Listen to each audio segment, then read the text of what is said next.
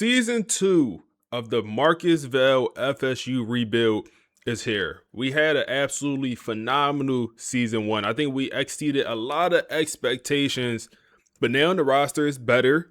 And we just brought in so many transfers, so many high school guys. Like, we just actually flipped this roster and we doubled down on the guys we already had on this roster. Now, it won't be easy because we do have a way tougher schedule this year than we do last year. We open up, Georgia comes to town. We open up with Georgia coming to Florida State. And then Northwestern, our easier matchup. Then we have the rematch of the game we lost. I think this one has to be on the road. We have too many home games. We're going to play it at the big house. It's only right. A rematch. We played them boys, I believe, twice last year. I believe, maybe not. But we have a rematch. We lost them in the playoffs for sure.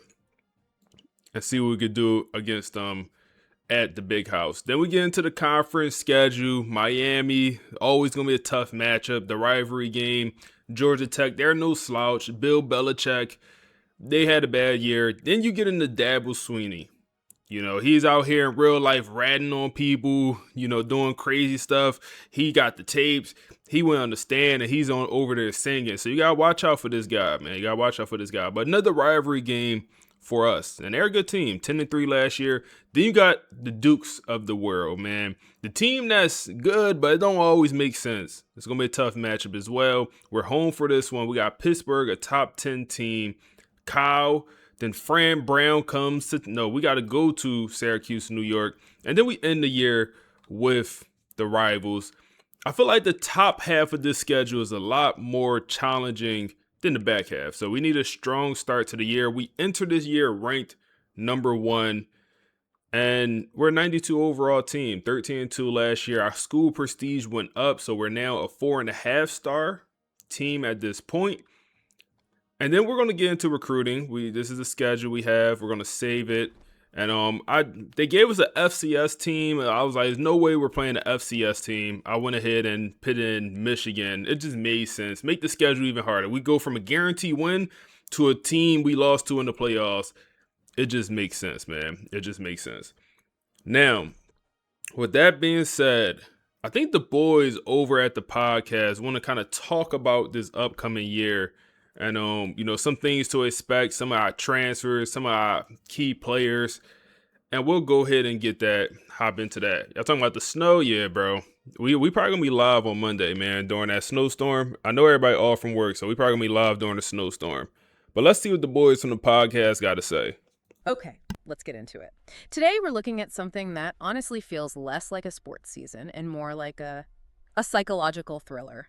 We are talking about Florida State football, specifically the 2027 season. And if you thought last year, the climb, the 13 wins, that whole playoff run was crazy, well, the sources we have today paint a picture that is even more intense. Yeah. We're looking at year 2 of the Marcus Vail era. It really is a shift in genre, isn't it? The last year felt like an action movie. It was, fast, it was loud, it was all about proving people wrong. Yeah, exactly. But looking at these notes, the whole vibe for 2027 is just different. It's heavy. The core theme in all the research, it isn't the climb anymore. They're calling it the weight of the crown. The weight of the crown. That sounds so dramatic, but I get it. It's that old saying, right? It's lonely at the top. But is it really that different? I mean, football is football. You block, you tackle. See, that's the trap. That's what everyone thinks. Yeah. Physically, sure, the game is the same, but mentally, it is a completely different sport. Oh, okay. Explain that. The analysis here points out a huge distinction. Last year, the goal was just to get to the summit. When you're climbing, you have a really clear direction up.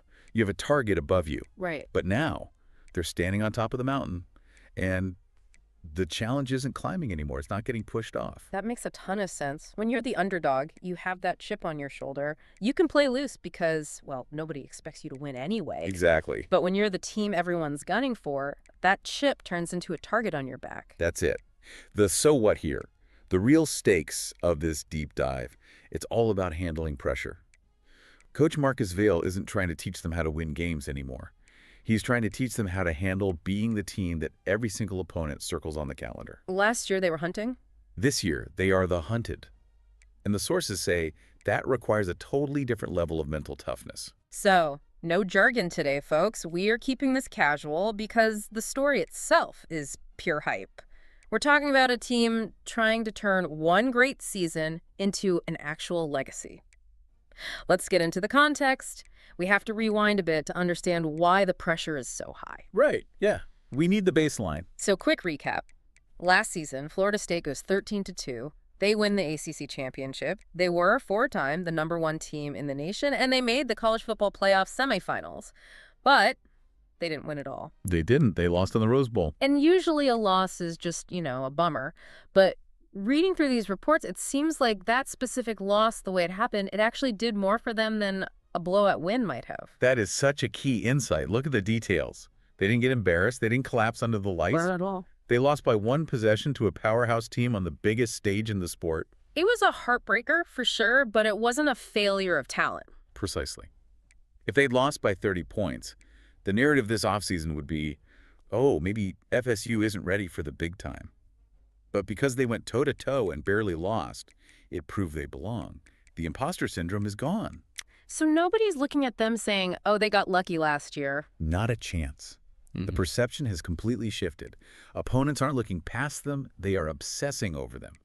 And that leads to this quote from Coach Vail that I absolutely love. He told the team, winning once earns respect. Winning again earns history. Ooh, that is good. Winning again earns history. It's like he's telling them, hey, last year was cool, but if you don't do it again, you're just a one-hit wonder. It's the difference between a fluke and a dynasty. The goal isn't just to prove they're good. That box is checked. The goal now is to prove they can stay there. They aren't trying to sneak up on anyone. They are walking into the room, putting the trophy on the table, and basically saying, yeah, it's ours. Try and take it. That is a very dangerous mindset if you don't have the dudes to back it up. Swagger is great, but you need talent. So let's talk about the roster. The sources describe the offseason recruiting as intentional. It's an interesting word choice. Usually you hear aggressive or flashy. What does intentional mean here? It means they didn't just grab the best available guys for the headlines. They went shopping with a very specific list. I mean, they signed the #2 recruiting class in the nation, so the young talent is elite. But the transfers they brought in, they were targeted to fix specific things. Let's start with the offense, because the descriptions of these new guys are, well, they're terrifying if you're a defensive coordinator. We've got Dallas Wilson and Creed Whitmore. Both transfers. And the notes are so emphatic about this. Do not think of these guys as role players. They are not here to just catch a few passes. The source calls them the 2 best athletes on the roster. The 2 best athletes on a team that just went to the playoff, that is a massive claim. It is. But here's the concept I want to dig into. The notes say these 2 guys changed the geometry of the offense. Okay, let's unpack that. Change the geometry. It sounds smart, but what does it actually look like on the field? Think about it like this. In football, space is everything. If your receivers are just, okay, the defense can squeeze you. They can bring their safeties closer. They can pack the box. Right, it makes it harder to run the ball. Exactly. Yeah. But when you have Dallas Wilson and Creed Whitmore, these guys are burners. They are explosive. If a safety creeps up, these guys are running right past him for a touchdown. So the defense has to respect that speed. They have to back up. They have to back up. They have to widen out. Yeah. So just by being on the field, they stretch the defense. They create space. They open up the middle of the field for everyone else. That's changing the geometry. It turns tight windows into wide open lanes. It's that gravity effect, like a great three-point shooter in basketball. Okay, so the offense is going to be electric, but defenses win championships, right? Or at least they stop you from losing them. Who's the main character on that side of the ball? The name you have to know is D'Angelo Boyce. The freshman All-American. Right. But we see this all the time in sports. The sophomore slump, A kid gets famous, starts reading his own press, takes a step back. Oh, yeah. The reports here say the exact opposite is happening with Boyce. He hasn't just maintained his level, he's transformed. He is now the face of that defense. I love seeing that. But he can't do it alone. No, and that's why they brought in Cortland Guillory, another transfer. And his job description is my favorite thing in these notes. It says he was brought in to lock down one side and let chaos happen elsewhere. Let chaos happen. That sounds like a defensive coordinator's absolute dream. It really is. If you can tell one guy, hey, you take their best receiver and just erase him from the game, it frees up everyone else. You can blitz more, you can be aggressive. You can take risks. You can take risks. because you know one side of the field is secure. And for that, you need a safety net. And that's Devon Patterson. I remember him from the playoff The run. safety, yeah, he had those 2 picks against Alabama. Oh, yeah. Having him back is huge. He's the veteran. He's the guy who makes sure everyone's in the right spot when the stadium is loud and things are going wrong. The source thinks this secondary might be the best in the entire ACC. That is some high praise. Okay, so we've got the speed, we have the lockdown defense, but we have to talk about the most important position on the field, the quarterback. And this is where the drama kicks in. The notes call the QB room the most fascinating room in the building. Mm-hmm. Usually that means there's a controversy. Is there a controversy? It's not a controversy. It's something, I think, better. It's tension. Tension. Positive tension. Yeah. Look at the starter, Brock Glenn. He's a senior. He's a preseason All-American. He's the guy who led them to the playoff. The team loves him. It is his team. So he's safe. He's the starter, yes. But for the first time, he isn't comfortable. There is real pressure coming from behind him in the form of a redshirt freshman named Rashawn Slaughter. Rashawn Slaughter. Wow. Now- What a name for a linebacker, let alone a quarterback. Right. And apparently the kid can really play. He had a breakout training camp. Poised, confident, dangerous. Now, nobody is saying he's going to steal the job week 1, but he is close enough that Brock Glenn can feel him breathing down his neck. That's that iron sharpens iron thing coaches love to talk about. It's exactly that. It reinforces Coach Vail's core rule. He doesn't promise starting jobs. He promises competition. Brock Glenn knows he can't have a bad day at practice. He can't slack off because there's a guy standing right there holding helmet, ready to step in. Keeps you sharp. And then you have the third stringer, Joey Flowers, a 5-star recruit just chilling on the bench. That's the ultimate flex. You have a 5-star talent who knows he's third string, and he's okay with it. He's there to learn. He's not there to save the program. He's there to learn how to sustain it. That shows you how healthy the culture is. Okay, so the car is built. It's a Ferrari. It has a great driver. But now we have to talk about the road they're driving on. Because looking at this schedule, man, this is not a road. This is a minefield. It's brutal. The notes describe it as a schedule with no place to hide. It is designed to expose any weakness you have. Let's walk through this because the pacing is insane. Usually September, it's kind of cupcake month, you know? Not. You play a few easy teams, get your confidence up. Not here, week 1. Week 1, at home, against number 4 Georgia. No warm-up, straight into the fire. A massive national statement game. Georgia is physical. They are nasty. Right. And FSU is bringing that revenge energy. The stadium is going to be shaking. And then just when you recover from that collision, you look at week 3 and 4. Week 3 is Northwestern. The source calls it a trap game disguised as a breather. Oh, I hate trap games. You win the big one against Georgia, you get cocky, and then you sleepwalk through Northwestern. And why would they be sleepwalking? Because they're looking ahead to week 4. Number 6, Michigan. The Rose Bowl rematch. The Rose Bowl wound reopened. It's about memory. It's deeply personal. So just think about that first month. You're playing 2 top 6 teams in the first 4 weeks. The physical toll is going to be enormous. Most teams play 2 top 6 teams in a decade. FSU's doing it in a month. But it doesn't get any easier. The midseason is just... That's the conference grind. Week 5 is Miami. Number 24, Miami. And records do not matter in that game. Never. The notes say this rivalry is louder, angrier, and personal. Miami doesn't care if they're unranked. They just want to ruin FSU's season. It's pure hate. Then you got Georgia Tech, who are always annoying. Then a road trip to North Carolina. And then week 8. Week 8 at Clemson. Number 14, Clemson. Death Valley at night. That's the midpoint test of champions. If you can survive that environment, the noise, the crowd, the history, you can survive anything. But by week 8, you are tired. You are bruised. And Clemson knows it. It's just relentless. I'm exhausted just reading this list. But they have to finish strong, too. And looking at November, it's weirdly difficult. It is. Week 9 is Duke. And don't laugh, Duke is ranked number 7. I still can't get used to Duke being a football powerhouse. They're a rising power. Yeah. That's a measuring stick game. Then week 10 is Pitt, ranked number 9. That's a rematch of the ACC title game. So you have back-to-back top 10 matchups in November. And then the travel, look at week 11 and 12. This is where it becomes a mental test. Yeah. Week 11, they have to fly all the way out to California. That's jet lag, long flight, And then they turn right around. and play week 12 at Syracuse. Syracuse in November. That means cold. Freezing, probably snow. You go from California sunshine to upstate New York ice in 7 days. Yeah. That isn't about football skill. That is about mental toughness. Do you want to be there?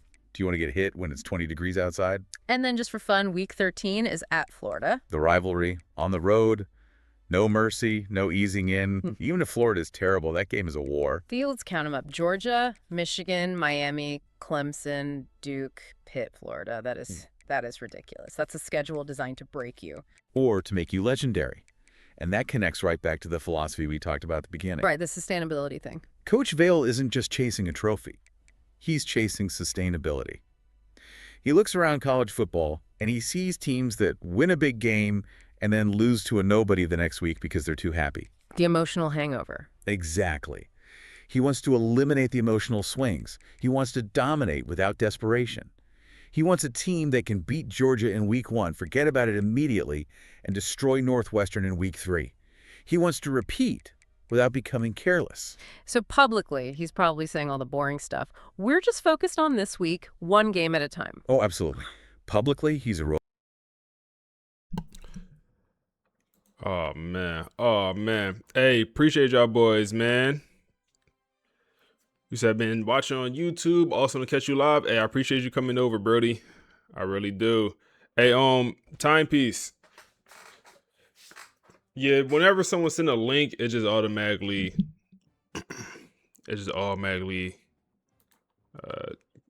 times you out. But I appreciate you. I appreciate you letting everyone know. Yeah, it's Notebook LM is what I'm using for the podcast. We got a minute left. I'm gonna finish it. robot, but privately. The internal mission is crystal clear. Win the ACC again.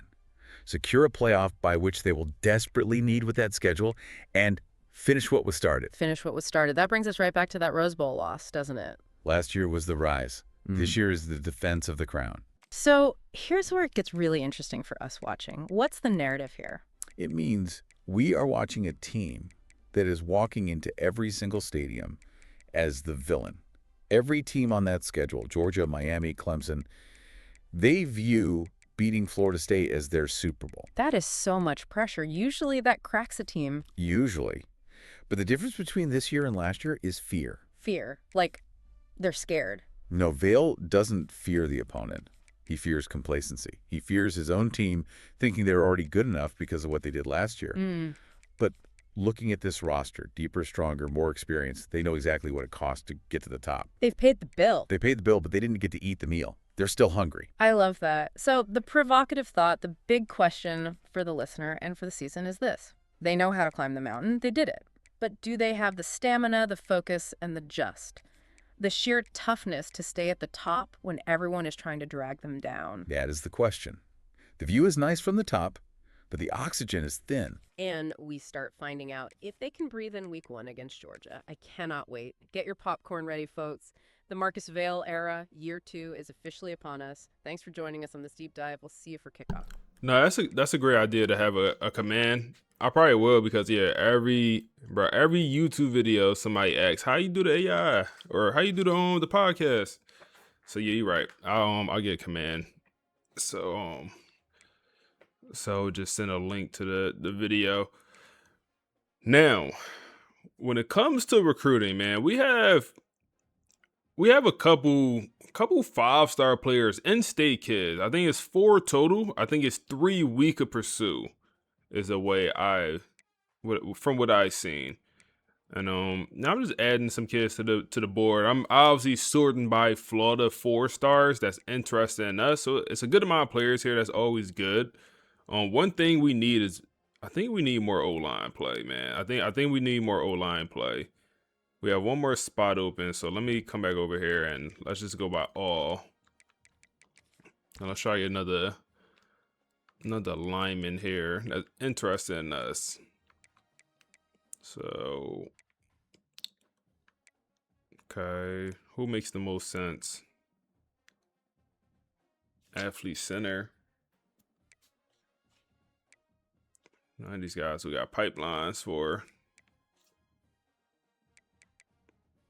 Maybe the well-rounded left tackle. He's in Texas. That's gonna be a tough recruitment to steal him from Texas.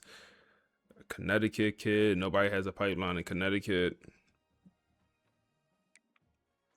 We also need a tight end. Go ahead to the Texas kid, man. Last thing I want to do, I just want to sort. Anyone have us number 1? No, nobody have us number 1. Just want to see if we had a chance to get any insta commits. Okay, so let's look at the 5-star list one more time, because this is pretty interesting, man. We have 12 5-stars interested in this FSU program, but more importantly, they're interested in being coached by Marcus Vail. That's the selling point here. Obviously, FSU done some great things in the past. I think Marcus Vail is a selling point here for a lot of these kids, man. And we have Zach, who is a 5-star kid from Fort Lauderdale, Florida. He's an athlete, East-West playmaker. He's a guy that we're going to prioritize in this recruitment, man. We got some NIL money available. Hey, Zach, what you want to do, man? Then we also got Dylan Ruggs, who is another kid from Fort Lauderdale. I actually believe they go to the same exact high school, is from my understanding. I believe if you get one, you get both. So it's 2 guys. They're like kind of like a package deal. So we'll see if we be able to get both of them. But corner, boundary, we could use that. We're a man-to-man team. We could use a boundary corner. He'll play in the slot for us. And maybe the best of them all is going to be the 6'5" big body receiver from Florida. And number 12 player in the nation. He's currently considering Florida. This is a guy I definitely want to be a part of this class. I definitely do. Now, we need to find a quarterback. We currently don't have a quarterback on our recruiting board right now. And it was no good quarterbacks in Florida. So that's unfortunate. No 4-stars or 5-star quarterbacks in state. So that leads us to having to outsource. So we'll take care of that at some point, but let's see what the guys have to say about the recruiting class. Let's see what the guys say about the class. You know, usually when I open up a file on college football recruiting, I feel like I need a calculator and maybe a law degree. Oh, absolutely. It's a marketplace, let's be honest. It is. It's all NIL numbers, leased Lamborghinis, promises of 1 million followers. It feels like a business transaction. Buying and selling, that's the game. Right. It's loud. It's flashy. But then I started reading through this packet we have on Florida State and their coach, Marcus Vail. And, I mean, I had to double-check the date on these articles. Because it feels like something from a different era. It really does. What's happening in Tallahassee seems to be ignoring the modern rules completely. It's not a sales pitch about how easy life will be. It's a sales pitch based on, what? Friction. Friction is the perfect word. Or maybe resistance. So today, we're doing something a little different. We are not just looking at a list of fast guys signing paper. We are looking at a psychological experiment. Mm-hmm. We're talking about the Marcus Vail effect and how FSU is trying to build a dynasty by telling the most talented kids in the country the one thing they never want to hear, which is no. Exactly. No. And wait. And work. It's a bold strategy. It is. But before we get to the players, Them Florida and there are kids some be absolute fast. aliens in this class. We have to set the scene. Because for a while there, FSU wasn't really the predator, were they? No, not at all. Not even close. To get why this matters, you have to look at the map of Florida. The talent factory. It's the talent factory of the world, basically. But for, what, the last decade? The state became a grocery store for everyone else. I like that. You had Alabama, Georgia, Ohio State, you name it. They'd just walk into Fort Lauderdale or Bradenton, fill up their shopping cart, and leave. Just cherry picking the best of the best. Precisely. And FSU was left fighting for scraps, just trying to keep the lights on regionally. But the data we have now suggests that the borders are closing. They are. Marcus Vail isn't just competing anymore. He's setting a new standard. The sources are calling it elite dynasty storytelling. And he's going right into the hotbeds. Miami, Fort Lauderdale. Bradenton. Yeah. And for the first time in a long time, the best players are staying home. Which brings us to the big question. The why. Yeah. Because we're looking at, what, 12 5-star prospects seriously looking at this program? 12? That's an insane number. It is. So the first thought, my first thought anyway, is that FSU must just be writing the biggest checks. That's the logical assumption. They must have the biggest bag of cash. Right. But the reporting here says explicitly that it's not the money. I mean, the money's there, it's big-time football, but it's not the closer. No. If it was just about NIL money, half these guys would be at Texas or Oregon by now. Okay, so if you're not winning with the highest bid, and you're not promising them they'll be on the cover of a video game, Uh-huh. what is the hook? The hook is something Vail calls real football. Real football. Okay, that sounds great on a t-shirt, but what does that actually mean to a 17-year-old kid who's been told he's a god since he was 12? It means structure. And this is the part I find fascinating about this generation. We think they just want freedom, right? Be influencers, do whatever they want. Yeah, total chaos. But Vail has realized something really smart. For the elite, the top 1%, the modern world is actually terrifyingly chaotic. Hold on, so you're saying a kid who's being offered millions of dollars is terrified? Absolutely. Think about the noise. You have the transfer portal, so your teammates change every year. Agents in your ear. Brands wanting you to post ads, fans yelling at you on social media. It's overwhelming. Okay. Vail is selling silence. That's a really interesting way to put it. A quiet place in the storm. Exactly. A sanctuary where the only thing that matters is how you practice. The sources lay out his 3 pillars: competition every day, accountability in every meeting, and this is the big one, protection if you buy in. Let's pause on protection. Yeah. That's a heavy word. What does he mean? It's vital. He's telling them, look, if you surrender to my structure, I will protect you from all that chaos outside. I will handle the noise so you can just play football, and I will get you to the NFL. So he's not selling the next 4 years. He's selling the next 40. That's it. He's not promising they'll start. He's promising they'll get better. And that distinction is crucial. But isn't that a massive gamble? Yeah. You're betting these kids are mature enough to delay gratification? Most teenagers can't wait 5 minutes for a pizza. And that's the filter. That's the genius of it. If a kid walks out because he wasn't promised a starting spot, Vail knows he wasn't the right guy anyway. So he's self-selecting for competitors. He only wants the guys who aren't afraid of the work. Okay, so that's the philosophy. Structure over hype. But philosophy doesn't win games if you don't have the dudes. That is very true. And this is where the notes get fun, because this class that changed the map has some absolute monsters in it. Monsters is a fair word. Let's start with the package deal from Fort Lauderdale. Zach Dre. Zach Dre. Okay, so on paper, he's a 5-star athlete, and that word is key. Right. Listed as a running back, 5'11", 193 pounds. The source material calls him a Swiss Army knife. And you see that term a lot. In the old days, that was almost an insult. It meant you didn't have a position. Yeah, a jack of all trades, master of none. But today, in modern football, it means you are the offense. Think Debo Samuel. Dre is described as an east-west playmaker with north-south violence. Okay, break that down for me. East-west, north-south.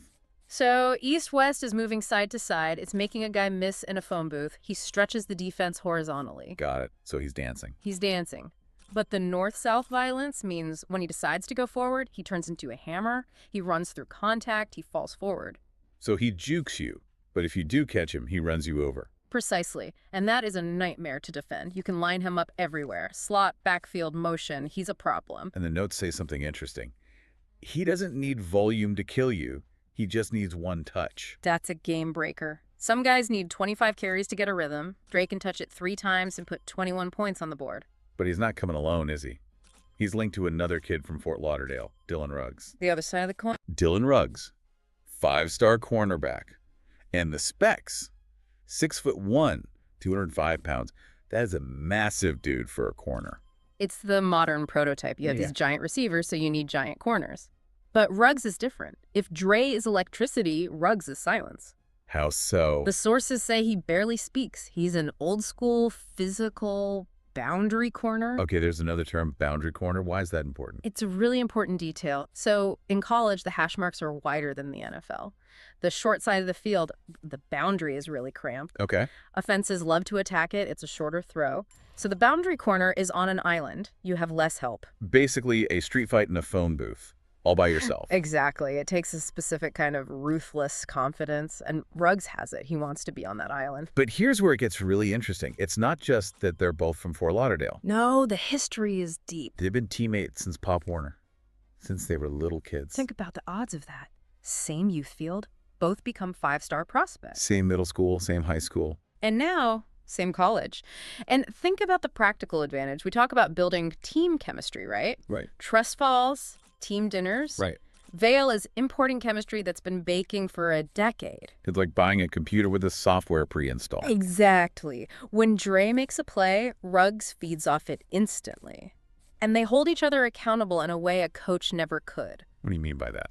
Well, imagine Dre is slacking in the weight room. A coach yells, maybe he listens, maybe not. But if Ruggs, the guy who's known him since he was 7, walks over and says, hey, get it together, that lands differently. Peer-to-peer, that's the holy grail for a coach. It is. The team polices itself. That's a huge asset. But speaking of assets, we have to talk about the wild card, the crown jewel. Ty Burden? This is the name that just jumps off the page. Ty Burden from Bradenton, number 12 player in the nation, 5-star receiver, and the size is just 6'5" doors, 206 pounds. He's a giant. And it's not just the height. The notes emphasize his basketball background. Over 2,000 career points. Which is staggering. But it's how that translates. It's not just about jumping. It's about body control. It's the ability to box out a defensive back like you're going for a rebound. I can see that, so the quarterback just throws it up. And Burden treats it like a rebound. He positions his body so the defender literally cannot get to the ball.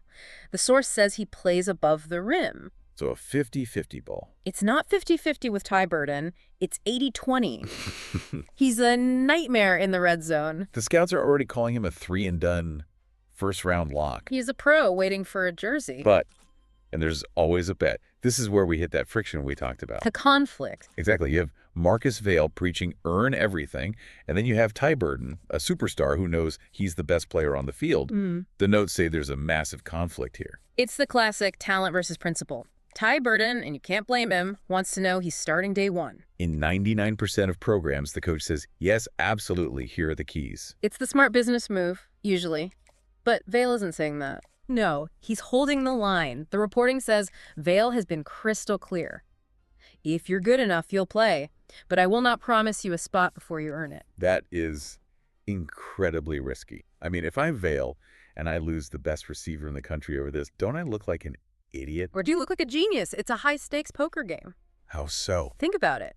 If he caves for Burden, what message does that send to Zach Dre, to the seniors who've been busting their humps for 3 years? It tells them the structure is a lie. Exactly. It says the rules apply to everyone except the superstars, and the moment you do that, your culture is dead. So Vail is willing to lose the player to save the standard. That is the Marcus Vail effect in a nutshell. And he's betting that a true alpha competitor like Burden actually wants to be challenged. He doesn't want a handout. It's a staring contest. And the whole country is watching to see who blinks. Because if Burden signs with FSU, knowing there are no guarantees, that's a massive signal flare to the rest of college football. It changes the narrative from FSU is getting good players to FSU is building a machine. Correct. And that brings us to the bigger picture. Why does this specific class matter so much? It feels like it's about direction. It is. The notes talk about restoring the homegrown Florida identity. What does that mean, Florida identity? For 20 years, Florida football was speed and swagger. But it was often disorganized. A lot of flash, not a lot of discipline. I see that. Vail is trying to marry that elite Florida athleticism, the speed of Dre, the length of Ruggs and Burden, with the discipline of, say, a Nick Saban program. Oh, that's a dangerous combination. If you combine Florida speed with Alabama discipline, you become unbeatable. That's the formula. Yeah. And if FSU puts a fence around the state, every other program has to adjust their supply chain. Because Ohio State can't just come down and grab a receiver anymore. Correct. It changes the entire ecosystem of the sport. It really does feel like a turning point. Yeah. So to recap, Marcus Vail isn't rebuilding with promises of easy money or fame. He's doing it with standards. And the best players, the ones who truly want to be great, are lining up to test themselves against those standards. They aren't asking for comfort. They're asking for a challenge. You know, it's really a countercultural movement. Yeah. We live in this world of instant gratification. Everything is give it to me now. And here's this program saying, no, wait, work, earn it. And the kids are responding. That's the most hopeful part of this for me. Maybe they're starving for a challenge. It's refreshing. Yeah. And it might just be the ultimate competitive advantage. Definitely something to watch. FSU isn't chasing the future anymore. They were recruiting it. We'll be tracking this class to see if the structure holds up when the pads come on. I can't wait to see it. It's going to be a fun season. Thanks for diving in with us. Always a pleasure. We'll catch you on the next one. So going through the recruiting here, I think we found some interesting players, right? So didn't really find a quarterback that looks amazing, but we found it's not that many pocket passing quarterbacks coming out of high school this year, or not many that's interested in Florida State. So we identified two that we're interested in to see if we could convince them. Because my goal is to bring in at least one quarterback every single cycle. That's what you're supposed to do. That's good practice. I don't want to have to rely on the portal every year for a quarterback. So I like to always prioritize one high school kid. We have Greg, who is a 5-star pocket passer from Georgia. Now, the issue is he's not interested in us right now. I think we can convince him, but it's a chance we don't. It's a chance we don't. We'll try, though. We'll try. Chip here is under recruited. He's from New Mexico. So not many teams know about him. Not many teams scouted him. So we could really, look to bring in a kid that's under recruited, even though he has talent. But he's not as talented as Greg. I think that is a fact. He's just not as talented as Greg. I think we'll aim high, and then if we fall low, we'll fall on Chip. I think that's gonna be my game plan. Now, running back. Zach has to be a priority in this class, man. You got some of the other Florida big dogs, even Alabama, trying to pursue Zach. But this is the Fort Lauderdale kid who is also paired with Dylan, the cornerback. They actually go to the same high school. So we're going to try to get both of them.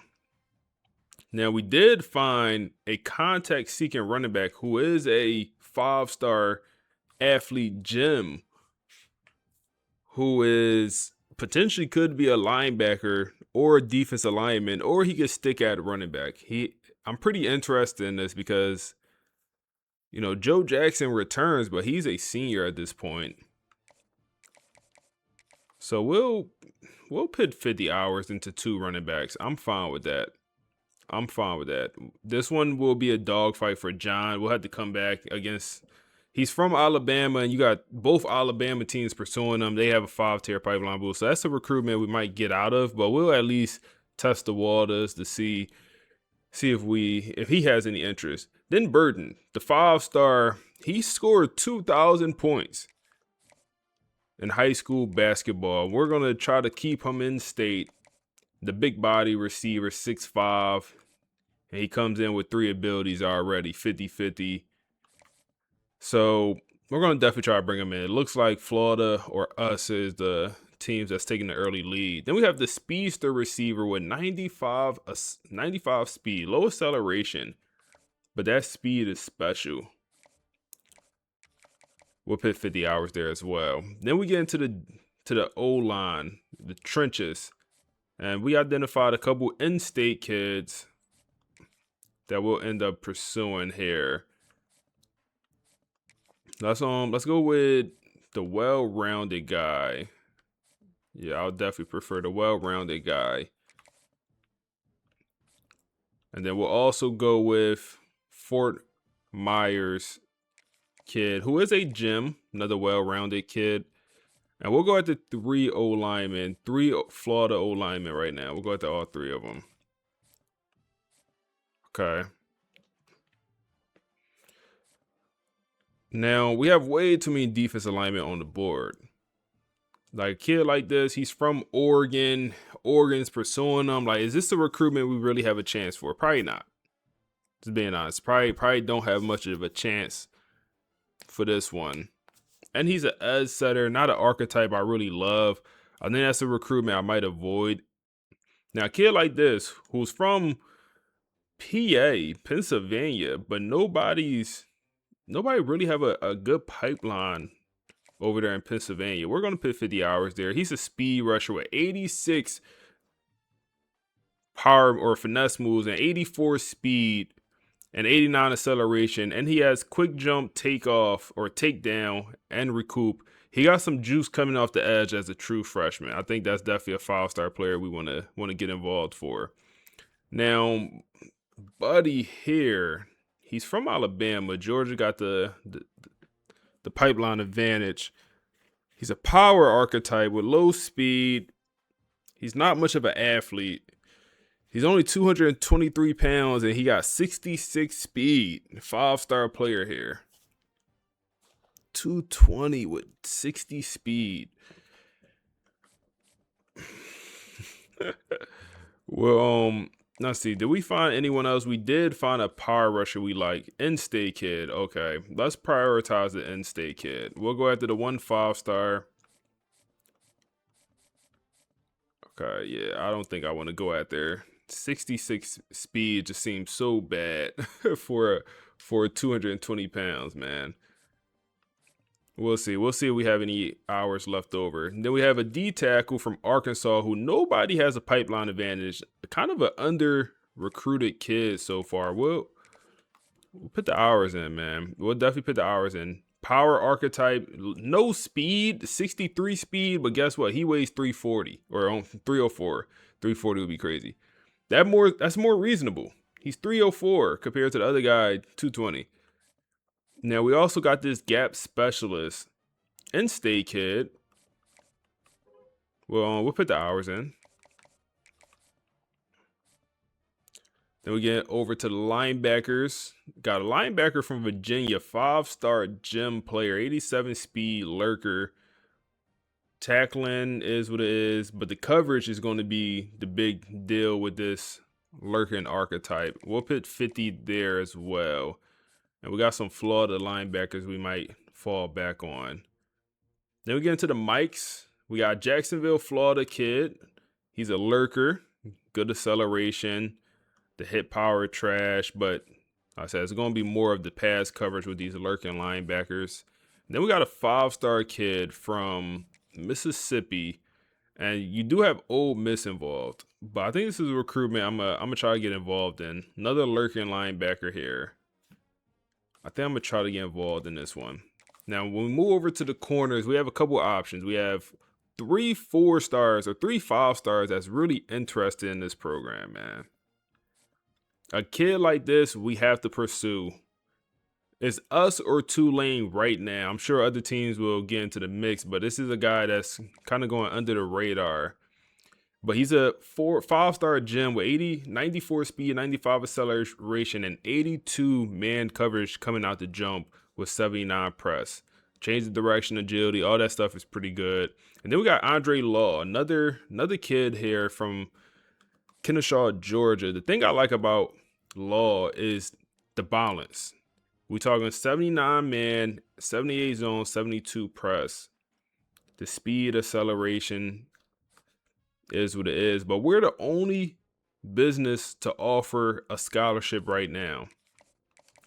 We'll pursue them for sure. Then we have an in-state 5-star corner, Dylan, who we talked about a little bit earlier. And this is a guy that's pretty much a package deal, man. You get one, you kind of get both. Now, we definitely want to try to get both. So we'll put 50 hours into Dylan Ruggs. Now, there's one more 5-star I do want to pursue, and it's Kevin Duke. He's a box specialist safety. It's not a safety archetype I love in this game or in this offense. A box specialist don't fit well with this offense, honestly, or with this defense. But when you have a 5-star interest in you, I want to pursue him, man. I really do. Where do I find some more hours? Maybe I don't need to go after this many D tackles. No. Maybe edge rusher. No.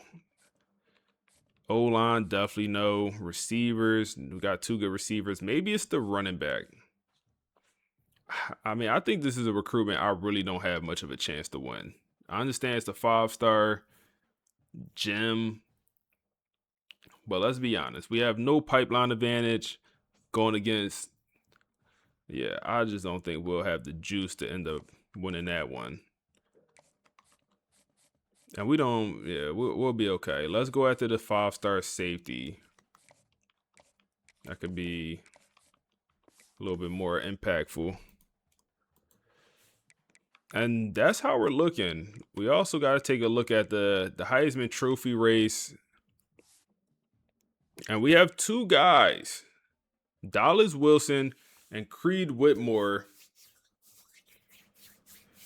starting the year 4 and 5. We also had a couple preseason All-Americans. Let's go ahead and advance to Georgia. Let's go ahead and advance to Georgia, man. Oh, man. Okay. Trey Owens. Who is this? I don't recognize that name. Is he he gotta be a transfer. Where are you from? Where did you come from? He never played before. So who knows where he's from? One of y'all probably know. You said he's back. Yes, sir. We back, man. We back, man. I appreciate you coming through, big dog. Jimmy Peppers, sophomore running back. What a name, man. North-South receiver. Them North-South receivers, I feel like it's an archetype some people sleep on, man. I like the North-South receiver solid. They have nothing but elusive route runners. Hey, hit them boys when they catch the ball. They should cough it up every time, man. Catching traffic in the 70s for their top 3 receivers. The O-line is solid. O-line actually not that good. They got some holes in that O-line. D-line pretty solid. Elijah Griffin, one of their best players. Pure power archetype with 99 power moves and max abilities. That's not good for us. Linebacker core. Solid linebackers. 90 speed, 95 acceleration on the thumper. Damn.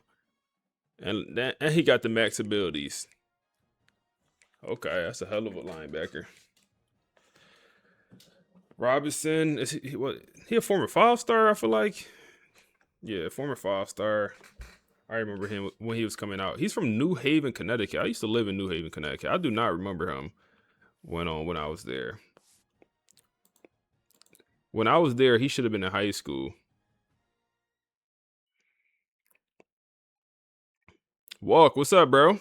How you? But they got a good corner room. Good corners, man. Or good top 2. Then they get into some freshmen. But they brought hey man, 3 years from now, they whole entire cornerback room gonna be goofy. As long as these guys don't transfer, they gonna be goofy. They got 4 freshman transfers, all 4 and 5 stars. A safety, Kyron Jones, only at 80, and then they have a sophomore at strong safety. Okay. It's a good team, man. It's a good team. I think it's a team we're better than.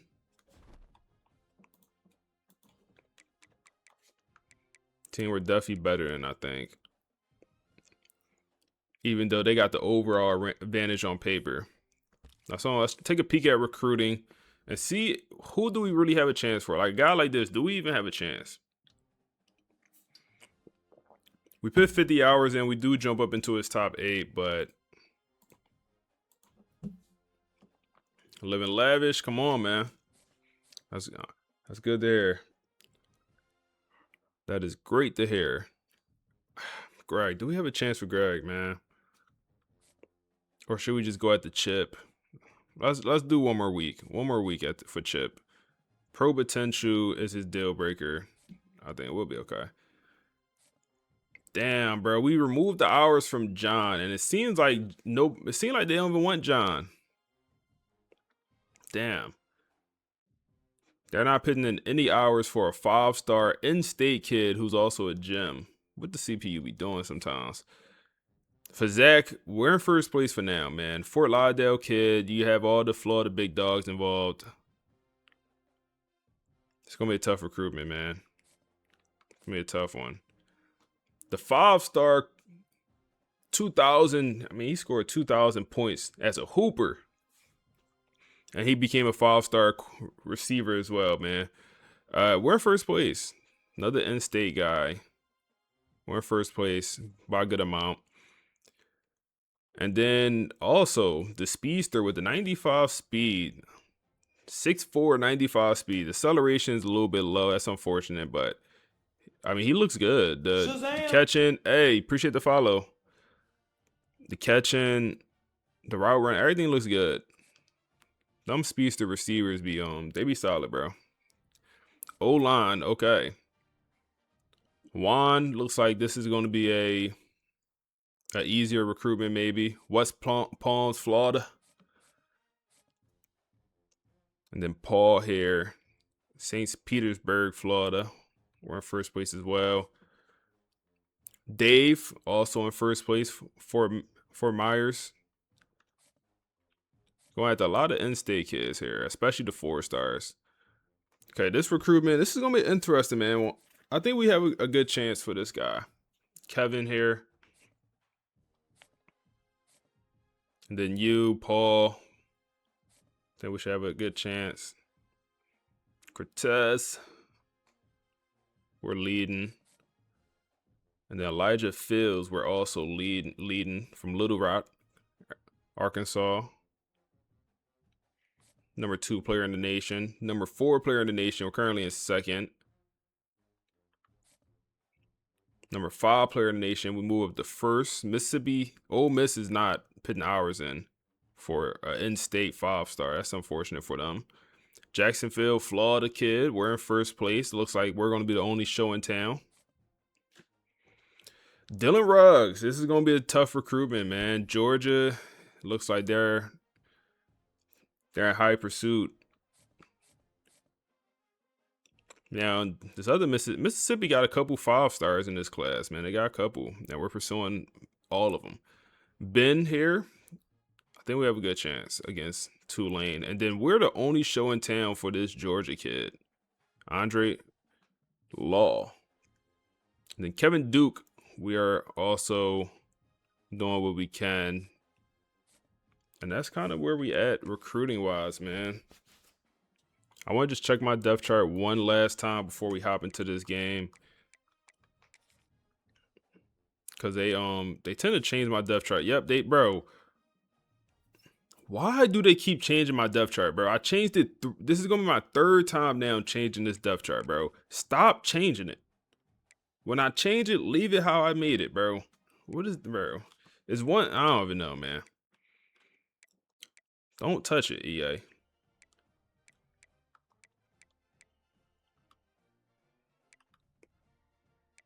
Like, bro.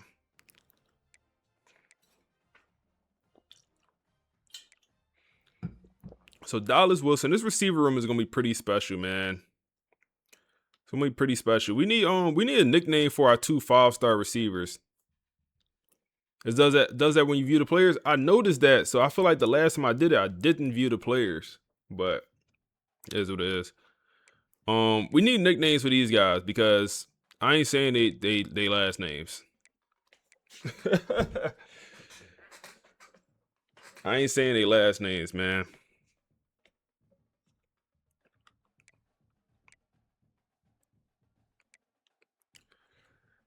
Dallas Wilson, man. We need some good years from the receivers. Tight end. We have a new starting tight end. Tayshawn. He's going to be a vertical threat tight end. Can he block? No. He cannot.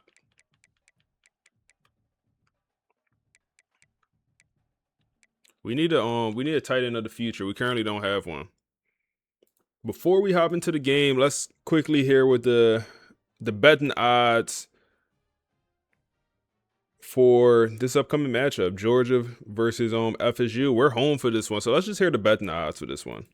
Welcome to the debate. Today we are digging into a really fascinating anomaly in the sports betting world. We're looking at the Week 1 season opener. You've got Florida State and Georgia. Now, FSU is ranked number 1, Georgia number 4, and yet somehow the betting markets have Georgia as a 2.5-point favorite. On the road? It's a perfect setup, really. It's a logical paradox. I mean, usually the number 1 team is the favorite, period. This line, it just suggests this deep conflict between, what the public thinks, which usually just follows the rankings, and what the sharp money is doing. So I guess the real question is, does raw roster talent, does that outweigh the chaos of an opener in a hostile stadium? And that's exactly it. I'm taking the position that the market has this right. The line is stripping away the number 1 sticker, and it's looking purely at roster construction. I think Georgia's depth, Their metrics, they make them the The superior team, disrespect. then you be They damned. got us underdogs And at I'm home. on the other side. I think the market is getting a little too obsessed with the metrics, and it's seriously undervaluing the reality of the situation. You've got Florida State at home at Doak Campbell with a veteran QB. There is value there that a spreadsheet just can't measure. Okay, so let's start with the why. Why does this line exist? To a casual fan, seeing the number 14 favored over number 1, it just looks wrong. But you have to look at the OVR, the overall rating. It's an aggregate score of total roster talent. Georgia is sitting at a 94, Florida State at 92. Now, a 2-point difference, that might not sound like a lot, but at this elite level, that's a chasm. It basically implies Georgia's second string is nearly as good as Florida State's first. If this game were on a neutral field, the math suggests Georgia would be favored by closer to 5.5 points. See, I don't dispute the raw numbers, the talent discrepancy. But you're treating a football game like it's a computer simulation. You can't just mathematically sterilize the environment. This game is in Tallahassee, and what we're seeing is a classic market split. The sharps, the pros who do this for a living, they're leaning on Florida State. Why? Because they aren't just betting on the roster, they're betting on the situation.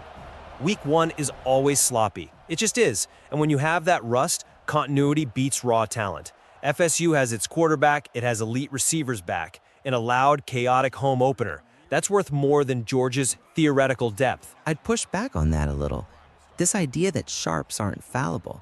Look at the other side of the coin. 62% of all bets placed are on Georgia.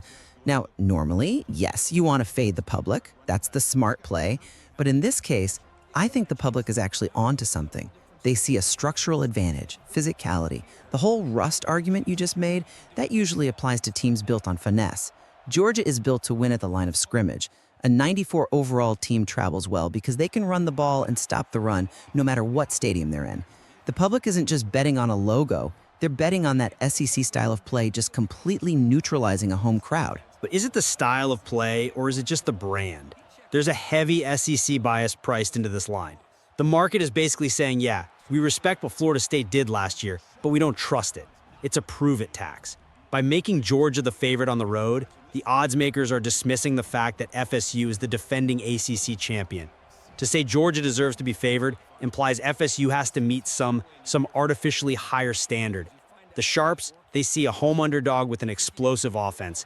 That is a mathematical edge the public is just ignoring because they're starstruck Said these by boys' Georgia's favorite. reputation. That's that Trust SEC is bias, exactly man. the right word, Never. but I view it as a metric, not a bias. Trust is earned.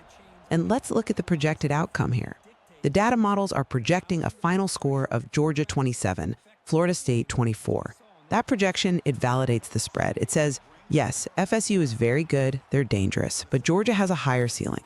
When that game gets tight in the fourth quarter, the team with the higher OVR, the team with the better players, they usually find a way to win. Field goal. If the data says the difference is that tiny, then the smart intellectual play is to look at the price. The money line, a straight-up bet on who wins, has Florida State at plus 115. A $100 bet gets you $115 in profit. So if the model says the game is a toss-up, why would you pay a premium to back Georgia? So we don't have to be a run first team no more, man. Like quarterback on Brock Glenn, I mean, he took some strides during this offseason.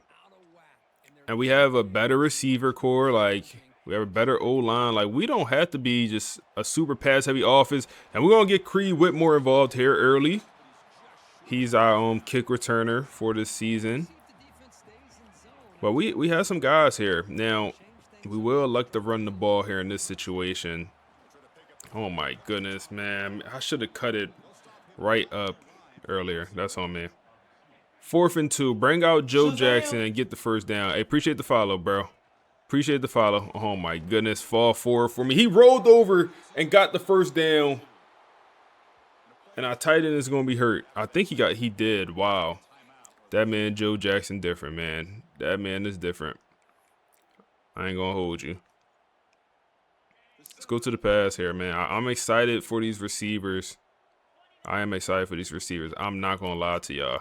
Tight end, wide open. That's going to be the backup tight end. Chase, first down to the 24. We'll keep Chase out there since Deshaun got hurt.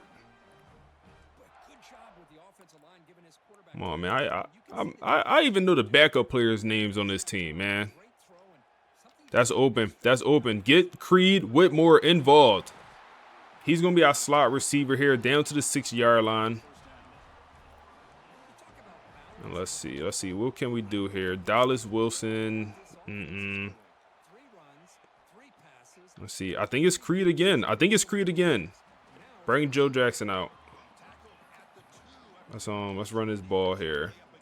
Bring Joseph out. Get Joseph out here. Let's run this ball. Come on, 7-0. Let's work. They got us underdogs. We the ACC champs. We made it all the way to the Rose Bowl. What Georgia do last year? I don't know what Georgia did. They could have won a natty for I remember. Oh, man. But we up 7-0. At home, too.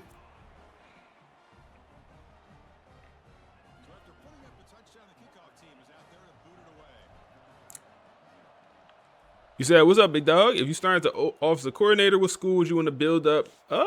I feel like you should go to a school with a really bad offense this past year. Who had a really bad offense?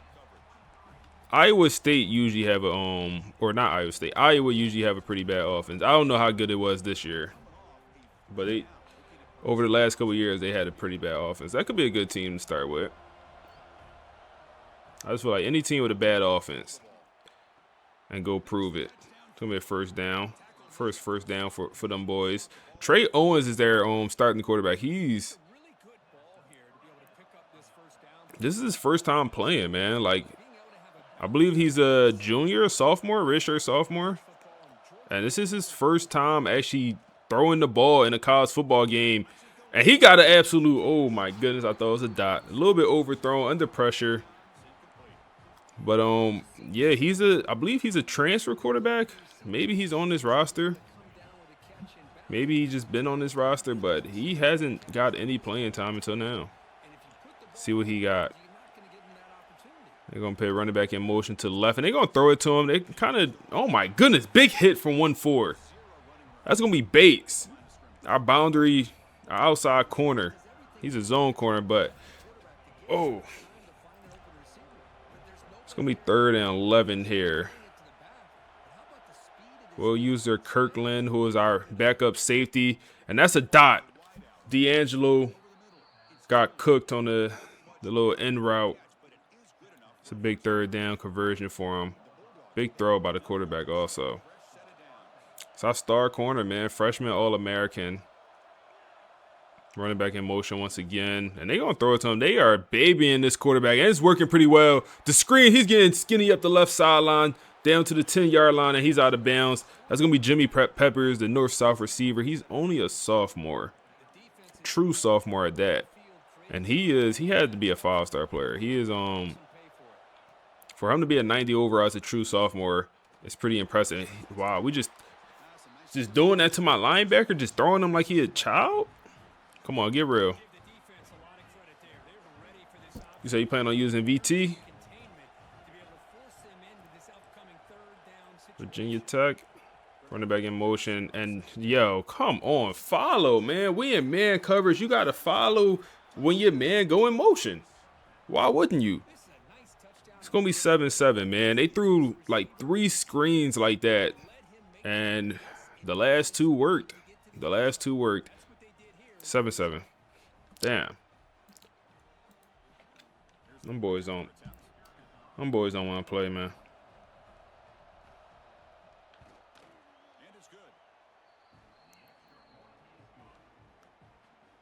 Them boys don't want to play. Kickoff team out there, they are fired up after just scoring a touchdown. And he'll lead the kickoff right there. We'll start from the 25. And here comes the Florida State offense. All right, let's come run this ball here. Joe Jackson, get us started, man. Get us started. Where the Brock Lynn haters, man? First down. Good work, boy. Where the Brock Glenn haters? Brock Glenn about to have a hell of a year, man. He about to have a hell of a season. We'll go pass here. Maybe hit Dallas Wilson, get him involved. Dallas Wilson is a 6'4" receiver. Yeah, come on, comeback route. I'm talking about Brock Glenn about to have a good year. He overthrowing stuff. It's going to be end of the first quarter, 7-7 here. Not too much going on in this ball game. So let's come back out with a pass.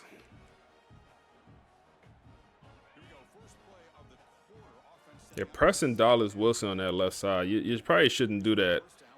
It won't cost them here. Can we throw this? Come back to it. You got to come back to it. Chase, way to come back to it, Chase. And he's getting skinny up the right sideline down to the 16-yard line. And Chase is actually making a case to being tight end 1.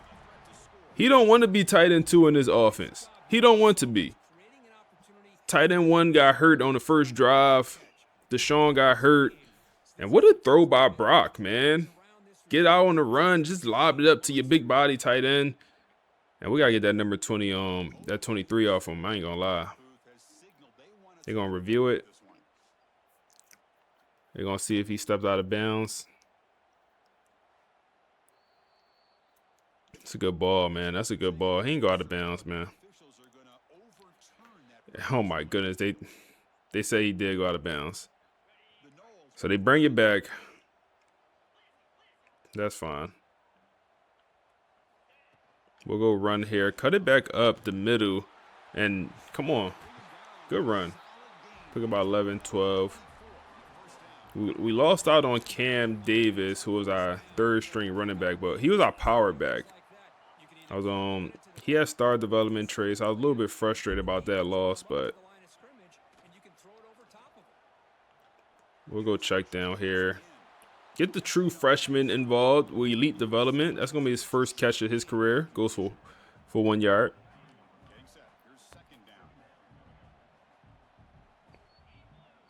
Bro, this fly, bro. He gonna have to rumble me, man.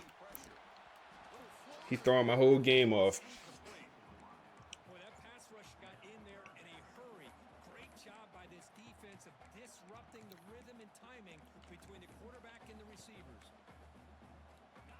All right, let's see. 3rd and 9 here.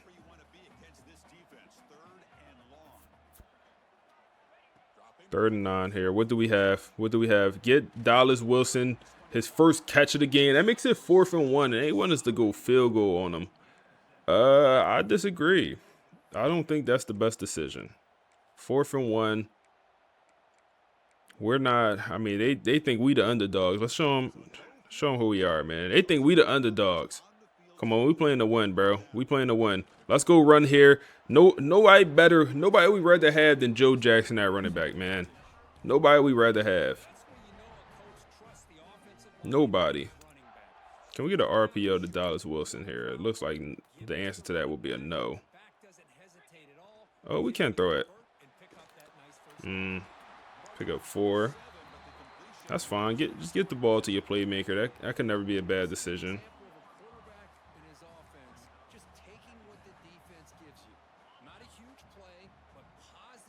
You say you got you playing Dynasty like your life depend on it. You be so locked. Oh, man. Bro, I'm locked in too, bro. Oh, that's wide open. That's wide open. And true freshman is down to the 1 yard line. That's going to be Ezekiel. We have 2 5-star. At this point, y'all should know the team at this point, man. I covered this so many times. But we have 2 5-star freshman wide receivers, true freshmen that's going to be in this offense. And that's going to be a touchdown. Easy money. Let's work, man. Cash money with the raid, man. I appreciate you, big dog. It's going to be 14. Oh, man, it's going to be 14-7. Hey, I appreciate the raid, bro. Let's work. Let's work. I appreciate the raid, man. Appreciate the big time raid, man. Bro, this fly is going crazy. It's crazy because, like, this fly was not here when I first started streaming. Like, where'd he come from? Frank, what's up, bro? Let's work, man.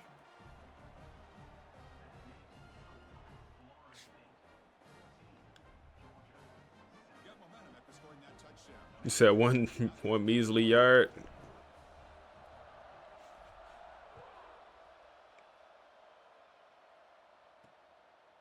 he's going to bring this out from a couple. All right, come on, y'all. Come on, y'all. Makes it to the 16. That's good coverage there.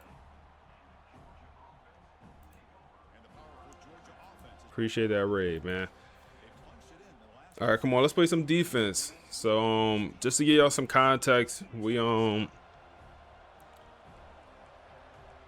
a man-based defense. We run the 4-2-5. We like to blitz. We like to play some man coverage.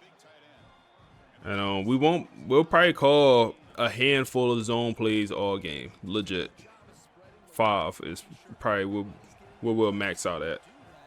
But we'll do man blitz. We'll do just all type man coverages.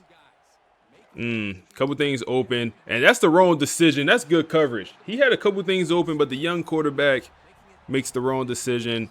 And from here, I want to send the boys, man. Pinch blitz 0. Hey, send the boys. If he go in motion, you got to follow. If he go in motion, okay, he did not. We're good. That's wide open. Had a couple things wide open. We send the blitz. It didn't get home. And Trey Owens finds the open target. That's going to be on Patterson, Devon Patterson, who is honestly one of our best secondary players, man. Like, he had 2 picks against Alabama in the playoffs last year. I think we played 2 playoff games and we played one championship game. You know, those was our 3 biggest games of the year last year. He had a pick in every single one of those games. Prior to that, he had no interceptions. He ended the year with 4 picks in 3 postseason games. I mean, that's amazing clutch and production from a safety. And that's pressure. That's going to be John Henry coming off the edge with the pressure. He's returning for his senior year, looking to be an NFL type guy. And he projects very well. Power rusher, but he got some finesse in him. He got some speed. He got a little bit of everything. I think he had 9 sacks last season. That's absolutely wide open. D'Angelo got cooked. And it's going to be 14-14. D'Angelo Boyce, Big Chicken. The 5-star, no, he was a 4-star elite development corner last year. Started as a true freshman. Returns for his sophomore year. And he is struggling here, man. He got cooked earlier for a catch, first down. And this time, absolutely baked. I mean, he wasn't even within 15 yards. We got a ball game. We got a ball game.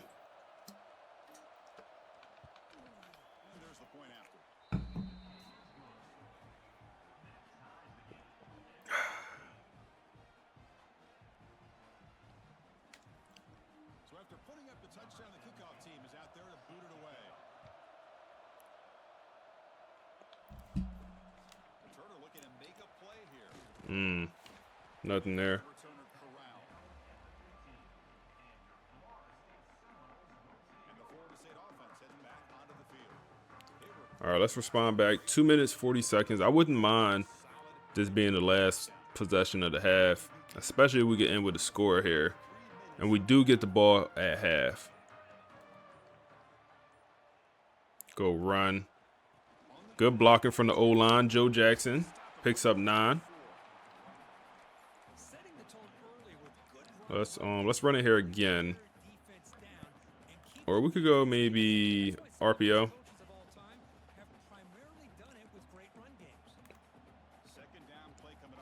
Go RPO here. We'll run it out of it. Nice little pickup. It's going to take it to 2 minutes here. And we'll continue to run this ball.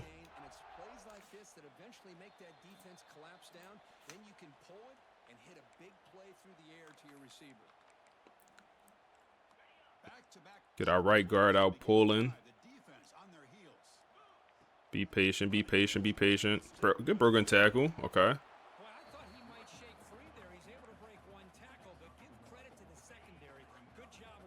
We'll go pass here. I want to get Dallas Wilson a little bit more involved, man. We got to figure that out. Let's hit the 5-star freshman here, and he's out. None of these freshmen are fast by any means, but they're more so elusive route runners, so they're going to get open, but they don't have great speed right now.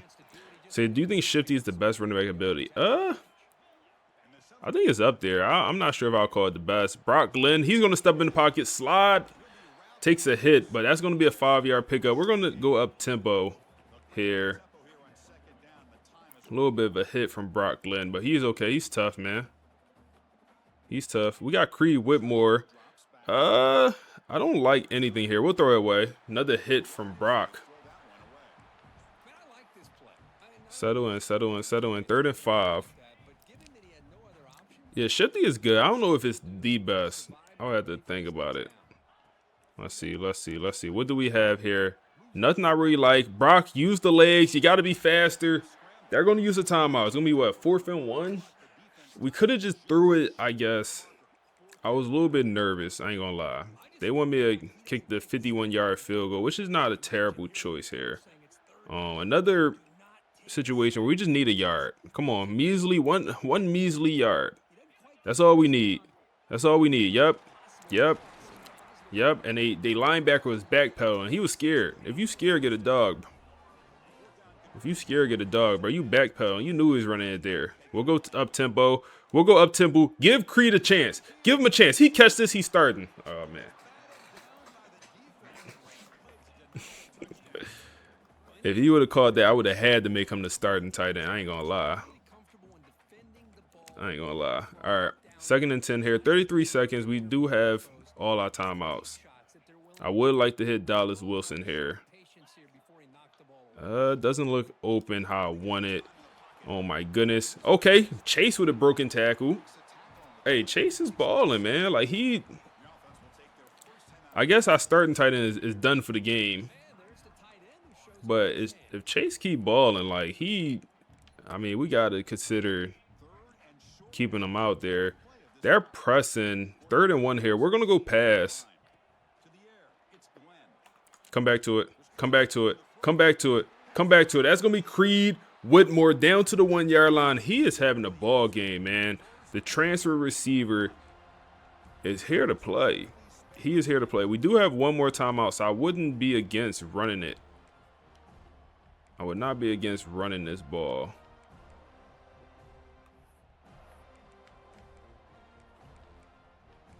Yeah, let's run it here. Use a timeout. If we don't get it, we're going to pass the ball a couple times. But let's run it. Yep.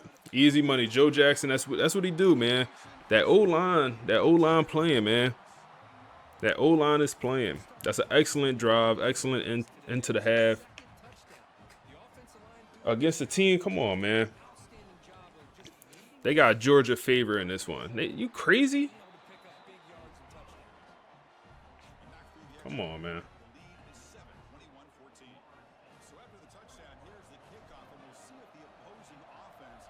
They gotta be crazy. They'll return it from inside the 5. Returner tackle right there. That's where they start the drive.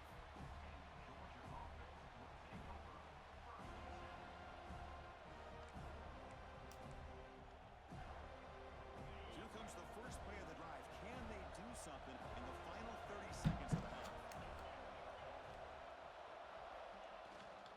They'll try to pick up the Let's see. They go run here. Pick up 7. That's going to be the end of the first half. Shazam! Hey, appreciate the follow, bro. And it should come as no surprise, we have ourselves a fun matchup in Tallahassee. And a lot of coaches will say limiting the big plays and maybe hitting on a few yourself is key. But I'm more of a move the chain. Shazam! Give me efficiency every day of the week and twice on Saturday. The offensive unit that subscribes. Hey, appreciate the follow. All right, good first half for us, man. Good first half. Good first half for the boys, man. Except for that play right there. D'Angelo, boys, come on, bro. Come on, bro. You too good for that to happen. But we do start with the ball here.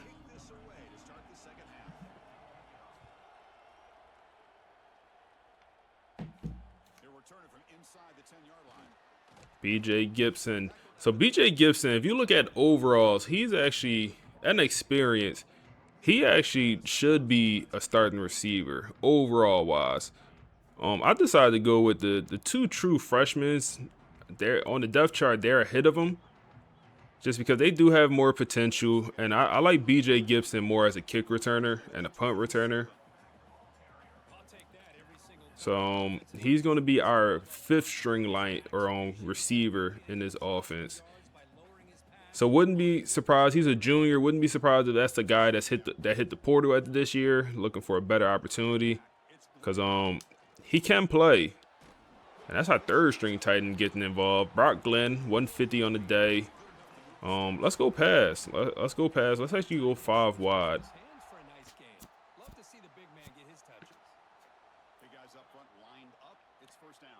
Let's see what they're and running back wide open. Get him the ball. 8-yard pickup. We're sticking at 5 wide.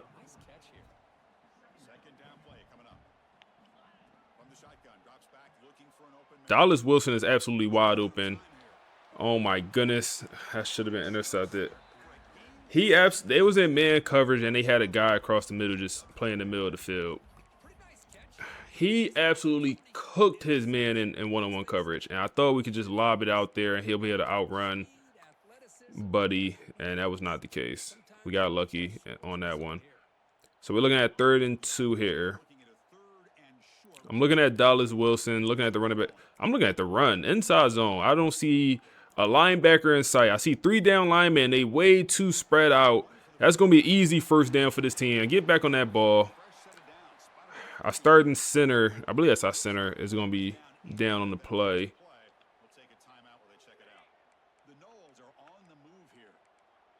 We'll go pass here. Maybe Dallas Wilson on this crosser gets open. Or actually, let's take a shot down the field. Let's take a shot down the field. See if the young receiver can make a play, and he cannot. He got 2 hands on the ball. You got to catch that, young blood. You got to catch that. You got to come down with that. All right.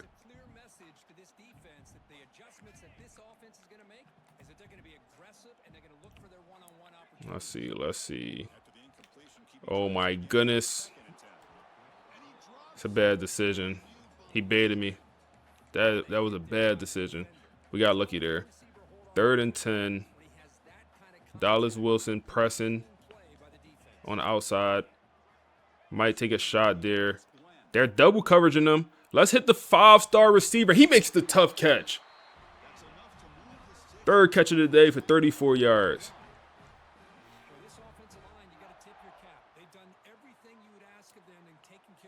Let's keep walking them, man. Running back out the backfield, 2 wide open. Get them involved. First down.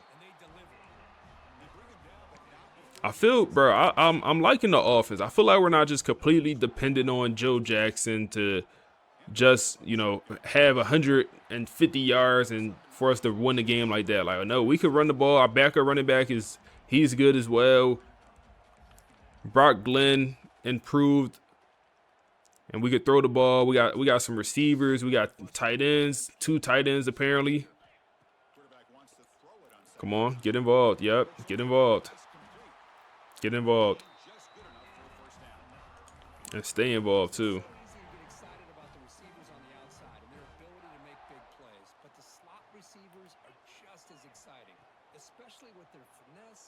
Don't love anything here. Throw it away.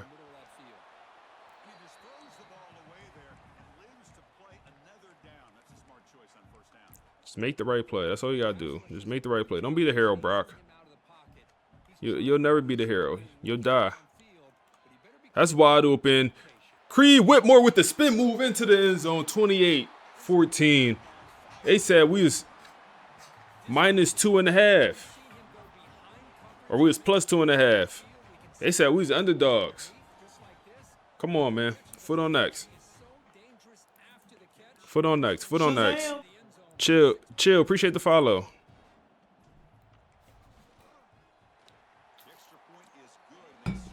Just keep working. That's all.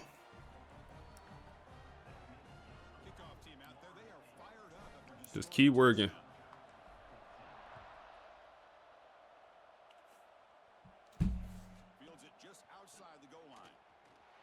Oh my goodness, get out there.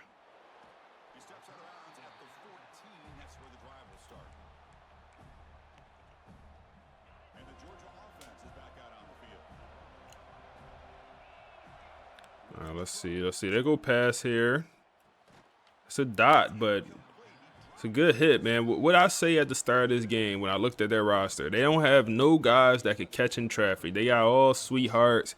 As soon as you touch them, as soon as you put hands on them, they dropping that ball, man. Them boys ain't built for that. Them boys not built to catch that ball in traffic. Oh my goodness, what was that? What was that? First down. I feel like he just ran through my mans. No diddy. Is that rebuilding FSU? I ain't gonna lie, man. This FSU rebuild been fun so far.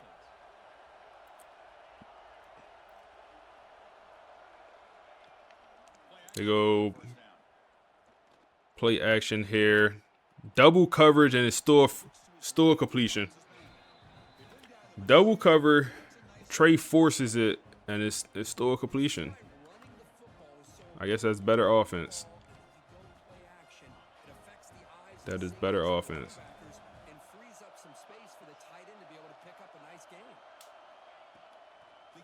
They go run here. That's going to be Jimmy Peppers with another first down.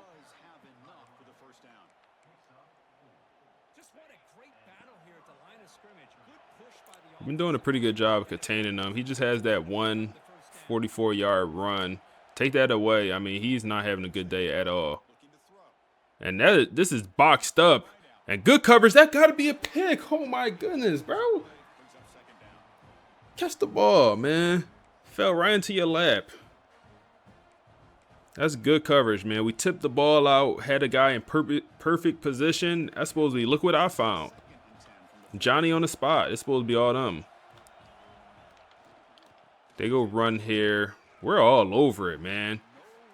We're all over it. Let's go dime package here. Go cover two out of dime. We'll use a Patterson. I trust D'Angelo Boys not to get beat deep. As he get cooked. We're good, though. We're good. We're good. D'Angelo, make a play. D'Angelo looks confused, bro. Why is he regressing? Why is he buns now? He was so good last year. What happened to you, D'Angelo? It's crazy. The guys over at the podcast, they was talking about a potential sophomore slump for D'Angelo. What did they know that we don't? Like, what is this coverage? You just give him the inside, first of all. What was that? All right, coverage fine. Bro, turn around, bro. Oh my goodness, man. That's a 90+ overall player, man. Playing like that. He was playing way better as a 75 last year. That's crazy. Transfer from LSU, Keys. Pressure on the quarterback. We send the blitz. And Trey is fighting for his life back there at quarterback, man. Let's keep up the pressure because it seemed like he don't know what to do. No, they 5 wide. Get out of this. They 5 wide. Get out of this. What are we doing? Why are you over there? And you supposed to be, bro? We'll cover it myself. I'll cover myself. And they still could throw at me. Pick the ball off, Keys.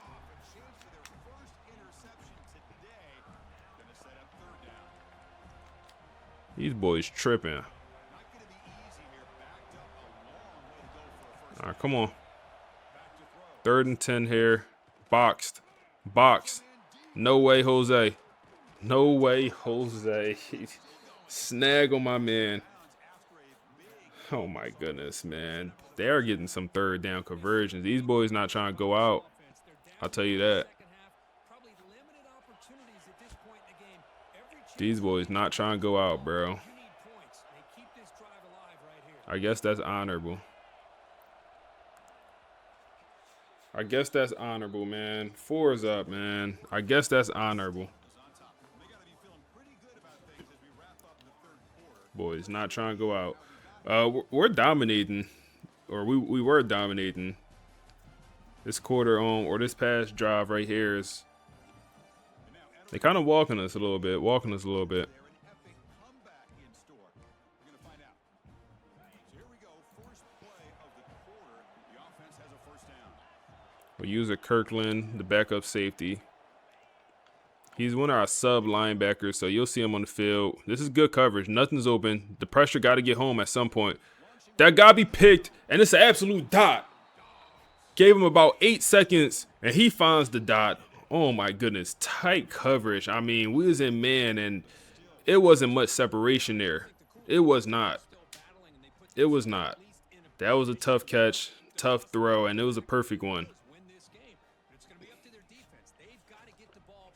28-21. Extra point try coming now. Tough. PHC is good. They still trail though. Tough. Got momentum after scoring that touchdown. Now the kickoff team out there to kick it away. Fields it inside the 5-yard line. He'll be tackled. We got to stop taking them kicks out. It ain't working. All right, that's fine. They got momentum. We can take it back. That ain't nothing. We've been here before. Now who can step up and make that winning play down the stretch? We've been here before. Brock Glenn, Joe Jackson. Y'all been here before, bro. Y'all know what to do. Y'all boys know exactly what to do. Let's throw this screen. Yep, throw this screen. Throw this screen. Dallas Wilson, get him involved, man. Get him involved. 221, 1 touchdown for Brock so far. Come on, yeah. Get involved.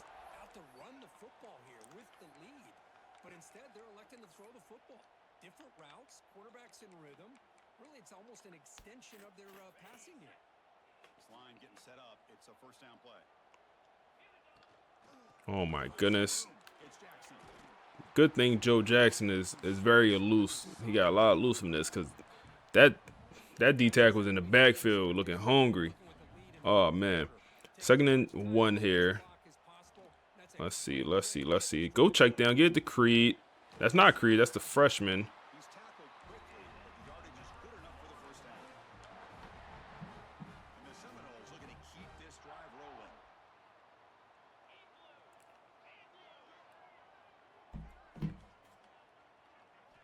Go pass here. That's wide open. That's going to be Creed Whitmore coming out the slot. He's up to 78 yards in his debut.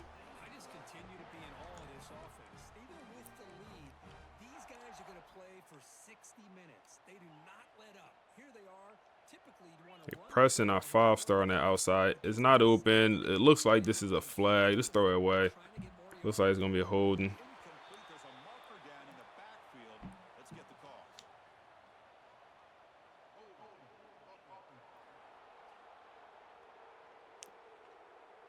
Offense will have to overcome the holding penalty now. First and long now after the penalty. And he'll set up to throw. Let's see. We go pass here once again. You got to come back to it. And the freshman breaks the tackle even. Okay. It's only a 4-yard pickup, but Not much of a gain on that completion. Love this route by this receiver to settle down in that soft spot of the zone. When your quarterback and receiver are on the same page and can throw that route with timing, man, it is difficult to stop against any coverage. go pass here. That's wide open. That's absolutely wide open. BJ Gibson finds his way on the field. Almost goes for a first down. Let's run it. Here we go, 3rd and short on the 7th play of this drive. Can he make it to Go run here. They make the tackle, but that's enough to set him up first down at the 15. You said, how do you remove positions again if they're grayed out? Change your playbook, bro. Change your playbook. You gotta find a playbook. Like, for example, I did a rebuild. Was it yesterday? Or a video yesterday? Hold on. Let me get it to Chase for another 9 yards. Yo, he got to be tight end 1, huh? He got to be. But yesterday I did a rebuild and I was trying to move a tight end. I literally only had 1 tight end on my roster, and then it was grayed out. I had the spread. I had a spread playbook on, and I changed to an air raid. And then when I changed it to an air raid, they let me move that tight end, and they let me go down to 0 tight ends. So yeah, if you change your playbook, you gotta find the right one. But I think like for example, Duke playbook, they want you to have like 30 receivers. I believe it's Duke. So, but if you change to another playbook, maybe like a running style playbook, they won't care. Nothing's open. Nothing's open. Brock, what you want to do, Brock? What you want to do, Brock? What you want to do? Use the legs then. Use the legs then, Brock. They he I thought he was waving to people goodbye. We home. I guess he just waving at the crowd. I thought he was waving goodbye. 35-21. They only got 2 minutes 37 seconds left to score. I mean, that's gonna be tough to get 2 touchdowns. Good work, Brock. Hey, Brock, Heisman conversations? Heisman conversations? Or it's too early? Let's see. This is our first time running zone all game. And pressure on the quarterback, that gotta be picked, right? That gotta be picked. It's a 3-on-1. Let's see. Pressure up the middle, first sack of the game. John Walker. 4th and everything. Play off. No need to press. Play off. 4th and everything here. They only got 3 routes on the field. And more pressure. Short of sticks. And it's contested. That's going to be GG's, man. That's going to be GG's. Talking about we 2.5 point underdogs. We the #1 team in the nation at home. You crazy? Come on, man. Come on. Oh, run it up. Run it up. Run it up. Run it up, man. Run it up. Have it look nasty. Ain't nothing there. Just nail the ball out, bro. Ain't nothing here for you, man. You're gonna end up getting a turnover, Trey. Next thing you know, they're gonna bench you, Trey. Don't do that. Don't do it, Trey. Don't do it, Trey. Don't do it, Trey. Next thing you know that you're going to get turnover. It's almost like I know what I'm talking about, Trey Owen. It's almost like that, man. Going to force it. That's going to be KJ Kirtland. I said he's our backup safety, but he's our starting sub linebacker. So, well, he'll essentially be our user. He's a box specialist type guy. All right, man. That's a good one. That's a great start to the year, man. If I say so myself. Great start to the year. Don't call a timeout. Thank you. GG's, man. GG's, man. Look at Brock, man. Brock over here popping it. Brock over here singing. QB1. QB1. And people saying, oh, you got bench Brock. Brock need to be benched. Come on, man. Come on, man. Look at young Brock Glenn, man. Look at young Brock Glenn. 274, 75 completion percentage with 1 tug. Look at young Brock, man. BTA. 3 touchdowns for Joe. I didn't even realize the running backs got this many touchdowns. So 4 running backs or 4 touchdowns for the running backs, and then Brock with 1. I had no idea. Creed Whitmore in his first game. Chase, bro, we got to start Chase. I ain't going to lie. Chase is moving up to tight end 1. Got to get Dallas Wilson a little bit more involved. True freshman involved. Come on, man. Defense. The 1 sack in the 4th quarter and the 1 pick in the 4th also. Good work. Good work. So we have a couple guys that was on the Heisman Trophy list to start the year, preseason All-Americans, some stuff like that. Let's see what the folks over at the podcast got to say about that. Well, It's almost ironic, isn't it? Oh, absolutely. You've got Florida State sitting there at #1 in the nation, and the whole vibe from the program is just quiet. That is the Marcus Vail paradox right there. He wants the blinders on. Right. Focus only on execution. Ignore the media, ignore the headlines. But when you execute that well, you don't just get wins. You get a spotlight you can't turn off. And that's really the mission for this deep dive. We're looking at how a culture built entirely on selflessness On the we over me. is suddenly just dominating this intensely selfish me conversation of awards season. I mean, FSU players are everywhere on these lists. And it's not just that they're on the list, it's who. Usually if a team is number one, all the Heisman talk is about the quarterback. It's the lazy narrative. Sure. But for Florida State, the buzz isn't on the arm. It's on the receivers. Specifically, Dallas Wilson. The sources keep using this one word for him: unavoidable. Help me unpack that, because defenses are definitely not ignoring him. They know he's the guy. Far from it. I mean, they're throwing the kitchen sink at him. They're bracketing him. So a safety over the top. A safety over the top, a corner underneath. They're shading coverage his way. In theory, that should just erase a player from the game. Yeah. But Wilson is still putting up Heisman-level numbers. That's what makes it such an anomaly. Okay, but here's the twist that I think proves the point about the whole system. Wilson isn't the only receiver on that watch list. Creed Whitmore is on there too. That is just unheard of. 2 wide receivers from the same school in the Heisman conversation. Why not? Because they cannibalize each other's stats. There's only one ball. So why is it working here? It's because of how they're used. Yeah. Wilson is the gravity. He's the one who pulls the entire defense apart. Whitmore is what they're calling the silent killer. Okay. He's not making the viral one-handed catches. Hmm? He's the guy moving the chains on third down, scoring in the red zone, operating in the space that Wilson creates. So they're not just force-feeding one guy. Not at all. It proves that in Vail's system, they just take what the defense gives them. Yeah. And because the talent is so elite, whoever gets the ball, well, they look like an All-American. Which takes an incredible amount of trust. And speaking of trust, let's pivot to the backbone of this team. The flash is at receiver, but the engine feels like it's Joe Jackson. The stabilizer, absolutely. He is a preseason second-team All-American, but he is the opposite of flashy. He's the guy you bring in when things break down. Exactly. Rivalry games, bad weather, playoff pressure. When that whole air raid thing isn't working, Jackson is the one who just physically engages the defense. And that kind of mirrors what's happening on the other side of the ball, right? We see John Henry Daly listed as a first-team All-American, but I looked at the box scores, and he's not always leading the league in sacks. That is a classic case of stat sheet scouting versus actually watching the tape. Daly leads in disruption. He collapses the pocket. He eats up double teams. So if he occupies 2 blockers, that leaves a linebacker completely free to make the tackle.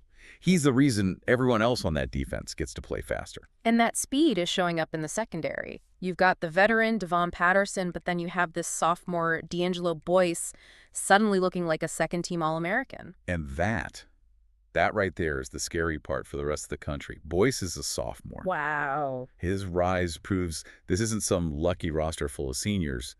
It's a developmental machine. The next wave isn't waiting on the bench. They're already here and they're already dominating. It just brings us right back to what Marcus Vail said about this whole flood of accolades. He said, if we chase recognition, we stop playing the right way. And that's the secret sauce. Florida State didn't become an awards factory on purpose. They just became a standard. When you have elite talent executing inside a disciplined structure like that, individual ceilings they disappear. So they aren't asking for respect anymore. No, not at all. They're daring the nation to come and take it from them. That's a terrifying thought for the competition. We know awards are individual, but FSU is making the case that, true dominance is collective. It really is. And it leaves you with this one question to mull over.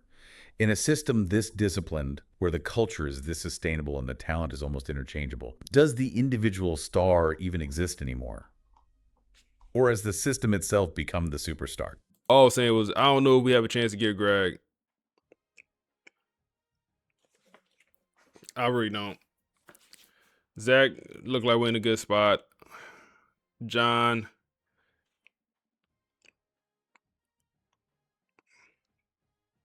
Oh, man. I wish I had hours to spend. So, in-state kid, 6'5", big body. Need to get him on a visit. I think we could get some visits off next week. That's what it's looking like. O-lineman, also leading for those guys. Okay. This is a recruitment that's going to go fast. Let's see. get the hard sell on. And we can even schedule him a visit for next week. If we can, we might as well just do it.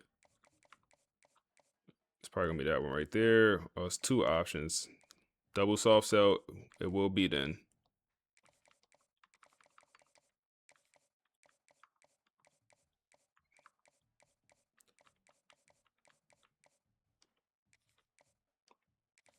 Then we'll throw him on the visit for next week. Anybody else here? You, okay. I love the recruitments that just fly past, man. It only happens for your in-state kids.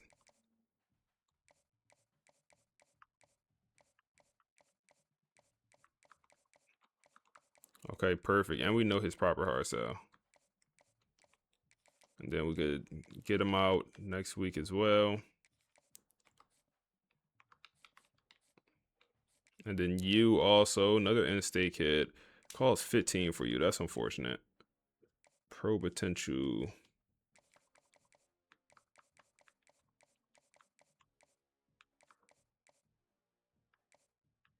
Looks like it's going to be another double soft sell.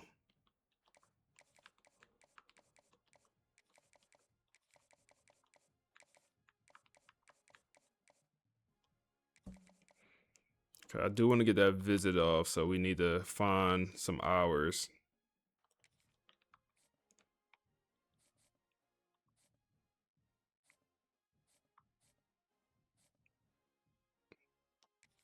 Where can we find some hours?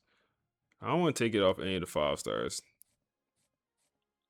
Did you do anything to the sliders? I did not. I should have, though. I forgot. I ain't gonna lie. I forgot. Hopefully for next stream I will do something to the sliders. I could make a tweak right now, but I really wanted to ask AI to give me some sliders. Who was Buddy? Was it the D-Tackle? Yeah, D-Tackle was trying to get on a visit. I just wanted to ask chat to really give me some sliders, but it just take a while to actually put the sliders in, so it was gonna be something I wasn't gonna do on stream. I was just gonna show y'all. All right, let's advance. I think we good. Let's hear a little bit of a recap from that big time Georgia win, and also a look into the Northwestern game this upcoming week. It's pretty funny how fast the whole narrative flipped, isn't it? Oh, it's whiplash. I mean, a week ago, everyone was asking, is Florida State for real? And now, after that week 1 game, the question is just, how scary is this team? It's a massive shift. We're looking at all this analysis from their win over Georgia, but what's really interesting is the danger, the specific danger that's hiding in this week 2 game against Northwestern. It feels like a total classic setup. You go out, you beat the Giants, and then suddenly the easy game on the schedule becomes the hardest one mentally. Exactly. So our mission today is to really unpack that. What's the difference between beating a top-tier team and just surviving a letdown game? Because one proves you have talent. Right. But handling business when the stadium is quiet, well, that proves you have maturity. Okay, so let's start with Georgia. The 42-21 score, everyone knows that, but it doesn't even tell the whole story. Not at all. That second half wasn't just competitive. FSU was in complete control. And looking at Brock Glenn, the quarterback, his stats were good, 274 total yards, but the most impressive thing was what he didn't do. He didn't force anything, and that's the key. Against a defense as fast as Georgia's, he just took what they gave him instead of, chasing some highlight reel play. That kind of discipline is probably rarer than just having a big arm. Much rarer. And there's this term popping up in the analysis, structure winning. It basically means the system is just working. The quarterback isn't scrambling for his life making miracle throws. Precisely. He's just hitting the open guy on time. It's boring, but it's absolutely lethal because you aren't relying on chaos to win. And you saw that with Joe Jackson in the running game, too. He wasn't breaking off 80-yard runs. No, it was just clinical. 5 yards here, 7 yards there, just grinding them down. And right when a defense adjusts to stop that, you have the transfer, Creed Whitmore, breaking off a huge play. It's a real pick-your-poison situation. It is. Which, ironically, brings us to the big problem this week. The Northwestern game. Yeah, they proved they can dismantle a team like Georgia. But that success is what creates the danger this week. Because the whole atmosphere at Doak Campbell is going to be completely different. No national spotlight, no top 5 opponent. And the Vegas odds are, frankly, hilarious. FSU is a 31.5-point favorite. The money line is negative 1,000. Which is Vegas shorthand for this game is already over. For anyone who doesn't speak gambling, what does that actually mean? It means you have to bet $10,000 just to win $100. Vegas is telling you not to even bother. And that's the trap. That is the boredom test. Right. When the whole world tells you you've already won, human nature is to just relax. But the internal goals for this week can't be about the scoreboard. So for Brock Glenn, it's about command. Maintaining that clean decision-making even when the adrenaline isn't there. Exactly. And for Joe Jackson, the running back, the goal is preservation. You don't want him taking 30 hits in a game that should be decided by halftime. You want him in a baseball cap on the sideline by the third quarter. If he's still playing in the fourth, something has gone wrong, even if they're winning big.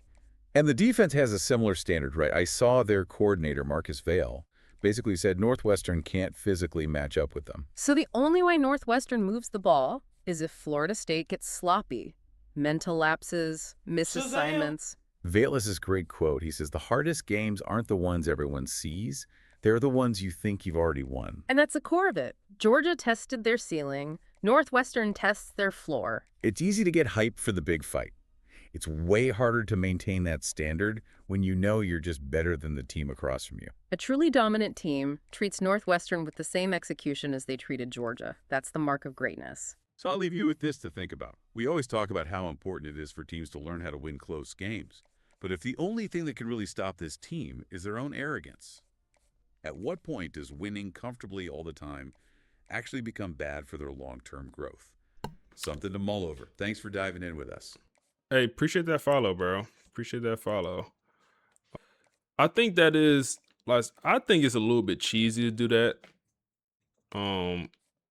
So I usually end the year like upgrading everyone, but it is a good method because like guys are less likely to transfer if if their overall is lower.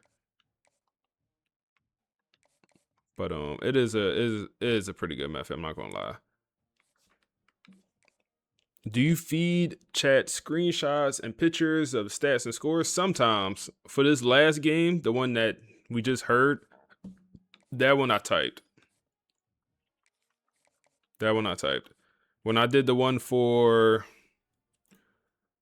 the awards, hey, delete, appreciate the follow. When I did the one for the awards, I think I did that one while I was typing this past one, when they talked about the awards and our guys in the Heisman Trophy race and preseason All-Americans.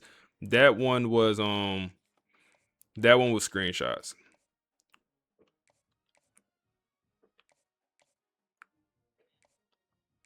So I do a little bit of both, just whatever's quicker.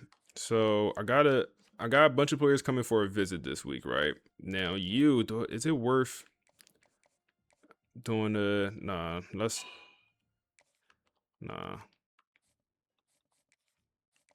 do a defensive visit. Week 6 would be the defensive visit. Let's do it like that. Let's keep week 5, that Miami week. Let's keep that as the offensive one. What coachability should you get or do you get? Should you get? I would say just like offensive tactician, just the offensive side tactician, offensive side of recruiter. I feel like if you're OC, you should only be able to upgrade the offensive stuff for your coach. No problem. I got you, bro. No problem. So that leaves us with 85 hours. How much of a difference is it to have a hard sell versus a hard sell? It's a big difference, man. Hard sell is if you have the grades.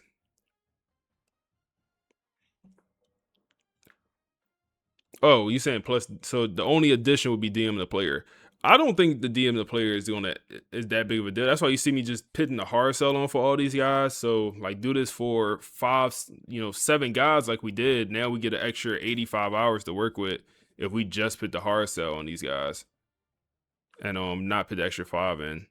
So I can use those 5 hours. Like I said, I want to go after this other 5-star freshman. And if I put the 50 hours into everyone, the full 50, then I don't have no hours left over. And like I said, I want some hours left over, so I, now go after this guy, even though we should have been started going after him. But and also I'm scheduling visits for all these guys, so if I wasn't scheduling visits, I probably would try to put 50 into everyone. But most of these guys are going to hit a visit, and that's also why I'm trying to save some hours.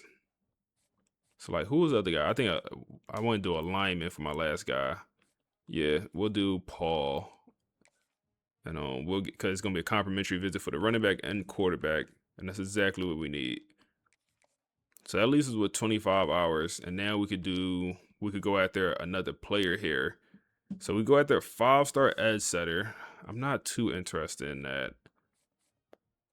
Maybe I should be though.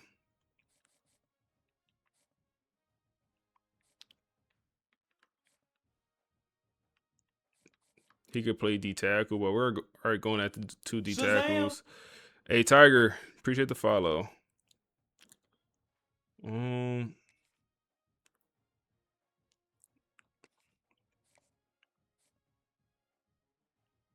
That block shedding high as hell. I ain't gonna lie, that block shedding high. He would have to play D tackle in this offense or this defense. What's a 5-star player, man? We'll put 25. It was either 25 there or 25 into this quarterback. I feel like I have more time for this quarterback.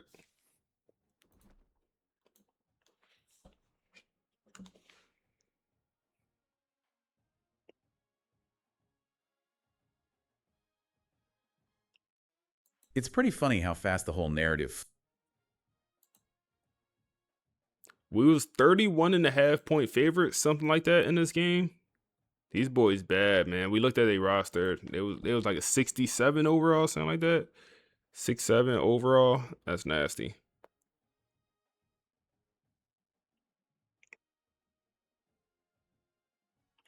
Bro, I don't know if y'all can hear the rain, but going crazy outside right now. But let's hop into this game, man. Number 1 team in the nation. Oh, my fault, y'all. My fault, y'all.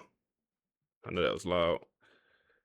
You said stream is lit, bro. Hey, I appreciate that. I really do, man. I appreciate you being here. Would you ever play CBB college basketball 08, 2008? Dynasty on stream? Damn, they overall went down. They're 66 now. I would consider it. I'm assuming, I don't know what console I would have to play that on. I would consider it. I think that could be fun. I'm assuming I had to buy it on PC. Let me look into it. I would consider it. Let me look outside real quick, y'all. It's going crazy. It's going crazy outside. All right, let's work. This should be nasty. Can't sleep on them though. We should have a backup quarterback in by the second quarter or by halftime. Hit Joe Jackson out the backfield. Break a tackle, man. Come on. These little boys on you, man. These little kids on you.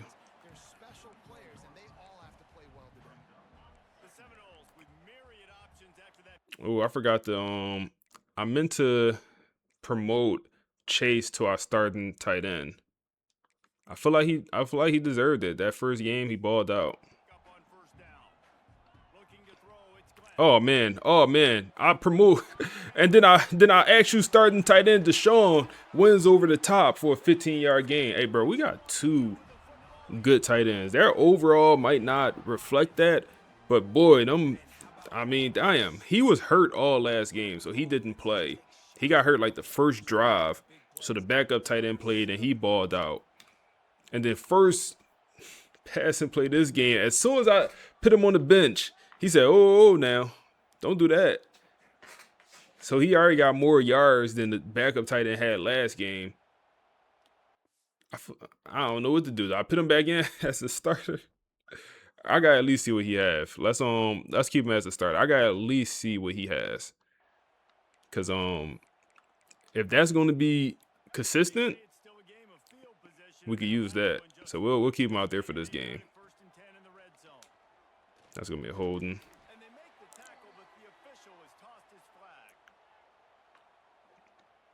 So for scheduling visits, do you go by deal breaker grades, or I usually go with the highest grade? It's gonna be a holding.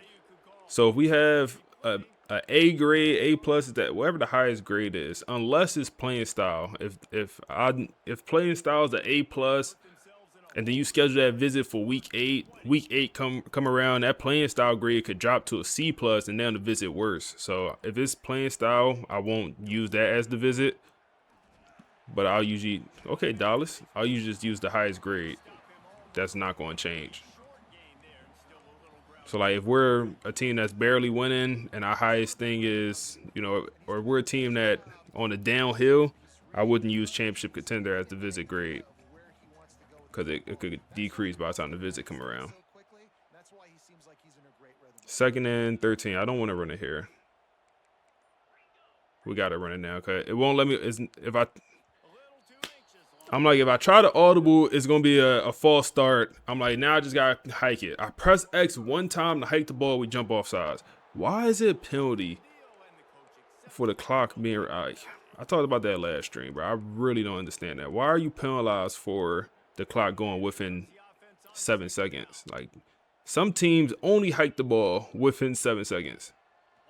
Like, bro, why is that a penalty? That makes no sense. Come on, block for me. Block for me. That's the true freshman.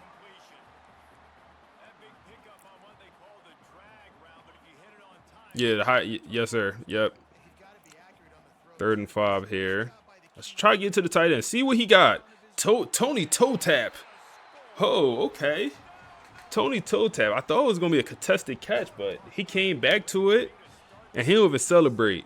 He talking about they put me on the bench last week. I got hurt. They trying to bench me. Ain't nothing to celebrate. Come on, Tayshawn. Show me something then. That's a good ball by Brock, man. That's also a good ball. Hey, this offense different this year, man. Last year we was led by the defense. Hey, we got an offense that can lead too. Let's work. Let's work.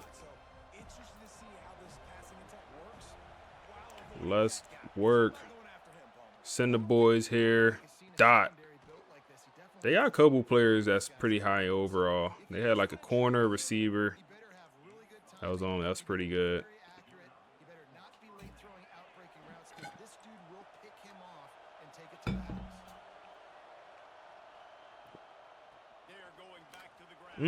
Keys. Ran through my starting middle linebacker.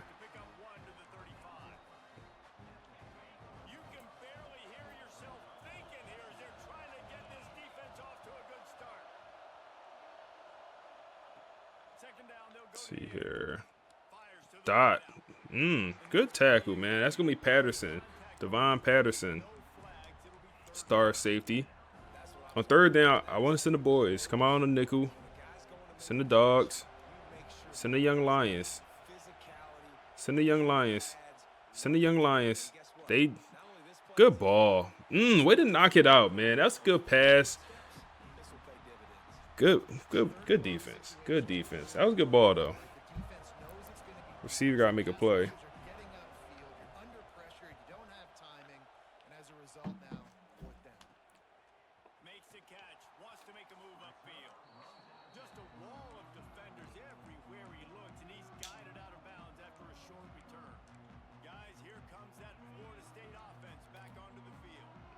See here, we'll go run Joe Jackson. They should not be able to stop anything we do.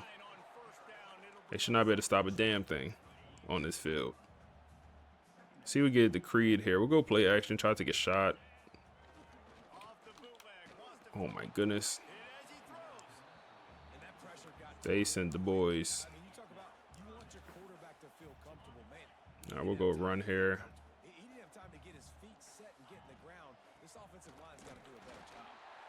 We barely picked that up. Go to the pass.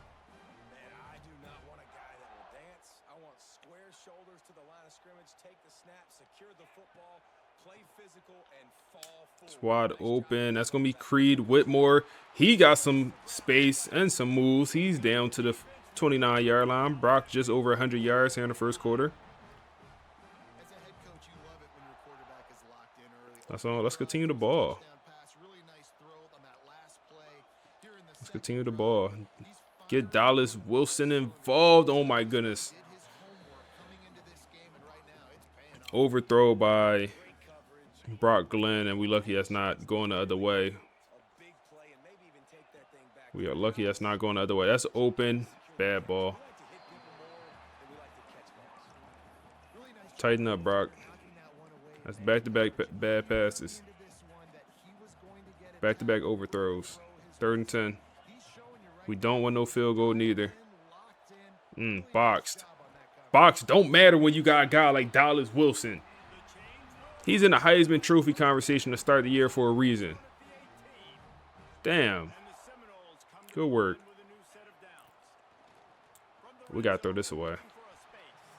Got to throw that away. That would have been pick 6.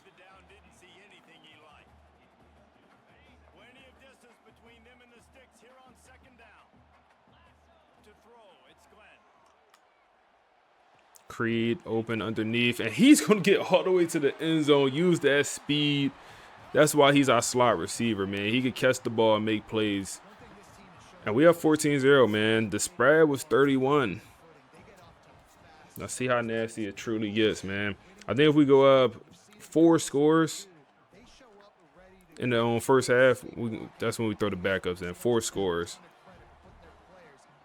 That's when we let the young guys come in and see what they got. Hey guys, just wanted to give you a quick update on a game happening in the Big 12. Iowa State is in front. They've controlled the line of scrimmage to this point, but you take a look at the scoreboard and you see we have ourselves a close game. They're up by 7 over Houston.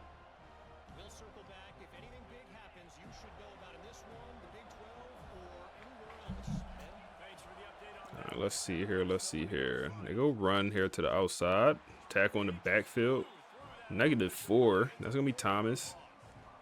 Zay Thomas, the starting safety. He's a new starter. Last year he was on this roster last year. He was just a backup. That's my understanding. But as we lost Kamari Wilson, needed somebody to step in. And he's throwing at my user, and Keys is going to drop the easy pick, man. Come on. Hey, D-line, what you doing? What y'all doing, man? Like, we got a good D-line here. No way he should have 10 seconds to throw and scramble, bro. That's unacceptable. Check down, nothing there. We'll get it back on the punt. Carson Grove.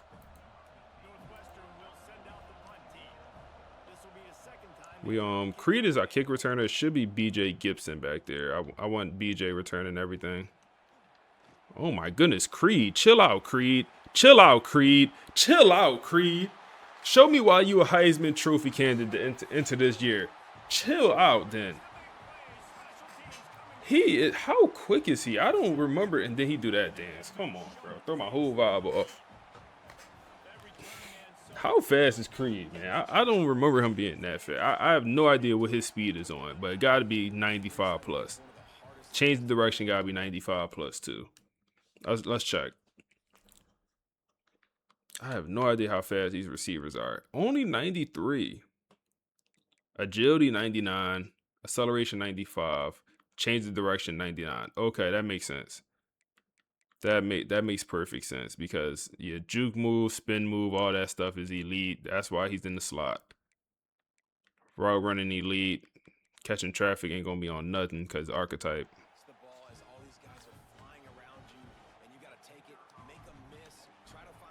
They're gonna block it?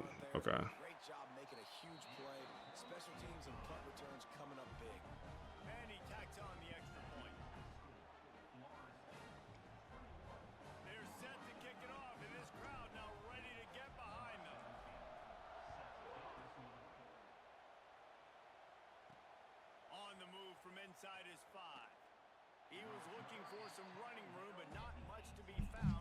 Let's see. What we got? Up 21-0 here, end of the first quarter. Might be a run. Nope, they go pass. Box, double coverage. That's what I meant to turn up. I meant to turn up interceptions for both sides. I feel like it's not enough interceptions for I feel like I'm not catching enough, and I feel like the CPU not catching enough against us. So if someone could remind me, that would be amazing. But that's one thing I want to increase. Good coverage, D'Angelo. See, D'Angelo a dog against the bad teams. He got worked out last week, man, against Georgia. But I mean, he in his bag right now. That's back-to-back pass deflections. In my bag now. Oh my goodness, we got my starting edge rusher guarding. No, I'm not starting. My best edge rusher guarding the running back. That's on me for not even realizing that was happening. I mean, he has no chance. He has no coverage ability. That's John Henry, number 95.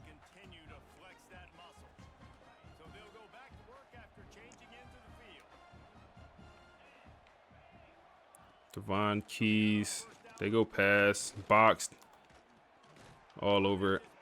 They're struggling to move this ball.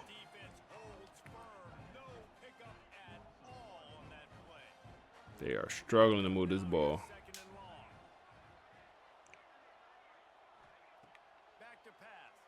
We all over it. That's D'Angelo boy, man. Once again. You say, yo, happy Saturday, my G. Hope it's all is well. Hey, happy Saturday, bro. All is great, man. Having a good time with this year, too, so far. That's open, but pressure on the quarterback, and we get it back on the sack, man. Having a good time. Hope you're having a good Saturday also. Oh. Creed Whitmore. He already got one punt return. He's looking for two. Yo, we might have to keep him at punt return, bro. Like, he is very fast. So we'll I said if we go up 3 scores, throw a bomb. You said we replaced Brock yet? We replaced Brock. Oh my goodness, I thought Brock had a dot. Brock is balling so far, man. We played one game against Georgia week 1, and we ended up winning. We dominated the second half of that game. Brock had like 270 with 75 completion percentage, like 2 touchdowns, 1 rushing, one passing. He played pretty well. Hey, appreciate the follow, bro. Check down, get the Creed. But this look like a game we're gonna get the backup quarterback in, man. This look like the game. Oh my goodness, bro. I thought he was running a streak, not a. Okay, I see. He had an option, and he chose the wrong option.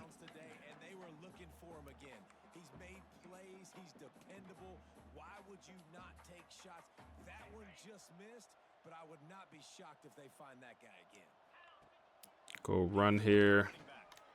Get Joe Jackson involved.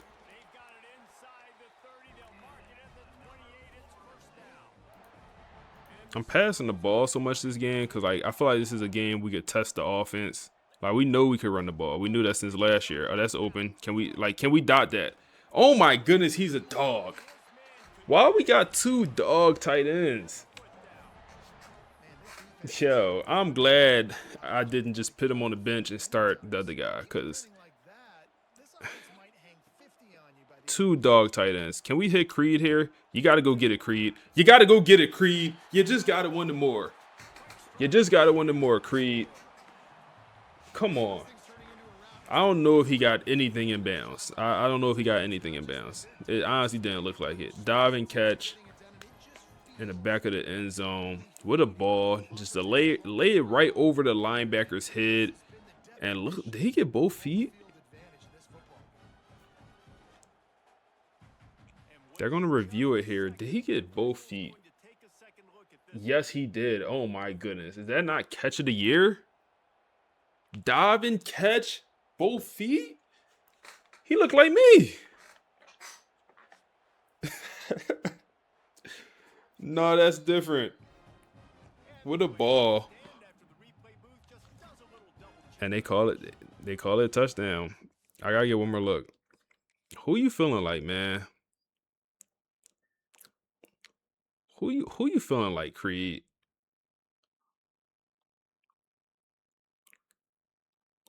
Who you feeling like?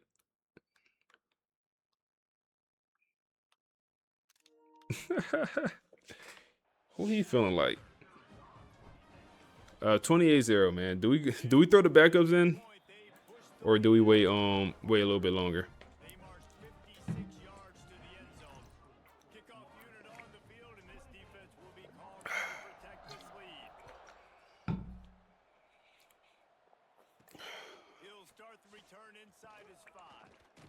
Who you feeling like? That's cool. That's tough.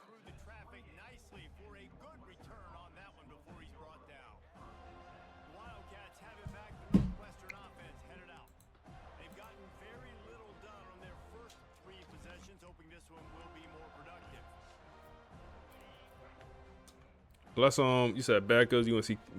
Let's give them the rest of the first half, man. Let's give them the rest of the first half. I think that's fair. Let them get the rest of the first half, and we'll get the backups in.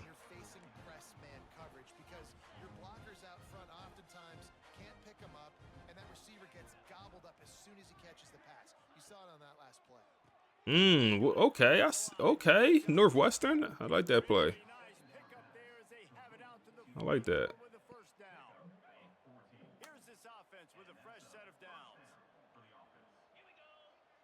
You said Dallas better opt out. Yeah, Dallas ain't getting no love. Ball on the ground. Ball. KJ Sampson, the transfer, comes in with the sack. Oh man, second and everything.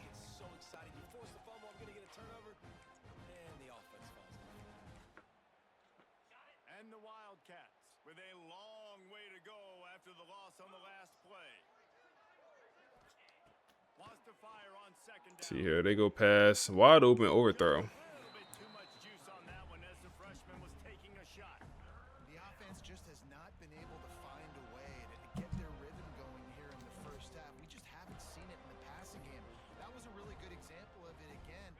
Let's send a blitz here, man. Cover 0 on 3rd and 25. Let's do it. We got great man-to-man corners. They shouldn't have nobody that could really win against our corners. Like, they got one good receiver. 4th and 18. Should be the last possession of the half here. And this is the game where, if you a Heisman Trophy candidate, this is the game where you show it, Creed. You only got one half to play, so you better go get another touchdown right here. Because in real life, this is the game where, you run the numbers up, all that. Hey, we'll give you a chance here, Creed. We'll give you a chance. Go get it. Oh, man. Okay, Brock. All right now, Brock.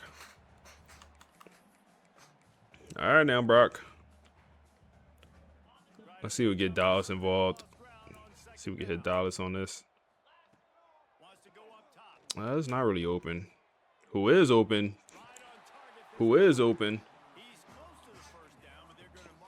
3rd and inches. We'll run it here. Or actually, we'll go pass. I think we have Dallas here. Should be man-to-man coverage. Yep. Little pass interference. But Dallas down the sideline, out of bounds at the 20 or 42. Brock would look at Brock numbers, bro. I understand the matchup, the opponent, but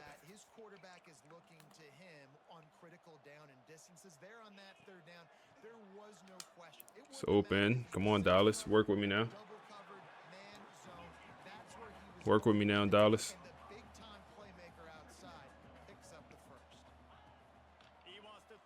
Work with me now. It's gonna come back on the hold. Yep. I feel like the CPU don't get holdings against us. I feel like we the only one that be holding. Maybe I'm wrong on that.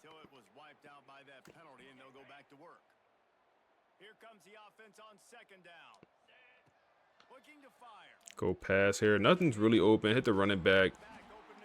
3rd and 8. We won't use the timeout. We'll let it tick down a little bit. Hey man, I played with Tiki Barber and the Giants, Frank Gore and the 49ers, LaDainian Tomlinson in the Senior Bowl. These guys wanted to catch passes in our offense. We'll see what we got here. Sometimes they were the 3rd or 4th read in the progression. They were hoping I was going to throw them a football. And it is Brock, so nice use the legs, Brock. We'll use the timeout now. I mean, hey, Brock making right decisions, man. He making the right decisions. I can't lie.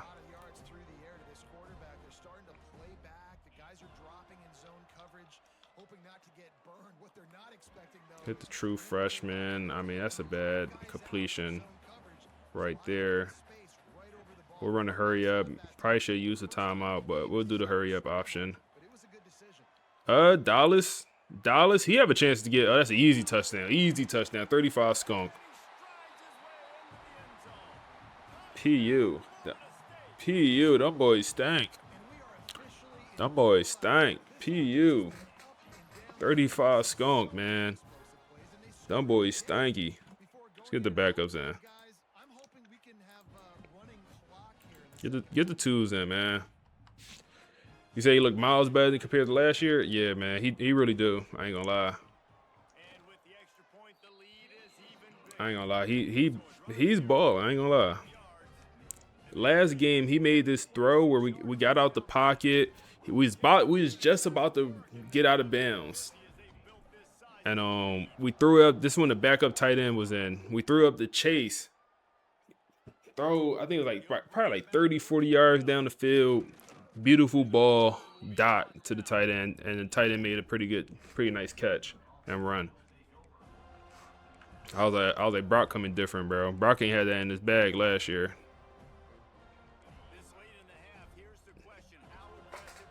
What they call him? Brock Sturdy? Brock Sturdy, that's what they call him.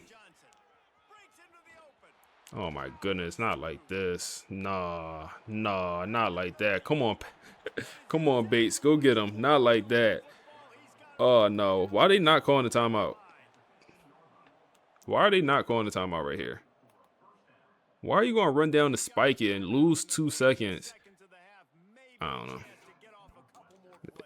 It's fine. You take your field goal. You got it. Running back ran out of gas, man. Unhook the trailer. We're in the Marshawn lit, and then we rough the kicker. He got to unhook that trailer, man.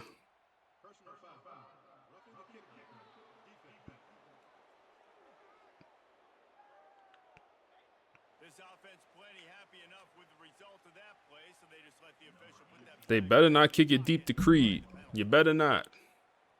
It's the freshman. It's the freshman. All right, I mean, first half, I mean, what you expect? What you expect? D'Angelo as the player of the spotlight player of the half with just 2 pass deflections. That's interesting. I thought it'd be Brock. But shout out to the defense.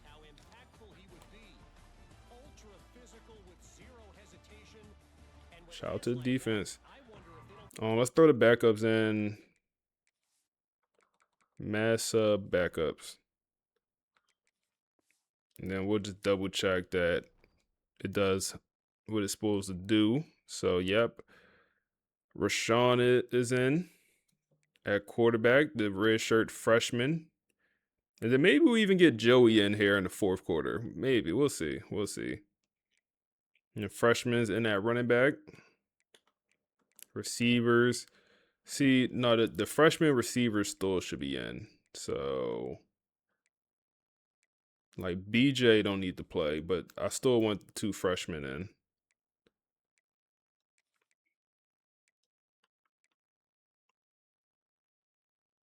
I feel like we still could keep tight end 1 in the game. But no, we'll keep the backup in. That's fine. Backup O-line, that's all good. Backup D-line. KJ Sampson is still in. I would prefer if you weren't in. You're a starter. The linebacker cores.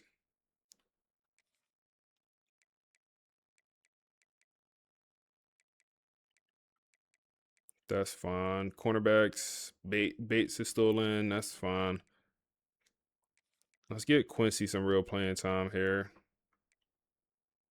Kirkland is in, and then the true freshman is in at safety. Running back.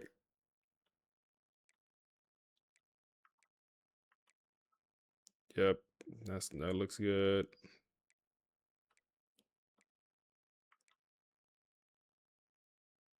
Nah, I did do the math sub. I just went through and checked because sometimes they don't.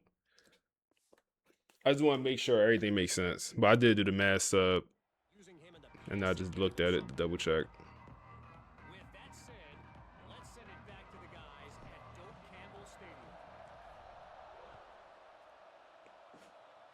It said, "Don't let the freshman wear single digits. You got to earn that." Inside the 5. Yeah, I think we do have like a freshman receiver with number 2 on one of the freshmen. As he stopped at the 18. The Northwestern offense returns to the field. Got blown out in the first half and now just desperate to find anything to generate. And then our freshman middle linebacker got number 5 on. All right, he don't deserve that, bro. Oh my goodness, look at him. Freshman middle linebacker number 5 getting mushed. That's why I need a linebacker 52, bro. 55. Getting mushed. Turn to mashed potatoes, bro. Nah. We gotta take that 5 off him, bro. No way they doing you like that.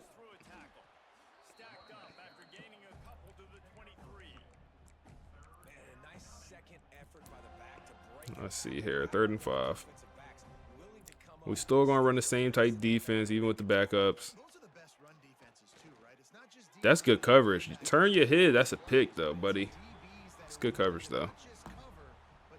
Get that head around. Northwestern will send out the punt team.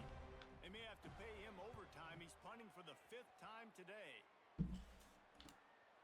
Looks it all the way in and now turns his attention upfield. They'll put a stop to that return as he gets it up to the 41-yard line. The Seminoles have it back. They'll try to get that offensive spear flaming. This offense has really been clicking in the game so far. All right, let's see what this see what this got. We're gonna use a timeout. The offense will have to use its first time out of the half.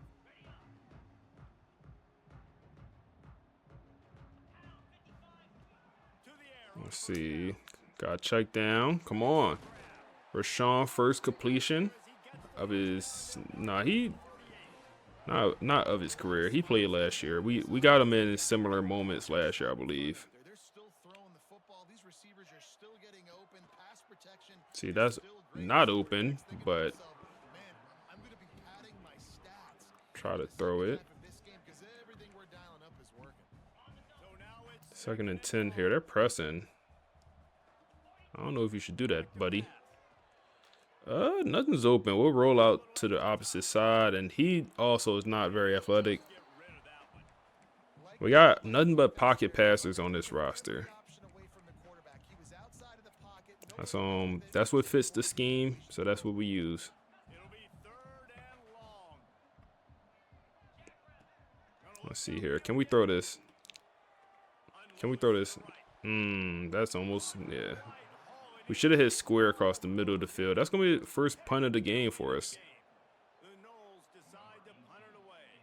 He ought to be able to use this first punt to pin him deep. Backup offense looking dirt. Wanted to make sure not to give them a chance for a return as it goes out of bounds. The Wildcats have it back. The Northwestern offense headed out. They really didn't move the ball at all the last time they had it, hoping for better fortune this time around. Okay. They got some heart now. The backups in. They've got it out to the 40 and it's first down. They want to play with some heart now. The backups in. I hate that. Play the same way. Play just how you was playing before. Don't get no heart now. Now the backups in. Don't get no heart. Pressure off the edge. That's a sack. Come on. Who was that? Williams? Samson, KJ, you supposed to be out. I took you out, KJ.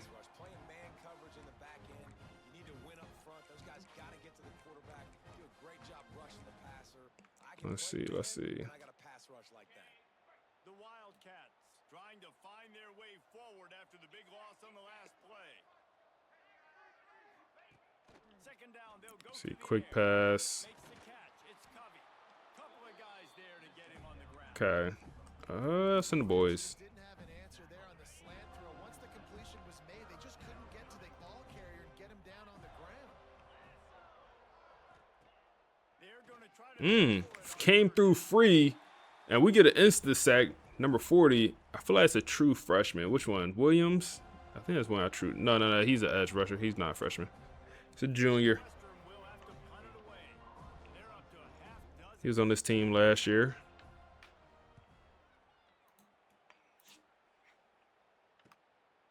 on his way back from the 20.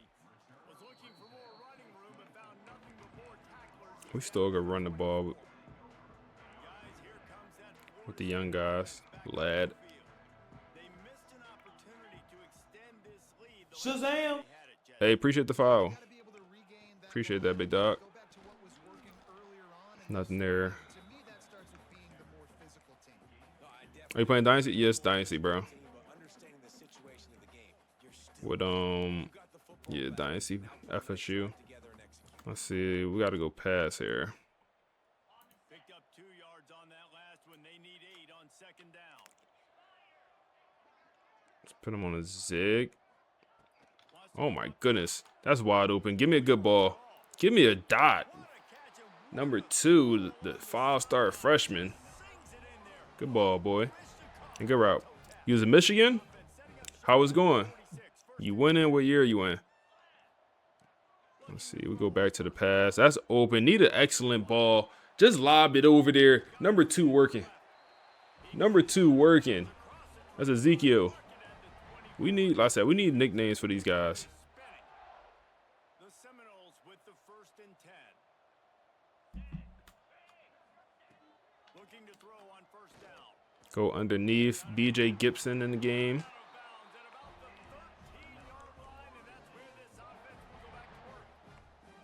Inside the 15, 1st and 10 from the 14. Overthrow. And the shot to the middle of the field falls to the turf. I don't know about the decision that time by the quarterback. He may have been expecting man coverage, but that time the defense was in zone, and they did a really Let's nice see. Let's see. What we got here? What we got here? Nothing I love. We can hit Chase. Pick up some yardage. That throw on the run kind of shaky. That throw on the run looking a little shaky. I don't know. 3rd down. We'll go pass here. Nothing's really open. Can we complete that? That's our 3rd string tight end with a drop. We'll go for it here, man. A field goal doesn't do anything for us. Go for it. 4th down and 4 yards to go. The offense will try to get it. Good catch. Good catch in traffic. Couldn't quite nudge it in. Not sure you could get much closer, but it'll be 1st and goal. And the Noles Got a lad in the game. Let's run it. up in their own end, and now they in position to score. And he'll be stopped for no gain, still sitting at the 3-yard line. And how about the defense on that play, man? Playing aggressive, fast, downhill. You said go blue, go blow. Hey, man. Go Tigers. Go Tigers. That's a dot. Looking for the score. Can't make the grab as he was going for 6 right there. Yeah, and you just wonder if the defense now is taking out some frustration. Obviously, they've been getting lit up all over the place, and that time they finally gave it back to the offense there. Really nice, big, clean hit. This defense needs See what we got here. of that as the game goes on. Oh, my goodness. With patience. With patience. We had to wait for it to get open. We moved the linebacker with our eyes. We looking. Linebacker shift. Throw the dot. Come on, man. Y'all don't know nothing about that, man. Move the linebacker with your eyes. Hit the 5-star freshman. It's going to be 42 skunk. But this offense looks like they're taking it to the next level, hitting their stride a little bit, finding out who they're going to be, and they've looked explosive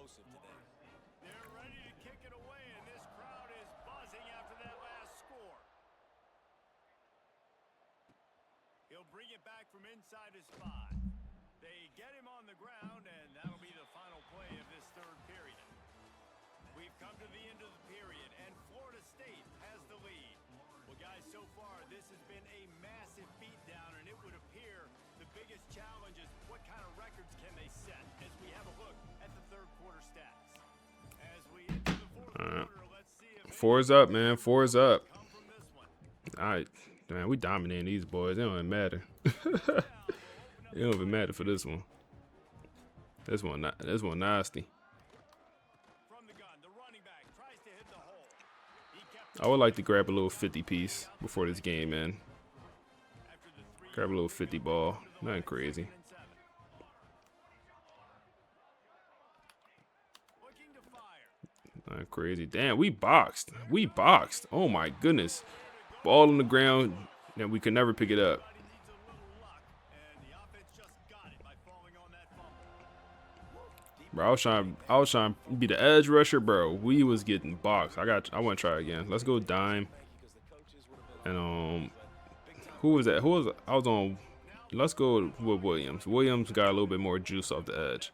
Come on, you're not boxing us. Get off me. Get off me. We boxed. Box. They sent 2. They doubled me. Oh man, they put the backup quarterback in. Okay, they put the backup in. That guy covered at 31 and a half. They know to rush the passer. They know the pass is coming. I'm not sure what the answer is because this offense is just struggling in the passing game. And good work by the coverage team to knock down the return man.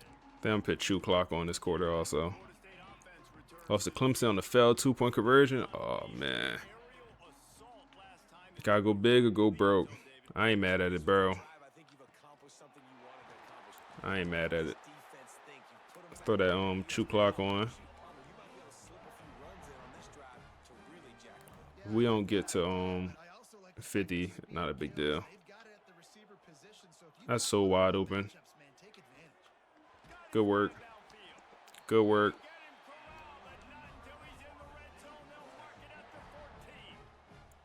And they've been fun to watch today, man. Like they're staying aggressive late in the game. They've built a cushion. They've built a lead, but you can just tell the Good confidence and work. the swagger they have.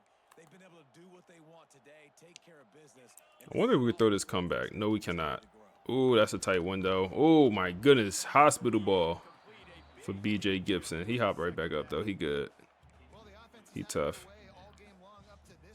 He tough. So you wasn't expecting to beat him? Oh man, that's why you lost, bro. You wasn't confident, man. 3rd and 7 here.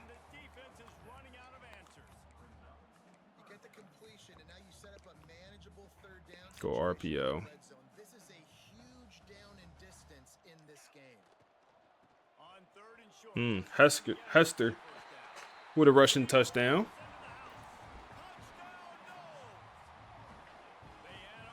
Freshman, true freshman, and And honestly, it's been about complementary football in this game, right? We've seen this offense go up and down the field. They've been lighting up. hopefully they just run the clock out. Done a great job too getting off the field. So we had a couple guys on the visit for this week. I think we had 3 4-star players on the visit for this week. Next week matchup against Miami, that's going to be a big one. I believe we have 3 5-stars and 1 4-star on that visit. I believe that's what we got for next week. So yeah, next week game is going to be a game. It is going to be a game. Rides to back and leaves it. Hard running there. Gets it out to the 20 after a pickup of 4. Halfway there on 1st down, it's 2nd and 5.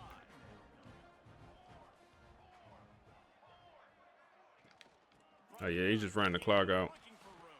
I respect that. Up after gaining a couple to the 23. And that run really didn't go anywhere. And a lot of Stick a fork in these boys, man. how important those 5 guys are up front to get on those defensive linemen, to try to move them out of the way, to get That's wide open. it squarely falls in the Trash. those 5 offensive linemen. And it's just been that kind of day for this quarterback in this offense. Guys. Trash. Never been able to get into a rhythm throwing the football. Timing's been off. Accuracy hasn't been great. We've seen some drops. just not in sync, and that's why they find themselves trailing by a lot right If now. you're new to the stream, drop a follow, man. Drop a sub, especially a free Amazon Prime sub, man. This has been exactly the way you draw things up, David. The offense has really been moving the football. All right, let's go RPO here. They've done exactly what they've wanted to do. I think we juked a little bit too early. Still 6 yards. You can tell they were paying attention. So did you do any rebuilds on Madden? I think when Madden on release day, I went live when Madden dropped, and I did a Browns rebuild. I think I played for 2 hours. I think I did the rebuild for like 2 hours. Hold on, can we hit Chase here? Overthrow. Yeah, I think I rebuilt them for about 2 hours on stream, and that's literally the only reps I have on Madden this year. That's literally the only time I played Madden, for them 2 hours on release night. I need to stop buying that, bro. I ain't gonna lie. Okay, Ezekiel. Bro, why is it so many players named Ezekiel in this game? I feel like I had so many players with that name. That's not a super, bro. What am I throwing? That's not a super common name either, I feel like. Now we got like 2 on our roster right now. Maybe even 3. QB's eyes to see where he's going to go with the football, and the eyes take him to the ball. He's able to So that Madden fell off. That's a dot. BJ Gibson. Yeah, bro. I don't know. I can't read.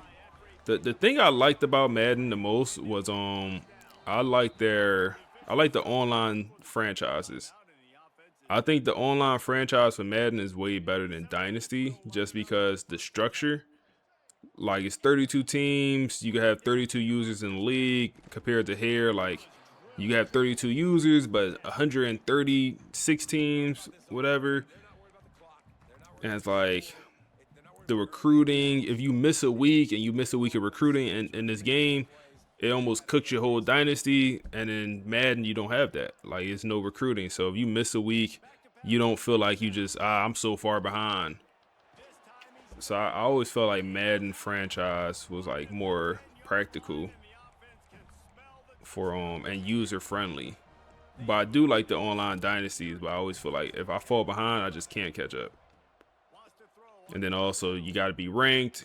Oh my goodness, good ball, boy. Good ball. Even better route, Ezekiel. This BTA, man. You ever play 2K football games back in the day? I don't think so. I don't remember playing them. So I don't think so. They was any good? I'm assuming they wasn't good, man. I'm assuming.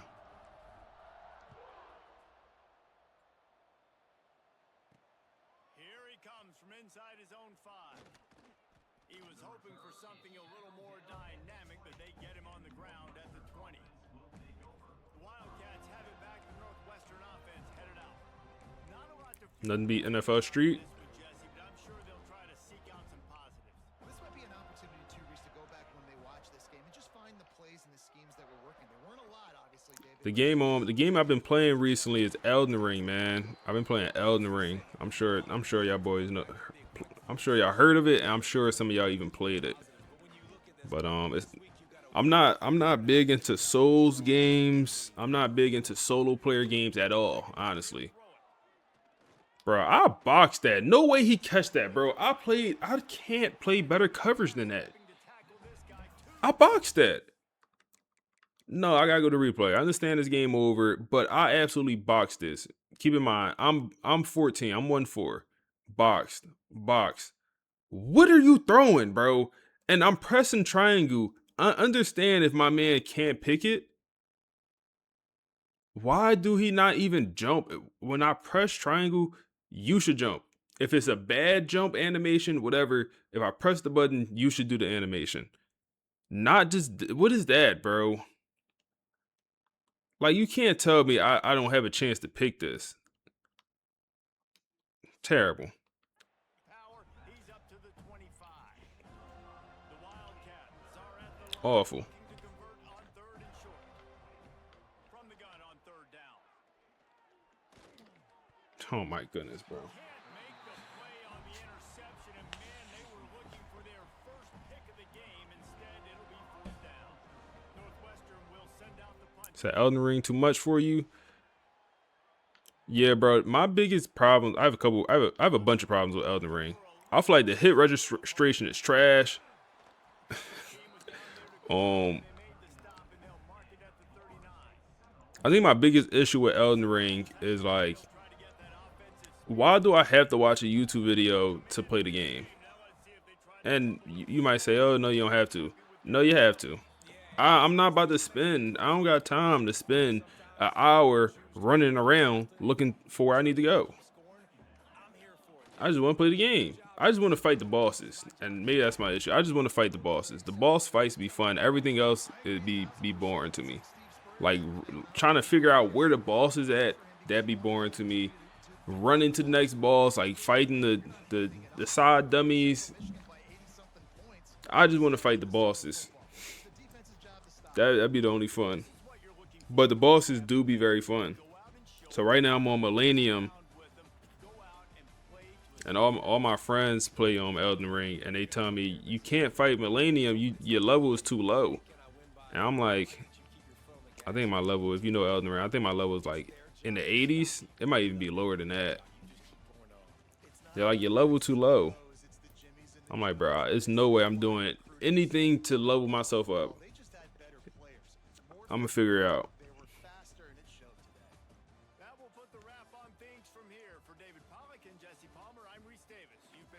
All right, 56-3 is nasty work, man. Nasty work. We put the backups in and they still didn't do nothing. So Brock, 262, 72 yards, 4 touchdowns, or 72 completion percentage with 4 touchdowns. And Rashawn came in and did his thing also, man. Hey Rico, appreciate the follow. Just hit 2,600 followers on Twitch. What else? Yeah, good day for the backup. Damn, that thing be loud. Running numbers, we ain't run the ball much. Oh my goodness, look how many touchdowns the receivers had. Everyone got involved.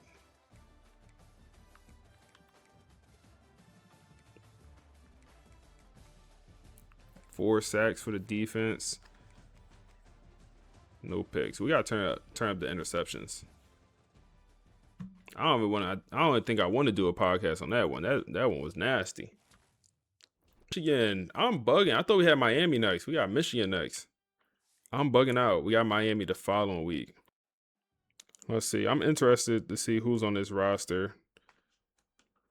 Yeah, it's a big game for Brock, man. It's a big game for the team. This is who we lost to in the playoffs, man. This team we lost to in the playoffs last year, so I'm interested to see if they got the same. Forget who their quarterback was. CJ Carr? Was he the quarterback last year? I swear he was not the quarterback last year. Was he? Yeah, he was, because Bryce Underwood was also, I remember, because they had Bryce Underwood. See what we looking like for recruiting. We don't have a chance, huh? Oh, man.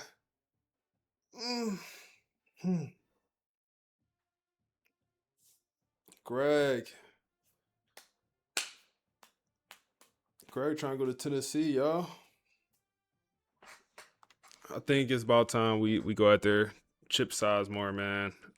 I was holding off. Then we gotta go with the Chip, bro. Yeah, we just, I mean, we could do the proper hard sell.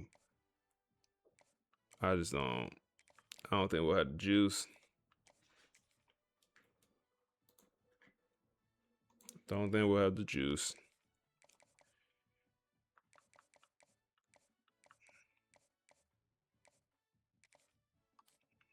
Running back. Okay.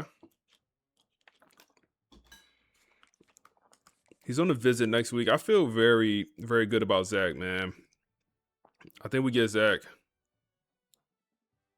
We should have put Zach and Dylan on a visit during the same week. Dylan is the guy that go to the same high school.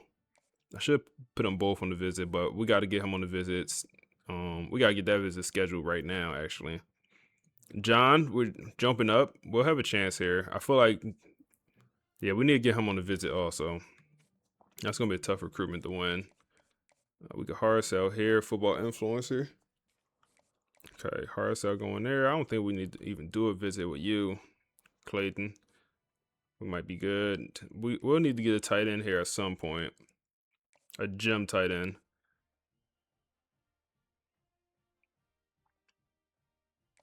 Wait, don't we have a? Hold on, I gotta look at my tight end room. I feel like we have an elite. Oop, my fault, y'all. I feel like we have an elite development tight end. I think we brought one in. He might be a gritty possession though. So hard sell going there for both guys. And he's coming on the visit week 5, and we're just looking pretty good. You came on the visit last week. 5 out of 10 visit, nothing crazy there.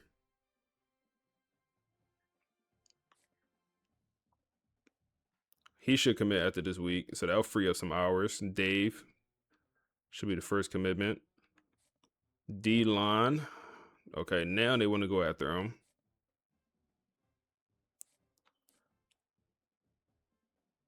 You locked us out. No, you didn't, you weirdo.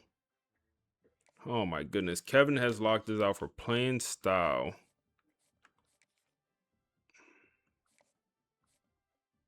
What is that? Is that sacks? He's a speed rusher. What does he need?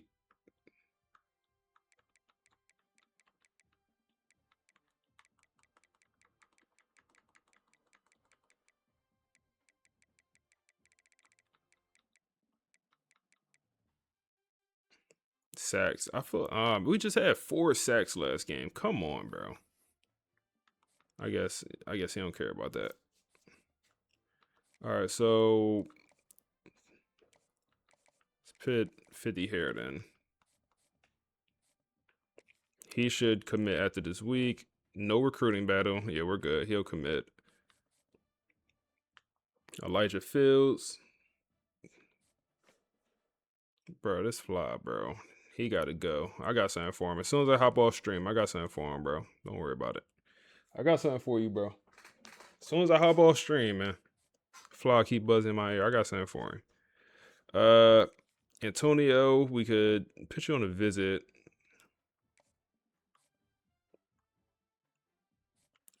Yeah, we need it. That's the only way we get him with a visit. So we got to get that off.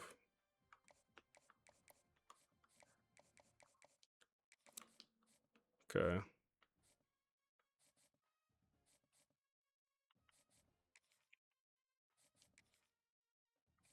Then put you on the visit also to make it an even better visit. Yep. I just want to make sure we hard selling everyone. Okay. Yeah, you got the hard sell. Georgia already had 3 commits. Chill out, Georgia.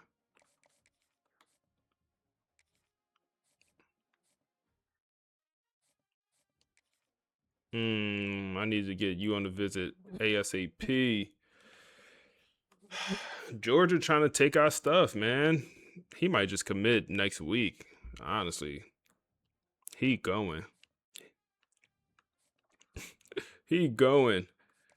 Oh man, that ain't good for us. He's going. What we can do is we have more time. Like it's not. We have more time to get him on the visit. We can do a double soft sell here.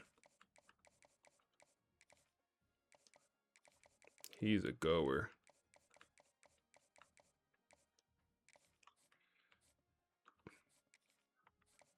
Yeah, buddy going. I don't even think he makes it, and I don't think he makes it to the visit. I don't even think he's gonna make it.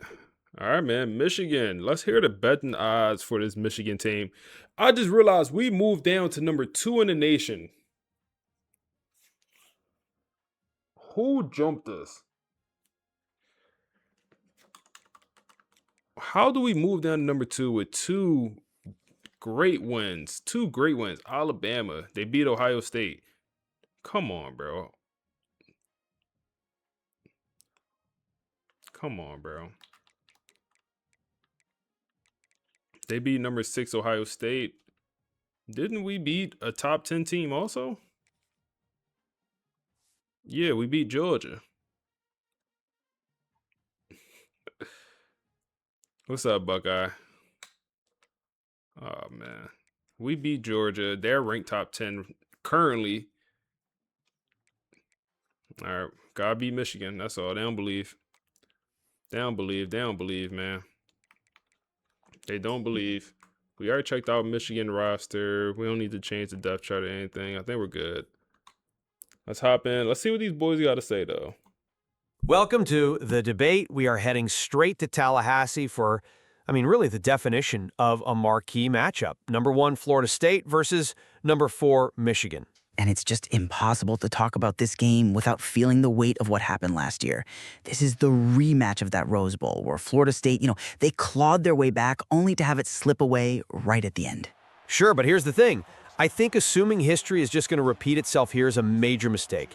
The way this Florida State roster has evolved, well, it makes the past almost irrelevant. I'm looking at FSU's depth, their current form, and I see a team that's going to control the tempo and cover that minus 6.5 spread. See, I come at it from a different angle. I think people are putting a little too much stock in FSU's early blowouts. For me, Michigan's CJ Carr is still the great equalizer. His decision-making is, it's the specific tool designed to pick apart a team that's running hot on emotion. Well, the quarterback factor only matters if he has time to actually stand in the pocket. Look at the first 2 weeks. FSU has put up 98 points and given up only 24. Their starters are on the bench by halftime. Under Brock Glenn, they aren't just getting by, they're operating with surgical control. And that negative 6.5 line, that's massive for a top 5 game. That's not a home field bump. That is Vegas basically shouting that FSU is a significantly better football team. It's a bold line, I'll give you that. But I just don't buy that the roster turnover is the whole story. Yes, Michigan lost key defensive starters, some of that grit, but they kept the engine, CJ Carr. He is a veteran who just does not panic. He doesn't force throws. So while FSU is out there looking for this big emotional knockout, Carr is just waiting for a mistake. I'd argue that while FSU has better depth overall, Michigan has the one specific tactical advantage that can frustrate a team that's playing for revenge. That line of reasoning, though, it ignores the reality in the trenches. You said it yourself. Michigan lost its physical edge up front, and that is the critical mismatch. Florida State is rotating 8 guys deep on the defensive line. We are talking about fresh, elite athletes rushing the passer in the fourth quarter against a Michigan O-line that is definitely thinner than it was a year ago. Carr is quick, though. He knows how to mitigate that kind of pressure. It doesn't matter how quick you are if the pocket just collapses instantly. Think of it this way. Carr is the engine, sure, but the offensive line is the chassis. And Michigan's chassis is weaker this year. If that frame is rattling apart because FSU is just battering it on every single play, the engine can't perform. You can't be surgical when you're on your back. That's a fair visual. But Carr is dangerous precisely because he baits teams into breaking their discipline. If Florida State comes out playing for redemption, trying to force the issue, they might overcommit. And that is exactly when he strikes. Plus, think about the pace of the game. Michigan isn't going to try to get into a track meet with FSU. They want to drag this into deep water. Meaning what? Meaning they want to limit Brock the on total that number of bullshit again, possessions, man. make every FSU mistake feel fatal. That logic is exactly why the Vegas over-under is sitting at 51.5. The Sharps are expecting a methodical physical grind, not a shootout. A slower game that neutralizes FSU's explosive side and plays right into Michigan's hands. I just disagree that a physical game hurts FSU. The narrative here isn't blind rage, it's validation. FSU is trying to prove that number 1 ranking is real. They've got the run game with Joe Jackson to play that slow style if they have to, but they also have that extra gear to pull away that I just don't think Michigan has this year. But redemption, that creates so much pressure. It's a heavy cape to wear. FSU feels like they need this win to close the book on the Rose Bowl. Michigan just needs to execute their game plan. The burden of proof is entirely on the home team. Until Florida State actually proves they can beat a Carr-led team, that mental edge stays right there in the visitors' locker room. And I'm saying the physical edge overrides the mental one. FSU is a fundamentally different, deeper, and more physical team than the one that lost in Pasadena.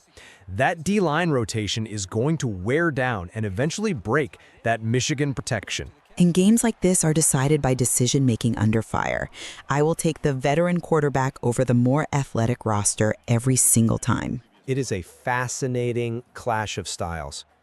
We definitely encourage everyone listening to watch that war in the trenches, specifically the FSU D-line against what you called Michigan's chassis, to see which thesis holds up. It should be a classic. Thanks for listening to the debate. Thank you. All right, man. 3rd and 2 here. Y'all kind of heard the betting odds. Oh my goodness, CJ Carr. Okay, we had everything boxed. I had the running back. I think it's a bad play call, run the read option there on 3rd and 2 or whatever. But we'll get it back on the punt. Our offense didn't look good on that first drive. We had the punt. So back to back. Bad offensive starts. Let's reset. Let's go run here on 1st down. This is a team we lost to in the playoffs last year, but they're worse. They definitely lost players on this roster. They lost their firepower, but they still have their best player, CJ Carr. It's a good run on 1st down by Joe Jackson. So they're no slouch. They got the probably better quarterback, at least on paper. Let's get it to the tight end here. Okay, 4-yard pickup. Let's see. Get Creed involved, man. Get Creed involved early and often. Damn, we had Dallas Wilson on the outside. That's on me. You gotta find that. You gotta find that. That's unacceptable, Brock. You gotta find that. It's a 1st down and more. That's wide open. That's wide open, and he is scared, bro. The big house got him shook. The big house got him shook, man. That's 2 overthrows on 3rd down, and now we got to punt once again. Come on, you can't make decisions and not be accurate. You can't make bad decisions and be inaccurate. You can't do both. Pick one and stick to it. Don't switch up either. All right, come on. 1st and 10. There you go, pass. 9-yard pickup.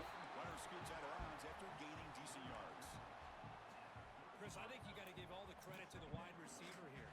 Man-to-man coverage on an out route. That is a Come on. tough ask. Good inside move on the stem to separate Dot to the outside.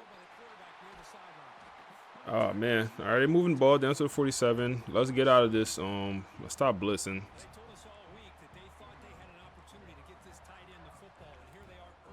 As we send another blitz here. Run to the outside. Perfect. Tackle in the backfield. Big loss of 5. It's going to be the young hybrid safety, the true freshman, actually, Frederick. He's in the game. He gets some playing time here and there. Quick pass. CJ Carr at 52 yards. Here at the end of the 1st. 3rd and long. We'll play coverage. We'll play coverage.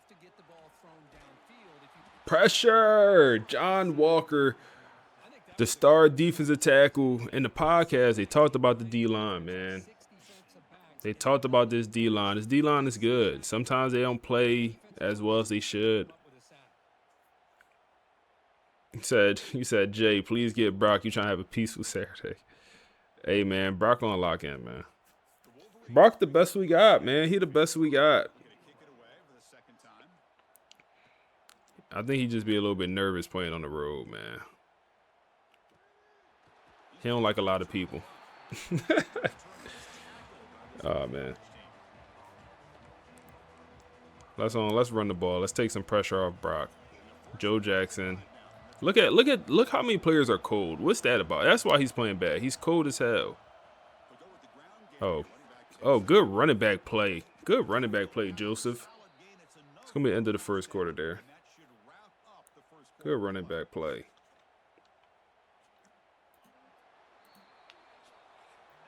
End of 1 is nasty.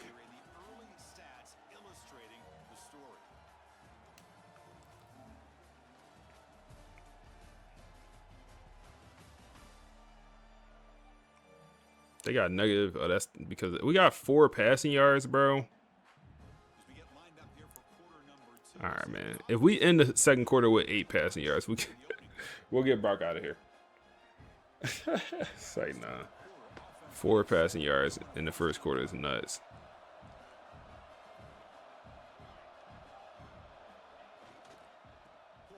Good blocking. This oh my goodness, that man, that shifty. I think he got shifty. Boy, just a great play by the running back here. Just finding his lanes and He be moving. when it opened up. Nothing there. Go to the gun. Well, that's an excellent effort here by this defense, staying in their run fit, holding the Take a shot here on second and long. Not the best decision, but let's do it, man. Let's do it. Let's do it. We don't take too many shots. And that one works. Creed Whitmore. It's only a 21-yard pickup. It felt like more, though. Definitely felt like more. It's a game of matchups, always has been and it always will be, especially on the perimeter. And the quarterback believes his guy is better than All right, what we have? Nothing. Throw it away. Oh, my goodness, bro. Throw it away. Nothing is more gratifying for a defense to be able to sit back and play zone and still get pressure on the quarterback with your defensive front. Second and 23 here. It's open. That's Dallas. 10-yard pickup. Just a good job here by the quarterback. Got the ball out to his receiver. His guy eats up some yards. They stay ahead of the sticks. 3rd and 13. Really don't want the field goal here, but we'll take what we could get, I guess.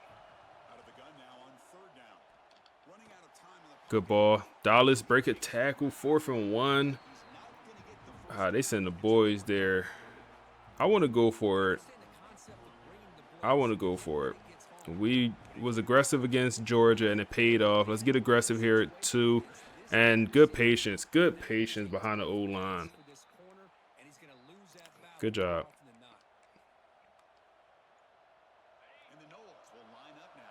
We'll go run here again. Joe Jackson. Attack on the backfield. Man,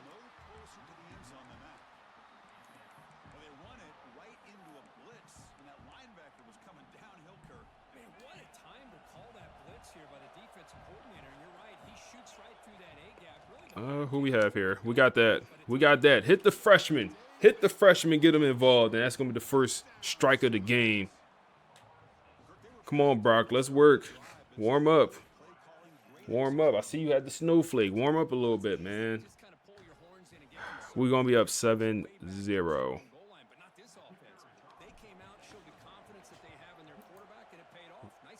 Bro.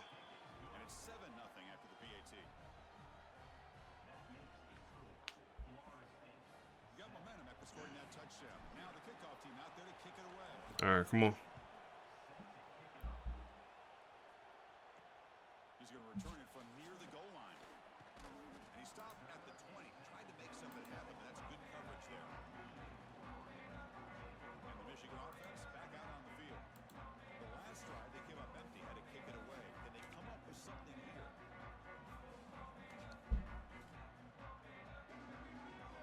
The offense with 3 tight ends now on first down, trying to create a mismatch. Let's see, 1st and 10. Oh, my goodness. It's going to be a big run. Oh, man, 7-7. 7-7, just like that. Oh, man, we send the blitz, cover 0, and I guess I brought the safety down, or the safety came down. And, yeah, just that fast. It took us all that time to walk them down, finally get into the end zone, and they respond and take momentum right back. Damn, that sucks. perfect personnel group, formation, and play call. It all came together, and they get the big score. Now the important point after attempt. Damn. That sucks.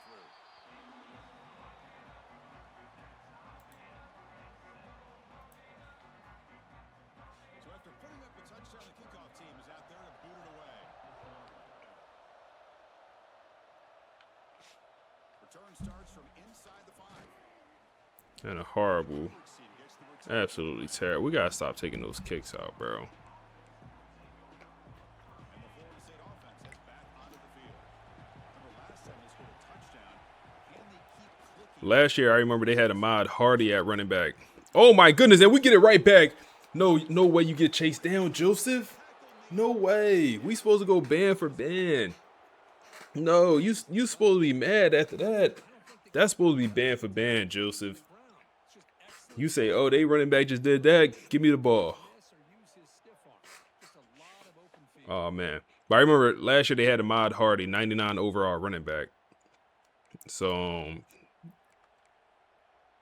and he went for like 150 on us in that playoff game is what I remember. What the?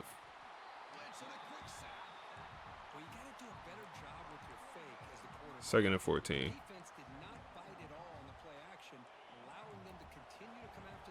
Damn, bro. We were supposed to get in the end zone there. That's open. Hit. Wow. That was risky. Because if he don't get there and knock that ball away, we still running and we in the end zone. Wow, that was risky. But what a play on the ball. I mean, that was... I ain't gonna lie. That was impressive. I ain't gonna lie.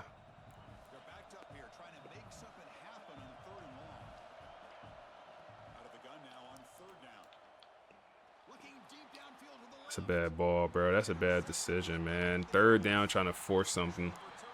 It's an arm punt at the end of the day, but first turnover of the year for this FSU team. Comes right before half, gives them a chance to get some points. It was an arm punt. Good tackle on the backfield.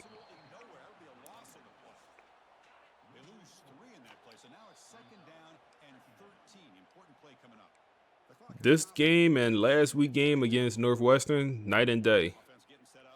Night and day. Send a blitz here. Come on, I'm there. Go get it. Oh my goodness. D'Angelo Boyce.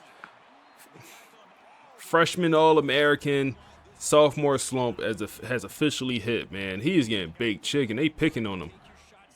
Week 1, Georgia, they was extorting him. And he's continuing to get extorted against the good teams. He had a good week last week, but so did everyone on the team. Not one person played bad last week against Northwestern. Oh my goodness. 14-7, man. We got some star corners. Man coverage, we can't guard, bro. The receiver room was nothing special. Back-to-back plays, man. Jaden Sellers.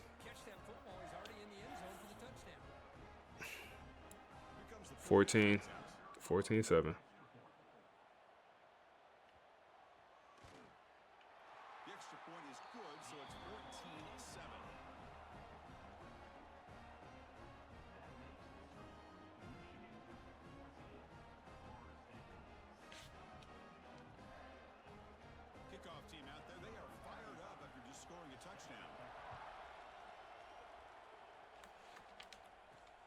Bro, I fear caught that thing, man. Tried to at least. All right, come on. We have a minute left.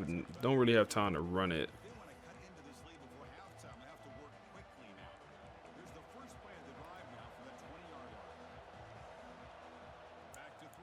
I gotta figure something out here. Throw it away.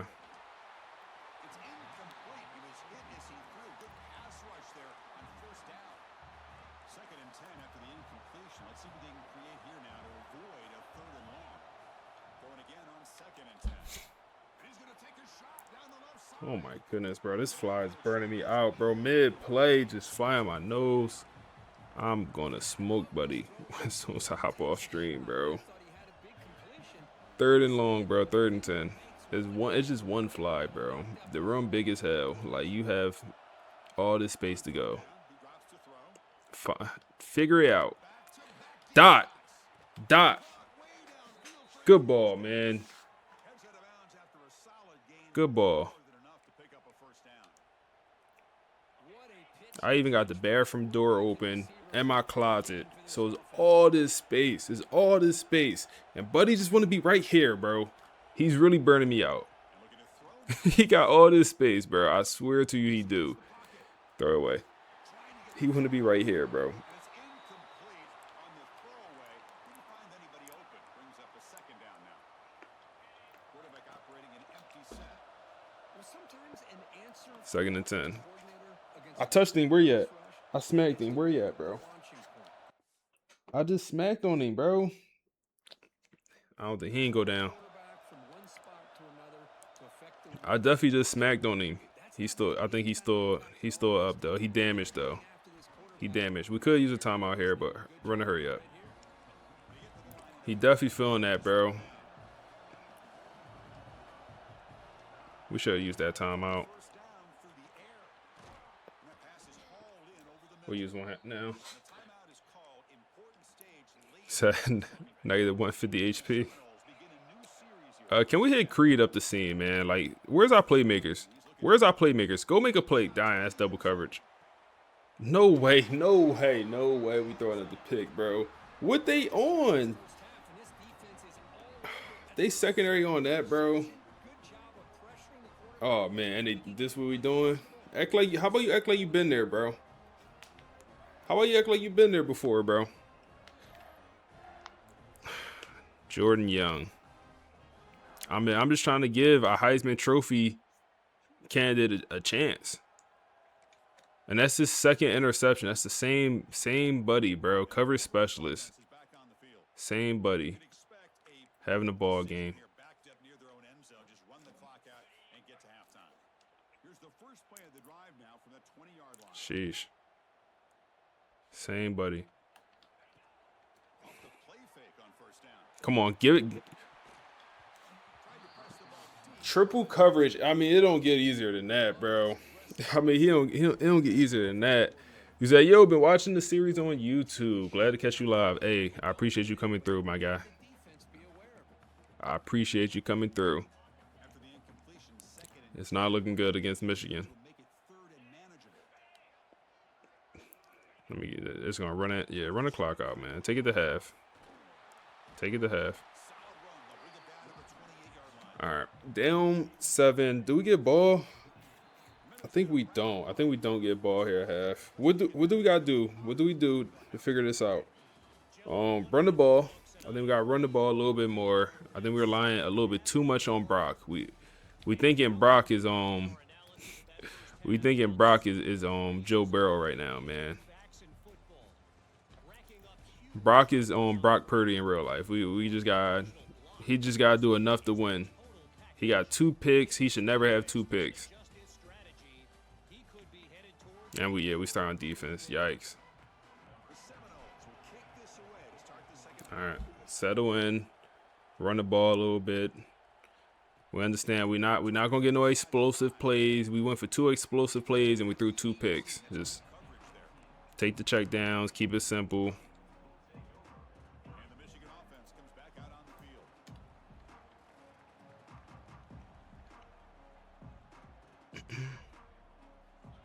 See here, they'll go pass. Here's the throw. Good coverage. That's going to be in. It's gonna be Devon Patterson, our safety. Here in the middle of the field. Offense getting set. It's second down. I don't like how much man coverage Patterson be playing. Using the ground game here. Tailback has the handoff. And the defense smothers him for no gain.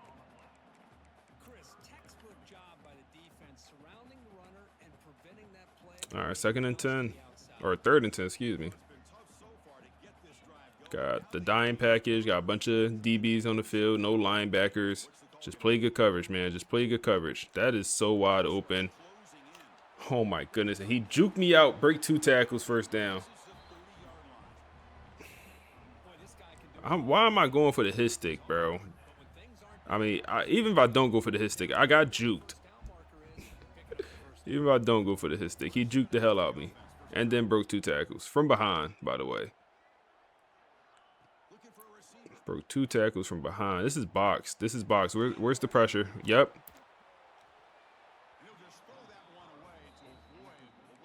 Let's send some pressure. Since yeah, let's do this out the dime package.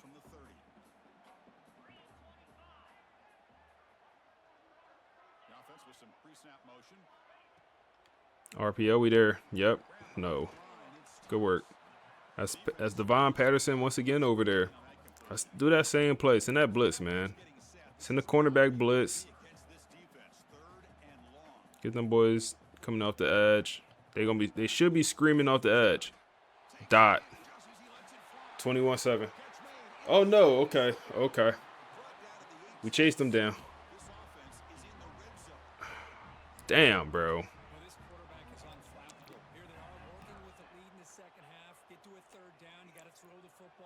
First and 10. Damn, we getting.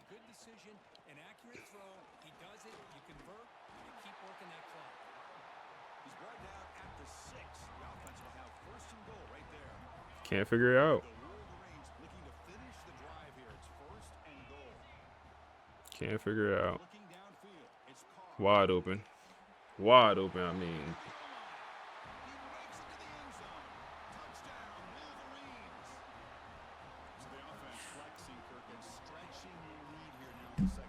Wide open. Man, what y'all boys think about Clemson and Dabble Sweeney singing, man? What y'all think about that? Gotta change the topic. We getting cooked.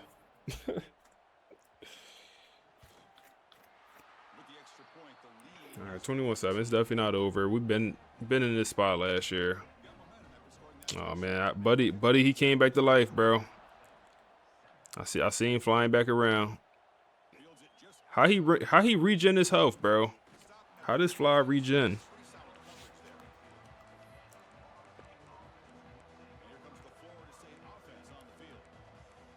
All right, let's see.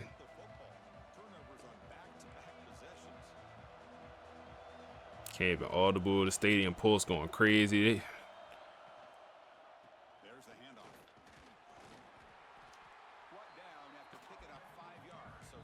Can't even audible, bro. I know this defense worked very hard at halftime to come up with answers on how to try to slow down this running back after the big first half, and he's already at it again.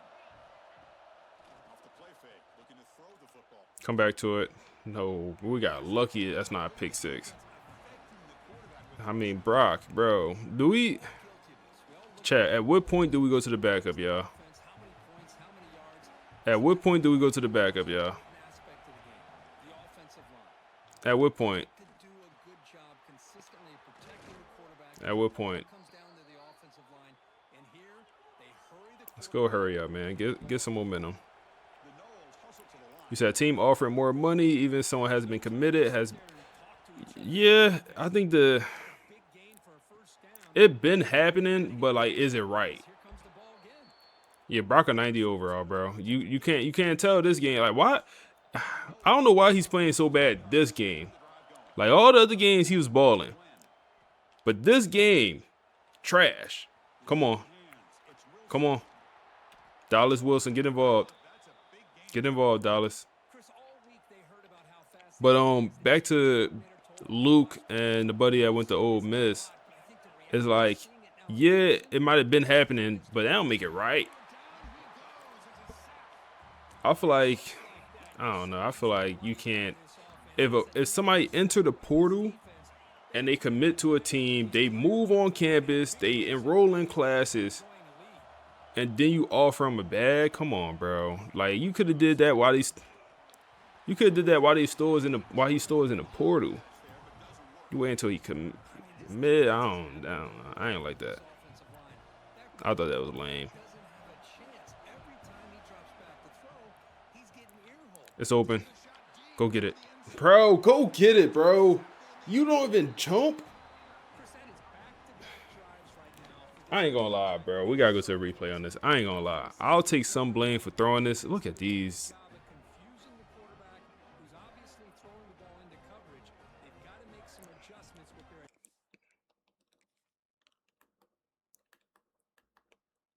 Bro, this is open.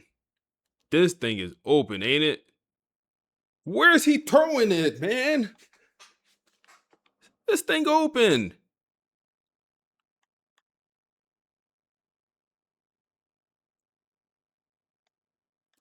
Not only, but he overthrew it too. Like we didn't even have a chance to catch it. I mean, damn. Yeah, put it on the C. Like, yeah, bro. Like, right here would have been perfect. Like, right here. Buddy put it out of bounds. Oh, we getting cooked. I think I'm going to try to back up next drive, man. Screen. Ace off. I think I'm going to try to back up next drive, yeah. Offense does a really nice job of timing up this screen pass, using the defense's aggression against them here, and the back's able to navigate his way for a first down. CJ Card trying to run it. How about you fumble that ball, bro? That's what you do. You put that ball on the ground. Okay. 2nd and 8.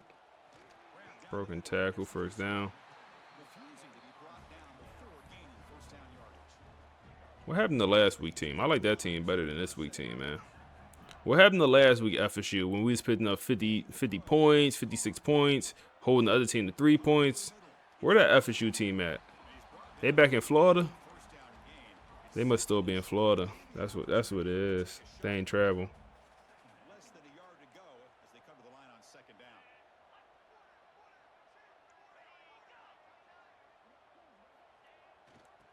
We ain't going for that. We ain't going for that. Can I get fours, man? Can I get fours, man? I'll do the fours myself, man. Fours up, man. So the agent saying pay us more and we'll leak them out. Yeah, bro. Nah, college football nasty sometimes, bro. College football nasty sometimes. All right, 3rd and 2 here. That's wide open. And he catches and break the tackle. Good coverage. I mean, that's good coverage. We run a hip for hip for him. All the abilities just activated at once. Run here, and we have nobody. Down to the 1. Damn, like this, y'all. When we lost in the Rose Bowl, it was at least close, huh? No way they got our number like this. No way they got a number like this. Pick 6 right here.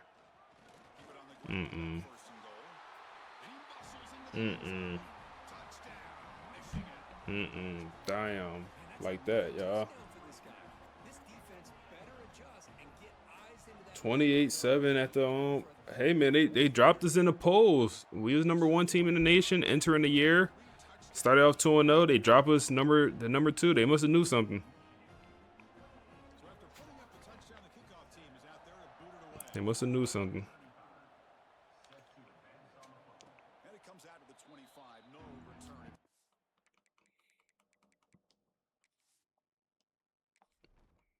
We'll put the backup in, man.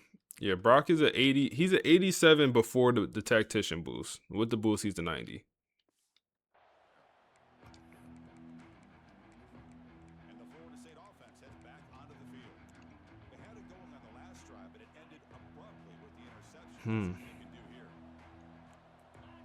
See what the backup got, man.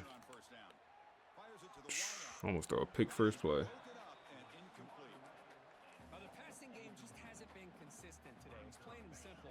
They might not quite be out of it yet, but they have to start connecting soon, or this one will be over. Hit Creed, Whitmore. Pick up 8.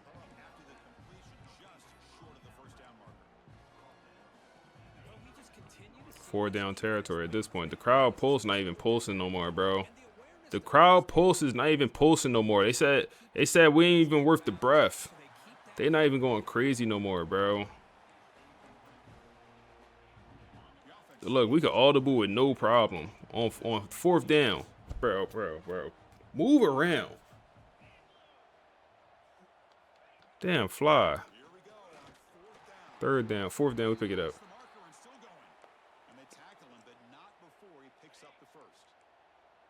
trust the running back to convert on 4th down. Now let's see if they keep feeding him here. Can't even. Right in his hands, and he dropped it. Boy, it's another incompletion. Just something So you is blame missing Brock in here. the fly? Hey, I'm with you, man. Get into sync. And now I'm we're with on you. 4th down for this quarterback.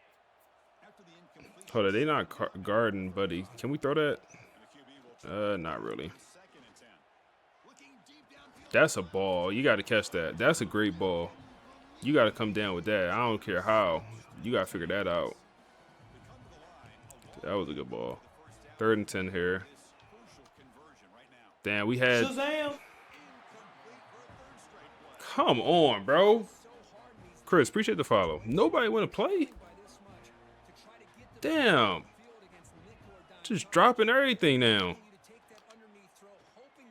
Run under it. And then we get an overthrow. GG's, man. Chris, I totally understand why they would go for this here at this point in the game. You're down by 3 scores. We're in the second half. They felt the pressure with the possession that they had, the field position that they had. They needed to make something happen. These boys ain't want to play today, bro. They ain't want to play. Nice job here of control. He said, came from seeing your YouTube videos. Good stuff, man. Hey, I appreciate you, bro. Glad you came over. We getting absolutely baked right now. Oh man. We'll figure it out. We'll figure it out. I just want at least another touchdown in this game, man. Like no way they shut us out in the second half. I don't think we ain't scored since the first, huh? I think the first quarter. Another first down for them. At the line of scrimmage and defend a running game. It's exactly what we saw right there. And the Wolverines line up on 1st and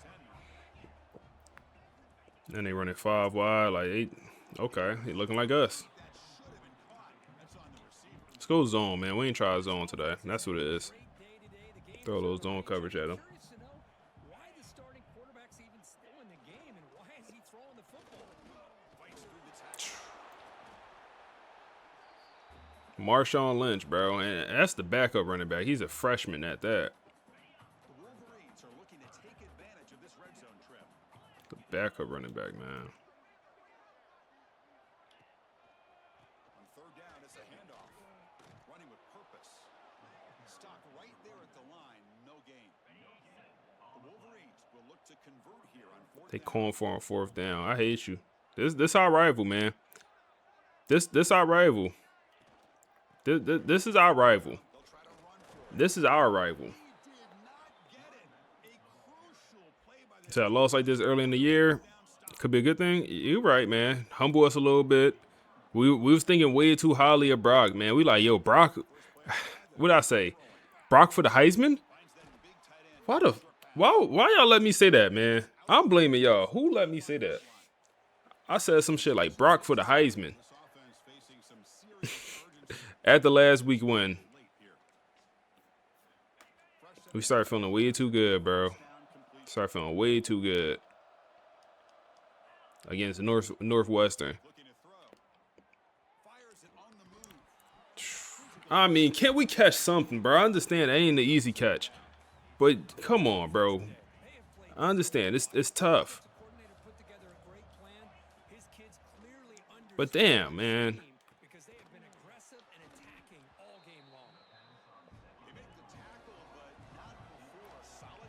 Is that real life when FSU beat Bama? Yeah, man. We're gonna be in there. Or last year when Notre Dame lost to NIU and they made the playoffs anyway. And they made the Natty after that. But I mean this team is way better than NIU and last year Florida State team. I don't know who to throw it to. Nothing's open. Nothing's open. Come on. I just want some points here, man.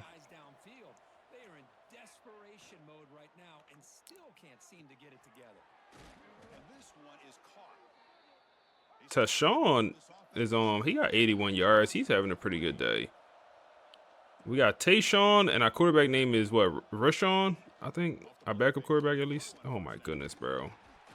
They only rushed 4. It is a sack party out there for this defense. Everything going their way. You know that this offense is going to try to throw Why we keep doing play action? That's on me. big margin late in the game, and this defensive line is bringing the heat. They come up with another sack. Backup quarterback getting beat up, bro. Getting his ass whooped. And now third down coming up. Not going to be easy here. Backed up a long way to go for a first down. Looks to the left. Even Creed was dropping the ball today, bro. Creed's supposed to be one of them ones for us. He was dropping it. Brings up fourth down.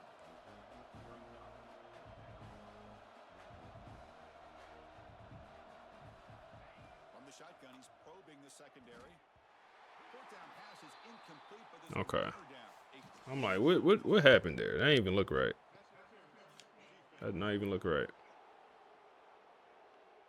That penalty would be a coaching point in position meetings this week. I'm sure that player's going to get an earful from the coach. Say I lost to Clemson last year and Brock. Yeah. Yeah, you right about that, man. I remember one game Brock had a 33. Bro. Brock had 33 completion percentage one game. I think that might have been Clemson game. It might have been Clemson. He had that 33%. F it. Go get it. I ain't gonna lie, bro. That should be an easy catch. They gonna call pass interference, but that's an easy catch. He ain't even really touch you. They've got a long drive going now, aided by that penalty flag. And it's incomplete. Just 3 seconds left on the clock. 3 seconds left, man. Come on. On the field, whether it's nickel or dime, get as many defensive backs on the field as you can, and then sit. Oh, they've got him there. The defense gets to Complete embarrassment, man. Complete embarrassment. Who is that at head coach? Complete embarrassment. Said they took more out the game. I thought he was innocent. At least that's what his lawyer said the other day. Oh man, we put the backup in. He did worse. Damn. Backup came in and did worse. Joe Jackson was, I mean, he had that one run, long run, but he was doing his thing a little bit. Tayshawn was doing his thing also. Look at the drop numbers, man. Look at the drop numbers. That's embarrassing, bro. I don't know what we do to figure that out, but we gotta figure that out. 1, 2, 3, 4, 6 drops. I feel like it probably was more than that. 6 drops in one game is a lot, man. That's a lot.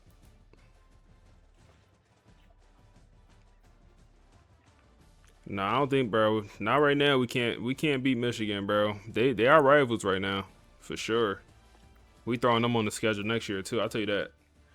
I'll tell you that, man. If we throw them on the schedule next year, I hope I catch them in the playoffs. I hope I catch them in the playoffs, man.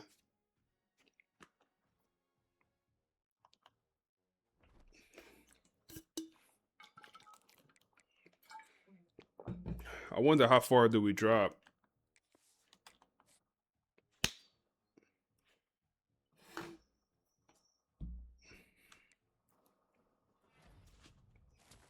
Dave commits. 2 commitments. Paul commits also. 3 commitments. Cortez, the D tackle. So 3 commitments. All trench work, man. All trench work. All on the D line and O line. Gotta love that. Gotta love that. We dropped to 12. We lose to the number 4 team and we dropped to 12? I don't know about that, bro. I understand we got blown out, but I would have took like 8. 12, I feel like it's a little bit much.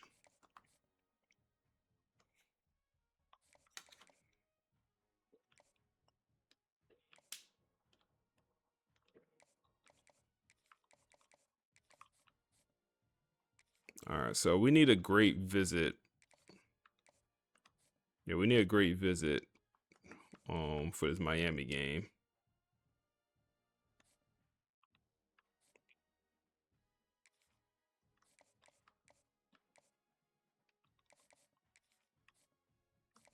So I'll put 50 hours into, now we got hours freed up. So now I'll just use hours on whoever, and I'll like do stuff like that. Make sure we put 50 into the guys I really want. So hard sell going, and you're on the visit. We should get you, if we win, you're definitely going. You're committing. Same with Buddy. We win, you're going.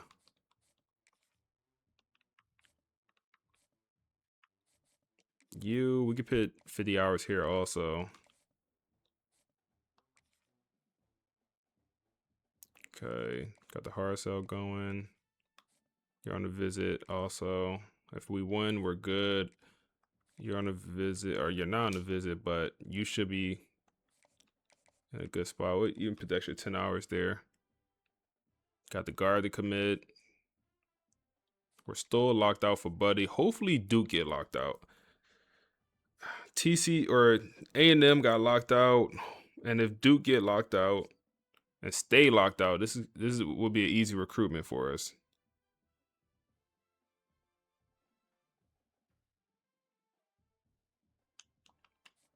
We're going to try to fight and get you, but it's going to be a weird recruitment because Oregon's going to put hours in at some point, and the second they put hours in, they're going to dominate. But we already got one D-line commit, and he's a gym in-state kid. Now we got other options too, in-state guys. So I'm not tripping. Got a D-tackle commit, 4-star gym, and then a 5-star is going to be more of a process, but I think we'll end up getting them. The linebacker, he's on the visit week 6, which just might be too late. That just might be too late, man. That's like 2 more weeks. He might commit before then.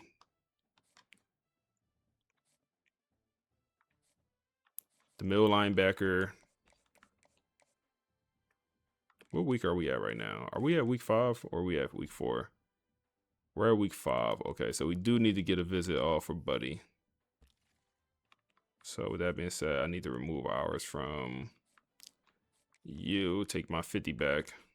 Take my 10 back at least. So now, put this hard sell on.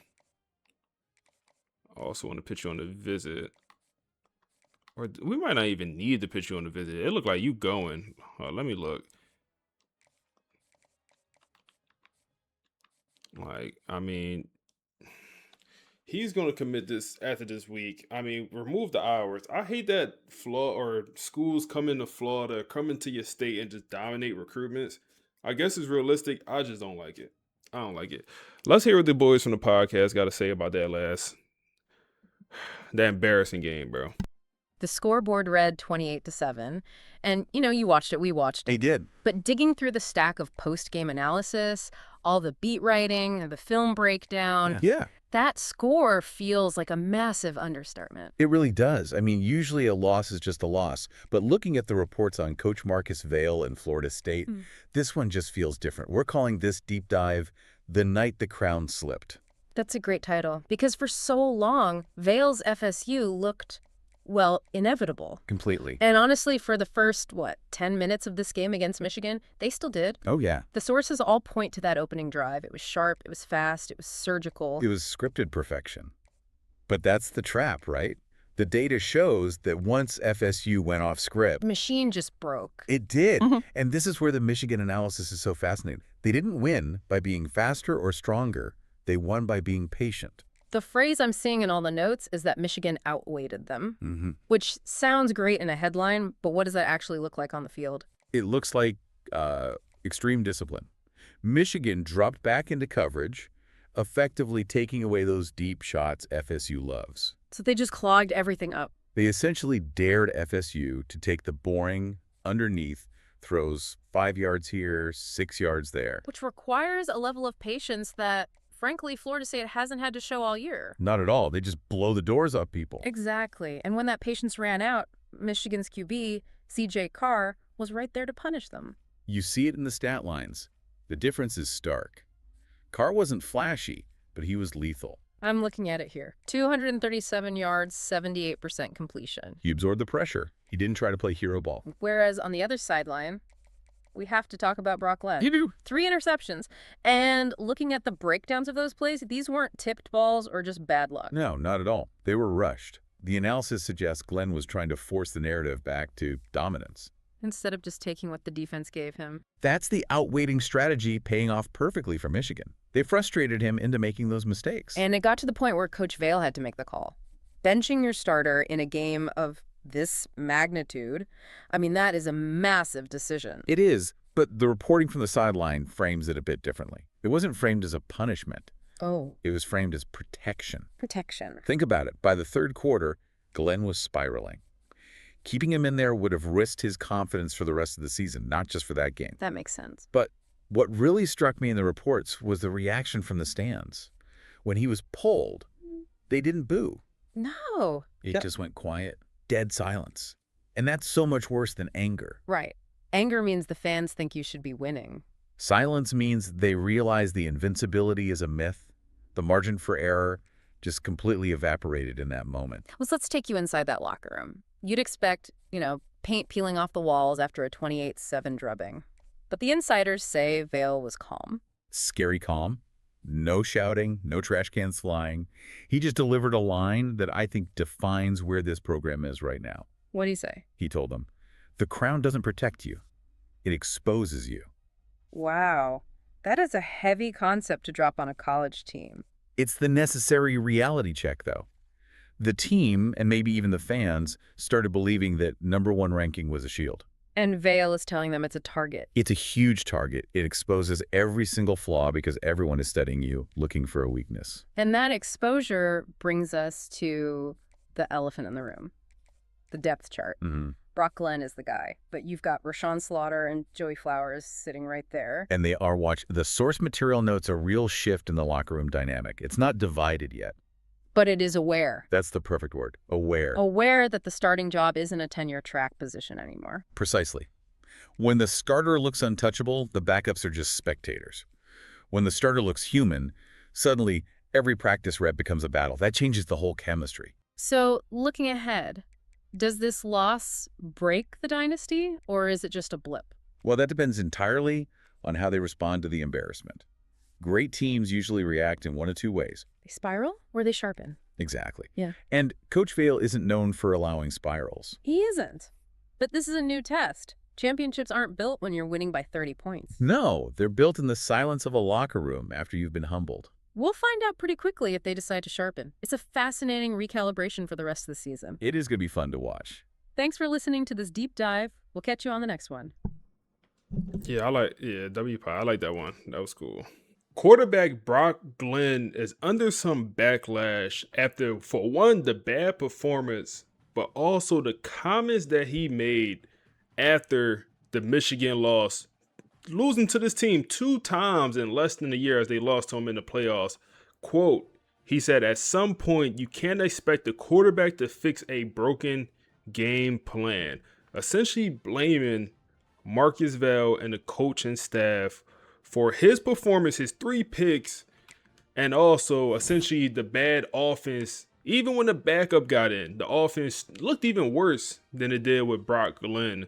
So it'll be interesting to see what happens with Brock Glenn and how Marcus Vail handles that. Let's listen to the podcast and see what these boys have to say. I think it's going to be pretty interesting because I don't think Marcus Vail personally going for that. Buddy, just stop what you're doing. Seriously, if you're driving, pull over, because what is happening in Tallahassee right now is just, it's a bombshell. It's an absolute meltdown. If you just glanced at the scoreboard, saw FSU lost to Michigan and thought, tough week, you are missing the entire story. The scoreboard is not the story. Not even close. Usually, when we say chaos in college football, it's a transfer rumor or something. This is different. This feels like a crack in the foundation of the whole program. Exactly. We're diving into this right now because the timing is, it's almost hard to believe. Florida State's star quarterback, Brock Glenn, preseason All-American, the face of the program, he's been suspended. Suspended, and not for a week in the offseason. No. This morning, Yeah. as we head into rivalry week against Miami. You couldn't script worse timing. It's the most volatile moment possible to do something like this to your own team. It's unbelievable. And look, this isn't some vague violation of team rules for missing a class. This is a very specific, very public showdown between a star player and his head coach. We've got the locker room reports. We have the press conference footage that lit the fuse. And we have the statement from Marcus Vail himself. And our mission today is to get past the noise. We need to figure out why this happened. Because on the surface, benching your star QB before a must-win game looks, well, it looks insane. That looks like you're throwing your season away. But if you understand Marcus Vail, if you really look at his philosophy, this is a masterclass, or maybe a catastrophe, in leadership and accountability. Okay, so let's set the scene. The inciting incident. FSU loses to Michigan. It was an ugly game, but hey, losses happen. Why did this one cause a meltdown? Right, losing to Michigan, the top 5 team, is not a fireable offense. It was the atmosphere after the game. Yeah. You have to picture it. Cameras everywhere. The locker room is dead silent. Yeah. And you've got Brock Glenn, senior team captain, just stewing. He threw 3 interceptions. That's a brutal day for any quarterback. Yeah, it's a nightmare. So emotions are high, adrenaline's still going, and this is normally where you hear the script, right? Got to execute better. It's on me. We'll watch the film. The usual stuff. But Brock Glenn, he didn't read from the script. He lit the script on fire. I have the transcript here, and it's still shocking to read. A reporter asks him about the interceptions, and he waits a beat, and then says, and I quote, "I don't think we were put in a position to succeed tonight." Oof. That's strike 1. That's the first shot across the bow. And he didn't stop there. He says, we kept calling the same looks even when Michigan was sitting on them. And that's when you can just feel the air go out of the room. He's not talking about his own mistakes anymore. He's talking about the game plan. Then he lands the final blow. I'll take responsibility for the picks, but when the coaching doesn't adjust, what am I supposed to do? I felt like I was guessing out there. Guessing. That's the word. That's the killer. Explain that. Why is guessing so much worse than anything else he could have said? Because in football, at this level, guessing isn't just saying you're confused. It's an accusation. It's saying the coaches gave you a broken blueprint. See, if you say, we didn't execute, you're saying the plan was good, but the players failed. Okay, yeah, you're taking the blame. Exactly. But when you say, I was guessing, you're in the entire world, my coaches are incompetent. Their plan was so bad I had no idea what to do. That's not venting frustration. That is a direct attack on the chain of command. On national television. In front of everyone. And for a coach like Marcus Vail, that is the one line you do not cross. Yeah. Ever. So the clip goes viral, my phone is blowing up, everyone's waiting for Vail to just, fire back. Which a lot of coaches would. But that's not his style. This is where you see the Marcus Vail discipline in action. The next morning, facilities on lockdown, no tweets, no press conferences. He just calls a meeting with Glenn. And it wasn't a long one, from what we're hearing. 7 minutes. Wow. 7 minutes to decide the fate of your season.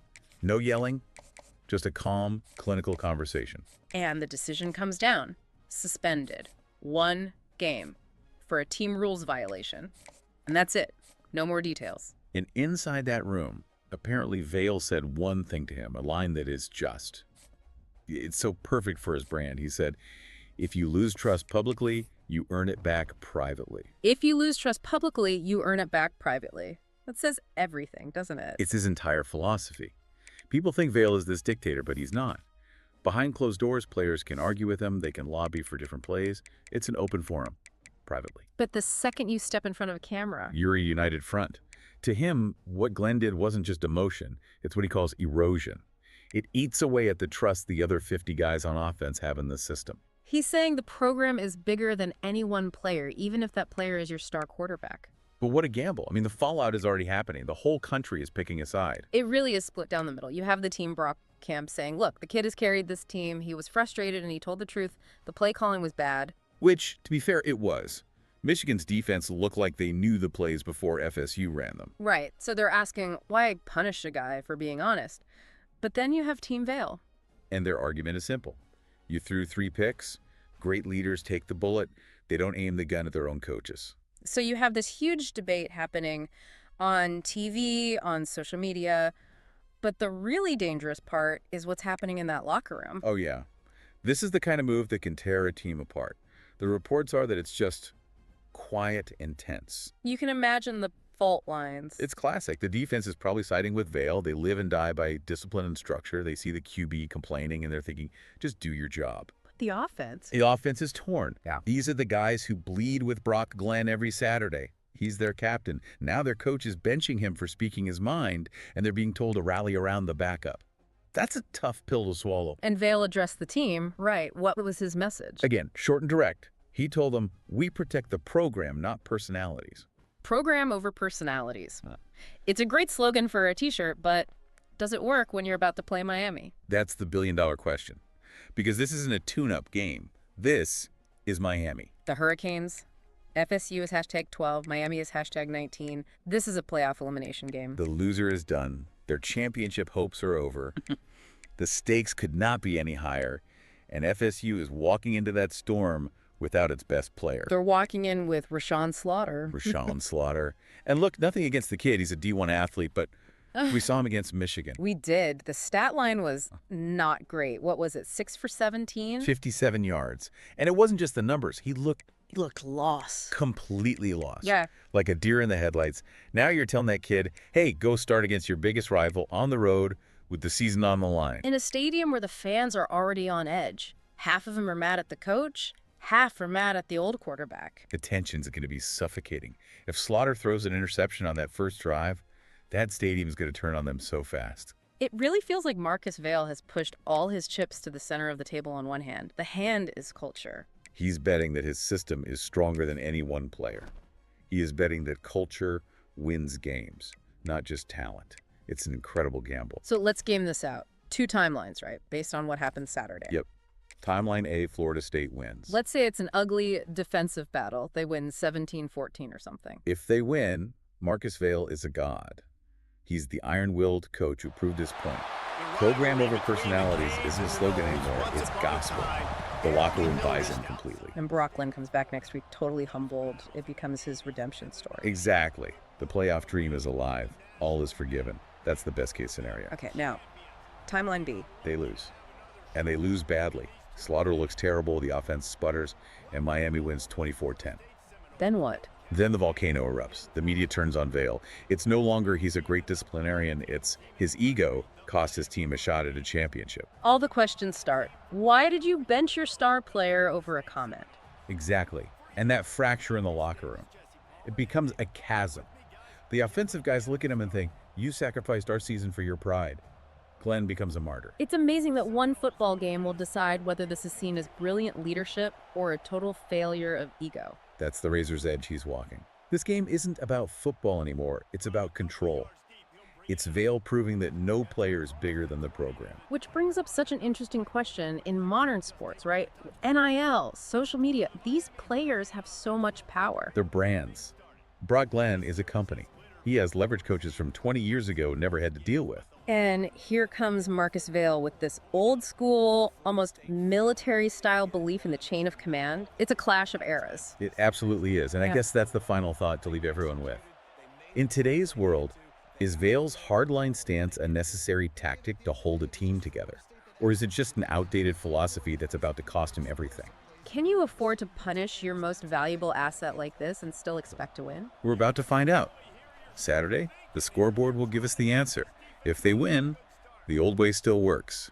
If they lose, well, maybe the game has just changed for good. I cannot wait to watch this game. 7-0. Miami, a backup QB, Wow. a suspended star, and a coach betting his entire reputation on one principle. It's must-see TV. We will be back on Monday to break down all the fallout. No matter what happens, it's going to be a deep dive. So when you're watching the game, watch the sidelines, watch the body language. It's going to tell the whole story. We'll see you then. Thanks for listening to the Deep Dive. Stay curious.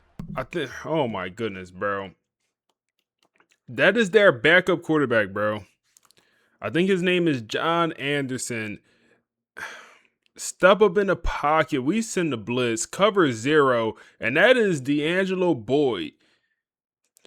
Freshman All-American last season. Getting cooked. That's not even Malachi Tony. That's more. Oh my goodness. Gets baked chicken and man coverage. And wow, man. They're down to their backup quarterback. Their third string running back. And they start the game with fireworks. Okay. It's a rivalry game for a reason, man. Rivalry game for a reason. What a step up in the pocket. That was, I ain't gonna lie, man. I'm hating, but that was, I ain't gonna lie, that was kind of nice. All right. We got a backup quarterback of our own out here, man. We got a backup of our own out here. Let's see what he got. Rashawn is his name. And we'll start with the run, man. He didn't play great last week. That boy nice. What's up, bro? How you? And we'll start with the run. Joe Jackson, nothing here. They're down to that third string running back, backup quarterback. They only have one quarterback on the roster. Only one quarterback on this whole entire, one active quarterback. I don't know who's the emergency quarterback on this Miami roster, but we'll go check down. Try to get it to Creed Whitmore. That's going to be the first completion for Rashawn. And we're already looking at a third and medium. Let's see what we have here. Got to get Dallas Wilson involved. Got to get the stars involved here, man. Got to figure out a way. And we'll go to Dallas Wilson. We need him to make a play, and he does. Picks up about 10 yards and the first down. We'll stick in that formation. We'll go run here so you can hit him with an inside zone. Pick up 2. You said that sophomore slump is real? Yeah, bro. No, the podcast definitely jinxed them, man. Podcast definitely jinxed them. And we'll hit the tight end here. That's going to be Tayshawn. We got Rayshawn and we got Tayshawn.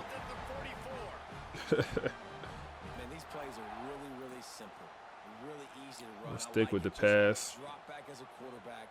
And we'll try to give the running back a chance here to make a play.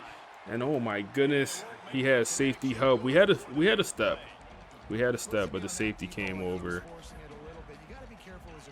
Good ball. That was a pretty good ball.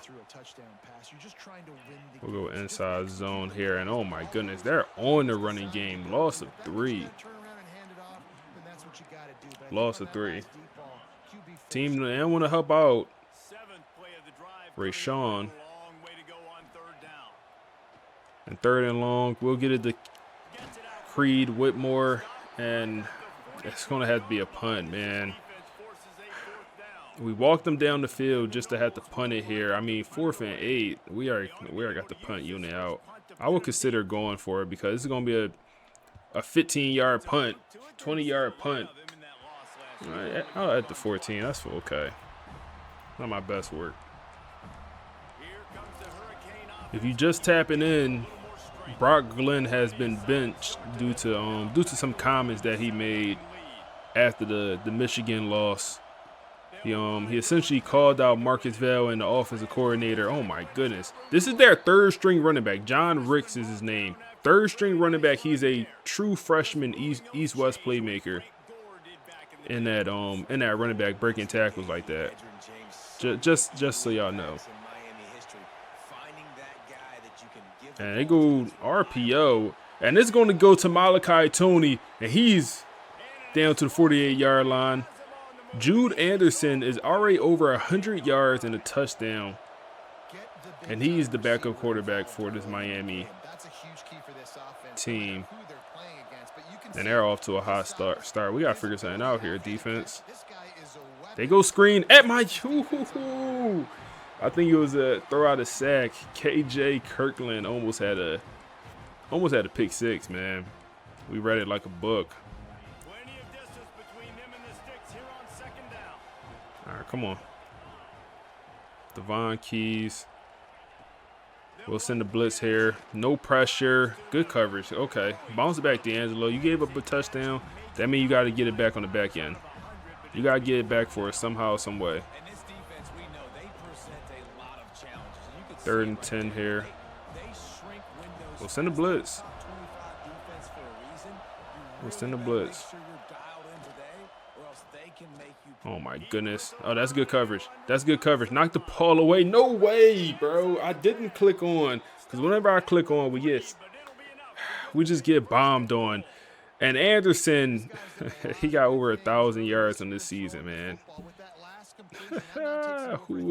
They got a pretty good receiver core, but damn. Bro. Come on, bro. That's what we doing. That's what we doing, EA. They go run here. Okay. Come on, 1-4. Who's number 14 on our defense? He made the tackle on that play, but he got snagged on the previous play. Who was 14? He's not on the field right now. He must only be out there when we go nickel and dime package. They go play action. Wide open. Running back. That's Bates, number 14. Oh, man. Down 14-0 here in the first quarter already, man. I thought their offense was going to struggle. I mean, I thought their offense was going to struggle. Before the game, when I looked at it, I'm like, damn, they're down a couple starters out here. Can't tell. You cannot tell. He's at 150, 200 yards in the first quarter. Who you feeling like, bro? Who is he feeling like?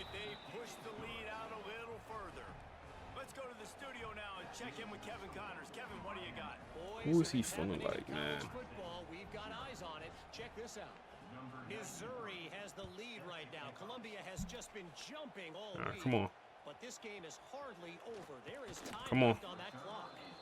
They're up by 7 over Brock Glenn let the team down with his comments. Rashawn Slaughter. Come on. Hell of a name he has. We'll go run here, and they're not messing with the run game today, man. O-line not feeling it.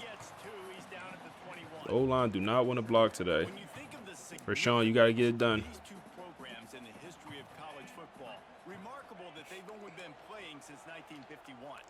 Come on, Rashawn. Yep.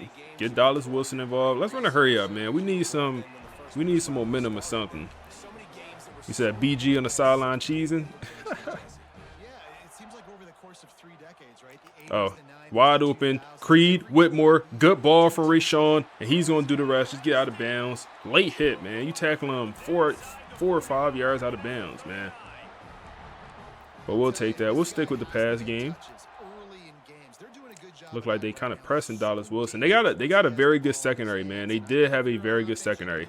And we take a sack. We had a couple things open. I'm trying to get it to the running back. Had a couple things open. We take a sack, man. Wow. Wow. Wow. While we're only through one, these quarterbacks have been lighting up their stat line. Wow. Bad first quarter, man. Bad first quarter. Did you ever ask AI for some new sliders? I did not, bro. I did not. I did not. I did not. So we still rocking out with the same sliders. All right, come on. So second down here as we're back at it after the break. Play clock running down. It's wide open. Get it to him. Get it to him. Dallas Wilson, get upfield and get some of that yardage back. 3rd and 6 here. I mean, we need a first down, man. At this point, a field goal, the way they offense looking, they ain't gonna work for us. Field goal ain't gonna work for us. Oh my goodness, get it to the true freshman, and he picks up 1 yard. 52-yard field goal. Do we bring out the sophomore kicker? I think we do, man. 52 yards or 4th and 5. We're home.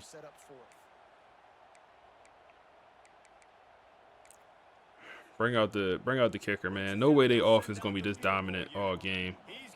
There's just no way.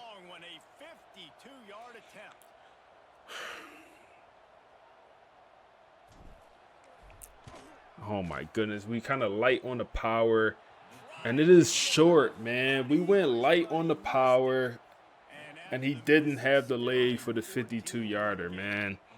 and they'll take over from the 35. Wade, true sophomore kicker. He's more of an accuracy kicker. Don't have the strongest leg. We got to know our personnel a little bit better. Got to know our personnel a little bit better, man. Damn. Good stuff, boy. Good stuff. Good stuff. That's Devon Keys, transfer from LSU. Nice tackle in the backfield. Loss of 4.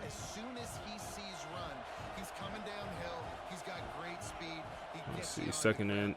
Is this a screen? No, it's not. Pressure! That's going to be John Henry coming off the edge with the sack, making it 3rd and 22. Hey, man, go dime and just back everyone up. Just back everyone up, man. They don't get anything, man. They don't get anything. They go 5 wide here. Will User, John Henry, get pressure. Get off him. Dot. And he drops it. Okay, running back out the backfield. That was Devon Keys in coverage. And Rayshawn Slaughter doesn't look like he's having a bad game so far. I mean, he got like 7 yards, it said? 1 incompletion. We just have no points to show for it, man.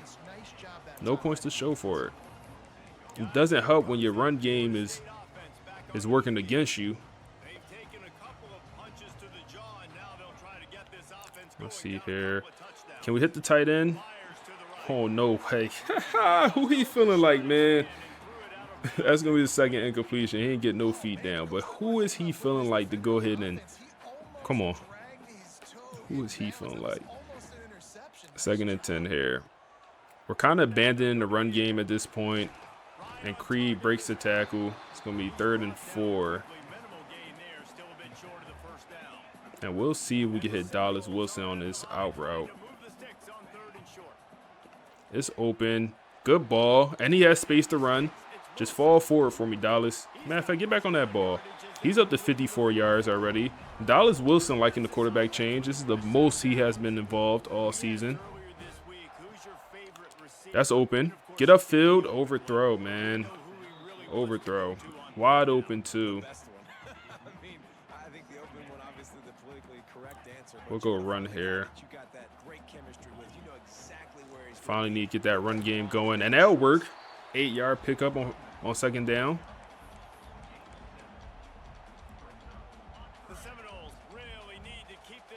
Makes me want to run it here again. And we will. We will. This is going to be 3-down territory for us, man.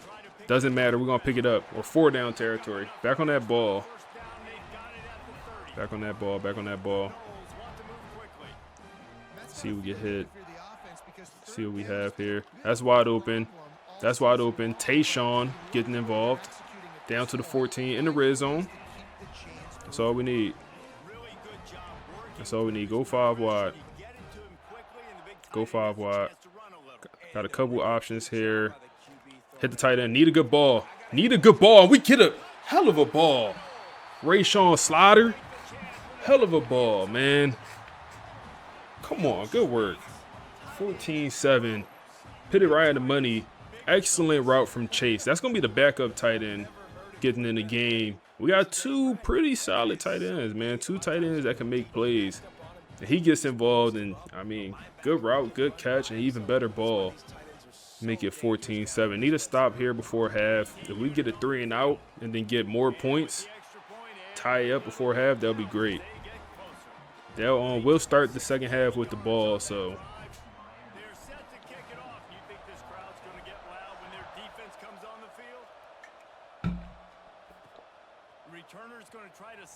Let's see.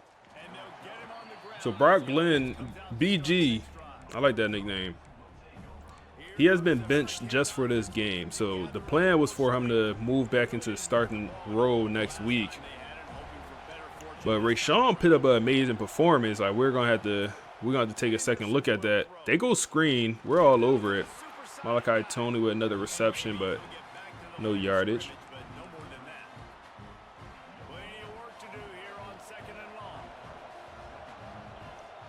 2nd and 10 here. Another screen. KJ Kirkland all over it. Loss of 5. Just mirror the running back. You slow down, we slow down, you speed up. guess what? We speed up too. It's gonna be a 3rd and long here. Okay, we'll stick in. We'll stick with this, man. I'll even rush the passer here. Nothing's open. Nothing's open. That's double coverage. That's double coverage. Just knock the ball away, and we'll get it back on the punt, man. It's Sparty. Appreciate the follow, man. Appreciate the follow, big dog. All right, we'll have just over 2 minutes here to work. Just over 2 minutes here.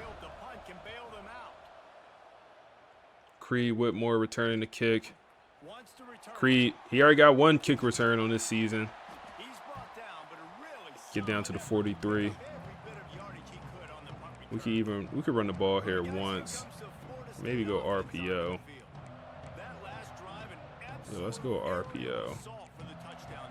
It was a nice job in play calling too, David. Just giving the quarterback some easy looks and reads so he could go out and execute. And he knew exactly where to go with the football. Everything looked really, really easy. Bro, I'm holding circle to pass the ball to Dallas Wilson on the bubble. I'm holding circle. Horrible, horrible, man. Loss of 4. Coming out the 2-minute warning. See what we got. Maybe we hit Dallas Wilson. Like I said earlier, they have a very good secondary, man. They have a very good secondary. But we could hit Tayshawn and make it 3rd and 2. Over 150 for Rayshawn Slaughter. And they're pressing here. I mean, I'm fine with going streaks. Like, they're pressing. And maybe put the running back on a out route, in route. Let's go running back, in route. Yeah, I like that. See if one of these. Oh, that looks open enough. That looks open enough. And no, we get a bad ball from the quarterback, and it's out of bounds. That was an easy touchdown. And it's an overthrow out of bounds, man. Oh, that hurts. That hurts, man. It was in like some type of cover 2 there. Now we're looking at a 4th and 2, and we're going to go for it. Damn, that hurts, man. That's a touchdown. All right, come on. Tight end. Tough catch. He makes it. 1st down. Damn. You said ugly ball. Cameras paying the BG. Hey, 100%. They love to. Hey, the producer. Oh, give me a good ball. Give me a good ball. Give me a good ball. Make up for it then. Good catch from the 1st string tight end, Tayshawn. And we're going to tie up 14. Hey, they gonna put that camera right back on BG. He over there. No facial expression, clapping, or he overly hype. Trying to act like he happy. Good work, man. Good work. All right, we left them a little bit too much time to score here before half. They do have all their timeouts, but hell of a response after going down 14-0. Hell of a response here. But that's not exactly Randy Moss out there controlling this game. Things are a long way from being over. They're up by 7 over South Alabama. We'll keep you updated on. All right, let's see what they're going to do. I'm assuming they're going to pass the ball here. We'll go nickel. You say he's going to slide a hoodie over his.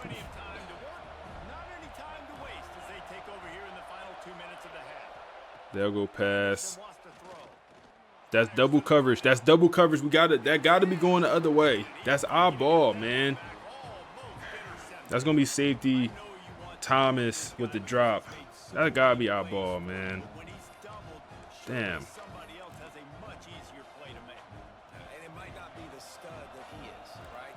We'll actually go on some cover 4 here.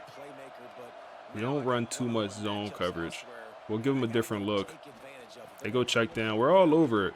We'll call a timeout, man. 3rd and 6. We'll actually use a timeout here. As we could have a chance to. We'll have a chance to get this ball back if they don't pick up this 1st down. And I think I want to send the boys. I think I want to send a blitz here. Let's go dime, and yeah, let's do this DB blitz. I like this DB blitz here. Give them a different look. They got fullback and running back. I thought it was going to be a run. It is not. They got slants on the field all over it. Pass deflection. We don't have to use a timeout. And we actually played phenomenal coverage there. Nothing was open. By the defense. That time they played zone. He tried to force that football into a real tiny window. He's lucky that And one wasn't picked off. Creed Whitmore got it down to 32. So we have a minute with 2 timeouts to at least walk away with a field goal here, man. They'll try to get that offensive spear flaming. Plenty of time left in the half here as they take over, but they will want to be efficient here in the final 2 minutes. Go play action. Out on first down with the play fake. Need a good ball. Looking left. Oh my goodness. It was an okay ball. That's an extremely tough catch. Hang on to the ball. Extremely tough catch. They just don't, okay? They're prima donnas. That's what they are. That's who Second and 10. job by the defender. We'll continue to pass it. Catching the football. They're playing coverage, man. They only rushing 3. So you're looking to play coverage. We hit Creed. Pick up around 9. We'll run a hurry up. And I was considered running the ball here. We will decide to pass it. That's open. Give me a good enough ball and high. He drops it. It's not even contested. Oh man, the defensive player went for the interception, so that's not even really a contested ball in my opinion. So far in this game, right? After But he drops it, man. I would consider that a flat out drop. down the field, Didn't get hit. tremendous rhythm. Ball hit both hands. Play caller And after phenomenal touchdown catch the previous drive, he dropped a first down. That's the game. That's the game. We don't have great tight ends in the overall. They just play pretty well, but they're not always consistent. They'll go run here. It looks like they're just want to take it to half. It looks like. Yeah, no timeout. Yeah, they're gonna take it to half. This will likely be the last play of the half. Oh, run one last play here. Nothing's open. Another drop for him. Doesn't matter, as he was going nowhere. But I mean, 14-14 at half. That's a pretty good half. That's a pretty good half. After they started the game with an absolute firework. But look at our running numbers. Damn, the running game is non-existent right now. But I mean, we're passing the ball very well. Very well passing this ball. Rayshawn Slaughter looking like QB1 out here. I'm not gonna lie. Like, that was a hell of a pass right there. I mean, he looking like QB1. And was this that play, the second play of the game? Where he's, no, it wasn't. Oh yeah, they're showing drops. And we'll get the ball here. Cage will kick it away to start the second half. BJ Gibson. Inside his own 5. I think he's looking to enter the portal. He found good hustle by the coverage team, and they As the rumors are going around the locker room, he's not happy with his playing time, so I think he's considering entering the portal next year for his senior year. But we'll start this second half here with the run. Get Joe Jackson going. He'll pick up about 4. Yeah, and it's been a good game. I mean, it's been a little bit of back and forth and a feeling out process. Go back to that run. Let's go pistol. Who's going to get aggressive, Palmer? Who's going to take some shots, try to make some plays, and really go for it? Yeah, it's interesting. I think as play callers right now, you learn a lot about these coaching staffs with respect to who does. We'll run it make the here. best adjustments. There's a lot of coaches that believe Fall forward for me. Not great blocking, but Joe Jackson, he just one of them ones. We'll run it here again. on defense. We're going to find out here. We'll run it here again. the line on 3rd and short, looking to keep the 3rd and 1. Good enough blocking. That's gonna be a first down. to the first down. They'll mark it at the 35. And I think this has probably been the most surprising thing of this game so far. This guy's I'll go one of the best RPO running backs here. in the entire country. And we'll throw it. Got a blocker out in front. That's going to be the true freshman receiver. 223 yards, 2 touchdowns for Rayshawn already. Got to run a little bit more of them RPOs like that. And the Seminoles are Look like they're pressing Dallas Wilson on this outside. Look like they're doubling them. Let's see what happens there. I'm going to give him a shot. Double. Oh, my goodness. Throw out a sack. It looked like he won. It was double coverage over there, but it looks like he went over the top. they dial up on 2nd and a long way to go.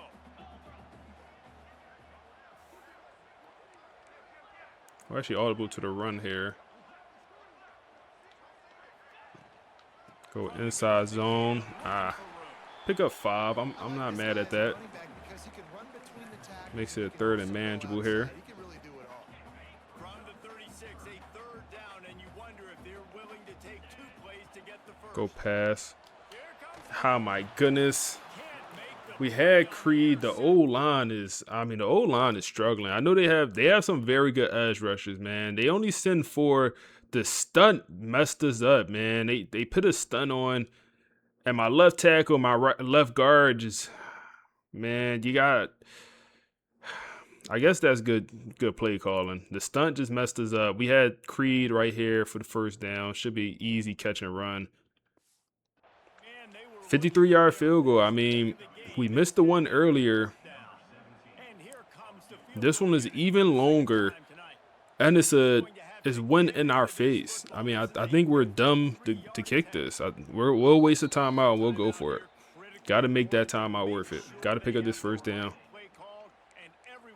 I think that's a bad decision to go for that, man. Like, we missed a further field goal earlier, or a shorter field goal earlier, and we had the win in our favor. 4th and 5. Dallas Wilson, you got to win this rep. You got to win this rep, Dallas. And he won.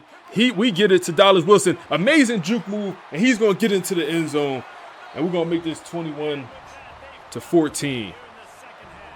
Good ball from Rashawn Slaughter. And Dallas Wilson does the rest, man. Playmaker from Florida, transferred over from Florida to us. But he's an in-state kid here. And, I mean, Brock Glenn was talking about the offense, and he can't do nothing when the game plan is pretty much shitty. This game plan, get Dallas Wilson involved, man. Creed has been dominating so far this season. Dallas Wilson kind of been playing in the shadows a little bit.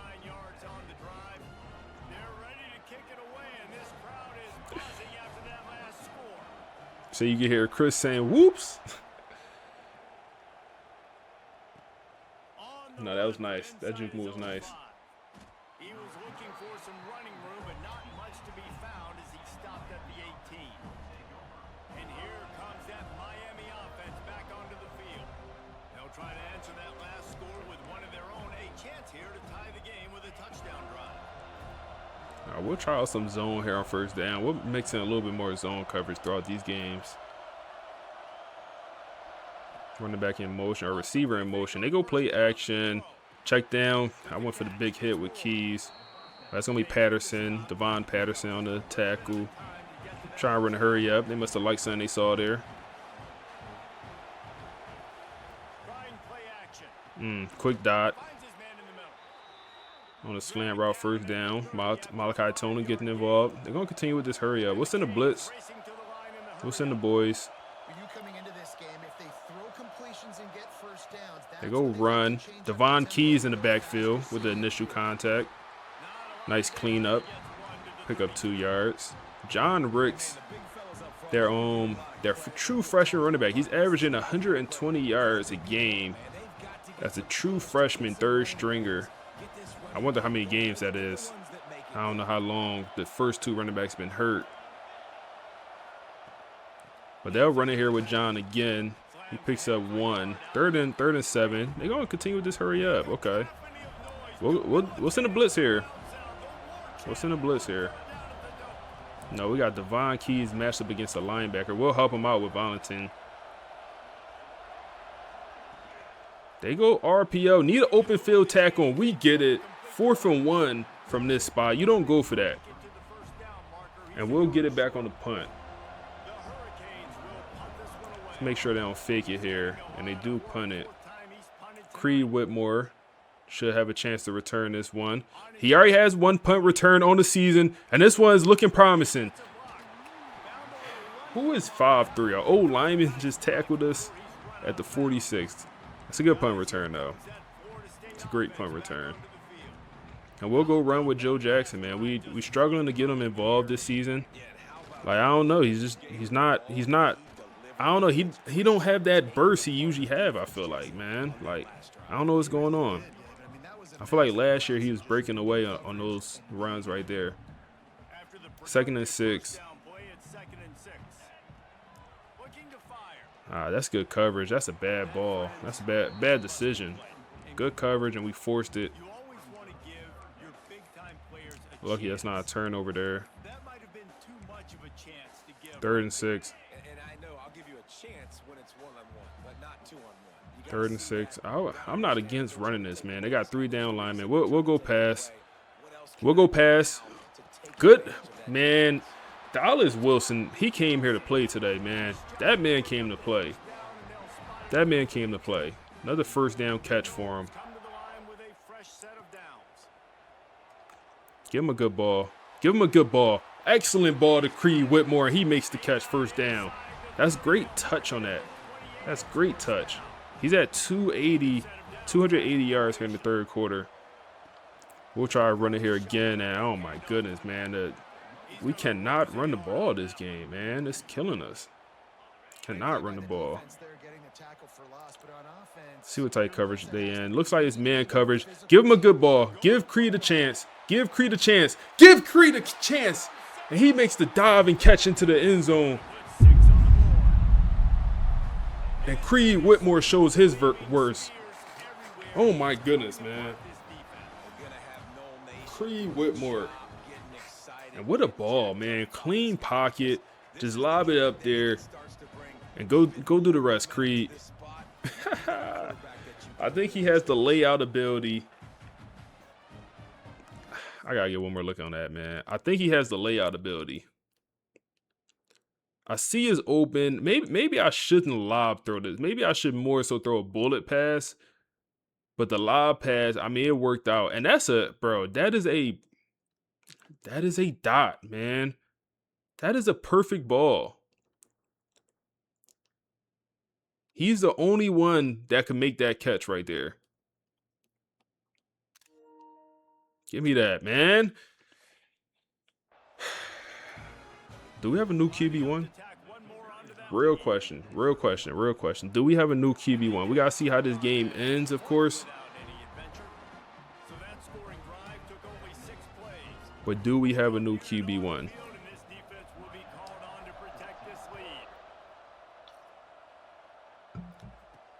He'll bring it back from inside his 5. He was looking for more 28-14. Defense, just keep balling, man. Just keep balling, defense. Y'all know what y'all doing. Y'all know what y'all doing. There you go. Run. Good tackle. Said Brock took his last snap. See, the thing is, it's Brock's senior year, man. This is senior year. I don't want him to go out like that as a senior. I'll go pass. Oh my goodness. At my user. What is that? I didn't go for the pick. I'm just going to go for the tackle. But my man didn't even latch on. But luckily, we do get him on the ground. 3rd and 8 here. Looks like last play before the 4th quarter. If they get it off. And they'll decide to take it to the 4th, man. 4's up, man. 4's up. 28-14. Timeless Buckeye, what's up, bro? What's up, my guy? Look how involved all of our receivers, all of our offensive targets have been this game, man. With the running game just really non-existent, I ain't gonna lie, it's great to see the passing game stepping up like this. Let's go back to the dime package.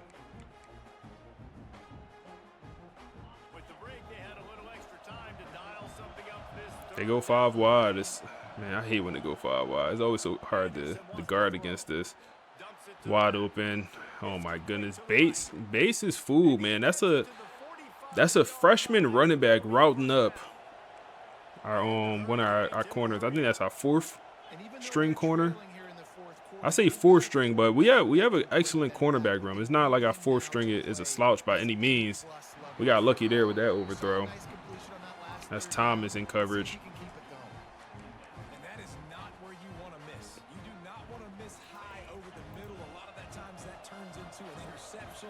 He doesn't get that, but he's got to lower that football and give his receiver a chance. Play action. Another overthrow. That's in about double, triple coverage.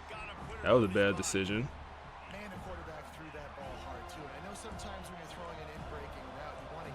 on third down, we'll actually go zone here.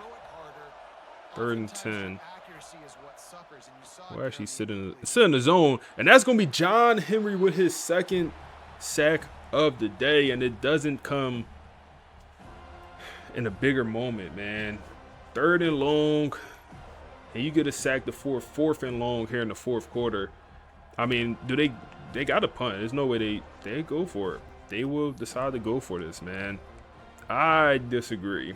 Understand there's 7 minutes left. You still have time here. Everyone back up.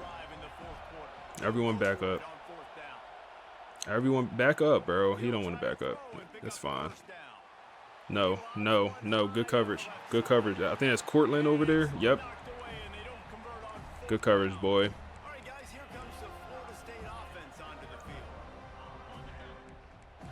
Now we can kind of run the clock out. We're already in field goal range. We can make it a 3-score game. And Joe Jackson finally figuring out a little bit. I would like to go RPO. See if we get the Creed Whitmore open space. That's our best playmaker here. Oh my goodness. And we throw a pick 6. No way. No way, bro. Creed chased him down. No way we just did that, man. Creed chases him down. He read the RPO like a book. Damn, man. Read it like a book. That's a linebacker doing that also, man. Wow. Just like that, they right back in this game. Right back in this game. And they have momentum. Stadium pulse is not pulsing no more. Oh, my goodness. That could have been a dot. That could have been a dot. I understand the sense of urgency for the offense now because you're trailing here by a lot in the 4th quarter, and you're just trying to take a shot. Get over there. He said, man, Brock can't have freedom of speech. The FSU fan saying Marcus not coaching. He's a dictator. Seen it on X. Oh, man. Hey, man, I think it's not always about what you say. It's about how you said it, man. I think Brock crossed the line. I think he crossed the line. Hey, appreciate that follow, bro. I think he crossed the line. 4th and 3 here. But I get the frustration. You lose to the same team that you lost to in the playoffs. You lose to them again in the regular season. Interception. Thomas with a pick, and we're gonna take it out. Get off that man. Oh, I thought he's gonna keep running. That's gonna be Zay Thomas with a pick in the end zone, and we'll take back over. Anderson gives us the ball back, man. Yeah, you never go against the game plan. Even if you don't agree with the game plan, it's a right way to go about it, man. You can say you gotta ask the coaches. If they bring up the game plan or some decision making, I'm just doing what I'm told. You gotta ask the coaches. Creed Whitmore, another catch, another 1st down. I'll be honest, man. If I had the weapons these guys had offensively, I'd be staying aggressive too. It's what got them to this point. It's why they have the lead here in the 4th quarter. Oh my goodness, overthrow. I hate that my running back don't even animate. I click on press triangle, he don't even do anything. At least go for the ball. Couldn't make the connection last time. Let's see if they throw it again. 2nd down, he'll throw it. Under fire. Take a sack. That's a bad decision. That is a bad decision. That's a bad decision.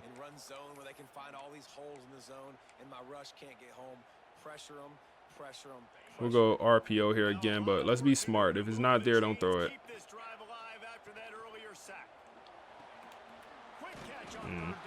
Pick up 4 yards. It's fine. We'll punt it. We should have put chew clock on.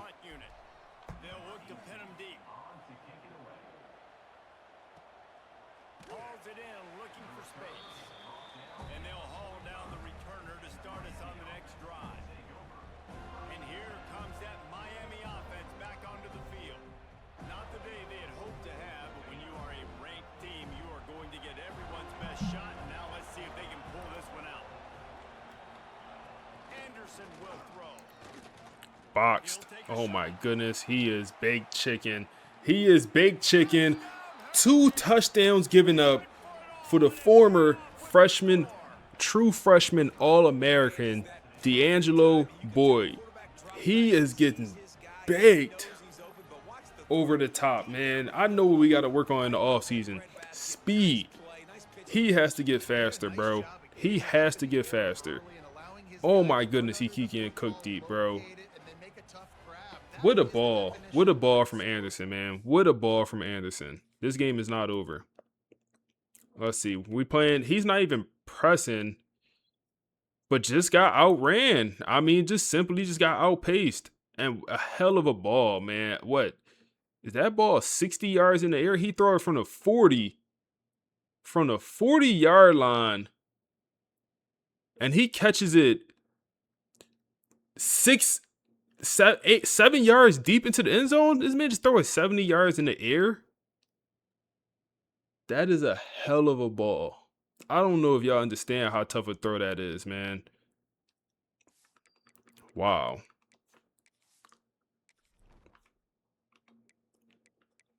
Backup quarterback, pocket passer, 6'6" big body. So 94 throw power, 78 deep throw accuracy. Moore has a 94 speed. They got some burners on this team for sure, man. They got some burners. Hell of a ball.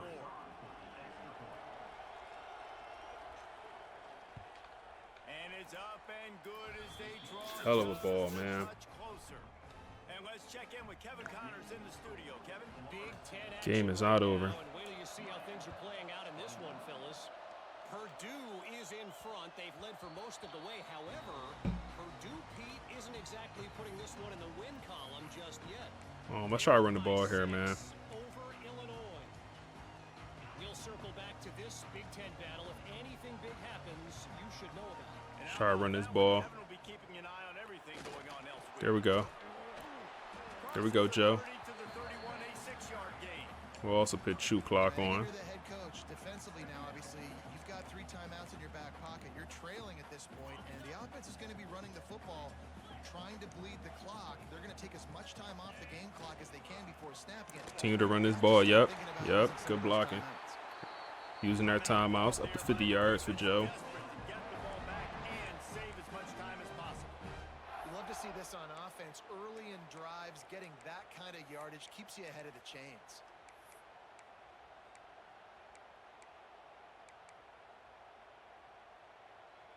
From the 39-yard line. Go RPO here.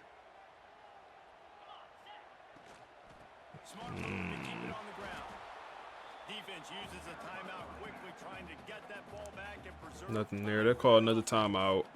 And this situation here on second down is the exact situation this offense wanted to stay out of. You got the lead late in the ball game. You want to Like to go with like a quick pass or something. Shazam! Hey, old money. Appreciate that follow, bro. I like to go with a quick pass. They stacking the hell out the line. Like, I mean, yeah, let's go pass. Let's go pass here. That's Creed. Wide open. That's not Creed. That's the freshman. Excellent juke move. Don't get out of bounds. He get pushed out. 3:59 for Rashawn Slaughter. The one turnover, that's going to hurt on the stat sheet. Just the stat line could look a lot better. And we'll go draw here. They do send a blitz, and the draw hits for nothing. They are out of timeouts. They do have the 2-minute warning. We're in field goal range, though, man. We can kick a field goal here. No need to pass the ball. You said Tulane wants you to win the conference championship. Hey, you could do that, man. You can make the playoffs with Tulane year one. They got a good team. We got faith in you. 2-minute timeout arrives, and this defense desperately needs to get the football back. All right, 3rd down here. I think I'm just going to run it. We'll go RPO. Get it to him. Get it to him. Get it to him. Great blocking. Great blocking. Get up in that end zone then, man. RPO. They wasn't ready for it. They was trying to stop the run. And we pretty much end this ball game, man. It's going to be very hard for these boys to come back. Very hard. And true freshman, that might be his first touchdown of the season for him. And great block from the tight end. And he's up to 93 yards, 5 catches. Good production, man. Good production. Hey, appreciate that follow. It's Path. Appreciate that, bro.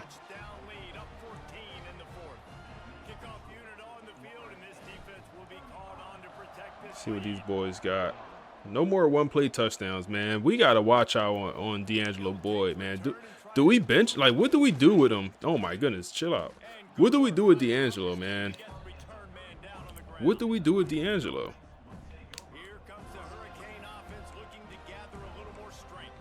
They torched this defense with an explosive passing play for a score last time out. Let's see So if it's a one-year contract, will you still recruit? I would still recruit. I wouldn't go too crazy, but I mean, as an OC, actually, I don't know. As an OC, I probably wouldn't actually, because I feel like you should only be able to recruit the offense. But yeah, if it's a one-year contract, I probably wouldn't even bother, bro. wants to throw on first down.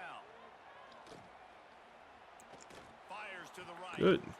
Dang, he just dropped it. That was a good dot, though. It's been tough for this QB in this one.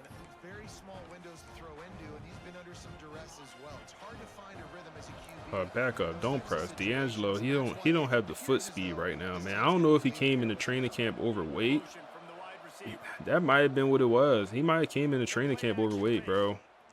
Cause he just don't have the foot speed. That's good coverage, man. That Cortland is balling. I'm glad I brought in Cortland. He was like the number 6 player in the transfer portal and was able to bring him in.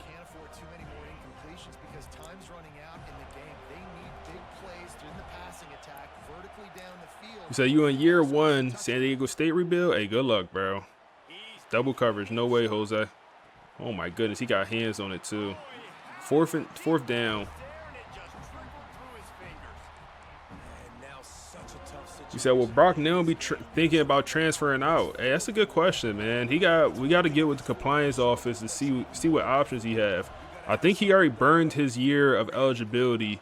Or, oh, my goodness, dot.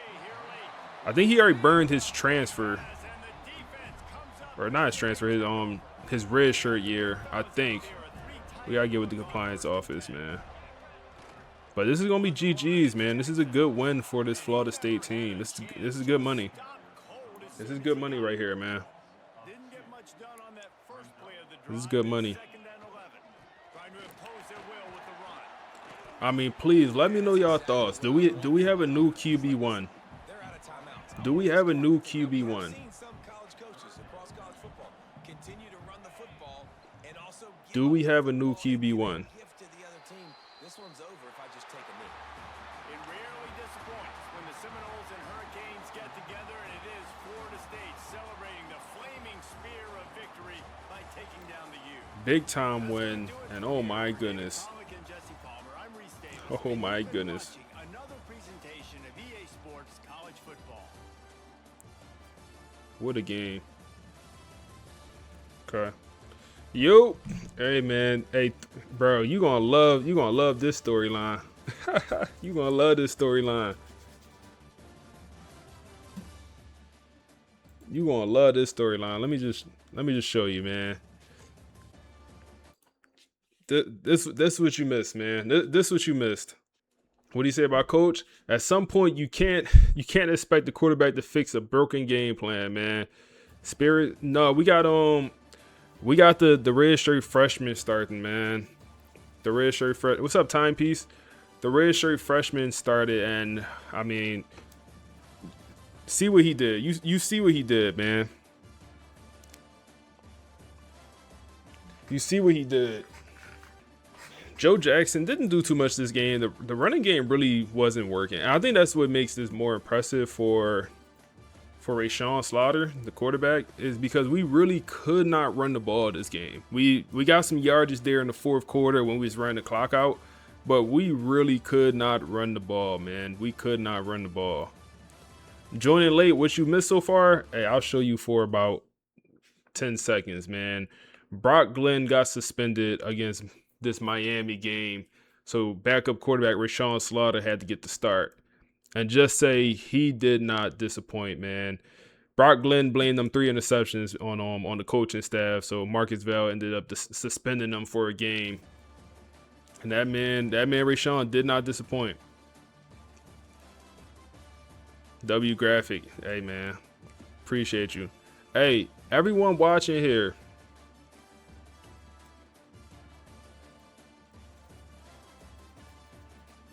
go follow my Twitter. Link in the chat right now. I tweeted the graphic out earlier today. But if you don't follow my Twitter, you wouldn't know. Go tab into the Twitter. I'm following everyone back that go follow my Twitter right now. I just dropped the link. Defense played shaky. We went down 14-0 here, man. We went down 14-0 to start. Good work, man. Good work. And we didn't even talk about this. We had players on a visit for this game, man. We had some 5-stars on the visit. We had a lot of big time players on the visit this week. And we do get the commitment from Zay from Fort Lauderdale. The running back commits to the program. Perfect, man. Perfect. We also get a right tackle from Florida. Hey, the recruiting class is coming together, man. The class is certainly coming together. No way we win that game and we don't move up in the rankings. We beat the number 19 bro. What's up, man? Appreciate that follow, bro. We're not going to get Greg here, the quarterback also. So you taking notes in the Excel sheet? Something like that, man. I'm working on the podcast, or I'm getting the next couple podcasts ready. So when y'all see me typing like that, I'm typing up what I want for the next podcast. Speaking of that, let's hear what the boys got to say about the last game. Hear what they got to say. So we are looking at a stack of game notes, beat reports, and post-game analytics from that Florida State-Miami rivalry game. And the story these sources tell is just, it's wild. It really is. You have Miami's backup QB, Judd Anderson, connecting with Joshua Moore for 2 massive touchdowns on the first 2 drives. 2. On the first 2 snaps, practically. FSU is down 14-0 before, the student section even settles in. Yeah. But the mission of this deep dive isn't just to recap the scoring. We want to look at the data and figure out how a team pivots from a total defensive implosion to a 35-point run. It's a fascinating case study in crisis management, really. Yeah. Most teams they fold. They fold when the opposing backup quarterback exposes your secondary that quickly. And it wasn't just bad luck, right? No, not at all. The articles we reviewed all highlight this. It was a targeted attack. Miami saw a mismatch, and they exploited it immediately. Let's talk about that mismatch, because the heat falls squarely on cornerback D'Angelo Boyce. Oh, absolutely. I was looking at his bio. This guy was a freshman All-American last season. He's supposed to be a cornerstone. But in those first few minutes, he just looked completely isolated. The game tape confirms it. That isolation is so clear. It wasn't just that Moore beat him on pure speed. No. It was that Boyce had 0 safety help over the top. The defensive scheme, left him on an island against a receiver who was having a career night. And the chatter in the stadium immediately goes to, what? Sophomore slump. Sophomore slump, conditioning, all of it. But when you look at the alignment, he was just put in a position where he had to be perfect, and he wasn't. That 14-0 deficit feels like a real breaking point. But the offensive response, that's where the sources really start to get excited. Right. Rashawn Slaughter takes the field, and instead of trying to match Miami's deep shots with these high-risk throws, the passing chart shows he did the exact opposite. He refused to force the issue. That's the key takeaway here. When you're down 2 scores that fast, the psychologies usually panic. Try to get it all back in one play. Exactly. But Slaughter, he settled for rhythm. He took the checkdowns, he moved the pocket, and he just let the game come to him. It turned the offense from a frantic scramble into this methodical drive. And the distribution numbers, they really back that up. 5 different receivers found the end zone in this game. 5. That's not relying on your superstar to bail you out. That's using the entire roster to just dismantle a defense. It seemed like for the first time all season, the offense wasn't thinking, they were just playing. That flow state is so rare. And you mentioned the 5 receivers. That keeps the defense honest. Miami couldn't key in on one guy, So they have to defend everything. every blade of grass. Yeah. Once FSU established that rhythm, scoring 35 unanswered points almost felt, well, inevitable. So if we look at the broader context here, the stuff the beat writers are providing, this win does more than just add a W to the column. This feels like a massive reset button. A total reset. The locker room reports leading up to this were tense, specifically about the quarterback situation. Well, this game kills that controversy. It absolutely does. You can't argue with the tape. Slaughter didn't just manage the game. He commanded it. The sources suggest that locker room needed clarity more than anything. They needed a leader. They needed to know who the leader was. By digging them out of that 14-0 hole, Slaughter cemented his status as QB1. There is no debate left. It just changes the entire narrative of their season. You go from a team spiraling from internal conflict and defensive lapses to a squad that showed tangible resolve. They didn't win because they had better raw talent on the night. They won because they adapted tactically, while Miami was maybe still celebrating that start. That adaptability is the difference between a good team and a great program. I mean, knowledge is looking at the 35-14 final score. Wisdom is understanding that the most important stat was the composure they showed at 0-14. Which brings us to a final thought for you to consider. Everyone loves a blowout from the opening kickoff, but dynasty teams are often forged in the ugly wins. The moments where you have to crawl back from the brink, they usually tell you more about a team's ceiling than the easy victories. Right. So does this comeback signal that Florida State is truly back, or did they just catch lightning in a bottle for one night? It's the question that will define the rest of their season. We'll keep tracking the data. Thanks for joining us on this deep dive. Hey, appreciate that follow, y'all. Water and Ray, appreciate that follow. You said, how you get a broadcast for your dynasty? It's a platform called Notebook LM. You said W Storyline? Yeah, man. It's a platform called Notebook LM. And you create a podcast for your dynasty. And so we've been doing that all series here. Now, looking at the transfer or the high school quarterback situation, Greg came on the visit, but we just can't match the NIL value for Greg here, man. And I think that's one of his major focuses. Like pro potential, that's what his deal breaker is, but we all know the story on Greg. He's looking for the bag, and we're not gonna be able to match what Tennessee could offer. We already have some in-state kids that we're focusing on. We have a quarterback of the future that's currently on the roster, and he's a freshman, so Greg wouldn't even be starting for probably 2-3 years, maybe even 4. So he's just not going to be a priority when it comes to throwing a bag at him. We don't have $3-4 million for Greg. So at this point, we're going to remove him off our board, and we're going to walk away. He came on the visit, 10 out of 10 visit. I mean, it don't get better than that. A 10 out of 10 visit. We brought some alum in. He met some alumni from the program, and he's not coming here. That's fine. We'll shift our focus to Chip Sizemore from New Mexico. You say you saw the news on Brock. He gotta do better. Hey man, I don't think Brock day's numbered, man. It's not looking good for Brock. And speaking of the recruiting class, let's see what the boys from the podcast got to say about recruiting class. We got some major commits. We got Zay to commit. That's the name, right? Yeah, Zach to commit. And we end up losing out on Dylan, another guy where we thought these two was a pair. We thought they was going to go to the same school, and we couldn't get both. Dylan and Zach, he went to Georgia, Dylan.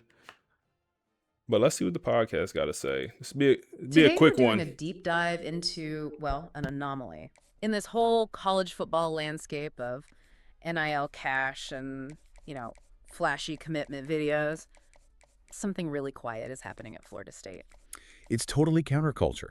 If you look at the data, Marcus Vail is aggressively anti-noise. He's not selling the dream. He's selling a system. Yeah. A structure. Exactly. And the big question was, does that actually work in 2026 with kids who live on social media? Right. And then Zach Dre happened. Yeah. I mean, here you have a 5-star running back, a kid who could have had the whole circus, the hats on the table, the live stream. Everything. And instead, he just sends a single text to the staff, committed. That's it. No graphic, no cameras. That's almost unheard of for a player of that caliber. What does that signal? It signals that he values the work over the performance. Mhm. Dre is 5'11", 193 pounds. Right. But the scouts all say he's an athlete disguised as a weapon. He's violent. A workshop, not a showroom. That's the perfect way to put it. He chose FSU purely for development. But that choice, it came at a pretty big cost, right? The narrative isn't perfect. It was supposed to be a package deal with Dillian Ruggs. Yeah. The 5-star cornerback. Lifelong friends, Pop Warner, high school, the whole story was written. They were supposed to play together. And then Ruggs picks Georgia. That feels like a huge blow. I mean, to the culture, to the locker room, how do you recover from losing half of your star duo? You would think so. But the reporting on this really highlights Vale's reaction, or his lack of one. He didn't flinch. He didn't chase. So the philosophy is just next man up. The philosophy is alignment. If a player, even a 5-star talent like Ruggs, isn't 100% in, Vale lets them walk.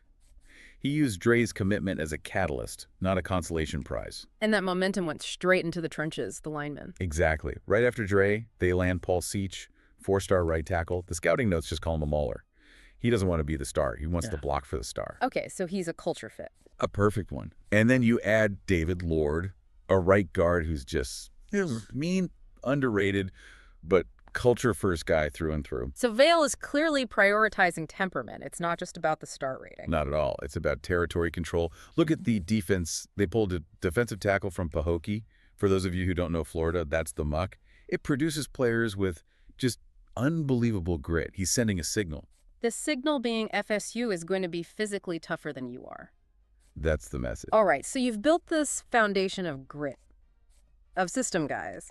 But now comes the stress test, and his name is Ty Burden. The number 12 player in the nation, a complete freak. I mean, 6'5" for 2,000-point scorer in basketball. He's a contested catch nightmare, but he also calls himself a 3-and-done prospect. Yeah, and he's been very open about that. He expects to start on day one. So how does that possibly work with Vale's entire mantra? Nothing is given, everything is earned. It feels like a collision course. It is the friction point of this entire class.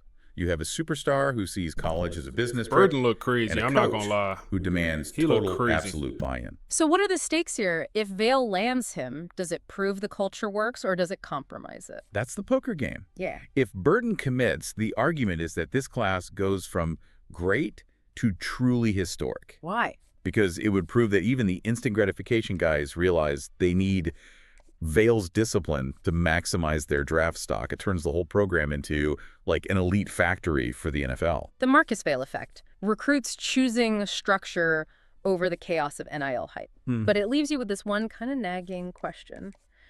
We're in the transfer portal era. A player doesn't start, they can be gone tomorrow. Instantly. So can a program built strictly on earning it with absolutely no promises of playing time? Can it actually hold a roster together long enough to win a championship?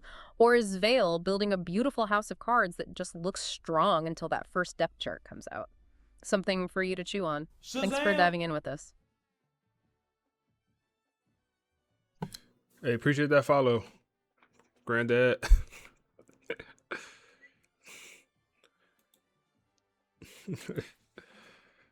All right, so I mean, our recruiting class is looking very good. A guy like Antonio, a guy I really want. This will be our highest commitment, number 4 player in the nation. He's on a visit right now.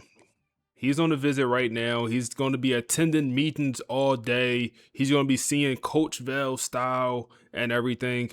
But it's a long shot that he commits. Looks like he really wants to go to Notre Dame. It's a little bit closer to home. He primarily cares about championship contender. But we'll see. We'll see if he ends up in this class. I would like to put that full 50 hours into him. We do have the excellent complimentary visit. It's a lower tier opponent, so it's not going to be a big boost if we win the game or when we win this game. Looks like this 5-star, number 5 player in the nation. Imagine we able to get the number 4 and 5-star, who both are linebackers in this class. That'd be pretty tremendous for this defense. And then when we already have, a 4-star gym commit at the D tackle, and we're looking like we're going to get the 5-star D tackle, we're going after 2 other 5-star edge rushers. Like, this class could be pretty special when it's all said and done. We're going after 3 5-star edge rushers, as we're now going after Randy Good here. But Looks like we're going to get this gym middle linebacker. He'll also be on a visit for this game. And I think we'll even reduce hours. I feel pretty good about this recruitment. I feel as though we go down to 25 hours or 20 hours and just do the soft sell. It looks like he's going to commit no matter what we do. And then that'll allow us to put extra hour or even put a guy like this on the visit. But first, let's put the full 10 hours, 50 hours into Antonio, because we need as much juice as we can there for that commitment. Then Andre Law. This is a guy that'll also be on campus for this matchup. This is a 5-star player from the state of Georgia, and nobody wants him. Why? I don't know. He looks good. 91 speed, 89 acceleration, zone, man coverage. He is a player that could step on campus right now, and he could start. Robber on goal. That's going to be the zone coverage ability. Hey, DJ, appreciate the follow, bro. It's a player that could play right now. It looks like he's going to be a part of this recruiting class. And then also Ben Westerman. Another player here who we don't have a visit schedule yet, but he's a 5-star gem, bump and run corner. If y'all know anything about this defense, we're a man type defense, and he's going to come in with 82 man, 94 speed, 95 acceleration. So we do lose out on Dylan Ruggs, as we just didn't put up enough NIL money as Georgia did. But we're going to be good in the secondary. We're going to be good. We're looking good for these other two guys.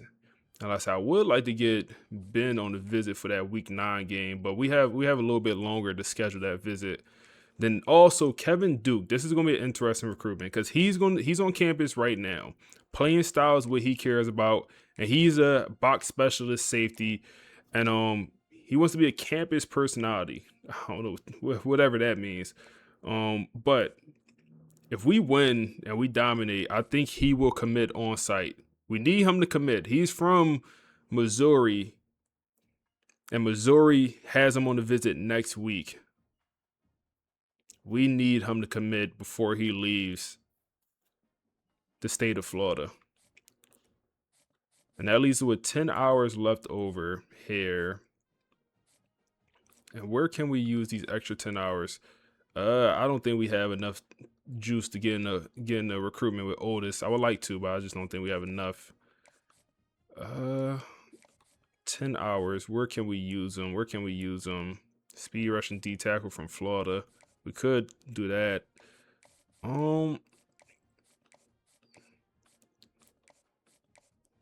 Anything that's like that's urgent. We could put you on the visit, we could put you on the visit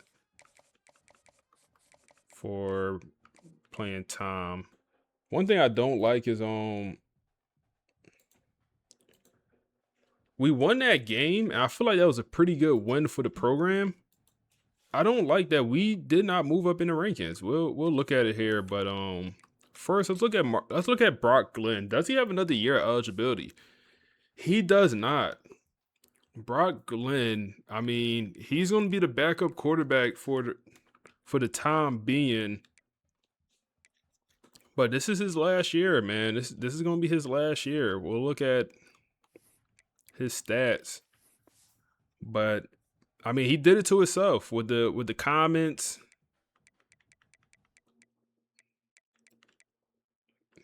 With the comments and the poor play, blaming the coaching staff for his 3 interceptions and a bad loss. Is what it is. I'm even going to get Joey Flowers in as the second string. And just so I don't want Joey to transfer. So if he's second string, maybe he's less likely to transfer.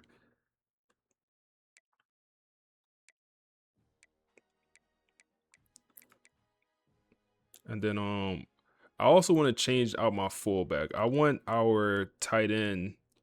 We have elite development, gritty possession tight end. I want him to be our starting fullback over our backup running back. Get him some playing time. Get him on the field. And damn, his run blocking is okay. Yeah, he could do it. He got better run blocking than the running back. So I think that's a better. Yeah, that's way better to do that. Because I would hate for our elite development freshman tight end to transfer. I think I'm way better blocking than the running back we had at fullback. And I think I'm even going to move him up on the depth chart. I think where is he at? Yeah, let's move him up to third string.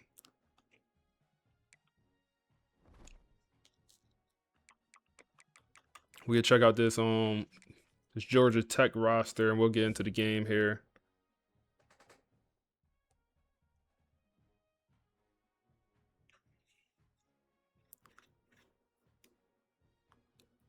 So that's a redheaded player? Yeah, that's a real life guy. So I think he probably got red hair in real life. He an NIL guy. So I think I don't think he not generated or anything.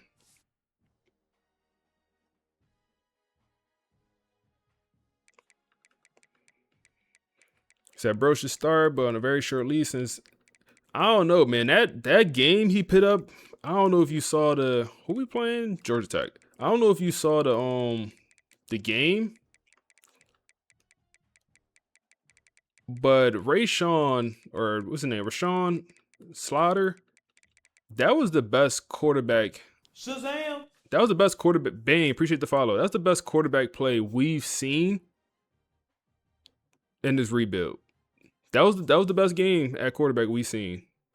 And Brock been the starter for, both years of this rebuild, but that was the best game. They got AJ Brand as their starting quarterback, who is a pretty good one, man. This is not a team that we could just sleepwalk through. He's a pure runner that could throw the ball a little bit. He got magician, sidestep. They got a couple fast quarterbacks on this roster. Middlebrook is their running back. East-West playmaker, pretty good running back. Wide receiver room is also pretty good. Zion Taylor. They got some guys on this team. They got an offense for sure. They got some speedsters.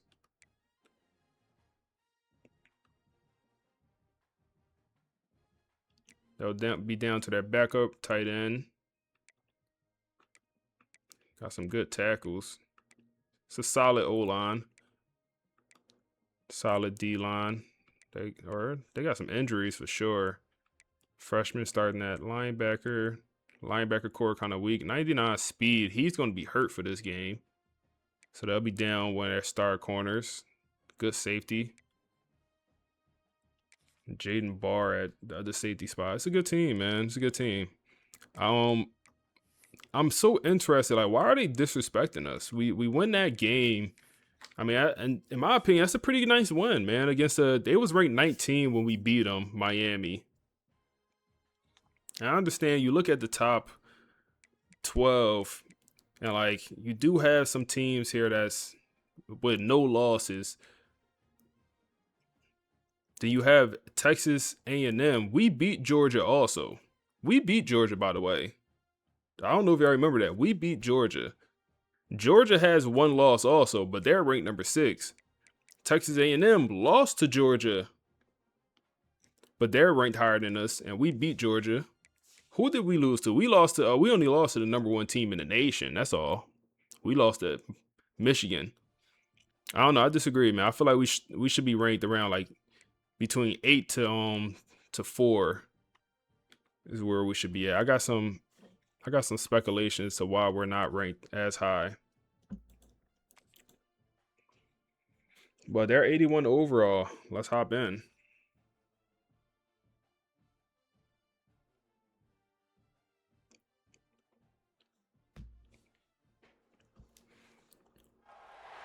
Welcome to the home of the Florida State Seminoles, Doak Campbell Stadium in Tallahassee. As we'll see a squad from the ACC. Big time game for us, man. We got some guys on the visit. Taking on a team from the playoff a year ago, the Florida State Seminoles. For EA Sports College Football, I'm Reese Davis, David Pollack, and Jesse Palmer with me. Guys, it's time to get it going. Let's work. As we'll start this game on defense here, and the boys from the podcast they kind of fired up about us winning that big time game, having a big time win against Georgia, and still like the media just disrespecting us and not ranking us higher than what we were before that win. So let's see what they talking about. Welcome to The Debate. Today we're looking at a real statistical puzzle in college football.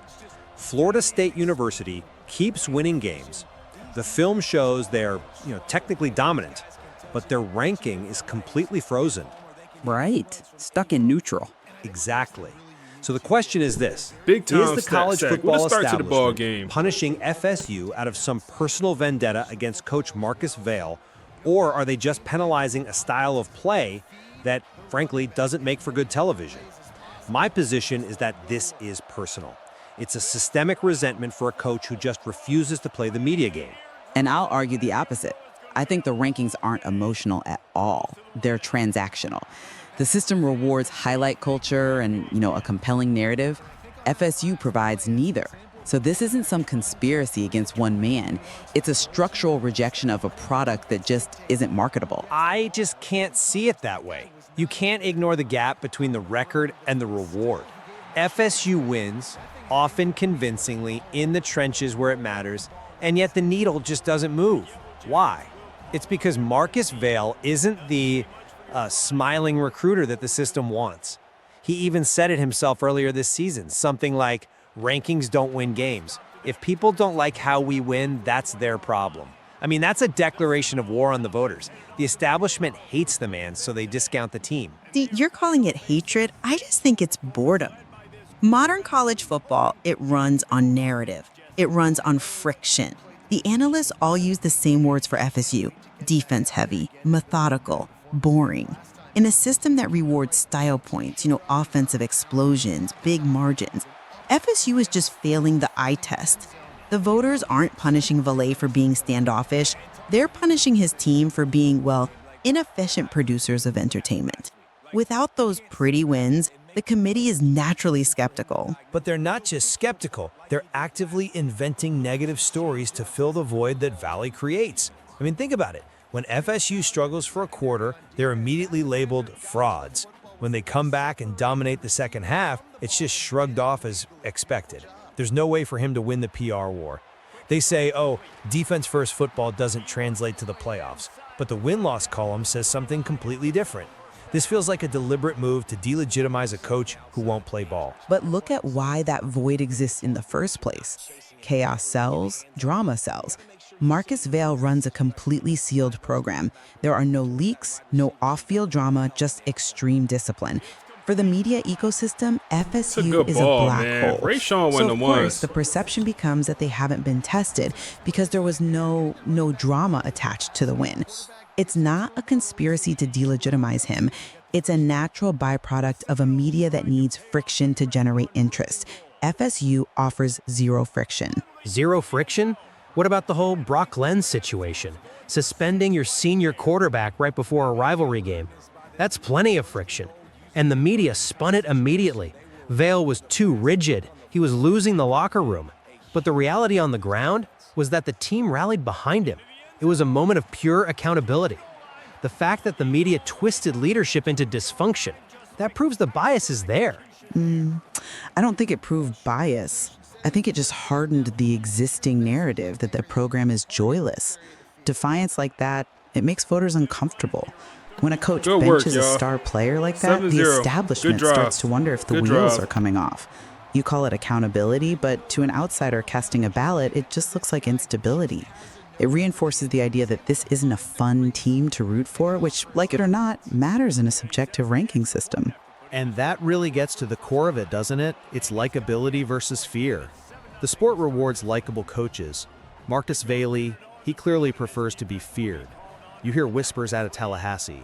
The feeling is, if the committee is uncomfortable with us, we're doing something right. The system resents a team it can't control, that it can't commodify. I'd argue it's not fear, it's dismissal. You see it in the commentary, right? They'll get exposed against a real offense, that kind of thing. The root cause is that without the big theatrical blowouts, the voters just can't justify the hype to themselves. So FSU is stuck They don't lose enough to get dropped, but they don't perform theatrically enough to rise. Which means FSU isn't just playing against their opponents on the schedule, they're playing against the entire structure of the sport. The rankings are frozen because the people in power resent a winner they can't sell.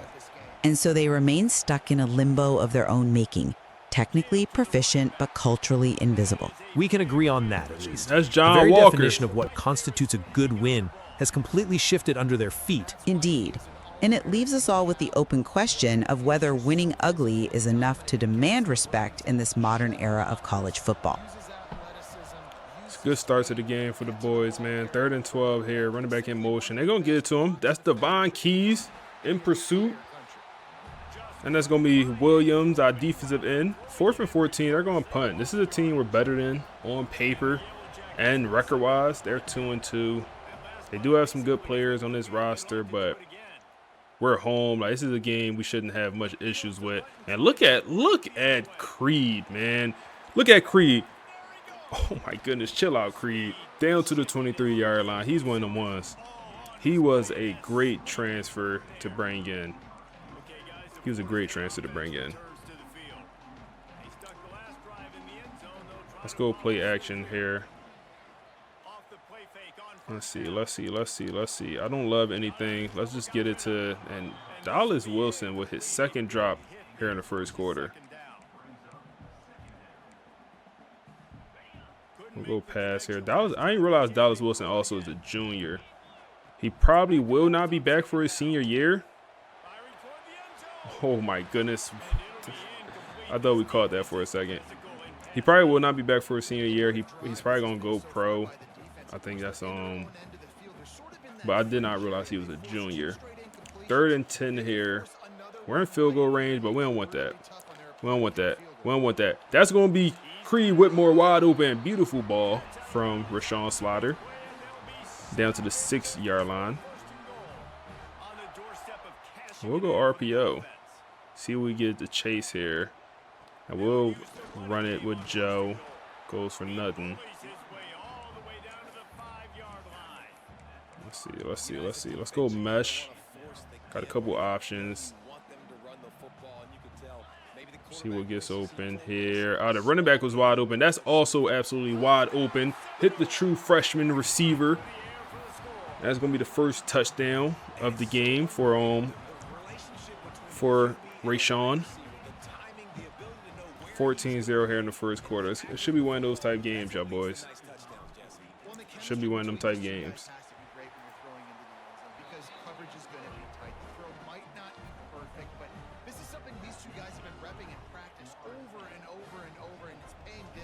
Maybe even one of the games where the backups get in. And when I say the backups in, I ain't talking no Brock Glenn.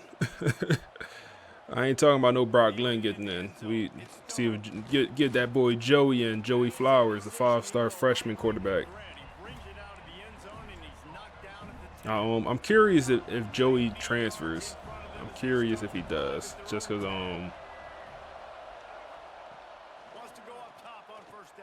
they go pass. Everything's absolutely boxed. Pressure on the quarterback, but AJ Brand, he got the wheels, and he get out the pocket, and he turns a safety into a 6-yard pickup. I mean, that's impressive. He got some wheels. Just outran a whole D line. Didn't even think about throwing that ball away. Slot receiver goes into motion to the right. You got to follow him, bro. Where is he going? You got to follow him, bro. When your man go in motion, follow Patterson. Come on, Devon.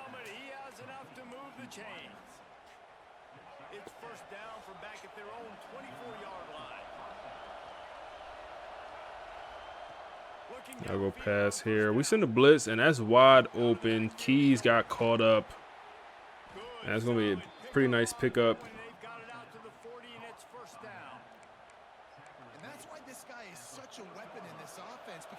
Last play before the quarter ends. AJ Brand will hand it off. He may run up the middle. Goes for 8 yards. All right, come on. Come on. Come on. It's a big-time game. I would love for it to be a blowout, especially since we got all these players on the visit. Like, we got guys that we don't even know if we'll be able to get. Like, we need the visit to go as well as possible. Need the visit to go as well as possible. Had a chance to talk it over during the break, and they'll start with second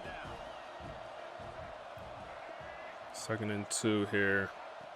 Wants to go up top. We send the blitz. They got a guy wide open, but he's going. How did he throw that away, bro?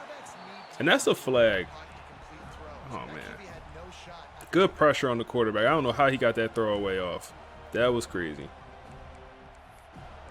That was nuts.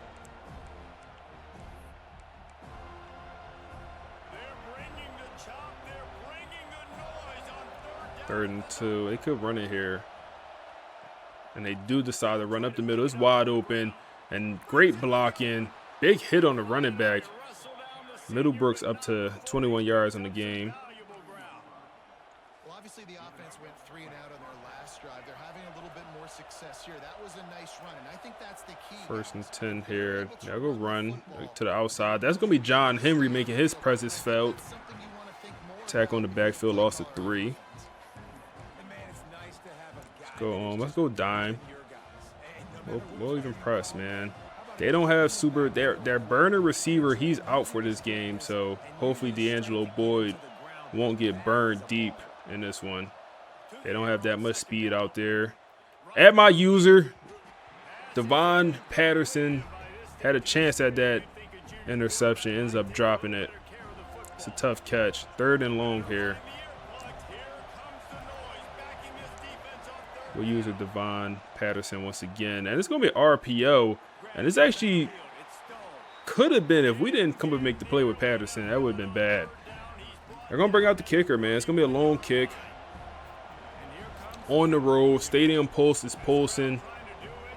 The crowd is on their feet. The kick is up, and it's perfect. Be 14-3 here. And you want a touchdown and you want to be aggressive, but man, right down the middle, that obviously gives me some confidence down the road that I can trust this guy. They'll kick it away after putting up a field goal. Get the ball back.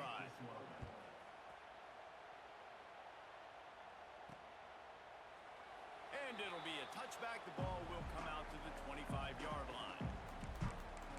Guys, here comes that. Let's see what we can do. Offense back onto the field. They've been firing on all cylinders. Touchdowns on each of the first 2 drives, and they'll try to make it. It's man coverage. Okay. They'll start this drive going to the air. Snap Hit in the middle. Dallas Wilson for a little 5 yards. Stop him almost immediately. Short gain there. Not crazy, but trying to get him going. He got a few drops already here in the first half. After that last completion, it's second down. That's wide open. Good ball. And Tayshawn is going to get down to the 37-yard line. Great route and just good enough ball to get it done, man. 32-yard pickup for the tight end. And he's a junior, so we'll get him for 1 more year. They're pressing. Let's see if we can take a shot here. Let's go play action, see if we can take a shot down the field. And they only rush 4. I don't think we'll be able to take a shot here. We'll try to get it to Creed, and it's a, oh my goodness, that could have been pick 6. We got to chill out. We got to chill out. Chill out, chill out, chill out, chill out. We lucky. We lucky that did not get intercepted. It's man coverage here once again. Dallas Wilson won his rep. Now that's going to be a first down. Did we have a touchdown there? I missed it. I think we might have a touchdown. Was anyone on the tight end? No, okay, yeah. I seen it when it looked like this. I'm like, oh, he was running free. No, he wasn't. They had a safety there. Second quarter, getting closer to the half. Offense is still having a lot of success stringing some first downs. We'll continue to pass the ball here. Figure something out before they get to halftime. That's open enough. Oh my goodness, he almost jumped the route. We threw it a little bit too late. All right, that's a good result for the defense. We knew coming into this year they wanted to really improve their pass defense and their secondary and coverage. Nice job there. Working well behind the sticks on second down. Running back out the backfield. Get him involved. 6-yard pickup. 3rd and 4 here. Got a couple options. Maybe take a shot at the end zone. Dallas Wilson on that corner route. Nope, that's wide open. Hit the young receiver, Ezekiel, down to the 5.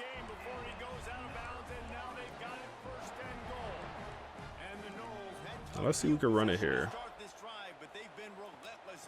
Do go run. That's going to be an easy rushing touchdown. That's the second rushing touchdown of the game for this offense. And we looking good, man. We looking quite unstoppable against at least Georgia Tech here. And that's going to be 21-3. They'll have a little bit of time before half.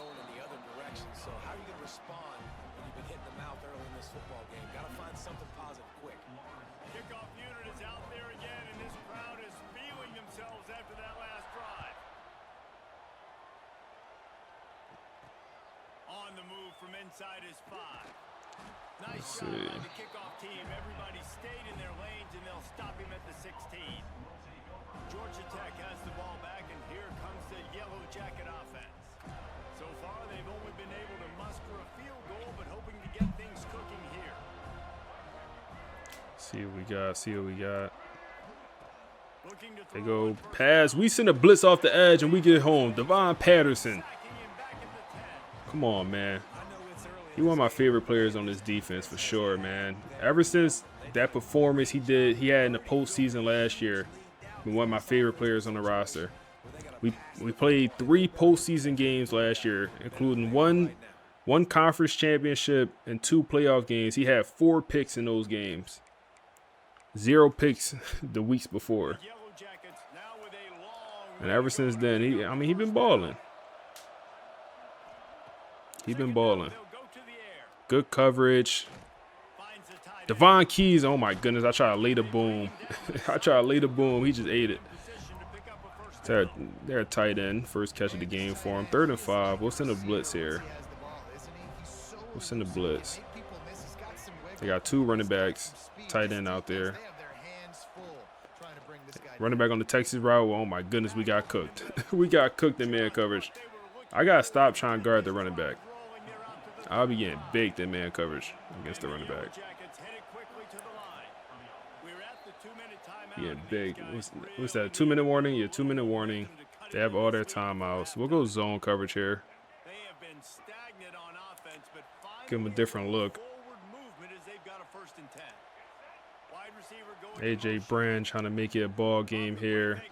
At my user, and wow, CJ Kirkland just missed the interception. I would rather him do that than not animate at all. I honestly would rather that than he just stands there and watch him catch it. Nothing's open here. Overthrow. Double coverage. They lucky that was overthrown.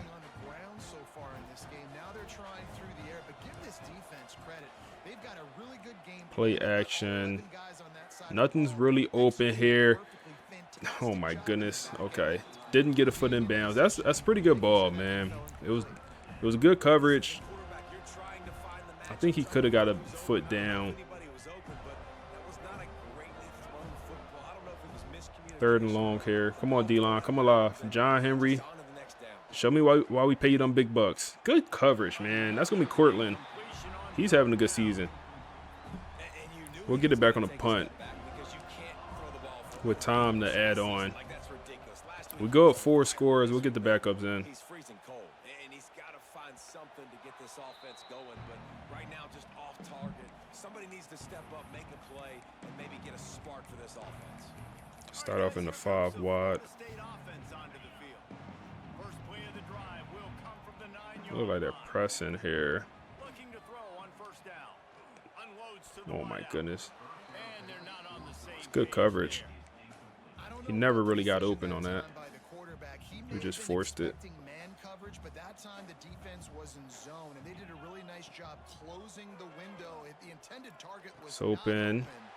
Yep, back on the ball. 3rd and 2.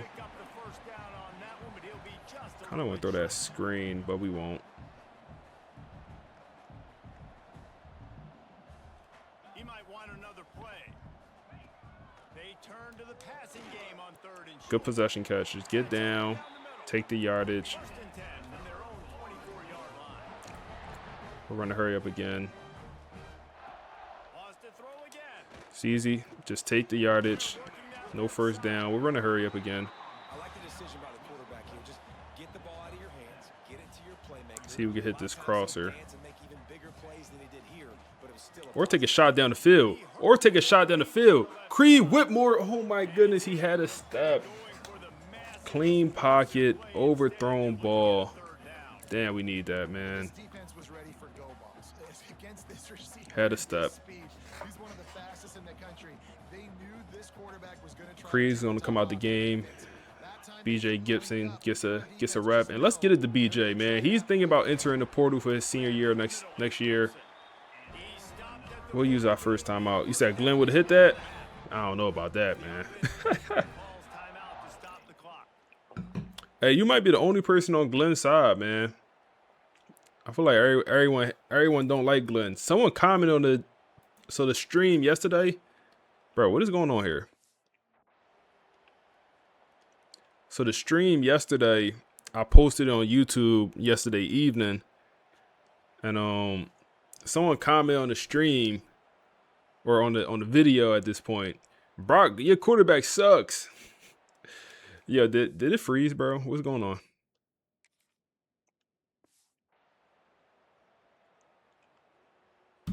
Come on, don't do me like that, EA. Not like that.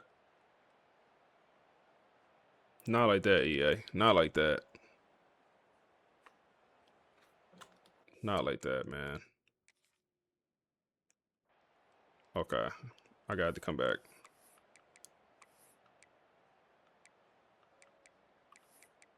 All right, what we have here? Now from the 40, it's 1st and 10. Let's see. Just take the yard. Oh my goodness. Why is he? What are we doing there, man? Miscommunication. What they see and really pull the trigger, but the longer they wait and they get off rhythm or off timing, a lot of times it ends up in incomplete passes. Okay, 3rd and long here. Defensive pressure there that sort of threw them out of rhythm. Well, you got to love that if you're on defense because you were able to affect the See what we quarterback have. with pressure, and you only rushed 3 guys. Well done. It's wide open. Wide open. Hit Tayshawn. 1st down. We could call a timeout, but let's run back to the line and get the hike off. Take a shot. Go get it. Oh my goodness. So you got I was saying you're the only one on Glenn's side, man. Everyone else wanted Glenn to be benched. I feel like. Here we go, man. We finally get completion off that. Yeah, everyone wanted Glenn to be benched, I feel like. Nice job there. Good timing between the QB and the wide receiver executing that out route. So we have, I would like to take one shot at the end zone here. 3rd and inches. Oh my goodness, what type coverage they in? Let's not take a shot at the end zone then.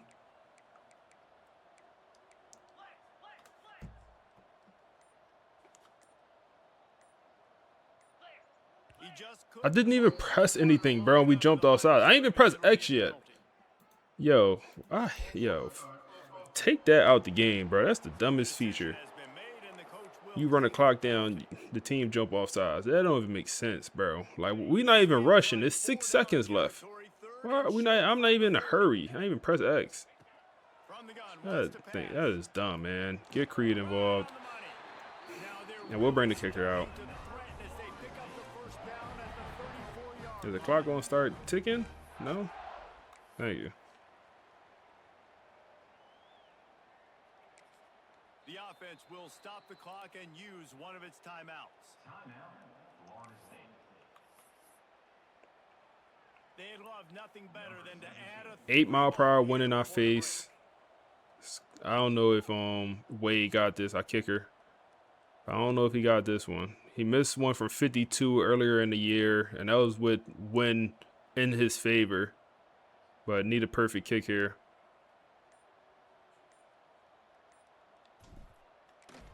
Hey, that was damn near perfect kick, and it goes through. Okay. Okay. What a end to the half there, man. That's tremendous momentum. 24-3. We're up 3 scores. If we go up 4 scores, I think we If we are 4 scores entering the fourth, I think we get Joey Flowers and some of the young guys involved here. See what Joey got. That'll be our first look at him. So I'm excited for that. If we could, and we start with the ball. Yeah. Although I'd argue those big uglies up front are skilled players in their own right.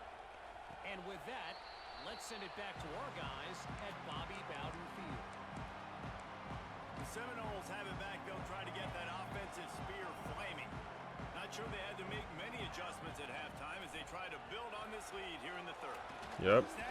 Get the big body involved. Get the big body involved. That's all. Taking a profit. Take what's there, take the positive yards, and never complain. The Seminoles with myriad options after that big pickup on first down.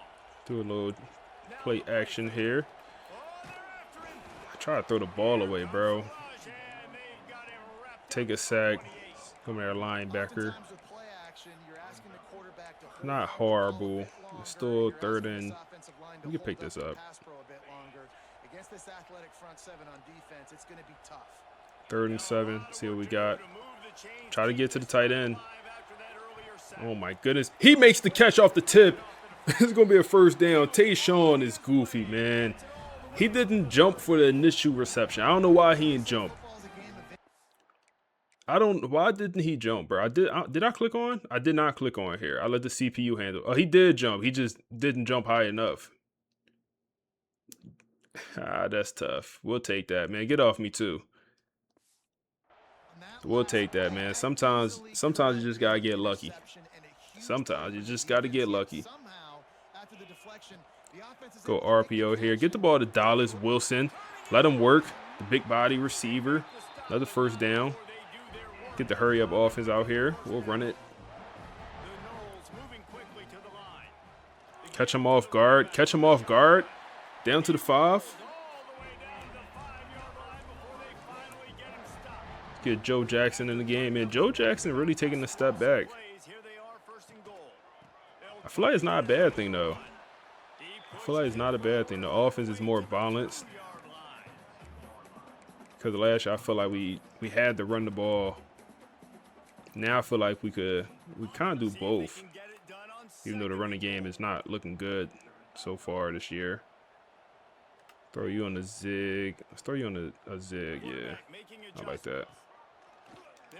Like that. Go get it. Yep, Creed Whitmore. The route specialist, man.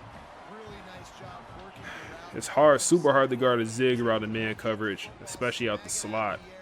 You don't know if he's running a slant, and he just puts that foot in the ground. That's going to be an easy touchdown, man. We're going to be up 31-3 here. Definitely looking like a game where we can see what the freshman Joey Flowers got. Even get the freshman running backs in the game. Hey guys, just wanted to give you a quick update on a game happening in the SEC. Kentucky has the Marcus Val don't really believe in red-shirting players, if y'all haven't noticed. Duffy do not believe in red-shirting players. You on this roster to contribute. So yeah, we're not looking to red-shirt anyone. If you're on this roster, you're supposed to be playing. Send a blitz here on first down. Oh my goodness, who got pancaked like that? Get up. That looked like Devon Patterson. Making us look bad.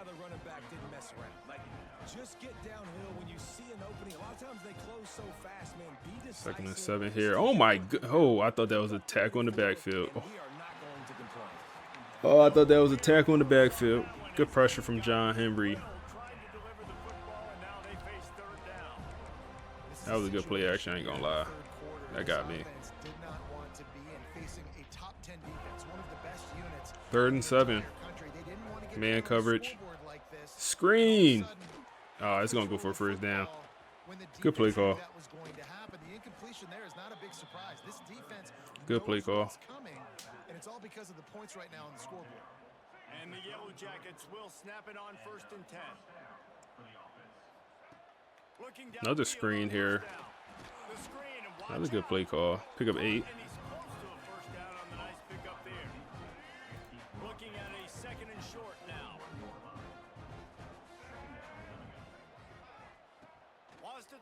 They go pass. Everything looks boxed. Pressure too comes through. I think I want to send a blitz here. Let's go nickel and do that DB blitz. Pinch the D line just in case they do run it up the middle. Try to shoot a gap with. Ooh, quarterback run. That's gonna be John Walker. 5'5". Come on, man. Big tackle in the backfield from the big body D tackle. He transferred over. He's having a pretty good year for us, man. We called his name a few times this season. I feel like every game he makes an impact. And Creed with a chance to return the kick. Let's flip fields on him, man. Flip fields, throw a spin move, and we get hit stick by the kicker. Oh man, I don't know. Maybe I should have just kept that outside. I didn't know what to do, honestly. I didn't know what to do on that one. I did not know what to do. Tight end wide open. What was that? Why did he do all that? I feel like he could have just possession caught it. And instead he jumped. I feel like he should have fell and caught it. Instead of jump when the ball is already, like, that's not a ball you got to jump for. Get to the running back here. Pick up 8 yards. Guys out of the backfield now, it's not just run the ball downhill anymore. You got to be versatile. I got to be able to trust you in the pass. We'll go pass here on 3rd and 2. Get it to the tight end. Easy first down. Shotgun fundamentals are so key. He was like a shortstop. Caught the shotgun snap and right away rifled it out of his hands like he was turning two. Continue to pass this ball. That's Creed wide open. Another reception for him. 6-yard pickup. Let's go to the run. The Seminoles can really attack on this 2nd and short. Leaves it with Bad blocking. and this one will be stopped for no gain. I did not mean to go to the hurry up. From the 36, a 3rd down, and you wonder We'll if rock it they're with it really though. gonna take 2 plays to get the first. 3rd and 4. From the gun, That's open. That's open. The freshman. I thought we could get around. into enemy territory. Move the chains. It's first down at the 27. He said, if receivers be jumping, so it feels like Chris Hilton. That's funny, man.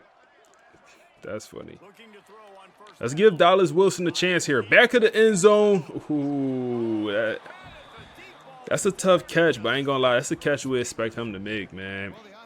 We didn't pay him a couple million to come over here and not produce. That's the catch we expect him to make.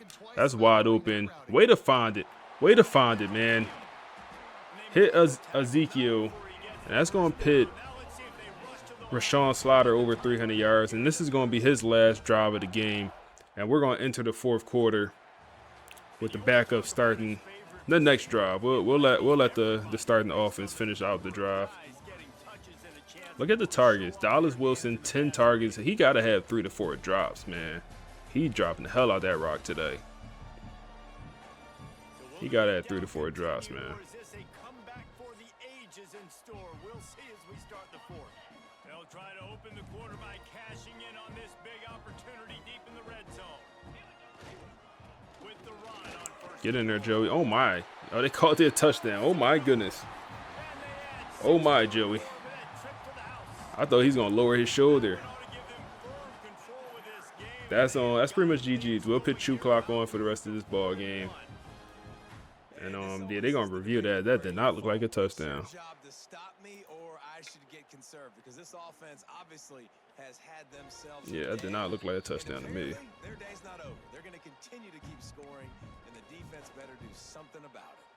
And how about the keen eyes and sharp Bro, what is awareness this? from the coach to challenge that call, and the officials agree it'll go his way.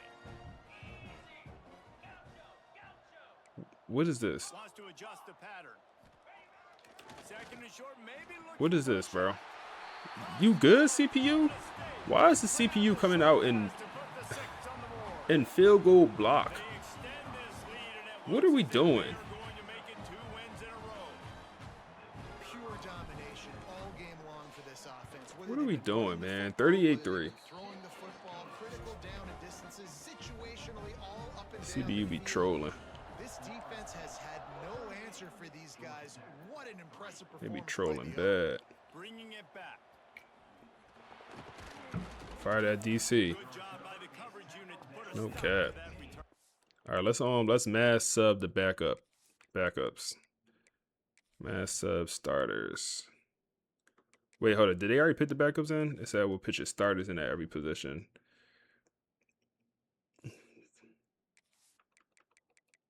Mass sub starters. Let's see. So let me do it again. Mass sub backups. So he must already put the backups in, but that was weird. All right, there we go. Now I want the freshmen. The freshmen's in. BJ Gibson, you don't play. I ain't gonna lie, BJ, you in the doghouse, man. You our kick returner. That's kind of what you do. Let's get the true freshman gritty possession tight end in. I can't because he's starting at fullback. No, he's not. Oh, okay. So when you mass subs the backups, they don't put the backup fullback in. For sure they don't. Let's get him in at tight end. Get him some snaps. I don't want him to transfer. That's my whole thing. I do not want him to transfer. Let's get you in. Let's get KJ out. KJ hasn't made too many plays this year, man. I feel like I barely ever say his name. You gotta lock in, KJ. Figure out your role on this team.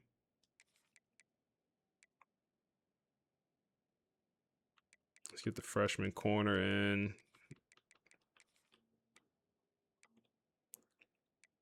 Freshman safeties in.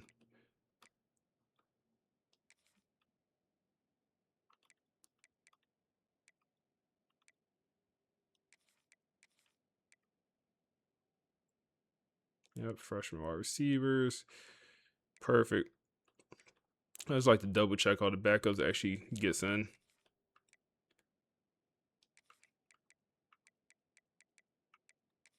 All right, bet. I like that. All right, let's see what this let's see what the young version, the future of FSU looks like, man. Let's see what the future looks like.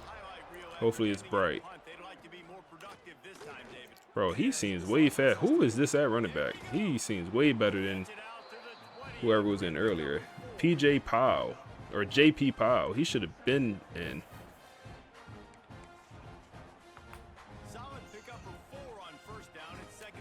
He should have been in that running back.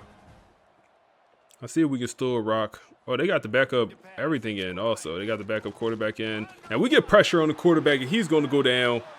No way. Oh, okay. KJ Simpson, how are you still on the field? I just took you out. He must be still in that rush D tackle. I don't think I changed my rush D tackle. Yeah, he's still in. Oh my goodness, we just ain't get pancaked. Good interception. KJ Kirkland, the backup safety, comes through with an interception, man, off the overthrow. Their backup quarterback, he's more of a running quarterback, but he's forced to throw the ball when you down everything.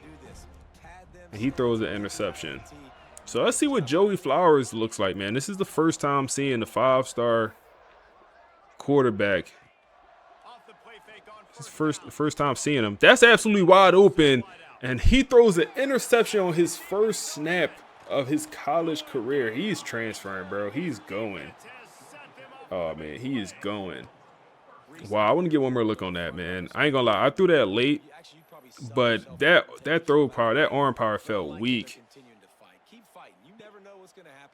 I threw it late, but the throw power felt weak. It was so open. And I felt like I let it up the field. So I'm looking at this to get open. It's clearly not open, right? They clearly double teaming this. This is my second read. This is not open also. This is also boxed up. If I throw that's a pick. So then I look at the other side of the field. For some reason, he just breaks them off. I mean, he just breaks them off. But at this point, I see it a little bit too late. But it's like, yo, pass lead it up the field. And I felt like I tried to, but he underthrew it. Yeah, he underthrew the hell out of it, I feel like. It's cool. He young. He young. I feel like it's not that difficult of a throw, man. Like, you need some throw power on that, but that easily could have been a touchdown. He said it was a great career while I lasted. Yeah, man. I'm telling you, he going in the portal. He talking about they got me back up with the. I'm the backup and the guy that I'm behind, he's a freshman also. Oh yeah, I'm at least a backup for the next 2 years at least. Next 3 years probably. And the only playing time I get, I throw a pick. The fan base hate me at this point. Fan base think I'm a bust. 3rd and 1. They go QB sneak. They desperate. 3rd and 1. Everyone knows it's coming, but the quarterback sneak is so hard to stop. They just got to get 1 yard. Nice job by the offensive line. Hopefully he get another chance to restore honor. Making it easy for his quarterback to just tuck the football, belly it, get low, and drive your legs. Been showing them the run. Now they'll throw it. Looking deep. They take a shot deep, and they have a step, and it's going to go for a touchdown. They respond finally with a bomb over the top. Hey, we getting beat deep a lot. I understand this is our backup corners. You know, we have guys that's not super fast in, but they're also down to backups. They sub their starters as well. And they got the backup quarterback in that cannot throw the ball. He's like a 74 overall, pure running quarterback with minimum passing ability. But he hit us over the top, 60 yards. Said don't touch 25, he might crumble. Oh man. Quick work on that scoring drive, just 4 plays. And they light up the scoreboard, covering 65 yards on that touchdown pass. The kickoff unit is out there, and boy, did that last drive quiet this crowd. And he takes this from inside the 5. Get down. He was looking for more running room, but none to be found as he stopped at the 23. Okay, guys, the Florida State offense returns to the field. Well, the good news about this drive, Jesse, it can't go worse than last time. All right. On the first play. Well, we get another look at Joey Flowers here. I want to also get it to Morgan, get him a reception, and give him a good ball, Joey. Give him a good ball. The gritty possession tight ends. Ball just fall right through his hands, man. Elite development guy. It's a good ball, man. just fall right through his hands. I ain't gonna lie, that's good. It looked like the corner got hands on the forearm. But damn, man, catch the ball, my guy. I'm trying to make you a part of this offense. You got to show me. There we go, Morgan. Restore honor. Restore honor. I don't get, so like I said, I keep saying he's a gritty possession, elite development. He was a 4-star player. This is the first 4-star player I ever seen come in this low in overall. He's a 68 overall out of high school, man. I never seen, come on, lad. He played, I remember he was in earlier this season, Ezekiel Ladd. He had got some carries. But yeah, I never seen a 4-star gym player come in this low in overall. 68 is crazy, I feel like. Crazy low.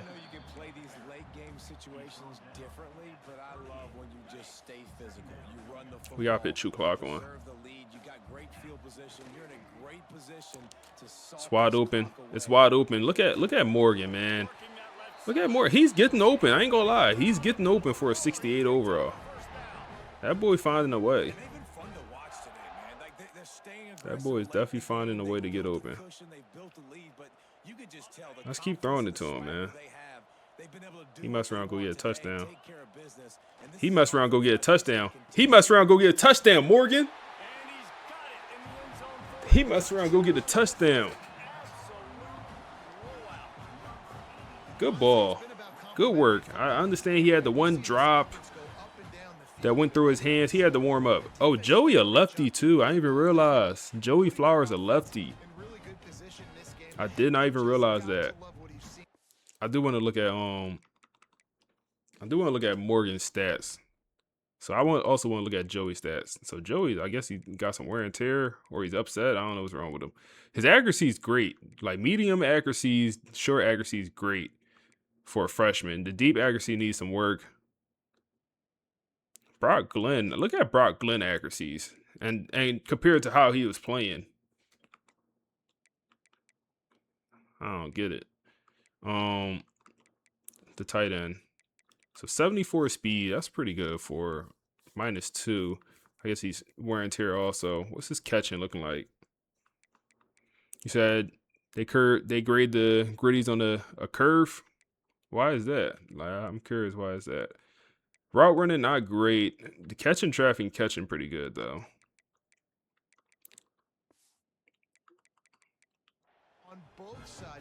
Good work. Good work. I'm liking what I'm seeing from the offense, man. I'm good with this game. I'm ready for this game to be over. I'm good with this game. We got to see the young guys come in, produce. The starting offense and defense played well. Only thing I would want at this point, even the backup defense called a pick. Only thing I want to see is maybe one of the young defensive linemen come show a flash. They don't gotta get a sack, but come through with some pressure.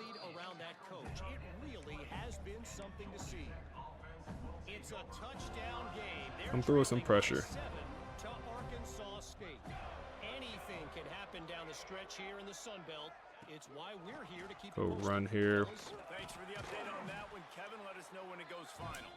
Tripped up at the 25 after picking up 4. Halfway there on first down, it's 2nd and 5.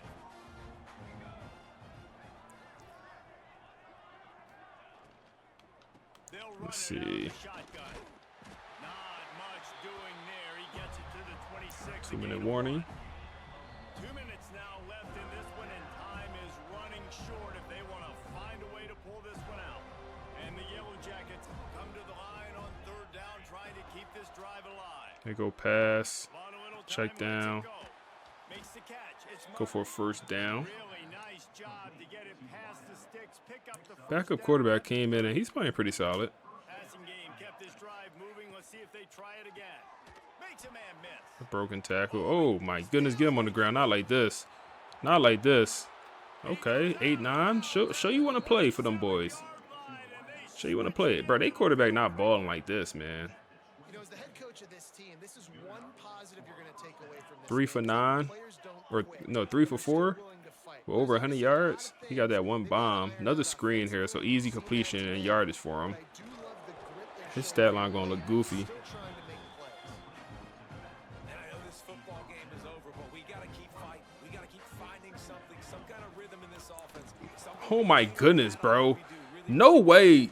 No way the backup running back is doing my guy like that, man. That is so disrespectful, bro. So disrespectful. Like, this is open. Come on, bro. You got number 5-2 on. We thinking you Ray Lewis. He ain't do you like this, bro. He's a... Nah, who 5-2, bro? Who 5'2"?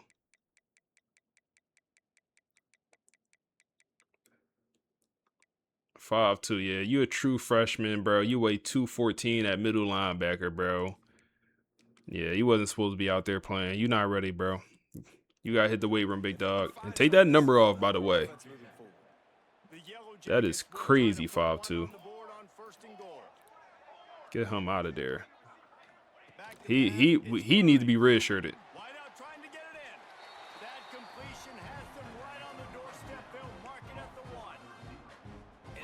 Obviously out of hand, but I think the fans would argue too at this point, like, all right, well, let's not throw checkdowns, right? Let's throw some deep balls. There we go, 3-1. Keep fighting. I think that's what you want to see. You want to see your squad not quit. Keep fighting until the very end of the football game. It's gonna be the end of the game, man. They ain't call a timeout, try to score. GG's, man. GG's. Marcus Vail and the boys. I mean, he had the boys ready to play. Good game for Rashawn Slaughter. And that's only 3 quarters of work. Who is next? And we do get a commitment. Ty Bird. Let's go, man. Big time commitment. Big time commitment comes through. Big time commitment.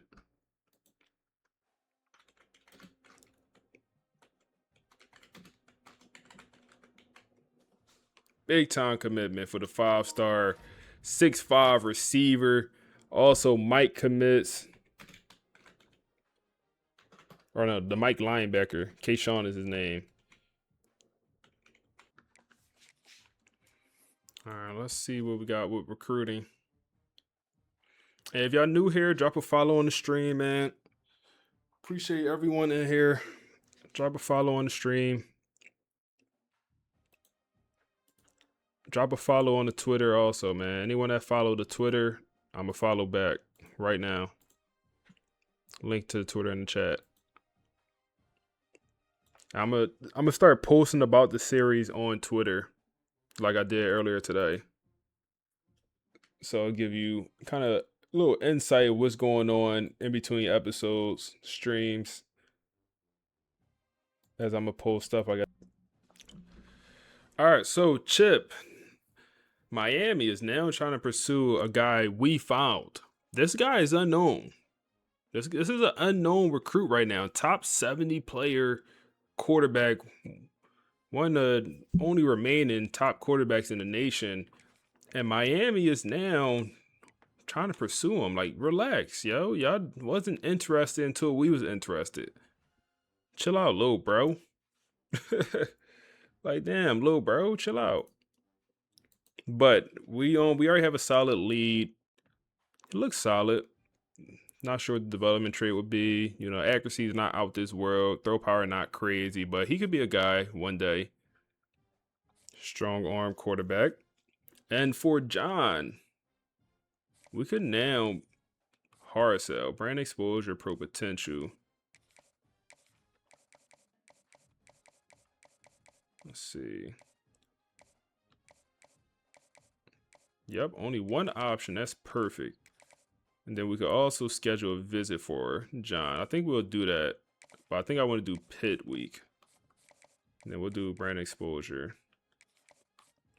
Then we have D'Angelo on a visit week 9. Got his hard sell bussing. Receiver, we got Burton to commit. Great work from the recruiting staff to get this guy. This is a guy we identified early on that we wanted. Matter of fact, we needed to be a part of this team. And this is a guy that wants to play day one. That visit against Miami, 10 out of 10 visit. He attended the meeting rooms. He met Dallas Wilson. He met Creed Whitmore. He met the 2 5-star freshman receivers we got on this roster. And instead of being scared, they welcomed him with open arms, and he decided to commit to the program. So that's a great one to get right there. And like I said, he wants to start day one. If he's not on the field the first game, first snap of the year for us, he's probably gonna be guys looking to transfer. So we gotta figure out what we're gonna do there. Clayton is another guy who is a burner, 95 speed, 6'4", big body receiver. I think he'll be a guy that when we get him, he's probably not gonna play day one. But he will be the fastest person on the roster next year. Or in the receiver room. At least that's the way it looks. I don't even think we have anyone with 95 speed on a roster right now. On a whole entire roster, we might not have that much speed. So we're going after this tight end. We have no idea how good he actually is, but we need a tight end anyway. That's fine.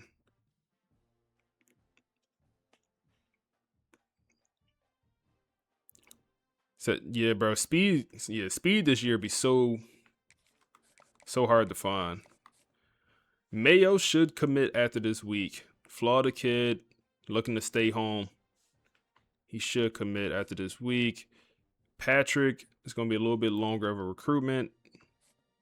Got David. So we're already at, we're going to be at 3 O-line commits. I would love to get a 5th one a part of this class here.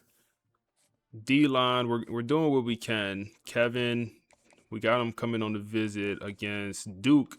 And then Duke is the team we're recruiting against in this one. Then I already got Paul. Then we're going after Randy Good here. See if we get involved. We can remove a guy like this. Then we're going after Carl here, another 5-star. We're going after a couple 5-stars. Lost out on Otis. We expected that. We ain't put no hours in. Kevin Hidd. Speed rushing D tackle. I mean, I'm not against that. definitely not against that. Everyone else pulled their scholarship. Elijah, Fields, 5-star, pure power archetype. I like that we bring in different archetypes here for the D-line.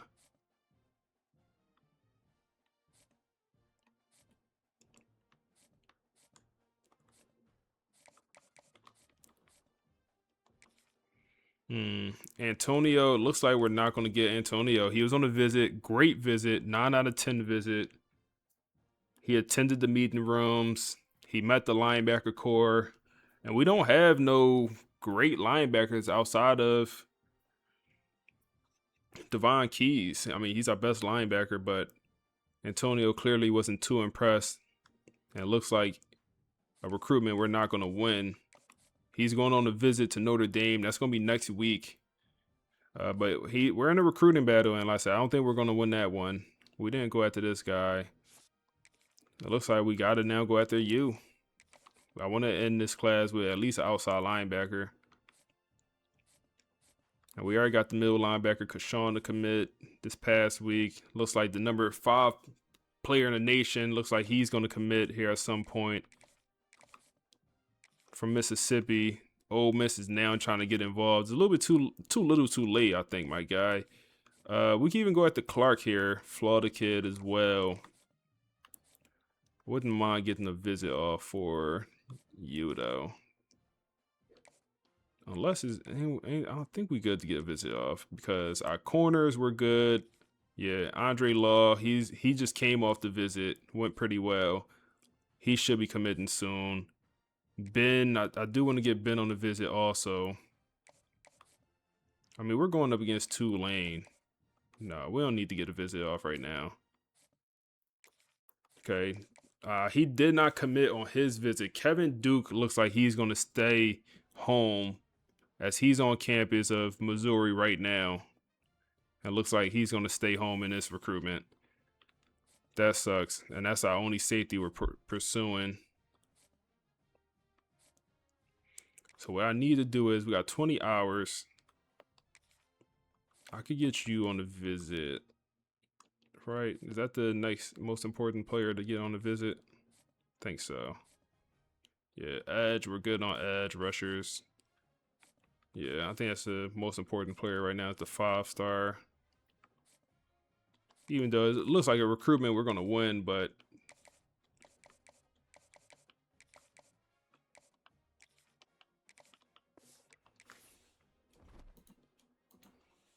we're at week 9, so we have one more week to continue to schedule visits.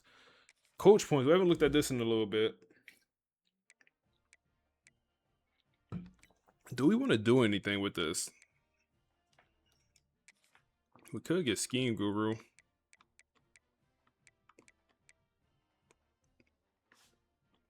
I'm not too interested in that.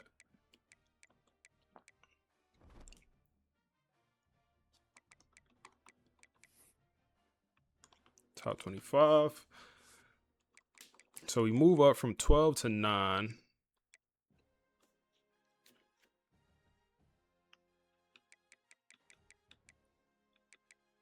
Michigan still dominating. It's funny because Michigan roster, I feel like they lost in the Natty last year. They beat us in the Rose Bowl. They roster didn't look that good this year, man. They really didn't. Mississippi State up here is crazy. I'll see how long that lasts for. They just cooked Vanderbilt, put up 62 on them, but they got LSU next. Yeah, we'll see what happens there.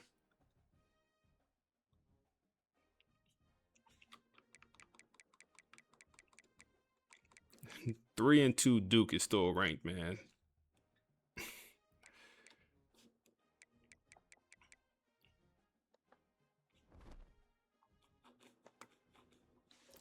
Heisman Trophy race. We had some guys at the start of the year inside this race, but no longer. Julian Lewis is leading the way, and he transferred to Oklahoma.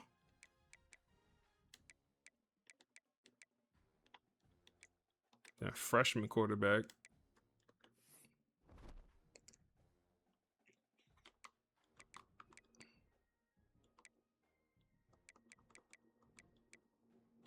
Let's check out the season stats. We're, 5 games into the season? so far. And Rayshawn Slaughter, man, I mean, he's looking like a guy. 10 touchdowns, 1 pick on the season so far. Joe Jackson doing his thing. Just not playing this big of a role. Doesn't need to. Tight end, I didn't realize the tight end was this involved, man. Tayshawn, and he didn't play the first game. He got hurt the first matchup, and he missed pretty much the whole game. So he's doing all this without, being without starting all 5 games. The freshman balling, both the freshman receivers doing their thing.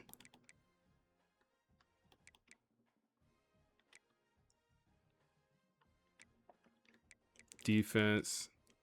KJ Kirkland, backup safety leading the team in tackles is interesting.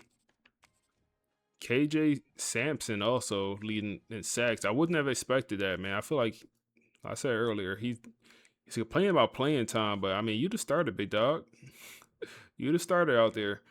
John Henry, John Walker, Williams, Patterson, Mantrell. And then KJ, 2 picks and leading the team in tackles as a backup.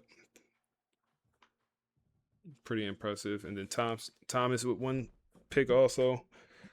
All right, let's hop into this game against Bill Belichick, man. We got to go to North Carolina. But let's see what the boys from the podcast got to say about last game. Also, maybe talk about some commits and talk about this North Carolina matchup also. Welcome back to the Deep Dive. So I want to start today with a concept that, we talk about it constantly in sports, but it's actually really hard to pin down momentum. It's so slippery. It is. You hear coaches preach it, fans obsess over it. You can't, bottle it up. But when a program finally catches it, It feels undeniable. It's the most valuable currency in the sport, and honestly, the most elusive. And that is exactly where we're starting. We're looking at Florida State football because, based on everything in our stack today, the game breakdowns, the recruiting reports, something has shifted. This doesn't just feel like winning games anymore. It feels like a complete identity shift. Identity is the right word. What we're doing today is connecting the dots. We have the breakdown of that demolition of Georgia Tech. We have the details on the sudden recruiting explosion. Yeah. And then we have to talk about maybe the most dangerous moment of their season. The trap game. The classic trap. A road trip against an undefeated but completely disrespected North Carolina team. So the mission for this deep dive is pretty clear. We want to unpack how FSU went from being, theoretical contenders to a team with actual command. And then the big question, can they keep that discipline in Chapel Hill? That's the key. Finding an identity is one thing. Maintaining it on the road, favored by 3 schools against an undefeated team, that's a massive stress test. Okay, let's start with that statement game. And I think we have to call it that. FSU versus Georgia Tech. Final score? 45-10. Right. Now, I saw that on the ticker and thought, blowout. But the game note suggests that score actually flatters Georgia Tech. It absolutely does. Some wins, you're just praying for the clock to hit 0. This is the opposite. The sources we looked at kept using one word, clearance. Clearance, like security clearance. No, like clearing a building. FSU didn't just beat them, they removed them. Starters were pulled before the fourth quarter even started. Wow. It was a systematic dismantling. And that matters because of who was leading the system. We have to talk about Rashawn Slaughter. Rashawn Slaughter is the pivot point for this entire season. We've talked about him before as a guy who was just sort of managing the game. Right, keeping the car on the road. Exactly. But the analysis here says he's graduated from manager. He has. Look at the numbers just to set the baseline. 302 passing yards, 67% completion, 3 touchdowns, 0 interceptions. Those are elite numbers. They are. But the deep dive here isn't the box score. It's in the how. The tape breakdown mentions pocket presence repeatedly. So for those of us not watching film in slow motion, what changed? What does that actually look like? So think back to earlier in the season. When the pocket collapsed, He'd bail. He'd bail out. He'd drift backward, run into pressure, forced to throw off his back foot. It was panic mode. Right. The fight or flight kicks in. Exactly. Against Georgia Tech, he was stepping up. The analysis emphasizes he was climbing the ladder. The pocket would My fault, y'all boys. I'm starving like Marvin, man. I had to go get a little snack, man. Chocolate covered pretzels. Y'all don't know nothing about that. Y'all don't know nothing about them chocolate covered pretzels, man. Squeeze. And instead of running away, he'd take one slide step forward, keep his eyes downfield, and deliver the rock. So he trusts the protection. And he trusts his internal clock. That's the huge difference between a fill-in and a true starting quarterback. He wasn't reacting, he was dissecting. Which lets everyone else just do their job. But speaking of the future, we get a glimpse of it late in the game. Yes. Joey Flowers. The true freshman 5-star, he gets on the field. But I have to play devil's advocate. The stat line was a bit of a mixed bag, right? A touchdown, but also an interception? In a tight game, yeah, that's a problem. But context is everything here. It's 45-10. You're not looking for game management, you're looking for traits. So the pick didn't matter. Not at all. The analysis points out that even with the mistake, Flowers didn't look overwhelmed. He looked eager. Eager's good. Yeah. He threw the pick trying to fit a ball into a tight window. It was aggressive. In a blowout, you can live with that because it shows he's not afraid. It shows the depth on that roster is real. It's like, okay, kid, you missed, but I like the confidence. Precisely. And that confidence, that vibe, it's a bad spilling overthrow, over man. That's because a bad you overthrow. cannot separate what happens on the field from what happens in recruiting. Perfect segue. The win against Georgia Tech didn't just stay in the stadium. We're seeing a recruiting surge that's frankly shocking. It's that momentum we talked about. When you win like that, recruits notice. It validates everything the coaches have been pitching them. And the headline is Ty Burton, a 5-star, the crown jewel. He is a monster. 6'5", 206 pounds, the number 12 player in the whole country. 6'5" at wide receivers, that's a problem for defenses. A contested catch nightmare. But what I love isn't just the size, it's the narrative. The reporting says he chose structure over shortcuts. Structure over shortcuts. What does that mean in today's world of NIL and the portal? It means a lot of programs offer the easy way. Guaranteed starting spot, a bag of cash, a looser environment. Instant gratification. Exactly. Burton could have gone anywhere, but he saw a system that works. He saw discipline. He saw a 45-10 win and said, I want to be developed like that. That sends a massive signal. And it wasn't just him. Keyshawn Falla, the 4-star linebacker. Staying home, that's big. For a while, top Florida talent was leaking out of state. Keeping a guy like Falla, who fits their defensive identity perfectly, that stops the bleeding. And the timing. He committed right after the game. He was there. He saw the defense flying around, suffocating Georgia Tech, and said, I want to be part of that. They trying to pick on my boy over there, man. The win, the QB, the recruiting, and FSU climbs to number 9 in the nation. Single digits. That's rare air. The sentiment in the reports is interesting, though. It says they aren't forgiven or embraced yet, but they are noticed. That's the perfect way to put it. The media has been burned by FSU hype trains before. They're watching, they're impressed, but they're waiting for the other shoe to drop. And that brings us to Chapel Hill, because that other shoe might be waiting for them there. The trap game. Yeah, North Carolina.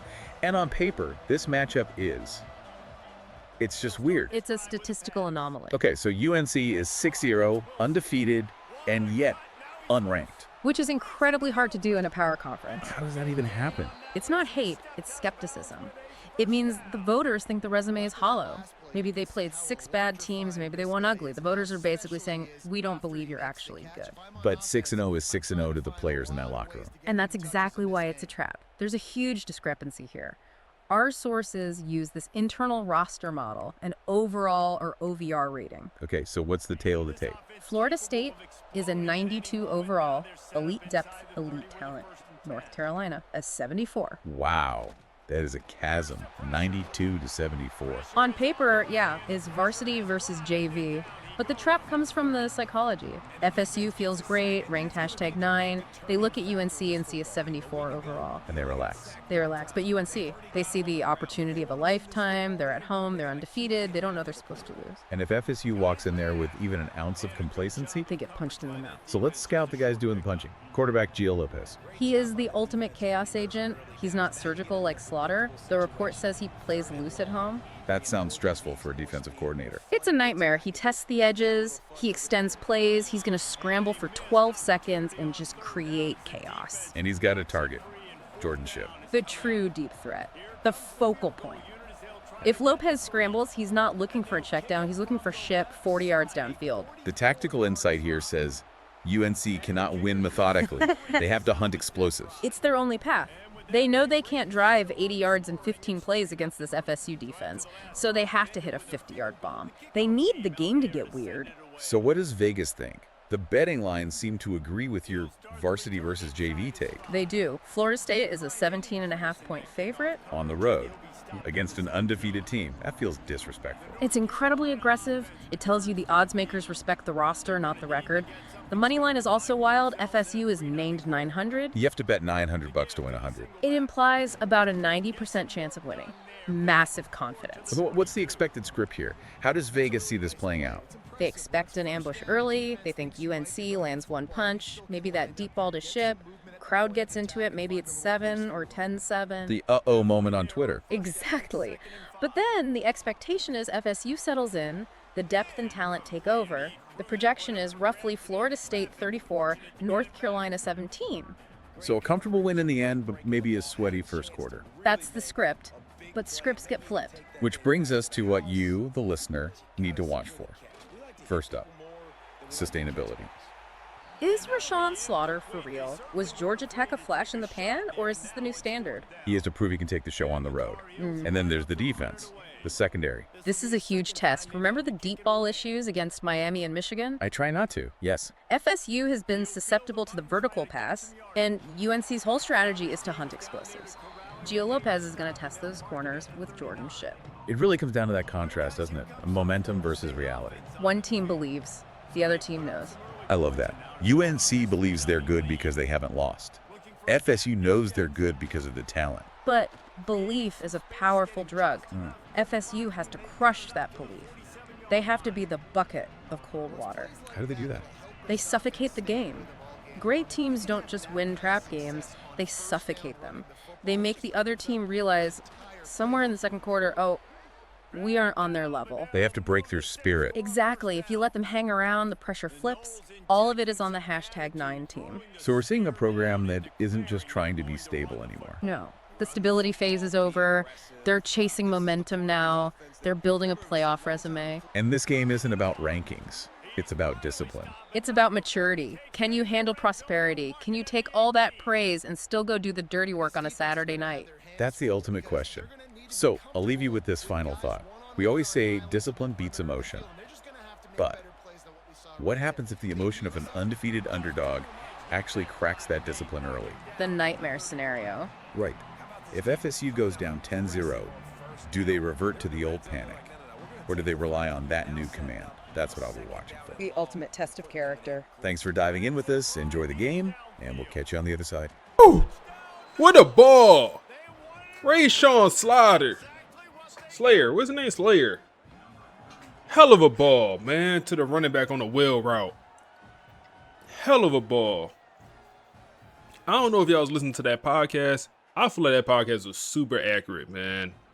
That one was super accurate. They was talking about North Carolina offense and how they're going to look to take a lot of shots down the field, and they talk about how our defense been giving up a lot of big plays, especially against Michigan and also against, who was the other team? Let's get one more look at this ball, man. This is a hell of a ball, man. Right in the bread basket. Right in the bread basket. Hell of a ball. But so far in this game, Gio Lopez have taken like 3 shots down the field. That's part of the reason he's 0 for 4 passing. They have taken like 3 shots. They are trying to get the big play on us. And for a quick update, let's go to Kevin Connors in the studio. Hey guys, just wanted to give you a quick update on a game happening in the SEC. Kentucky has the lead right now. Feels like it's been this way since We're also apparently 17-point favorites in this one. On the road against a 6-0 North Carolina team, 17-point favorites. I mean, our roster is much better. Our roster is much better. That's the reality of it. They're unranked for a reason.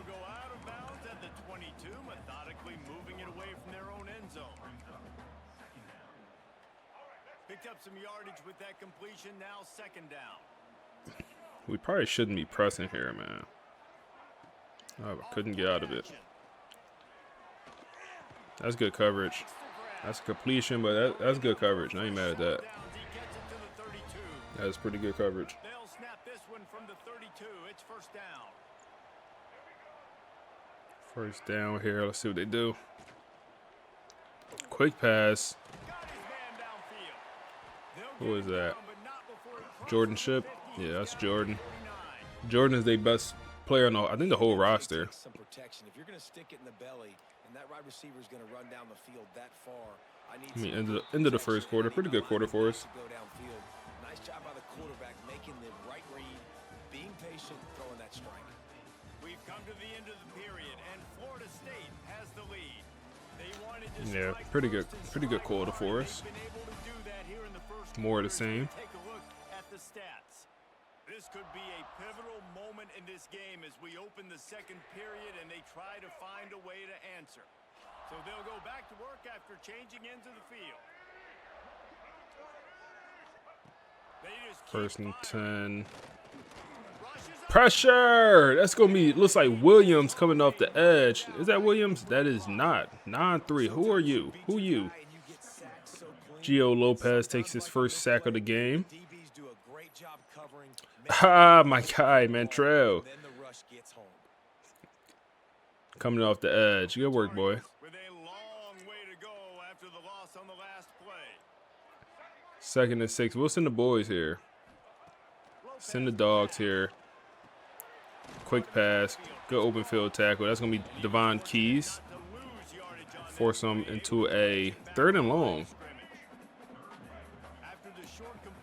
So what's up, Jaden? Been playing? Yeah, yes, sir. We've been playing the full games, man. But what's up, bro? How you? Screen. Oh, man. Got blockers out in front. We do have guys over there. Good open field tackle, boy. Good open field tackle. Yeah, in this series, we've been playing full games. Start to finish. 8-minute quarters.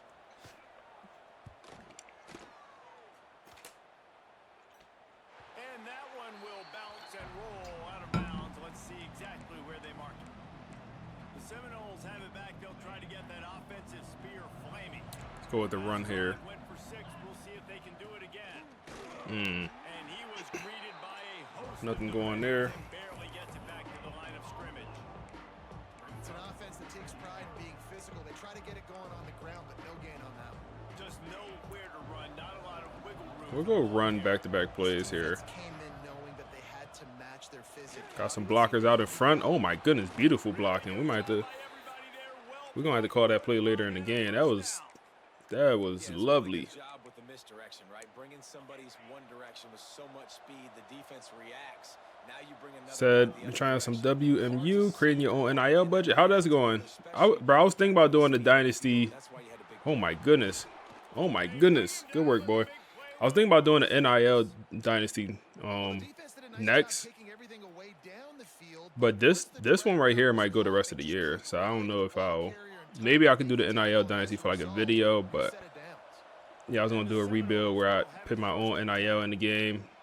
Good work, boy. Just get the ball to your playmakers. He'll go out of bounds inside the 40. They'll mark it at the 39. My goodness, this offense has got it rolled. They might put up a 50 burger. This defense Continue to pass this ball. They're gonna have to figure something out. They can't stop it. Running back wide open. They cannot stop it. They cannot stop it. They cannot stop it. Stay in this bunch formation, man. All different plays out this bunch. Just keep cooking them in the bunch, why don't you? Nothing's really open here. Throw it away. Oh my goodness, that could have been a pick 6. Oh my. Oh my. We'll go run one more play out the bunch. That could have been bad. Wide open. Wide open.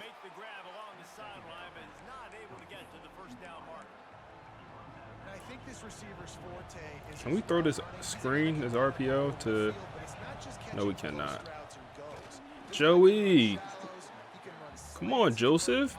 Need that first down, buddy. Keep the offense out. And we'll run it here on 4th and short. Fight for me. Good work. So it's going well. How you doing the NIL portion? How you doing it?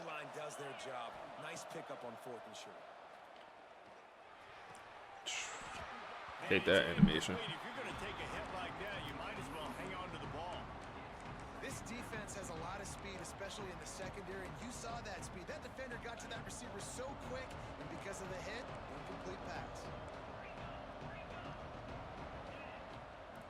Go run here. They boxed it. 2nd and 9. Take it to the 2 minutes.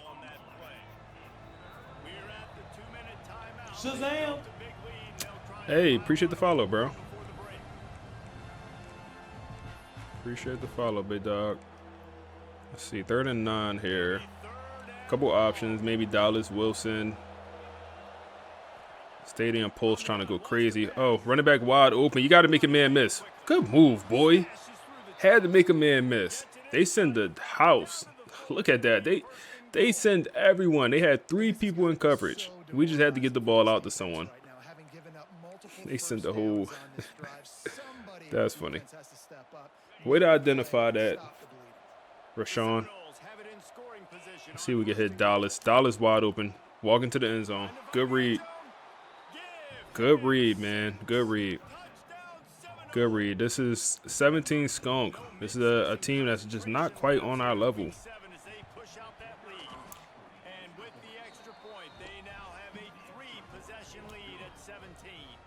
Kickoff unit has been busy as they have built a big lead and they're trying to hold on to it.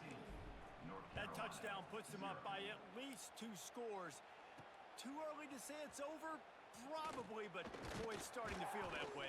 It might not be over, but you're in trouble, and you better find some answers really, really quickly. This team is putting everything together, and right now you got nothing going. Come on, give me something. North Carolina has it back, and the Tar Heels so pleased to see. Let's see here. Let's see here. They find themselves in a pretty deep hole here, but maybe a chance to grab a little momentum. Start with a blitz. Check down. We all over it. Big chance. Like this is an opportunity. This is the biggest I'll run a hurry up. opportunity in front of them in the game right now. I like that the CPU do that. Like, their offense clearly not working the first couple drives. They'll run a hurry up to try to get something going. That's going to be an overthrow. Should be interception. I think that's Zay Thomas. Yep, with drop interception. Go up, catch the ball, get us some yards, and get us some points. Couldn't find his man last time, and that leaves him with a 3rd and 6. Lopez wants to fire. And pressure on 3rd down. We'll call a timeout there as we'll have another chance to score before the half. But that's going to be KJ Kirkland. And he's leading the team in tackles. He's leading the team in interceptions as a backup safety on this roster. Hey, Electrify, what you say, bro? What you say? I see it got timed out. Oh my goodness, this gotta be a touchdown. This gotta be a touchdown. This gotta be a touchdown. Creed Whitmore with his 2nd kick return of the year, man. He is a problem when he got that ball open space, man. He is a issue. He's an issue. This might be another game where the starters don't touch the second half. Starters might not touch the second half. We'll see. We'll see.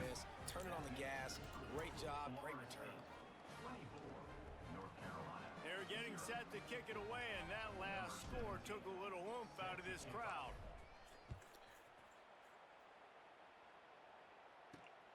So he started with 10 million. I know he thinks he can house every return, but 1 million. Got you.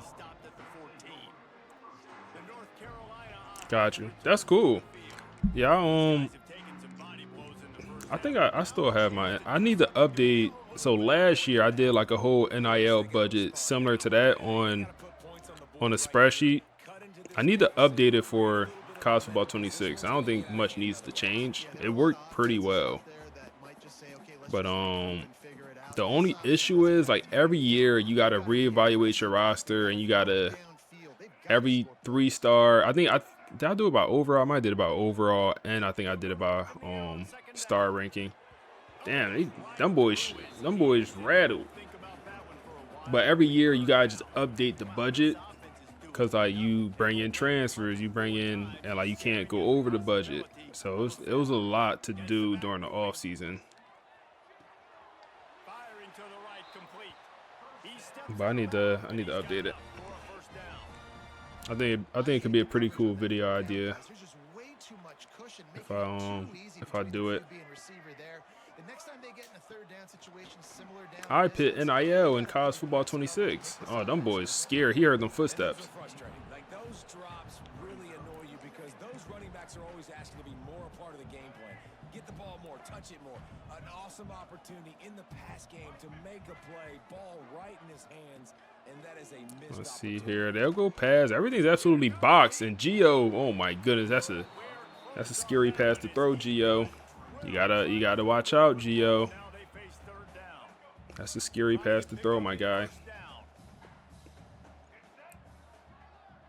Looks like a game where Joey Flowers will get in. Looks like it's a screen. It looks like backup quarterback Joey will get some playing time.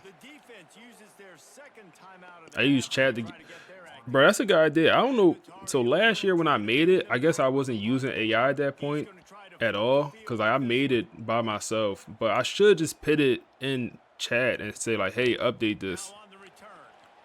Oh my goodness. Oh my goodness.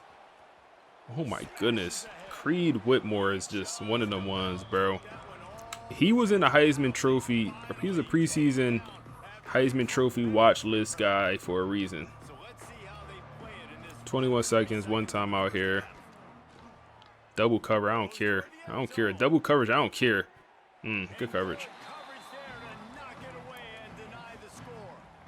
Well, this quarterback has really found a nice rhythm early, and he's in firm control and command of everything that's happening. They've had 2 drives, they've scored 2 Throw it away. touchdowns, and here on their 3rd possession, 10 seconds left here. Just need some type of yardage to make this kick a little easier. I would keep spinning the beam. Running out of time here in the first half. They're going to have to Need some type of yardage here. Nothing crazy. on 3rd down. He drops to throw. That's fine. That's fine. That's fine. That is fine. 48 yards. Yep. Just make it a little easier. Quick timeout from the offense to save precious seconds. Make it 27 before a half. They'll send out the field goal unit. Well, they've Not a terribly tough kick for Wade, and that's going to be easy money for the true sophomore kicker. right down the boulevard. It's good. And I mean, great first half, man. I mean, we bringing these boys back to reality. They was on social media talking before the game, talking about how they unranked 6-0. We coming to town, this, that, and the third. They thought it was sweet, bro. Keep that tough. Come on, bro. Don't go on the media. Social media is talking that North Carolina. They ain't your body, man. They ain't your body, North Carolina. Tar Heels. Stick to basketball, man. Stick to b-ball.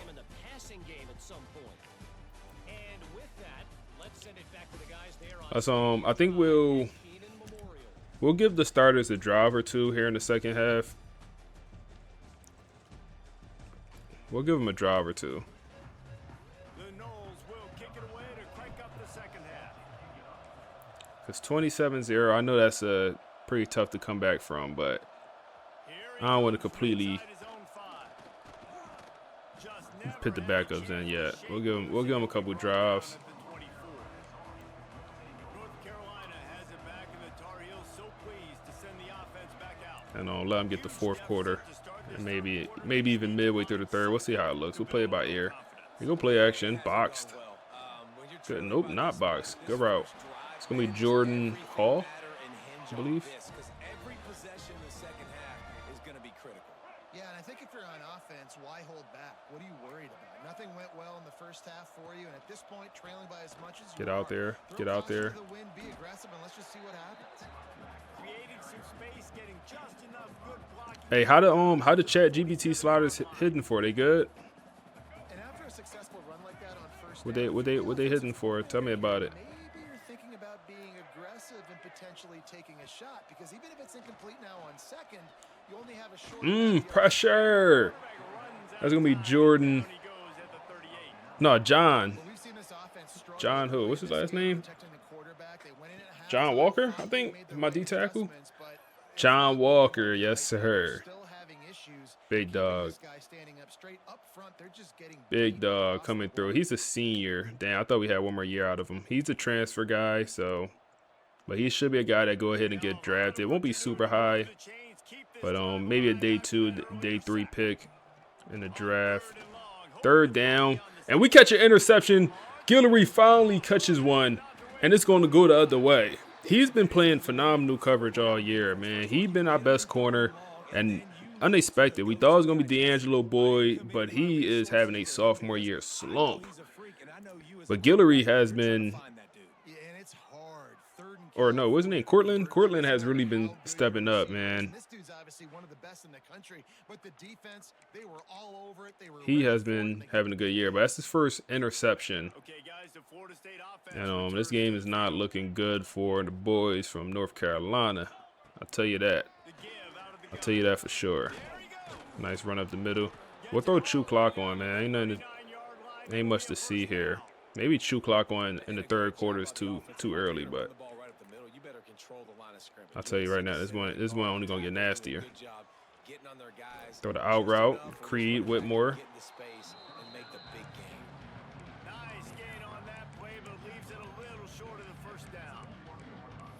How nice is it in this offense to have your best receiver playing in the slot? You're matching him up against You said, are you running a 4-2-5 defense? Yeah, that's what we're running, bro.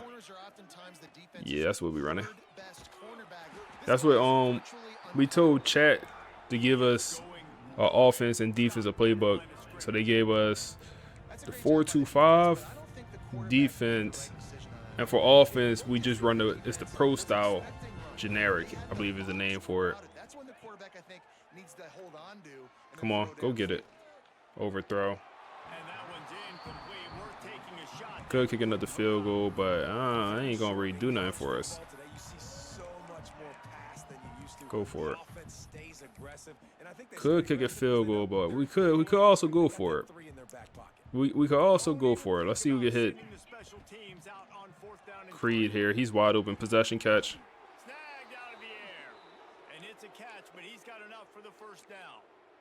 They were easily within field goal range there, but they don't feel like you can win this game 3 points at a time. No, pass. I mean, you got to be aggressive. You got to get touchdowns. Tight end wide open, and he drops it. It's a bad ball from the quarterback, but damn, man. Put it on the money. Timed out, message too long. Second and long from the gun, the ground game. And maybe he'll get back to the line of scrimmage. Bro, they keep the... I still can see the messages, though. To run the football. Actually, is he counting? I think he's counting to make sure there's only 11 guys on defense. They're close enough for a makeable field goal from the 26, but they'd love to convert this third and long. All right, let's see. We can go underneath here, get Dallas involved. I don't know if he even caught a pass this game. That might be his first reception. But I think this is going to be the last drive for the offense here for sure. Nothing's open. Throw it away. I think we're going to get the offense out of the game after this one. I think he's showing you his experience on that decision right there. There was nothing open, so don't try to force it into coverage. You've got the lead. If it's not there, Creed Whitmore down to the 2-yard line. And they make the stop, and this offense has it inside the 5, and they are threatening. And the Seminoles are threatening on first and goal. Joey. You're not messing with Joseph, man. I feel like they don't like Joseph this year. I don't know what happened. O-line's not messing with him the same. Let's see. We'll try to hit Dallas. Oh my goodness! Wow. Interception at the goal line. Wow. Did he just bait me like? No way he just baited me like that, man. Did he not just come out of nowhere? I mean, was he not rushing the passer? Oh, he baited me. Wow. Eyes in the backfield. Wow. He 100%. I'm pressing the button at this point. Like, it looks, it's wide open. I'm pressing the button. That's crafty. I ain't gonna lie, man. I ain't gonna lie. That's like a user in an online dynasty. Give me that. I respect that. I respect that. Hit the portal next year, man. We got a spot for you. We got a spot for you, bro. Hit the portal. We got a spot for you, man. RP. Come on, man. That's a pick. Well, I think this still be a last quarter for the starters. Quick pass, dot.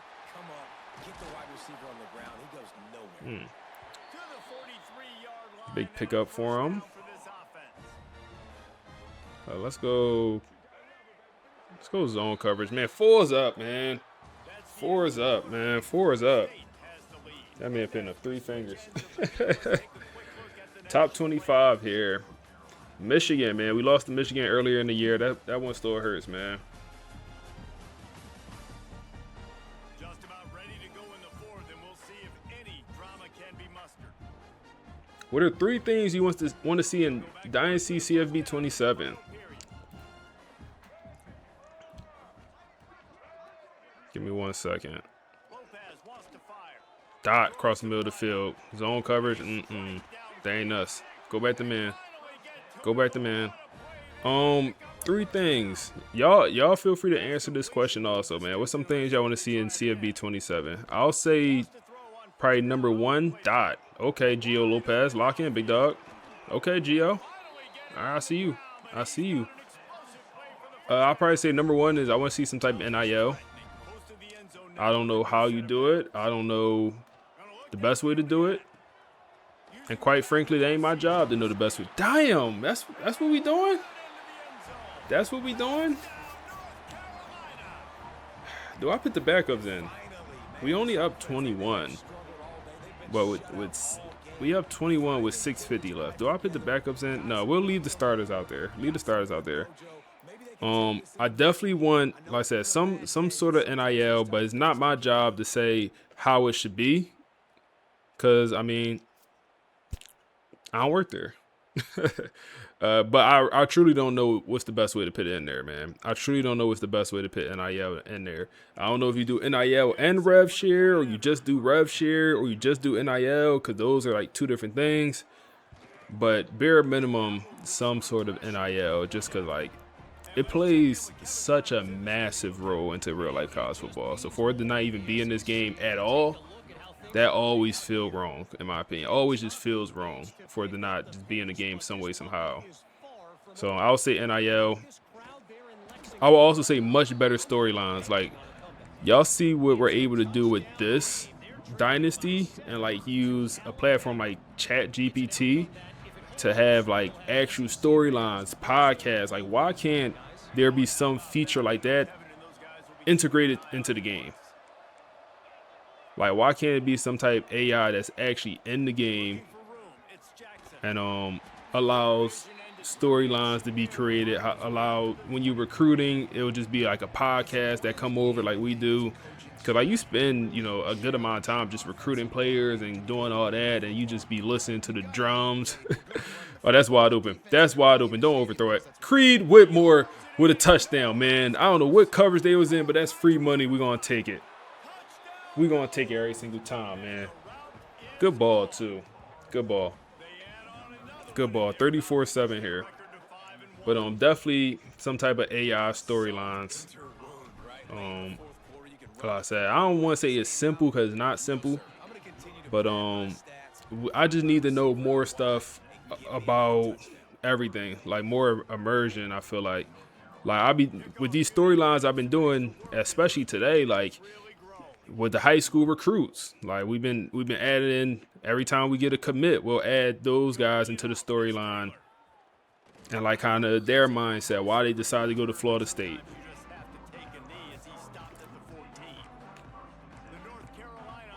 Even I even did the storyline where it was two 5-stars from the same city. I did a storyline where they both went to the same high school. And their package deal. They want to play together in college. So that's 2 things. What else I want to see? Let's see what y'all said. You said playing time and playing style fix. Yeah, for definitely. I feel like even when you have like a bye week, it'd be cooking the playing style deal breaker. Even the bye weeks be cooking it. Like, what's that about? So yeah, playing style and playing time deal breaker. I feel like both need to be redone. Change bare minimum. What else y'all want to see different? So AI commentary, say players' names. Yeah, why don't they say players' names? What's that about? They say some players' names.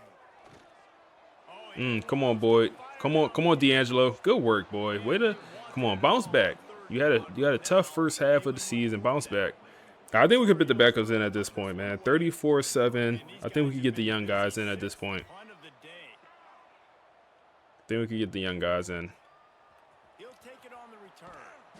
Creed don't want to come out, man. Creed going crazy. He don't want to come out. Mass backups.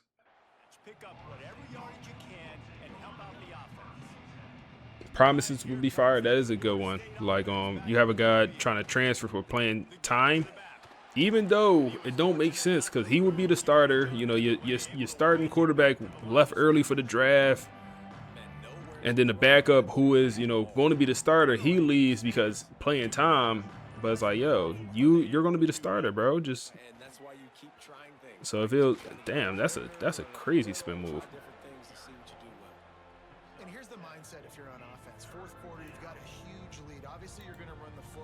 Just be aware of the clock. You don't want to snap it too quickly. You're probably just doing safe runs inside the tackles like you saw right there. You just got to execute. You got to be aware, but you've got this game in hand so long as you don't turn it over. So they should be able to play some type of AI into the game. Yeah, I mean, some people probably wouldn't like it. You know, I know a lot of people don't like AI, so maybe I'll cause some people not even to buy the game. It was a couple people that was like, what they say? It was like it's sad to see Jaden using AI unsubscribed. And I was like, good catch, boy. Good catch it. That was crazy. Yeah, it was like sad to see Jaden using AI like for content unsubscribed. And I'm like, I hear that, but it's like I feel like the AI is really making the content a lot better. How I personally feel. So it's one thing like the whole content was AI, but we just using AI to make things better. A Travis Hunter archetype, good point, bro. Generational recruits. And have two-way players work. Why two-way players don't even work in this game? That's crazy to me. Have two-way players actually work. Get out. Get out. Get out. Why he run like that? Throw the stiff for him. Why he run like that? Who is that? Who is that, bro? Yeah, Koi should be able to play both ways. Bro, I remember I think the first rebuild I did this year was with Colorado. And the first year in the transfer portal, I get Corey Parrish in the portal. I'll move him to receiver I move him to corner. So he's a safety. I move him to corner because safeties can't play two ways. Put him at corner so he could play receiver and he could play cornerback. Bro, he could not catch the ball. Joey Flowers get his second touchdown of the season, man. He could not catch the ball, bro. Like, I remember he dropped a wide open touchdown in the end zone to like win me a game. He dropped it. And it's because two-way players in this game, when you play them on the other side of the ball, their attributes like decrease. So he would constantly drop the ball, not contest wide open, he would drop it. And it's because like two-way players, he didn't have the team player ability. So I think you need team player to play out of position like that. And he didn't have it. So he would just drop the ball, man. That was bad. So yeah, two-way players don't work. Like you can't even see I couldn't even see his offensive stats. So like I said, he was at corner. His position was corner. But I couldn't see his receiving stats. I couldn't even upgrade his receiving attributes. Like, come on, man. Make it work somehow. Especially when we had guys like Travis Hunter do it and win the Heisman. It's like that should be something that's already in the game. That should be in the game for 25. Your storylines will go crazy. Your storylines will go crazy, man. Like, when we see, you know, a 5-star quarterback in the portal, in real life, it's always a storyline behind it. Always. You know, Sam Levitt was, you know, best quarterback in his last real life portal class. Guess what? Storyline behind it. Last year, Carson Beck, he was the highest rated quarterback in the portal. Storyline behind it. Nico, massive storyline behind it. And one of the best things about college football is there's always something going on. Even you'll have your favorite program, you know, but there's always something going on with the world of college football, whether it's the Nico situation or whether, hey, good work, y'all boys. Good work. Domination this game. Domination. But it's always something going on that's keeping the world of college football entertaining. And like you just don't get that in this game. So like, I feel like you should have the option to choose in between like podcasts in game. That'd be tough. Like, hey, I want to hear a podcast on just what's going on in the world of college football in my dynasty. I get to listen to that podcast. Okay, I want to hear a podcast on FSU recruiting. Okay, I want to hear a podcast on how's the season going for FSU. And they'll you know, put together all the stats, you know, the games, all that, and, you know, create a storyline or podcast or whatever. No way, bro. But I think that'd be pretty cool.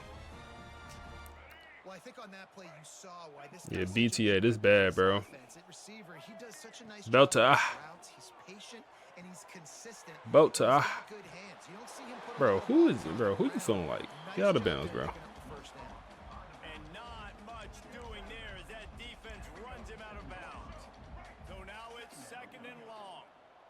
And I never finished the question. The last thing I want to see.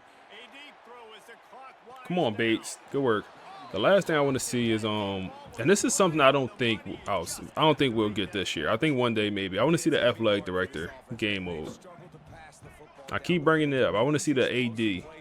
I want to be able to be the athletic director. So I want to be able to hire the head coach. I want to be able to fire the head coach. I want to be able to control the ticket prices, the parking prices, the concessions revenue. I want to be able to control everything. And if we're having a good year, we're having a great year, I'm going to raise all the prices. And well, guess what? The more money we bring in, the more money I could spend on the roster on NIL. Is that not tough? Or the better year we have, you know, all of that stuff, the more money I'm able to get from the boosters, the donors. But that's taking it to the next level. That's taking it to the next level. And I want to be able to hire a GM. Like if I'm the head coach, you know, you got your assistant, your OC, your DC, add more coaches, but also add an off the field coach. We don't need the director of recruiting. We don't need the director of player personnel. Just add a GM. I could hire my GM. I could hire my OC, DC, and my strength coach. Just go to 4. You just go to 4. OC, DC, strength coach, and then GM, general manager. I'm good with that. I don't need to be the DB coach, all that. The strength coach, that's important, so I could like point what direction I want my players to get better in. Like if I want a certain position group to get faster, or if I want that position group to get stronger, or I want that position group to do whatever, I'm able to, you know, get a strength coach that's going to align with that.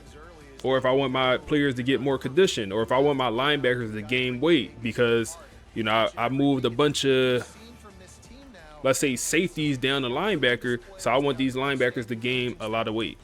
Or I move the D lineman to linebacker, I want him to lose weight.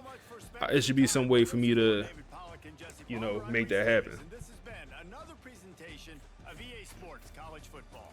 I'm cooking or no? I'm cooking or no? That'll be fire, cooking. Be able to influence things like academic prestige. I would like to influence like how my coaches upgrade. Like I don't think I should ever be able to upgrade my offense and defensive coordinator, but I would like to influence how he upgrade. Like, hey, I want to get better at developing players. Okay, so either he's going to go down time developer, motivator, You know, some of the, or hey, we need to get better recruiting. Okay, well, he's going to go down recruiter. Or we need to get better at, you know, scheming. He's going to go down tactician. I think that could be cool. Rashawn Slater, 309, 3 touchdowns, 1 pick. This was probably his worst game since starting, and this is not a bad game by any means, but probably his worst. But Joey Flowers coming in and just being super efficient, you know, not doing too much. Touchdown, 4 for 4. Yeah, man, them boys from EA, they still ain't hit my line. I'm waiting. Them boys need to hit my line. Oh. You said I think if they add the AD role, hopefully, yeah, man. I think the AD role really would bring like a lot of excitement to the whole game. I mean, that's just, I think that just bring a lot of excitement, man. Quan Hester with a touchdown. Creed Whitmore went crazy, man. He had a kick return too, huh? Oh yeah, this was a nasty one. He said they should redesign how the CPU recruits. 3 to 5-star players should be loaded with offers no matter if they're in. Yes. 5-star players should have 10 plus offers each. It should be no 5-star player with no offers after the first week. That should never happen. That should never happen. And I think part of that is they need to expand the recruiting board. So instead of having 35 players, maybe they need to up it to 50. And maybe they need to make scholarships free. Maybe, I don't know. Maybe scholarships should be free. Maybe it's a coachability where offering a scholarship becomes free. Because offering a scholarship, I don't know if that should cost coin or cost hours. But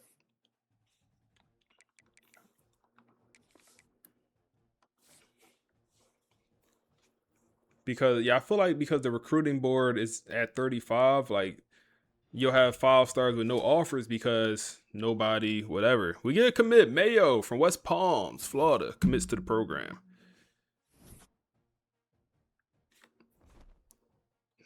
And then at least there's so many players going under recruited. Oh man, we got Clemson.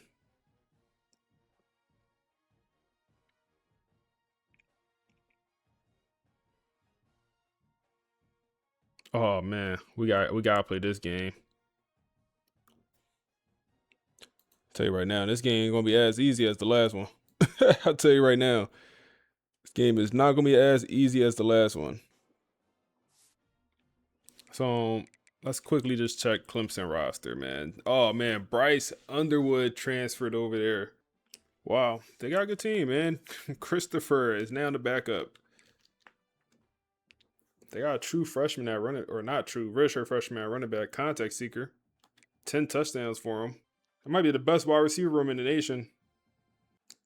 Hey man, that man D'Angelo Boyd, he's shaking in his boots right now, bro. He's shaking his boots. 95 speed. Oh my goodness, he's shaking his boots. That man D'Angelo shaking in his boots right now, man. Where's their weakness?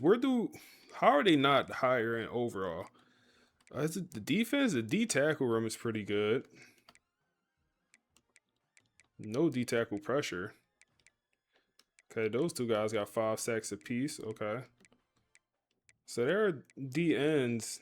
Not great overalls, but they're getting pressure. Yeah, you said no wonder Underwood is throwing the lights out, man. Very solid quarterback room. Yeah, bro, them boys. 80 overall true freshman. Who was that? I gotta go back. Maybe the running back room. Linebacker core is okay, or they got a solid middle linebacker. You said it's a prove it game for D'Angelo? It gotta be. It's either prove it or it's either prove it or get extorted. Oh man, they about to try to extort my guy. He just not. We just gotta work on the speed with him, man. Like he's solid in coverage, bro. Look at this, man. Like their four receivers are literally their best 6 players on the roster, best 7 players on the roster. Well, who was the 80 overall freshman?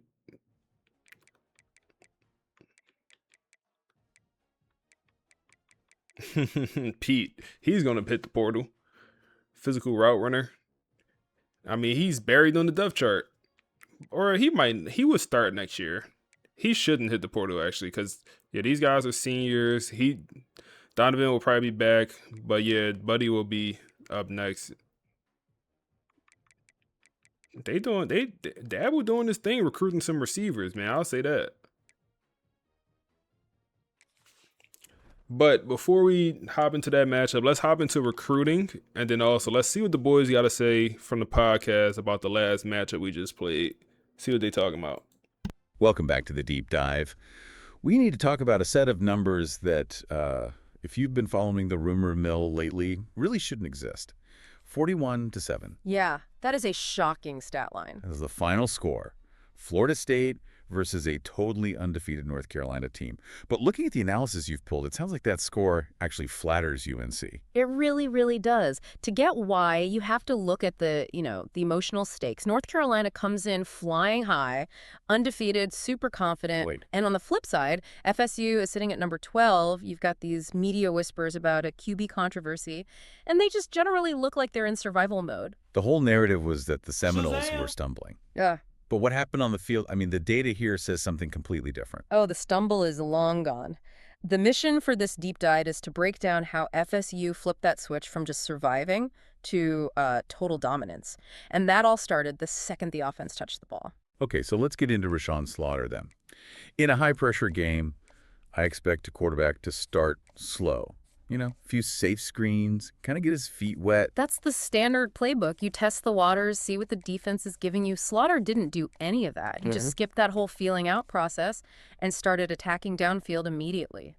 He finished with 309 passing yards, 3 touchdowns, but it was the timing. He never hesitated. So it wasn't just his arm, it was a decision-making shift, a mindset shift, really. Exactly. He just looked unbothered. He did throw 1 interception, sure, but the sources all emphasize it didn't rattle him at all. He went right back to leading this fast, decisive offense. Yeah.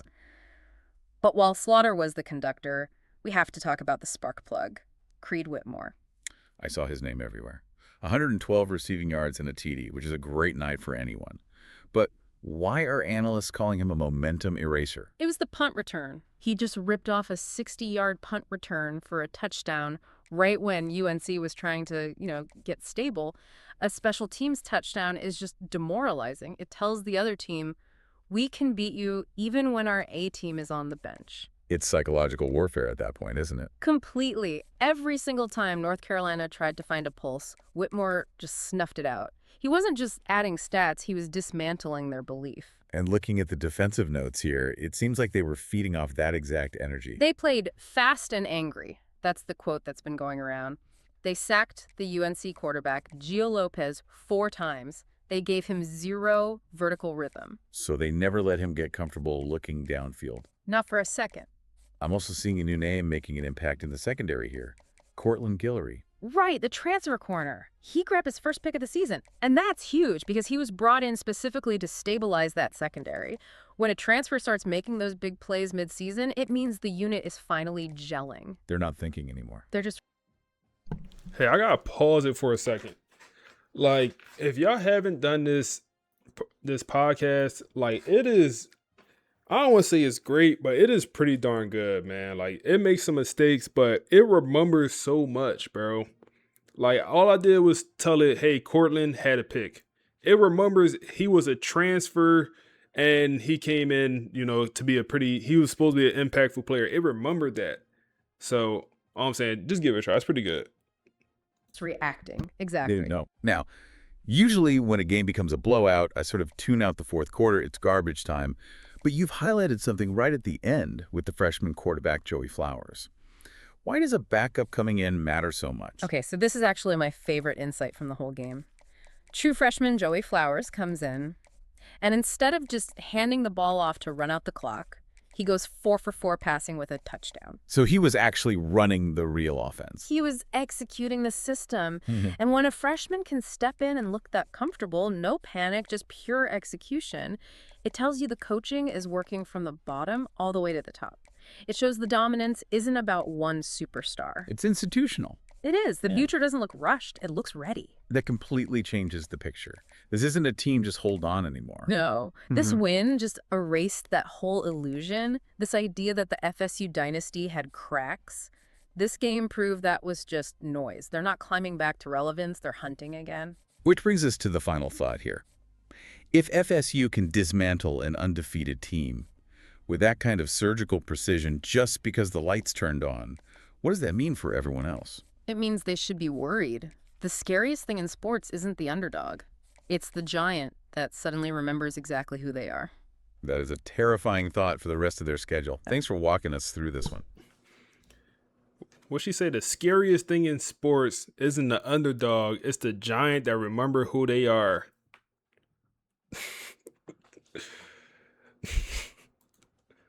That was funny.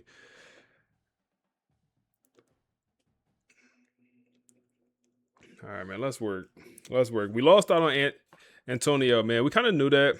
We kind of figured that, man. When he didn't commit on the visit, we kind of knew we was chopped cheese. Yep, yeah, 9 out of 10 visit, he didn't commit. Yeah, we kind of knew at that point. We'll go after Vince here. Dante, we're trying to get, and he's going to come on a visit next week. We should get him, man. We should get him. Clark, we're going after. Our 2 corners, we're looking good. We got some extra hours. I could put him on the Ben Westerman. Try to speed up his recruitment. Law should be committing soon. Then, interesting. We're now in a recruiting battle for Kevin Duke. I assumed this recruitment was going to be a lost cause. Why? Because he's from the state of Missouri. And he came on our visit. He didn't commit on our visit. And once I said he left Florida uncommitted and he was going home to go on a visit with his hometown program, I assumed they was going to get him to commit. That visit did not go well. And now it's going to be a dogfight to the end. We have no pipeline boost, so we still could end up losing this recruitment, but it's not over. It's definitely not over for this hybrid safety that I will either consider moving to linebacker. Maybe not. Maybe he redshirts because that speed is just bad. Them hybrid safeties or them box specialist safeties be looking so bad, man. It's like, damn, if the speed is going to be that low, you got to give me some tackling. If the zone and man coverage is going to be this low for a 5-star, you got to give me something. Am I tripping or do he just look buns, man? I ain't going to lie. Kevin look buns. Oh, man. Kevin look buns. There's linebackers that's way better than this, man. To love your box specialist, I would just rather move a linebacker over because the linebacker gonna come in with similar speed, if not more, and better coverages damn near, better tackling, better hit power. Hey, appreciate that follow. Hello, GOAT. Appreciate you, bro. But we have a chance for Kevin. Let's come back over here to the board. I think we need safety. Yeah, we need to get a safety, if any, available. Any 5-stars that's looking for a home, we got one for you. Nah, they're all actively being pursued. Okay. It's a lot of 4-stars here that's just in the open. That's okay. Even the safety here. Oh, even the Florida safety. I'm tripping out. That is a need for us. Let's add a couple of these safeties. And I wouldn't even mind any more linemen. It's an athlete kid here. He is a contested specialist. We'll add him. Florida kid. We'll add him just in case. Florida edge rusher. We're maxed out on edge rushers. I ain't gonna lie. We maxed out big dog. We maxed out. We could do more O linemen. Connecticut O linemen. We could add you. Athlete Thumper. We could add you for sure. That's an archetype I like a lot. Mike Linebacker from Georgia. We could add you. And I would like one more old lineman. Maybe we do that center right there. Yeah, let's do that center. Nope, that center is not going to be a part of this class. Okay, let's just put the hours into Buddy. Cover specialist from Jacksonville, Florida. We'll take that.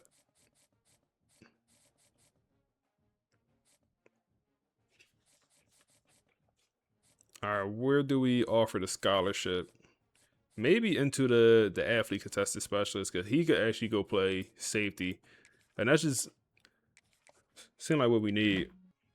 Perfect, man. Perfect. We have the big time matchup, man. Big time matchup. Florida State versus Clemson. Rivalry game in Death Valley. Game of the week without a doubt. Big time matchup, man.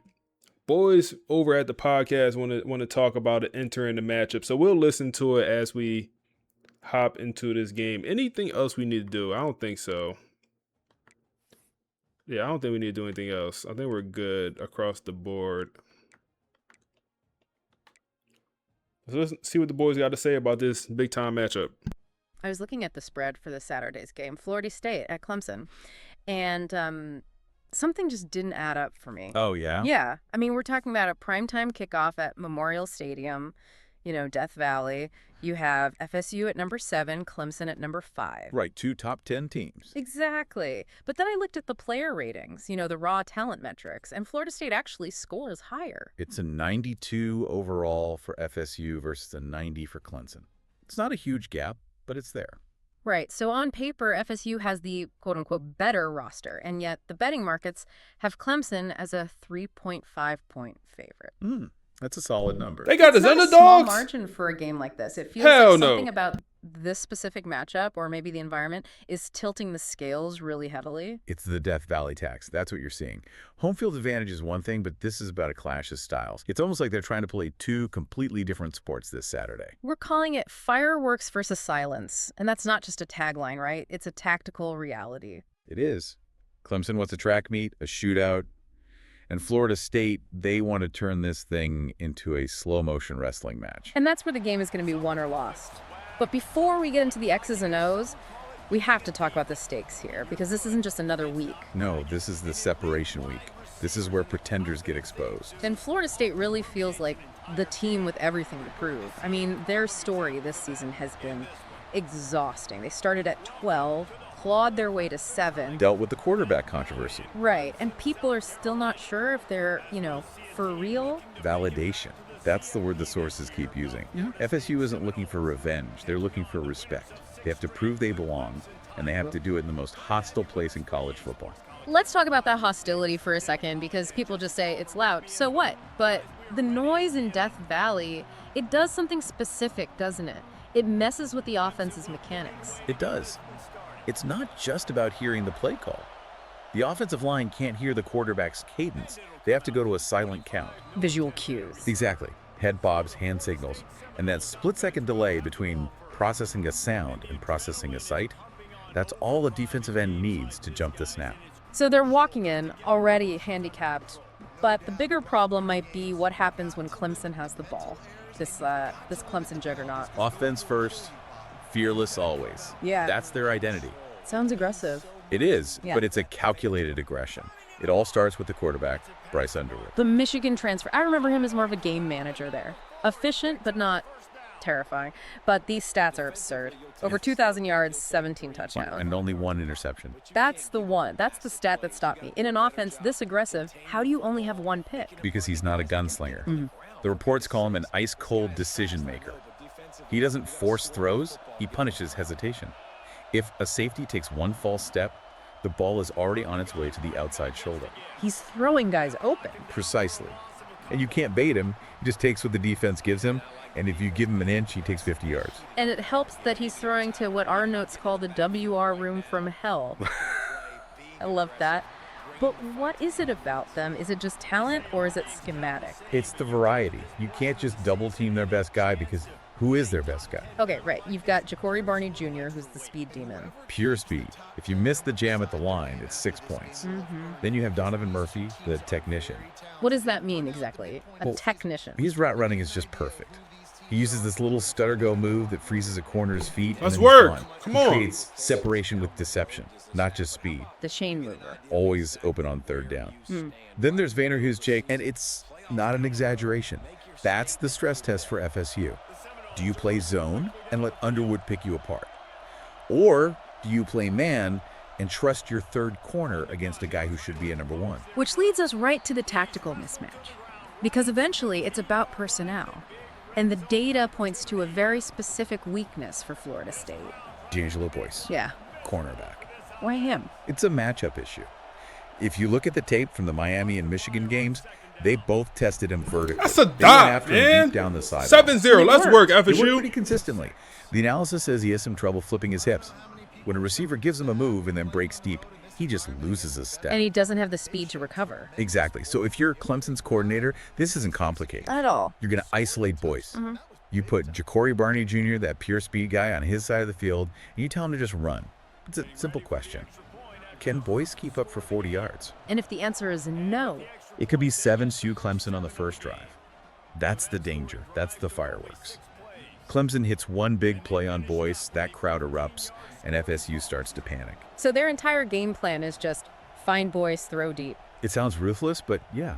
They want to track meet. They want to score fast and make FSU chase them. Okay, so that brings us to Florida State's counter. If Clemson wants speed and chaos, FSU needs What? to sedate the game. Essentially, yes. The FSU head coach, Marcus Vail, he said it perfectly. The Seminoles don't want to track meet. They want control. And his best quote was, "They want speed. We want time." We want time. Yeah. That sounds good, but how do you actually execute that on the field? It's about personnel. Expect a lot of 12 personnel from Florida State. One running back, 2 tight ends. Right. And what that does is it forces Clemson's defense to stay heavy. They have to keep their linebackers in the box to stop the run. They can't bring in extra defensive backs. So you're just grinding the clock down, shortening the game. Exactly. Fewer possessions for Clemson means fewer chances for them to burn D'Angelo Boyce deep. You're turning it into a phone booth fight. And the key to that is the running back, Joe Jackson. He's absolutely crucial. He's a north-south guy. Yeah. 4 yards, move the chains. But the real pressure is on the quarterback, Rashawn Slaughter. This guy, he took over the job midseason, right? He is. He's a fighter. But playing quarterback in Death Valley when you're trying to control the game is so hard. You can't get bored. Get bored. When you see the other team hitting explosive plays, your instinct is to match them, to be the hero. Slaughter has to fight that. He has to check it down. He has to be willing to punt. That's a ton of discipline. It is.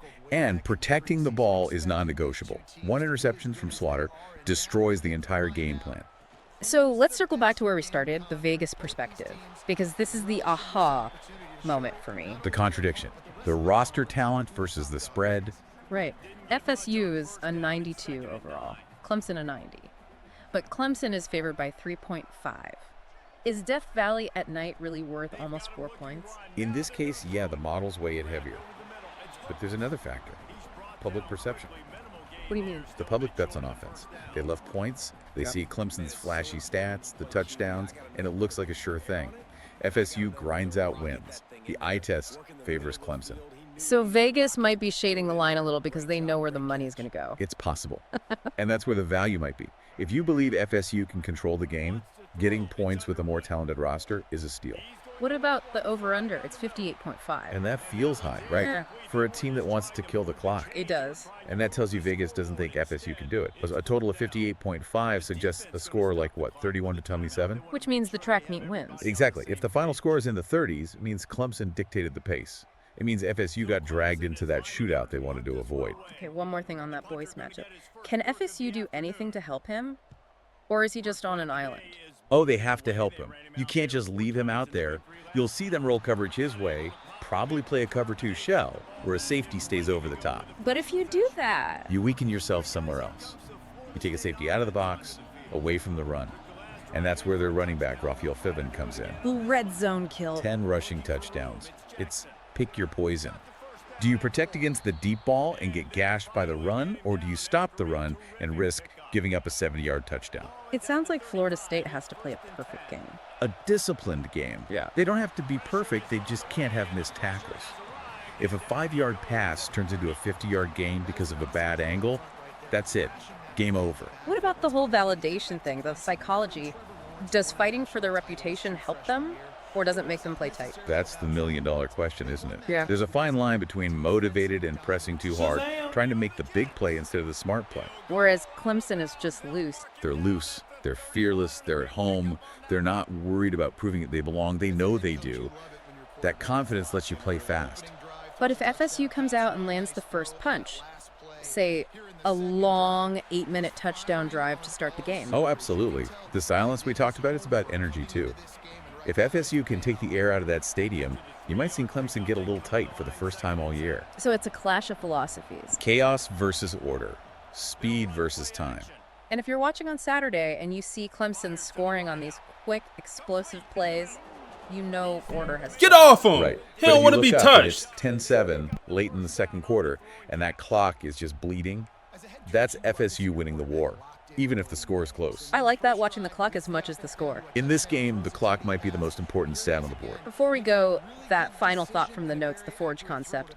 It felt a little dramatic, but now it feels about right. It does. When you go into that stadium with that much on the line, the heat is so intense, there are only two outcomes. You either burn, Or you come out forged. you melt down, or you harden into steel. Exactly.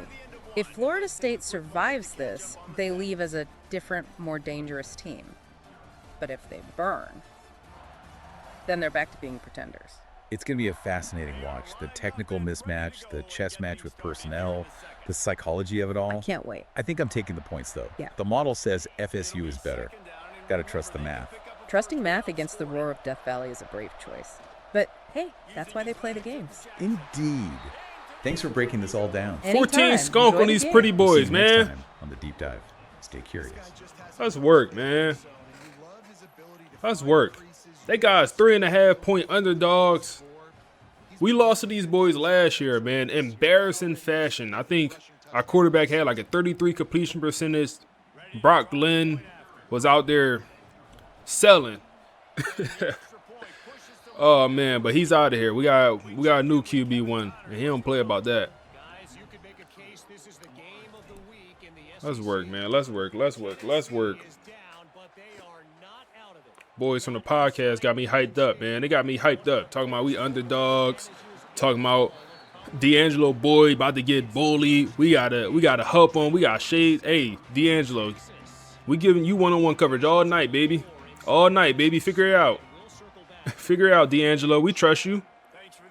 They talking about we got help. Come on, bro. All night, baby. That's you. They got 4 receivers that could be an ex-receiver on any other program. 4 receivers, 90+ overall.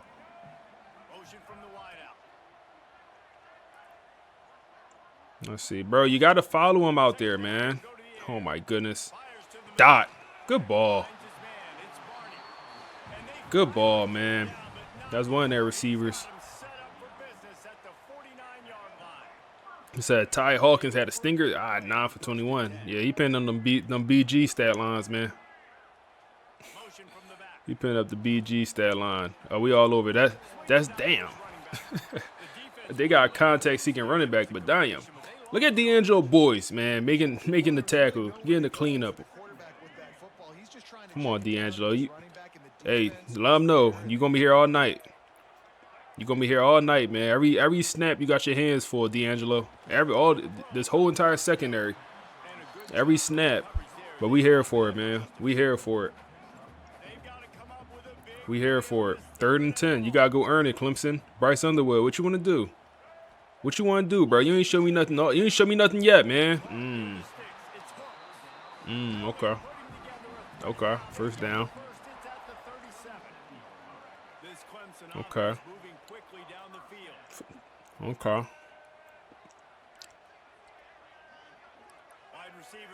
Slot receiver goes into motion. Why do they, bro, follow him? Boxed, boxed, boxed, boxed. It's not going to go for a sack because he picked up a yard, but that's going to be John Walker, transfer D tackle. Let's go nickel here. So he tried to get outside, make something happen himself, but give the defense tons of credit. Excellent job in pursuit. They're able to give up no. They're gonna go 5 wide. We're gonna rush with John Henry. Okay, they blocked 7 here. That's double coverage and it's a completion. Double coverage completed. Hey, that's better offense, man. That's better offense. That's better offense. Good ball, good catch. Receiver in motion here. Throw it. Nothing. Nothing. Throw away.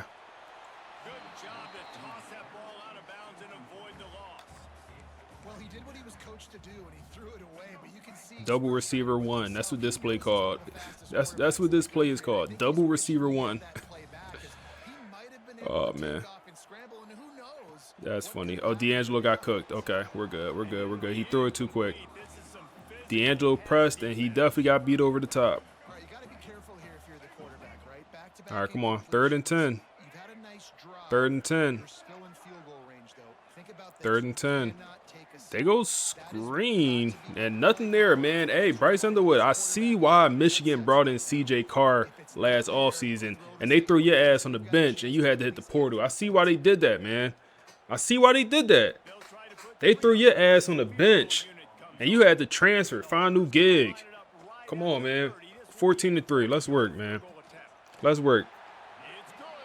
Lace, appreciate that follow, too. Come on. Let's work.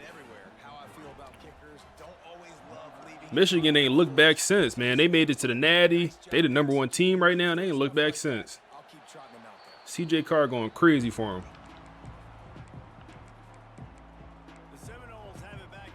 What we have here? Let's start with the run. Get Joe Jackson involved, man. Get Joe Jackson involved, man.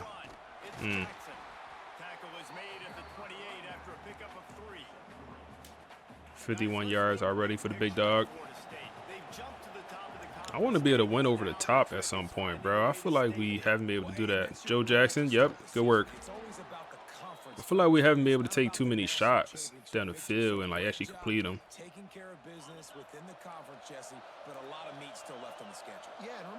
Go play action here. Throw it away.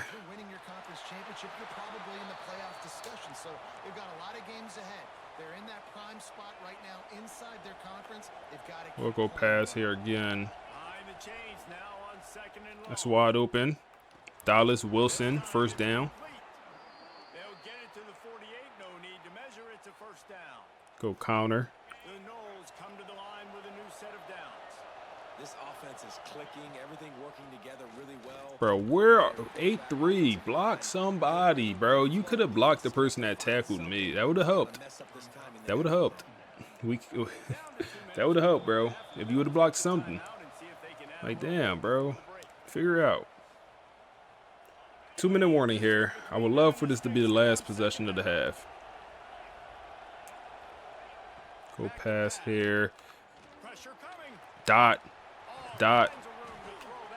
Dot. That's Tayshawn, man. That's Tayshawn. Tight end, 62 yards for him. He got the touchdown earlier in the game. Stop me when you've heard this before. First down. He's only like an 80 overall tight end. Oh, good blocking. Good blocking. Good blocking, boy. Throw that chew clock on. Waste a little bit of time here. You got to be impressed by what you've seen by this offense so far in this game. See what we have. Oh, that's wide open. Wide open. Ball to the corner. Tony toe tap. Call him Tony toe tap. Hell of a ball in the back. At the back pylon. Just stare him down, man. Just stare the fans down. That's all. Just stare them down. It's going to be an early night for y'all boys, man. Y'all beat us last year. We need that back and more. We need that back and more, man. Restore honor to this FSU program. 21-3. They do have time and timeouts to score here. Hey, Brock Glenn not making that throw, bro. That's all I know. Brock Glenn ain't making that. Brock Glenn ain't doing that, man. At this point, I don't think Brock Glenn with the team anymore. I don't think he with the team. I think he at the crib. He got tired of him every time. Every time Rashawn throw a pick or throw a dot, they pan the camera to him.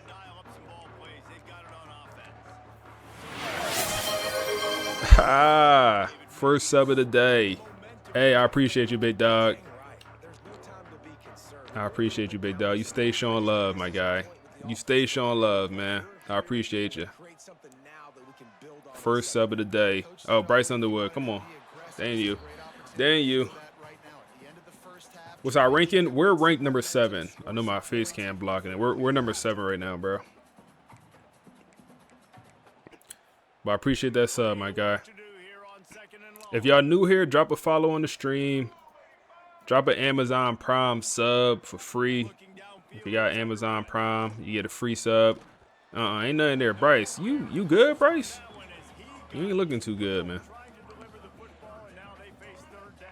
You said Slaughter looked like prime Miguel Kafka. You don't know nothing about no Miguel Kafka, man. You wasn't here that long, man. You don't know about Miguel. Hell no. Yo, if he would have picked that would have been crazy. That's Taze. That's Zay Thompson. Shout out to anyone that know who Miguel Kafka is, man. Y'all been here for at least a year. Miguel Kafka, man. That was before they passed the athlete quarterbacks last year. Those Temple days. Miguel was a pre-patch athlete quarterback last year, man. If you know, with like the 96 speed, 96 throw power coming out of high school. Why are we running the ball here? Oh, that's why. That's why we running the ball here, because we know something they don't. Because we know something they don't. Get back on that ball. Run it up, run it up. Oh, tight end open. Way to layer the throw, man. Way to layer it. Get that tiger off my screen, man. Get that tiger off my screen. We ain't going for that. Come on, man.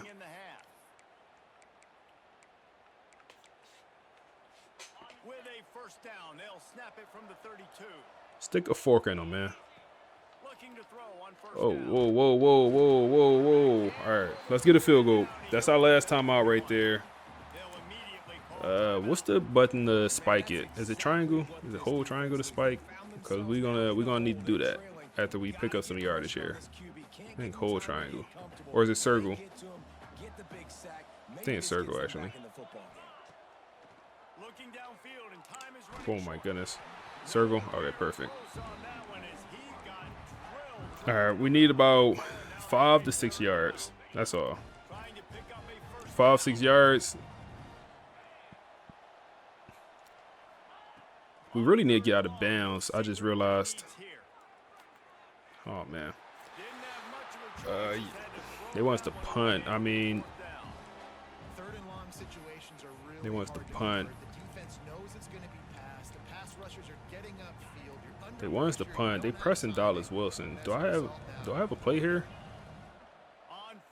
Oh my goodness. Oh my goodness. The young receiver, he's gonna be damn. Circle, circle, circle, circle, circle. I'm holding circle. The freshman receiver.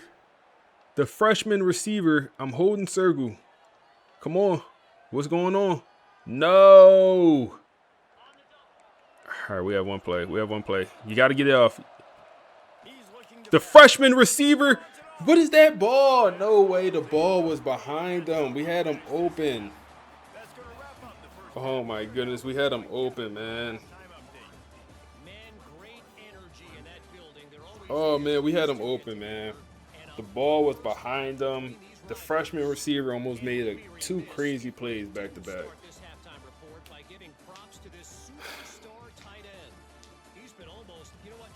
That's cool, man. 21-3. Tap circle. Yeah, I definitely was holding it. I ain't gonna lie. I was holding circle.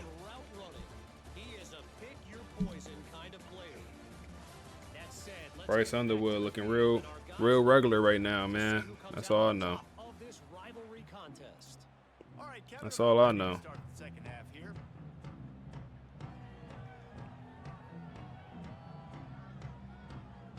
That's all I know. They'll start with the ball here. We're just about ready to start the second half.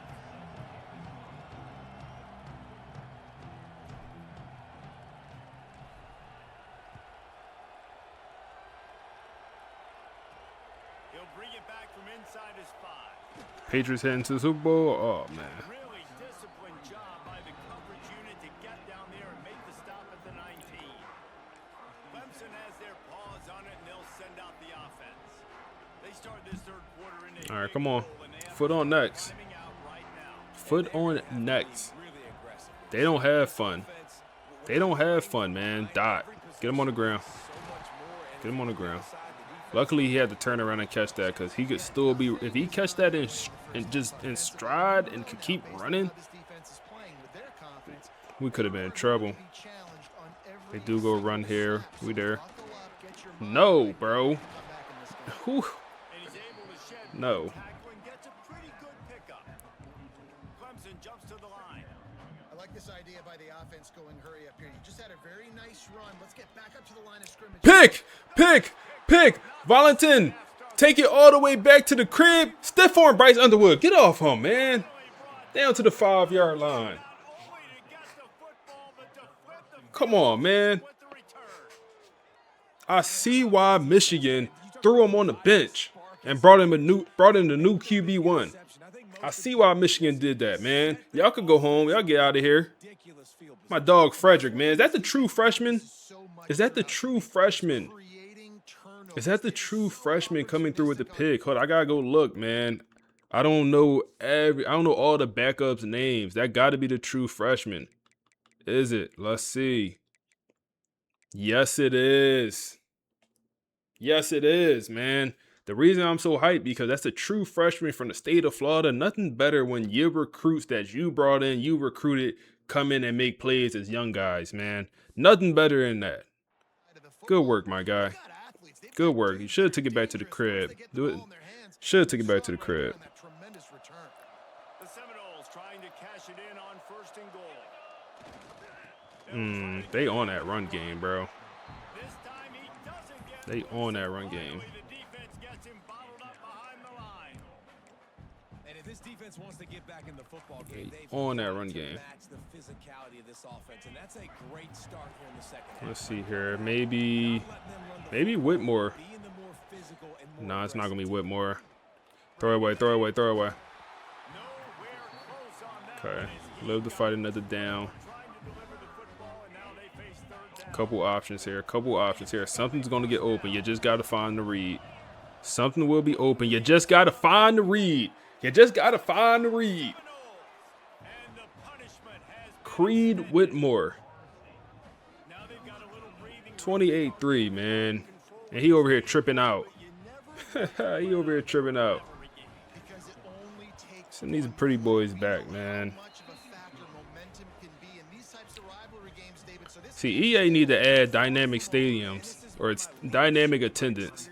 Cause in real life, boo, that's all you be hearing.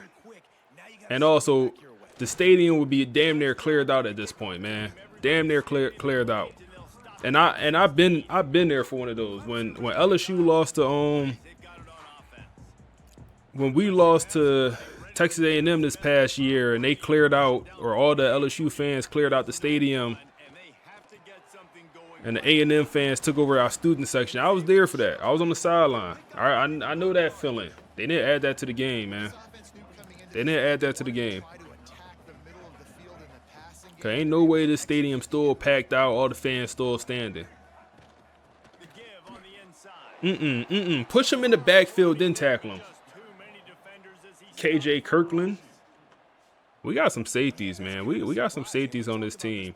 Patterson, Devon Patterson, Zay Thompson, Frederick Valentin, CJ or KJ Kirkland. Okay, I see you, Bryce. That's all you could do, Bryce.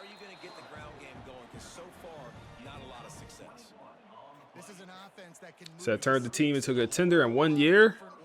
Only recruiting the Big Apple. That's tough. Only recruiting the Big Apple. I need to do it bro. I want to do a temple rebuild again, man. I want to do a temple rebuild. Maybe I don't know. Man. I want to do a temporary build. I don't know how. I don't know how to get into the mix, but Got his man. Yeah, and you see running backs in today's football, they play wide receiver basically for you, but you got to find a guy that you can throw it to. temple rebuild, recruit Philly. Catch the ball consistent. What will they dial up on second and a long way to go? Throws to the wide. Mm. Right through his He's hands, scared. incomplete, and he'll want that one back. It'll be third down. Trying to pick up a first down. He's scared, man. Looking to throw, it's Underwood. Boxed. Fires to the wide. What the? Really nice pickup. Cortland Guillory just got snagged on, man. They got a hell of a receiver room, man. Stuff like that will happen. Stuff like that will happen. On critical down and distances there on that third down, there was no question. It wouldn't have mattered if he was single covered, double covered, man, zone. Dot up the seam. He's going to get down to the 1 yard line. Okay. Bryce Underwood trying to show some fight, man. Trying to show some fight. Trying to show some fight. We there. Nope. We there. We all over that. He doing a seat bump into the wave. That's tough. I ain't gonna lie. Seat bump into the high, mom. Oh man, tackle him into the end zone. All right, show me some fight then, Clemson. Show me some fight, man. 28-10. Show me some fight. Show me why these fans still here. They must still believe. I don't believe no more. I don't believe y'all should be ranked outside the top 12. That's all I know. Y'all ain't no playoff contender. Get some IU, yeah, When Indiana whooped Bama and Oregon, they whooped Oregon too. Shit was bad. That's all. We're gonna stay aggressive, man. We could just look to pass or run the clock out, man. We staying aggressive, man. Stay aggressive. What the hell?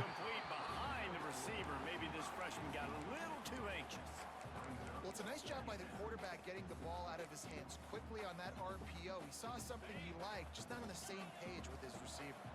Looks like a blitz here. It is not a blitz. That's open. That's open. Good ball, boy. Good ball. Good route. Good route.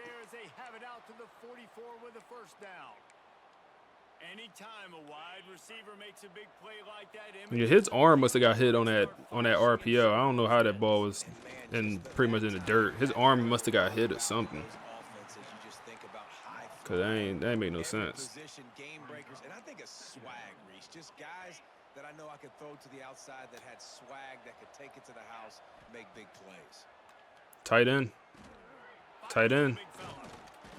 Tight end. He might be at 100 yards on the day. That boy working.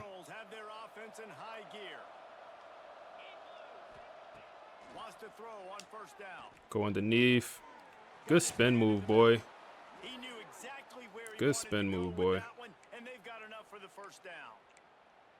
That receiver found the open space in the zone coverage, and as a defense, honestly, you just throw your hands up. Telling you, man, they gotta move us to the #1 team in the nation. It was just a good play call and really nice execution. Yeah, that tight end route, I like that, man. Good blocking, man. Good blocking. We was patient. I never pressed R2 on that play right there. I never pressed the sprint button because I didn't want to outrun my blockers. Come on, man.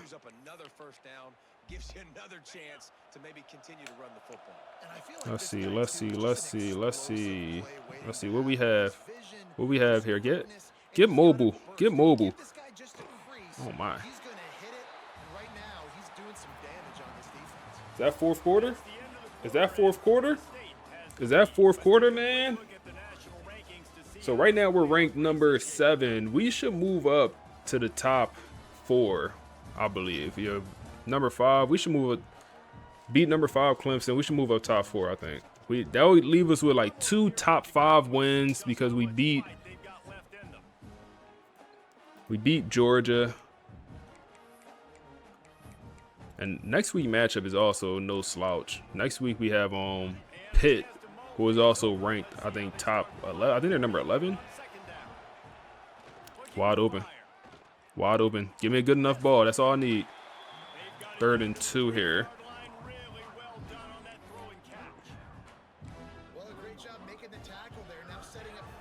What do we have? I want to hit Whitman. Whitman is open. Oh, do you kick the field goal here? Make it 31-10. Yeah, you kick the field goal here. That's what you do. That's what you do here. This is a kick out miss, though. This is a kick out 100% miss. I will miss this kick.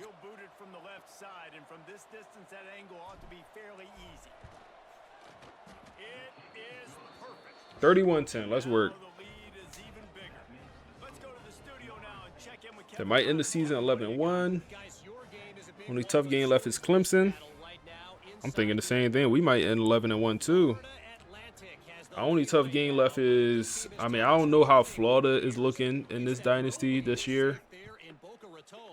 We obviously got Pitt, who's ranked pretty high, but I don't know how good they'll actually be. We played Pitt last year at Pittsburgh, and they played us pretty tough, man. Like they wasn't no easy win, and it was ranked also. So Pitt might not be a super easy game, but they might be our hardest opponent after this game. They might be the hardest opponent. Oh yeah, Bryce Underwood, he's shaking in his boots. Shaking in them boots, man. Is that Pill low-key a good team? Yeah, I could tell. They always pretty solid. It's not like they ever like go win a natty in my dynasties, but they're always pretty solid. They no slouch. So as the safety comes running downhill, he now knows he has the slant throw to his receiver on the outside. On 3rd and short, the run and looking for the first down. He gets those chains moving, gets it out to the 42-yard line. Running the clock out. Clemson ready to go back to work with another first down. Yeah, these on Clemson receivers, like you could tell their receiver run was, oh my goodness, good coverage. That's D'Angelo Boyd, man. Boys from the podcast was talking mess about him pre-game, talking about you got to shade to his side, you got to get a safety to help over the top, how he's going to keep up. He got stiff hips, he can't flip them, he don't have the speed to keep up, this, that, and the third. That boy came out here and did nothing but play, man. That boy did nothing but played, nothing but balled. Come on, man. First team All-American last year. He had a slow start to the year. He came into training camp just overweight, just a little bit overweight. That's all. He has to get his shit right, man. He good now. He good. We ain't going for that. We ain't going for that, man. That's Zay Thomas. We ain't going for that. 4th down. What you want to do? What you want to do? What you want to do, Bryce? What you want to do, Bryce? Talk to me. What you want to do, man?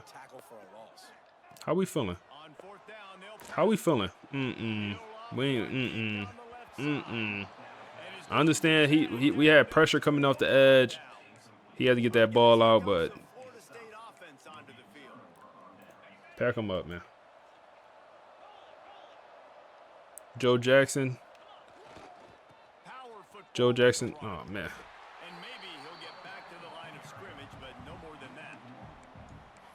Tough sledding for the offense here. They're trying to ice this game by running the football and bleeding the clock. They've got a pretty good lead here late in the game. You should throw the backups in just for a little bit of disrespect.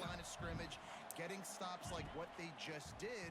Be interesting to see what the offense does on this. Hit the running back out the backfield, first down. Will come up a little short of the first down. Here's this offense with a fresh set of downs.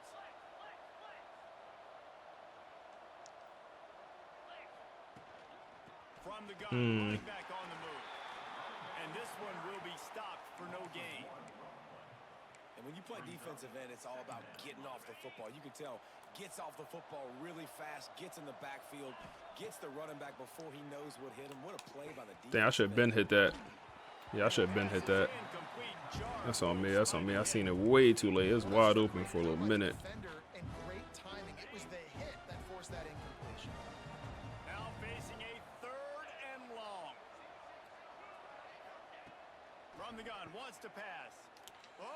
Come back to it.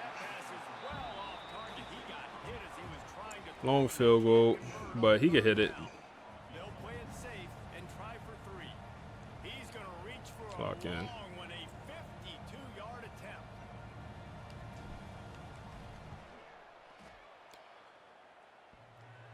Oh, he banked it. We'll take that. I don't know how much longer they could have gone trying that field goal. 50 plus, that's tough. The kicker will take, We'll take that. Everything he could, knocked it off the crossbar, it went in. Nice job.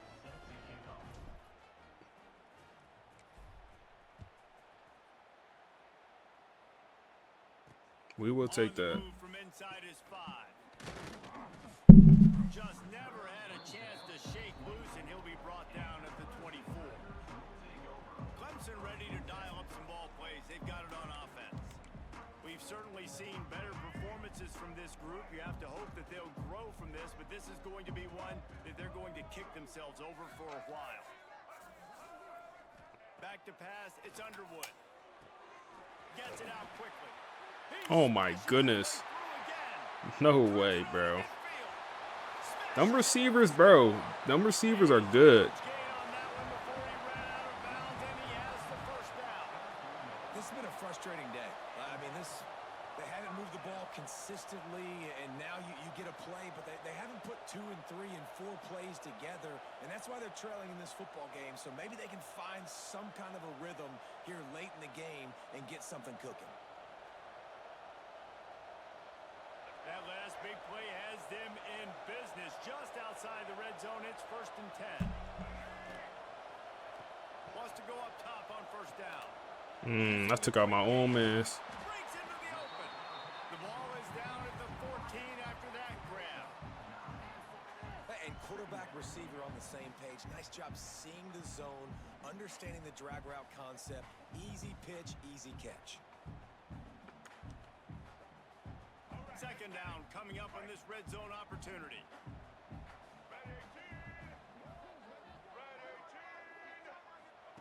Wants to go up top. Tip pass. Missed on the connection, incomplete. It's a nice adjustment by the defense here. With a big lead in the game, you're putting extra DBs on the field, knowing the offense has to throw to get back in this one in the 4th quarter. So your best cover guys on the field, and they force an incompletion on the last one. The Tigers come to the line on 3rd and short, trying to convert here. Assuming this is a tush push. Yep. To slither forward on the sneak. He's got enough. It'll be a 1st down. They've got it at the 12. Here's this offense with a fresh set of downs.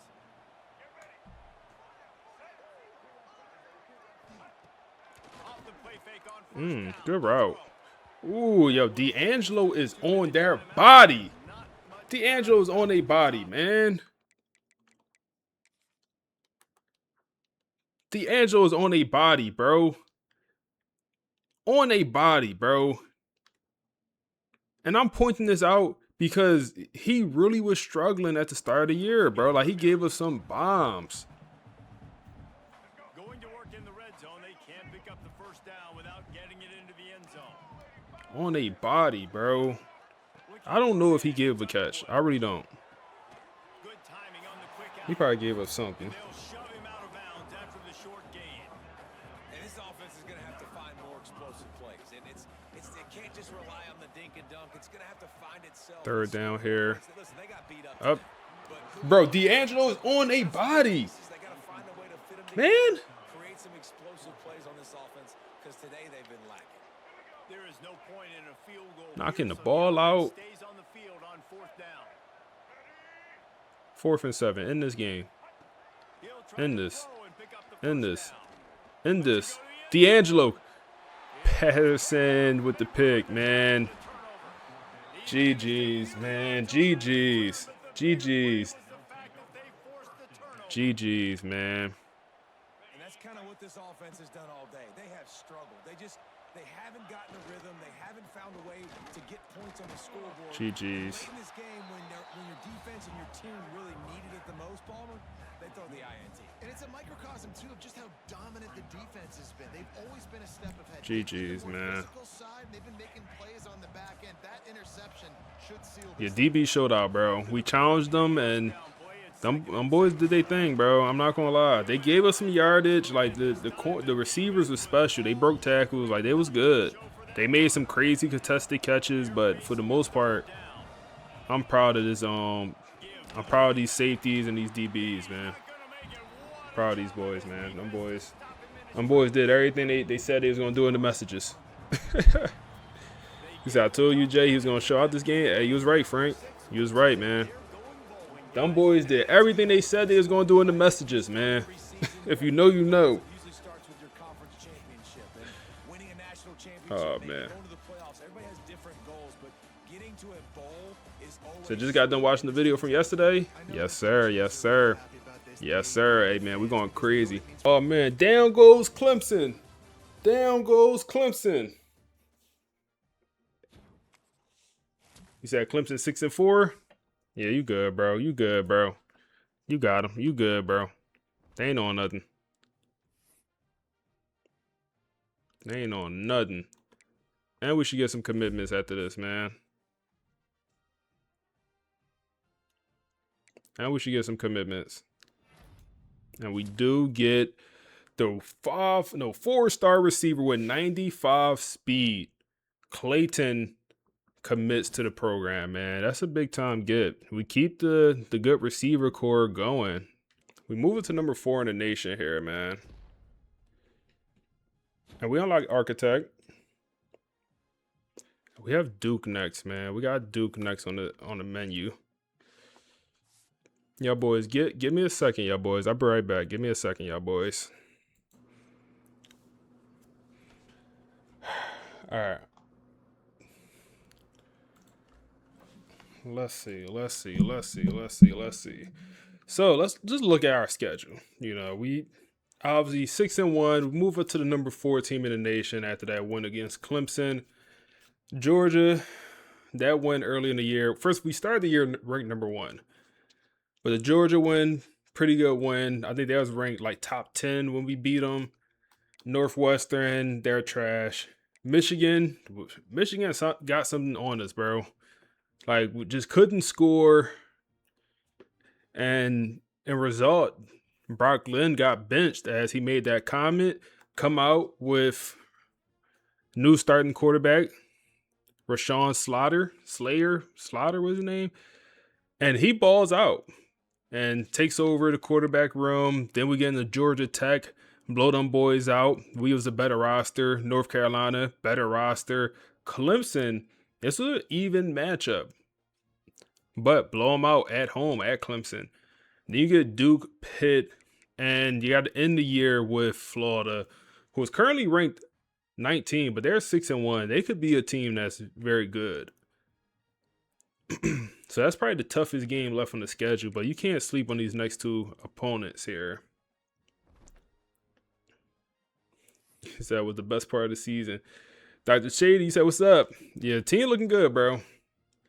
Team looking good, man. Michigan just beat Oregon, too. Them boys playing, man. Them boys definitely playing a little bit. Them boys playing. Let's get into recruiting. We had a couple more guys commit. Chip is a guy that I don't know if I want to put on the visit yet. I haven't decided. It's only one more visit week, and that's next week. So we need to make sure we get 4 players on the visit for next week. 5, yes, sir. I'm not sure if I want to get. See, if Miami get them on a visit, then we're in trouble. But that visit costs 40 hours. Luke, appreciate the follow, bro. Running back situation. John is going to be on a visit for that Pittsburgh game. That's good. I think we'll end up getting John. Nobody wanted John, bro. It took him a while to finally pursue him. And Wooden, he's on a visit right now. So with a win, he commits. With a win, he will commit to the program. Shazam! Hey, appreciate the follow, bro. Then we have our 2 receiver commits, and then we decide to add Buddy to the board, the athlete guy from Florida. But he will play defense. Is what I'm thinking. He will play defense. He wouldn't play receiver on his team. Tight end. I don't know if we'll get the tight end. I'm thinking, even with a visit, do we get him? The visit only costs 10 hours.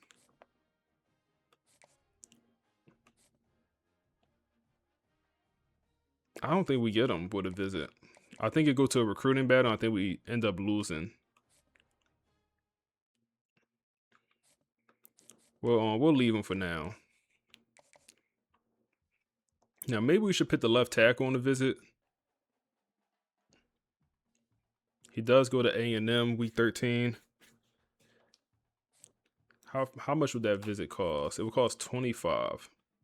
And it'll be a complimentary visit to the running back. Then we have this guard. This center we don't have a chance for. So Carl, we got the hard sell on him. Oh yeah, we're gonna have to do a visit if we want him. So definitely do that visit. We don't have a choice. Cause he's not gonna commit without it. We're getting out recruited. They probably could put in 65 hours. They probably got some good coach abilities.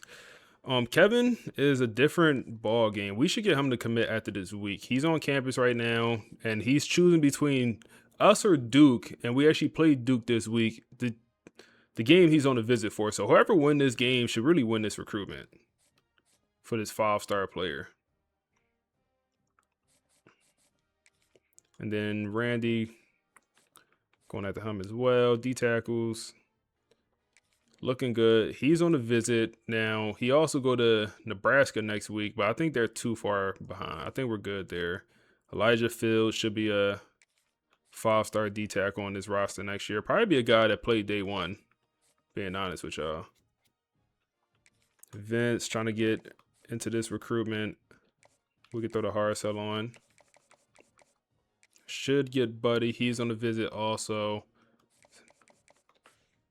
Let's see, before we hop into the next matchup, let's see what the boys got to say about that last game at Death Valley. Let's see what they got to say.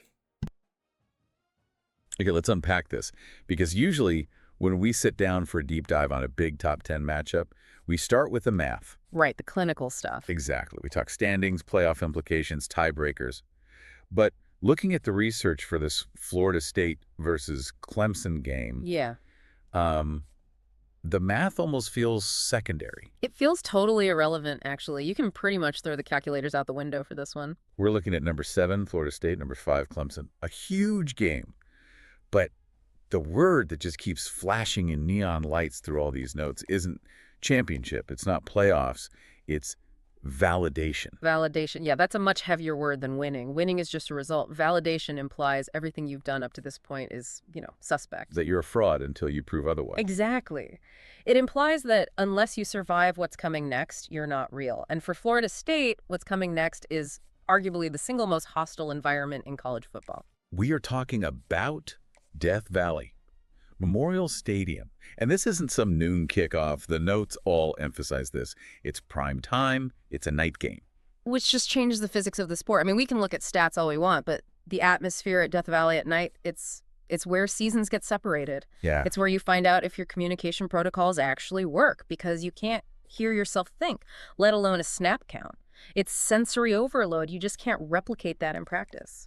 So that's the mission for this deep dive. We want to strip away the hype videos, get past the basic keys of the game, and really deconstruct this whole thing. We got 2 teams with identities that are, well, they're almost diametrically opposed. We need to look at the mismatches and this fascinating chess match between 2 coaches with completely different philosophies. It's a collision of philosophies. That's the best way to frame it. You have one team that wants to set the world on fire and another that wants to pour concrete over it. I love that. So before we get into the X's and O's, set the table for Florida State. Because if you just glance at the ranking number 7, you might assume they've been cruising. Cruising is the last word I'd use. This has been a street fight. Remember, this is a team that climbed back from number 12, and they have done it the hard way. They've dealt with real controversy. They navigated a quarterback change midstream. Which is usually a disaster. Statistically, it's a death knell. You don't swap signal callers and keep climbing. It ruins chemistry, it ruins timing. But they did it, and they've battled through a mountain of doubt. So that context is key. It's crucial. They aren't walking into Memorial Stadium as the golden children of the ACC.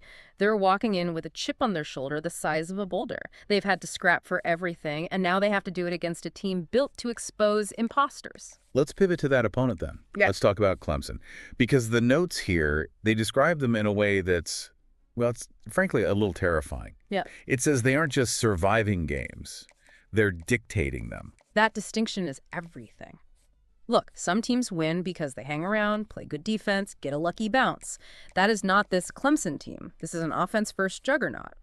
They force you to play their game. They speed you up. They speed you up, they stretch you out, and the engine driving all of that, it's the quarterback. Bryce Underwood, Bryce Underwood. the Michigan transfer, the numbers here are they're eye-popping. Over 2,000 passing yards, 17 touchdowns. But I had to stop and reread the interception column. I thought it was a typo. It's a lonely column, isn't it? One interception. One. That's the whole story right there. I mean, anyone can throw for 2,000 yards if you air it out 50 times and take chances. We see gunslingers who put up huge numbers but give the ball away 3 times a game. Sure. But to have 17 touchdowns and only 1 mistake, that tells you he isn't just talented. He's an ice-cold decision maker. The source describes him as someone who, quote, doesn't force throws but punishes hesitation. Break that down for me. It means he processes the field like a pro. A lot of college QBs, if their first read isn't open, they panic. They run or they force it into coverage. Underwood, and you can see that Michigan pedigree, he's disciplined. If you cover the deep shot, he'll check it down. He'll take the 5 yards. But the second a safety hesitates, the second a corner bites on a pump fake, he has the arm to make you pay instantly. So he's a game manager with a bazooka. That's a scary combination. Usually you get one or the other. Underwood is both safe and lethal. He's walking into this. Let's go ahead and hop into this. Damn, Duke, bro. Duke. Somebody got to do a study on their playbook, bro. I ain't going to lie. They playbook should not be that good, bro. Yeah, that's why I turned it off, bro. I think the podcast was, I just redid it. I noticed it was a little off. So let's look at this Duke roster. That's ranked number 13, 86 overall. Weston Bryan is their starting quarterback, 1,600 yards, 14 touchdowns, 1 pick, backfield creator. Solid year. Running back, they have a good running back. Nate, 600 yards, 5 touchdowns. Backup running back with 5 touchdowns also. Okay. Receiving numbers, Brown, Moore. Got some solid receivers. Nothing like this Clemson team we just beat up on. Okay, tight end. O-line is, no way buddy starting at center, right? Started all 7 games. Played 542 downs. The CPU, come on, man. I understand, like, they will pit a left guard at right guard. They'll pit, like, a right tackle at left tackle if he's the best overall. Why are they not pitting somebody at center? Why are they not pitting Buddy at center, bro?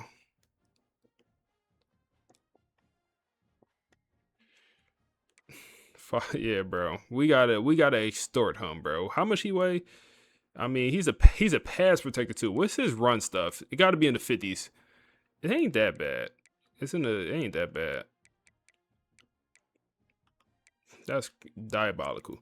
So that podcast sound like EA should have something. Yeah, bro. We was talking about that. Like college football 27, they should definitely have some type feature like that, man. They got to, I feel like. Bryce Davis. And then Gregory is their star edge rusher. He got 6 sacks on the season. Okay. D-line is solid. There ain't no slouch on the D-line. Derek Brown Jr., Luke, linebacker core pretty solid. Their corners is where they stand out. They got some solid zone corners. Will James with 3 picks on the season. Okay, I see you, William.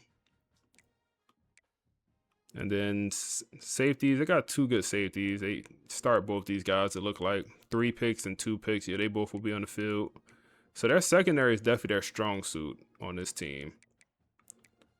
Offense, they don't look that special on the offense. O-line is dirt, man. That O-line is boo-boo. That O-line mushy. That O-line squishy. That O-line soft, man. That O-line Charmin. And let's not lose that then, man. We talking spicy. Let's not lose. Let's not lose, man. Let's ball. I might get some water. Let's work, man. We better.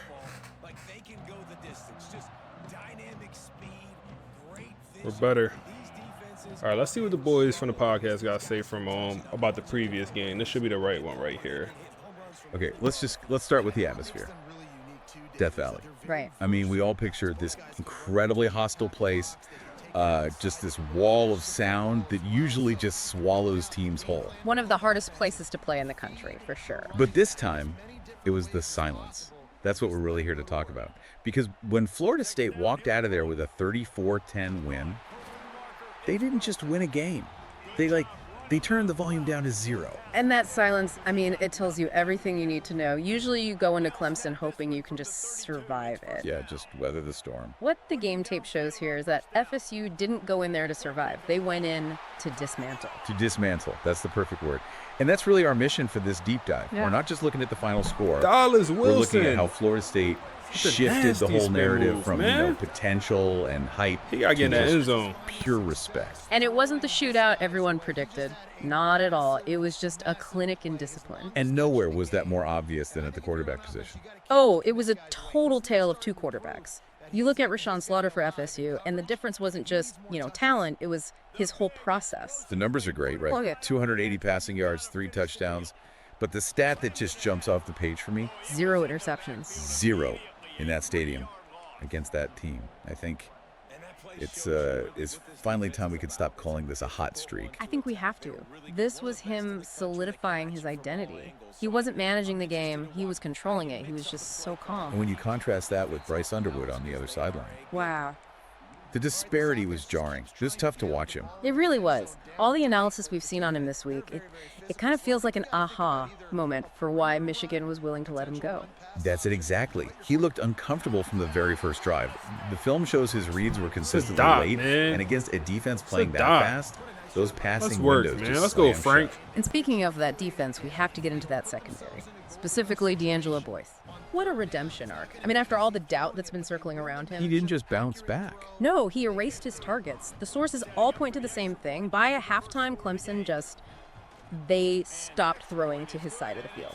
Which is the biggest compliment a corner can get, right? You just pretend that whole third of the field doesn't even exist. Exactly, and it was a full unit effort. You had Devon Patterson with that massive momentum-flipping interception. Oh, huge. And the true freshman, Frederick Valentin, almost took one all the way back. It's why so many analysts are calling this the single best secondary performance of the entire Martinvale era. They were just cohesive, aggressive, prepared for everything. You know, what I found most telling, though, wasn't even a play. It was Marcus Vale's reaction on the sideline. Or the lack of a reaction. Exactly. No wild celebration, no jumping around, just a nod, a simple nod. And that nod is everything. It's not surprise, it's validation. It tells you that a 34-10 win wasn't a fluke to him, it was the plan. It's their philosophy, right? Defense travels. Yeah. And discipline dismantles speed. Mm-hmm. So, for you listening, here's the real takeaway. The whole FSU is back narrative. Mm-hmm. Pressure. It's not just hype anymore. They didn't just KJ beat an Kirkland, undefeated team, man. they exposed them. They walked into the toughest environment That's and work. made it quiet. They didn't chase respect this time around. They went out and they took it. And that changes the landscape for the rest of their season. It absolutely does. Yeah. Which I think leaves us with one final provocative thought to chew on. Okay. If Florida State can go into Death Valley and dismantle that Clemson team using pure methodical discipline, is there actually any team left on their schedule that's capable of rattling Rashawn Slaughter? You know, based on what we just saw, I would not bet on it. Thanks for listening to The Deep Dive. We'll catch you next time. What you want to do, Duke? Creed Whitmore here. I got 2 kick punt returns on the year. Won't get one here. So it looks like this will be a backups game. Hey, man. It's a resume builder, no doubt about it. And really, there's been so much anticipation. Hey, man. I ain't say it, you did. Which team can control their emotions, I think, goes a long way. God, we got to figure out how to run this ball, bro. Our run game is, I don't know, it took a step back. Is Brock second string? No, Brock is Brock actually no longer with the team, bro. Brock is no. Give us a good ball. Give us a good ball. Give us a good ball and just do the rest. Second touchdown for Tayshawn, man. Brock ain't with the team because after a touchdown like that, they pan the camera right to Brock. They put the camera right on him. Every time. He ain't with the team, bro. He at the crib. He quit. He quit on the team, bro. Joey Flowers is second string. The true freshman, 5-star quarterback. But yeah, we back up to number 4. We looking good, bro. We looking good. Ghost, appreciate the follow. We looking good over here, man.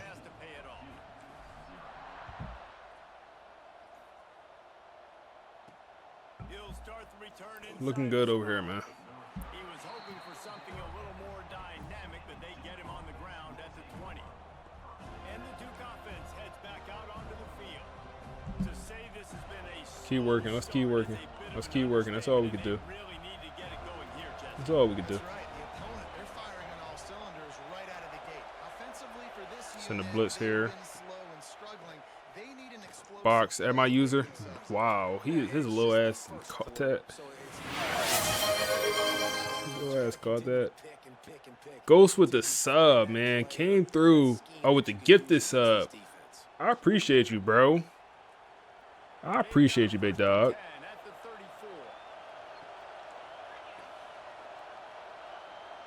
34. I appreciate you, bro. Looking to throw, it's Bryant. Dot. He came through, dropped the follow, dropped the sub. After a good pickup, and he'll be just a And he not even subbed himself. I appreciate you, bro. I really do. a lot of emotions, a homecoming of sorts as he comes back to the place where he played as the head coach of the I really do. I really do. 2nd and 1 here. He's right now taking the field, thinking about all the great They memories go he run. shared with his teammates, with his family, with the fans. Cortland Guillory. Good hit, boy. Set the tone, man. The thing I like about this team, man, nobody's sweet. The corner's not sweet. The secondary not sweet. We ain't going for none of that, bro. We ain't going for none of that, bro. We on the ground. We ain't playing with you. If we wanted to play with kids, we would have had our own, man. We would have had our own. We don't want to play with kids, man. Thank goodness we don't play them every week. This defense has been suffocating. This offense got to find something moving 2nd and 9. that they can hang their hat on. Some kind of identity. Today Tight end they in were shut motion. down, but listen, there's a game next week, right? Like, got to continue to find what Dot. it is that makes this team good. Cortland Guillory. It's cool. You'll get beat sometimes. Move the football. Nice completion here to this wide You'll get beat receiver. You're gonna see sometimes. this receiver line up in different spots all over the field all game long. Defense has got to keep their eye on where this guy is because they know he's a Oh, big get out part of this coverage. I don't like offense. this. got a man. It's I should have been got that. It's a fumble. You call it a fumble. That was not a fumble. He gets the ball back. He's also got enough for the first down. And it looks as if they've buzzed down. Replay wants to have another peek at that last play.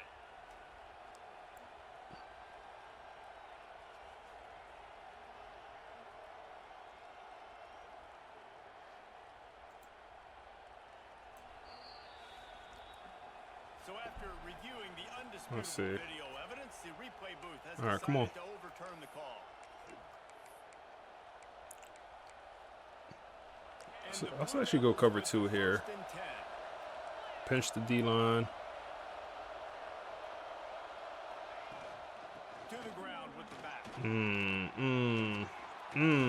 Okay. He said FS Hudo. It's really nice to see this offense bounce back. That first possession, man, they go 3 and out. They really struggle. Come on, man. Come on. Last play of the first quarter. They're gonna take it to the second quarter. I mean, Duke trying to pick up a fight, man. Okay. I mean, we up 14-0, but they trying to respond. They trying to respond. Dallas Wilson, 71 yards already. Big turning point as we head into the second and get this game rolling again.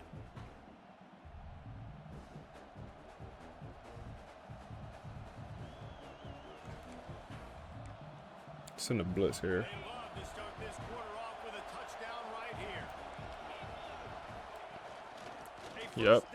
Yep. That's gonna be Jordan. Or no, that's not Jordan. That's KJ Sampson. So you took your prom and went to UCLA. How's it going, bro? Apparently, everyone's saying they keep giving people the same name. Apparently, Marcus is like a super common name for the. Damn, bro. All right, they trying to make it a game. But apparently, Marcus is like a common name, so they get a lot of people Marcus apparently.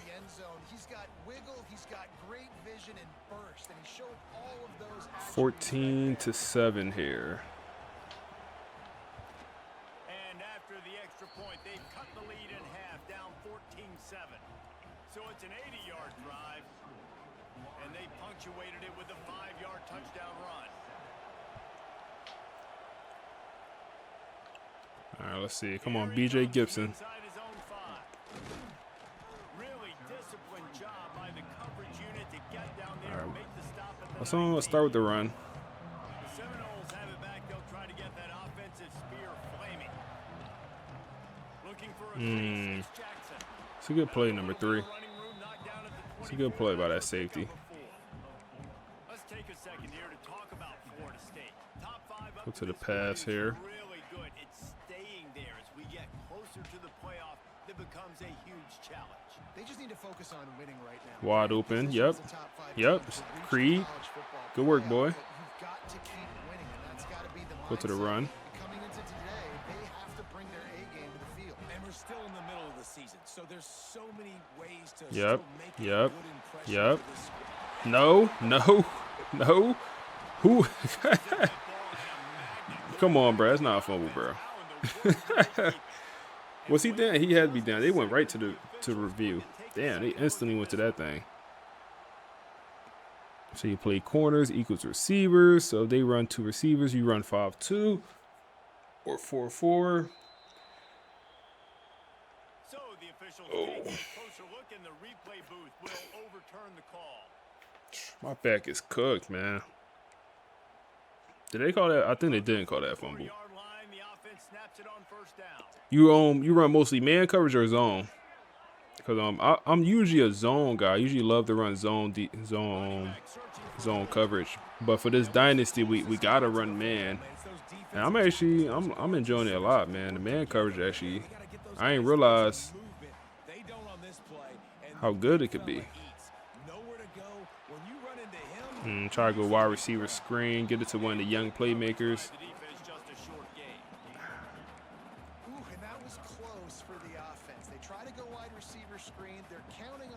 So run cover 3 matches the base. 3rd and 6 here. Looks like man coverage. It is man coverage. Creed, 4th and 1. They want us to punt. I don't think so. I don't think so.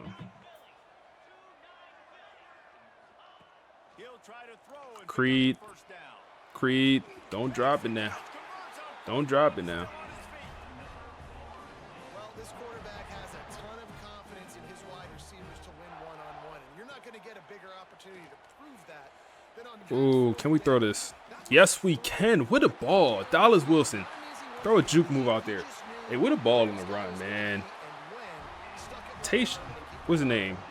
Rayshawn Slaughter, man. With a ball on the run. He got hit while throwing it. With a ball. What a ball, man. We got Morgan in the game.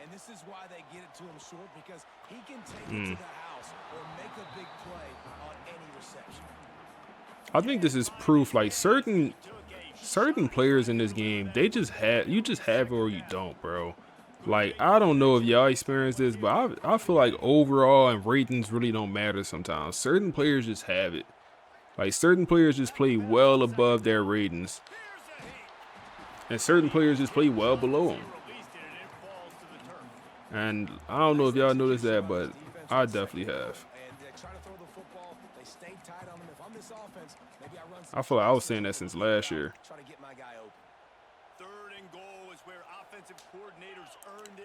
Third. Oh, that's open. The 5-star freshman. No, we had the running back out the backfield. I missed him. Oh, man. We had the running back out the backfield, bro. I missed him. That's on me. I seen it too late. Wide open touchdown here. But how don't we get in with this, man? Like, I guess the throw pulled him out the end zone. Damn, that should have been a touchdown too.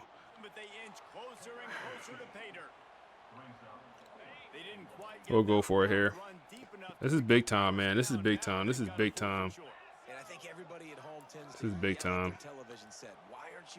Oh, that's easy. That's easy. That's easy. Don't touch him. Don't touch him. Duke picking up a little bit of a fight, bro. I ain't gonna lie, man. These boys picking up a fight. But Rayshawn is 14 for 12. He's balling. With what, two touchdowns, maybe even 3. 12 plays, 85-yard drive there.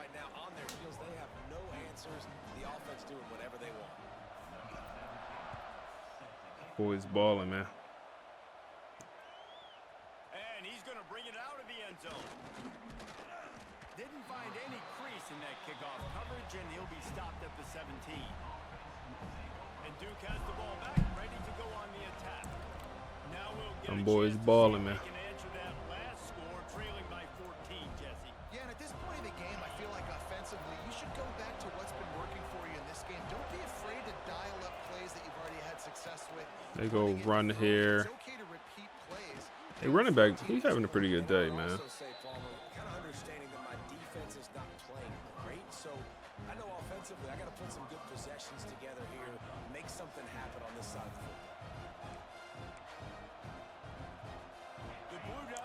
So what year is your quarterback? Is he a 5-star? I believe he's a 4-star. He's a redshirt freshman, bro. So he's Cortland, we need that, man. You gotta knock that ball out or something. I believe he was a 4-star. He might have been 5. I believe 4 though. But I know he's a redshirt freshman. So he's young. He'll be here. I gotta look at his deal breaker. I gotta look at his deal breaker. I don't think he'll transfer for any reason. No way. Come on, man.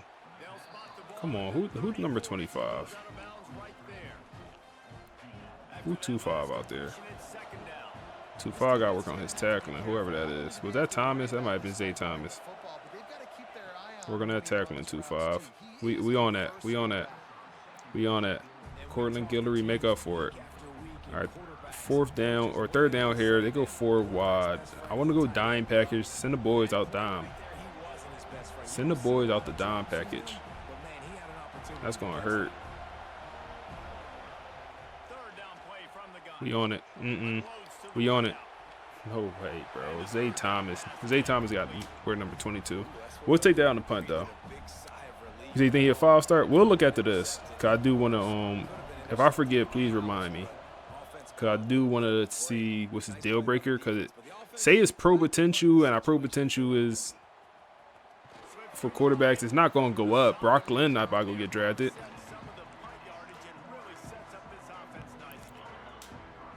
So if it's pro potential, like, we could be in trouble. Hopefully it's not that. Nothing's really open. Throw it away.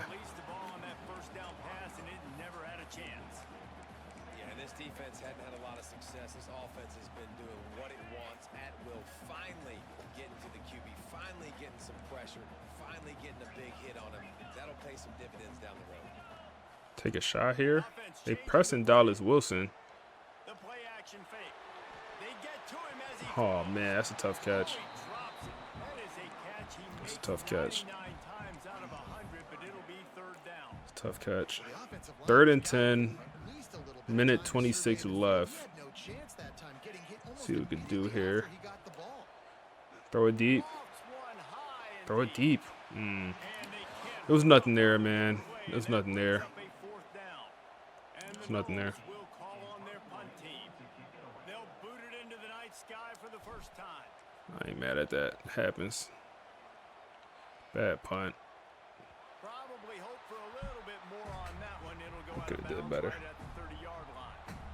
And the Duke offense heads back out onto the field.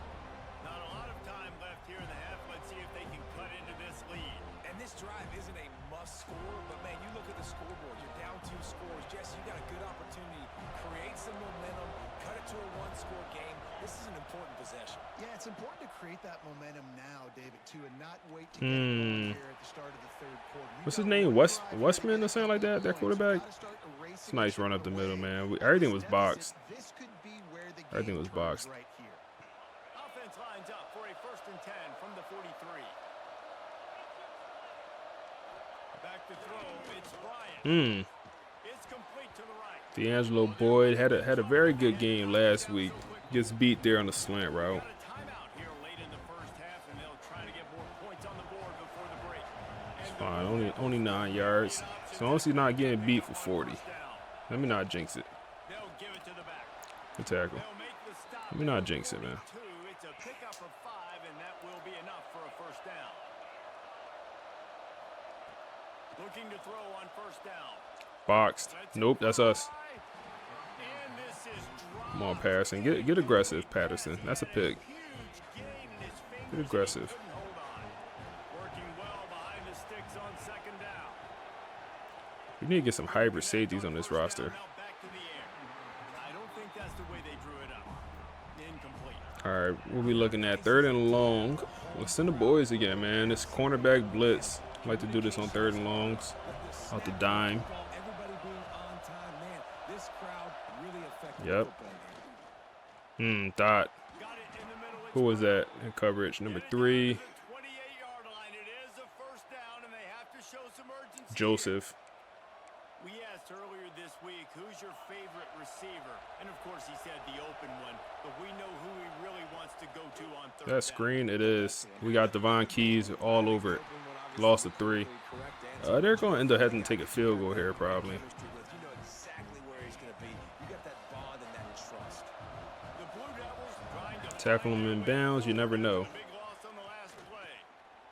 You never know. We're leaving that running back wide open for a reason. I want him to throw that check down. Good job to avoid the loss. All right. They'll bring the kicker out here. 3rd and 13. No point to run another play. I mean, they'll be down 11 here. Yeah, they'll be down 11. It's a closer game. I mean, all things considered, what we did to Clemson, it is a closer game. I will say that. Kicker coming through and putting 3 points on the board.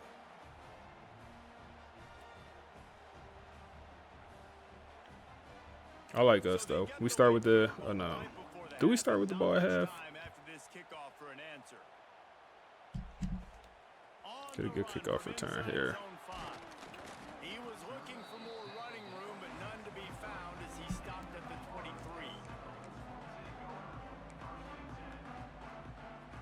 One more snap coming before halftime.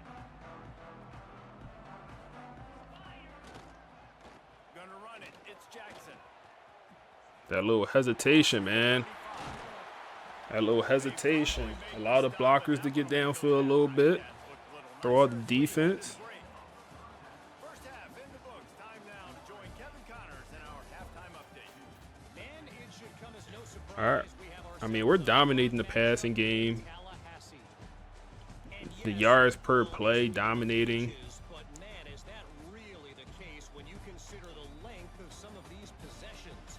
Look, I'm not an analytics guy, but I do know It's more of the same. We'll be good. That sustains drives and just moves the sticks might be the team that comes out on top today.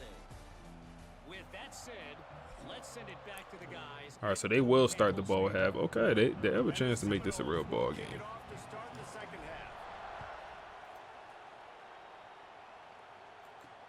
And he'll return it and try to get behind his blockers. Nice job by the kickoff team. Everybody stayed in their lanes, and they'll stop him at the 16. And Duke has the ball back, ready to go on the attack. Maybe adjustments or attitude adjustments, but they've got to find a way to run the ball at least some here in the second half. I do think you said something that's important. I think running the football is All right, we got D'Angelo pressing the outside. being physical, having a nasty attitude, running back They safe. go run. They need more of that in the Pick second up 5. You know, and I think if any of your Nate up to 50 yards in the day. opportunity to make a statement here. Yeah, I know you guys went in at halftime and you riled yourselves Go up. 5 wide. Let's go. Cover 6. On this very first drive, we're going to Bring out a little just zone. like in the first 30 minutes. Hey, appreciate the follow, bro. They're taking a shot. This gotta be intercepted. Zay, bro, hold up. Zay, you dropped 2 interceptions this game, bro. 2 free ones. This offense has done No. Would they? No. here now early in their No. possession in the third quarter. He dropped 2 free interceptions this game. I mean, free 99. Not even contested. Don't even get hit. Really nice job. And I think I clicked on for both of them. Ready for it. This offense, though. He lobs one high to the Cortland. left side. Okay. Okay. Good coverage, Cortland. We did not get beat deep. And the Blue Devils send out the punt unit.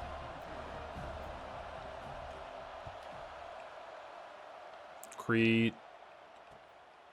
On the move. Nothing there. Trying to do too much. Looking for running room. He'll get I it. kind of want to take a shot here, man. Time before he stopped. Can we take a shot here? The state offense returns to the field. Let's take a shot. Off the play fake on first down. It was open too. It was open too, man. Missed timing. And we need It was more open. of this from this defense, man. They have let this guy have too much time to throw the football. They It haven't was gotten open. that jersey dirty yet. Haven't seen Wrong, bro. What is the O line doing? They're rushing 4. Figure it out, bro. Why is this? Yo, figure it out, bro. My tackles is not. Come on, bro. Figure it out. They're rushing 4. This is not Georgia we're playing right now, bro. Lucky on that play because when you miss slant throws behind, if the defense is in zone, It's not Miami, bro. They don't got Ruben Bain coming off the edge, bro. that ball, Figure it out. touchdown. Give me a good ball. Fires to the right. Got a punt. Another incompletion on third down. The Seminoles will send out the punt unit. This will be the second time they've had to kick it away. All right, they defense on that, man. Damn, that's a bad punt. They defense on that. Not his best work. And the Duke offense heads back out onto the field. They didn't get much done the last time they had. Who off from work tomorrow, man? Who off from work in school? I'm trying to figure out if I should stream during the day tomorrow. Y'all boys off or y'all boys working, man? Let me know something. Trying to figure out if I should. Damn, bro, this running back Nate having a good day. I'm trying to figure out if I should go live in the morning or wait until the evening tomorrow. middle anymore, right? Everybody thinks I gotta make big plays. I gotta go Let me know something. to the left, way out to the right, way out in space. Nope, right down the middle. Nice blocking. How about the running back? You could tell Let's the see. speed, the wheels, does a great job. Play action, good coverage. Come on, D'Angelo, give me a pick. Middle, and it just squirted right through his fingers, and they miss an opportunity for a nice play on first down. Backed up now. Here's second and long.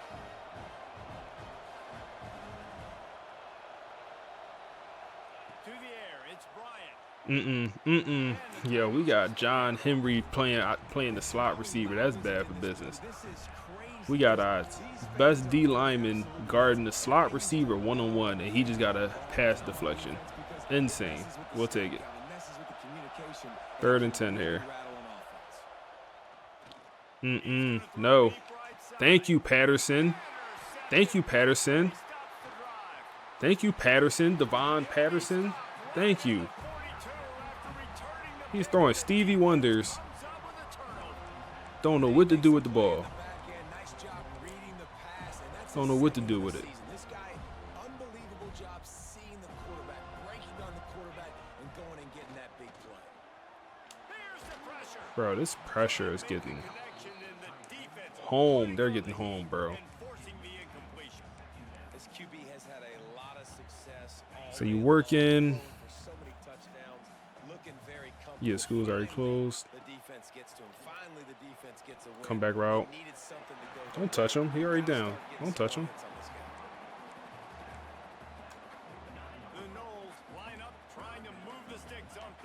We might be able to throw a bomb here. They'll try to pick up the first through the air. Fires to the big 4th and inches. Yikes. They want us to punt that. From midfield, we'll decide to go for it, man. Maybe not the best decision, but we will decide to go for it here. And it works out. Perfect. Back on the ball. Our tight end got hurt. Damn. Broke on the football, made a nice tackle to force a 4th down. The Seminoles will snap it on 1st and 10. Open. Creed. Drop. And this will be incomplete. A big hit there forces 2nd down.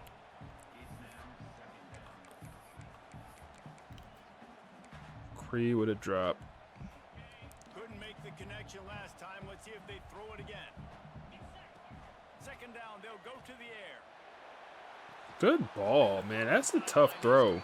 Dallas Wilson, 118 yards. That's a tough throw, man. That is a tough throw.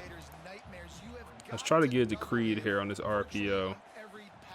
Perfect, perfect, perfect, perfect. Get to your playmaker. Let him make plays. Get it to the playmaker and let him make plays. See what we have here. Ooh, that's a wrist. I gotta be careful. QB's had some success, man, throwing to the football to the end zone. Like 3 touchdown passes today. Nice job by the defense responding. 2nd down here. It's open enough, right? Good catch, boy. Broken tackle. The freshman. Show me you hungry, man. Show me you hungry. It's a nice play call there. You've got 2-possession lead. You're trying to keep the defense guessing, right? Because you've got that lead. Oh, the freshman. Good work. We'll take 8 yards. They send the blitz, so you just got to get that ball out. You just got to get that ball out. They send the dogs. See, can we throw a screen here? Oh, man, bro, I tried to throw it away. They played the screen perfectly. Played that thing perfectly. Okay. That's an amazing number, 30 sacks, because a lot of guys get sacks early in their careers, and then coordinators figure it out and then start double teaming them and sliding and chipping, and then their numbers come. Good ball. Good route. Good ball. Good route, man. Freshman coming alive on this drive. Try to run it here up the middle, get into the end zone, man. Damn, we're struggling to score for a little bit. Struggling to score for a little bit. Sheesh. Finally figured it out. Damn. The boys from Duke, man, they know pushover. They know pushover.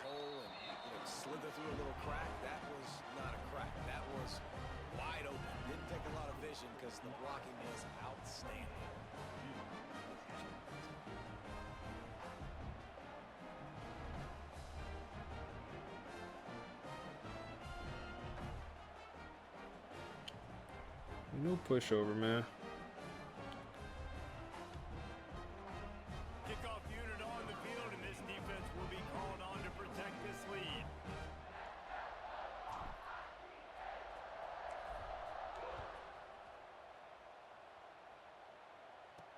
He'll bring it back from inside his 5. He was looking for some running room, but not much to be found as he stopped at the 18. And Duke has the ball back, ready to go on the attack. They're down 28-10, and I don't think it's exaggerating to say their chance of winning this football game probably... Go run here all over it. Devon Patterson. Attack on the backfield. Damn, Devon is a senior on this team, man. I already do like Devon. He's on. Oh, we got two Devons. I'm gonna call him Patterson. I like Patterson. Ooh, speaking of Patterson, he could have had a pick six if he wanted it, man. If he wanted it, he didn't. He went for the pass deflection, which is probably the smart play because if he catch that, he got some space to run for a first down. That probably is the smart play there. We'll go zone, give him a different look. But yeah, Patterson will be off this team next year. To the tight end, good hit, man. That's going to be Zay Thomas, our other safety. His name is Weston Bryant. That's their quarterback name. To take advantage of this defense, but the defense has really had their number, not putting up a lot of points, and again, an empty possession right there. And you make the stop, and that is exactly what you want out of your punt cover unit. They'll try to put a drive together. Give to Joe Jackson. Give to Joe Jackson. Let Joe work. Let Joe work. Let Joe work, man. Let him work, man. Down to the 24. He hasn't been as involved this year. We'll put shoe clock on here also. Hasn't been as involved. That don't mean his value diminished, man. That just mean we got other options. And he was fortunate not to lose yardage on that play, able to wedge it back to the line of scrimmage.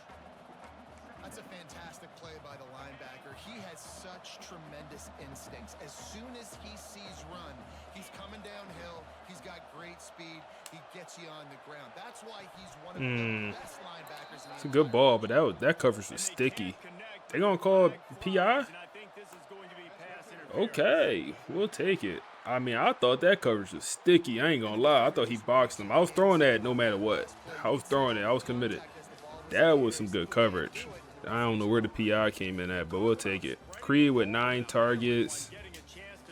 Dallas with 6. 2-star receivers leading the way. You love to see it, man. You love to see it.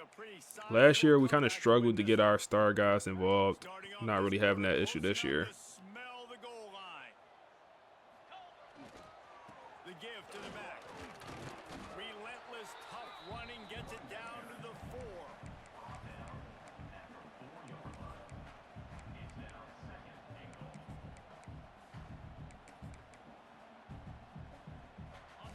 Second and goal for the offense. Let's see. Let's see. After the run. Ooh. Dive and catch for the true freshman. Pack these boys up, man. Send them back. Where they at? South Carolina? I think they in South Carolina. Send them back to South Carolina, man. Send these boys back to South Carolina. 35-10 BTA. Man, Ray Sean, man. North Carolina? Send back to North Carolina, man. All the same thing.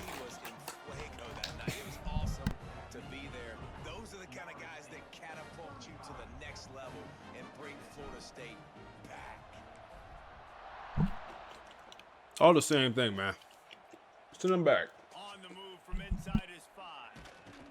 Really disciplined job by the coverage unit to get down there and make the stop at the 19. And the Duke offense heads back out onto the field. It looks as if this game is going to be one to just drag to the recycle bin, but the idea now is to finish strong. Let's work. Let's work. Let's work. Not open. Not open. Man, throw that in triple coverage. They got to explore other options. Brian is not it. This team is a fraud. Fraud. Fraud. Boxed. We got Edwin Joseph out here hooping. No disrespect to Edwin, but he's like 4th on the depth chart, maybe 5th. He's out here boxing things up, man. Yeah, he's 4th on the depth chart.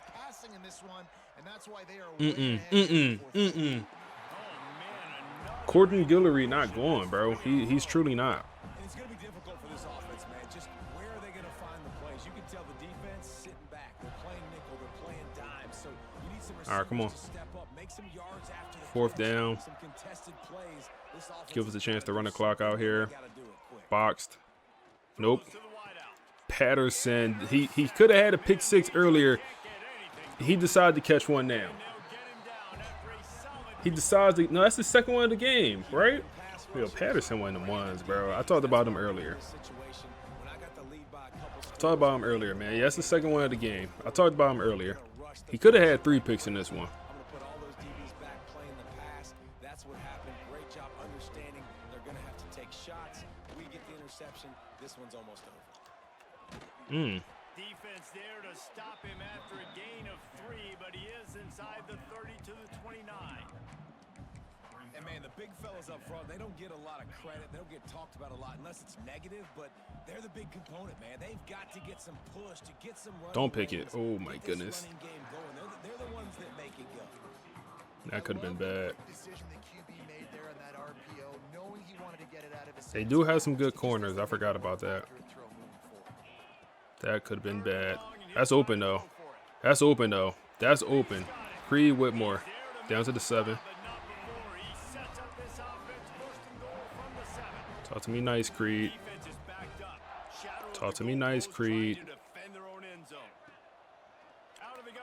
Open. Get in there. Creed. Get in there, Creed.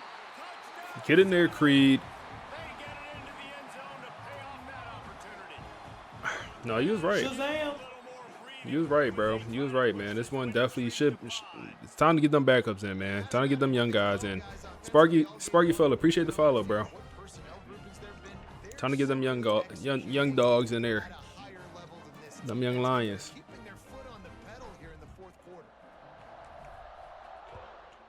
Yeah, it's easy cheese. He'll take the return and try to improve the field position. Really disciplined. I truly don't get why we can't beat Michigan, bro.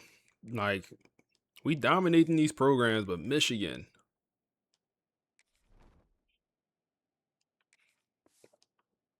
Something about Michigan.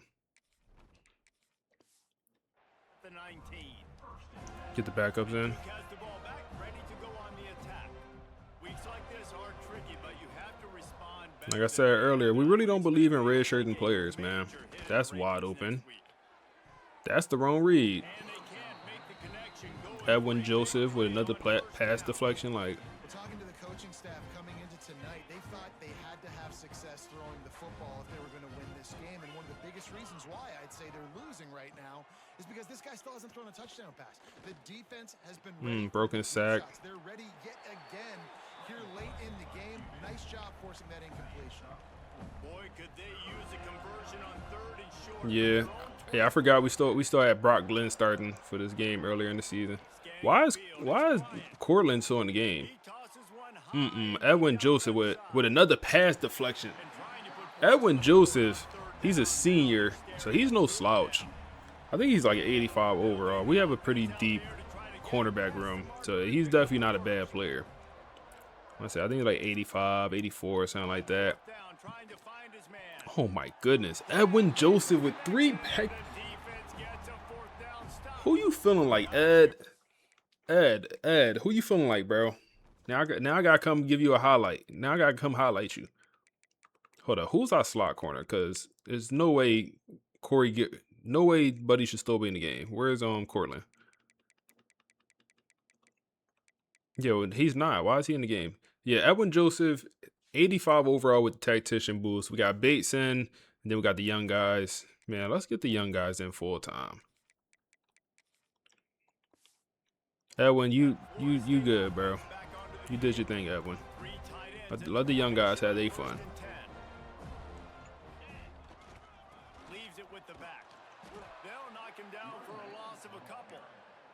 Matter of fact, Edwin, we probably gonna need a new graduate assistant for the D-backs, man. If you interested, I know you're a senior. You probably not an NFL guy.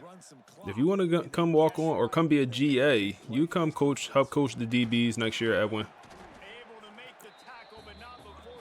I got you. I got you, big dog.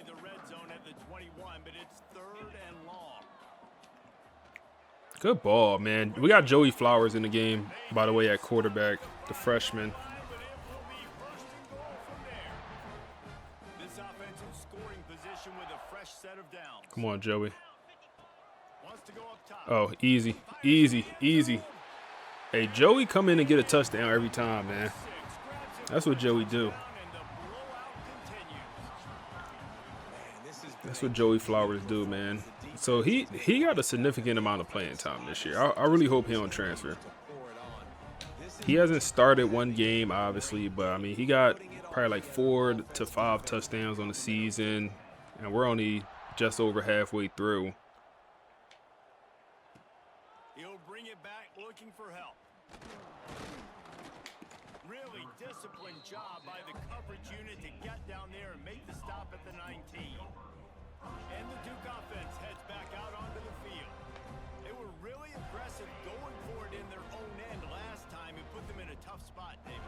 Yeah, aggressive, reckless. They got to find the balance with this offense to really be See productive. here, they go Last possession, RPO. they rolled the dice, Palmer, and it didn't work. Okay. They ain't put the backups in. They still fighting.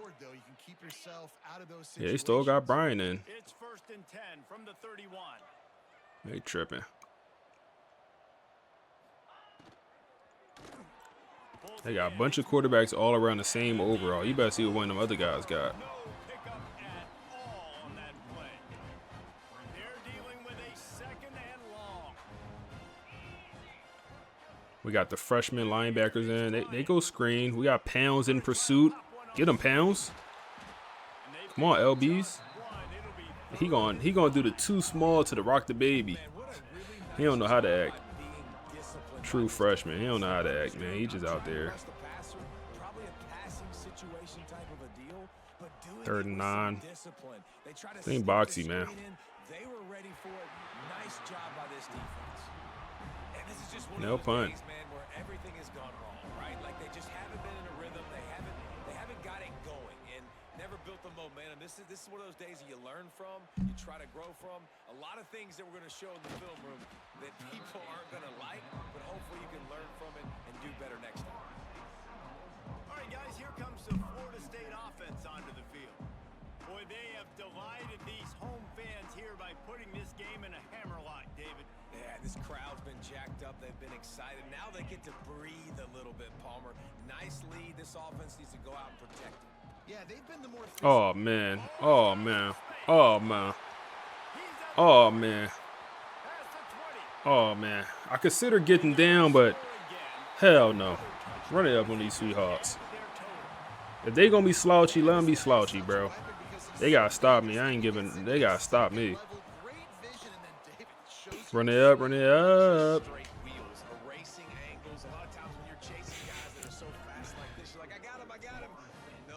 No, this how Indiana was doing playoff teams, bro. This how Indiana was doing playoff teams this past season.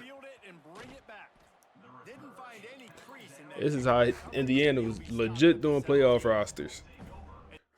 Do we move up to number 1 is my question. Do we move up to number 1 in the nation? We land 5-star Mike linebacker from the state of Mississippi, who is going to be the best player in this class so far. Come on, man. Let's go, Dante. Do we get anyone? Yes, we do also get 5-star corner Andre Law from Georgia. Kennesaw, Georgia. It was surprising how easy that recruitment was, man. That was an easy recruitment.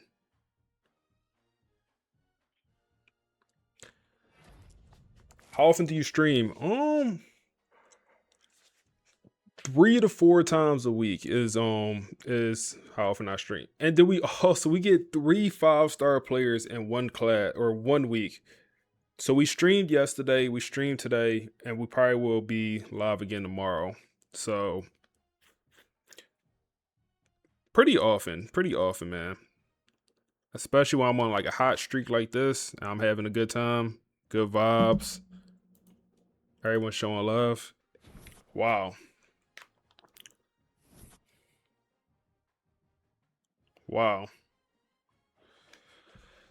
Wow. We have a lot of recruiting to do after that week, man. Devon wins ACC Player of the Week. Does he win it for the nation with 2 picks? He does. He won Defensive Player of the Week for the whole nation. Don't forget to check QB. I appreciate that, man. And Pittsburgh is no slouch. Pittsburgh is no slouch, man. Wow. Let's look at the quarterback. Related to Ty Lawson. Ty Lawson is yeah, isn't that a point guard for the Nuggets back in the day? But yeah, let's check the deal breakers on a couple of these players. This is kind of point of year where you kind of see who's looking to enter the portal this upcoming year, who's, shopping around, all that good stuff. So Brock Sturdy is what we called him at one point. He lost his starting job because he couldn't shut up. It's like, nah. But like I said earlier, man, it's like some guys, they'll have the attributes, but they don't just play as good. Like, if you look at every single attribute, Brock Glenn is better on paper than Rashawn Slaughter. He just is. That's a fact. Every stat here, every attribute is better for Brock Glenn. I don't see any important attribute that, like, one throw power, that's not a big deal. But Rashawn plays miles better. Yeah, Ty Lawson, yeah. All right, yeah. Rashawn plays miles better, bro. Miles better. Kevin, it's unfortunate. It's unfortunate Kevin never really got an opportunity. To be honest, he don't fit what we're trying to do. We're looking for more pocket passing quarterbacks, and he's a dual threat, which is, very useful. But we're looking for more pocket passing, accurate quarterbacks for this offense. Notice we never scramble in this offense. Never. I don't know if we scrambled. I don't know if we scrambled more than a handful of times all season. He's a good dual threat quarterback, but I think he's going to be a guy that's going to look to enter the portal this year, and I don't blame him. Man, I don't blame him. He's buried on the depth chart. He's third string right now. So brand exposure is what Joey cares about, and we have an A-. So Joey shouldn't transfer out for that reason. Now, for playing time, that's going to be a different issue because he might be going. But we do have him as the backup, 5-star quarterback, no skill caps in the accuracy, so should be the quarterback of the future. But what we really want to look at here is Rashawn, who does have the star development trait. Playing time is his deal breaker.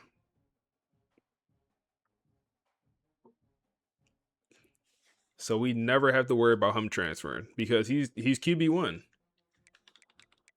As long as we don't have to worry about him transferring. He's QB1 in this offense.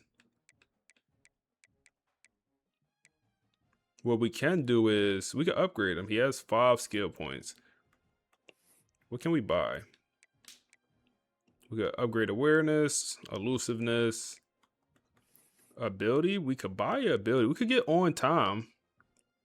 Improve accuracy when thrown with anticipation. Or we could get dot. Which one's better? Dot or on time?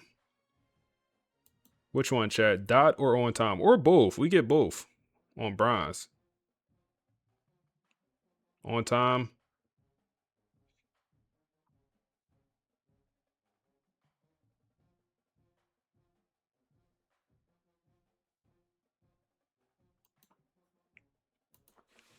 I think I'm going to get both. We could get both on bronze here. Perfect, perfect, perfect. Perfect. You said Joey, he going in the portal in real life? I don't know, man. Like, you had guys like, you had 5-stars like Arch Manning not transfer. I know it might be a different situation, but he might not. He might not, man. He might not. Because Joey, yeah, he might not. Oh, he was a 3-star. Really, I didn't realize he was a 3-star. Okay, that thickens the plot a little bit. 3-star quarterback, and yeah, skill caps great. No skill cap in quickness or health. No, he wasn't a transfer. We recruited him out of high school. Year one, we got him. Right? Was it? He wasn't a transfer, right? Was he? I don't think so. I thought we got him out of high school. Unfortunately, there's no way to check. I'm pretty sure we got him out of high school. Oh, let's look at some other players on this roster. Just check their temperature, man.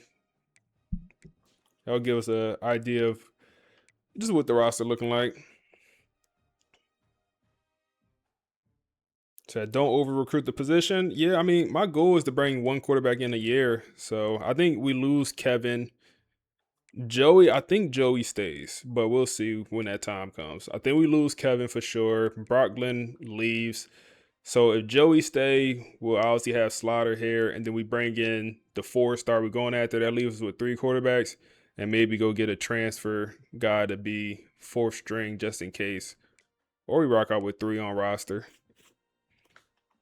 But I just want to bring in one high school quarterback a year. Now, running backs, we over recruiting the hell out of running backs. But it's okay, because like guy like you probably will force the transfer.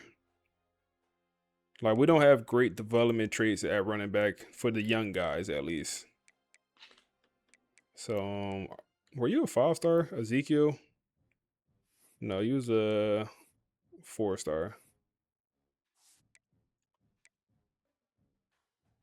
You say you think he was a transfer? This is okay. I'm gonna after the stream, I'm gonna look at the off-season live stream. I'm gonna go back to see. He might have been transfer. I think he was actually. I think we did bring him in because I was deciding between 2 guys. And I was like, who should I go with? Who should I go with? It was 2 pocket passing transfers. I think I was deciding between. And then I decided to go with Rayshawn or what's his name? Yeah, Rashawn. I don't know why I keep thinking his name not Rashawn. So the receivers, we have Dallas and Creed, who's having good years. 500 yards, 500 yards for both of them. Both doing their thing. Now, BJ Gibson, I think he's gone. I think BJ Gibson definitely enters the portal. I did check his stats. He didn't play his freshman year. He redshirted. He didn't play freshman year. I checked it. BJ Gibson, I think he's gone. So we just got him as a pretty much a punt returner. But the 2 freshmen here, they're balling, man. I mean, the 2 young guys, 180 yards, and then 390, pretty much 400 yards for the elite development guy. 2 5-stars. 1, 2, 3 skill caps total. And then Ezekiel, 5-star, a little bit more skill caps, but still very, very good. So I check the awards.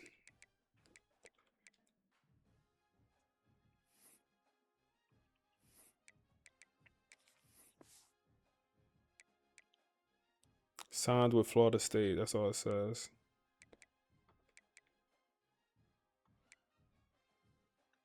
Why is this so little?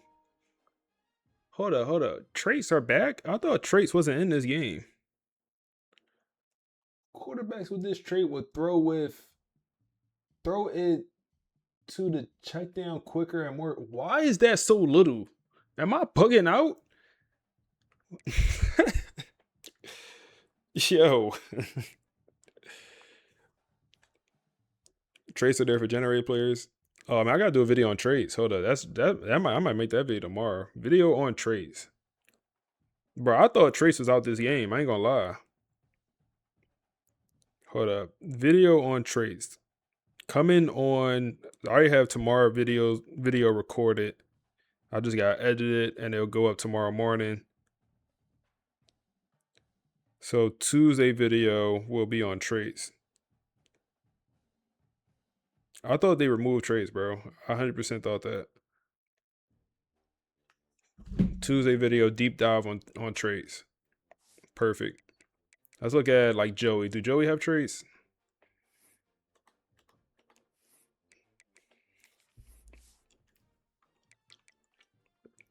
Joey does not. So both our tight ends are juniors. I just don't want Morgan to transfer. That's the one I don't want because he's the elite development. Like I talked about this earlier. 68 overall elite development player. This is the lowest I ever seen. 4-star gym. I mean, his attributes not bad, but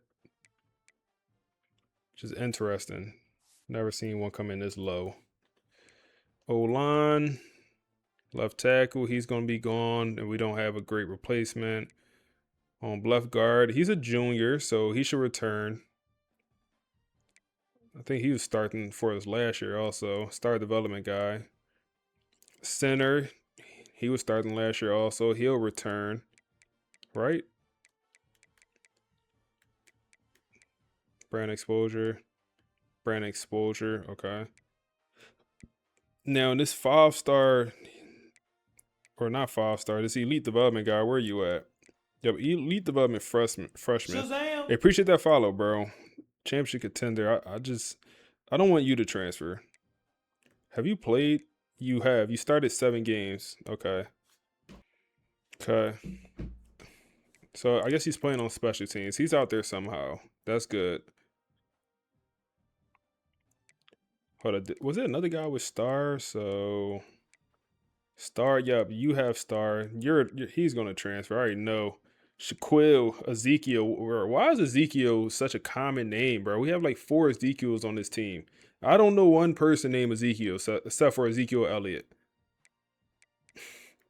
Oh man, we have another elite development backup, and he'll be the probably starter next year. We got some good O-line stuff going on here. My right tackle will also return, so that's good. Okay, so we lose 3 starters or 2 starters on the O-line. And we bring back 3, and we have some very good young guys for this O-line. Now, John Henry, what a my guy, man. Only 2 sacks. He got the best attributes, and he don't produce shit. 79 speed, 88 acceleration. So he's a little bit on the slower, heavier side. 85 strength,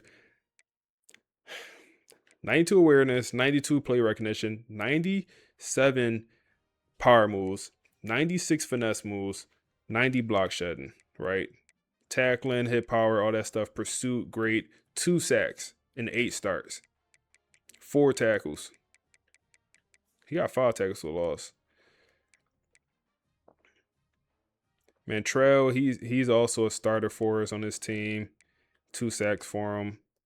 Williams, also 2 sacks. He plays a lot. So Mantrell will be back next year. Okay, Williams will also be back. But we don't have like a surefire young guy that will take over. But we do bring in some great freshmen that will have an impact. D tackle, we lose John and KJ, but we bring in some great freshmen, and we have you. You need to play before you transfer. We need to get you on the field, playing style. Linebacker core, nothing but young guys here. Nobody in the left end room, or the Sam linebacker room. Middle linebacker room, got a couple young guys. Dom, I think he was a 5-star. No, one of these guys. Yeah, 5-star. I remember we got you to commit pretty late.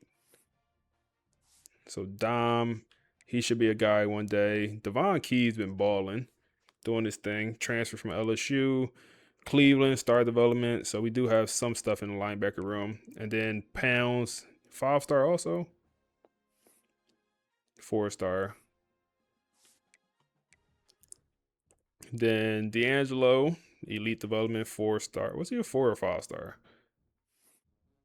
4-star, yep. Then Cortland. Oh, I didn't realize Cortland was a junior. It's a chance we return our top 2 corners. It's a chance. Cortland might go pro, but it's a chance he comes back. And then Bates is also okay. I didn't realize Bates was also a junior. Edwin Joseph, he been balling. And then we have some young guys, star development down here. Then safety realm, Thomas is a young guy or a junior. KJ Kirtland, okay, he's a senior. He's been having a very good year for us. I think he leads our team in tackles overall, and he has 2 picks, 2 sacks. But Thomas will be back. And then Devon Patterson, he will be gone. But we have Frederick, Valentin, who already is making an impact. Almost had that pick 6 against Clemson, got tackled at like the 5-yard line. But he's out here balling. That's what the team looks like, man. Let's hear what the guys from the podcast got to say about the last game, and then also about some of the recruits we got to commit, and then we'll also hop into recruiting. You know, there's that specific kind of Saturday morning feeling. You get the coffee going, you're checking the lines, and you see it. Florida State versus Duke. And Duke's isn't just, Duke. They've got a number next to their name, 13. Right, which in today's college football, that signals a real fight, a 4-quarter game. Exactly. Your brain immediately starts doing the calculus. You think, okay, top 15 opponent, they've got momentum, this is going to be a stress test. You sort of settle in for a long afternoon. And that's the rational take. I mean, the rankings are there for a reason. They're supposed to imply some level of parity. But then the game kicks off, and maybe, 6 minutes of game time goes by. And you realize you've made a huge miscalculation. A huge one. You didn't tune in for a chess match. You tuned in for a fraud check. It was a market correction. I think that's the best way to put it. The market correction. Yeah. Duke was trading at a value number 13 that they just couldn't back up when it came time to pay. We're not just talking about a win here. We're talking 56-10. Dismantling that, honestly, felt even more lopsided than that score. Which is wild, because 56-10 is already a statement. But that's why we're here. We're not going to just recap the touchdowns. We'd be here forever. We're doing a deep dive into this incredible breakdown we found called Florida State Dynasty. Devon Patterson up here for best defensive player And that's the key idea we have year. to unpack. There's a huge difference between a team that's just winning games and a program that has achieved what this source calls routine dominance. Winning is an event. Number 1 for the Jim Thorpe Award, man. And if you look at the data from this game, from the source material, you are watching that transition happen in real time. So we've got 3 areas to hit to really understand this blueprint. We have to talk about the starters. I mean, the just terrifying command of that offense. Then the bench, because what happened in the fourth quarter was almost weirder than the first. And then the big one. The big one. What was happening on the sidelines with recruiting while all this was going on? Yeah, the recruiting part is the real so what of this whole deep dive. All right. But we have to set the stage on the field first. Let's do it. Let's start with the atmosphere. Tayshawn. Our source document describes that opening drive with just 3 words: fast, violent, and precise. Which is, I mean, if you're a defensive coordinator, that's your nightmare. I see you, Creed. 2 punt returns. Or maybe slow and precise. But fast and precise. That means their brains are moving faster than the game is. And Duke just looked lost. They were exposed. And that's not a knock on their effort. It's a tactical point. The scout report says Duke came in with a reputation, but they left with a reality check. Florida State wasn't feeling them out. They were running a script, and Duke didn't have the actors for the parts. And the lead actor was Rashawn Slaughter. I'm looking at his stat line, and it's almost silly. 285 passing yards, 64% completion, 5 touchdowns. 5. I mean, obviously player of the game, but stats can lie, right? You can have a good stats, bad game kind of day. Oh, absolutely. We see it all the time. Garbage time stats, a screen pass that goes for 80 because of one missed tackle. But what the breakdown points out about Slaughter's game isn't the final numbers. It's how boringly efficient it was. Boring. The guy threw 5 touchdowns. Right, but look at the analysis makes this key point. It says the quarterback didn't chase stats. They chased him. Okay, unpack that for me. What's the difference? Chasing stats is when you pass up the easy 5-yard out to hunt for the 50-yard bomb. You hold the ball too long, you take risks. But if you watch the tape on Slaughter, especially on 3rd down, he was a surgeon. If the defense gave him 4 yards, he took the 4 yards. Blitz. He hits the hot route. No hesitation. So he never forced the issue. Not once. And that's the jump from growth to command. A quarterback who is growing will make some great plays and some bad ones. A quarterback in command just makes the correct play every single time. It's almost robotic. Is the difference between a gunslinger and an assassin? That's a perfect way to put it. The gunslinger's fun, the assassin ends the story in the first 20 minutes. Well, speaking of ending things, we have to talk about the defense. Because while Slaughter was being a surgeon, Devon Patterson was basically the villain in a horror movie for Duke's offense. Patterson is the absolute soul of that defense. The source calls him that, and it's dead on. He had 2 interceptions. Bro, hold up. Both off Weston Bryant. Look at this player and compare him to that. Just think back. I hope y'all remember the 5-star safety. Is he still here? Did I remove him? I did not remove him. Look at Kevin Duke. 5-star box specialist safety, right? 84 speed, 89 acceleration, 85 tackling, 71 zone coverage, 62 man coverage, press trash, catching trash. 5-star safety. Looks mid. Look at a 4-star athlete. This is what I'm talking about when these linebackers are literally better than these box specialist safeties. More speed, more acceleration by a good amount. This is not just, a couple more. By a good amount. We're talking about 84 speed to 90 speed, 89 acceleration to 92 acceleration. You're going to have more strength with this guy, better zone coverage and better man coverage. Both. Better hit power, better tackling. The other guy tackling was 75. This is 80, 82 tackling, 82 hit power. It's like, come on, bro. And he's 240. I digress. Duke QB. And again, it's not just the stat. It's the timing. It's when he got them. The momentum. Every single time Duke got a little bit of life, a first down, a solid run, anything to make their sideline start clapping, boom, Patterson erases it. That's just psychological warfare. It is. Think how demoralizing that is. You grind for 6 plays to get 30 yards, and in one throw, Patterson has the ball and your offense is jogging off the field again. It just breaks a team's spirit. And usually that's when the game gets boring for us at home. The fourth quarter starts, starters get the baseball caps on, we call it garbage time. We check our phones, yeah. Plan dinner. But this is where the Dynasty Blueprint concept gets really fascinating. Because the backups came in, but they didn't just run the ball 3 times and punt. No, that is not what happened. The document calls it developmental reps. And these guys weren't killing the clock, they were trying to break the scoreboard. This is such a critical tell. If you want to know if a program is truly elite, if it's built to last, don't watch the seniors.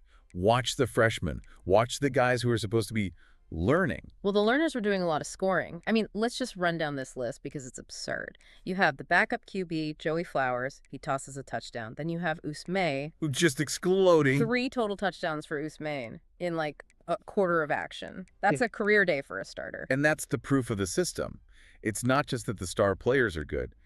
It's that the scheme itself works no matter who's running it. The production just doesn't drop. Then you get Maka Nakamura. A true freshman receiver. This kid was literally in high school 6 months ago, and now he's got 2 touchdowns against a ranked opponent. And Tayshawn at tight end adds 2 more. It's relentless. If you're Duke, you're looking across the field like, do they have a factory somewhere? Do they ever run out of these guys? And that's the message, isn't it? It says, our second team is better than your first team. And the breakdown had this amazing line. It says the 56-10 score actually protected Duke. It protected them. It was a 46-point loss. But it could have been 80. Seriously.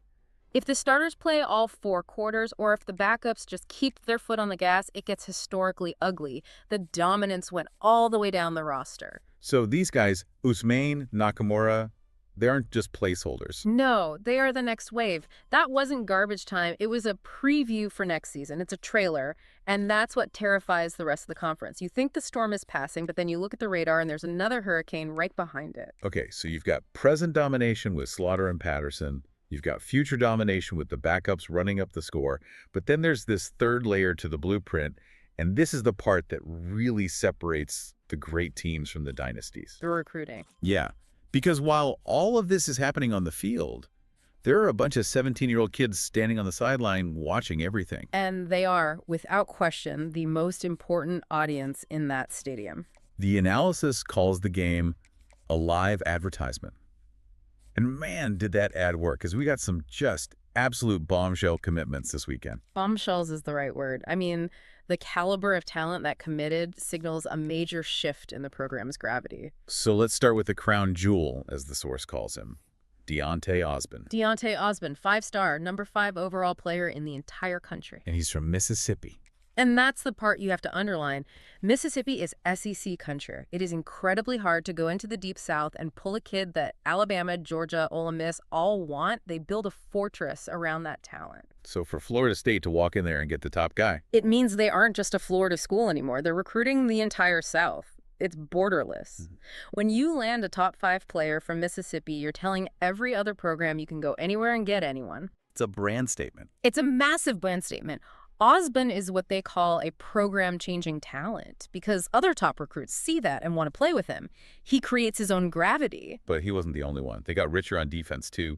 Andre Law committed. Andre Law, corner from Kennesaw, Georgia, another SEC state. The scouting report on him is just perfect. Long, physical, confident. That sounds like the prototype for what they want in that secondary. It is. You need corners who can disrupt routes at the line so the pass rush has time to get home.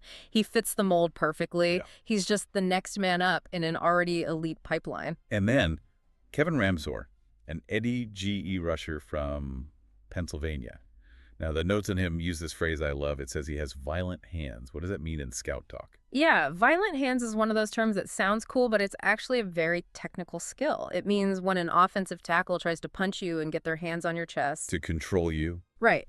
A player with violent hands has the speed and the technique to chop, swipe, or punch those hands away before the lineman can lock on. It keeps your body clean to go get the quarterback. It's like hand-to-hand combat in a phone booth. I love that. Martial arts in the trenches. And the analysis says he's a guy who might develop quietly for a year. He has a high motor, but he'll get stronger. And then in 2 years, he's the guy who ends 3 drives a game on 3rd down. It's that long-term vision again. They aren't desperate. They can afford to let a guy like that marinate. Exactly. It's layering talent. You have your instant impact guys like Osborne and your developmental monsters like Ramsor. And they also kept it local with D'Angelo, a running back from in-state. Always have to win your backyard. He brings that speed and versatility.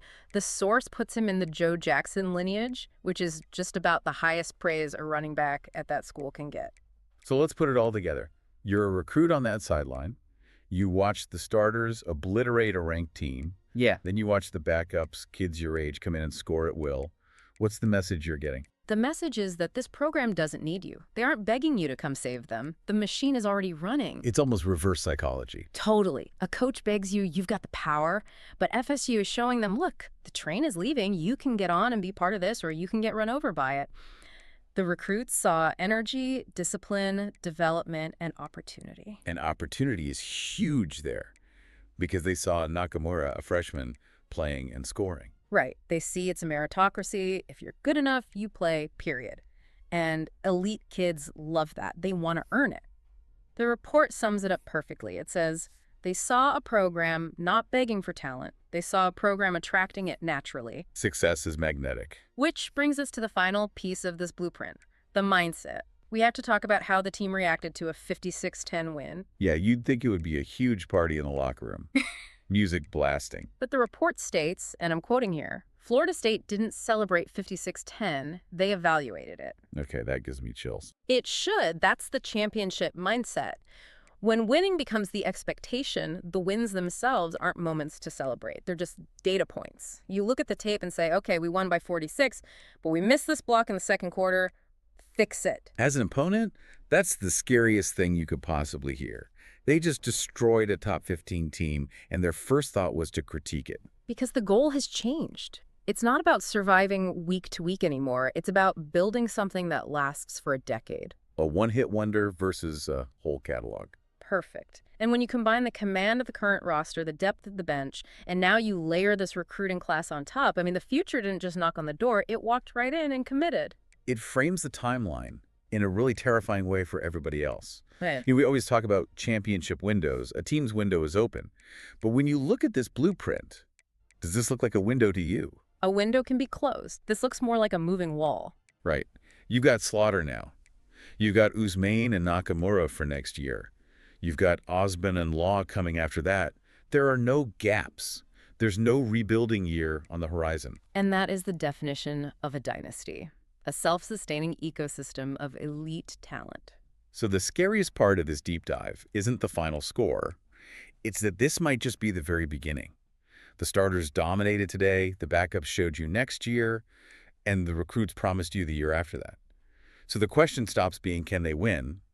Mm. And it becomes, Who can possibly stop this momentum? and looking around the country right now, I don't see anyone raising their hand. Not at all. And if this blueprint holds, we won't see one for a very long time. It's going to be a fascinating machine to watch. Thanks for listening to this deep dive. We'll see you next time. Take care. Man, this FSU team. Hey, special.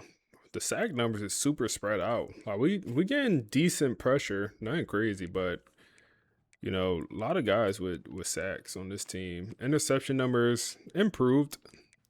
Devon Patterson, he's currently leading the team, and he's also in the lead for the Jim Thorpe Award, which goes to the best DB of the year. And he's also up there for Defensive Player of the Year. He's number 4 on that list. So, I mean, he's doing some good things. Wade Hare is also our kicker. He's doing okay. He's doing okay. But, I mean, solid, man. Solid. We'll look at the rest of the schedule. I think the biggest things we have left is going to be Pitt and Florida. Pitt and Florida, man. I think we're going to call it evening here tonight. I think my goal is to finish the season tomorrow. We have 4 more games. And our recruiting class is pretty much all together, so we don't really have to spend much time recruiting tomorrow. I think we're pretty much all good there. And it's going to be a small transfer portal class this upcoming season. Small transfer portal class. So, yeah, knock out these last 4 games, get into the playoffs. We're 5-0 in the ACC championship. Hey, W Stream, I appreciate y'all boys, man. I see. Let's look at the conference standings. So, hey, there's 2 remaining undefeated conference teams, us and Pittsburgh. Now, the teams with 1 loss, we beat Clemson there already, so we have the tiebreaker. We beat North Carolina. We have not played SMU, but we beat Duke and we beat Miami. So, I mean, we're almost guaranteed to look at the tiebreaker if we even drop a game here. The only team, like I said, we haven't played is SMU up there. So we played the big dogs. We're playing all the in-conference big dogs, man, all of them. We don't get the whole weak side of the schedule, so. But, man, I appreciate y'all boys, man. We're going to call it a night. We have 4 more games left in this regular season. This Florida State team is ranked number 4 in the nation, 7-1, and guess what? We have a number 8 Pittsburgh that's also 7-1, undefeated in the conference. They're coming to town.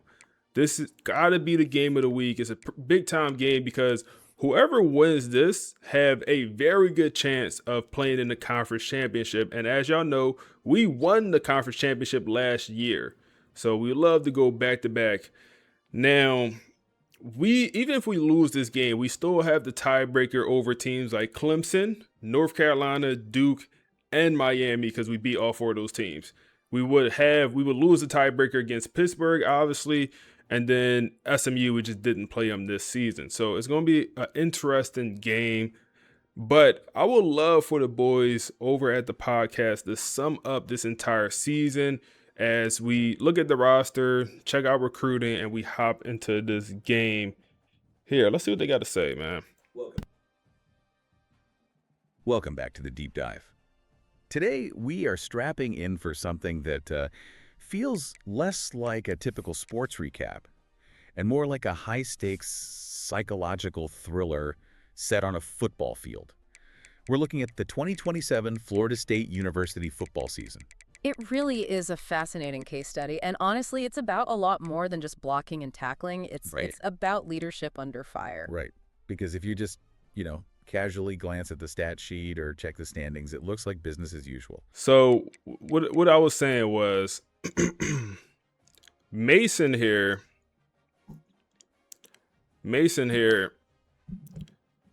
he was their starting quarterback last year when we played him. And pretty much 3,000 yards, 24 touchdowns, 7 picks. he's a solid player. Like last year, they played us pretty close. Their starting running back gonna be hurt. Their O line is pretty bad. Good wide receiver or okay wide receiver room. This is a team I feel like we're much better in. Is kind of what I was getting at. Sammy Brown here, transfer from Clemson.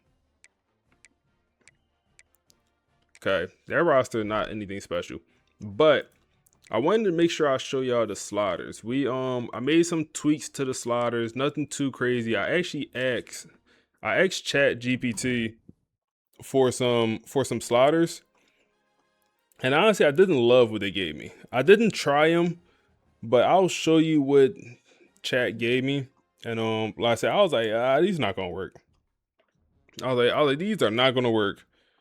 Let me show you.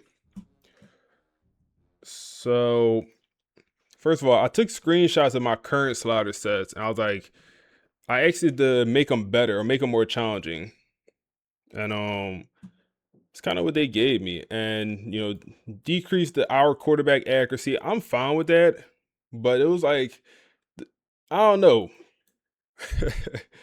So before we was playing with the CPU accuracy on 10. Chat wanted me to increase this to 55, from 10 to 55. That seemed very aggressive. So I didn't use the chat sliders. I'm be honest, I did not use the Chat GPT sliders, and maybe I will in the future. But I'll show y'all what I've done. So I kept our accuracy the same. I think I didn't touch too much here. I made our pass coverage. I took this down 10, and I increased our interceptions by 5. I increased their accuracy by 15. Pass blocking I didn't touch. Run blocking I increased their catching by 5. It was at 34. I think I increased this by 5 as well, and I increased their interceptions by 10, and I increased their pass coverage, and that's all I touched. And I increased the injuries by 11, and then that was all I changed here. But yeah, I just wanted to make some adjustments to the sliders. But with that being said, let's hop into this game and let's finish off the podcast. Yeah, I'm gonna play the podcast. I wanted to pause and kind of just explain some things before we get into it. So keep making the fire videos, bro. I appreciate you, big dog. We're gonna keep it up, man. We're gonna keep it up. I'm having a great time. But we got a couple minutes left on this pod, and let's hop into this game. They're sitting at 7-1, ranked number 4 nationally, first place in the ACC. You'd think, okay, smooth sailing. Exactly, another dominant year for the Seminoles. Nothing to see here. But that's just the surface level. That's the illusion. When you actually peel back the layers and you look at the source material we have, which titles this whole thing The Rise of the Monster, you realize this is actually one of the most fractured and dramatic stories in modern college football. The central theme is pretty hardcore. I mean, the source material frames it as, they tried to break us, we built a monster instead. That is a heavy vibe. It is. It looks like a dynasty from the outside, but inside, pure chaos. It has been. And our mission today is to look past the scoreboard. We need to understand this as a lesson in crisis management.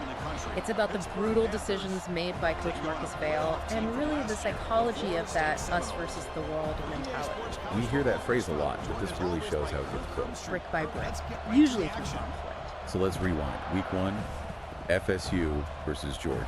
Massive. Huge. A clash of titans right out of the gate. And FSU didn't just win, they crushed them.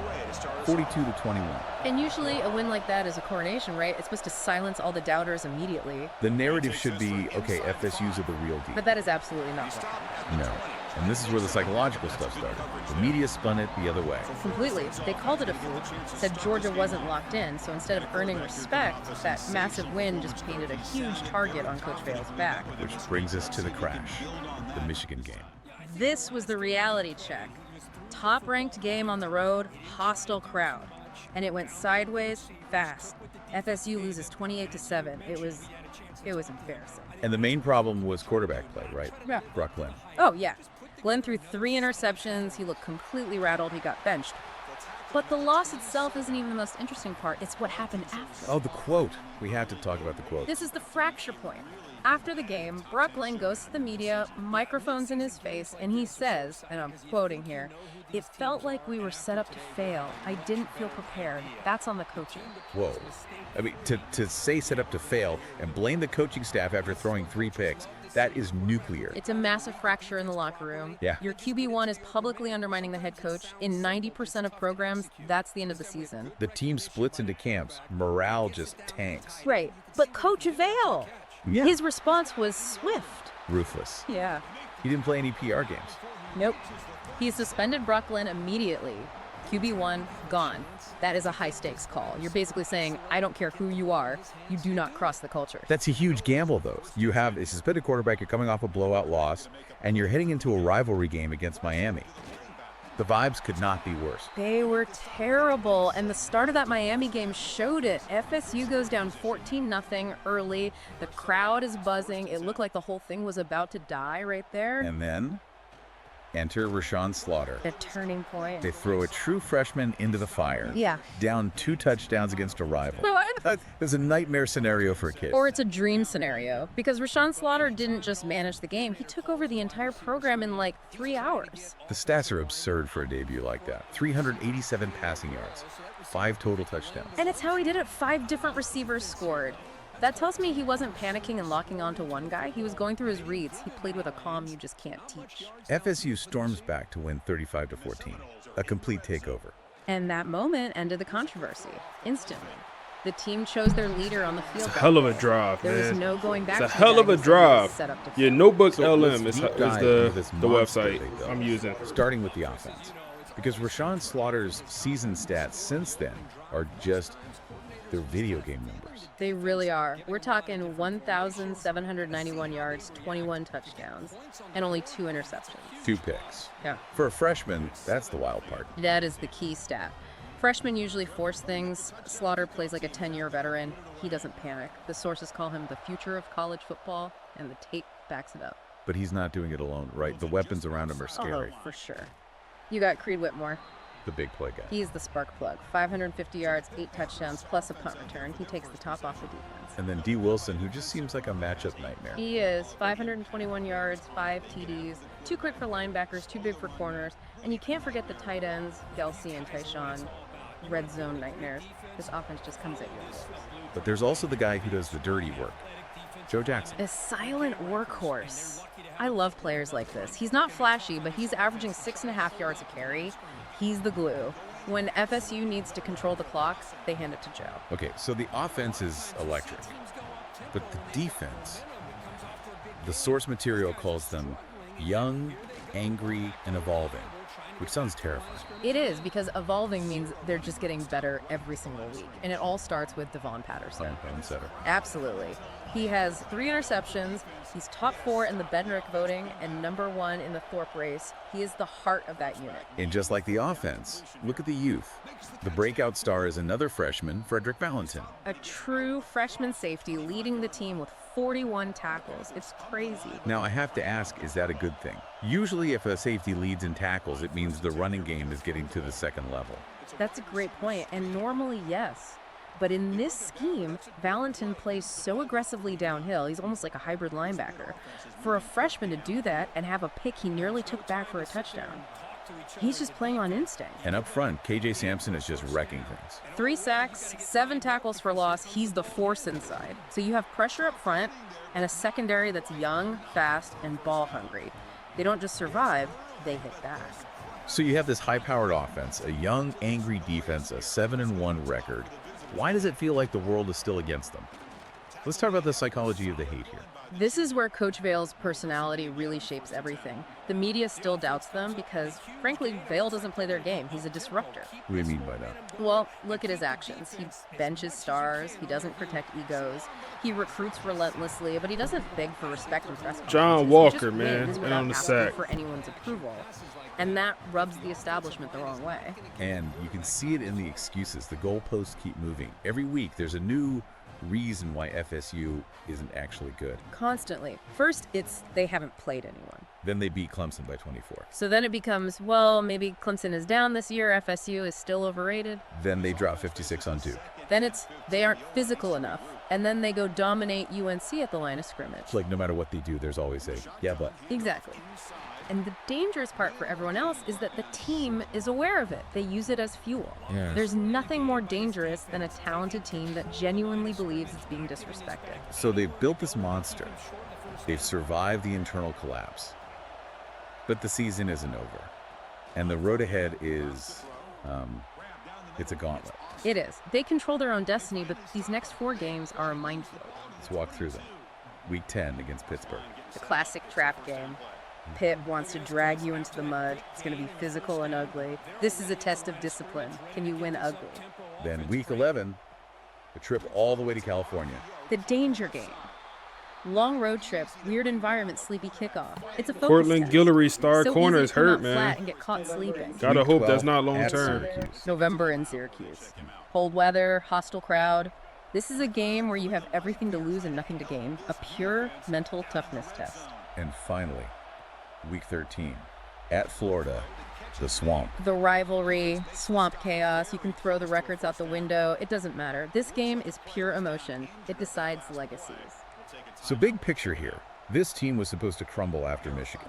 Instead, they're 7-1 with the best recruiting class Marcus Vail has ever signed coming in. The narrative has shifted from are they good to the future is loading and the present is dangerous.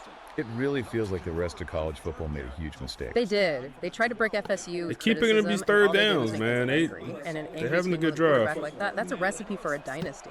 So here's the question I want to leave you with. We always talk about stability being the key to success, no drama. But this FSU team is thriving because of the fracture. They needed the crash to find their leader. It's a fascinating point. Maybe comfort is the enemy of greatness. Maybe you need the house to catch on fire a little bit. Exactly. So if they run the table, if they actually win it all, does chaos become the new blueprint? Do you actually need a little bit of disaster to build a true monster? It's a risky strategy, but for FSU, it seems to be the only way. And right now, 7-7, man. Something to think about. That's it for this deep dive. We'll be watching to see if the man. monster survives Them the boys gauntlet. came out to play on that first drive. I ain't gonna lie, man. Them boys came out to play. Them boys came out to play for sure. What's up, Timepiece? He said, you the only one doing these, bro. Hey, I appreciate you, man. We're gonna keep it up, man.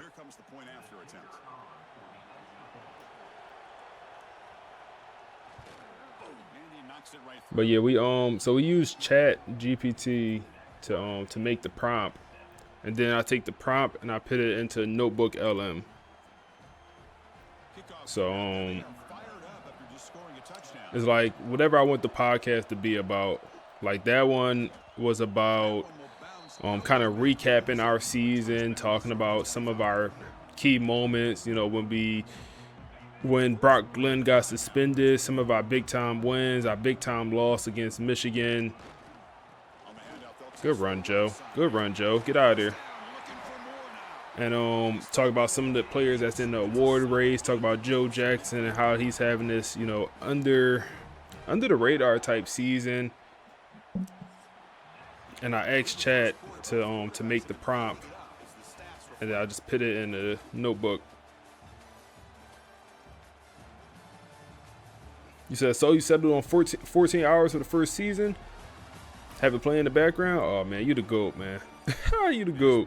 So, yeah, it was about 18, 19 hours, and I ended up editing about 4 to 5 hours out of that first season. I kind of took out, I didn't want to take everything out. I was thinking about just taking out all the recruiting and just only have it be the games and, like, the off season. But I was like, no, the recruiting is, damn, good makeup speed. So I ended up just taking out just as much dead time as I possibly could. So yeah, ended at 14 hours. There's still some dead time in there but give me a good ball. Good catch, Dallas. Good route, Dallas. That's not a fumble. Don't do me like that.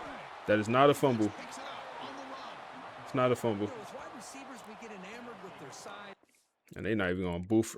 I got automatically review it. Where is that challenge? Hold on a second. There's a timeout on the field. The coach wants the officials to take another look at that one. Thinks he might get an overturn.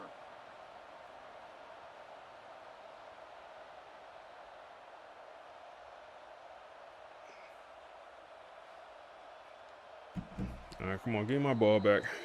Stop trying to cheating. Stop trying to cheat, man. Smart move by the head coach as the officials overturn the previous ruling on the field.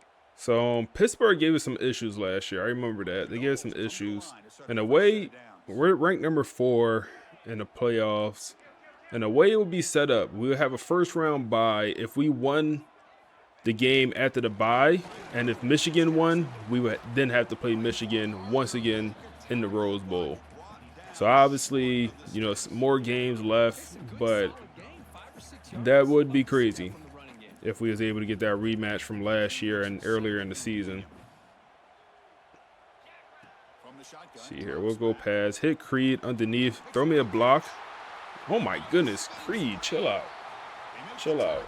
Rayshawn over 100 yards in the day so far. Well, it's a game of matchups. Always has been and it always will be, especially on the perimeter. This is a team we're definitely better than this team on paper, but they're 7-1 for a reason, so you can't sleep on them. Overthrow.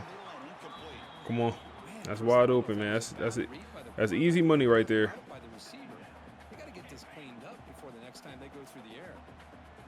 All right, let's see. See if we can hit Dallas Wilson. Not really. Don't love anything here. Oh my goodness. Slide. Bro, the O-line did they thing there. I don't think anything really got open. Rayshawn got 75 speed, so he's not a threat whatsoever. That's wide open. Give me a good ball. Good enough ball, and Dallas Wilson going to do the rest. Second touchdown for Wilson, the 6'3" receiver. I believe he came over from Florida. I think he was at Florida. But 2 touchdowns for him. Make it 14-7 here.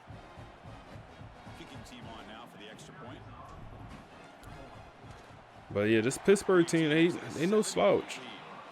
They're no slouch, man. This team last year gave us issues.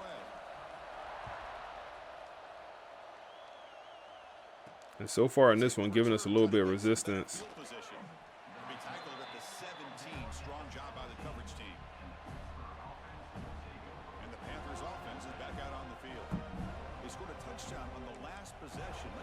So Cortland Guillory, our star corner, is pretty banged up. I think that one of his arms has some pretty significant wear and tear. He's in the game right now, but we'll monitor it. Some nice tackle at the line of scrimmage. The team also loved the run, that hurry-up offense, which is very annoying.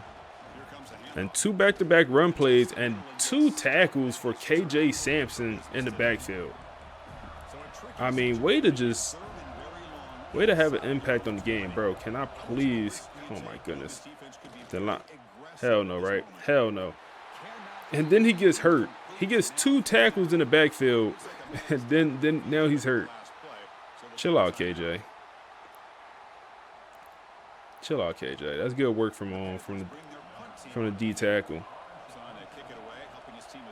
And he's unhappy for playing time, deal breaker, when he's the starter. I don't quite understand why he's unhappy. Oh my goodness. Bruised knee.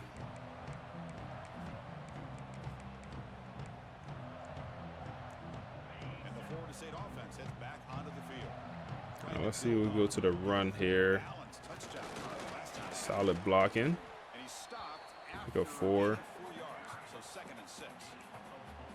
Hey, listen, you don't always have to have big plays to be successful. It's a nice, solid gain here. Keeps you on schedule, and you get ready for that next play. We'll go pass here. Way to catch the ball, man. Way to catch the ball. You're a true freshman. Seen today is the precise route running. Another example of it there, and the timing with this quarterback. Go pass here. Just a thing of beauty. Is anything really open? Overthrow. Incomplete under heavy pressure. Just got it away. Chris, we're all guilty of this. We all look at the big plays. A little bit, some accuracy issues in this game so far. Sometimes we overlook the most important aspect of the game, the offensive line. It's wide open. That's absolutely wide open. Absolutely wide open. Juke move. Inside the red zone, down to the 9-yard line. Rayshawn Slaughter clearly came to play today. Couple incompletions for some bad balls, but for the most part, he's out here playing. RPO, man, the RPO just be so hit or miss, man. He's so hit or miss. Not only does the defense stack him up at the point of attack, but he was instantly pushed backwards. The defense was prepared to defend the RPO. Looking to pass here on second down. Tight end open. Tayshawn to Rayshawn. Rayshawn to Tayshawn for the touchdown. So the offense looking now for building the lead, and this one could get out of hand. Well, it's just complete Good work, boy. domination. The offense is executing and doing their job, putting points on the board. The defense Good work. has shown up prepared, ready to 3 play. passing touchdowns in the first half. This game's getting sideways in a hurry.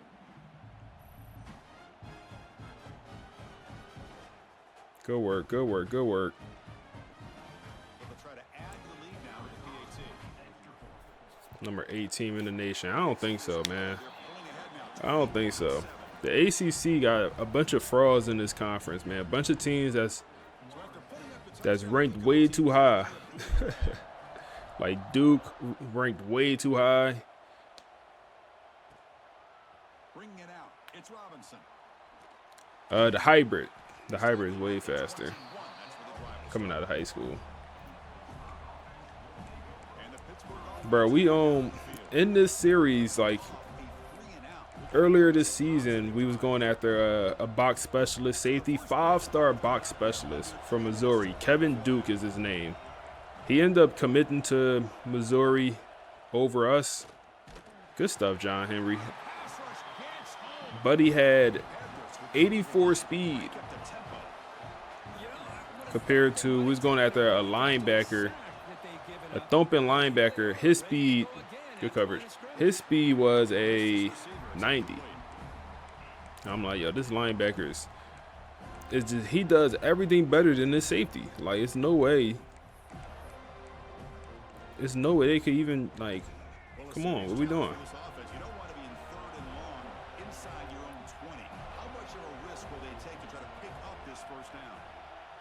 Big third down for him. Oh my goodness. Overthrow, and we dropped the easiest interception of our career. Shamar, I don't even know who that is. He's a sophomore apparently. Drops a wide open interception. He's in the game because Cortland is still banged up with that arm injury. But wow, I mean, you can't drop that. Oh my goodness, what a spin move by Creed, and he's going to get chased down at the 33-yard line. Creed is just super elusive, man. So they begin the drive here in the final 3 minutes of the half. He'll hand it off. And this one goes nowhere. Lucky to get back to the line of scrimmage. Chris, textbook job by the defense surrounding the runner and preventing that play from being bounced to the outside. It's the 2-minute timeout. 2-minute warning. Blowout developing here.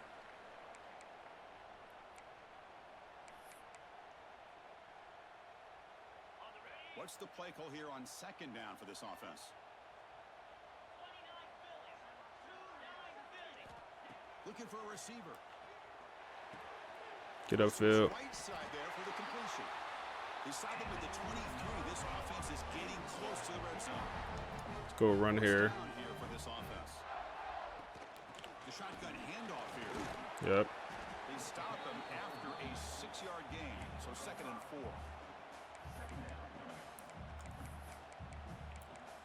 We could waste some time. We could run it here again. The Seminoles looking to take advantage of the red zone trip here. And they'll run it out of the shotgun. Oh my goodness. Oh my goodness. Oh my goodness. Easy money. Easy money. It's going to be 28-7 here in the first half. Yeah, It gave us some issues last year at Pittsburgh, but I mean, when we're home, we're not gonna lose too many games, man. We're not gonna lose too many home games. I'll tell you that right now. So yeah, bro, we brought in I think we got a 5-star gap specialist committed. I think at least.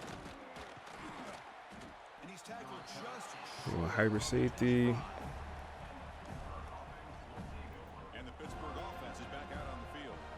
This has been a rough first half. They'll have to regroup at intermission, but in the meantime, let's see if they can get some momentum going. Yeah, that box specialist. The only reason I was really going after him because he's a 5-star. Hell no, right? Hell no. Good coverage. And then that was Bates. I think the only reason I was really going after him because he's a 5-star, man. He was gonna have to red shirt, and we was gonna develop the hell out of him because his attributes was just terrible, man. Like, couldn't cover. He might even have to move the linebacker if we did get him. Important stage late here in the second quarter. Big guys up front lined up. It's first down. Let's go cover one. They're 5 wide. They'll go pass, obviously. Overthrow. We increased the quarterback accuracy slider, but Mason, it's like once they get like rattled, shaken up, like they struggle to complete passes. And same thing with us. Whenever we have a game where we just can't get in rhythm, like we just struggle to complete passes. 3rd and 3 here. We'll send a little linebacker blitz. CJ Kirkland. They're taking the shot. That's double coverage. It's double coverage. Hell no.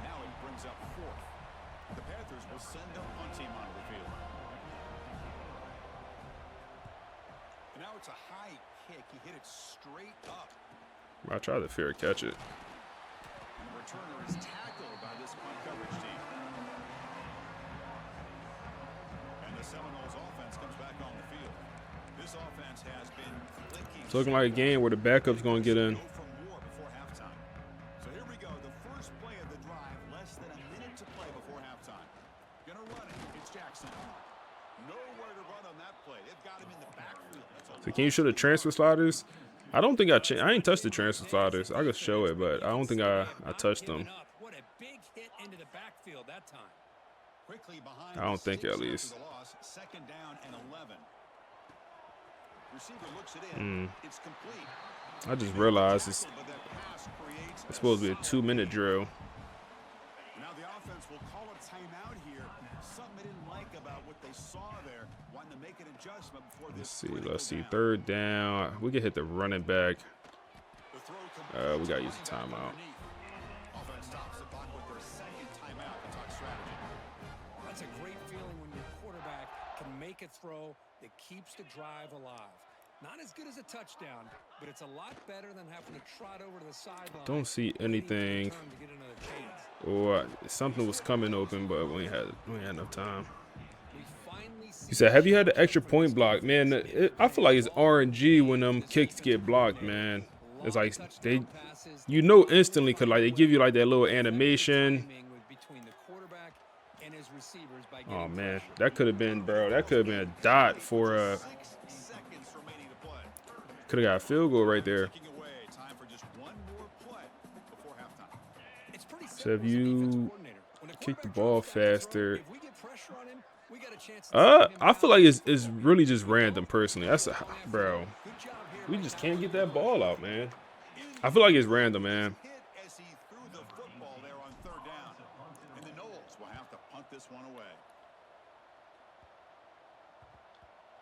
I feel like it's 100% random. When they give them that animation and they could block it.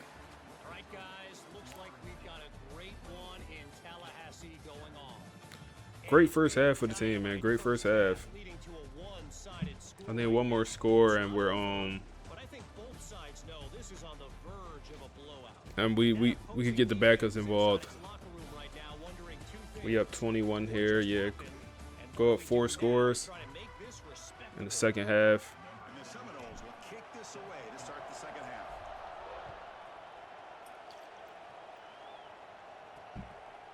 He thought about returning it, but instead takes a knee. It'll be a touchback, and they'll start at the 25. And the Panthers offense is back out on the field. After falling way behind in the first half, They stopped that hurry up offense quick, didn't they? They ran that for like 2 drives. quick throw to his receiver. Finds a man to the left. Big catch. D'Angelo Boyd. They bring him down, but he makes the 40-yard It was okay coverage. It wasn't terrible. He gives up the first down, but it wasn't terrible coverage out there. They go pass once again. We're sitting in man coverage, and good hit, boy. That's Devon Patterson, man. Miami, appreciate that follow.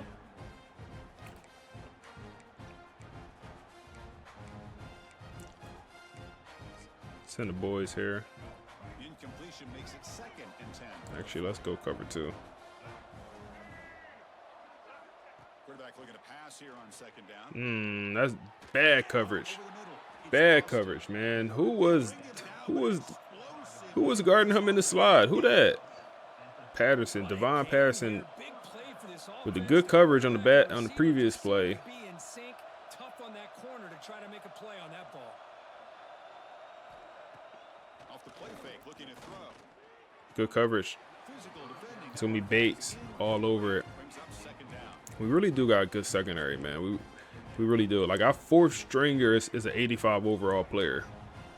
Our 4th string corner, and then we have good stuff, and we also have good safeties. Like, we have KJ Kirkland, who was like number 2 in tackles on the team, and he's a backup safety, like 82, 83 overall. And the person that's actually leading this team in tackles is the true freshman.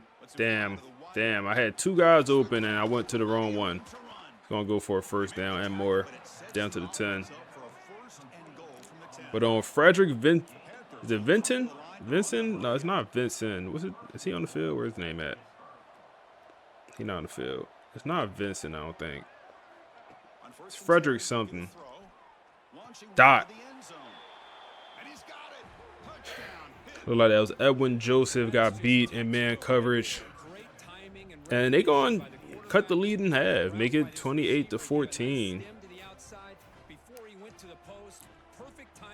Game is not over, man. Backups will not be coming in this 3rd quarter, it appears.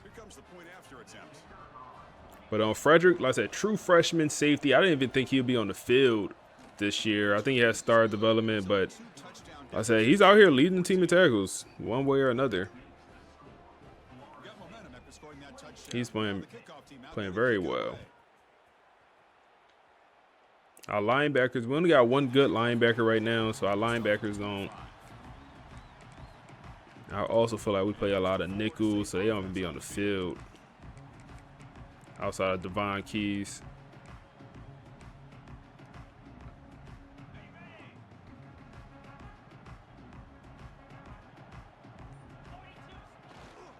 Let's go run here. Let's go run here, Joe Jackson. Let's go run here. You better not get caught. You better not get caught by that linebacker, man. 1 play touchdown. Let's work. FSU back up 21. See, that's demoralizing. Pitt had to work their way downfield. It wasn't a super long drive, but they had to earn that. And then we respond just with 1 play touchdown. Give it all back. Haven't had too many plays like that for Joe Jackson, man. Through 8 games, he's probably at like 500-600 yards. Somewhere in that range.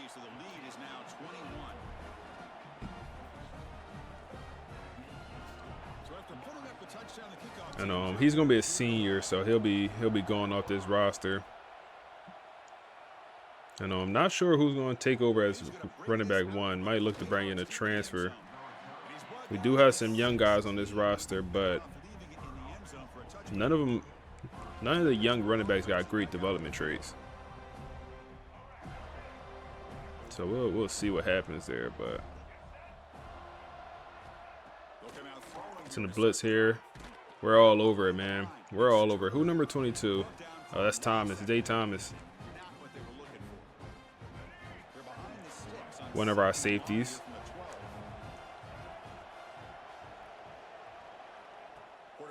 Second and 14. That's a 4-yard loss for him. More boxy man coverage. Then on 3rd and long, send a DB blitz, man. I like this play. Send Edward Joseph. Yep. Yep, we there. Just push him out. We there. We there. We all over it. All over it. Get it back on punt.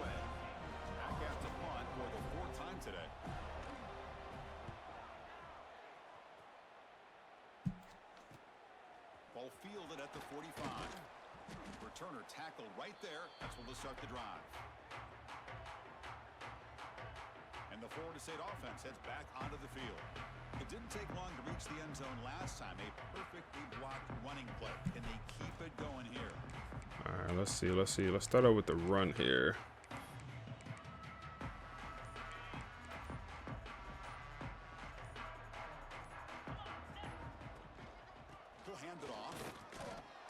Got 309 yards for the running back.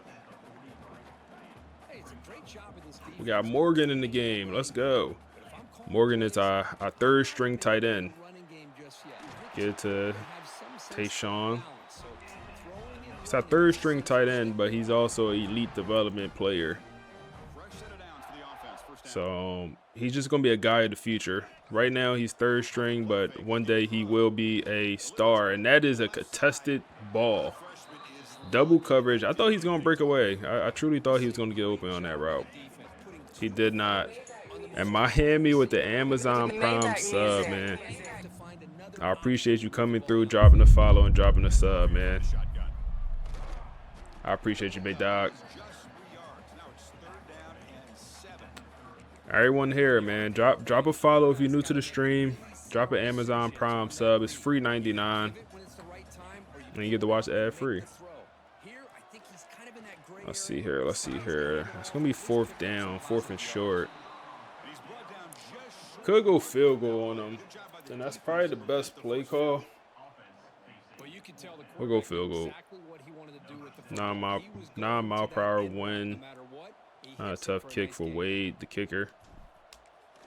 And they gave me the block animation. He did not get home. That's what I was talking about earlier, man. Like, it's like the block animation be random. They didn't get there, but it was like the kick just was slowed down. It's just RNG, man. I feel like it just be random when they give it to you. And they low-key roughed the hell out of my kicker. Like, damn, bro. Like, 2 people jumped on my kicker leg. Like, come on, what are we doing here? He's going to try for a return from a couple yards deep in the end zone. Makes it to the 16. What are we doing here? And the Pittsburgh offense is back out on the field. Last time was a quick 3 and out. Can they get a drive going this time?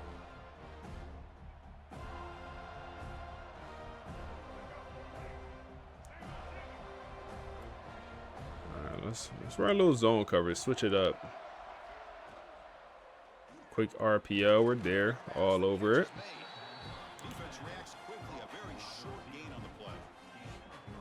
So, of course, been watching your content all year. So it helps you dominate 4 titles in first 5 years. Hey, man, I appreciate you, man. I'm glad to help, man. I appreciate you, big dog. Appreciate you coming over to the stream also. It's cool. Like, every time I go live, somebody tap in and was like, hey, I found you on YouTube. I like appreciate your content. Every stream, that's so cool. Good coverage, Boyd. D'Angelo Boyd coming to play, man. Last year, he damn near won the Jim Thorpe Award. This year, he fooled.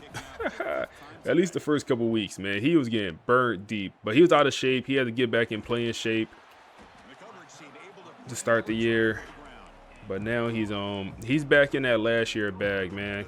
Kind of remind you of Derek Stingley, that freshman year at LSU.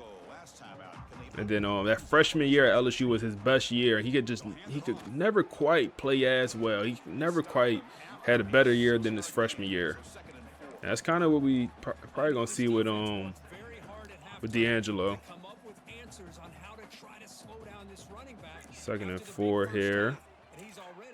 Good ball. Good ball. Joe Jackson.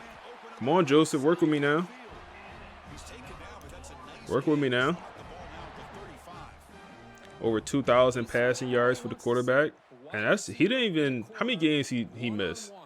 The first 3, I think. Because we lost after the Michigan domination. He started the following week.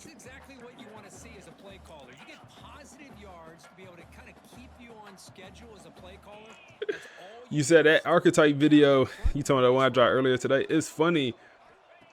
It's like when I do those videos, that's a dot.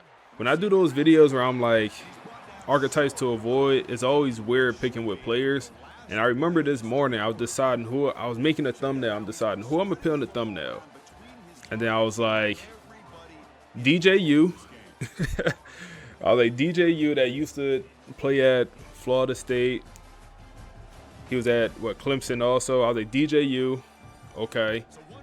And I was like, who else do I put on here? Who else do I put on here? Because I want to put someone that's, like, popular that a lot of people don't like. Hey, 4 is up also. I didn't even know this. 4 is up. 4 is up.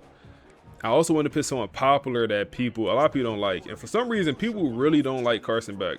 I don't got no beef with him. People really don't like him, though. So, yeah, I throw him on there.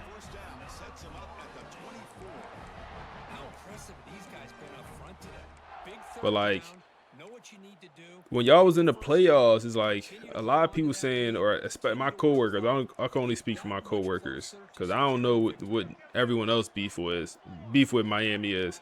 But people want Miami to lose because, like, yeah, I don't like Carson Beck. I'm like, yo, why nobody like this dude? Like, I'm like, what he do? Like, why nobody like Buddy? I've been always impressed with defenses that really build their defense to play in space, still have an ability to be sound at the line of scrimmage and defend a run. Second and 9 here. Oh my goodness, we lucky. We are lucky that's not intercepted, man. We are lucky. This will be the last drive for the starting offense here. Be a last drive for the starters. Overthrow. All right, field goal. It will be. Bring out Wade. Bring out Wade. Bring out Wade. 41-14 here. What playbook we running? We still using the playbook they gave us. Chat gave us.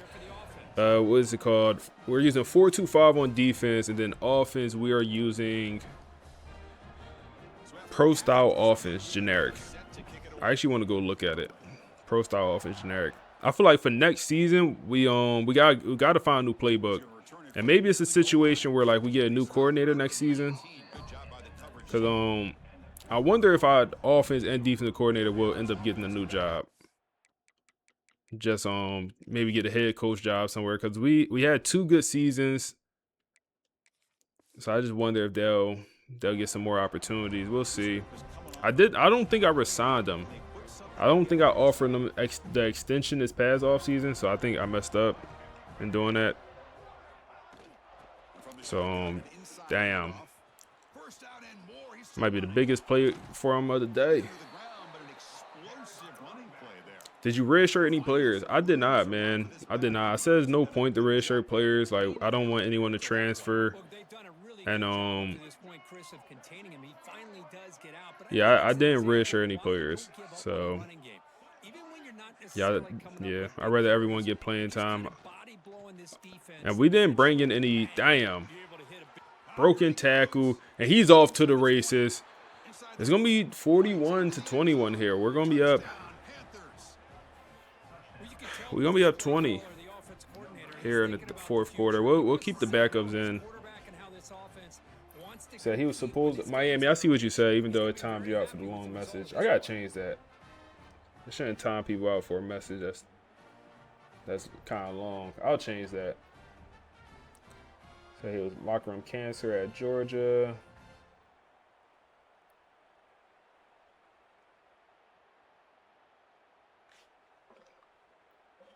And they'll set up for the PAT.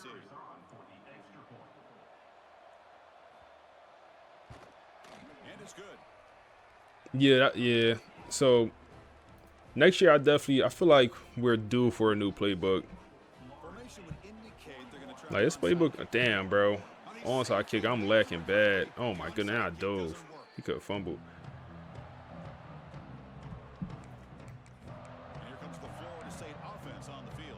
All right, we got Joey Flowers in, man. So as we're closing out this game, let's go ahead and throw on the podcast. Actually, head coach Marcus Vail and quarterback Rayshawn Slaughter did a oh my goodness, did a little press conference before this game, kind of talking about the season as we're we 3/4 of the way done with this season. So they did a little press conference. Let's just hear some of the things they talked about in that presser. I want you to close your eyes for a second. Picture a room that is absolutely suffocating with tension. Okay. We're in the Florida State press complex. The air conditioning is humming that low kind of industrial drone. I can hear it. You've got cameras shuddering, click, click, click, and dozens of reporters just, jostling for position. All right. Now, usually when you walk into a room like this, for a team that's sitting in the top 10 with one of the most explosive offenses in the country, the vibe is electric. It's a party. It's usually a coronation. Yeah. Everyone wants a soundbite of the victory lap. Right. But this felt like a courtroom. The atmosphere was thick, heavy, because despite all the wins, there is this just deafening whirlwind of noise outside the walls. You have rumors about the quarterback situation. You have media pundits doubting if this is for real. And standing in the center of that hurricane. That man got to put his hands up, man. He could have caught that. It's a put your hands up, young blood. Contrast, Come on. It really is.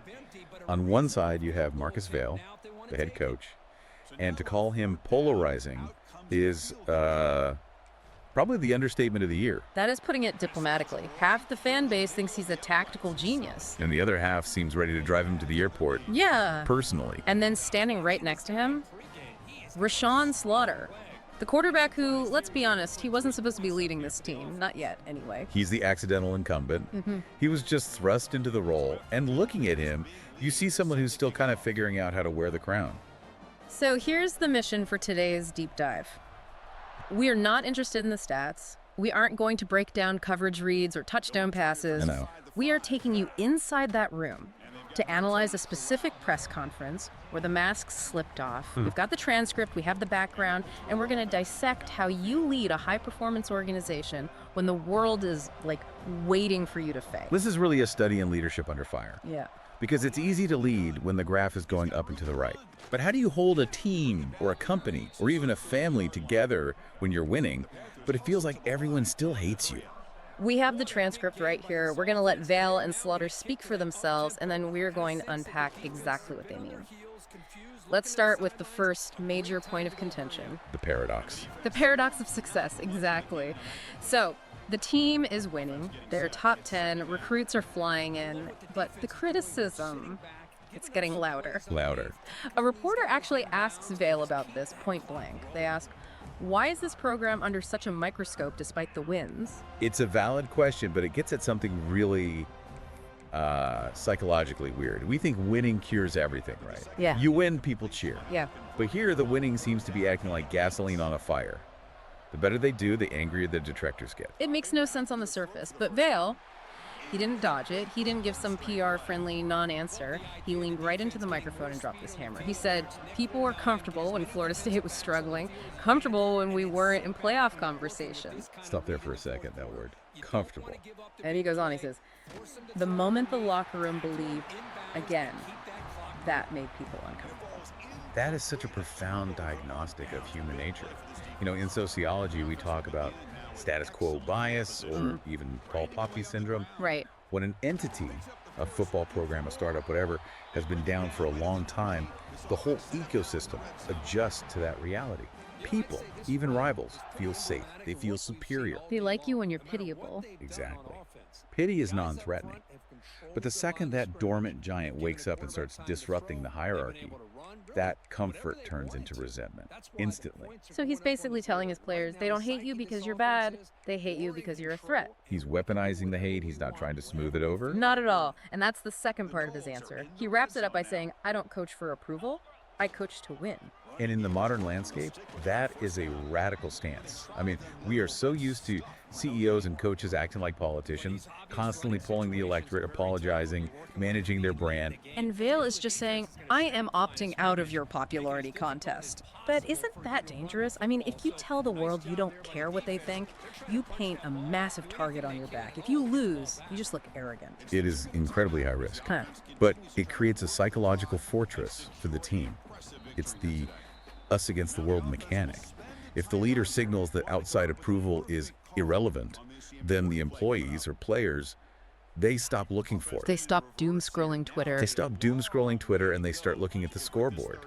He is narrowing their focus by just closing the blinds on the outside world. So he's trading likability for focus. That's a steep trade, but I get it. Now, speaking of steep trades, we have to talk about the elephant in the room, the suspension. Oh yeah. This is the moment that arguably defined the season for a lot of fans, and probably the moment where half the fan base turned on him. For those who missed it, earlier in the season, Vail suspended his starting quarterback, the star, the guy on all the posters. Right before a huge game. The fan base was in shock, furious. So in this press conference, a reporter asks him, looking back, would you do it again? And this is where we see the difference between a coach who wants to win a single game and a coach who wants to build a dynasty. Vail doesn't hesitate. He says, absolutely. And here's the quote that I think every manager should, tattoo on their forehead. Talent doesn't excuse accountability. If you wear this logo, you represent more than yourself. The standard doesn't bend. The standard doesn't bend. That's it. That is the core philosophy right there. But hold on, is that realistic? I mean, in the corporate world, we see top performers get away with murder all the time because they bring in the revenue. Of course. Vail is saying, I don't care if you're an All-American. Isn't that ignoring the reality that, talent wins games? It ignores the short-term reality to preserve the long-term health. Think about the toxic high performer in an office. Okay.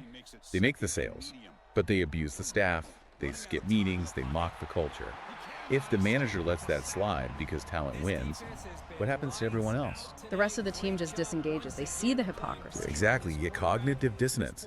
Why should I work hard if the rules don't apply to him?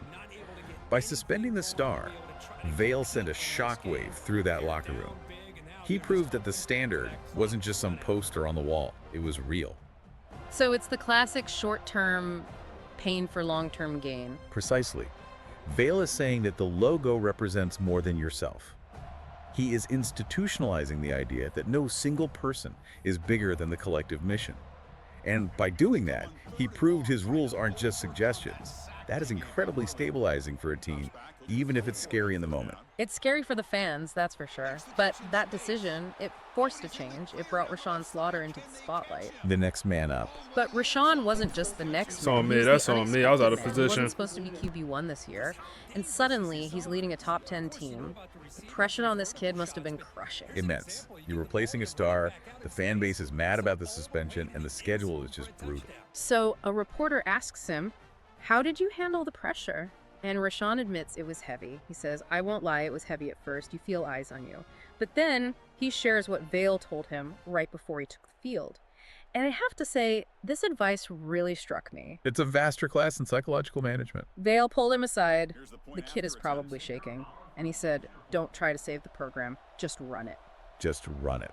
That might be the best management advice I've heard in years. It sounds so simple, but unpack that for me. What is the actual difference there? Think about the cognitive load, the mental weight of those two verbs. Save. Okay. To save something implies that it's broken, that there's a catastrophe, and that you are the superhero who has to fix it all. That is an emotional task. It's vague, it's heavy, and it's terrifying. It triggers the amygdala, the fear center of the brain. It's Atlas holding up the sky. It paralyzes you. Right. But run it. That's a functional task. It's a job description. A pilot runs a checklist.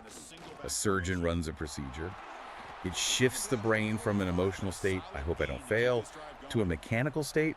What's the next step? So by telling him to run the offense, he's basically telling him, be a mechanic, not a savior. Precisely. He is lowering the stakes. And when you lower the stakes, you lower the anxiety. When anxiety drops, performance goes up. It allowed Rashawn to stop trying to make the miracle play every single down. Which usually leads to interceptions. Usually leads to interceptions. Yeah. And instead just execute the play that was called. It reminds me of that idea in business, don't try to be a visionary every day, just execute the Q3 plan. It's exactly that. If you enter a high-stakes negotiation trying to save the company, you'll overplay your hand. It's a good one, man. If you go in just trying That's to a good run the one. meeting, you'll be clear-headed. And we see the result in how Rashawn talks about his own game now. He's not talking about glory. No. And the reporters noticed. They asked him how the offense is different with him under center. And Rashawn uses one word, calm. Calm. In the middle of Good one, 80,000 man. screaming fans. Which is exactly what that team needed. He says, I'm not trying to be perfect. I'm trying to be consistent. And when I mess up, I own it. And then he drops this line. That's how you earn a locker room. Wow. That is maturity beyond his years. Yeah. In a chaotic environment, and a football field during a play is pure chaos. Yeah. The leader has to be the stabilizing force. If the quarterback panics, the offensive line Another panics. solid day If for the quarterback is Rashawn. calm, the team settles. And the owning it part, is that just humility or is there a tactic there? It's psychological safety. If the leader tries to blame the receiver or the coverage when he throws an interception, he loses respect instantly. He looks weak. Yeah. But if he stands up and says, my bad, I'll get the next one, he builds trust. It shows he's secure enough to admit fault. And that allows everyone else to admit their mistakes too, which means they can actually fix them. It's funny, you have this calm quarterback and then you have this fiery, intense coach. The contrast is really striking, but they complement each other. The coach provides the heat and the standard, the quarterback provides the cool execution. It's a symbiotic relationship. Speaking of heat, let's get to the spiciest moment of this press conference. The unlikable question. This is where things got really uncomfortable in the room. This was the moment where the room went silent. A reporter basically tells Vale to his face. Fans say you're too strict. They say your style pushes players away. I mean, ouch. That is a direct attack on his character. It's a direct challenge to his whole methodology. They're basically asking, are you too mean to win in the modern era? And Vale. He doesn't flinch. He doesn't apologize. He just leans into the mic and says, I'm not here to be liked. I'm here to prepare young I ain't gonna men lie, for we gotta pressure." move up He is to like drawing a hard line. and we He's get making a distinction 5-star between D being a tackle friend Elijah and being a Fields mentor. to commit to He the goes on to program. say, because Saturdays don't get easier and life doesn't either. And then the kicker, if discipline scares you, this probably isn't the place for you. Wow, that is a recruiting pitch disguised as a warning. He's actively filtering people out. Filtering out, shouldn't he be trying to get everyone he can? Not everyone fits the culture. He's saying, I am not going to coddle you because the world won't coddle you. By stating this publicly, he ensures that the only recruits who sign up are the ones who want that discipline. He saves himself the trouble of firing them later. Exactly. It's interesting because we live Also, in a time where 5-star comfort is so corner often Ben prioritized. Westerman We want from positive Mississippi is reinforcement. also part of We this want to be class. That's liked. 2 5-star Vale corners. is old school in the sense that he believes friction creates growth. Pressure makes diamonds. Right, that's the theme. That's it. He believes that if he is too nice, if he lowers the standard just to be liked, he is actually failing his players. He's sending them out unprepared for the reality of competition in life. And you said the room went silent after that answer. Dead silent. Because it's rare to hear someone reject the need for social approval so blatantly. We are social creatures. And then We wanna be 5-star liked. running back. For a Oh public my figure to goodness. just say your like or dislike This recruiting of me class is goofy, irrelevant man. to This my is mission goofy. is jarring. Yeah. But it commands respect. Even if you hate him, you respect the conviction. So, we have the philosophy, we have the quarterback, we have the standard. The press conference ends with one final question about the future. Is there still a quarterback controversy? Is the door open for the old starter to come back? And this is where the unity of the team really shows. Vale looks at Rashawn and says, there's no doubt in that locker room, and that's the only opinion that matters. He's closing the ranks. He is telling the media, you can speculate all you want, you can write your columns, but inside these walls, we know who we are. And then Rashawn, quiet but confident, gets the last word. He just says, I'm just getting started. Which is terrifying for the rest of the league, honestly. Right. So what we're seeing here, and what I think is so cool about dissecting this transcript, is that the noise on the outside literally doesn't match the reality on the inside. The symbiotic relationship is clear. The strict, unbending coach found the calm, consistent quarterback. One creates the structure, the other executes within it. It really makes you think about how we judge success from the outside. We look at the drama, the tweets, the headlines. We think the sky is falling. But inside the warpath, it's just about standards. And that's what Florida State has found. They didn't find their identity through rankings. They found it through this friction, through the suspension, through the criticism. It's leadership that refuses to flinch. Exactly. And for anyone listening, whether you're leading a team, managing a project, or just trying to get through a tough week, there's a lesson here. Pressure doesn't break you. It reveals you. That's the takeaway. When the heat gets turned up, what comes out? Do you crumble or do you clarify? And Vale and Slaughter have clarified. Yeah. They know exactly who they are. I want to leave you with a thought to mull over today. We live in a world that is obsessed with being liked. We count likes, we seek approval, we want to be popular. But look at Marcus Vale. Look at the results. Is his approach prioritizing respect and unbending standards over popularity? Is that actually the only way to build something that lasts? It's a question worth asking. Comfort is nice, but comfort rarely wins championships. And on that note, we're signing off. Thanks for going inside the room with us. Until next time. You said, Stay would I have curious, the everyone. input to have this conversation? Let me see if I can show you. Oh, man, bro, this recruiting class is goofy. I'm not going to lie, man. This class is goofy.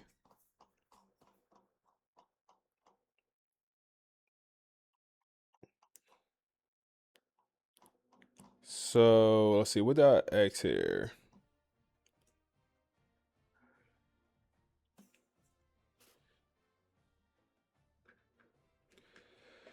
All right, let me show you. I'll show you exactly what I did, y'all, for this one. Can you make a press conference for Marcus Vale and starting quarterback Rashawn with questions and their answers? I will put this into a podcast, make it spicy, so we can learn more about these two people. And then it literally dropped questions and answers. And then I came down here and I was like, make a post. I wanted to make it more of a, like, so I get input into Notebook LM. And then it gave me this, and then I put this into Notebook.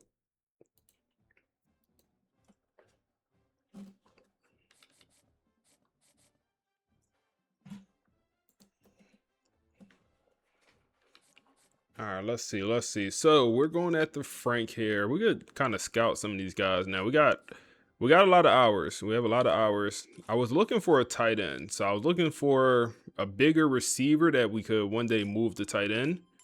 And oh man, gadget receiver, top 100 player. He's on the under recruited side. We gotta shoot our shot here. He's a gym player. Does Notebook automatically do the voices? Yeah, I think you could change the voices though. Like sometimes they give me different voices, but they usually always give me a boy and girl. But sometimes they give me different voices. I'm sure if you ask for a certain voice, they'll give it to you. Okay, we'll definitely try and get into the mix for this recruitment. It could be a future running back for us. But like I said, I wanted to get a. I'm struggling to find a tight end in this class. Buddy locked us out. So yeah, I'm struggling to find a tight end, and we need a few tight ends. They said we need 3 tight ends, I think, if we look at the team needs. We also moved up to a number 2 team in the nation. So yeah, say we need 2 tight ends.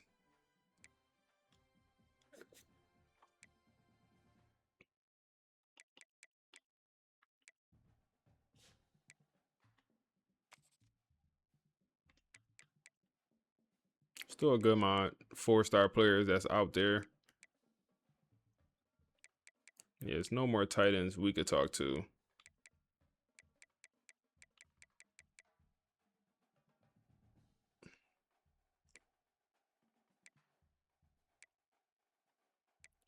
Still some old linemen out there.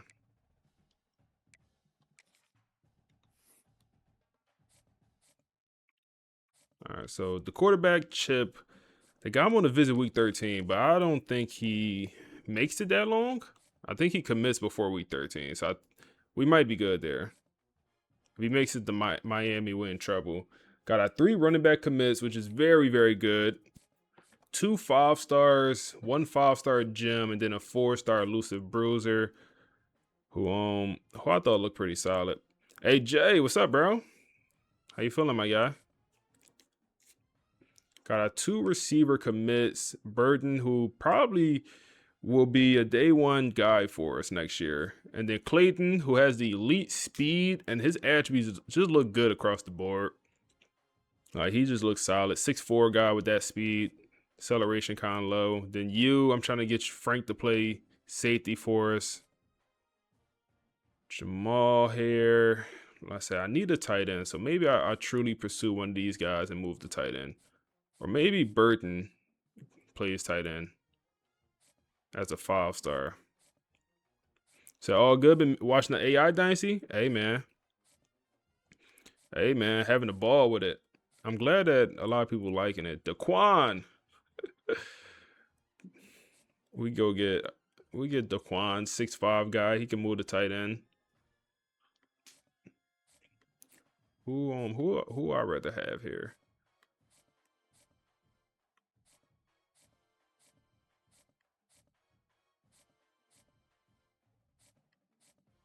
I think you.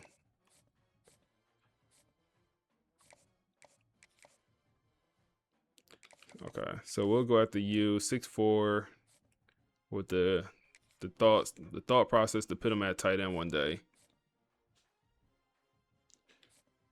All right, so going after you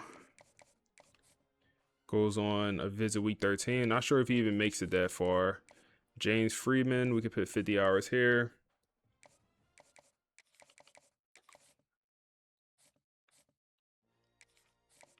Little John, we put 50 hours here. Athlete center, we could scout. Emmanuel, 5-star.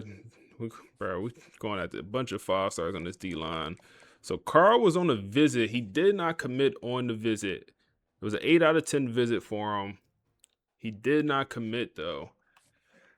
And now he goes to USC. He's at USC right now. That's not good for us.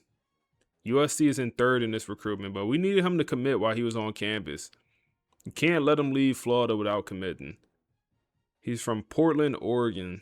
Ah, man, that's going to be a tough one to win. All right. We'll have a chance. We'll have a chance there. If we don't get him, it's not the end of the world. We already have a couple good D lineman commits, and we're still going after Randy Good. We don't have Randy scouted. Let's scout him. So Randy is also an edge setter. Looks solid.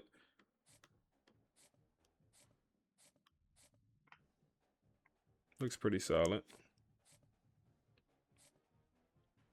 D tackle, Kevin, you could now be hard sold. That coach stability is going to hurt us, but apparently that's because I didn't resign my coaches. Got his hard sell on. I saw linebacker. Okay, he came on a visit, did not commit, man. What's up with these guys coming on a visit and getting very close to committing, but we just can't seal the deal. We cannot seal the deal for some of these guys, man. So luckily he don't have another visit scheduled, but I feel like this is going to go to a recruiting battle, and that's going to be one I don't think we win. Alabama, they got the 2 5-tier pipelines, but their coach build is probably just better at recruiting than ours. So that's not a recruitment we're going to be looking great for. Now this is another one that might go to a battle, but we should win because we're kind of gaining the same amount of influence as Miami. So we should get the middle linebacker. And then should get this athlete thumper who will play safety on this team. He'll be a 240-pound safety, but with that speed and acceleration, we could work with that.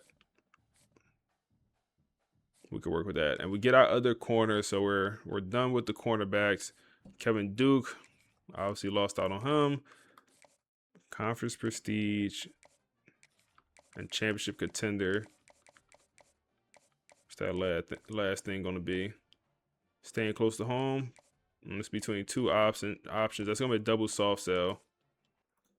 So let's hear what the folks over at the pod got to say about that last game, and then also talk a little bit about our recruiting and just how much money did this FSU team spend. Like, I mean, we're talking about the number 2 class in the nation with 8 5-star commits. Georgia going crazy also.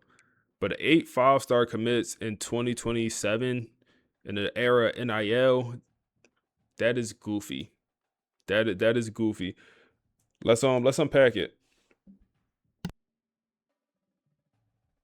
Welcome back to the Deep Dive. Today, we are looking at a story that honestly feels less like a traditional sports analysis. Right. And more like a script for succession if it were set in a locker room. It really does have that vibe, doesn't it? Yeah. We're talking high finance, corporate restructuring, and the kind of ruthless efficiency you see in a boardroom, not on a football field. It's exactly that. It was where the raw emotion of college football just crashes headfirst into the cold, hard reality of the balance sheet. Exactly. We're unpacking a stack of research on Florida State University, specifically a report titled Bought In. And the headline here isn't just FSU is good at football again. Oh, no. The headline is how they got there. We're going to talk about a strategy that involves a war chest of nearly $10 million, a wage gap between teammates that would make a union rep scream, and a culture that somehow keeps the whole thing from blowing up.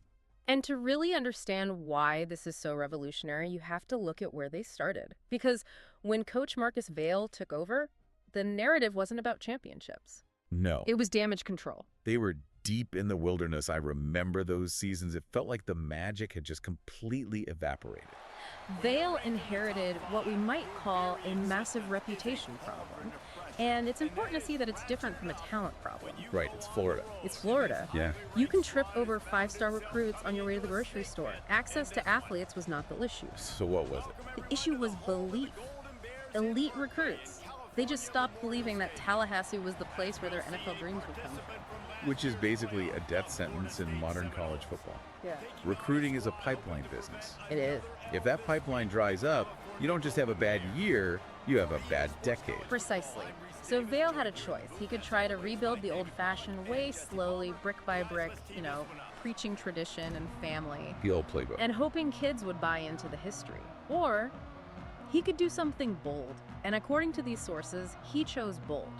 He didn't fight the chaos of the modern NIL era. Name, image, and likeness. He embraced it. Aggressively. Embraced it feels like an understatement based on these numbers. It looks more like he weaponized it. It does. But before we get to the dollar figures, which are frankly staggering, Yeah. I want to clear up a misconception. When we hear NIL war chest, I think the average fan just imagines, what, a booster dropping a duffel bag of cash on a recruit's porch. That's the Wild West image for sure.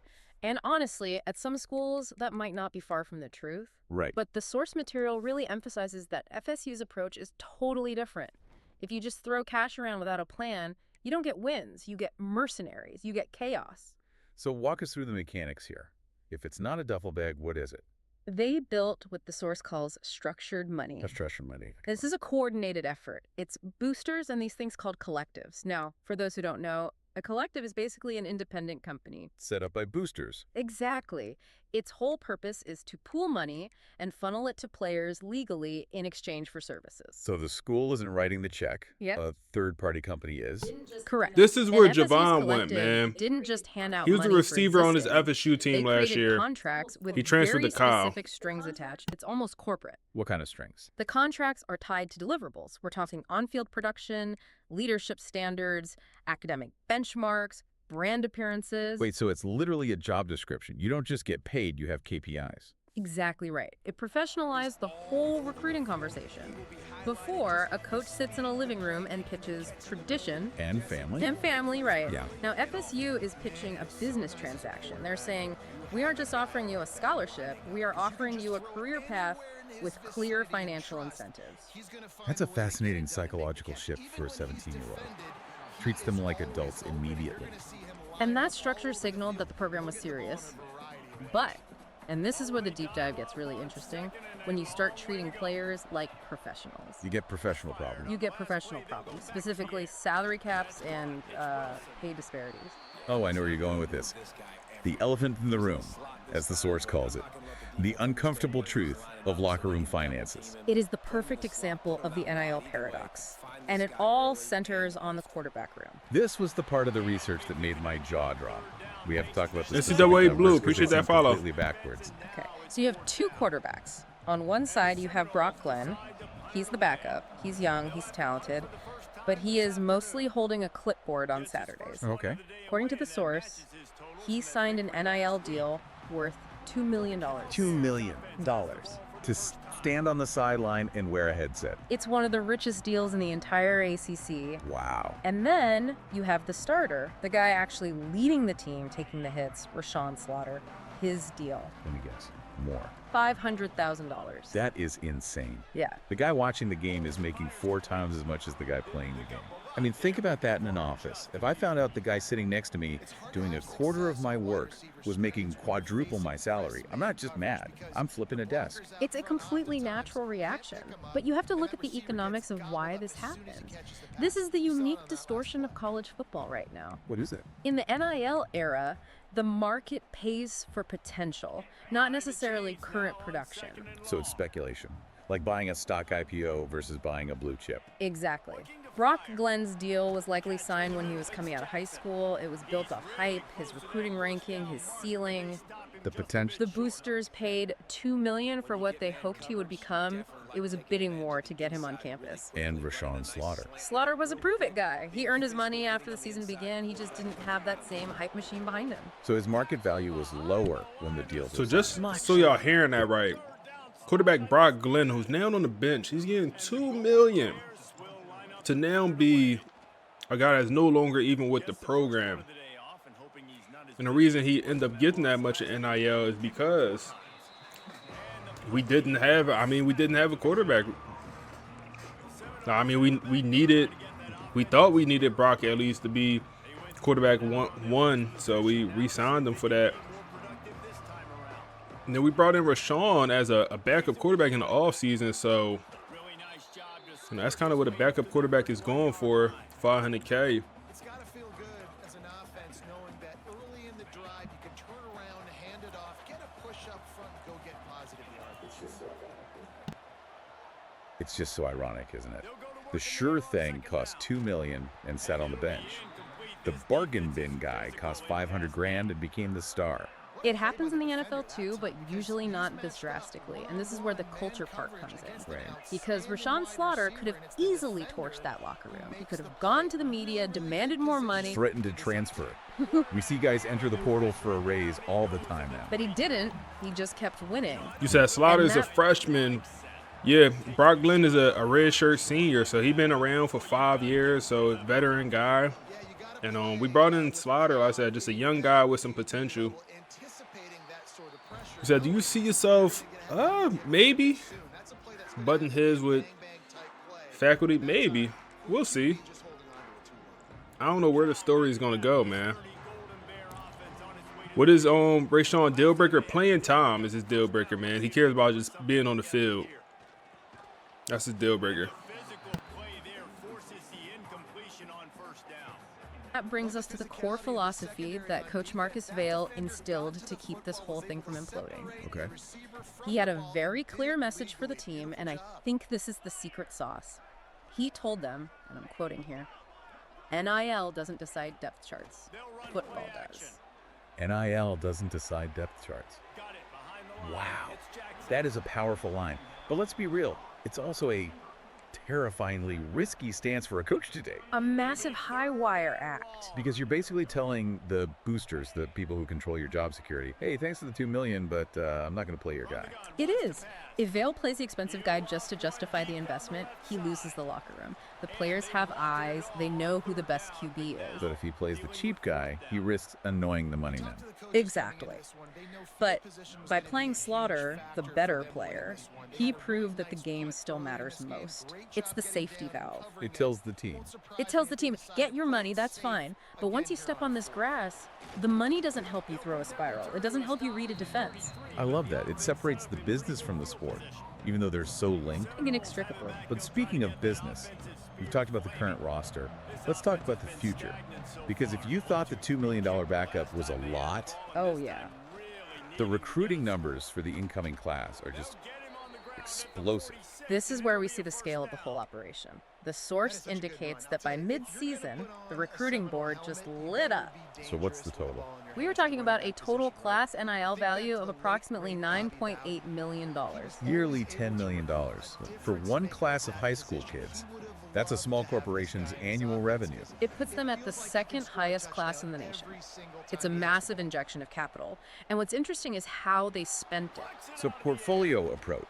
That's a great way to put it. It's not just dumping money on one superstar and hoping for the best.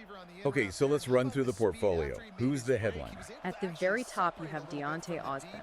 He's listed as an athlete. That means he's so good, they'll just figure out where to put him later. Exactly. Number 5 player in the nation. His price tag, $1.25 million. So that's your marquee signing, the billboard on I-10. Then you have Ty Burden, a wide receiver, $1.1 million. That tells you they want immediate offensive firepower. You don't pay a receiver $1 million to develop for 3 years? You pay him to catch touchdowns in September. Okay, but then you go down the list, and this is the one that really caught my eye. Elijah Fields, a defensive tackle. The interior wrecking ball. Right, and he's getting $850,000. To the casual fan, defensive tackle isn't a glamour position. Why is a guy who plays in the mud getting nearly $1 million?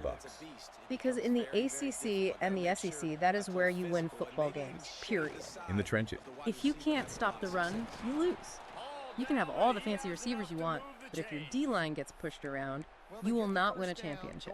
Paying that much shows they get it. And speaking of premium assets, you have a cornerback, Ben Westerman, at $750,000. SEC level speed. That's the quote. Speed is the most expensive commodity in football. You can teach technique, but you cannot teach. There we go, man. man. 4.340. These boys putting up some resistance, ain't It's they? interesting you use that word buy. Okay. Sounds cold, but it's really strategic. You're buying traits you can't coach. Yeah. But it's not just the $1 million guys, right? The source lists a whole tier of players they call gems. This is critical. You can't have a team of 85 millionaires. The budget just doesn't work. You need the middle class. So you have guys getting deals in the range of $250 to $325. Which, let's be real, is still a life-changing amount of money for a college kid. $250,000. I was eating ramen in college. Oh, absolutely. It's significant wealth. But in the context of the team payroll, these are your developmental pieces. And the source argues that while the numbers are high, they aren't just buying stars. They're buying belief. What does that mean? Every dollar spent communicates to the roster, we are building something elite.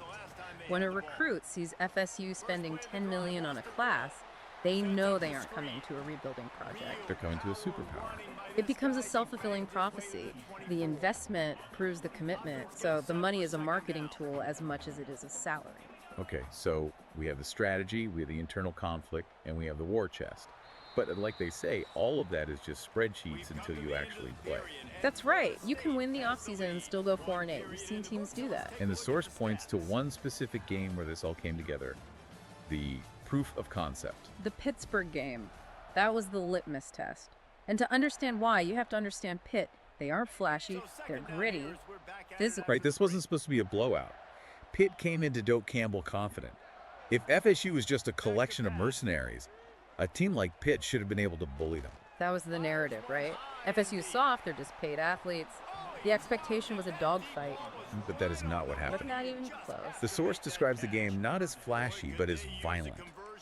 FSU didn't just win, they physically dismantled Pitt, 47-28. And the key differentiator wasn't scheme. It wasn't luck. It was raw athletic superiority.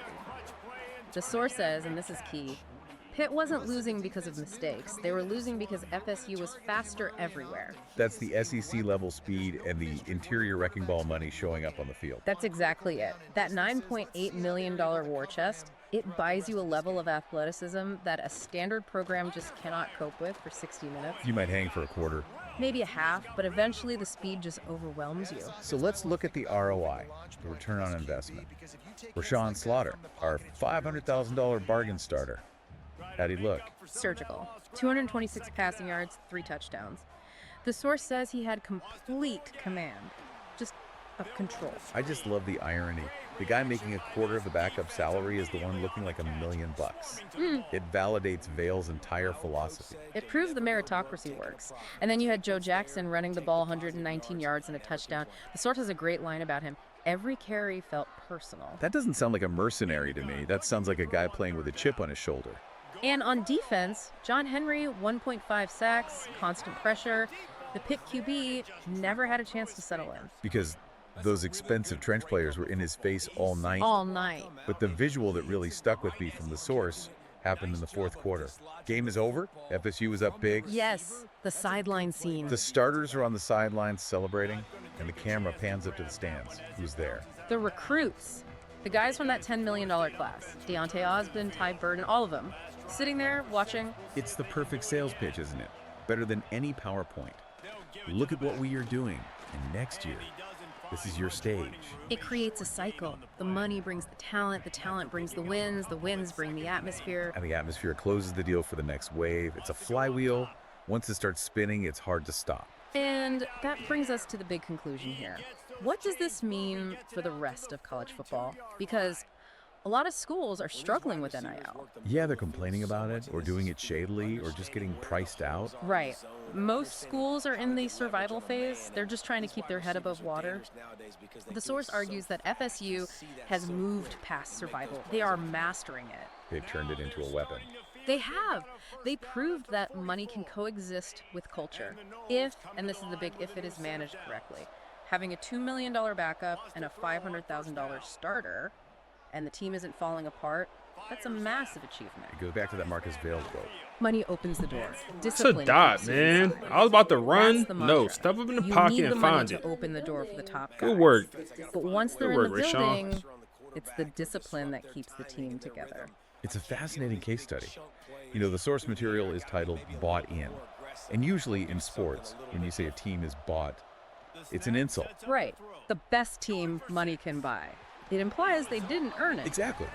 But here, bought in has a double meaning. Yes, they are literally bought in. There's big money changing hands. But they are also emotionally bought into the culture. And that combination is terrifying for the rest of the ACC. It really makes you wonder, though, is this sustainable? My dog Can Whitmore, everyone do man. this? Or is FSU 14-0 here. creating a gap that no one else can cross? That's the lingering question. If Florida State has cracked the code on how to monetize potential while still rewarding performance and doing it without destroying team chemistry, is everyone else already too far behind to catch up? That is a scary thought for everyone not wearing garnet and gold. You look at that $10 million class coming in and you realize this isn't a one-year spike. This is the new baseline. It is. Because once a machine like this gets rolling, it's very, very hard to stop. Well, there you have it. The Florida State Revolution. A mix of high finance, high stakes, and high speed. It forces you to rethink what makes a winning team in 2026. It absolutely does. So here's the question for you to chew on. If you were running a team, who would you pick? The guy with the hype or the guy who's already grinding out wins? The market says pay the hype.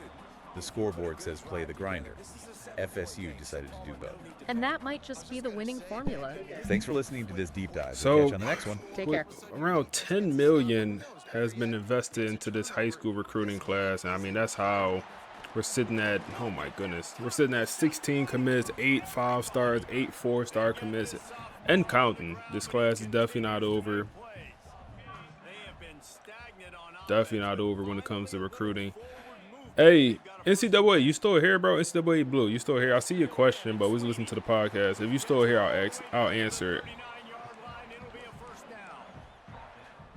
And that's why QBs love their tight ends so much. Let's see here. Let's see here. Because they make short throws turn into long gains. Because of his ability after the catch, it's so unique. There go. That ain't working. Hey, Kyle is pitting up a fight, man. Them boys pitting up a fight somehow, some way. They playing pretty well. All things considered, like we've been cooking some teams, and we kind of struggled here a few drives to score. I'll take it to the 2 minutes. They're trying to make this the last possession of the half, which is pretty smart decision. A first down sack can wreck a drive. Let's see what they've got on 2nd and 14. Trying play action. That's open. And they found it. Be 3rd and 1.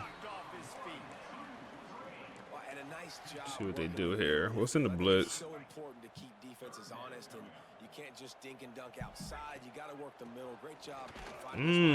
Good work, man. Good work. Tackle in the backfield. Kirkland with the tackle. Timeout. Give us a little bit of time to score before half. I should have called it before they ran the clock down, but there's a little bit of time here before half. And this is going to be wide left. College kickers, they do miss, man. They do miss. You don't see it too often in this game, but he pushes it wide left. Okay. I was not expecting that, man. I don't remember the last time a college or one of these kickers missed. Andrew Redwine is his name. Guys, here comes that Florida State offense back onto the field. Opening snap of this drive comes Let's see. We'll go pass here, and that's wide open. Need a good enough ball, and he drops it. Our backup tight end Chase with a big time drop. Hey, get out the game, bro. I'm be honest, get out the game. You don't get out the game, bro. You done for the day, man. Get Dante Morgan and the 4-star elite development true freshman. Get him in the game, man. Chase, you dropping wide open, bro. Move around. Where is our starting tight end? Like, is he hurt? Like, yeah, he got to be hurt because Morgan is in. Yeah, our starting tight end is. I don't know what's up with Buddy. Apparently, he's not playing. We're going to hurry up here. Watch the game lets you know when your player is hurt. Like, I swear I did not see it pop up that he was injured for this. He got injured this game. And Morgan dropping balls also. Man, where is the starting tight end? Where is he at? Tight end 1. Tayshawn is his name. No injury reports. Okay. Well, the defense finally has figured it out. That was critical for their confidence because they had been scored on earlier. They had given up a ton of yards. I think they understood. I love when they do that, man. I feel like they've been doing that since last year, man. Like, if he has wear and tear or anything, like, it should be obvious that why he's not playing.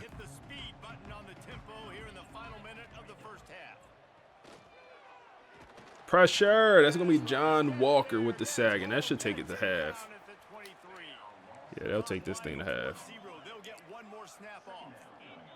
And they might not be mad at this halftime score here, man. Like, I understand that they're down 14, but this could be way worse for this Kyle team. This could be way worse.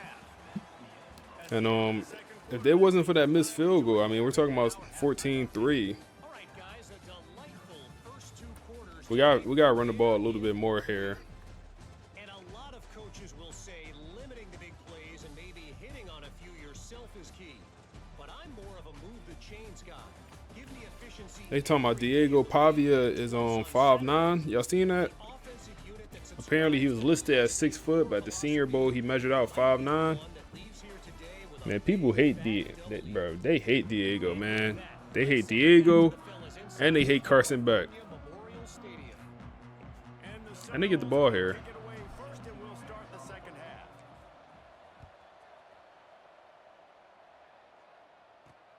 Returner's going to try to see what he can get.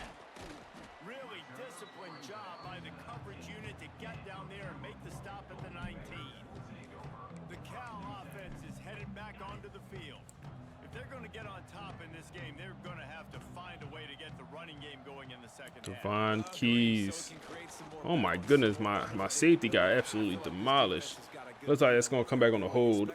If they don't mix it up a little bit. So I do look for a little second half running the football Palmer out of this group. And I think the thing, Dave, is they just got to be more physical. Safety got demolished. Question about trying different run plays. I think it's up to the big fellas up front. They've just got to make the decision that they're going to be tougher here in the second half. Not a great start to this second half for this team. They go to the running back. That was my man I was supposed to be covering. 8-yard pickup. Guys out of the backfield now, it's not just run the ball downhill anymore. You got to be versatile. I got to be able to trust you in the pass game, and I got to be able to throw you the football, and you can do that right there. I know you're going to catch it. Okay. Nope. We all over. That's Devon Patterson, the senior. He's a box specialist safety, but he has coverage ability. He's definitely more than a box specialist. If anything, I would consider him a hybrid. But everything looks bagged up. Oh my goodness. I thought he was. We could have had that pick, but he also could have ran it up the middle and maybe picked it up.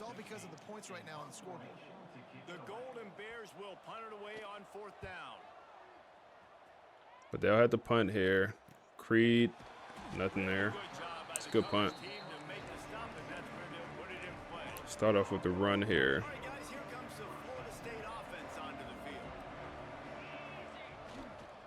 Takes the handoff. It's Jackson. Squirts across the 30 to the 32, a pickup of 5. And defensively, Let's one of the most important go. things is stopping the run, being physical up front. That was too easy Go for with this the offense. pass. You can't give up 5 and 6 yards a pop on the ground. Like, that is a recipe for disaster. That's Morgan, the true freshman. Yeah, I'd start in tight end. I don't, bro. What be going on? What be going on? They're stacking the hell out the box. All right, we'll go pass here. Creed, get open. He's open. He's open. With space to run here. We'll get back on that ball. Get back on that ball. Like what I saw there.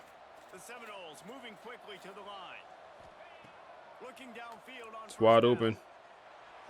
Horrible pass, man. Horrible. Give him a chance. It's absolutely wide open. Give him a chance, man. Go RPO here. We'll run it. Make a good run. 10-yard pickup, first down. Now the offense looking a little bit better here.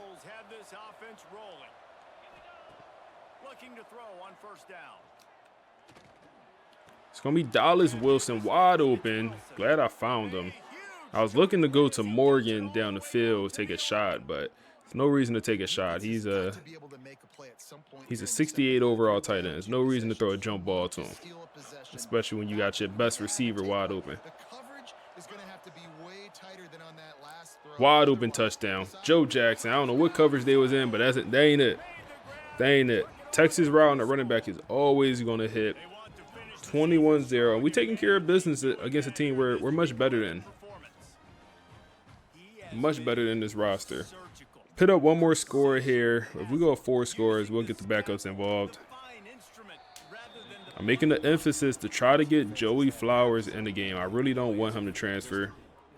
That's the 5-star we brought in.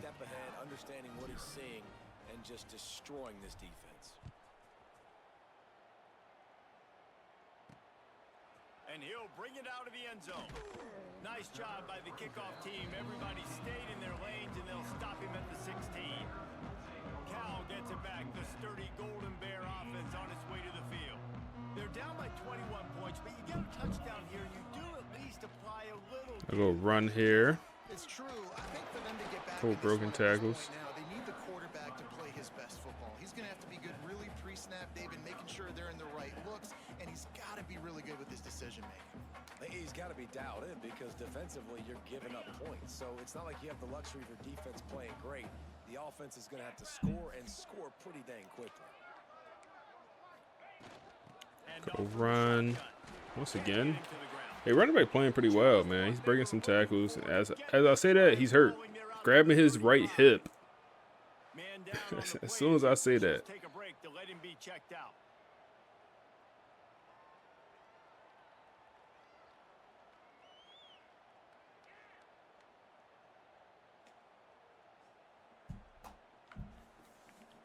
They'll snap it on first down from the 35. Let's see here. Now running with the backup. Pick up 3. Just get downhill when you see an opening. A lot of times they close so fast. 5 wide here. Let's get in the zone. I don't like my linebacker matched up against a receiver, a slot receiver. That's not a good matchup for us. Sometimes it's easy for for the receiver to get lost running a drag through all that traffic, Jesse. Yeah, and this is a receiver too. 3rd and 1 here. Let's see what we got. So I like the idea on offense of Oh, we in the backfield. Great RPO. And it's going to be off to the races. Unless Devon Keys, our starting middle linebacker, chase down their receiver. J.C. Lowe, true freshman, physical route runner, got chased down by a linebacker. To be fair, Keys is pretty fast, but you got to unhook the trailer. Well, that'll work to our benefit. Nothing's open here. He's going to try to run, and Keys wasn't fast enough that time. And he gets down to the 1-yard line. That was a nice spin move. Jaden is their quarterback name. I know, they trying to fight back. I respect that, man. I respect that. Let's go goal line, man. Let's go goal line. That has the ability to go get that guy when he takes off in situations like this. And they still get in without getting touched. 21-7 here. Great example of how a second half can really change everything for a team. No doubt. First half looked bad. It looked like it was bleak. It looked like it was ugly. But now you're starting to get it turned around. More drives like this is what's needed. And after the extra point, they're now down 21-7. An 84-yard drive there. Looks like the backups won't get in for this one. So I think we're done recruiting though, like as far as high school recruiting. If we keep recruiting, we're gonna fill up our whole entire class with high school kids, and we won't be able to get any transfers. So I think that's unfortunate because they gotta increase it from 35 next year, man.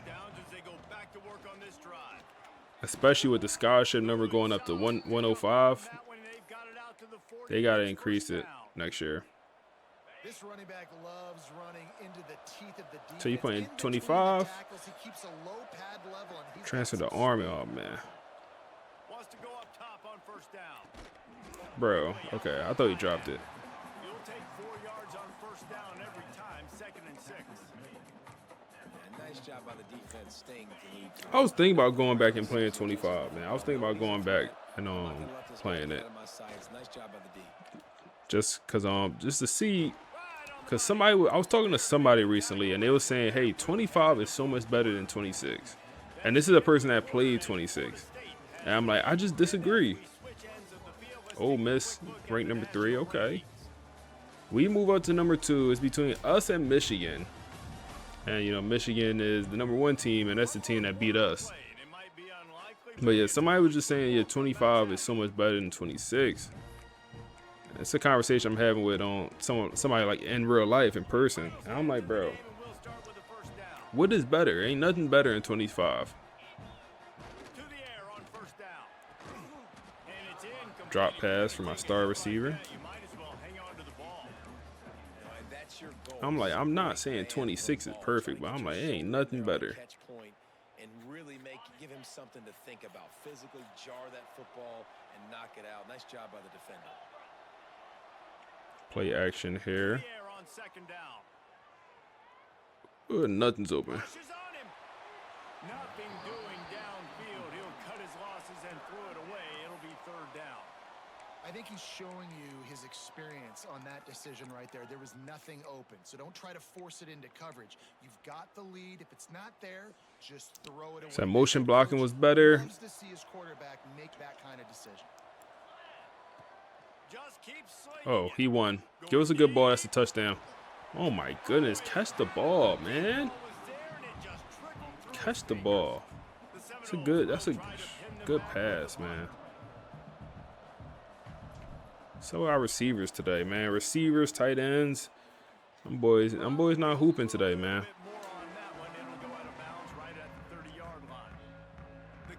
The only thing that looked better is the portal players being open. Yeah, the portal overall is just better than 26. I'm not saying like 26 is miles ahead. I'm not telling anyone to go buy 26 if they don't have it. I wouldn't say that. But my homie was literally trying to convince me that 25 was a better game. And I'm like, bro, Yeah, you could point at some things that they might have done better. I probably would disagree. That gotta be a pick, and it is pick. Devon Keys catch one. Finally, man. That feel like our first user pick of the series. Like, damn. Every time we had a chance at a user pick, we dropped it. Finally catch one, and we make Jaden our quarterback pay. Finally, man. How about you make a big play? Nice job getting the interception. It's not icing on the cake yet, but it's getting pretty close. Okay, thank you, Creed, for catching something. Like, damn, work with me now. He'll be stopped just short of the first down. And the Seminoles can really attack on this second and short. Looking to fire. Give us a good ball. Go get it. Go get it, Creed. Go get it, Creed. Show your worth, man. Great ball from the quarterback, Rashawn Slaughter. Right in the bread basket. Come on, man. Let's get one more look. Perfect throw, clean pocket. Right in the bread basket. And he finally catch one. Oh, he's at 126 yards, so he's having a good day. I imagine there'll be some salty handshakes at the end of this game. So you think it'd be better to drop a game like every 2 years? I don't know, man. I don't know because I don't know. That could be.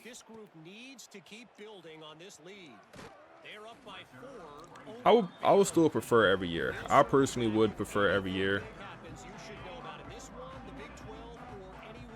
But I do feel like this game was kind of rushed, especially with all the issues at the start of the year. Like this game felt rushed. John Henry with the pressure, and he gets home.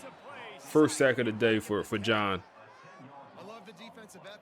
I think that is going to be his maybe sixth sack on the whole season. He's starting to pick up a little bit. He had 1.5 sacks last week, so he's starting to pick it up. But second down, they'll go to the air. Quickly to the tight end. like I said, I feel like the start of this year they kind of rushed the game. I think it was clear some stuff wasn't really thought out. Like the archetypes didn't all make sense. They added so many archetypes. And I don't know if we need that many. That's my pick. No way, bro. He threw it at me. But yeah, they added so many archetypes, changed so many archetypes, and it was clear the abilities didn't make sense for a lot of them. And some of the abilities still don't make sense. Like the vertical threat tight end could never get the takeoff ability. It's like why is that even in his wheelhouse if he can't even get it? So, or like I think the elusive bruiser could never get. Is the East-West playmaker? I think it's the East-West playmaker can never get armbar. So it's some stuff that just don't, that I felt like was rushed and they had to fix. Like the position changes, they had to fix that because that was rushed. So if they did do every 2 years, they could drop a more complete product. But I don't want to wait that long. I don't want to wait every 2 years. But say they did do it every 2 years, right? Let's just say they did do it every 2 years. Well, the position or the roster update that they would have dropped right now. Ooh, get out and run then, Rashawn. Okay. Step in the pocket one time. Just think about the roster update that would be dropping right now after the transfer portal. With all the different players moving around, it would feel like a brand new game at least. Because you have coaches moving around. Wow, that could have been picked. You have coaches moving around, you have players moving around, and they would have to update the rosters mid-year or like after the transfer portal. I think that would be pretty cool because now at this point, like the game is, I don't want to say it's on the downhill just because the football season just ended and less people going to play this game for the remainder of the year. But if you drop this roster update mid-year with all the transfers, a lot of people going to come back and play. You think next year they let us make two-way players? I think so, man. I think there's no way they don't. There's no way we don't get two-way players. Creed is balling, man. Creed is balling. Down to the 2-yard line. One of our O-linemen hurt. Creed almost at 150. Creed is almost at 150. Can we get the freshman a touchdown? Get the true freshman a touchdown, man. Get him a touchdown. Morgan, good work.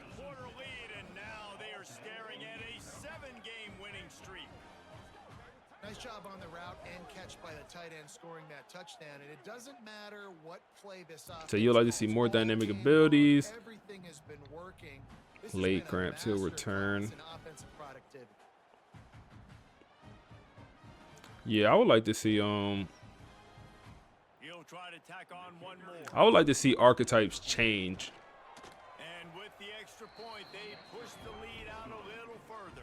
I would like to see like dynamic archetypes. For example, in 2K, you know, you could change your player to change his archetype name. So like you could pick cap breakers on him and it'll change his archetype. Well, what if we just, your player start off maybe out of high school, let's say he's a pocket passing quarterback. Well, if you increase his speed enough, he'll then turn to a dual threat and it'll just automatically change his archetype name. I think that could be a cool addition. Or if you bring in a dual threat and you only focus on the pocket passing abilities, then he'll turn to just a pocket passing quarterback. I think that'd be a pretty cool system. Instead of like I want him to be a pocket passer, but now I gotta upgrade the pocket passing, and then I gotta change his position to get it to say what I want, to get the abilities I want. Plenty of work to do here on 2nd and long. Yeah. 25 should have had the two-way players added. Hey, come on, D'Angelo Boyd. Come on. Come on. Keep balling. So there's no way we get a lot of things. Yeah. I think we'll I think next year game will be better than this year game. And that's all that matters, in my opinion. If they keep just moving forward, like 2K, I always bring up 2K. I play that game a lot. 2K will drop.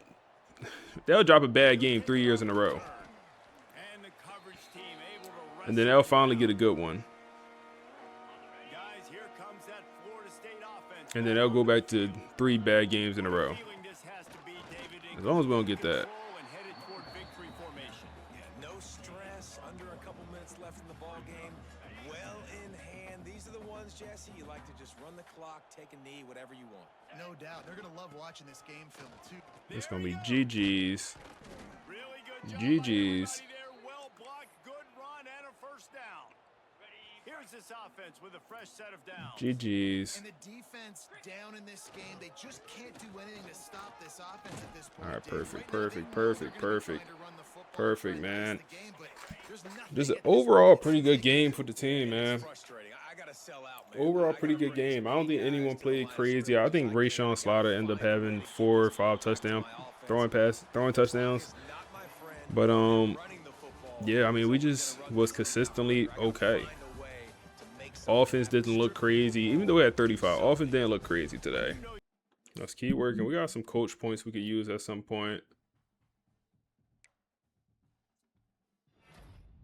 We get another commit. Will linebacker Vince from Florida commits. Perfect. That was a recruitment. I wasn't sure who was going to win. You see, Alabama was very close in that one. We go back. We move up to number 1.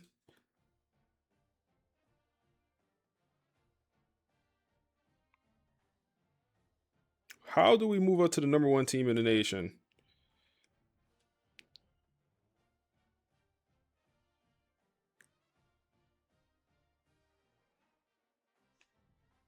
How do we jump up?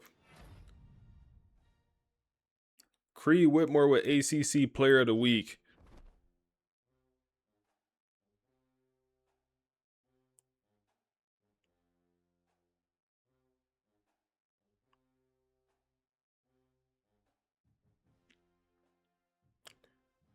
How do we move up to the number 1 team?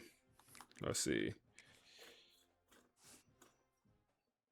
Michigan loses to Michigan State.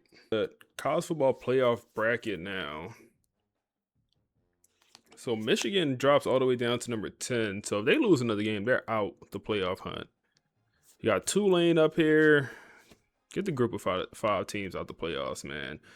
Akron up here. These teams, the group of 5 teams, they don't have no chance, bro. They don't be having no chance at all. You got SMU up here with 2 losses, which is interesting.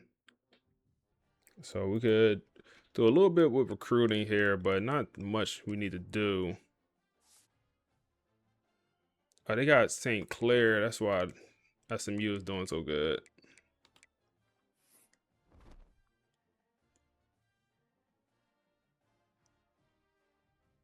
Can you see a Dave Chappell type exit for someone at the top of his game like Val? I don't know, man. He said number 2 Ole Miss about to play number 3 Bama. That's a good catch. I did not realize that. That's a good catch. I wish there was a way like to look at some of those games without like taking over the team and all that. But I don't know. I don't know. We'll see how this year goes, and we'll see how everything. We'll see what happens, man. We'll see what happens. We'll see what happens. What week are we in? So week 13, he goes to Miami. We're in week 12, so that's next week. Yikes. Yikes. Okay. So he's going to end up going on that visit. He doesn't commit before that. Damn. Need Miami to lose week 13 game. Let's see. So you locked us out. We was trying to go after the gym gadget, but we took too long. We took too long. I don't think we'll have a chance. Yeah, can't schedule a visit. Yeah. And he's from, we have no pipeline boost. We don't have a chance. Get out. We have a chance. In-state kid. This is the guy that, this is the guy I want to pit at corner. Or safety, actually. I want to put him at safety. So week 13, he should commit. Okay, he'll commit next week. Well, still a kid from Texas. Patrick. Looks pretty good. James. Going to try again his recruitment. Let's see. Okay. We can work with that. Little John. The center. We don't need to bring in all those guys. I like to bring in one of them. Carl. Oh, man. I was a little bit nervous it'll come to this. And I don't know if we win this, man. I don't know if we win this. It looks like in my opinion, it looks like they're going to chase us down. It looks like they're getting a little bit more influence than us. Maybe we do end up winning it. We'll see. It's going to be close. We're doing all we can. Good is going to be a recruitment that goes all the way to the offseason. I think that one's going to go to the transfer portal, period. Kevin Hidd, we should get. Outside linebacker.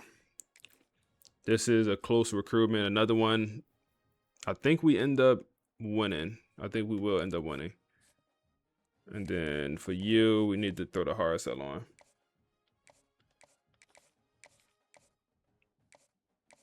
Damn, we only know one motivation. Yeah, we can't hard sell. It would just be a guess.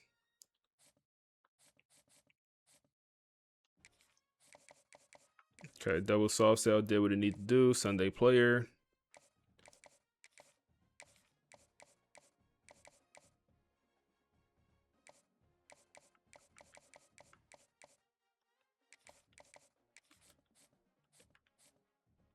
Perfect.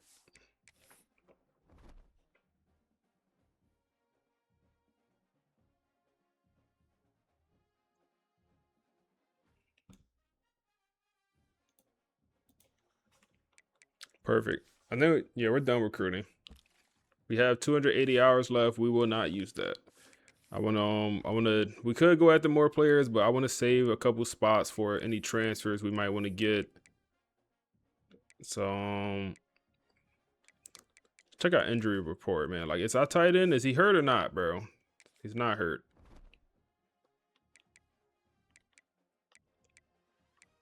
He's just unavailable. All right, we got to go to Syracuse, New York to play Fran Brown and them boys, man. They're 77 overall.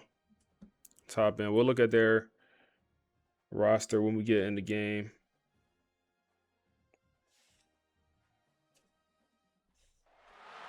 It is said the only constant is change in college football, but over more than 150 years, there have been some things that you can count on. If you can run the football, you have a chance to win. And boy, do we have guys who can do that in this one. The Dome, home to the Orange in Syracuse University. As we'll see a playoff team from last year, the Florida State Seminoles. Taking on a squad hoping to prevent another L this week, the Syracuse Orange. Indoor facility. Man, football meant to be played outside, man. Guys, it's time to get it going. Football meant to be played outside. Oh, you got the Syracuse. That's cute. That's cool. Love the Dome. Football meant to be played inside, man. I gotta up my I gotta get more emotes. That remind me. More emotes. More emotes. So that's your alma mater. It's funny. I was talking to one of my homies last night. He went to Syracuse. He's from New York. We was playing. We was in a PlayStation party chat and we was just chopping it up. It was like 10 of us just chopping it up. Everyone had off from work today. And yeah, he went to Syracuse. He tried to make the ball team, man. We always play with him. He ain't make the Syracuse ball team. I mean, how fun is it to have two guys, one on each side, when they have the football? But speaking of Syracuse, I really do hope Fran Brown figure it out, man. I know they had a bad year. I know their quarterback got hurt. I hope he figure it out. I hope he has a really good year. I hope he get an SEC job. Devon Keys, good work, boy. Let's see what the boys over the podcast got to say, man. Let's see what they got to say. This one gonna be quick. Okay, so let's get into it. This isn't just, a simple ranking update we're talking about today. Not at all. We're looking at a pretty fundamental shift in the college football power structure. Ricky Collins, We're former doing a LSU deep dive player. into Florida State and them claiming the #1 spot in the nation. We're working from this breakdown. It's titled Florida State, the Seminole Ascent to the Throne. And that title really says it all. The source frames this whole thing as a journey from chaos to the throne. Which feels so accurate. It really does.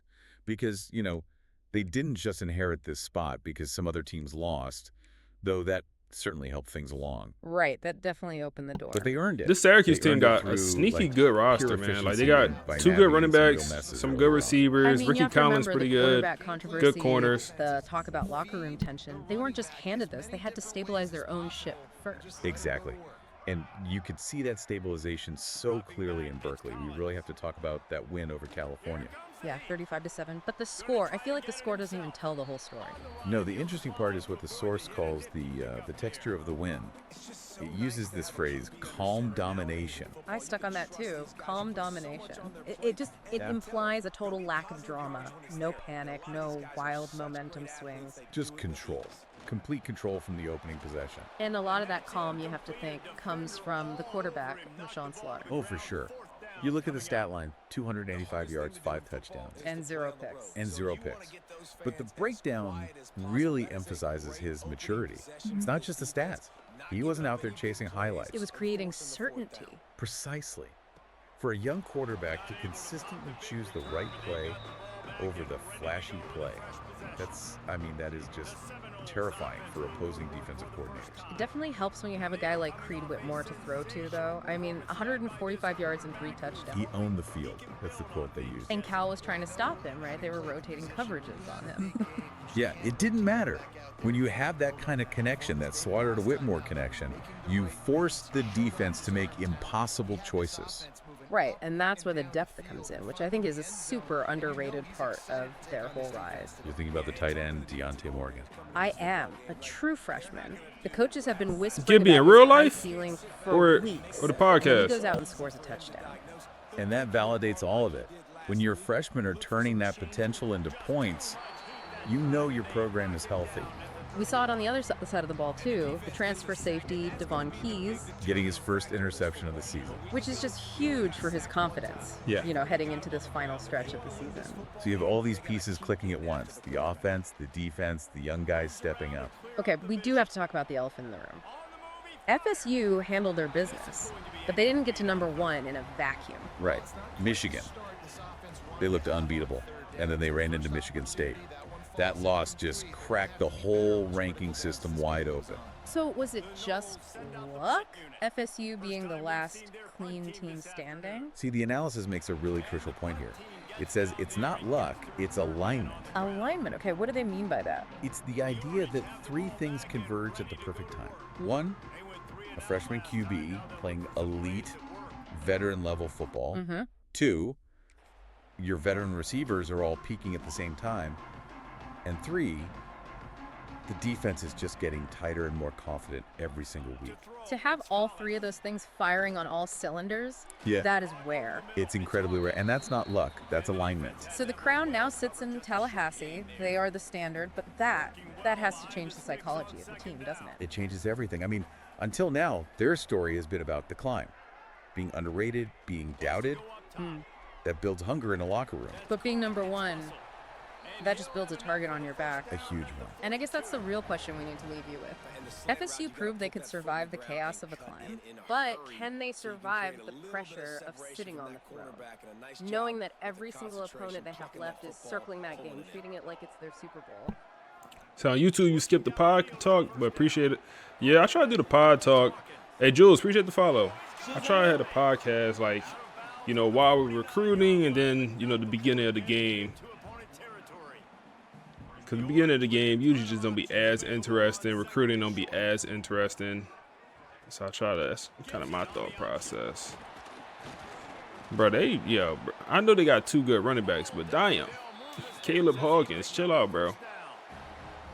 So 3 and out for our offense.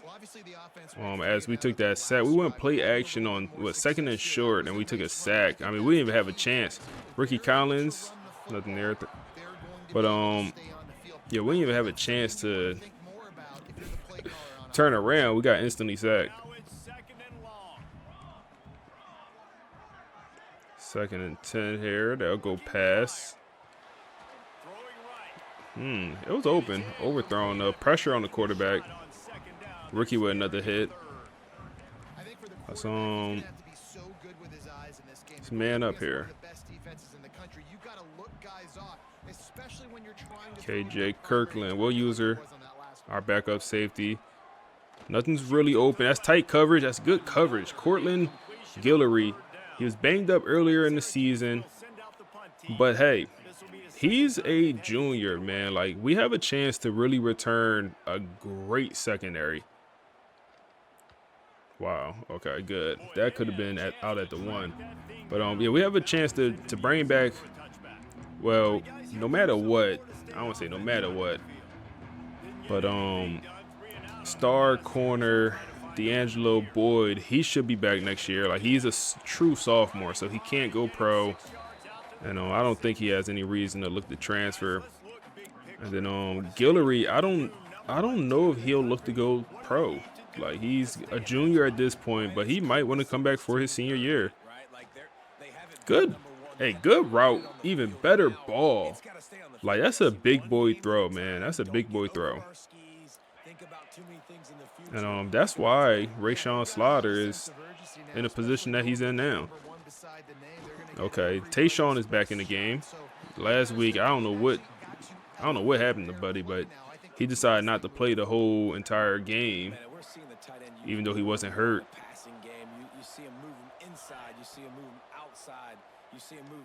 Give him a chance. Give him a chance, man. Give him a chance. Oh my goodness, Tayshawn with the ball, and he's hurt, bro.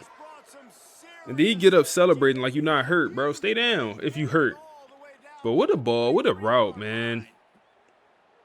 What a good work, y'all boys. They was in cover 0. We took a shot to the tight end.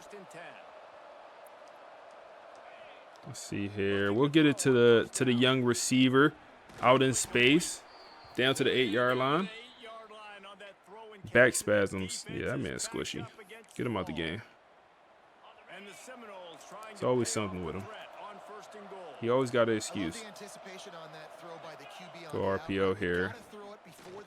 Good enough block in there. Down to the 1. Keep Joe Jackson in the game. Let's go pistol and run it.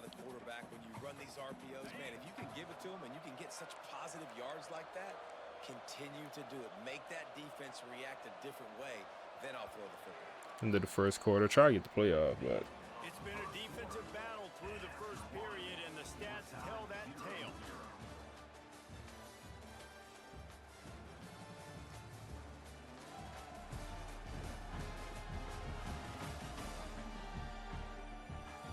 Both sides trying to find a little rhythm all right, come on. efficiency and move the ball some here as we start the second quarter. They'll try to open the quarter by cashing in on this big opportunity deep in the red zone. Come on, Joe. Them boys on it. Them boys on it for sure.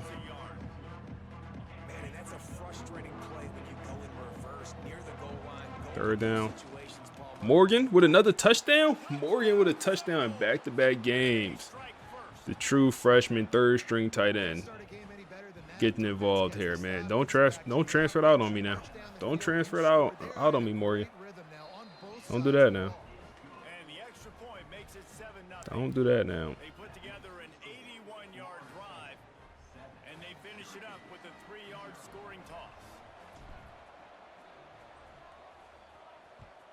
Don't transfer for playing time. Fielded in the end zone, it's Bennett. Tackled at the 24 and almost breaks even with the yardage he would have gotten with a touchback. The Syracuse offense heads back onto the field. They're looking for something, looking for anything to try to put some kind of score on the board, down 7-0. Wants to throw. See here. Overthrow. Ricky Collins, lock in. Lock in, Ricky. Plenty of distance between them and the sticks here on second down. Find Keys here. Nothing's open. Pressure on the quarterback. He goes down. Who is 9-3 on this defense? Who is that? Who is that? I don't reckon. He don't produce much because I don't recognize your name at this point. You don't produce. Yeah, that's man. Yeah, he don't produce. He don't produce. His attributes pretty good. He'll be. I think he's a junior. Yep, he is a junior. He'll be back. Now a lot of work to do to move the chains, keep this drive alive after that. So the edge rusher. Third and everything here. They're taking a shot deep. But we have guys in coverage, and Zay Thomas with his first interception of the season. And he got a chance to take this all the way back to the crib. Ricky Collins, hold this stiff for him. Out at the 13. Good stuff, man. Good stuff. He dropped a couple interceptions so far this season, but that was a good one. That was a good one. That was good. Let's go to the end zone. Here, play action, go right to the end zone.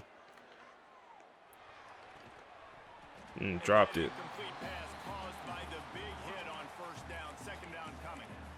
I love the attitude by this team now. You just got a critical takeaway. You're set up in amazing field position down in the red zone. Take a shot. Chris, appreciate the follow. Don't even wait. There's zero hesitation. Hit the tight end. Ball at the feet. He could have caught that if he get dirty. If he get down, he could catch that.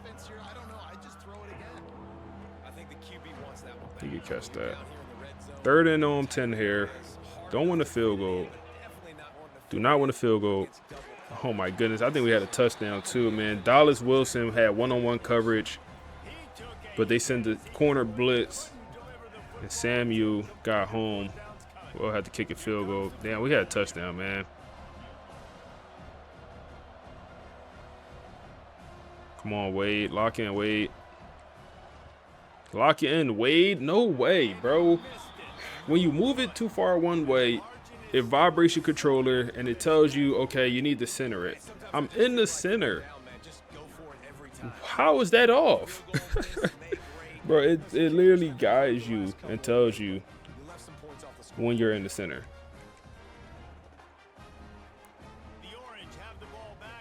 Wade would have missed field goal. That hurts. There goes screen. Which is a pretty good play call. I mean, they got some playmakers at running back. Gotta figure out how to get them the ball. Especially when Ricky Collins is not playing well to start this game. Give him a completion with a screen. They go RPO here, and they decide to run it with the quarterback. Ricky, big hit from Devon Keys. He'll get up with no issue. Too many of those hits. You ain't gonna last long, man. You ain't gonna last long in this game. Keep taking those hits. Keep taking those hits. You're going to be in trouble, big dog. We send a blitz here. Pick up 5.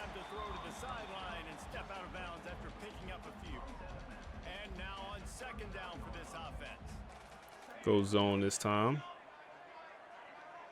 I feel like they're not running the ball as much as they should. RPO here. Good play call. First down.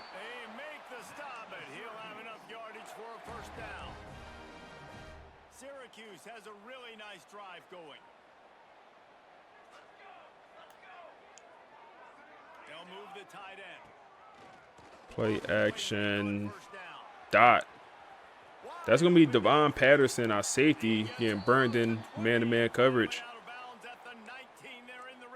Tayshawn Russell up to 50 yards on us. Hey, this Syracuse team, they trying to show some heart, man. I respect it. They trying to show some heart here. We run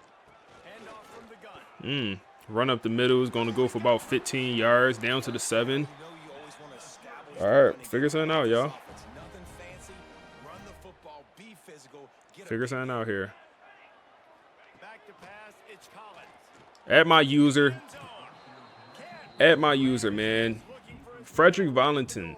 That's the true freshman hybrid safety that's leading this team in tackles. That got to be a user pick. I ain't going to lie. That got to be a user pick. Throw right at my user. Perfect coverage. We all over it. 3rd and 7. What you want to do, Syracuse?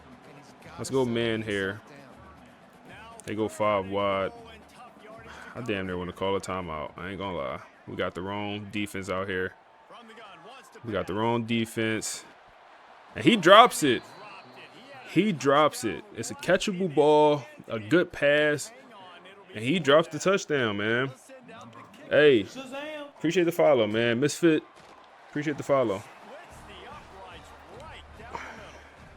Bad drop.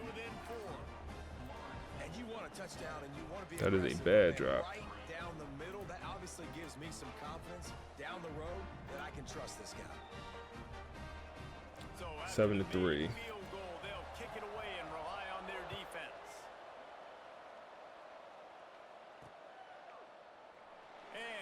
Just take a knee, and this drive will start at the 25. The Seminoles have it back. They'll try to get that offensive spear. Said no problem. Love the YouTube. Hey, I appreciate you, my guy. Appreciate you coming through. Let's end this season right, man. Ben, appreciate the follow, bro. Let's go to the pass. They on that run game right now. Go to the pass. He said, did I ever get that fly? Hey, bro, I got him on the back end, bro. He said, had you dying for 30 minutes. I got him on the back end, bro. When we got off stream, I got him on the back end. Don't worry about it. Creed Whitmore open across the middle of the field. Now, that fly was burning me out, bro. I ain't going to lie. Burning me out. That's why we lost. That's really why we lost to Michigan like that, man.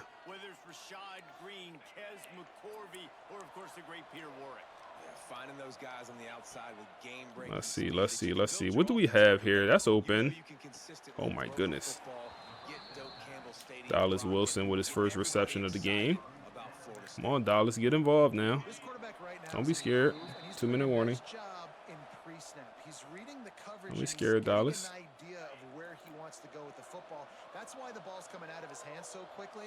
That's why he seems like he's in a great rhythm right now. Dallas Wilson, back-to-back plays, and he's going to be off to the races. 14-3. Let's work, man. Let's work. Just get the ball to your playmakers. They don't got to always be the shot down the field. Just get it to your playmakers, and sometimes they do the rest. It's about a 6-yard pass, and he just Just use the wheels. Turn into a 52-yard touchdown. I hope Dallas Wilson returns. He has one more year. He's a junior, but he's a 95 overall player, so he might, that's probably like a second round, maybe even first round draft pick. So he might decide to leave early and go pro. But maybe Marcus Val could convince him to come back.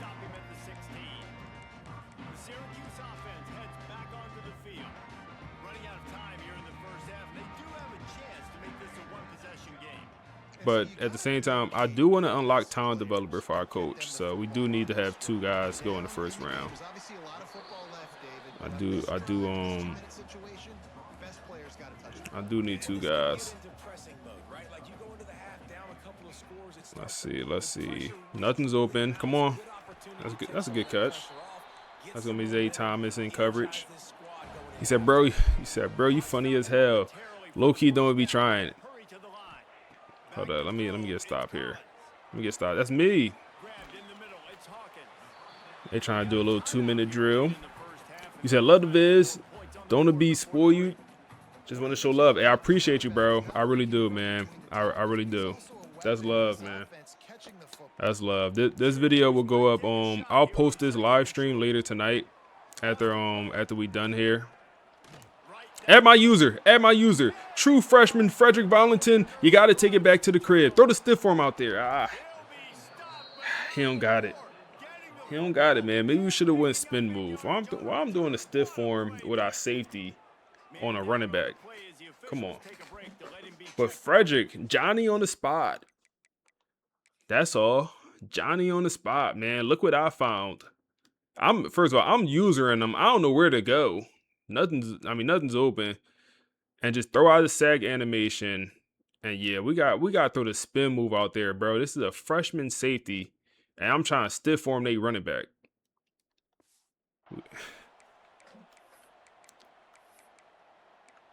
It's fine. We'll take it. 1 minute, 13 seconds here. Let's see if we can hit Dallas Wilson. Oh my goodness. Okay, we good. 9-yard pickup. I thought that could have been picked, low-key. Definitely want to make this last possession of the half. Oh, Dallas Wilson. Damn, he caught like the last 4 balls. He went from no catches to 4 catches and probably 70 yards and a touchdown.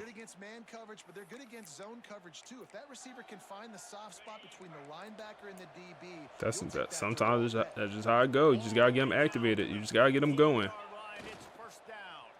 right, we gotta start running this play. This play ain't meant to be ran. That play trash. It looked cool though. It looked like it's gonna work. That play is so. That play is just an instant sack. Outside of the pocket, nowhere to go with it, so they forced the incompletion throw. Go underneath. We're gonna get down to the 2-yard line. We could also waste a little bit of time here. I ain't mad at that. How about this offense? They're rolling. They got a couple first downs together. Defense. Next, what's your response? What do you got? You got to make some adjustments here.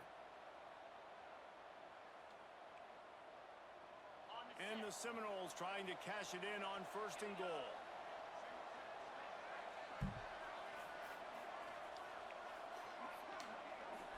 All right, come on. What we have? What we have? Damn. Oh my goodness.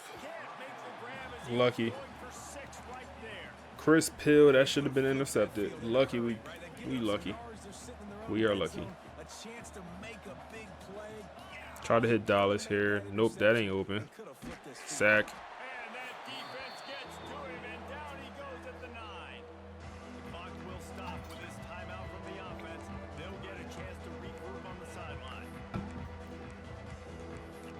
All right, one play here to get into the end zone. One last play here. Can you lower the short? Rayshawn Slaughter, the pocket passing quarterback with the great pocket presence. Step up in the pocket. I was ready to run somebody smooth over. They ain't want no smoke, man. They ain't want no smoke. I was ready to lay somebody out. 21-3, man. Nah, he not gonna get too many rushing touchdowns, but maybe one day we'll increase his speed. Maybe one day. And with the extra point, they're on top by 18. So a relatively short drive covering 39 yards. Maybe one day. Hey man, we about to hit 20,000 subs on YouTube, man. I am 93 subs away from 20,000. So I should hit that tomorrow. Tomorrow or the next day I'll hit it. 20,000, 20 bands.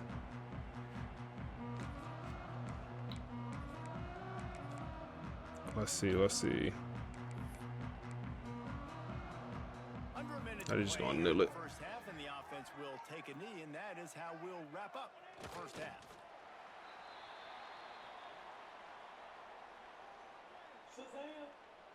Hey, 2Js, please appreciate the follow.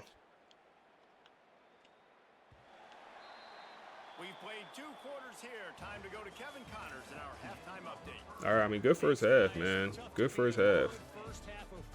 Good first half. You said nice. You said you remember subbing with like 1.5, man. Damn, bro. Shout out to you, Gibby. Shout out to you, bro. 1.5K. That was. I remember when I first hit 1,000. It was like it was when college football 26 just dropped. It was like the first week of, or 25, when college football 25 first dropped. Congrats on the 20K. Hey, I appreciate you, bro. I really do, man. But yeah, it was like the first week of the game coming out is when I hit my first 1,000.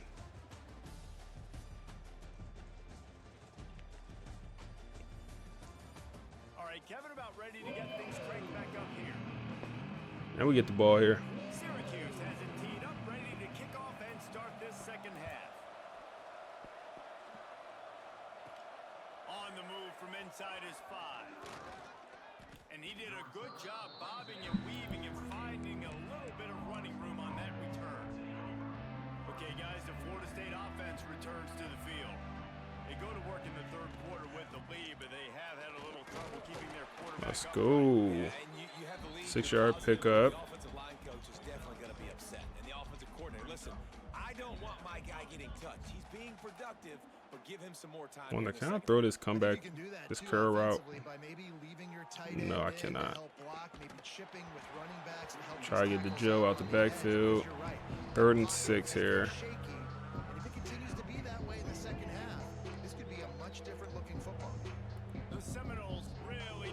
Okay. Possession?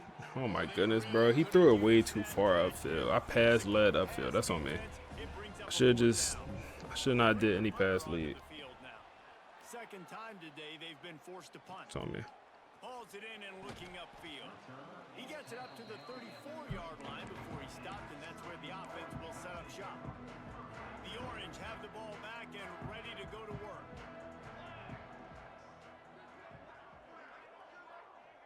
To the air, it's Collins. See, they go pass. Dot. Broken tackle, spin move. Come on, CJ Kirkland. I thought, oh man. Damn, what a play. I mean, what a play. We was in cover 0. McFadden, that's their best receiver. And we was in Julian McFadden. Cover 0. Dot. CJ, or no, that's not CJ. That's D'Angelo Boyd getting cooked in man coverage and just getting mushed to the ground. That spin move was crazy also. Ricky Collins trying to make it a game. 21-10 here. It's funny, we was dominating the good teams, but like playing like some of these teams that's middle of the pack these past 2 weeks, like I feel like we're not dominating as much as we were against Syracuse, Pitt, Duke, North Carolina. Some of these teams that had, you know, good records and ranked high, stuff like that. But the Syracuse roster, like I said, they roster do look pretty good on paper. So helped you find that athlete run stopper? Yeah, man.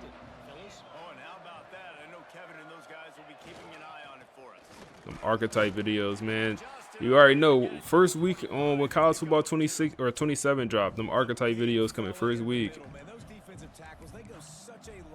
First week. And really stopping the other team's run game. Just forcing contact with those guards and those centers. They pressing Dallas. And getting running backs on the ground. It's open. It's a flag. Don't tell me it's a hold. It is a hold. Damn. Damn, that was a first down too. Damn. We'll repeat the previous down. This time the offense has 10 more yards it has to cover. Now on second down. See what we have here. You dropping that, bro? You're a 95 overall player, bro. And you dropping that. That holding penalty, bro. That messed up our drive here. It's not over. It's definitely not over when you got a guy named Creed Whitmore. He dropped the previous pass, but that's good work right there. And we'll actually run a hurry up here. Catch him off guard, maybe. One of the things I love about this wide receiver, it's not all bombs and posts and go routes. Third and long. It was a good ball. Oh my goodness, Tayshawn had the defender lost. Had that man lost. So way on 26 to drop on game pass. Oh my goodness. Our other tight end comes in. And oh man, the safety. We should have passed led down. Because that safety came over. That was wide open, man. They was in cover 0.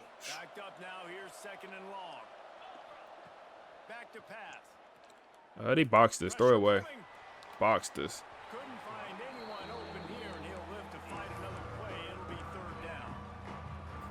3rd and 10. We are in field goal range. We don't want that.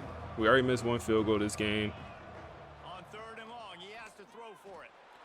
Oh my goodness. Overthrow. Got to bring out Wade for a 53-yarder. I think he has the leg strength. Like, we made a 52-yarder earlier this season. But we already got 1 missed field goal on this one.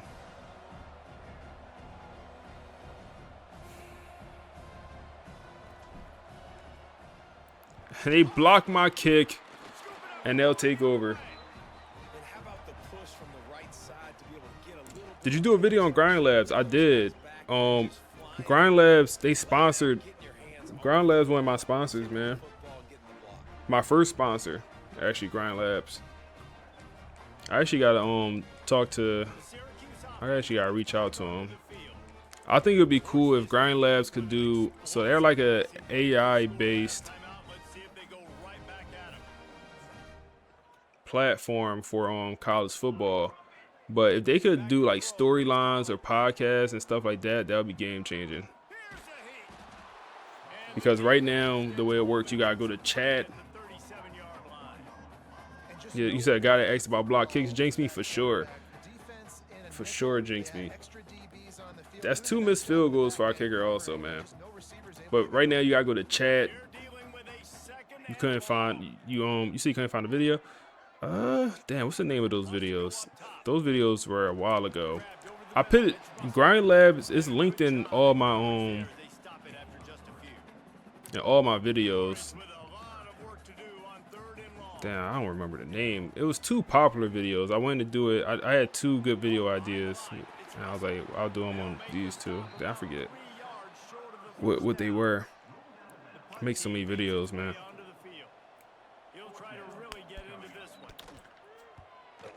But yeah, right now, the way you got to do the AI podcast and the storylines, like I got to grab the storyline from chat and then I got to put it into Notebook LM, and it's a little bit of a process.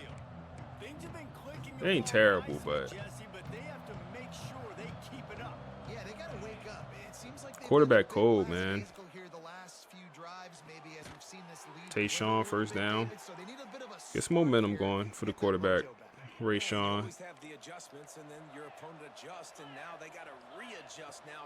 Go run here. Just sort of a relentless run, getting everything that was available to him, and they'll mark him down at the 40. After the productive first down play, it's 2nd and 6. looking to fire. Yep. Close to the marker, it's Wilson. Dallas Wilson. Down, it's spotted on the 49. The Knowles come to the line with a fresh set of downs. To the air on first down. Oh my goodness, this is wide open, and they D-tackle almost picks it. Oh man, we had a wide open. I mean, he doesn't even have time to go through his progressions. You got to give your QB some time. You got to make. Oh my goodness, that's wide open. We also had number 2 wide open. We had 2 guys wide open on that. We should have hit. Should have hit the other guy, but that's fine. You cannot miss. If you throw that behind, that might be a pick 6. So nice job by the quarterback with his accuracy. Hit the tight end, make a play. Go overthrow. They're gonna throw a flag late. You can't do that, man. I don't know what he did wrong. It wasn't PI. It didn't look like PI, even though they're gonna call it PI. That was not PI. At least I don't think it was. So after the flag, a fresh set of downs for the offense. It's 1st and 10. Looking to pass inside the red zone. Get the Dallas. That throw and catch gets them down to the 6, and the defense is running out of answers. Go run here. Operating in the red zone here on 2nd down. They'll leave it with him. No way you let a corner do that to you, bro. No way you let a corner do you like that, man. Tighten up. Tighten up, buddy. Tighten up. That was embarrassing. I ain't like that. Dallas Wilson. Dallas Wilson. We let it backwards. So he didn't take the hit. That was perfect. We said check on the ref betting on this game. Hey man, it don't matter if the ref betting on the game. It don't matter. We winning this game, man. It don't matter. Bring more pressure. At this rate, shoot, he's on so much fire. You might as well just send everybody, blitz everybody, live with the results, because everything else ain't working anyways. And the extra point is good. Kickoff unit back to work, and That's a horrible kick. busy as they've built this sizable lead. From inside his own 15, let's see how far he can get. Finds just enough space to cross the 25. Let's mark it at the 27-yard line. This drive will start at their own 27-yard line. Looking for a man. It's Collins. He's got an open man. D'Angelo with another reception given up. They'll get another playoff here in the 3rd quarter.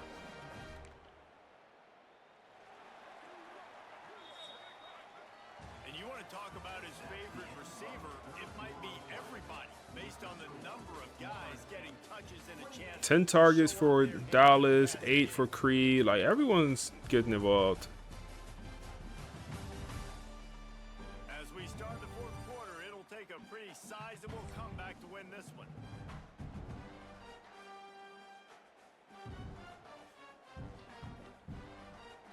So 1st down, we'll open up the final period. Go some zone. Every once in a while, we throw out the zone coverage. Just give them a different look. Man, heard them footsteps. Heard them footsteps. Send a blitz here.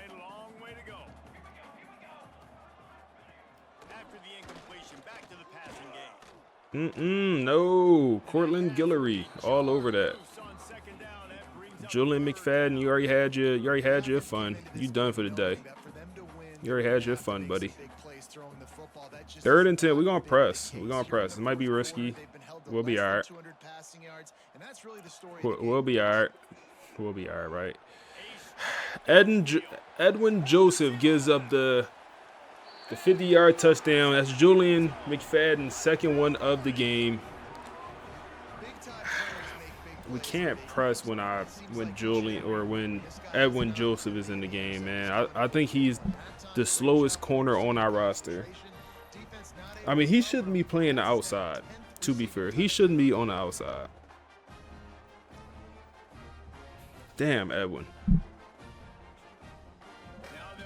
28-17. Damn, that's on me. And they make Julian having a ball game, man. I said they offense look pretty good. They got some playmakers on this team. From quarterback, their skill positions is good. Good corners also. On the run from inside his own 5. Nice job executing all of the assignments as they put a stop to that return at the 22. Let's go run here. Said cover Clemson. Yeah, we boxed Clemson, man. But those boys was playing with different type pride, man. Those boys was playing with some pride during that Clemson game. That was different. Because the podcast before the game, they was talking about how, oh my goodness, I threw the wrong ball and it worked out. Wow. I meant to throw it across the middle. I literally hit the wrong button, and we still catch that. Triple coverage. That was insane. That was insane. Let's go run here. Good patience, boy. Good patience. Fall forward. Let's get Joe Jackson in the game. It's a point in the game, I think, as a coaching staff where you really challenge your offensive line to go win the football game, right? We've got to lead late. We're going to run the football, and the defense and everybody in the stadium knows that's what's going to Get Joe happen. Jackson involved. Can we run the ball down their throats and impose our will? That's what this offense right now is trying to do. Yeah, and it's so Let's go nice. run Don't here let it feel again. right. Just hand it off, get the first down, new set of downs, let's go. The Seminoles are moving quickly. I think they specifically said that D'Angelo Boyd gonna need help over the top because he got stiff hips. And he just don't have the speed to keep up. What can I lean on right here to make sure we win this one? The first couple of weeks, yeah, D'Angelo, he was playing bad. Can we throw that? Oh my goodness. I feel like you ain't had to jump for it. And at the same time, you just dropped it. He didn't even touch you. You just dropped it, bro.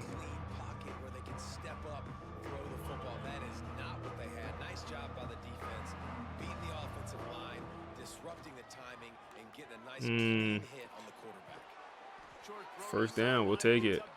One of our old linemen's hurt, but we'll take that. And the Seminoles getting set on 1st and 10.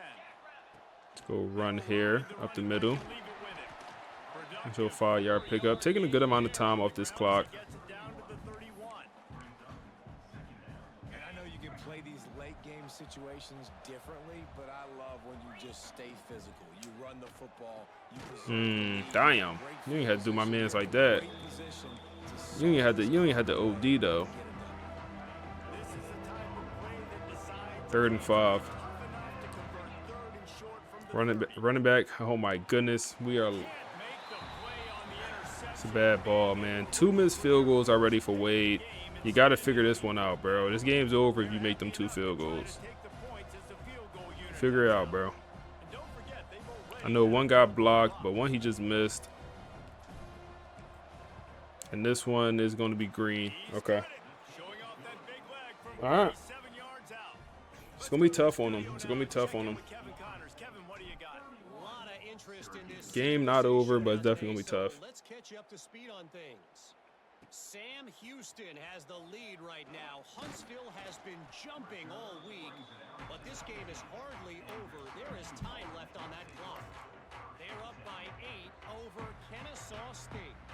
Conference USA tends to make its presence felt. Yeah, Syracuse, they playing a little hard out, man. I get on that. They playing a little hard out. Kevin will be keeping an eye on everything going on elsewhere. Tight end wide open.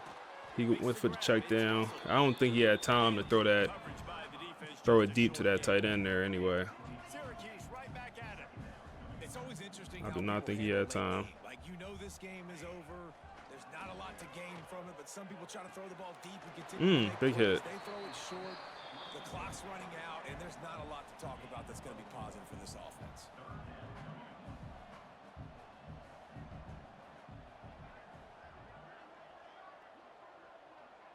Looking to throw, it's Collins. Unloads to the Over the top. Okay, I'm about to say, come on, you're done, bro. You get no mas. That's Julian McFadden trying to get another big play on us. 4th down here. They're going to go run with Ricky Collins. It's going to go nowhere. John Walker with the game-winning tackle.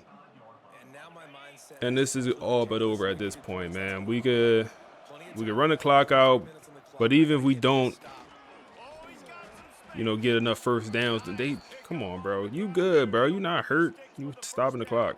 But a field goal would make this a 3-possession game, and at that point, they definitely will not be able to come back. But for now, we'll just run the clock out, get down. We don't even need to pick up the first down.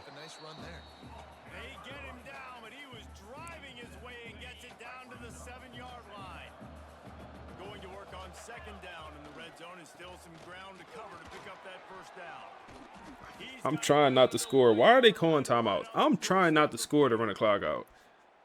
And they calling timeouts. Hey, this is over, bro. Go orange, all that.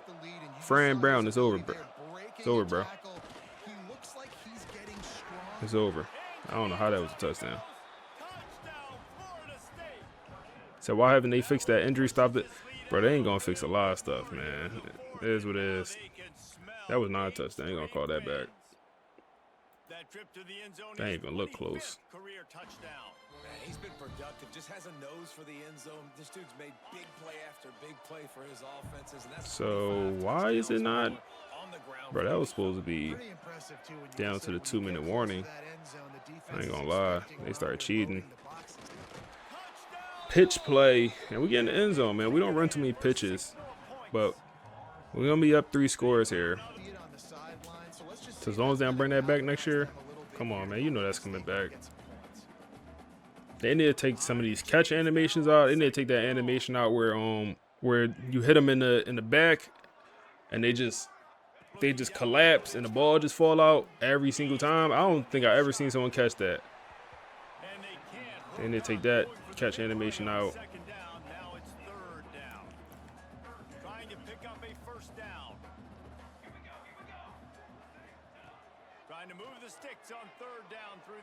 Boxed. That's John Henry, our starting edge rusher in coverage. What he doing out there? What he doing in coverage, man? 4th and 9. At my user. GG's. GG's. We will move on to 10-1 with one more opponent left, man. One more opponent in our way. It's a nice spin move. Man, I gotta do more spin moves. I ain't gonna lie, these boys from Syracuse, they play with hella heart, man. Fran Brown had these boys ready to go. They just ain't had the talent, bro. They just ain't had the talent, but them boys came ready to play, and I respect that. That's honorable. That's an honorable defeat. Oh, man. Man, imagine if Brock Glenn-Stowe was the starting quarterback on this team. Imagine if Brock Glenn-Stowe was QB1. What would our record be, man? Real question. What would our record be if Brock Glenn-Stowe was QB1? All right, let's advance. So at least 2 million wasn't going to the waste. Yeah, 3-9 or 9-3. Yeah, I mean, I'll probably say we'll have one more loss right now.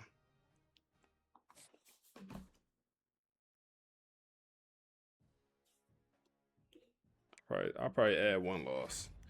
Another commitment. We do get Clark, freshman, or he's going to be a freshman, but 4-star linebacker. Also Patrick, 4-star left tackle from Texas. We stole him from A&M and Texas. We stole him from all the Texas schools. Texas Tech, and then Texas in there also. And we moved back down to number 2. Okay, I guess we didn't dominate. Wow.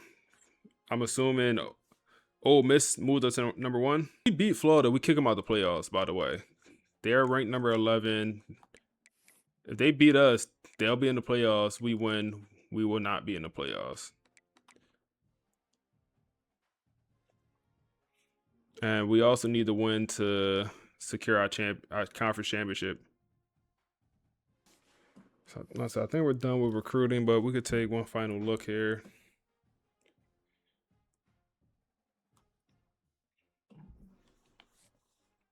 So, Chip here, Chip Sizemore.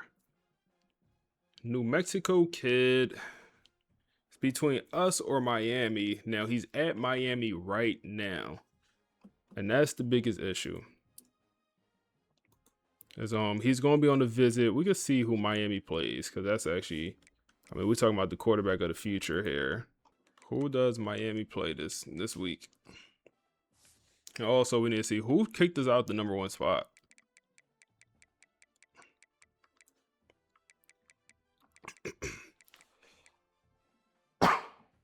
Damn, Miami's going to win that game. They're going to win that game. Now, luckily, it's not like a big-time opponent, so it's not going to be a great visit. Because, yeah. Combined record, 66 and 77. Who the hell are they playing, bro? How do they... Yo, look at this schedule. This is not the worst schedule you ever seen. Miami. I understand they in our conference, but how did they get the easiest schedule? Literally, they played 2 teams. I'm not even gonna count UAB. If you want to count UAB, they played 3 teams with a winning record. Yo, what's up, gang? How you, bro? This is a crazy, and they don't make the playoffs with this. This is nasty. They lose to Duke. Come on, no way that man gonna commit to Miami. Them boys, they ain't like that. Yep, Ole Miss, they beat Alabama. That makes sense. They beat #2 Alabama. Or what? No, Alabama was ranked like, what was Alabama ranked? They was ranked #3. They beat #3 Alabama.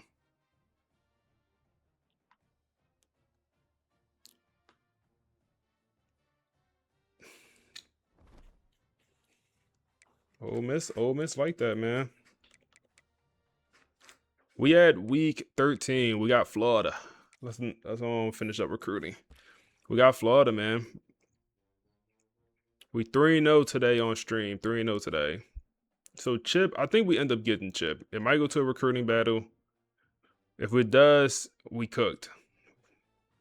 If it don't, we good. Got running back commits. Frank. We could throw him on a visit. Or excuse me, we got hard sell now. Can't visit.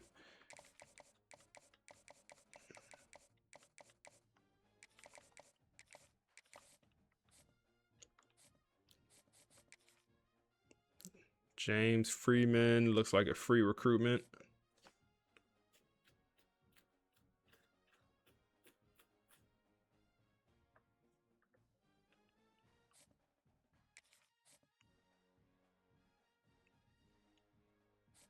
Okay. Okay. I think we get him, man. I think we'll get Earl. Curl. Yeah, I think we'll get Earl. I think we'll get him. Yeah, I think he commits after this week, and I think he will be a part of this class. Randy is going to be a different story. This is going to be a recruitment. Like I said, I think this goes to the offseason. I don't think he commits during the season. Okay, we do know it's hard sell, though. But, yeah, that's going to be a slow recruitment. Kevin Hidd.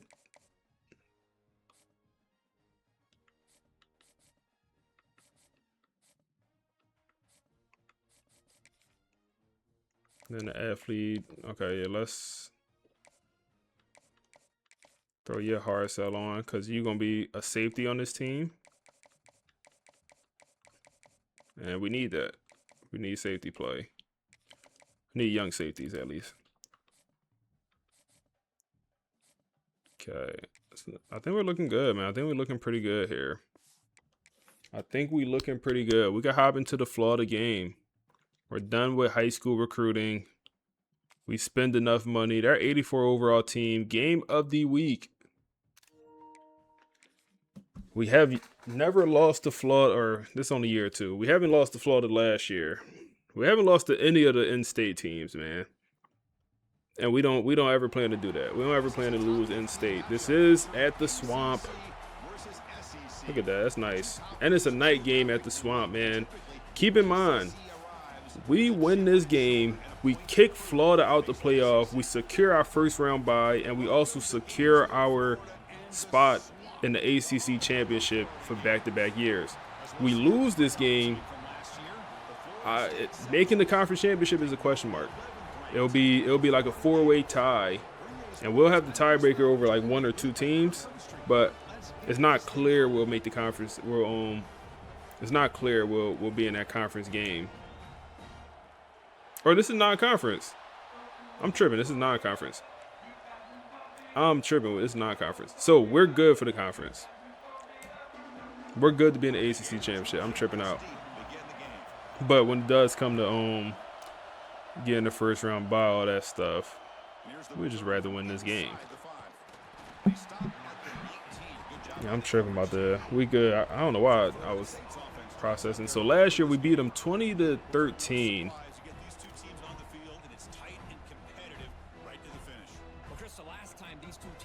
Yeah, we'll start with the ball here.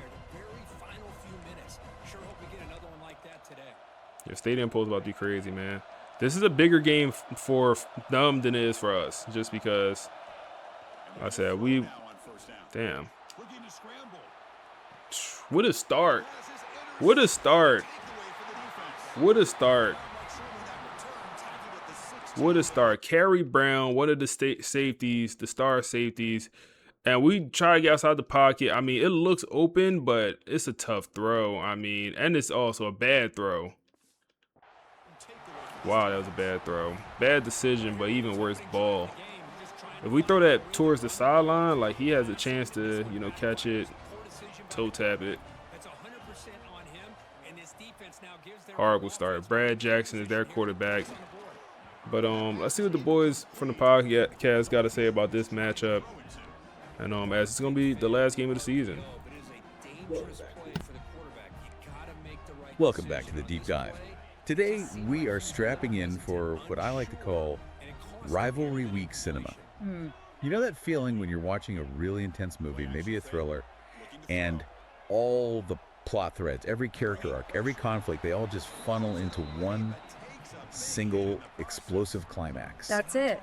That's where we are. It's the perfect analogy. That is exactly where we are at with this college football season. It really is. It's that moment where months of work, the entire season, just boils down to 60 minutes of football. We'll take that. We'll take that. Here couldn't possibly we'll take that, man. Right. We're not just talking about bragging rights. We'll take that. We'll decline that. We're talking about legitimate survival. We're looking at Florida State versus Florida, the Seminoles traveling into the Swamp, and the source material we have today paints this incredible picture of a team that's battle-tested, but maybe feeling a little disrespected. And they're walking into a hostile environment against a rival that has absolutely nothing to lose. Nothing to lose. And that dynamic, the favorite with everything on the line versus the underdog with its back against the wall. That's what makes rivalry week the best week of the year.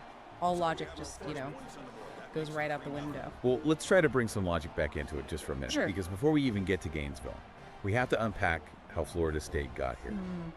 They are coming off this win against Syracuse, 38-17. Now I'm looking at the box score here, and I see a 21-point win. If I didn't watch the game, You'd think, okay, business as usual. They cruised. Exactly. Oh. But that's the trap of the box score, isn't it? It is. If you actually peel back the layers of the game tape, cruised is definitely the wrong word. They didn't cruise. All right, let's respond. They survived to fight. And that distinction, that matters so much for what's coming next. Yeah, reading through the notes, it seems like Syracuse just had this nothing to lose energy that was honestly kind of terrifying. Oh yeah, and they had a villain from the FSU perspective anyway, and Julian McFadden. McFadden was balling, bro. The stats, 138 receiving yards, 2 touchdowns. It's not a good start, bro. Part of the story. It was the timing of those plays. It felt like every single time Florida State tried to create some separation, tried to finally put the game away. Terry what? McFadden was there to answer. It was like the horror movie villain who just keeps getting back up. Right. FSU would go up by 10, feel comfortable, and then bam, McFadden busts a 40-yard play. He was the one keeping Syracuse's pulse beating. And for a defense that prides itself on shutting people down, that was a real wake-up call. But this brings us to the response. Because you can have a great antagonist, but the hero has to step up. Yeah. And Rashawn Slaughter, I mean, wow. Talk about stepping up. The numbers are gaudy. 309 passing yards, 4 touchdowns. But this is where we need to differentiate between just good stats and Yeah. what the film shows, which is command. That's the key word. 20-yard You can throw run. for 300 yards in garbage time. That's not what he did. What stands out to me is his KD composure Daniels. against the blitz. Syracuse was coming after him. They were trying to rattle him. So he wasn't just sitting in a clean pocket eating a sandwich back there. Not at all. And when Syracuse punched, he didn't panic. He just Run to the outside. We punched all back over it. harder. Big hit in the There were backfield. moments where the Ball is pocket out. No way. collapsed. Okay, Instead we of got taking a it. sack Oh or my forcing a goodness. bad throw, I thought he manipulated missed the it, man. That's that championship DNA that LSU scouts are transfer always talking about. It's Kavan situational dominance. Keys. And he had help too. It felt like with weapons a big were hit popping stick up in the backfield. I everywhere. thought he was going Dallas to Wilson, scoop in and score it, over man, 100 like yards through Jadavion 2 Clowney scores. did back in the day Zay at Thomas South finding the end Carolina. zone. And don't forget the other side of the ball. Frederick Valentin with that Boom. clutch second interception of the year. It just shows the Good depth stuff, of boy. this team. Different heroes on different drives. So 38-17. Yeah. A win is a win. They survived the scare. Run this ball. But here's where it gets really interesting and frankly a little confusing. Yeah, this is the pivotal plot twist. Despite that gritty win, despite the command performance from the QB, Florida State dropped in the rankings. They fell to number 2 nationally. Just silent emotion. Help me understand this. You win by 3 touchdowns against a conference opponent and you get demoted. Was there an explanation? A sticky note left on the door? Nothing. But if you read between the lines, the committee is sending a very loud message. The margin for error at the top is razor thin. You probably saw that first half struggle. Rayshawn to Tayshawn, man. That feels Nothing was incredibly really low. open. But I I guess that decided has to put throw a it. massive chip on your shoulder. We'll take Like it. You're walking away thinking, what else do we have to do? Does that mean Absolutely. 1 for And 5? psychologically, that might be exactly what FSU needs right now. If they stayed at number 1, maybe they walk into Gainesville feeling Yo, comfortable. he's a little struggling. complacent. We're the best. We just have to show up. Exactly. Now, they're walking in feeling 1 for slighted. 6. They're angry. They're insulted. They feel like they have He is something to prove struggling. all over again. And an angry, focused Florida State team is much more dangerous. Don't matter. when it comes to Tayshawn got him. Which sets the stage Tayshawn to perfectly for the Rayshawn. main event. 7-3. Into the swamp. Now, for listeners who haven't been to Gainesville, Good work. we are just talking about a loud stadium. No. The swamp is visceral. It's the heat. It's the way the stadium is built. Those steep walls just trap the noise right on top of the field. So communication just becomes impossible. You can't hear the guy next to you, let alone the quarterback 10 yards away. And into this cauldron comes a game with basically a binary outcome. It is win or go home in the truest sense. Okay, let's break down the stakes here because Yeah. they are heavy on both sides. For Florida State, Okay, for FSU, win, and 3 things happen. 1, they lock up a spot in the ACC championship. 2, their national title path stays clear. and 3. And 3, the sweet part, they effectively eliminate Florida from the playoffs. Would you They say get to Natty be a the ones buzz? to I would. personally end their Especially since our rivals. team is better That's a than they were massive last year. motivator. But flip the coin. What about Florida? Now, last year For we made it to the Florida, Rose Bowl. It's desperation mode, pure and simple. A win keeps their playoff hopes on life support. A KD loss. The Daniels. season's over. It's over. They're playing for their lives. So it's not just a game, it's a territory war. It's survival. Survival is the key word. Okay, let's scout the opposition then. If I'm the FSU defensive coordinator, who am I worried about on the Gators roster? It starts with Brad Jackson at QB. Jackson is a tricky evaluation. He's a veteran, so he's seen a lot. He's not going to be easily rattled. And he's a physical runner. He's a very physical runner, which always causes problems. You can't just play coverage, you have to spy. But is he a sharpshooter? Can They're he moving pick the you apart ball. with his arm? That's the catch. Yeah. He's a streaky passer. He has moments of brilliance, but he misses throws he should make. But, and this is a big but, if he gets hot early, if he hits a couple big throws and gets that we crowd all over it. believing, The crowd feeds him, and he feeds the crowd. that's when he becomes dangerous. So the goal has to be breaking his rhythm early. Don't let him get I comfortable. feel like that was the first Right. fumble But there's a we got all massive, year. massive hole in their lineup that we have to talk about. We might have to Injury increase the report. fumble slaughter. Drop the bomb.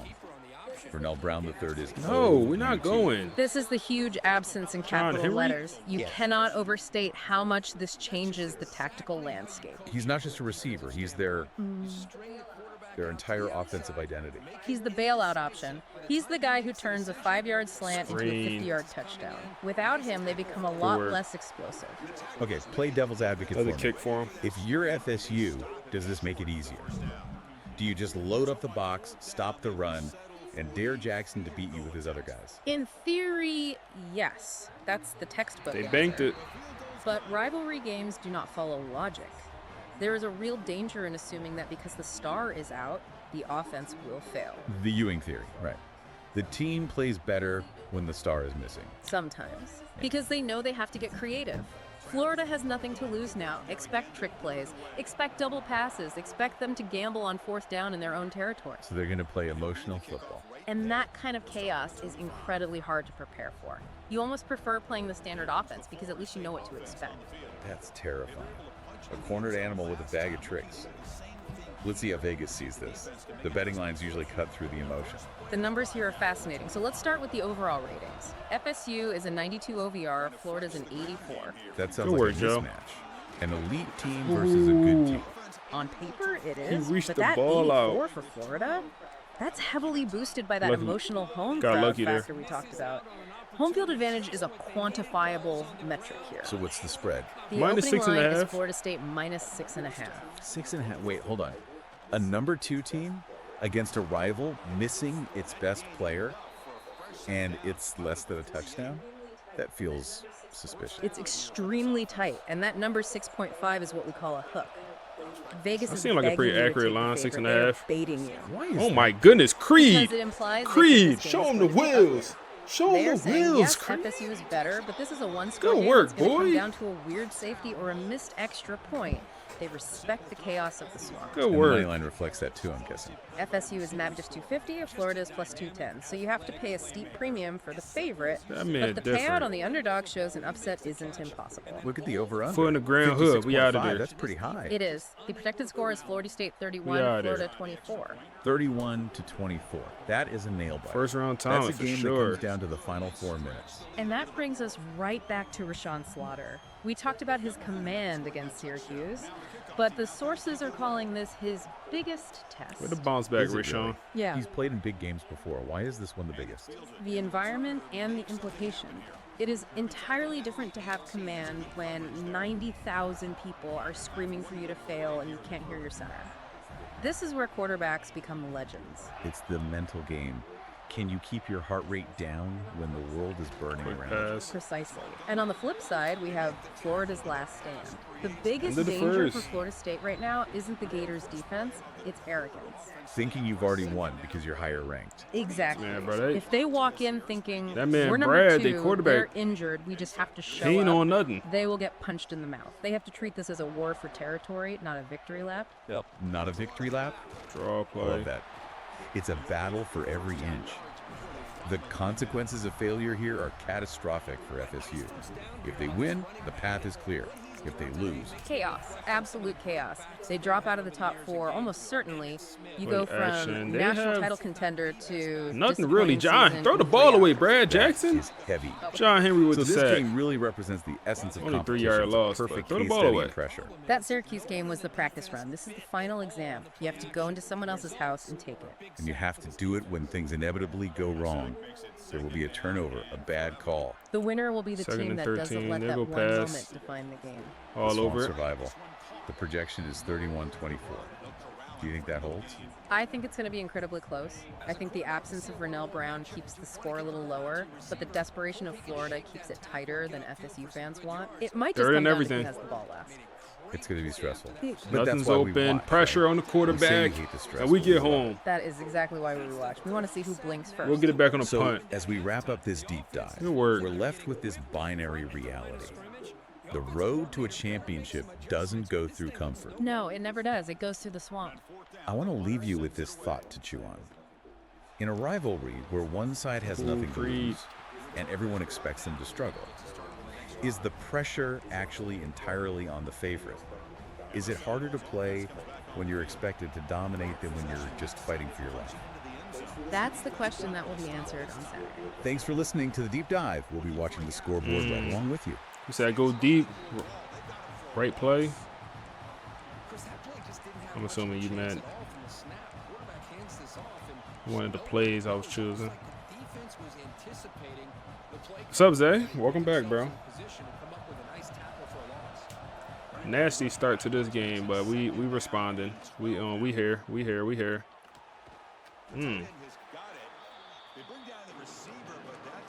That might only be his second interception of the game, man. Or of the season, excuse me. I know it's double coverage, but full punt. It's double coverage, bro. We don't need to throw that. It looked open, but that's double coverage. So he's starting UL, Monroe, triple option dynasty. Hey, good luck, bro. With all realistic sliders, still need to figure out the AI. Yeah, the AI ain't that hard to figure out. You can figure it out in like 10 minutes. The notebook LM take about 5 minutes to figure out how to use it properly, I will say. But chat is super simple. Second down play coming up for this offense. How about this defense? That is called team pursuit. Swarming to this wide receiver on the screen, not allowing him to get his momentum upfield. Catch made on the right side. 3rd and 2. After the completion, just short of the first down marker. So the offense faces a 3rd and manageable here from the 25. Got the blitz going. They go pass. Oh, man. Oh, man. Broken tackle. Looks like the tight end. He's down to the 38-yard line. That is the tight end, Amir Jackson. Okay. Hey, this is still a one score game here. KJ Daniels, or no, KD Daniels is that running back up to 47 yards. We're mixing in a good amount of zone coverage this game. They go another RPO. Them boys scared, man. Well, defending this guy, you need more than one defender.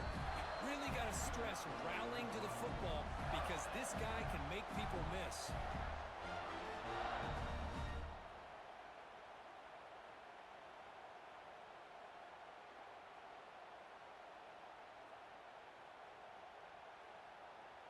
The Gators line up here on 1st and 10. 2-minute warning here. Another check down to Amir. Goes to 6. Just a good job of spreading the wealth, making sure everybody's getting their touches. When you do that, So where can you get the sliders?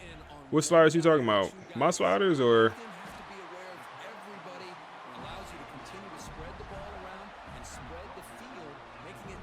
So board currently year 6. Offense will set up on 1st and 10. You said, did you ever find any fast, tall, 6'4"? Hold up. Damn, that's wide open.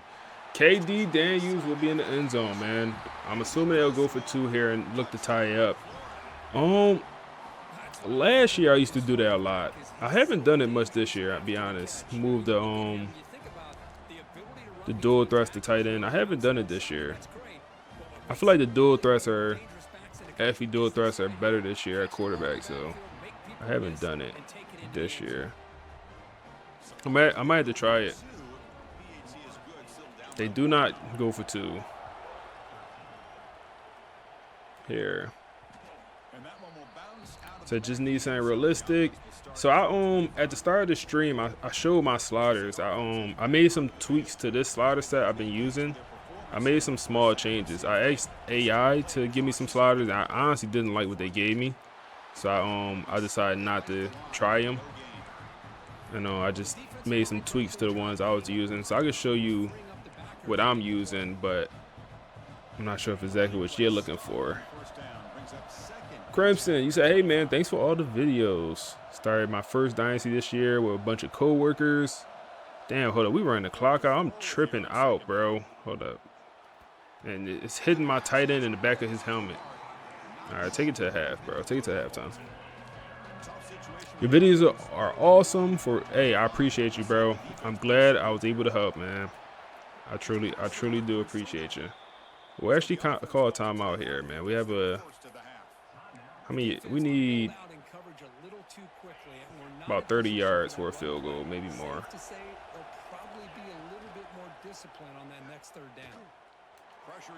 Oh my goodness, that was gonna be a dot.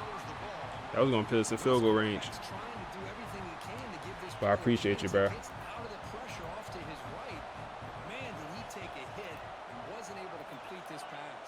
Let's see here. Let's see here. We go underneath.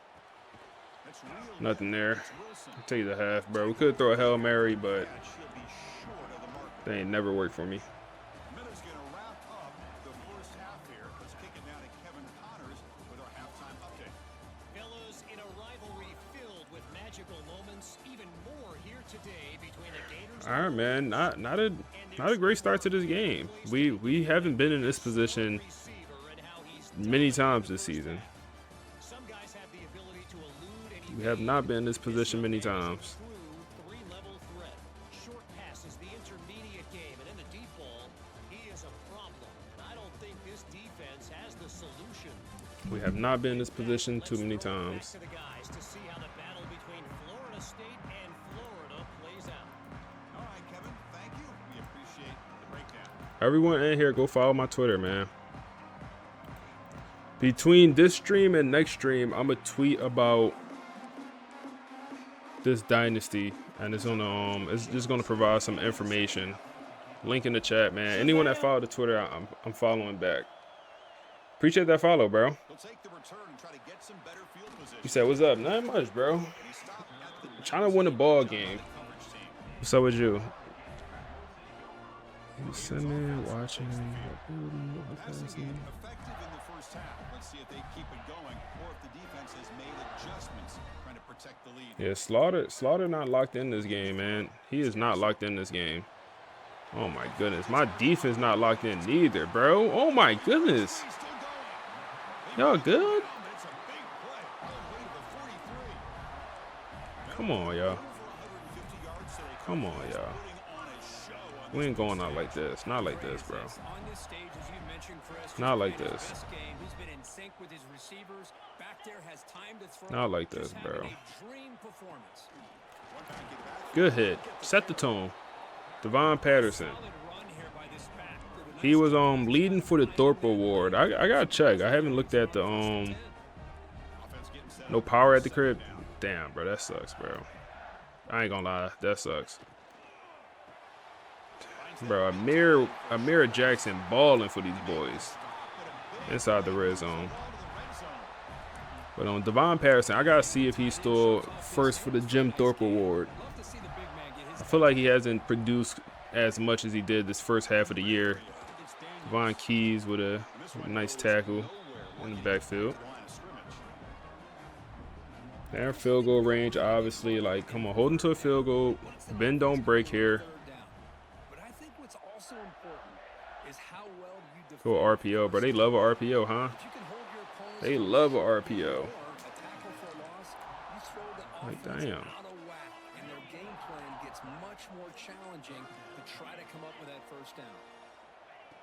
Go pass. Dot. Big hit from Devon Patterson, but it's a little bit too late. And it's going to be down to the 4-yard line, man. We got, I mean, Cortland Guillory. I mean, that's our star corner getting cooked in press coverage. Like, come on, bro. You going to give it the inside? Big hit in the backfield, Devon Keys once again. Keep setting that tone. He already got one forced fumble in this game. Keep setting that tone. Both the Devons are hooping. Nope, no, drop it. Down to the 2. They go 3 wide receivers here. We'll see if they actually pass it. I feel like it's going to be an inside zone. Pinch that D-line. Try to shoot a gap with Keys. Shade inside. They probably going to do slants. Running back out. We follow. We'll follow. We'll follow. Pressure on the quarterback. He breaks one sack, break another, and he goes down. And they're going to have to punt. Or no, not punt. I wish. They're going to kick a field goal. But Brad Jackson couldn't find anything. And we bent for sure, but we did not break.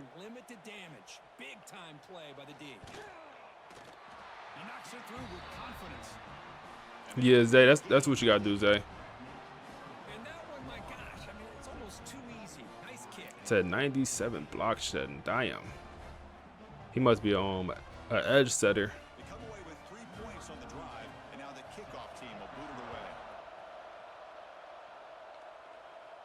And it comes out of the 25. No return attempted there. All right, come on, respond. And here comes the Florida State offense on the field. Respond. Come on. First play of the drive, they'll come out throwing. Okay. I feel like the young receivers haven't been involved this second half of the year. I'm not sure why, but I feel like they haven't. Start of the year, they was super involved. But I don't know. We kind of struggle to get on the ball. Bro, please just run a streak. Thank you. That's the wrong read. It'll work out, though. It'll work out. That's Creed Whitmore. Ain't never a bad decision to throw him the ball. We had the running back wide open, though, for an easier completion. Let's see here. Dallas Wilson getting involved. Broken tackle for Dallas Wilson, and he's going to show him the back of the cleats, and he's going to be off to the races. And it's going to be 21-16 here, man. Get it to your star playmakers and just let them do the rest, man. Let them do the rest. Creed earlier had the crazy 60-yard run with the juke move, put the foot in the ground, got outside, show him the wheels. And Dallas Wilson, he the big body receiver, man. He like the A.J. Brown type. That's kind of what I think of him as. The A.J. Brown type receiver. But before A.J. Brown forgot how to catch. But I mean, let's see this again, man. Like, couple broken tackles. Like, look at this. 1, 2 broken tackles, and then just faster. So they'll try to add to the lead now with the PAT. He said, how you feel about the route artist receiver? I feel like that is the second best receiving archetype in the game. I think if I had to rank them, I would do physical route runner number 1, and then the route artist number 2. Because both those archetypes get some of the best abilities in the game. So I would pick the route artist number 2. But yeah, some of them do be like 5'7". You could find some route artists that's legit 5'7". So, but you could find some that's 6'1", 6 foot. So you can find the 6 foot ones. We there? No, that's a pick. And the physical route runners, they're all on the taller side, but they just got, I think, the best ability set in the game. Yeah, as setter, yeah. Might can move him D tackle if needed. Get over there. Cortland Guillory, man, he's struggling in some man coverage today. He got 5 tackles. That ain't a good thing. That means ain't a good thing. His man catching the ball and he tackling him. That's not a good thing having 5 tackles right now.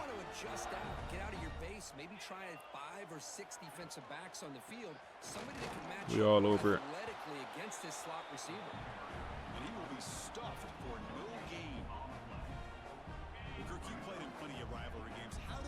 Go some zone coverage here. Might be his worst game so far, yeah. All right, 3rd and 6 here. Get a stop, y'all. Let's go on nickel. Chris, it's so much fun to watch the athleticism at the wide receiver position nowadays. The ability to make plays on the outside. We'll use her Patterson. And they bring a certain toughness, too, that catches my eye. On 3rd down, he drops to throw.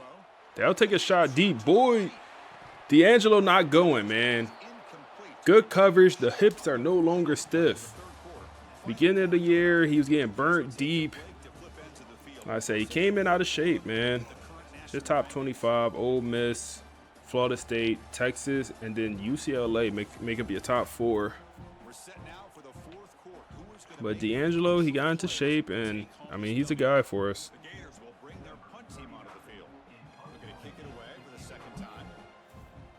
Nothing's gonna be like that freshman year.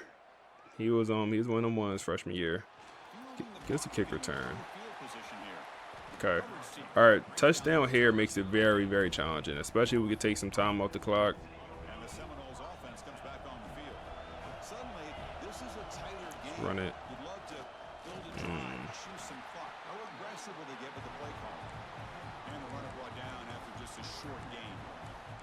Well, let's see how these guys do here. Kind of in that 4-minute offense mode where they're trying to work as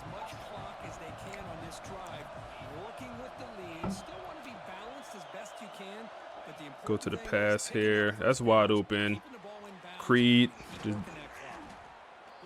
he just separates. That's what he do. That's all he do, just separates. That's all he do. From the shotgun, it's a handoff.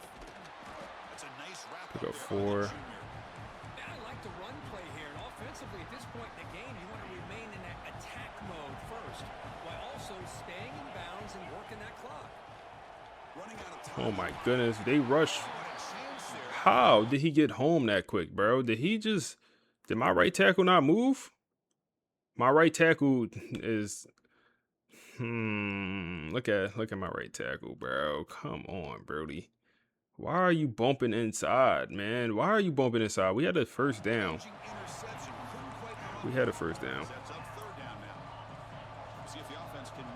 Miscommunication on the O-line. 3rd and 6.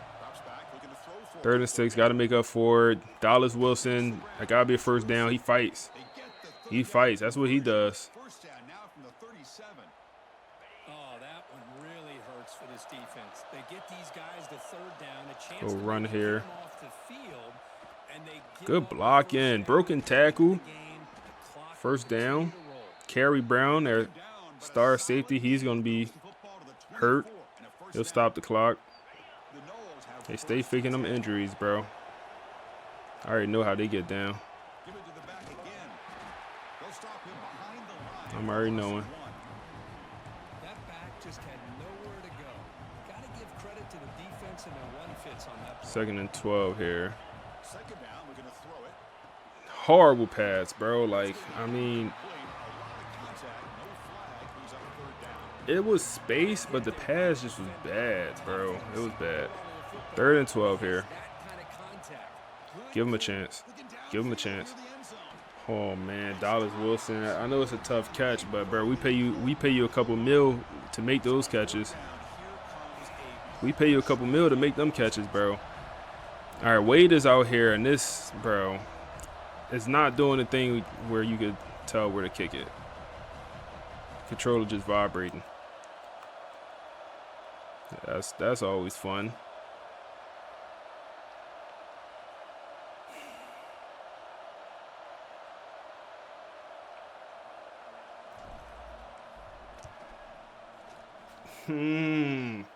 Pulled it right, bro. Damn.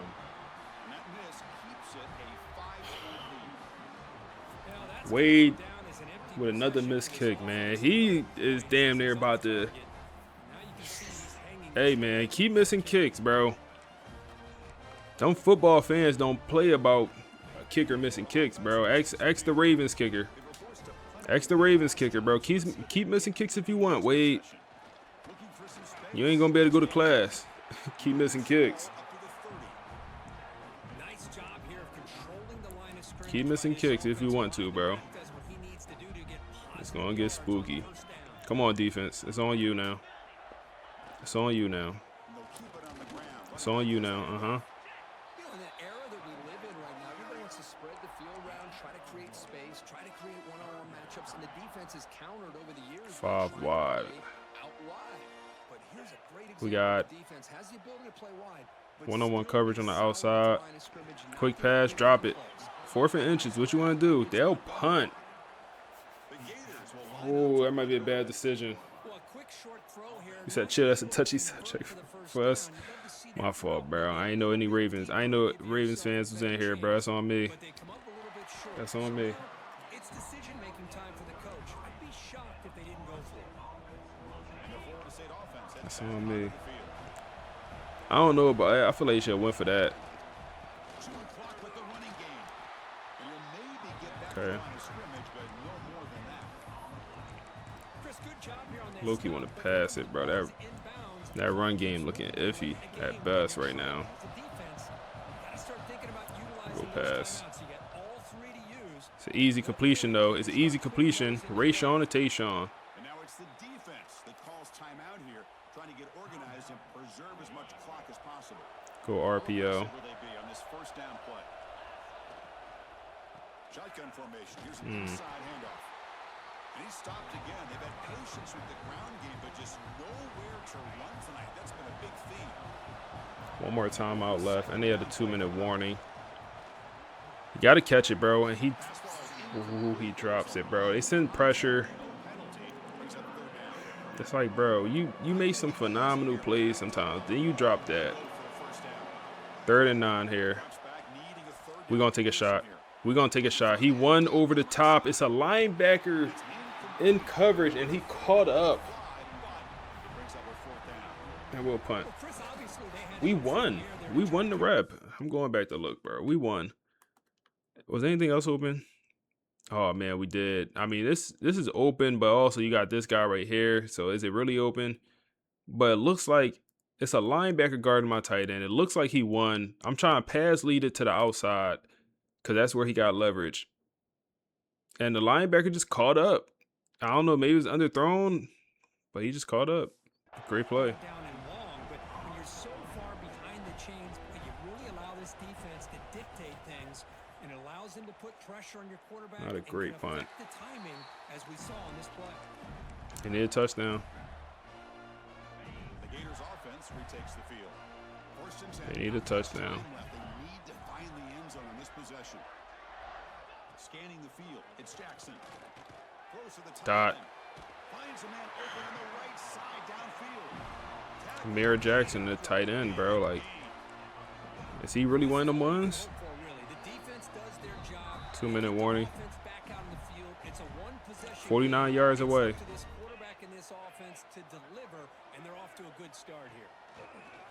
Dot. I mean, that's Bates.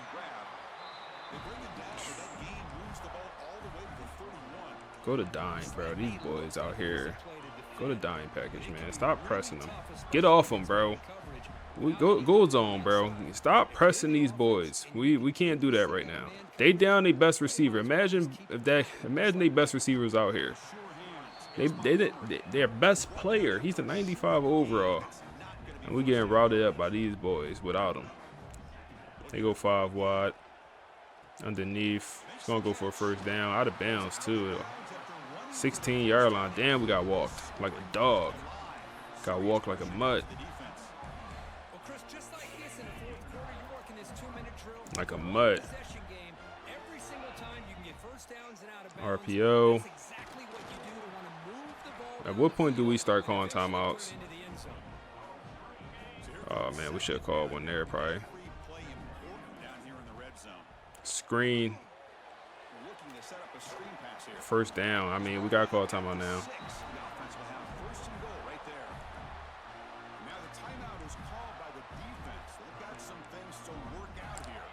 What's the chances they run it?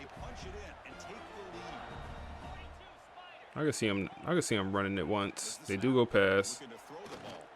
Pressure on the quarterback. Wow, we'll take that. We'll take that throw away because if they do score it, yeah, we'll take that. That's better than a sack. That's better than a sack for us at least. We'll go zone. The zone kind of hitting right now. Or the man definitely wasn't hitting. Check down. Well, they call a timeout. They do use a timeout. They ain't have to. We'll go press dime. We'll press them. Jam them. I hate that my best corner is guarding their tight end. And they go quarterback run with Brad Jackson and Williams. Amari Williams was not prepared, number 40, and just allows the quarterback to run around him. And they will be up 1 point with 30 seconds, and they will go for 2.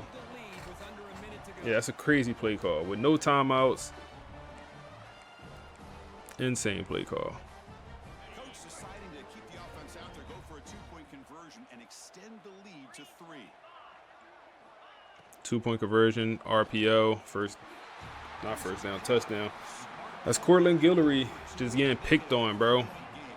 Just getting picked on. All right, we need 3. We need 3. At least 3. At least 3. Come on. Hey, Rayshawn, this is where legends are made, Rayshawn. This is where legends are made. We have 2 timeouts. This is Stadium Pulse is pulsing. That's where legends are made, man. Dallas Wilson back on the ball. Stop out at the 39, but good enough for a first down. Now they've got to hustle to the line and get set. Come on, get it off. On 1st and 10, they'll look to throw it. Nothing open. Nothing open. Throw it away. It's incomplete on the throwaway. Couldn't find anybody open. Brings up a 2nd down now. We've got to get points quickly here. Looking for explosive plays. Need somebody to get open. QB tries it again here on 2nd and 10. Oh my goodness. This time a completion. A timeout stops. All right, it's not over. 8 seconds. We need about, how many yards we need? 20?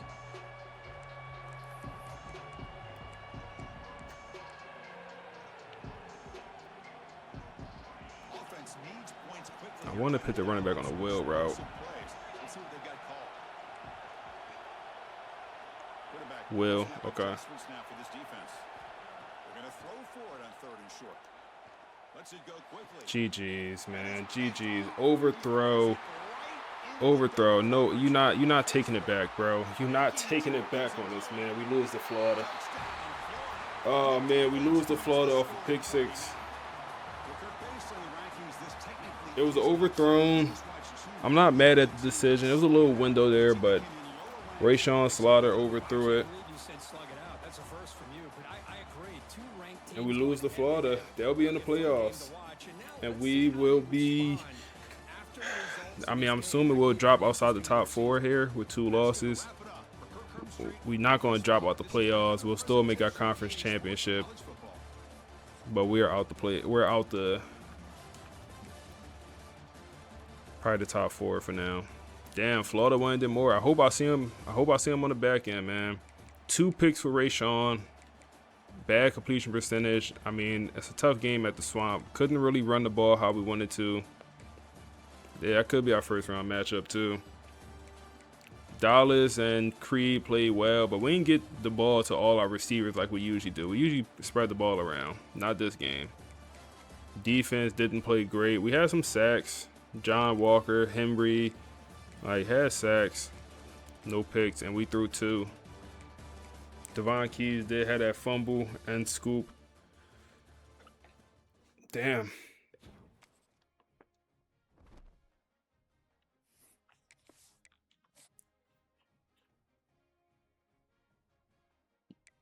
It's that coach away record versus top 5s. And we do get Carl. We do get him. The 5-star from Oregon does commit to the program. That was a recruitment. I wasn't sure if we'll win. And we do get Chip Sizemore. He went to Miami on a visit, and he decided to come to us. Miami, yeah, that's perfect. That's perfect.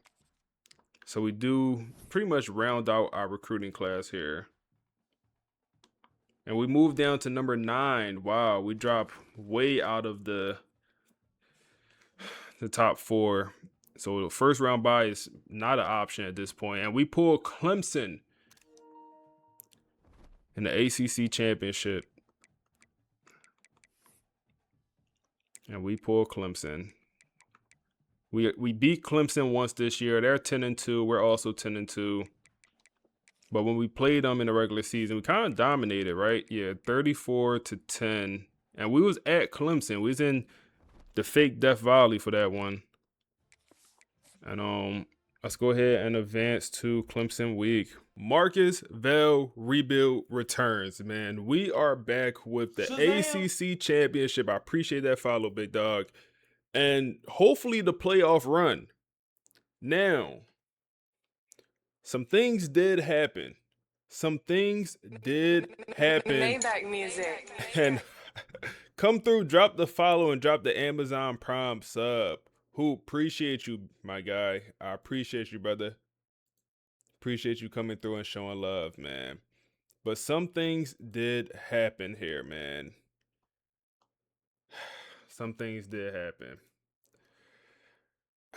Star quarterback Rayshawn Slaughter, he's trying to hold out for NIL reasons, man. He want more cheese. I mean, don't we all? Don't we all want more cheese, man? Don't we all? Oh man, he's trying to hold out. He's demanding 3 million, and the timing just sucks. The timing just absolutely stinks on this, man, because it's the playoff run. Right now, he's at 500K, and starting quarterback Brock Glenn is making 2 million. Marcus Val offer has been 2 million for this upcoming season, but he's pushing for 3. So we kind of got to deal with that when it comes to the star quarterback that we want to be a part of this program. Now, let's see what the guys over at the podcast got to say about it, and we might even chime in for this one. But while we do that, we're gonna hop into recruiting, look at a couple things, look at how the team have done up until this point, look at the just everything, look at the standings. But let's see what they got to say. Okay, let's unpack this. You know those moments in a great movie right before the climax where everything just collides? I'm talking about immense pressure, massive egos, questions of loyalty, huge sums of money, and the weight of an entire legacy all crashing together at the exact same second. It's the perfect storm. Usually in sports, you deal with these things one at a time. You have a tough loss, or you have a contract dispute. Exactly. Or a rivalry game. But rarely do you see them all happening in the same week. And that is exactly what Florida State finds itself right now. We are talking about what I'm calling peak dynasty drama. It really, really is. So let's set the scene for everyone because the context here is absolutely wild. Florida State was cruising. They were ranked #1 recently, looked unstoppable. Just dominating. And then they didn't just limp to the finish line of the regular season. They basically crashed a Ferrari into a wall at full speed. That's a vivid image, but it's pretty accurate. So our mission for this deep dive is pretty clear. We need to figure out how a season that was built on such discipline and unity is suddenly facing its biggest threat. And here's the kicker. The threat isn't coming from an opponent. It's coming from inside the house. It's uncertain. Right? And to understand that uncertainty, we have to look at 3 specific things. That devastating loss to Florida. Mm-hmm. The looming ACC championship rematch against Clemson. And this explosive financial ultimatum that is reportedly happening behind closed doors. Let's start with the crash. Rivalry night at the Swamp against Florida. FSU walks in ranked number 2. Everything is right there in front of them. Everything. A playoff spot, the glory, all of it. And they walked out. Well, shaken is probably an understatement. It was a chaotic environment, which, you expect at the Swamp. But if you look at the scoreboard, Florida 30, Florida State 21, it tells a story of a game that unraveled slowly. And then all at once. And then suddenly, all at once. And everyone is looking at the quarterback, Rashawn Slaughter. This kid has been the savior of the season since he took over, but this was the first time we saw him really look human. I think human is the perfect word. If you just look at the stat sheet, you might think, okay, 246 passing yards, 3 touchdowns, that's a solid day. Not bad at all. But in rivalry games, stats lie. It's about moments. And the mistakes he made define the night. 2 interceptions. Right. He threw 2 interceptions. One was early, a mistake you can recover from. But the second one, the dagger. The dagger. A pick 6 as time expired. Oof. That is the definition of a nightmare scenario. It really is. And to be fair to Slaughter, he didn't play poorly for the whole game. He fought. But rivalry football doesn't forgive specific moments. No. That pick 6 didn't just seal the loss. It changed the narrative around him. Before this, he was the calm, surgical freshman. Now he's the guy who threw the game-ending pick. And it brought his season total to only 3 interceptions, but one of them happened at the absolute worst possible time. That's the thing about being a quarterback, right? You can be perfect for 59 minutes, but if you mess up the last one, that's all anyone remembers. But it wasn't just him. I mean, where was the run game? Gone. Usually FSU can lean on Joe Jackson to settle things down. That's the other side of the coin. The run game completely vanished. Joe Jackson was contained to just 3.3 yards per carry. Wow. That is nowhere near his standard. Plus, there was a critical fumble. Florida's defensive game plan was actually brilliant. Force FSU to become one-dimensional. Make the freshman beat you. Make the freshman beat you with his arm. And it worked. And the fallout was immediate. I mean, FSU finished the regular season 10-2. They went undefeated in ACC play. In a normal year, that's a fantastic season. Absolutely. But the committee, they were brutal. FSU plummeted all the way to number 9 in the rankings. It was a massive drop. And the message from the committee was loud and clear. Florida State is good, but not safe. You are not untouchable anymore. And what makes it sting even more is looking just a few spots up the rankings. Oh, yeah. Yeah, let's talk about that, because sitting right there at number 6 is Clemson. The irony is incredible. Clemson is ranked ahead of FSU, despite the fact that FSU absolutely embarrassed them earlier this year. That sets us up perfectly for the next segment, the ACC Championship. It's a rematch, number 9 Florida State versus number 6 Clemson. But the vibes are totally different this time. Completely different. If we flash back to that first meeting at Death Valley, it wasn't even close. FSU won 34-10. It was a statement win. I remember that game. Clemson's quarterback, Bryce Underwood, looked like a deer in headlights. He did. He threw 2 interceptions, 0 touchdowns. He was totally overwhelmed, couldn't find a rhythm. Yeah. Meanwhile, Rashawn Slaughter was the opposite. Calm, surgical, threw for 280 yards and 3 touchdowns. He looked unbothered. So on paper, FSU should be the heavy favorite here. They already blew this team out. They have the psychological edge, right? You would think so. But here's where it gets really interesting. Paper doesn't account for pressure. The psychological shift heading into this rematch is dangerous for Florida State. How so? In the first game, FSU was the hunter. Now, they are the wounded animal. They just got beat up by Florida. Their invincibility has been cracked. And Clemson has been climbing back up quietly while everyone was watching FSU. Exactly. Clemson has momentum. FSU has doubts. And in college football, doubt is a killer. And speaking of doubt, this is the part of the story that turns this from a football problem into a full-blown dynasty crisis. We have to talk about what's happening off the field. The elephant in the room. During the bye week, and really bubbling up right now before the title game, reports leaked. Rashawn Slaughter, the guy leading this team, the freshman phenom, is unhappy with his compensation. This is the hidden conflict that could derail everything. And when you look at the numbers, you can understand the tension. It's a stark financial reality. Okay, lay it out for us. What are we looking at here? Okay, so currently, Rashawn Slaughter's NIL deal sits around $500,000. Okay. Not pennies, obviously, but in the current market for a starting quarterback at a top program, it's low. Especially compared to, well, tell us about the backup. Right. This is the source of the resentment. The locker room knows the math. The backup quarterback, Brock Glenn, is making $2 million. Wait, just to be clear, the guy holding the clipboard is making 4 times as much as the guy throwing the touchdowns? Correct. And this is a classic modern problem. We are seeing the issue of paying for potential versus paying for performance. Oh, right. Brock Glenn signed that deal early. It was based on hype, recruiting rankings, the expectation that he was the guy, but he got benched.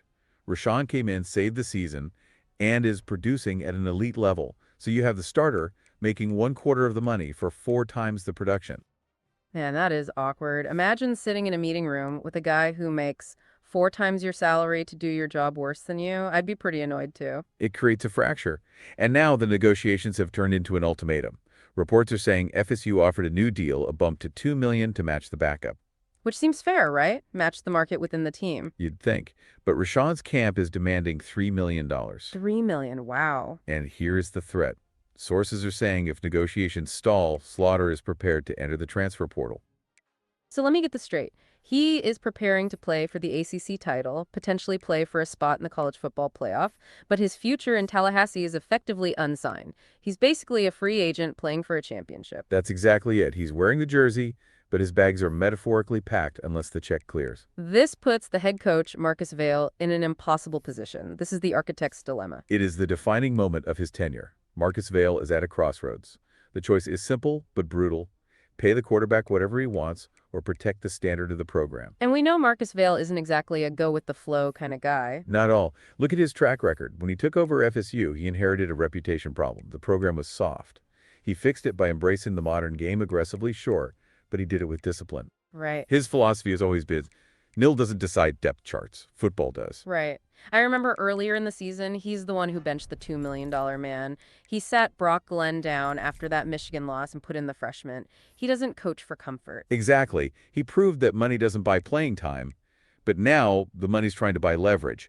And it's important to note, this isn't about FSU being broke. No. They have the war chest.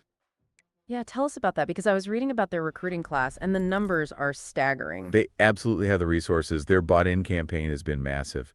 The incoming recruiting class has an approximate NIL value of $9.8 million. Nearly $10 million in one recruiting class. It's the second highest class in the nation. They have investment lined up everywhere. They have a 5-star defensive tackle coming in, Elijah Fields, at $850,000.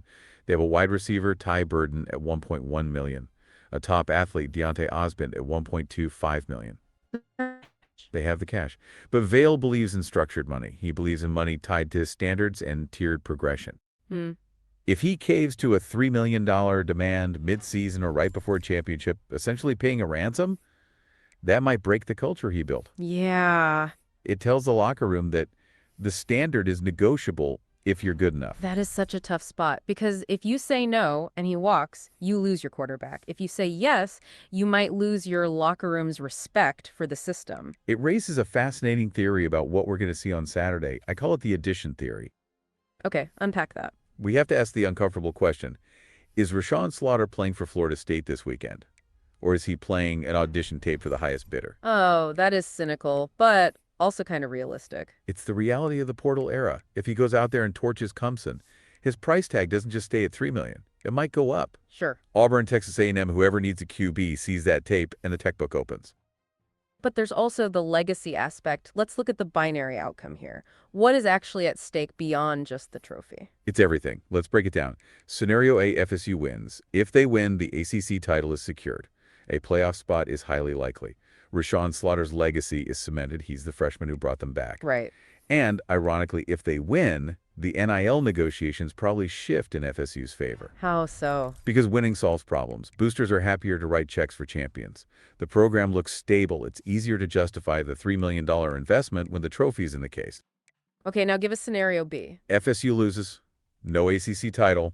They likely miss the playoffs entirely because of that number 9 ranking. Yeah, probably. Slaughter's future becomes incredibly volatile. Does he want to stay at a program that fell short? Does FSU want to pay $3 million for a guy who couldn't close the deal? The program enters off-season chaos. It really feels like the monster narrative we talked about earlier in the season is coming full circle. It is. Remember, they called this season the rise of the monster. They survived the Michigan collapse. They found their identity. They climbed to number 1. They built this juggernaut. But one loss to Florida has put the entire thing at risk. Now the monster is fighting for its life. It's just wild to think a 10-2 season can feel like it's teetering on the edge of failure, but I guess that's life in a dynasty. It is. Championships don't test talent. They test alignment. Say more about that. Do the coach, the quarterback, the boosters, and the locker room all want the same thing for the same reasons? Right now, looking at FSU, they have the talent. There's zero doubt about that. But this money dispute, it questions their alignment. I think we need to talk a bit more about the sheer psychology of that locker room right now. You've got players like Deontay Osborne and Elijah Fields coming in next year making huge money. You've got the backup making huge money. How does that affect unity? That is the hidden variable. Football is the ultimate team sport. It relies on everyone doing their job for the person next to them. But when you introduce this level of financial disparity, and it's public, everyone knows the numbers now, it can breed resentment. It's not just about jealousy. No, it's about trust. If I'm an offensive lineman blocking for Rashawn, am I thinking I need to protect my quarterback? Or am I thinking I need to protect the guy who is threatening to leave us if he doesn't get his $3 million? Wow. It changes the dynamic entirely. Oh, wait. Someone wants to join. Hey, go for it. So I'm interested in how we have Clemson coming up, but Rashawn Slaughter, Entirely. That's a great question about Clemson. Yeah, that's where the focus needs to be now. Yep, go on. Hold on, I wasn't done. What should Marcus Vail do with Clemson coming up? Wait, I think you're asking why the financial imbalance wasn't fixed earlier? That's a really sharp... Oh, yeah. Let's hear it. Listen, what should Marcus Vail do with Rashawn Slaughter?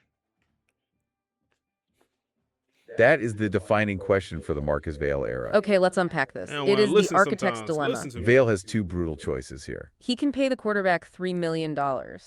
If he pays Slaughter, he keeps the heart of the team. He keeps the guy who is winning them championships. But he sacrifices the standard he built. It tells every player the standard is negotiable. That if you're good enough, you can hold the program hostage. And that's exactly what he doesn't want to teach his players. His whole tenure has been about discipline and accountability. He even benched the $2 million man, Brock Glenn. He proved NIL doesn't buy playing time. Now money is trying to buy leverage. So the alternative is holding firm to the standard. That means he says no to the $3 million demand. He gambles the championship on the hope that Slaughter stays. He gambles on the culture being stronger than the cash. That's a huge risk because Slaughter could walk. And that means they lose their starting quarterback before the playoffs. Vail's statement sums up his mindset perfectly. He said, money opens the door, discipline keeps you inside. So he is fighting to protect that discipline standard. If he just pays the man, it undermines the structured money concept. That money is tied to loyalty and progression. Caving to a ransom right now sets a dangerous long-term precedent. Okay, let's pivot back to that ACC championship rematch. The outcome of this game directly impacts Vail's dilemma. Absolutely. If FSU loses, Slaughter's leverage diminishes. Failure makes him toxic and diminishes his bargaining power. But if FSU wins, his value skyrockets for every team. Success makes him more expensive for everyone involved. It makes this game against Clemson even more fraught with tension. It really does. The psychological warfare is intense. We briefly touched on how FSU blew them out 34-10 earlier. Yeah, Bryce Underwood looked completely overwhelmed in that first meeting. But this time, Clemson has a massive motivation advantage. Revenge, obviously, is a huge factor for them. And they know FSU is distracted by the NIL drama we just discussed. Right. They absolutely smell blood in the water now. Dabo Swinney and his... So, few questions y'all asked. Alpha Male, you said, why did you get timed out? So I need to change the settings. It's your message was too long. That's why they timed you out. But I need to change the settings so you could type longer messages. But that's why they ended up timing you out, because you went over too many characters. Hardy Boy, what's up? You said You said, why don't NIL have, or why don't college football have NIL system? That's a great question, bro. Like, come on, what we doing here? You said, what's going on in the podcast? So the podcast was kind of talking about our last game, Florida. We lost to Florida week 13, last week of the season. And it made us drop, man. I think it was like the #1 team in the nation. I think we dropped all the way to 9. And then it was also highlighting this Clemson game and talking about our recruiting class, and also our star quarterback. He wants some cheese, man. He wants some cheese. So let's actually go ahead and hop into this Clemson game. And yeah, let's hop into this Clemson game. It's gonna be a big time matchup. Rook, what's up, bro? Hope you're doing good, man. Hope everyone having a good Saturday morning. But let's hop into this Clemson game, man. Our quarterback, he's not signed, he's not under contract, but he's still willing to play. So, we're going to start him. The recruiting class is pretty much all set. There's nothing for us to do at this point. I don't want to go after any more players. And we're not going to get all these players. Like, good here. Hopefully this recruitment goes to the offseason and we could win it. But, yeah, I want to leave some room for transfers. I hate the 35 limit. I ain't gonna lie, man. 35 limit be burning me out. But so yeah, I do want to leave some room for transfers. So let's go ahead and hop into this game, man. Let's hear a super quick preview of this game, and even I think some betting odds. This is the brief on the ACC Championship Showdown. So this is it. This is the biggest game of the season. You've got everything. Rankings, playoff hopes, and some serious NIL drama, all colliding as #9 Florida State faces #6 Clemson in a huge rematch. First, let's look at the betting line. Vegas is favoring Florida State, but just barely, by only 3 points. They're expecting a much closer game than that blowout FSU handed them earlier this year. But really, the whole betting market is nervous, mostly because of all the drama around FSU's quarterback and his contract. Second, that drama really defines the quarterback battle here. FSU's Rashawn Slaughter has been incredible on the field, but he's reportedly distracted by a massive $3 million NIL dispute. On the other side, Clemson's Bryce Underwood doesn't have money problems, he has performance problems. He just crumbles under pressure. It's really a story of FSU's control versus Clemson's hunt for redemption. And finally, the defensive X factor. This game is probably going to be decided by one player. FSU's Devon Patterson, the best defensive back in the nation. If he locks down the middle of the field again, Clemson's offense just shrinks, and it forces their quarterback into those bad, long-yarded situations where turnovers are bound to happen. So analysts are predicting a tight 27-23 Florida State win, mostly banking on their defense to weather the storm. Ultimately, this game isn't just about legacy or money, it's about who handles the pressure when it's loudest. Brandon, what's up, bro? Yeah, we staying warm, man. It's cold in Louisiana. It's cold everywhere in the world at this point, I think, or at least in the States, at least on the north side. But yeah, even the south got the temperatures in the 20s. Hey, appreciate the follow, bro. And Zach, appreciate the follow earlier. Appreciate y'all boys. But yeah, let's hop into this game. It's, it should be interesting. You know, we know where our quarterback hit is at. Let's see if he's still able to come out here and perform against one of the best teams in the nation. So this is a team we beat. Get the freshmen involved on first down, first play of the game. I love that. But yeah, Joe Jackson is coming off a bad performance last week. Rashawn Slaughter coming off a bad performance. He had 2 interceptions last week. Oh my goodness, 5'8", not throwing a block. Jermaine, what's up, bro? Looking at third and 9 here. See what we got. We'll go 5 wide. Come on, get it to one of the playmakers. Get it to one of the playmakers. You got to go get it. You got to go get it. Oh, my goodness. Tayshaun drops it. And that's not a good start for this Florida State team. If we lose this one, I mean, we potentially looking at not making the playoffs. Like, I mean, we're number 9. Maybe we do get in. You know, Alabama got in this past year after losing the SEC championship. And a lot of people thought they didn't deserve it. And with the playoff performance, maybe they didn't deserve it, but there's no guarantee we in the playoffs here. Yo, what's up, y'all boys? So we're live on both YouTube and Twitch today, giving it a try. So we'll see how it go. If Bryce Underwood is their quarterback, by the way. So when we played him week 8, he had 2 interceptions and really didn't have a good performance. But see what he got today. But yeah, we're live on both YouTube and Twitch today, trying to see how it goes. If it goes well, we might continue to stream on both for this series. If not, we'll just continue to stream only on Twitch. It's a good tackle on the backfield though. Make it 3rd and 12. So you hear from the YouTube, I appreciate you coming over, my guy. Appreciate you coming over, big dog. All right. 3rd and 12 here. Bryce Underwood. See what you got. See what you got, man. Over the middle of the field. Wide open touchdown. No, we might get him. Nope. That's gonna be Edwin Joseph, I believe, in on the coverage, getting absolutely scorched across the middle of the field, man. Come on, Edwin. He's a senior cornerback who's like an 85 overall. Like, he's a guy that should not be this bad, bro. Like, I swear, he is food 95% of the time. But let me make sure that's Edwin before I just completely throw his name in the mud. No, that's not Edwin. That's Bates. Oh, man, Bates is just as bad. I mean, what are we doing, bro? Like, come on, bro. You got inside leverage, and you let him cross your face? No, bro. You don't let him cross your face, bro.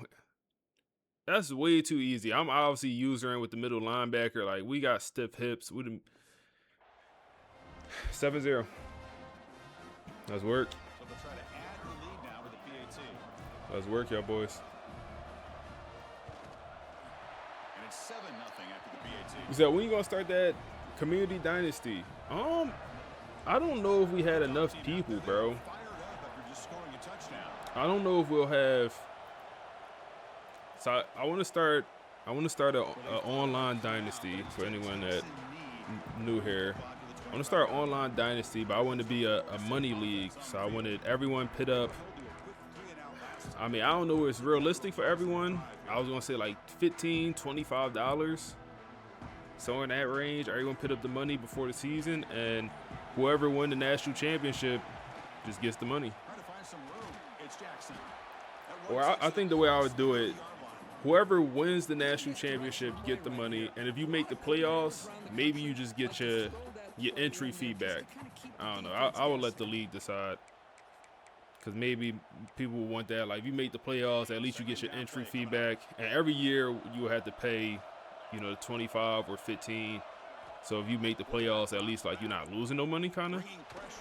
Get it to Tayshaun here for a first down. Broken tackle. Okay, work with me, Tayshaun. I said, y'all with it? Y'all with it?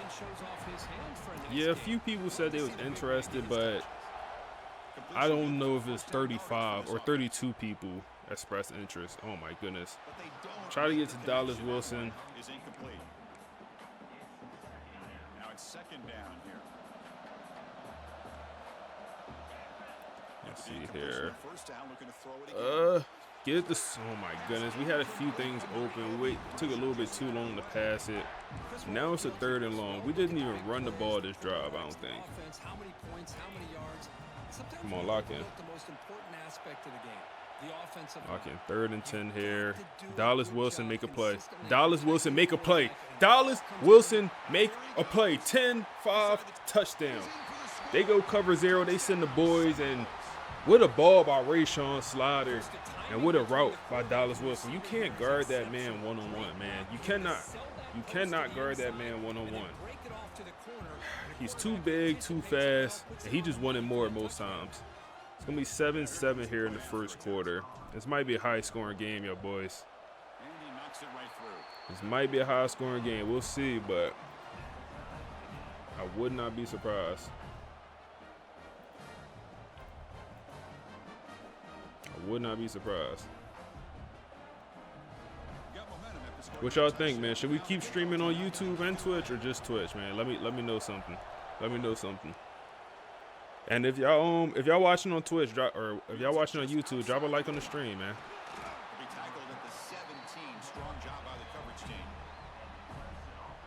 Want to give it a try, so more people have the opportunity, because some people just don't have Twitch.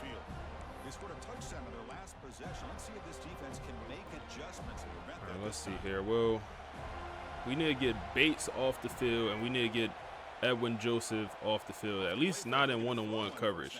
Everything's boxed here. Bryce Underwood throws an absolutely Stevie Wonder at Devon Patterson. He's going to win the Thorpe Award. And he drops a crucial interception, man. We need that. Oh, man, we need that. That's game-changing. Patterson with my user, too.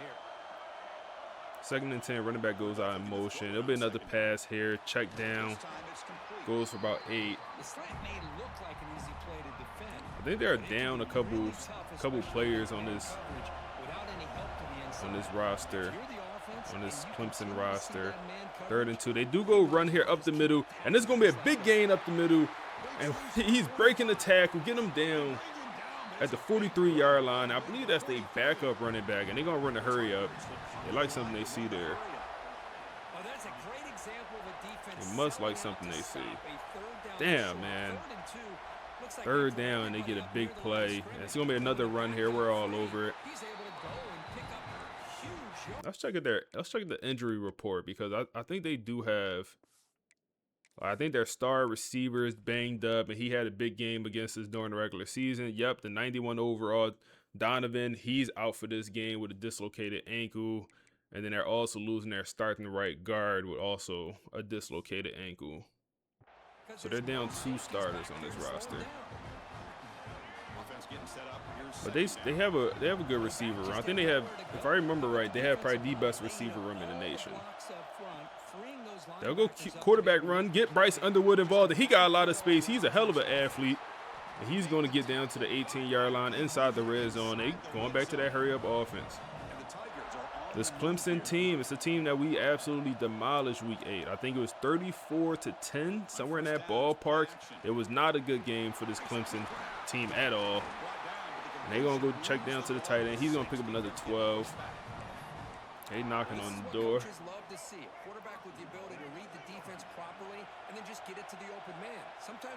See here from the 6-yard line. It's probably going to be a run. No play action. Check down. Wide open touchdown for the tight end. Wide open touchdown, man. It's going to be an offensive game, man. This is going to be an offensive game. 14-7 here. And the crazy part is when we beat them, when we just absolutely baked them, it was in Death Valley. They were home. They was home for that game, man. They was home. Timepiece, what's up, bro? How you feeling?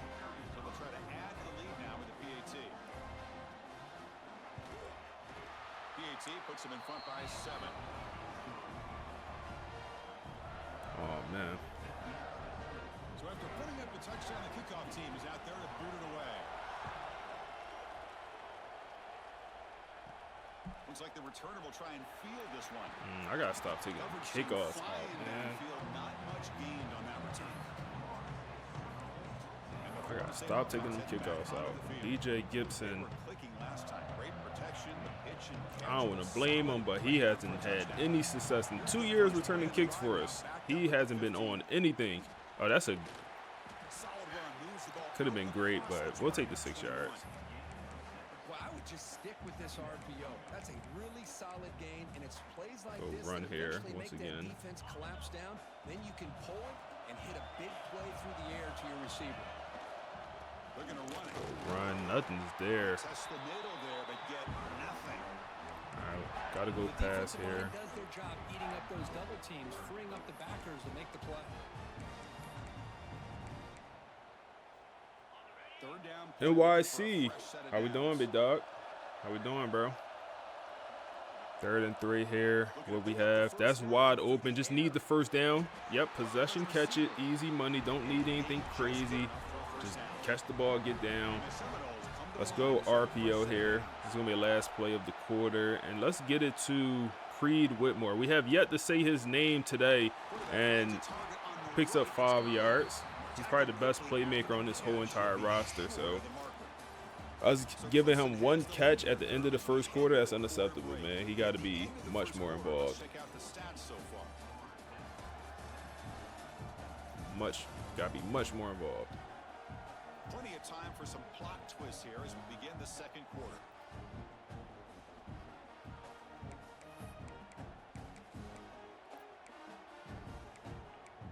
Let's go run here. Here we go. First play of the quarter. Offense setting up for a 2nd down play. They'll try the ground game here with the running back. That's a nice tackle there by the senior. Oh man, this Clemson D line, man, they not going. Them boys not going, man. Them boys not going. 3rd and 3 here. They're pressing. Ooh. Throw on Creed on the zig. We have a couple options here. That's wide open. Need a good enough ball. Dive and catch by Dallas Wilson. We need that, man. We needed that. If we get a solid ball, I mean, that's a touchdown damn near, man. Like, is anyone going to catch Dallas Wilson? That's a touchdown. I don't think the safety catching him, man. But I understand. No, I understand you going to take a hit. You barely even got hit, man. Give us a better ball, man. Come on. Over here asking for more cheese and NIL. Give us a better ball. How about you do that for us? Keep working, though. Let's keep working. Running back out the backfield. Another bad ball. Hospital ball. Come on, man. Put it on the numbers. It's going to be a drop for the running back, but come on. Come on, Rayshawn. Show us why you deserve more. Show up in the big games. Oh, my goodness. Ooh, that could have been bad. Another hospital ball. It's going to be a drop for Dallas Wilson. Shazam! And we're going to have to go for a 3rd and long here. King, appreciate the follow, bro. A perfect 2 for 2 on 3rd downs this drive, but they'll need 10 yards here. Let's see here. Nothing's really open how I would like. Creed makes it 4th and 6. They want us to punt it here from midfield. Well, you can tell the quarterback knew exactly what he wanted to do with the football. He was going to that end route. We're going to keep the offense out there, man. The punt is the smart option here, but we trying to win the game. We trying to win the ball game. We trying to win the ball game. Dallas Wilson wide open. Back on the ball. Back on the ball. Came over from the YouTube. I appreciate you, big dog. Appreciate you coming through, man. Back on this ball. We do have that wide open across the middle of the field. That's going to be the freshman. Moving the sticks down to the 21. Let's go run here. What's up, my guy? Oh, they got 3 down linemen. Let's run it right up the middle. Right up the middle. Throw a juke move. He's not going. It's a disciplined safety.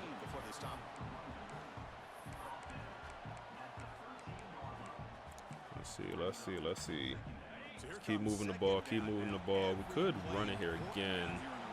And let's do it. They're not respecting Joe Jackson, man. Couple broken tackles.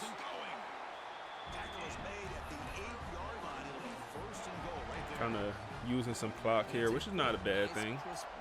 Slow down their offense a little bit. Give our defense some time to think. That's wide open. Get into the end zone. And the true freshman is coming through this game, man. I think that's like his 3rd or 4th catch of the game. And this one goes for a touchdown. And we tie up 14-14. And look at him trip. Okay. I see you. I didn't know you had that in you. I didn't know you had that in you, young fella. Yeah, 4 catches, 34 yards with a touchdown. And Wade's going to hit the extra point.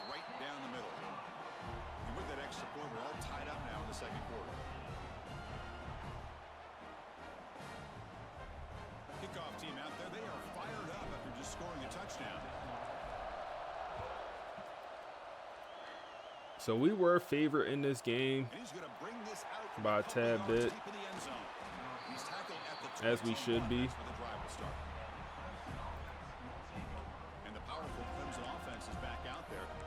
Now let's see what they got.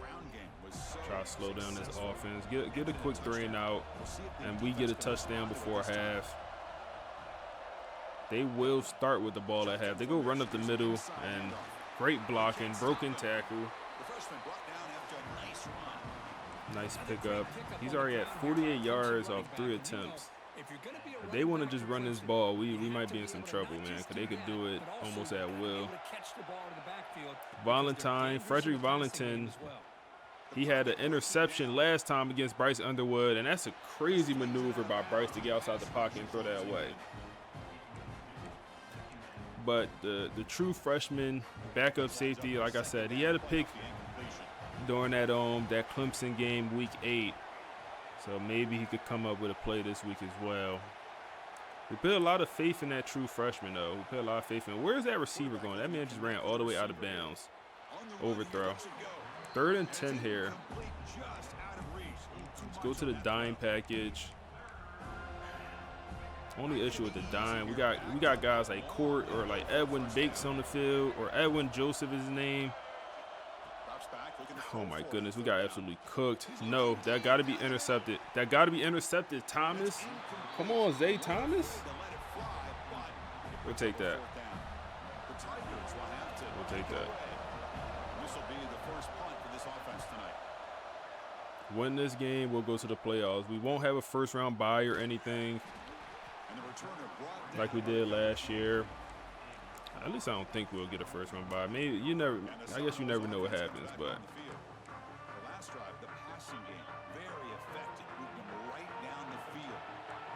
I wanted to start off with the run, but the way they let's go pass.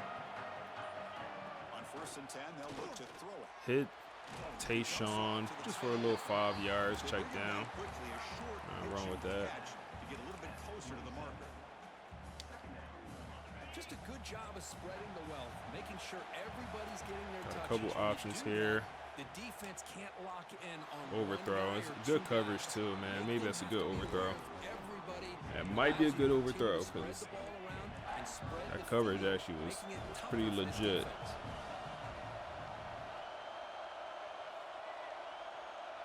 Third and 5 here. Big. Oh, that's wide open. That's wide open. Good enough ball. Give me a juke move. That's going to be the true freshman with his 5th catch of the day. Rayshawn Slaughter. He got a pretty good stat line going so far. Looks like this is going to be man coverage here. So let's go audible to a run. Let's get the Joe Jackson here. Some solid blocking. Good patience by Joe. Follow the blockers. Take down to a 2-minute warning. I wouldn't mind this being the last possession of the half. We know they're going to start with the ball here in the second half. And we've reached the 2-minute timeout before halftime. Second down after that run on the previous play. Second down. That's absolutely wide open. Just take free yardage. If they're going to give it to us, just take it. It's absolutely free. The pickup was good enough to move the chains. First down. Well, the defense didn't have any time at all to get pressure on the quarterback. He gets the ball out of his hands pretty quickly on the hitch to the receiver. Go pass here. Looking to throw it on first down. Running back wide open. Free yardage once again. We'll take 8. Across the middle. They stopped the receiver, but that's a solid gain in that play. That's what I love about this guy. He has the ability Looks to like sneak they're out pressing of here. the Maybe we could hit one of the guys over the top. Checks it down for a nice gain. Give. Oh my goodness, he has a step too on a safety. We get a terrible ball out of bounds, man. Like, come on, give us an okay ball, and we can make a play with that. 3rd and 2 here. The tight end is absolutely wide open and is overthrown on back-to-back plays. And they want us to bring Wade out for a 51-yard field goal. I know he has it in him. We hit from 52 before. I know he has it in him. I know he has it in him. Do we go for the 51-yarder?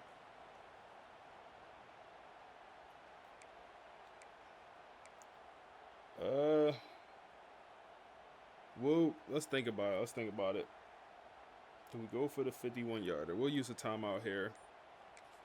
And now the offense will call a timeout. Something the coach didn't like about this. Crucial play coming up. Let's see.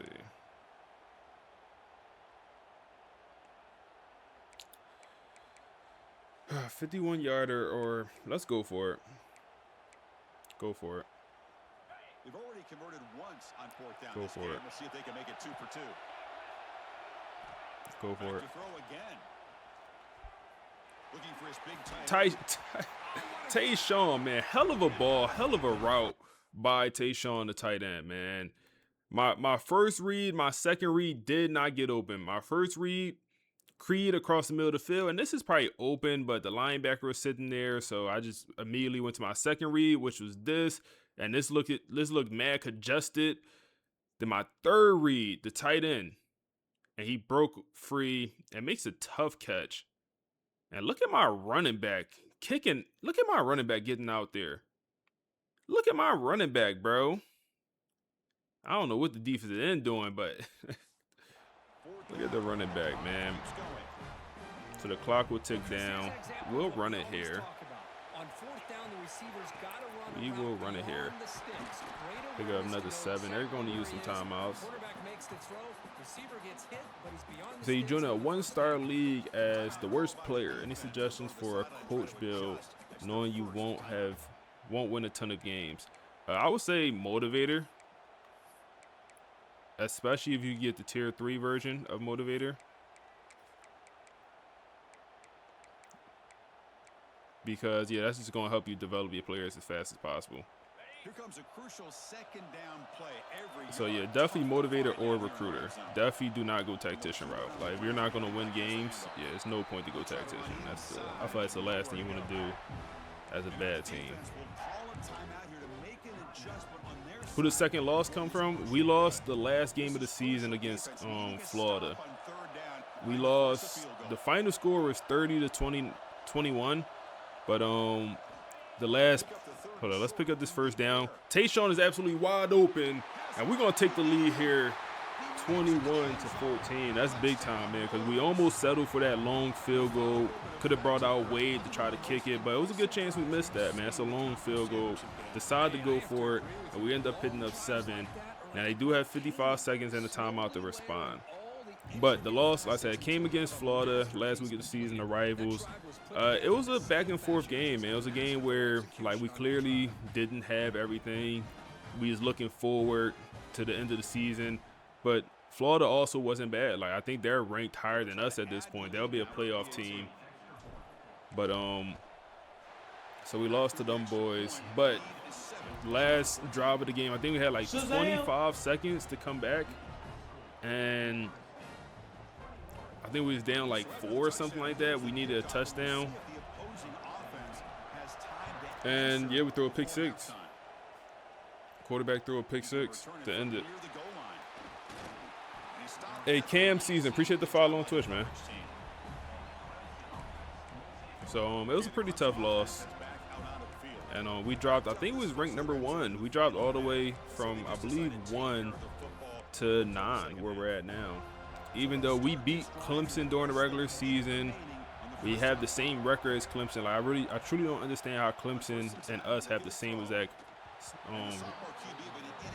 record, and we have the win over them, but they're ranked 3 spots higher than us. So now if we win this game, when we win this game, I should say, we probably don't jump up high enough to be top 4 and get that first round bye, compared to if we was #6 and we beat Clemson, maybe we do jump up. Gotta make a tackle here. Zay Thomas in on the tackle, but gonna go for a first down. Gonna try to play some dime package here. We got Edwin Joseph out there, man. Edwin just scares me, bro. Edwin and Bates, they scare me just guarding anyone, man. We have some really good corners. Like my top 3 corners, I feel really good about. Hell no. That's gonna be Devon Patterson, the Thorpe Ward winner.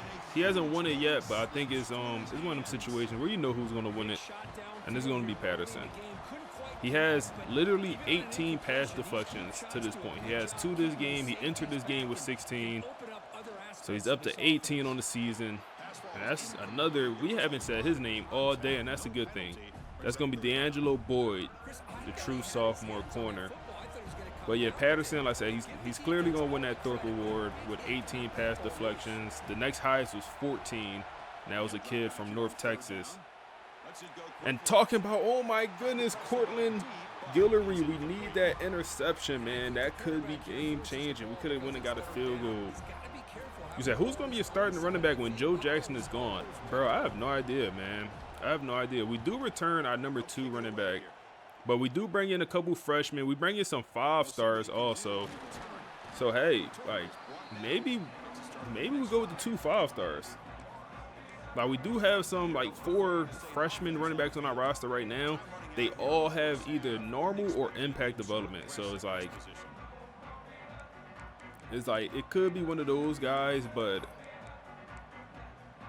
And then our current backup running back, I see him more as a receiving back personally. Like, I don't see him as, you know, my every down back. I just see him as the 3rd down receiving back. So I wouldn't be surprised if it's one of the freshmen. I'm not going to look to the portal for a running back, I don't think. I think when we hit the portal, I'm going to look for like a receiver, an O-lineman. We do lose John Henry, the defensive lineman, so I think I will look for a starting edge rusher. I can see us bringing in a starting linebacker, and then also maybe even a starting guy in the secondary, because we lose Devon Patterson. Our corner situation is very good, as long as Cortland Guillory don't go pro. He's a junior, so he might leave early. If he doesn't, we're great at corner, but we could use a guy in the secondary, I believe. Nothing's there. We'll use our last time out. And that's, or USN. What's up, bro? How are you? But that's kind of what I'm thinking for the transfer portal. I gotta look at the roster. You never know who transfer out. I'm assuming we lose a quarterback or 2. So we'll probably have to bring in the transfer quarterback here. That's open, but we won't have no time to do anything. Let's try to, oh my goodness. Bro, I swear, I held circle, I got tapped. That's on me. That's on me, man. We take it to half. Damn, that's on me. 21-14, man. Tayshawn playing pretty well. That's going to be the tight end. Rayshawn playing pretty well as well. You say doing well. How the game's going? It's going well, man. It's going well. We having a good season, having a great season even. We lost the last game of the season to Florida, so we dropped from #1 all the way down to #9. And now we got this Clemson game. They got Bryce Underwood. We dominated Clemson in the regular season. Somehow they're ranked higher than us. But I'm just hopeful we get into this playoff, man. I'm super hopeful. And we dominated Clemson at Clemson as well, man. And I just don't get how they're ranked ahead of us. They'll be tackled at the 27. That's where the drive will start. Said, glad you said it. You definitely about to go tactician. Said Clemson always get Bryce Underwood. Control of the game here in the third quarter. See, it was weird because we actually, so Bryce Underwood last year, obviously, he was still on Michigan, but he was the backup quarterback on Michigan. Oh my goodness. Oh, I thought he was going to make that tackle in the backfield. My D tackle. That's going to be John Walker, number 55. I thought he was going to accelerate and make that tackle. But, like I said, Bryce Underwood, he was, oh, come on, Devon Keys, open space. Can't make the play, but we're there. 3rd and 5. They're going to go hurry up. See what Bryce Underwood want to do here. Oh, man, we got stuck on Devon Patterson by mistake. And that leaves the tight end absolutely wide open. I did not mean to be stuck on him. But back to Bryce Underwood in Michigan. So last year they brought in C.J. Carr, the transfer from Notre Dame, to be the starting quarterback. And Bryce Underwood just was the backup. And we lost to that roster last year in the playoffs. So after that, he obviously transfers to Clemson. They go Wildcat here. And it's going to work to perfection. He's going to be down to the 27-yard line. He's having a very good day. 4 rushes for 69 yards. Like, I don't know why they're not giving him the ball more. Why are we in dime? Let me lock in. We're over here in dime package on 1st down and stuff like that. Come on. Same with your back. It helps everything else that you're doing as an offense in your rhythm. Now you can come back with some counters, try to take some shots. They go run with, oh my goodness. I go for the hit stick, and Bryce Underwood is just a grown man out here, man. Just a grown man. Just a grown man. They go check down once again to the tight end. These boys fighting, man. These boys playing much better than they did week 8. Playing much better. We keep sending pressure, but we have yet to get any pressure on the quarterback. But we're gonna keep sending it. We're gonna get home one time. We're gonna get home one time. Dot, wide open touchdown, 21-21. Hey Brian, he said, "Hi, I love the series. Watching on YouTube. I appreciate you, big dog. Appreciate you coming over to the Twitch, my guy." I don't know if they were just so focused on defending the goal line, they just completely forgot about the tight end.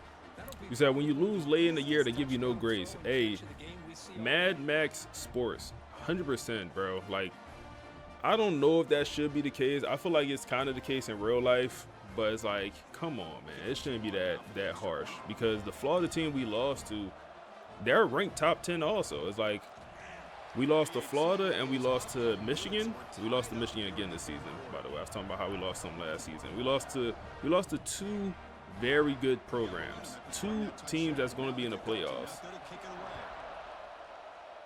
Clemson also lost to 2 teams that's in the playoffs. They lost to Notre Dame and they lost to us. Notre Dame is also ranked top 12.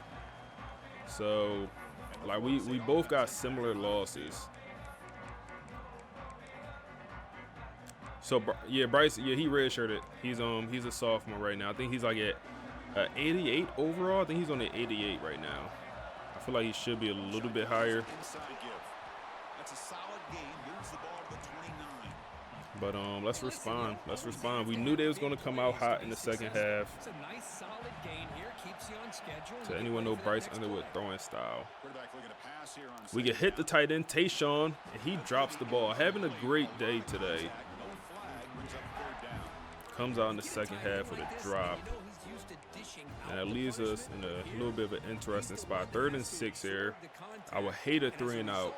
I would absolutely hate that. Need to find out how to get Creed involved. He has not been involved in this ball game, and we got pressure on Rashawn Slaughter. And that's going to be the star edge rusher Mayo. I remember him during the week 8 matchup. He had a sack on us. And he forces the incompletion. And that's a 3 and out, man. Momentum is officially pointing towards Clemson. Tough.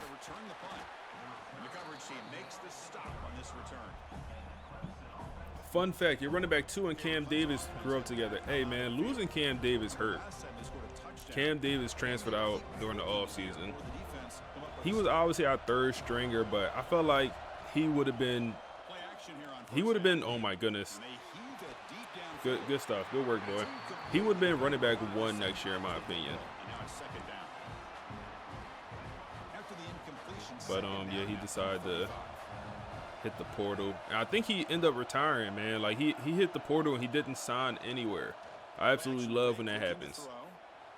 He didn't sign anywhere. Like, damn, come on, EA. That was literally my starting running back next year. And he went to 9-5 it. All right, 3rd and 12 here. Let's come out and dime, and let's do my DB blitz. Send the dogs off the edge, man.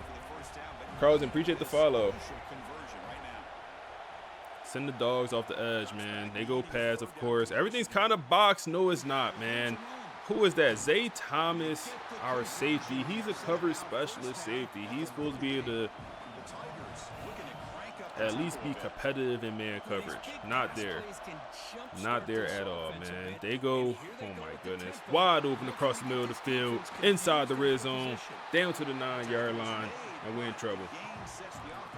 Bryce Underwood is in his duffel. He in his duffel bag, man.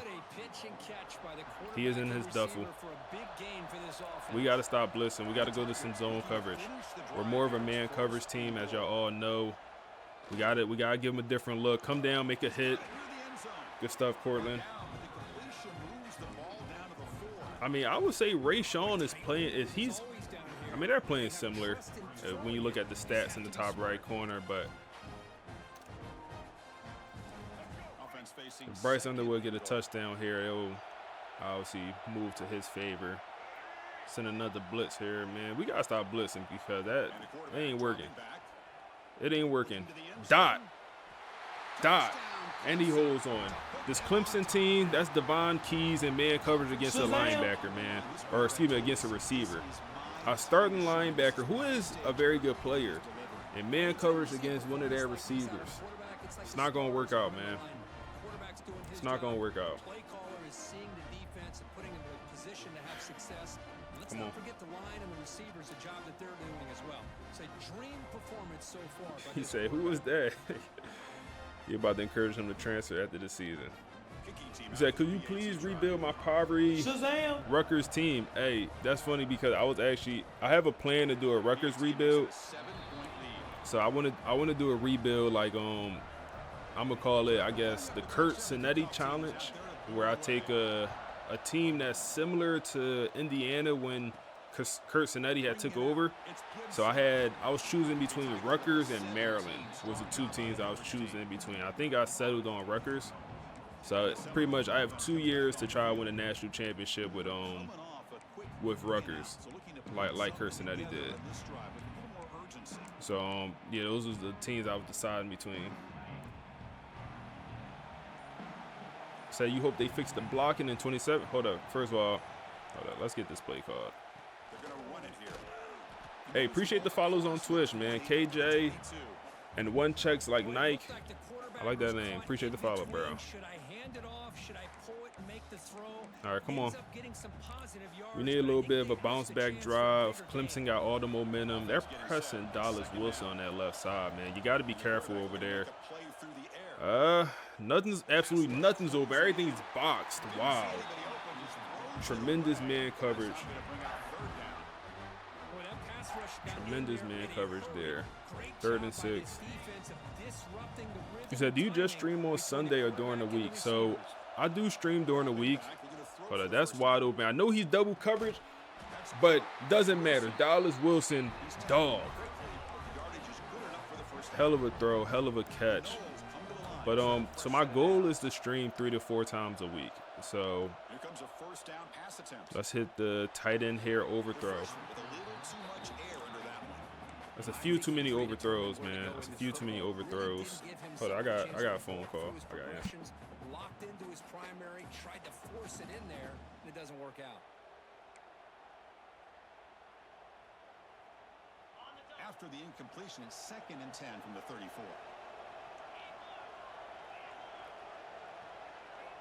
They'll look to throw it here on second down. Looking for the wide out. Pulls it in. It's Wilson. And a big gain before he goes out of bounds. The offense keeps churning, gets a fresh set of downs. The Seminoles are moving quickly down the field. On 1st and 10 here, looking to throw the ball. Taking a shot deep down the right side. Defense breaks it up. Nice play. Incomplete. What a play by this defender to step in and swat that deep ball away.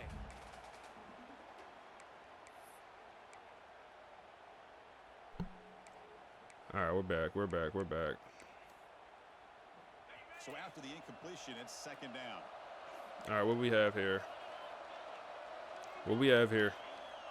And the quarterback drops back, looking for an open man. Go check down. Get to the freshman. 3rd and 7 here. When I was on the phone, I think we got another overthrow by the quarterback. I wasn't as locked in as I should have been. I was on the phone, but I think we had another overthrow. I think we had the tight end there open down the seam, one-on-one coverage. That's wide open. Oh my goodness, bro. Lock in, bro. You want $3 million. You want 3 M's. And you playing like this? You shitting me?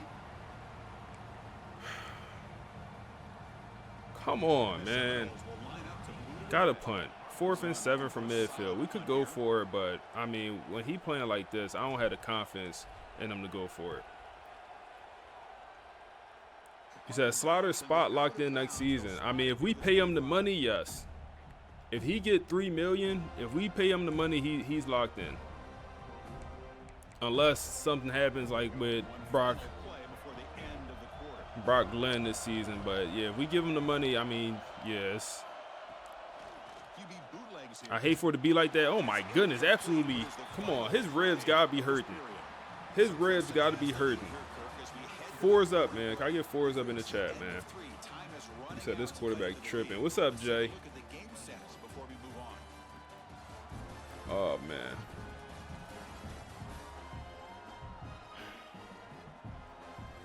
Oh man.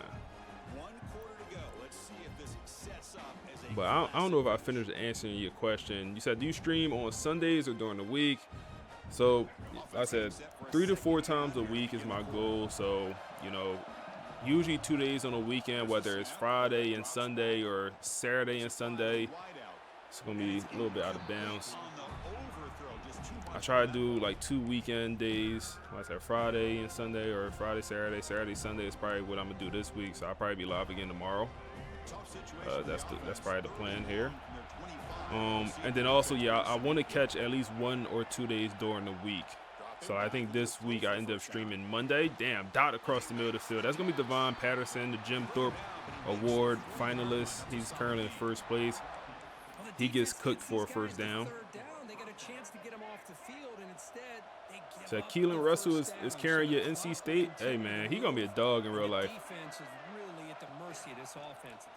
I mean, run up the middle, and bro, every time they run the ball, he goes for 10+ yards, 5 carries, 87 yards. I don't know why they're not running this ball more. We have not stopped it once. But I mean, their pass, we can't stop the pass neither. We finally get a stop in the run game.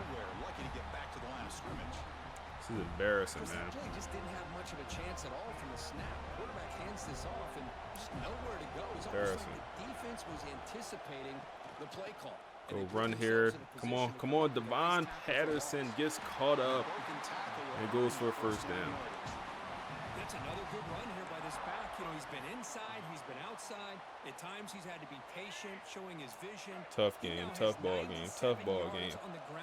We knew it was going to be tough, man. We knew it was going to be tough. When you blow out a team at home and you got to see them in the playoffs, and that quarterback played well, like, come on. We probably even, hold up, at my user, we got to get one.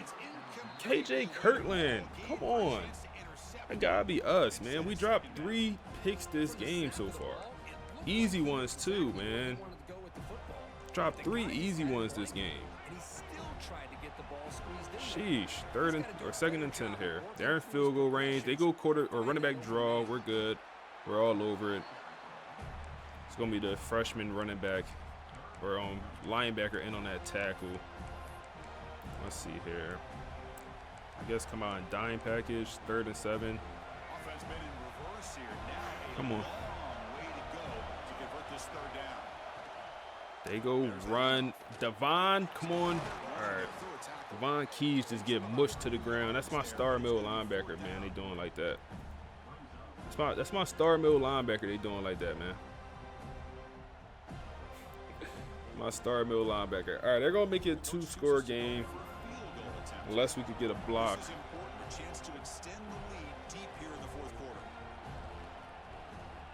Nope. All right, we'll be down 10. If y'all watching on YouTube, drop a like on the stream, man. If y'all watching on Twitch, drop a follow, drop an Amazon Prime sub, man. We got a hell of a ball game here. We knew it was gonna be a dogfight. Hey, Rayshawn Slaughter, you've been playing shaky all day. I'm not gonna lie, man. You've been playing, especially this second half. You've been playing like a bum. Show your worth. Show why you should get $3 million. He threatened if we don't give him the money, he gonna enter the portal. That's what he told us, man. Show us why you deserve that $3 million. Show us why you deserve that $3 million. Show us why you deserve that $3 million. Overthrow. Come on, man. We had a step. Well, they don't connect here, but this is what you have to do. It's late in the game. You need points. 2nd and 10. You gotta take some shots. It's wide open. Try to find a matchup and go to one of your receivers. Back on the ball. We got to kind of hurry up here a little bit. Don't have all day.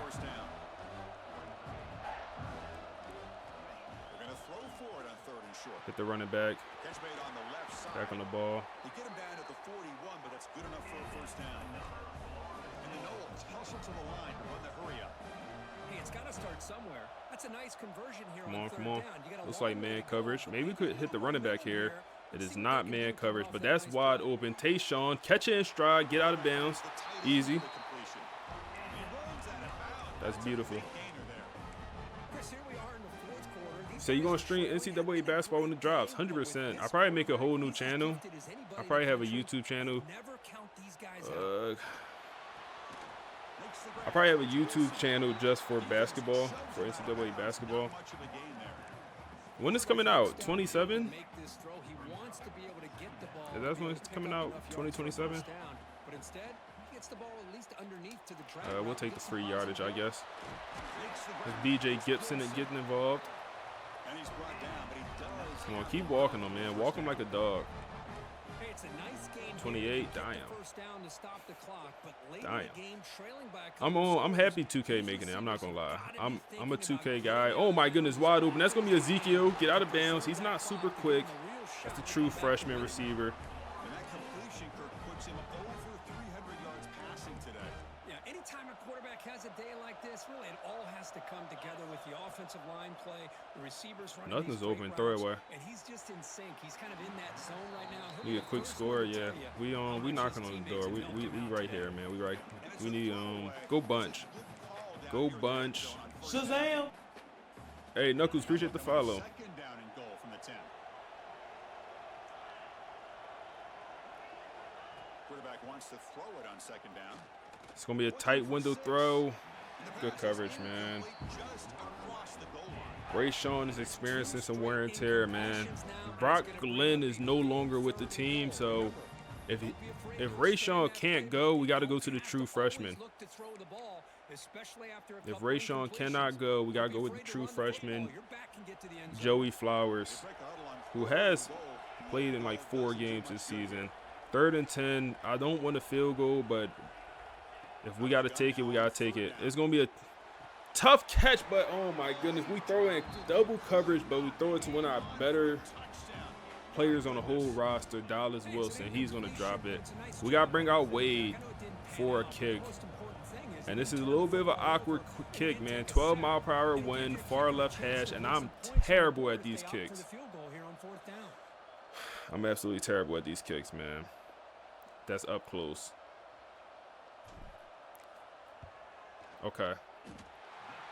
We got 3 minutes to get a stop, y'all boys.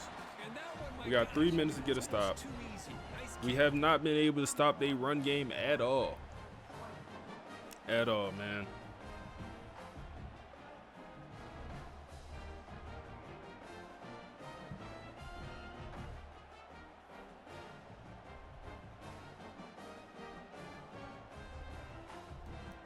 At all, man. So after coming away with 3 in that drive, the kickoff. Shazam!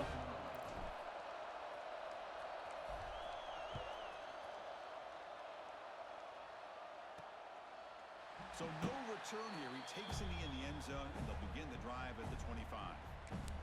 And the powerful Clemson offense is back out there. This game just got tighter. Temptation might be to sit on this lead, but we'll see how aggressive. Start off in zone coverage. Maybe not the best decision. Dot to the outside. They don't want to run it. Near the sidelines, good job keeping the foot in bounds. That'll be enough for a first down. He got out of bounds, so the clock stops. That's fine. He got out of bounds. Pre-snap motion from the receiver. Motion. I mean, can you run with the motion? First down. Incompletion. Run with the motion, bro. He had a wide open touchdown. We in man coverage, bro. What are you doing? Second down play coming up for this offense. 2nd and 10. I'm assuming that this will be a run. Yes, it is a run. It's to the outside. We're all over it. Timeout. Timeout. Okay. And now a timeout taken Okay. by the defense, trying to preserve as much clock as possible for their offense.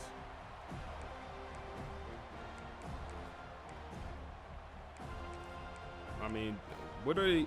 I don't know what they're gonna do. I have no idea what they're gonna do. We're in dime package here. I feel like this is not the go Tampa 2. Audible. Go Tampa 2. They do go pass. Nothing's open. Check down. I'm not gonna use a timeout. They have to punt it in the 2-minute warning. Yep, I'm not gonna use the timeout. Okay, we get a stop, yeah, boys. We get a stop. We get a stop. We get a stop. Come on. Creed Whitmore, you got 2 kick returns on the season. He lose a yard or 2. This punt coverage team.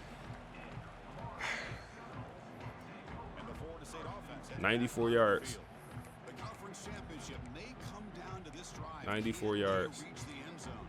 Let's run it on first down. The offense is backed up We have the here, 2-minute in the warning. shadow of their own end zone. We could run this ball here. Can you hike it, please? Here comes the handoff. They on it. They on it. 1-yard pickup. Bad play call. We've reached the 2-minute timeout. They This on our offense body. tries to stage a dramatic comeback and win the game late. The conference championship is at stake. Can the offense step up here in the final minutes? All right, come on. Quarterback looking to We throw got to it figure out outside. how to get Creed involved. Oh, my goodness. Jump and catch. Okay. 3rd and 3. I thought it was overthrown. It was a little bit overthrown. He's still experiencing this wear and tear, man. Like, he's still experiencing this wear and tear. His career wear and tear is not great also. This is 3-down territory for us. Possession catch. Possession catch. Okay, he took the hit. It definitely was not a possession, but we got to get back on that ball. He's good enough for a first down. Come on. Get it off. Drops back. We're going to test the secondary. Oh, my goodness. They get a deep shot here late in the game. Oh, the pass is picked off. Could take it all the way. Oh my goodness. Rayshawn Slaughter took a shot down the field, didn't see the safety over the top, and we throw a pick, man. Did not see the safety over the top. Got way too aggressive. And back-to-back weeks, we throw an interception to end the game. Technically, the game is not over. We do have 2 timeouts. Less than 2 minutes from a conference championship. Can they keep the football and secure the win? Wow. Bryce Underwood is going to pass this ball, and it's going to be a first down. Plenty of room to run. They bring him down, but that first down should be enough Wow. to clinch. You said it looked like Jameson the center. Wow. They passed the ball there. They've got the lead in the fourth quarter, and these guys are GG's, continuing man. They in the victory formation. I don't think there's anything we could do. understands that he can't allow his team to get too I can't. They're not even letting me use my timeout. They ain't even let me call the timeout. and we lose the ACC championship. What do we do here, man? We have a decision to make, and so does the committee. Do they give us? Do they get us in the playoffs? Losses like this, and the smart coaches know how to use them to motivate their team moving forward. Wow. That's going to wrap it up. For Kirkcrumb Street, I'm Chris Fowler. This has been another presentation of EA Sports College Football. Wow.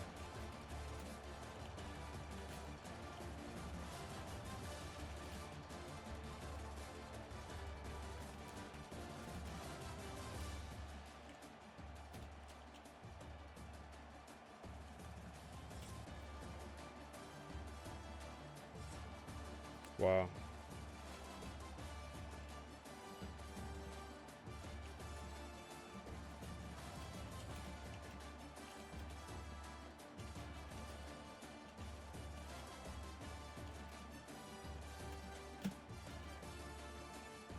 Wow.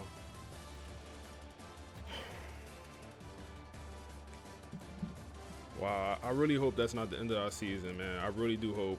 Wow, we threw that ball 30, 50 times. 30 completions. Wow, where was the run game?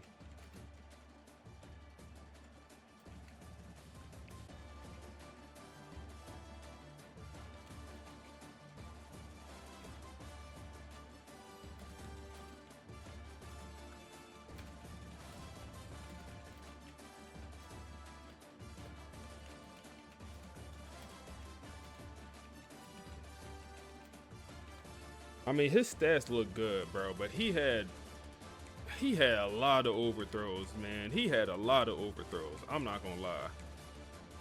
A lot of overthrows. A lot of overthrows.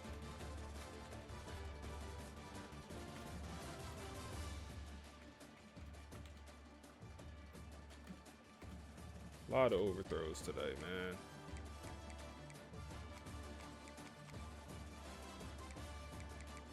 What did Bryce Underwood do? A lot of overthrows today, man.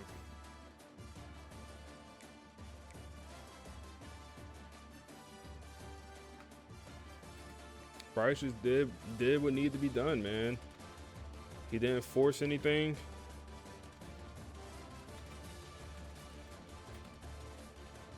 I don't want to call him a game manager because he did run that ball a little. Like he played well.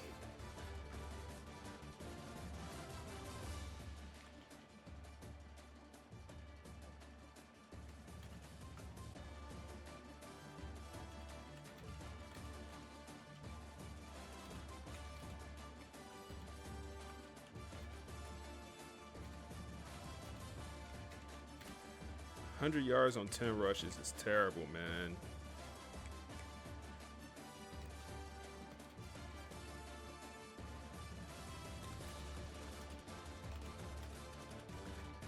Terrible.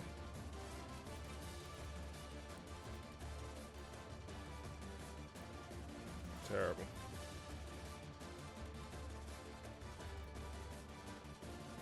What difficulty do you play on? We're on Heisman, but I have sliders on. I can show you the sliders here in a second after we advance. Carson Beck type ending. Oh man.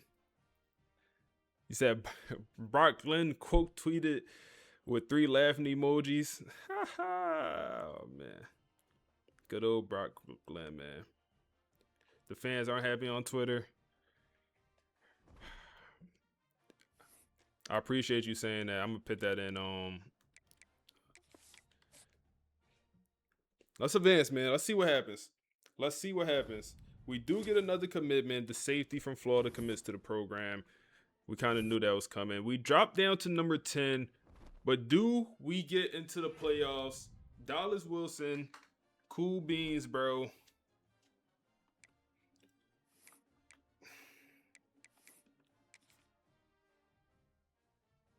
It looks like we're going to be in the offs. Hold on. It looks like we're going to be in the offs. And we're going to face off. Look at this matchup. Look at this matchup. We would have to play Florida. Look at this matchup. We'll have to play Florida, and when we beat Florida, we'll have to play Clemson for the 3rd time this year. We obviously just lost to Florida. 2 teams we just lost to, essentially. It looks like we're going to have to play, man. That is a great storyline, ain't it? That is a hell of a storyline, ain't it? Let's advance to see if that's what's going to happen here. That would be a hell of a storyline, wouldn't it be?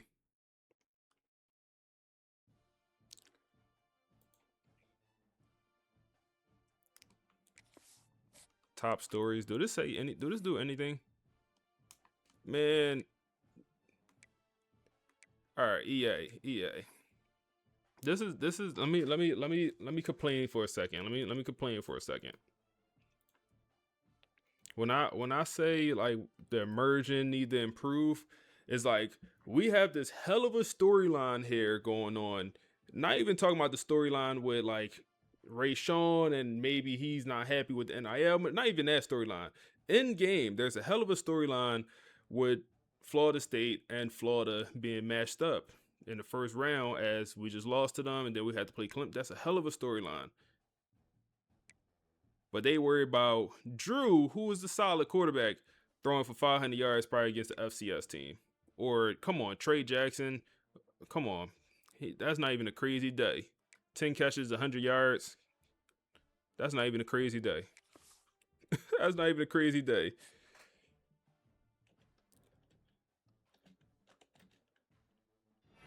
We only dropped 1 spot.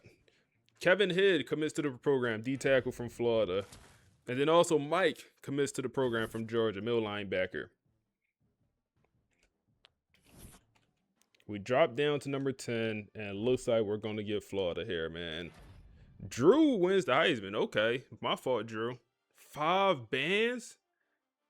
Wait, 5 bands in the regular season, not crazy? 5 bands in the regular season is crazy.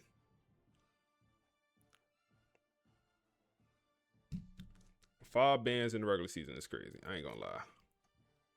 You talking about North Texas schedule? Yeah, you talking about North Texas? I can check their schedule.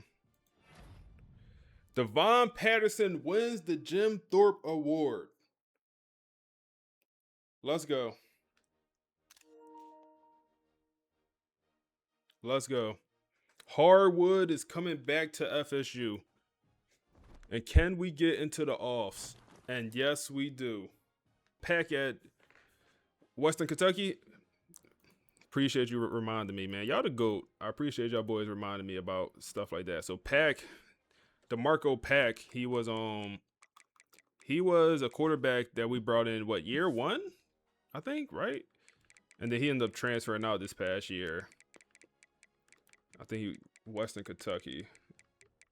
Let's go check on Pack.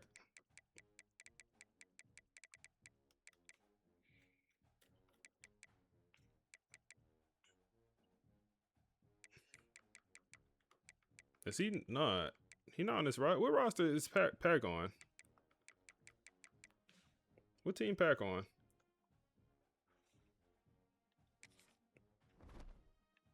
So the college football drops for ultimate teams? Yes, they are. They are for ultimate teams. Let's look at.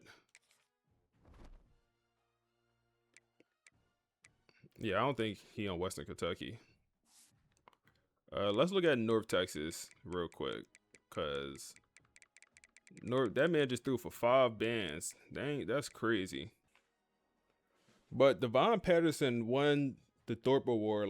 Let's hear a little segment on Devon Patterson and the hell of a season that he had, even though we lost the last game and all that. But let's just hear a little piece on him. Okay, let's unpack this. We spend so much time analyzing sports through, spreadsheets and stats. Right, recruiting rankings, yards per carry, all of it. But sometimes to really get a college football season, you have to put the calculator away and just treat it like a movie. Because sometimes the sport isn't math, it's cinema. It really is. And this time of year award season, that's when it really comes out. You get the narrative arcs, the plot twists. The heroes, the villains. Exactly. And the pacing this year for one team in particular has just been Unbelievable. Award season cinema. I love that. And today we are looking at a film that has everything. Shazam! It's got a fallen giant financial drama and a protagonist who looks like he walked out of a 90s action movie. We are doing a deep dive into the Florida State Seminoles and specifically the man who became the last one standing. That would have to be Devon Patterson. Devon Patterson, the Jim Thorpe Award winner. But before we get to the trophy, we have to set the scene. Because while Patterson has been this absolute rock, the program around him has been, well, a bit of a disaster movie at times. A disaster movie might be a little harsh, maybe more of a psychological thriller. Okay, I can see that. You know, you've got quarterback controversies, NIL deals leaking to the press, rankings going up and down like a heart monitor. FSU's been a whirlwind. And that's our mission for this deep dive. We want to look at that interplay. How does this sort of throwback player become the soul of a very modern, very chaotic team? Let's start with the leading man himself. When I picture a modern safety, I see a track star. Long, lanky. Gliding around the field, yeah. That is not Devon Patterson. Not even close. And that's really the hook of his entire story. He's built like a fire hydrant. He's 6 feet tall, 219 pounds. Wait, 219? That's not a safety. That's a linebacker who got lost on his way to the line of scrimmage. Exactly. And for most of his career, that was the knock on him. Scouts would look at him and say, he's too stiff, he's too heavy. Put him in the box, let him stop the run, but don't let him play deep coverage. Because he'd get burned. The thinking was he'd get absolutely toasted. But he wins with his brain. It's fascinating because he knows he can't outrun guys, so he has to outthink them. He baits quarterbacks. How so? He'll creep up to the line, showing blitz, making the QB think, okay, big guy's coming, I'll throw a quick slant behind him. But at the snap, he drops right back into that passing lane. He's playing poker while everyone else is running a track meet. That's a perfect way to put it. He learned angles and anticipation. He realized that if he knows where the ball is going, he doesn't need to be the fastest guy. He just needs to be there first. And that kind of mindset, that feels like it comes from somewhere specific. It comes from Jacksonville, that North Florida football culture. Our sources describe it as pads on, no fear. He wasn't the fastest kid, so he had to become the smartest and the toughest. And he took the long road to get here. He started at Wake Forest, right? He did. And that was kind of act one of his movie. He was productive, but quiet. You know, good tape, but he wasn't a star. The narrative was he was a high-floor, low-ceiling guy. Dependable, but not a game changer. Right. But he didn't see himself that way. And when Marcus Vail took over FSU, Patterson was watching, not the press conferences, but the film. He saw Vail building a defense around accountability, not just speed. So he made the jump. He transferred with this massive chip on his shoulder.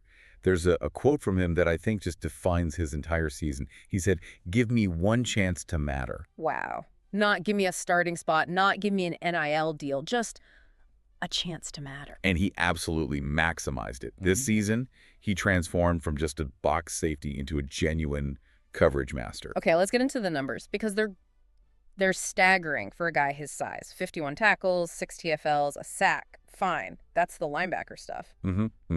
Expected. But then 6 interceptions, and the stat that really blew my mind, 16 pass breakups. Which leads the nation. Leading the nation. At 219 pounds, that's mastery. That's not luck. It is. It's knowing the route better than the receiver running it. And that's why he cleaned up. He wins the Jim Thorpe, which says you're the best defensive back, period. He was 4th for the Nagurski, 5th for the Bednarik. So he's in the conversation for the best defensive player in the country. Absolutely. And Coach Vail summed it up perfectly. He said, he's not the loudest leader we've ever had, but when he speaks, the room listens. He was the ground wire when the voltage got too high. He kept a house from burning down. And man, did the voltage get high. This is where we have to pivot to the plot of this movie. To understand the anchor, you have to look at the waves. And the waves started crashing early. Let's rewind. FSU opens with that massive win against Georgia, 42-21. Everyone thinks, okay, they're back. This is the year. And then they go to Michigan. And the wheels didn't just fall off. The whole car exploded. They lose 28-7, and their starting quarterback, Brock Glenn, throws 3 interceptions. He just looked completely lost. Then he gets benched and suspended. That was the part that was so strange. Suspended, it sent a shockwave through the program. Suddenly you're staring into the abyss. You just got blown out. Your starting QB is gone, and you have to throw a true freshman, Rashawn Slaughter, into the fire. Against Miami in a rivalry game. And they immediately go down 14-0. The season is over right there. It looked that way. But this is the hero's journey part of the story. Slaughter doesn't just manage the thing, he torches them. FSU comes back to win 35-14. It's the Rudy moment, but with way more athletic talent. Exactly. It ended the QB controversy instantly. The team looked at him and said, that's our guy. And from there, they just went on a tear. They did. They blew out Pitt, and then the Cal game vaulted them to #1 in the country. And that Cal game was so telling. The 35-7 score was impressive, but it was the way they won. It felt calm, controlled. For the first time all year, they looked like a complete machine. But this is modern college football. You can't just have a nice winning streak without some off-field drama. We have to talk about the elephant in the room. The money. The NIL situation. This is where the story gets complicated. This is the corporate hostage negotiation scene. Let's break down the economics here because the numbers are just wild. Brock Glenn, the backup who is suspended, what's his deal? Reports have him at a $2 million NIL deal. $2 million to hold a clipboard. And Rashawn Slaughter, the kid who saved the season. His deal was reportedly around $500,000. So let me get this straight. The guy producing 4 times the results is getting paid a quarter of the money. It's the uncomfortable truth of the market. Glenn was paid on hype. Slaughter is massively outperforming his contract. And that's when the renegotiations started in the middle of the season. Which is a coach's worst nightmare. Reports leaked that Slaughter was unhappy. FSU offered to bump him to $2 million to match the backup. His camp said, no, we want $3 million. $3 million or what? Or the transfer portal looms. And that tension hangs over every single snap. You have to wonder, is he playing for Florida State? Or is he putting together an audition tape for the highest bidder? That is just such a heavy dynamic to have in a locker room. It is, and Marcus Vail's philosophy is key here. He has this line, money opens the door, discipline keeps you inside. He's playing the best player. So, just going through the stats, I didn't realize Tayshaun was this good of a tight end. Like, how did he not win tight end of the year? I'm sure it's not too many tight ends that put up 700 yards with 8 tugs. That's a hell of a year for a tight end, bro. In college, that's a hell of a year for a tight end. You'll see some of these tight ends getting drafted with 400 yards going the first round. Hell of a year for a tight end, but he was up there. I think he ended 4th or 5th. Cortland Gillard, our corner led the team in tackles. That can't be good. And then our backup safety, true freshman, led, also tied. That's not good.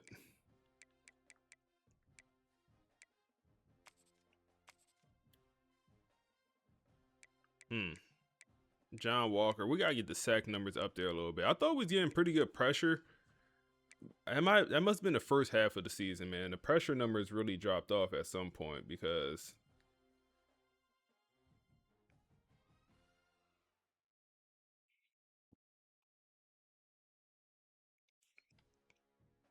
yeah, the pressure numbers I feel like definitely dropped off, man.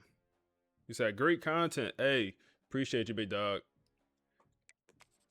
Interception numbers, Patterson, the Jim Thorpe Award winner.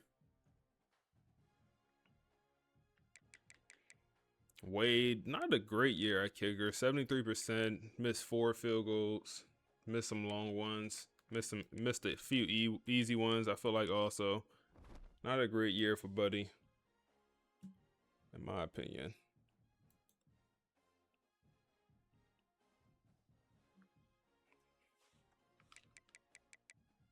But I never look at the trophy room. I don't know if y'all look at it, but I personally never look at this trophy room.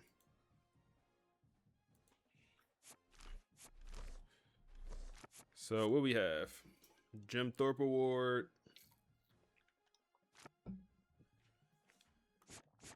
It's pretty cool. Orange Bowl against Alabama last season. And ACC Conference Championship against Pitt last season. And then you go look at the rivalries.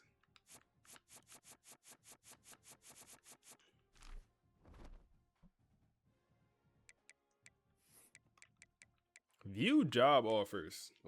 We not looking to leave, but damn, it's the best they got. I know it's a top SEC job open. It's not. Damn, this all the jobs open? That's it? Where the all the jobs open stink. I mean, the best one, Stanford went 0-12 last season. That's the best job open, but damn, 0-12.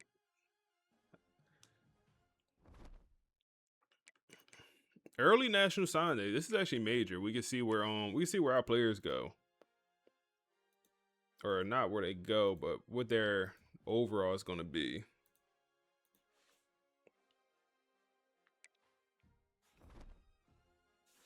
Let's take a look.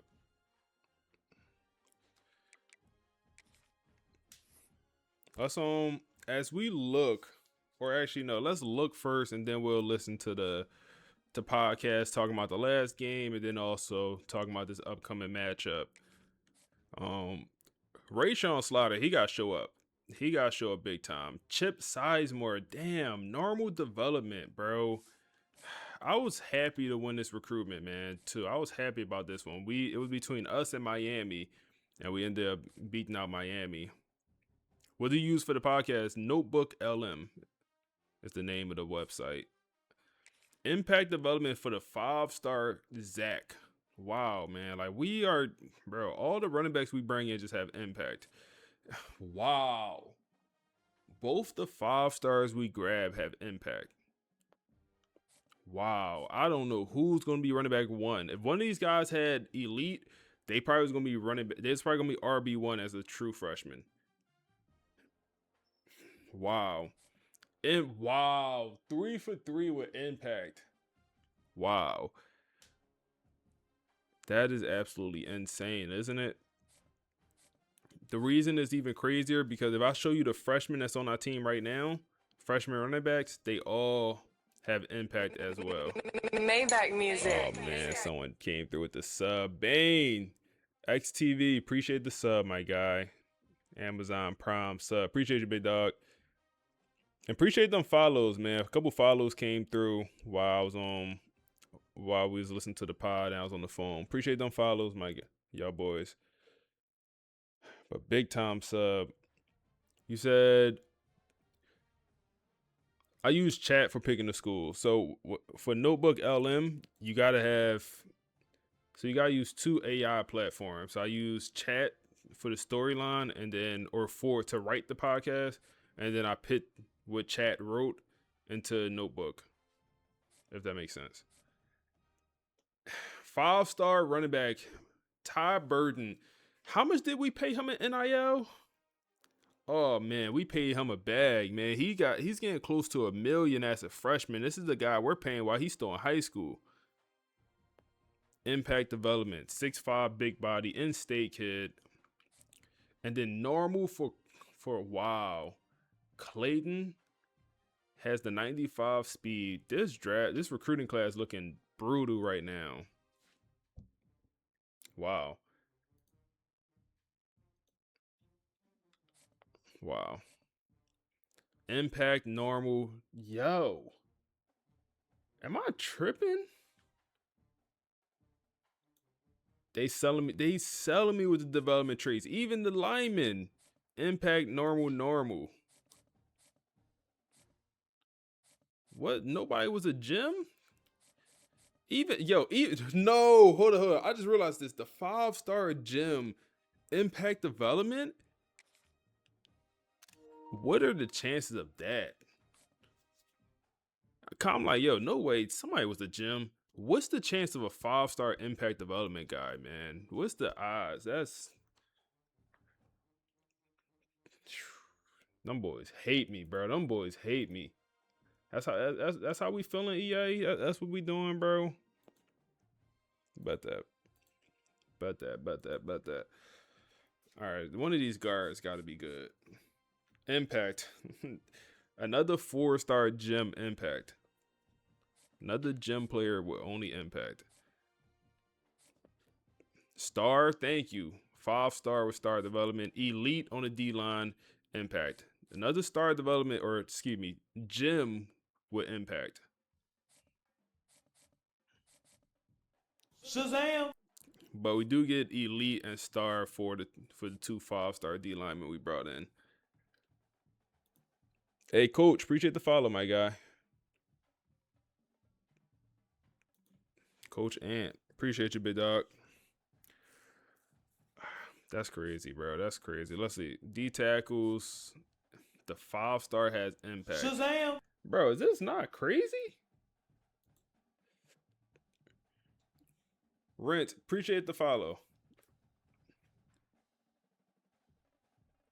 Bro, this is the craziest thing I've seen in a little minute, bro. 5-star D tackle, impact. Kevin Hidd, he just committed normal. And then 4-star gym, star development. We'll take that. Gap specialist. The outside linebacker, 4-star, guess what? Impact development.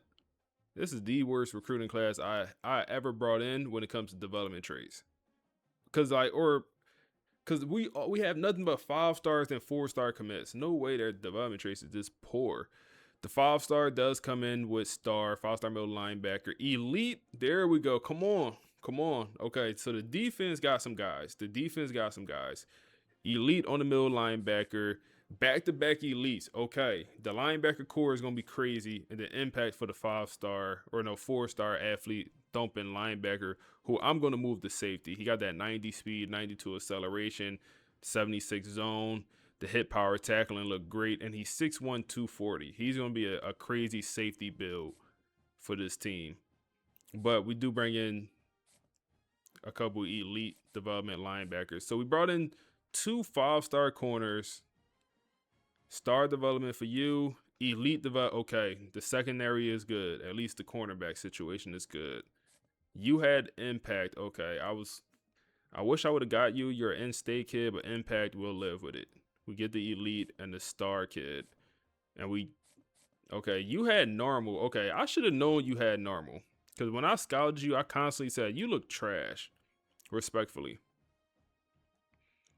He's a box specialist safety with 84 speed. Look at this man in zone coverage. 62 man, 71 zone, 75 tackling. What is the benefit of this build right here? He looks bad. Normal for you. You also ain't on nothing. Okay. Recruiting class is a little bit underwhelming. Let's see what the boys from the pod got to say, man. That's annoying. Let's see what the boys from the pod got to say. Welcome back to the deep dive. You know, usually when we sit down with a stack of sources like this articles, data sheets, game tape, we're trying to find the straightest line from point A to point B. Right, the simple narrative. Exactly. We want efficiency. We want the how-to. But today is messy. It is incredibly messy. And honestly, it's a little painful to go through. We are looking at what I'm calling elite painful storytelling. We are unpacking the current state of Florida State football. And for anyone just looking at the headlines, you might think, well, they lost in the playoffs to Clemson, season over, pack it up. But the sources we have today, the game tapes, the financial docs, they tell a completely different story. This season, it just refuses to die. It's like the zombie season. It really should be dead and buried, but it is still walking. Yeah. And our mission here isn't just to recap a loss. It's to unpack how dynasties are actually built. Okay. Because we tend to think of dynasties as these smooth, upward trajectories of, winning and parades. But if you look at the history, real dynasties are almost always built on a foundation of heartbreak first. It's the scar tissue that makes them tough. That's it, exactly. And the question we're trying to answer is really specific. Can a team find redemption when they have to go through the very rival that broke them in the first place? Right. Because FSU is bruised, they've plummeted to rank number 10, and now they are staring down. You said Pack is on New Mexico, so yeah, he seemed to have played. He must have got hurt or benched, because he's the higher overall quarterback. Damn, his skill cap's great. But yeah, it seemed like he either got benched or hurt, and the 49 completion percentage, he ain't on nothing. Down a win or go home scenario against Florida. The worst possible scenario. And we have a lot to get through. We've got the forensic analysis of that Clemson loss, which is stressful to read, honestly. Please. We have the NIL situation, which is a whole other layer of drama. And then the path forward, but we have to start with the heartbreak. We have to talk about Clemson. The cruelest version of hope. That's the phrase the sources keep using, the cruelest version of hope. The final score was Clemson 31, Florida State 24. Right. And on paper, that's a one-score game, a tight contest. But when you dig into the game tape, the narrative isn't that FSU collapsed. It's that they did everything right until they didn't. That distinction is so vital. If you get blown out, you can just say, we weren't good enough, back to the drawing board. Sure. But FSU was good enough, they fought.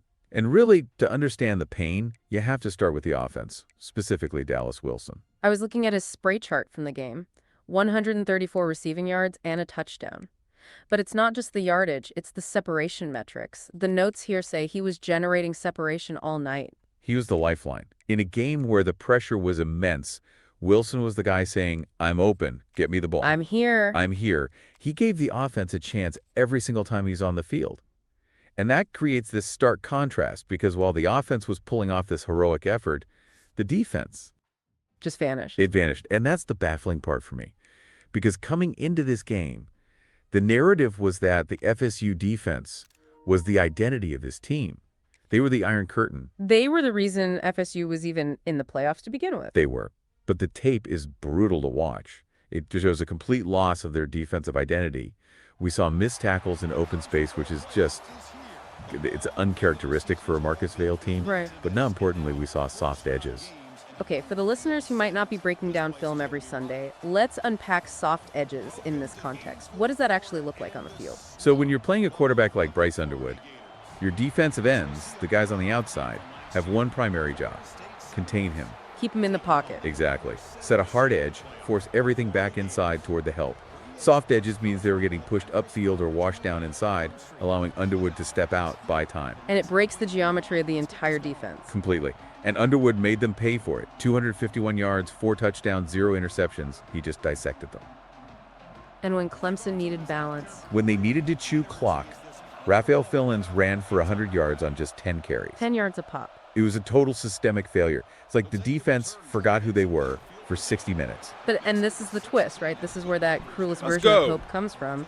Even with the defense melting down, they still had a shot. Still had a shot. 2 minutes left, down by 7. The ball is in Rashawn Slaughter's hands. The freshman phenom. The freshman. The guy you want in this situation. The stadium is rocking, season on the line. But then, the interception. And the source material describes the silence in the stadium. It's just heavy. It's that vacuum where 80,000 people collectively gasp. And I think we need to pause here and do a real deep dive on Slaughter. Yeah. Because that interception wasn't such bad luck. It was a microcosm of his entire season. I'm glad you brought that up because if I just look at the box score, the stat sheet Slaughter looks like he had a great game. 334 passing yards, 3 touchdowns. Right, you'd take that in a playoff game usually. You would, but the stats can lie, or at least they can mask the truth. We have scouting notes here that break down every single dropback, and what the tape reveals is the truth of youth. The truth of youth. The stats hide the overthrows on potential big plays early in the game. They masked the rushed footwork when the pocket got a little tight. So it's the nuance, it's the micro moments. Exactly. It's timing. In the regular season, you can get away with slightly late timing because your athletes are better. Sure. But in the playoffs, against a Clemson defense, that window closes fast. Those little mechanical flaws, they get exposed. So it wasn't necessarily bad quarterback play? No. It was just young quarterback play. Precisely. Florida tight end Amir Jackson. His nickname is just Mir. I don't know why he's their best receiver. When we played him that last week of the season, we lost. He was their leading receiver with like 90 yards and like a touchdown.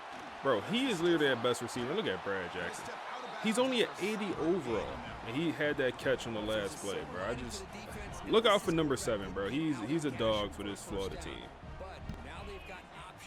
And that interception at the end, that wasn't just a bad read. It was the moment the pressure finally caught up to the mechanics. He pressed, he drifted, he didn't set his feet, and he paid the price for it. Speaking of pressure, I think we have to pivot here. Because the pressure on Rashawn Slaughter wasn't just about reading a safety. Oh, yeah. We need to talk about what was happening in the locker room, specifically regarding the bank accounts. This is the invisible weight. It's massive. We have sources here bought in Gridiron Leverage that detail the NIL landscape.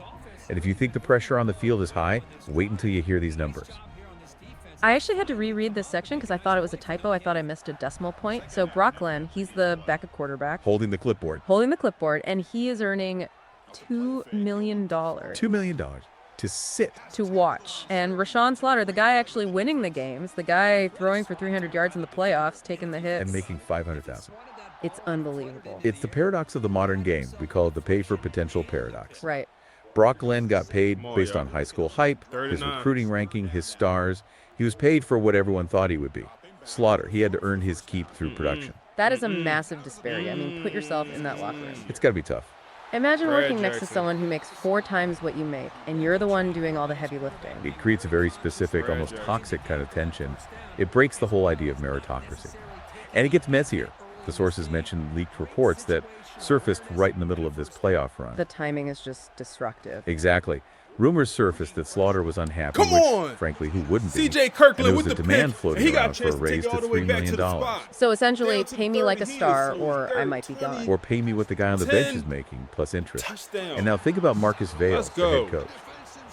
Oh man, to the I can't even apartments, imagine having to man. navigate that. His job is hard enough. He has Let's to scheme go. a defense to stop Clemson. Brad He has to Jackson, motivate come 85 on, guys. Right. But at the same time, Hey, he has to Coach, I re-recruit his appreciate own you, man. starting I hope you're having a quarterback good to weekend prevent also, him from man. entering the Hope you're transfer having a portal. great weekend. He's managing a championship work. run and a high-stakes corporate negotiation. At the exact same time, it just shatters the focus. It has to. So when Slaughter drops back for that final pass against Clemson, he's not just thinking about the coverage. He's got the weight of the team and the weight of a $3 million contract negotiation hanging over his head. You have to wonder how much of that high throw was mechanics and how much was just the sheer noise in his head. That's the $3 million question, I guess. So let's reset the board. FSU loses. They plummet to rank number I'll show the 10. sliders The after the world game, thinks bro. I they are got you. done. The media is writing the eulogy for the season. But they aren't. This is the plot twist. The format saves them. The playoff format offers them a lifeline. They aren't eliminated. But the football gods have a wicked sense of humor because who do they draw? Florida. You couldn't script it better. Or worse, depending on where you're sitting. It's the team that ruined the regular season. It's the rematch nobody on the FSU side probably wanted, but everyone needs. The stakes here are astronomical. I mean, if Florida State wins, they get revenge. They redeem the season. And most importantly, they get a road back to Clemson. It's the path to redemption. But if they lose, If they lose, it's a catastrophe, a total system failure. You lose to your biggest rival twice in one season. You go from almost dynasty to what happened. endless off-season questions, and we have to look back at that first game against Florida, the 30-21 loss in the Swamp. That was really where the cracks started to show for Slaughter, wasn't it? It was. Before that game, Slaughter looked invincible. He was playing free. But in the Swamp and that atmosphere is suffocating, he threw that pick six to end the game. That was the first time we saw him look genuinely rattled. And it wasn't just him. The sources highlight Joe Jackson, the running back. Completely contained, 3.3 yards per carry. That is a stifling number. That means Florida was winning the line of scrimmage on almost every single snap. And their game plan was clear. It was. Take away the run, make the freshman quarterback beat us, and wait for him to make a mistake.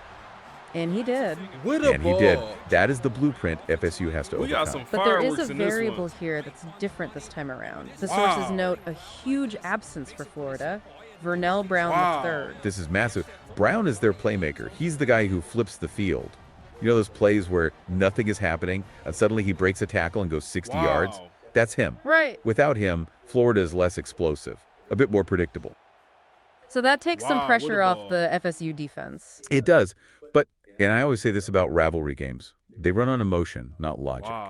You can analyze matchups, look at the injury report, all of that. But when you hate the guy across from you, someone else steps up. Someone else becomes the hero. So you've got a wounded FSU team, a confident but depleted Florida team, and the entire season hanging in the balance. It's a pressure cooker. It is. But amidst all this chaos, all this money talk and heartbreak, there is one anchor. Slow down. One guy who seems to be completely immune to the noise. You're talking about Devon Patterson. I am. I love this part of the story because in a season that felt like a roller coaster, this guy was just a rock. And he just won the Jim Thorpe Award. Which, for those who don't know, is the Heisman Trophy for defensive backs. It means you are unequivocally the best cover guy in the nation. It's a legendary honor. And what's fascinating is he isn't your typical modern hyper-athletic DB. No, he's not. If you look at the draft profile, he's not a track star. He runs a 4.540. In today's game, that's considered serviceable. It's not elite speed. So how does he win the Thorpe Award if he's slower than the guys he's garnering? Because he plays faster, he processes the game faster than everyone else. He is the smartest guy on the field. He knows where the receiver's going before the receiver does. The stats back that up. 16 pass breakups, led the nation. And 6 interceptions, those numbers are insane. He's a Wake Forest transfer who came to FSU because he wanted to matter. Well, he mattered. He has delivered every single week. Even in that Clemson disaster, where the rest of the defense was missing tackle, Patterson was steady. The sources call him the last one standing. He embodies the Marcus Vail era at FSU. He really does. What defines that era? The catchphrase seems to be tough, overlooked, relentless. Patterson is all of that. He wasn't the five-star recruit. He wasn't the guy making $2 million from day one. He worked for it. He's the guy holding the standard when everyone else is slipping. Exactly. And having a guy like that, that's the safety blanket for a defense going into this game against Florida. You know Patterson's going to be in the right spot. You can focus your energy on fixing those soft edges up front. So let's zoom out. What does this all mean? We've got the heartbreak of Clemson, the distraction of the NIL money, the looming threat of Florida, and the leadership of Patterson. It feels like FSU is at a crossroads. They are. They are bruised. They are doubted, plummeted to rank 10. And I think most importantly, they are angry. And an angry team is a dangerous team. That's the final narrative arc here. They have one last chance to rewrite history. If they lose to Florida, the Clemson loss defines them. The NIL drama defines them. All the mistakes. All of it. But if they beat Florida, they flip the entire script. The path to redemption goes through the team that broke them first. It's poetic, really. You have to conquer your demons to get back to the mountaintop. You can't just go around them. No shortcuts. And here is a provocative thought to leave you with. We talked about the money. We talked about Slaughter wanting $3 million and the tension that caused. Yeah. In college football, is there anything more dangerous than a wounded rival with nothing left to lose? FSU is that wounded rival. Absolutely. But think about this from a business perspective. If Rashawn Slaughter goes out there, beats Florida, redeems the season, and leads them back to a title shot, does that price tag go up? Oh, wow. I hadn't even thought about the leverage. Does $3 million become $4 million? If he becomes the savior of the season, the guy who beat Florida and fixed the mess, his value skyrockets. That is an expensive win for the program. Success has a cost, and Marcus Vail might have to pay it. If Slaughter wins this game, he holds all the cards. The pay for potential paradox disappears because now you're paying for results. That is a fascinating way to look at it. The price of redemption might be literal cold hard cash. It usually is. Well, listeners, the game is coming up, and I promise you, when you watch it with this context, the money, the heartbreak, the soft edges, the absence of Vernell Brown, it's going to look like a completely different game. It's not just a game, it's a negotiation. Love that. Thanks for joining us on this deep dive into the cruel, beautiful mess of college football. We'll be watching, and we know you will be too. See you next time. Back at it to start the quarter. Oh, Offense man. getting set to run a first down play. Boys over at the podcast always do a pretty good job. Trying to flex the ground. I know someone asked, can you change their voices? Yes, you can. You can. You could ask for like different voices. I believe you want two guys, you can ask for two guys. I don't really care what the voices be sound like. But yeah, I'm pretty sure you could ask for different voices. He's tackled down at the 4-yard line. Defense getting pushed. Said, man, hey, I got commentary? Yep. Notebook LM, bro. It's on the website I'm using. But some fireworks went off in this first quarter here, man. We're now in the second, but I mean, we caught the pick six with backup safety KJ Kirkland, and then they respond with a 50-yard bomb. Oh my goodness, that was a beautiful ball by Brad Jackson against D'Angelo Boyd. One of our best. I mean, he's a hell of a corner. And we get into that end zone and somebody drop a sub. Appreciate the sub, Showtime. Appreciate you, big dog. Amazon Prime sub come through. And that's the true freshman getting in. What's the website? It's Notebook LM. So the way you got to use it is you got to use two different AI platforms, or you technically don't have to use two different AI platforms. If you want to write out the script, oh my goodness. Another sub comes through, man. Tier 1 sub. I appreciate you, big dog. Back-to-back sub. Got the little sub train going. I appreciate y'all boys, man. Appreciate y'all boys, man. But what I was saying about you could either write out the podcast the way I do it, and most people are gonna do it, is you kind of tell chat what hey, like make a storyline about this game right here. We just lost to Clemson in the ACC championship. This was the score. Look at Amir Jackson, bro. Why is he this good? Amir is a dog.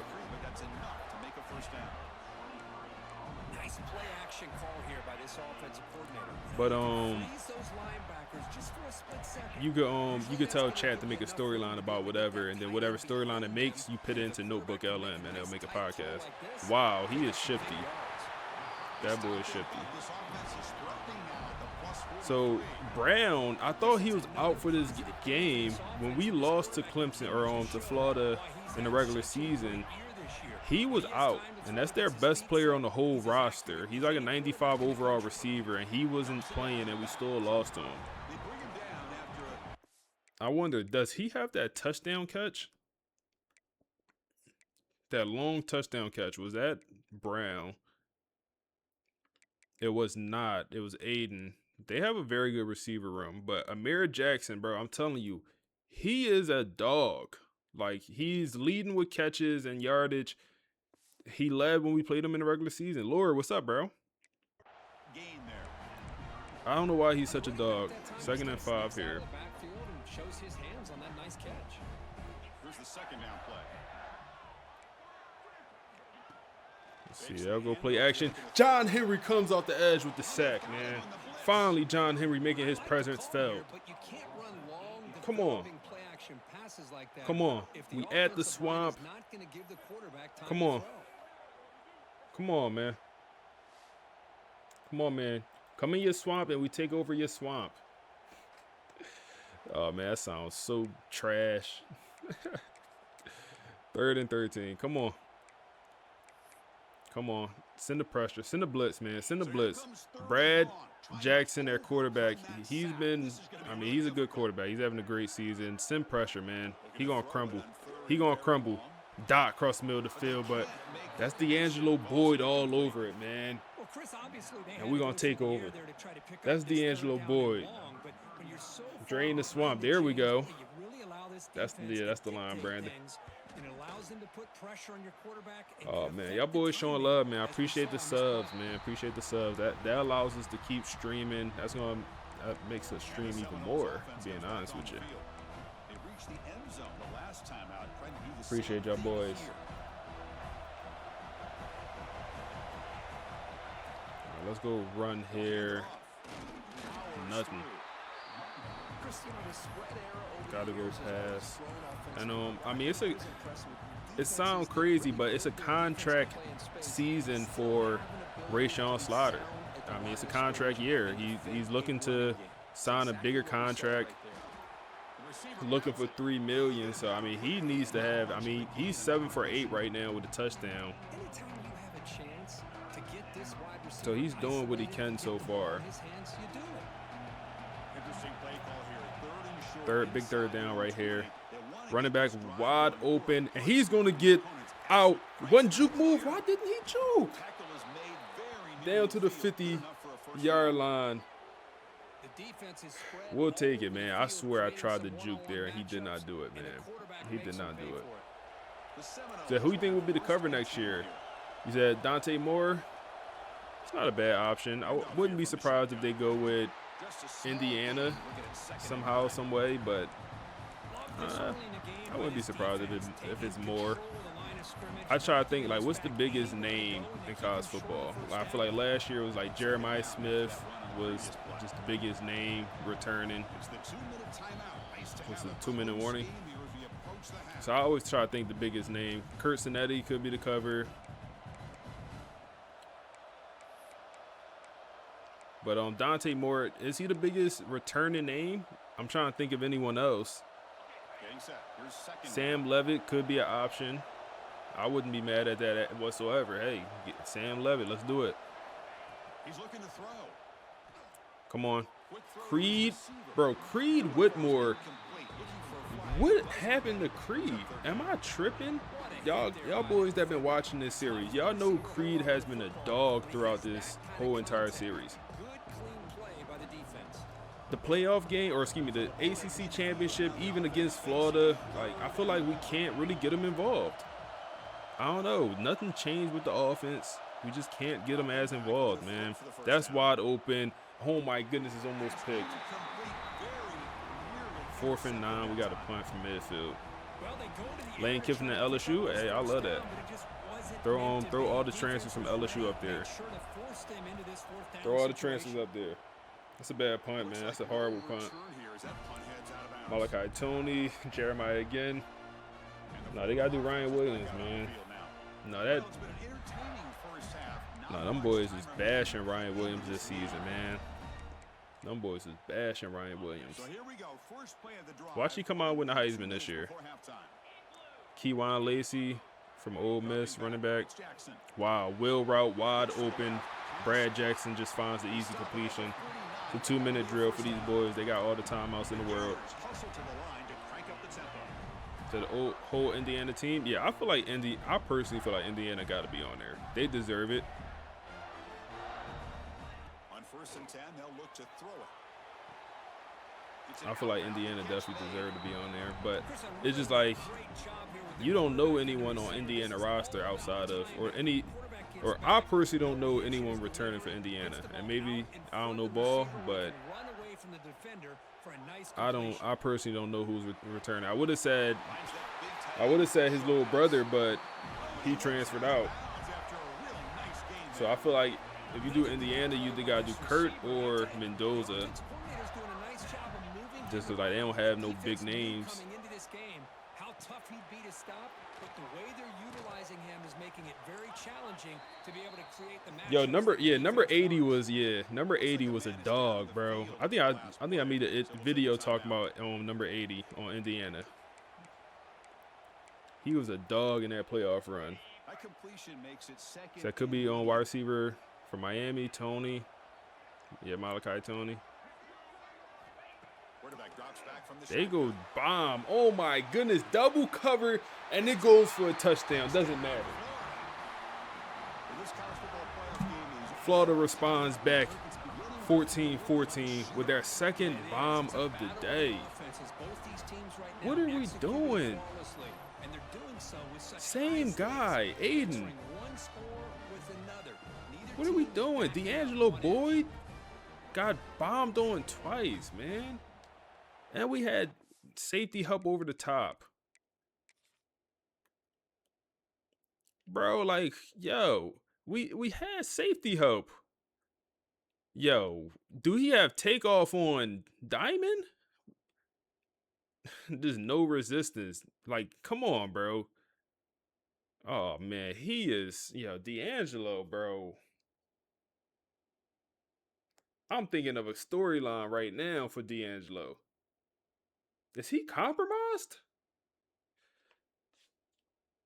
They paid him off, didn't they, man? He's compromised. They paid him off. They paid him off, bro. He gave him 2 touchdowns already. They paid him off, bro. He's compromised. They got him. They paid my boy off, bro. He going to jail.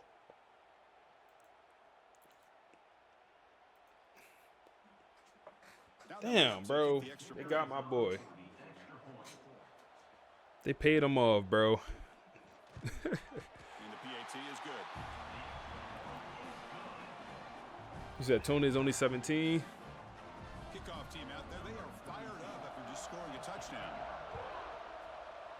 Need some water, man. We got a minute here to respond. We do have 2 timeouts. At the 25. And here comes the Florida State offense on the field. They done paid my boy off, bro. Can they get points out of this possession? In their first play of the drive now. Paid my boy off. Looking to throw it. Running back out the backfield. Good ball. Throw a spin move. Get off him. Get off Joe Jackson. Go, Joe. Go, Joe. Go, Joe. Way to respond in one play. Joe. Shows your value. We forgot. We forgot how good you was. We forgot. It's a good ball, and Joseph Jackson just does the rest with the broken tackle and showing them the wheels. It's going to be sad seeing Joe go because he's a senior on this team. And I feel like he's been a staple of this rebuild so far, man. He's been a guy that's been on this roster both years. He transferred over because of Marcus Vale. Here comes the point after attempt. And they now have a minute and 3 timeouts to score. I mean, what do we do with do we bench D'Angelo? I mean, I don't know what to do. Like, hold up, we got to look at least our. We got to look at something. We got to at least. We got to look at something for the depth chart. Like, I mean, we can't just let this keep happening. Oh, who is that? He is speed boosting.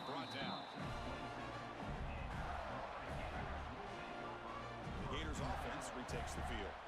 They've got a choice here in the final minute. Do they get aggressive, try to cut into this lead, or play it safe and point toward the second?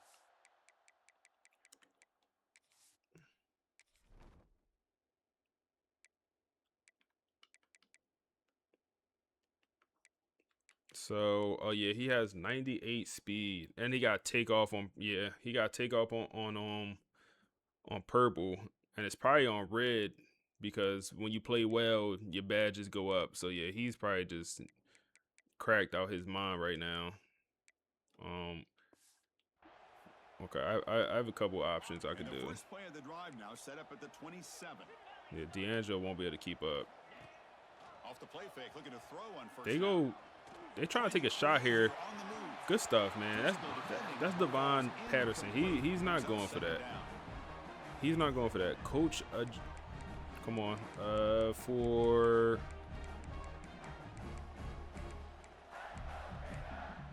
by speed.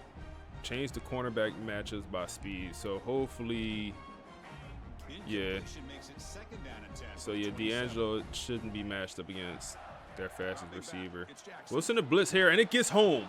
C.J. Kirkland and Devon Keys in on the sack. They both should get a half a sack for that one. KJ had the pick six there in the first quarter. We're going to call a timeout. That's going to be third and everything.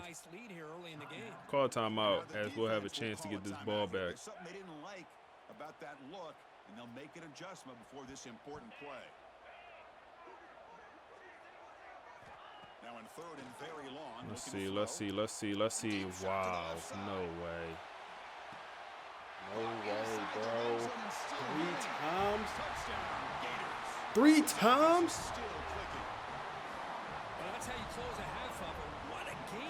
No way, bro. 3 times in one half. The same guy? I specifically told him to switch it by speed, bro. 3 times in one game, he gets cooked. He got to go on the bench. I have no choice. They paid him off. My man's compromised and gave up 3 touchdowns. His takeoff is on red. Wow. And Brad Jackson just throwing that. He just closing his eyes and just. He got the Patrick Mahomes just.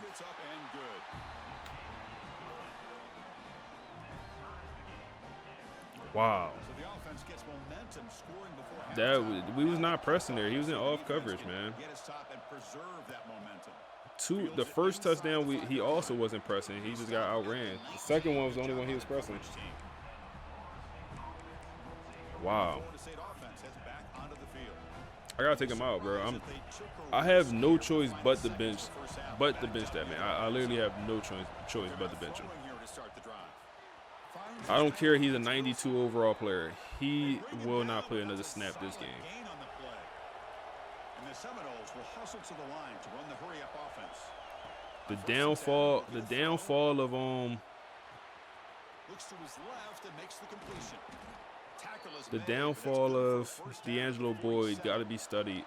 So the offense looking to be efficient. We might get a field goal here. Remaining before the end of the half. Can we hike it, please? Looking to throw the football. Oh my goodness, and we take it. Try to throw it. It's in the blitz. Got to be studied. This will likely be the last play of the half. Oh, our listeners got something shared. Let's hear it. So D'Angelo Boyd has gotten beat for 3 touchdowns in this first half. The score is currently 21-21 at halftime. And it's some crazy stuff going on.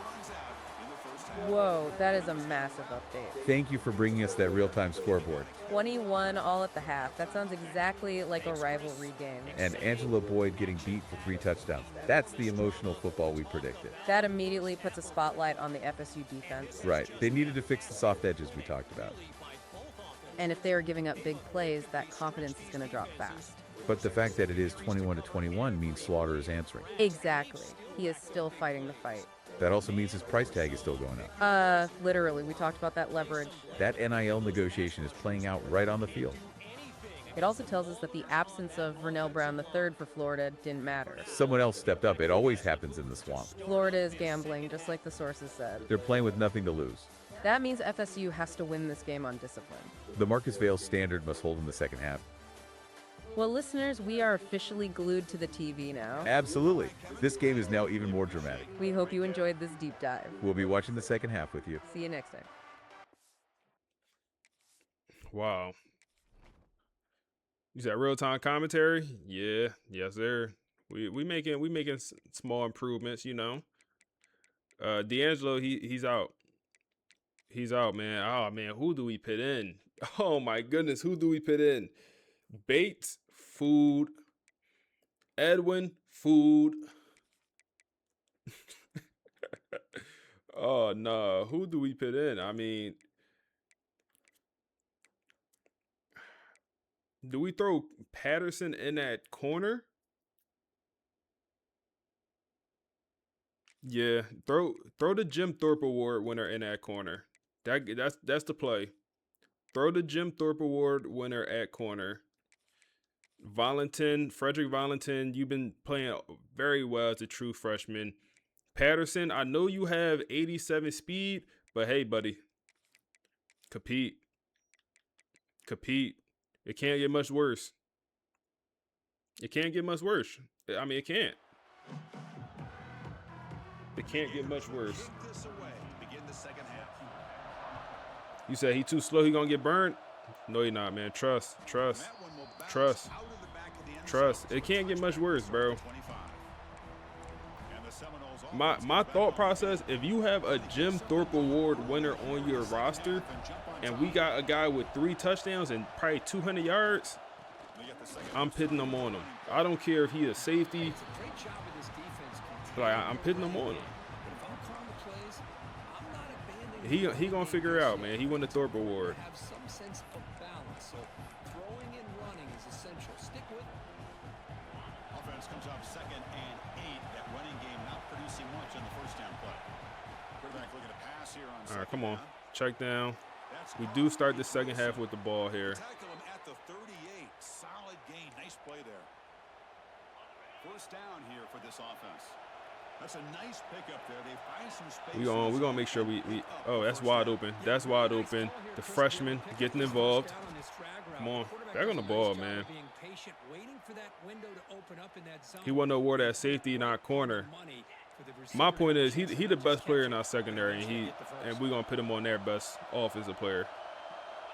If we fail, I'll live with that decision. Oh my goodness, catch the ball, bro. Stop pressing him. I ain't pressing him. The first touchdown and the last touchdown, we was not pressing. The second touchdown, the middle touchdown, we pressed. With safety help over the top. Y'all not watching. Yeah, safety help over the top. That's wide open. That's wide open. Creed Whitmore. He's not getting caught. 28-21. We got fireworks in this ball game. We got fireworks in this ball game, man. Come on. Come on, Creed. I was just talking about you. I feel like you're not showing up in the big moments. Last week, I feel like you only had like 1 catch. He's frustrated. He's got to come up with some new wrinkles to try to slow this guy down. So after putting up the touchdown, Come on. kickoff team is out there to boot it away. He's going to bring it out of the end zone from a couple yards. Big hit. He'll be tackled at the 18. That's good coverage there. And the Florida offense retakes the field. We're gonna run a little bit more zone. The offense continuing to build momentum. It's 1st and 10.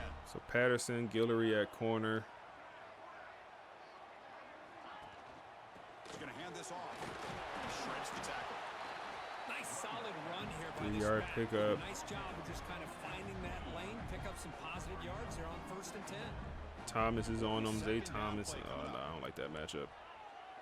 No, what is this? Okay, it works out. It works out.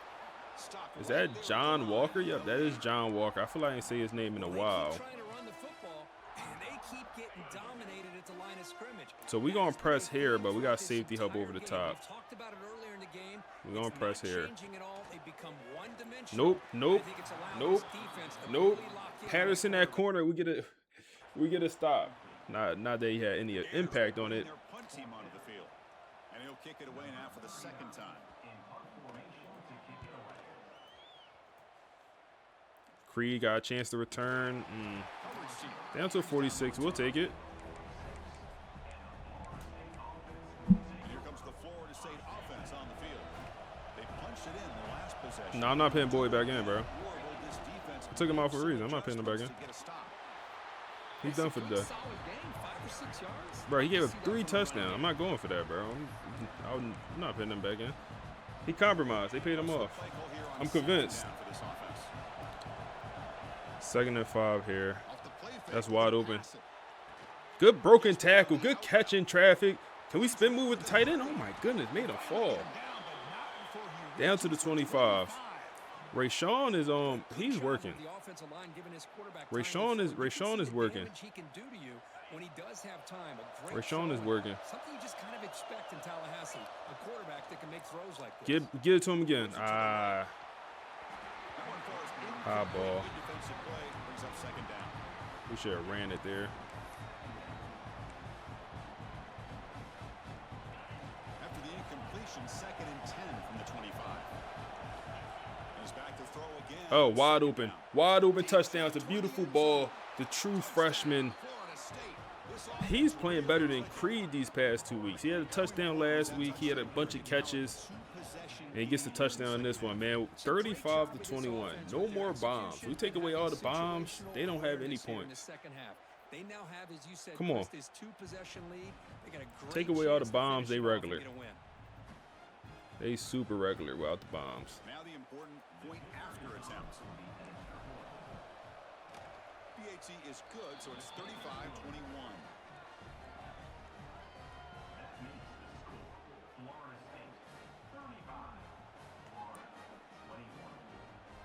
Kickoff team out there, they are fired up after just scoring a touchdown.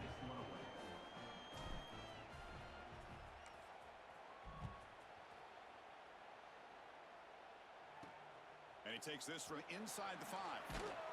And he's tackled at the 21. That's where the drive will start. And the Florida offense is back out on the field now. Are coming off the 3 come on. looking to produce a positive drive here.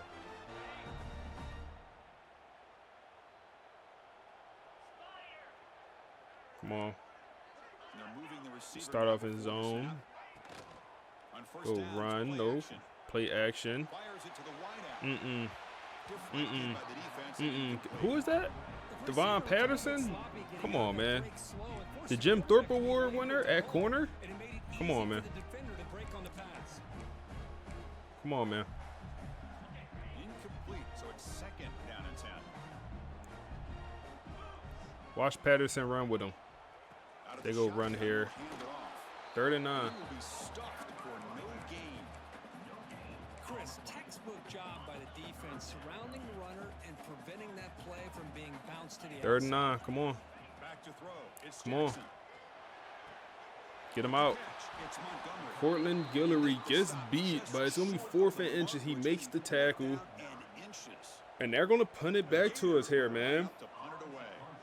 4th and inches, you're down 2 scores. I understand the field.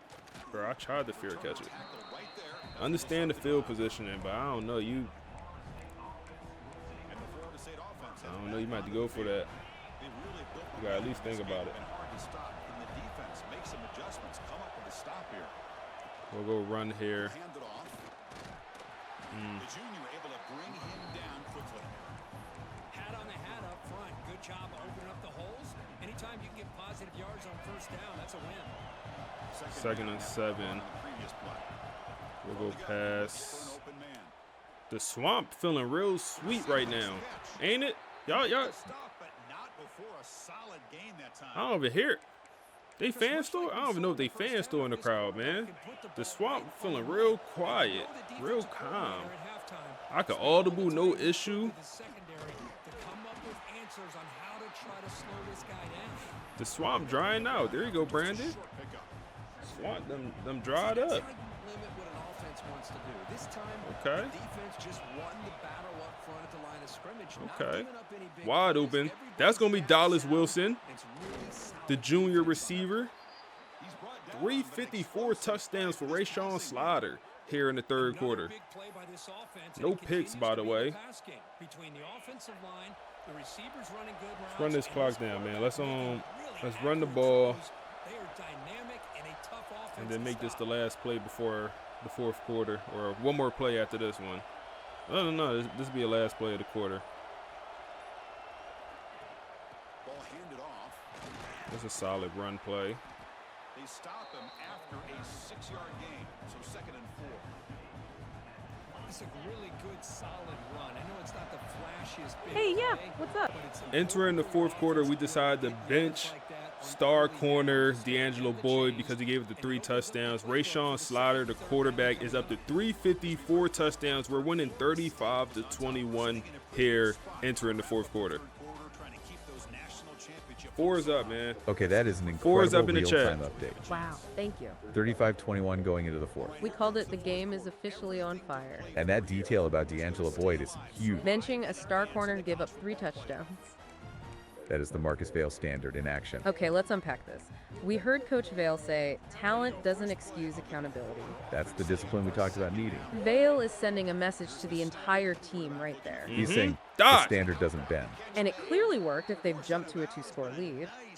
Absolutely. The defense found its focus. But Rashawn Slater is the story here. 350 yards and 4 touchdowns. He is answering the bell with extreme prejudice. If he finishes this game, the NIL conversation is over. That $3 million, that is the floor now. That is the price of a season-saving performance. He's gone from the truth of youth to a legend tonight. He is paying for performance, and he's delivering. He is literally driving his own contract negotiations on the field. And the team is responding to that leadership. They are responding to a guy who refuses to flinch. This changes everything about the narrative of this season. It's no longer about heartbreak. It's about redemption, just like we hoped. The path back to Clemson is now wide open. And we know this team is angry. And an angry team is a dangerous team.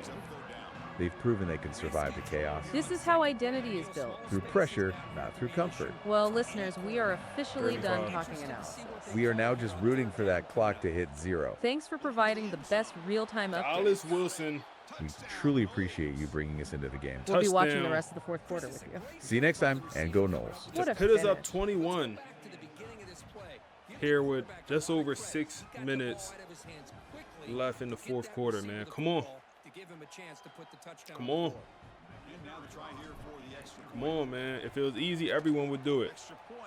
If it was easy, everyone would do it, man. Come on.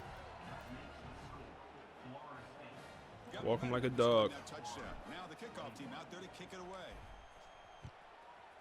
Lost to this team in the regular season. All I'm saying is we benched D'Angelo Boyd. Hey.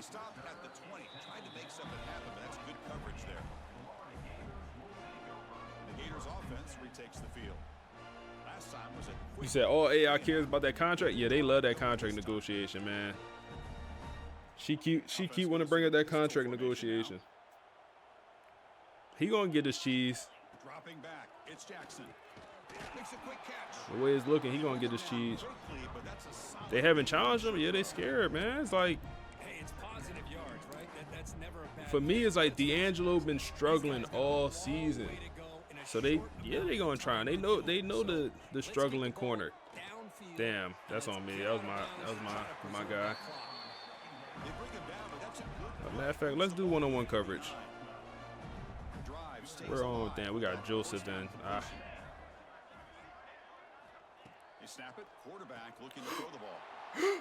John Henry with a pick 6 out of nowhere.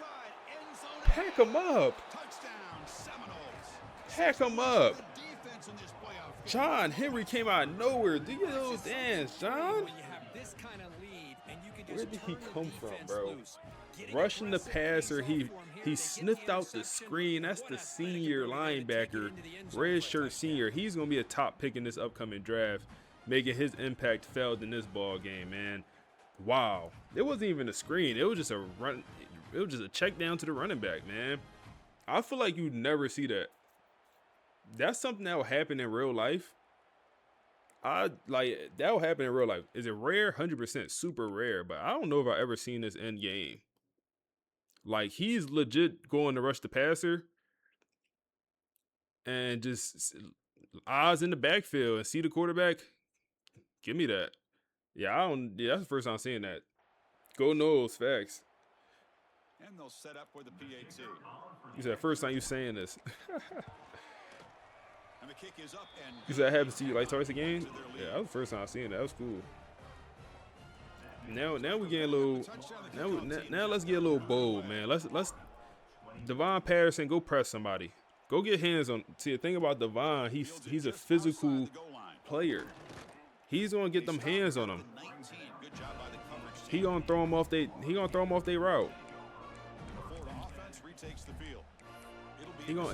off they route. Go press somebody, Devon. Where you at? He in the slot. Are they running the clock out? They scared. High awareness, maybe. Yeah, he's our best defensive lineman. So yeah, he's like a 95. Nah. Maybe with the tactician boost, I think he's up to a 95. I think his overall rate like 91, 92. John Henry, my dog. It's gonna be sad to see him go, man. That's another guy that was on this roster since year one. That's what they've been looking for all game. That's gonna be a sad one. The game makes it second and medium.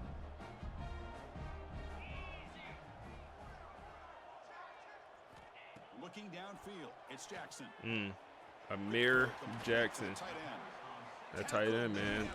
If he want to enter the portal, like we don't really need a tight end. We got Tayshawn, who's phenomenal. But hey, Amir, if you want to come be a backup, or if you want to, you want to come over to the best Florida team in the state, you know where it's home. You know where home at. That's all I'm saying. You know where home. That give back Right now, he's got a nice lead. Just sit back. The most important thing is tackling this offense. Got Patterson pressing out the slot. Watch him get hands on him. Come on, Patterson. No, they go RPO. John Henry. Wow. Okay. Wow. Who 2-5? Is that Valentin? Yeah, that's Frederick Valentin. Set the tone. The true freshman guy come in and set the tone and get the hit stick off. That's really what opened up this play. They did their job, and you can see the results. You burst open and get a big gain on the ground. Patterson is out on this play. Do we have the backups? What's going on? No, Amir don't get no more touchdowns. Amir don't get no more. Nah, that's not Amir. That's is that the guy? Aiden, I think his name is. That's not Aiden. That's not Aiden with his fourth touchdown, is it? Yeah, no, that's Brown. That's the 95 overall receiver. He finally gets involved. That's fine. As long as it's not Aiden, buddy with 3 touchdowns. 49-28. They're gonna go onside kick, but it's just gonna be too little, too late here. Just gonna be too little, too late. And look who recovers the kick, Devon Patterson. Y'all talking about don't move him to corner. He's too slow. Hey man, all I know is we move him to corner. Shut down. Go get one. Go get one. Run this clock out. Be smart. Be smart. Be smart. Be smart. Leaning on the run game here late. Joe Jackson. Do we have true clock on? We do. Take it down to the 2 minutes. They're backed up here, trying to make something happen on 3rd and long. It's the 2-minute timeout as the offense continues. What playbook you using? Defense, we're using 4-2-5. And then for the offense, we are using pro-style offense is what it's called. Here on 3rd down. Pressure is coming. Oh my goodness. We trying to throw an interception to mess up his day. 55-yarder. I truly don't think we got 55 yards. I truly don't believe we have 55 yards. We could try, but I truly don't believe we have that. We're going to go for it here to end this ball game. That's fine. That's fine. Yeah, we don't have 55 yards. Maybe we have one, but we don't have 55.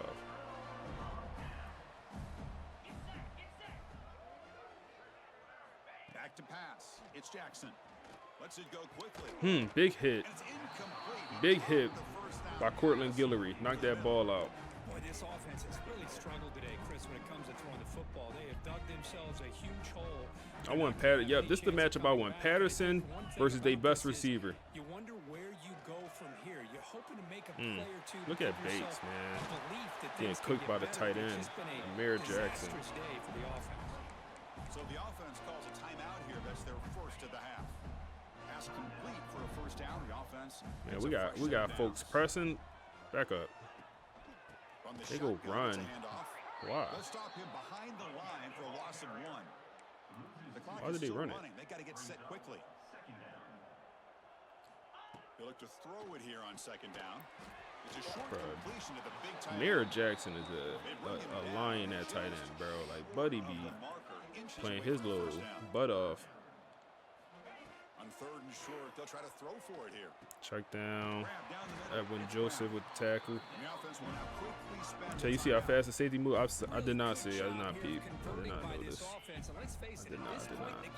Because they have such a big hole to climb out of, they've got to be able to convert and come up with a new set of downs. They do it here. Now they got a real Check shot down, to cut bro. into this lead. This man's gonna have double-digit catches. He got 403. 2 picks.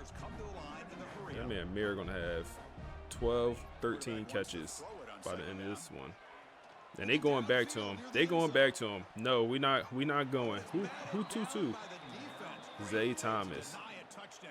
He'll be returning next year. He'll be one of the. Hopefully he fills the void of Devon Patterson. But that's good coverage there. Nope. Bates not going. Bates not going. 4th down here. Press coverage.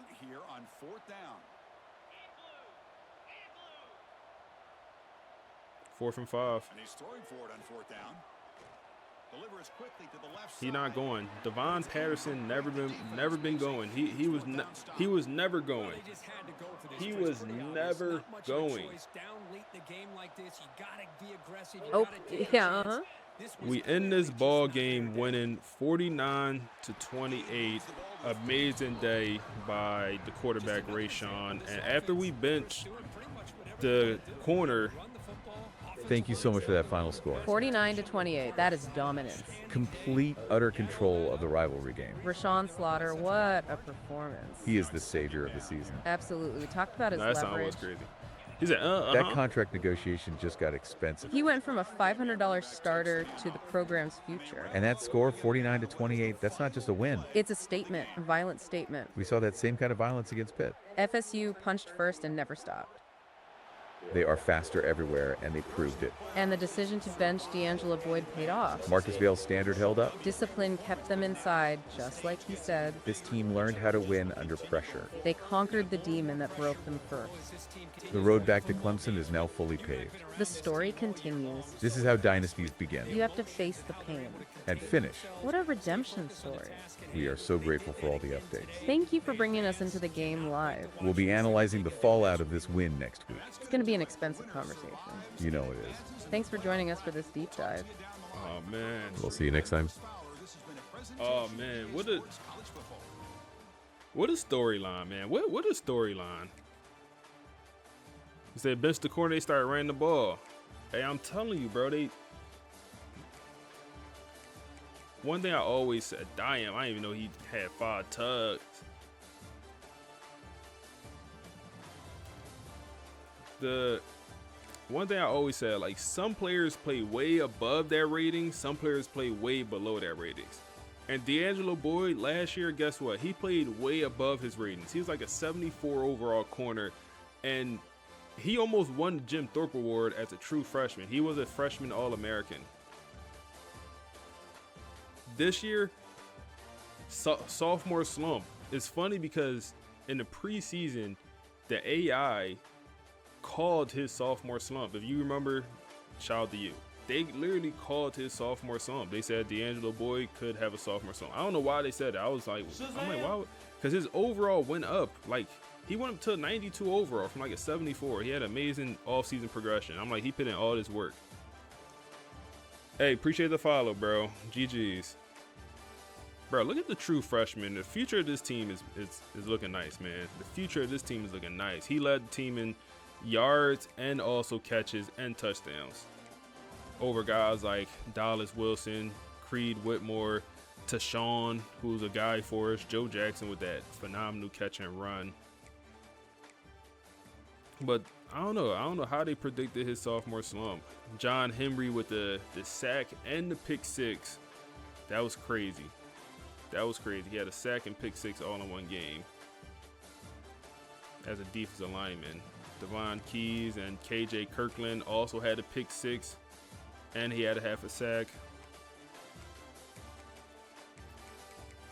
Where Dallas or on D'Angelo Boyd? Look at him down here, man. 92 overall corner, bump and run guy.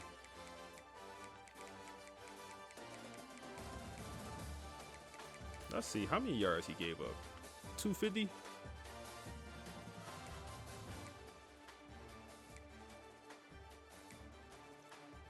Bro, why do it be glitching out like this? He gave a 100. This man had 3 catches, 3 touchdowns, 161 yards. Just bombs. The run jump man. Just bombs. That's funny. That he had the TO game when TO just had all them yards. Or like he had like 3 catches, 3 touchdowns. I mean, he had the same exact game. I think it was TO. Rayshawn Slaughter set Florida State single season passing touchdown record. Randy, no, it's Randy Moss. TO, I'm bugging. You're right. It was Randy. Oh man. Now we won the playoff game. It was Randy. Appreciate that. I think we good to advance, right? So we know we're gonna get Clemson. Oh man. Oh man. John Henry. And we do get Clemson. Wow. What a storyline. What a storyline. What a storyline. What a storyline. View job offers. Not that I'm taking any. Oh my goodness. Look at them offers. Terrible. Coaching carousel needs some improvement. Let's look at the playoff bracket. So, North Texas loses to SMU. Miami beats Alabama. I wonder if that was an OT game and a dogfight. Alabama tried to come back in that fourth quarter. But Miami moves on. TCU loses to Texas. So, I wonder who is on Ole Miss squad. Because they went 12-1. I think their only loss was the conference championship. They was 12-0 at one point. So, yeah, they lost the conference championship against whoever. Michigan is a team we lost to 2 games in a row last season, or this season, and in the playoffs last season in the Rose Bowl. So, I'm glad they're on the other side of the bracket. But we do have to play this Clemson team.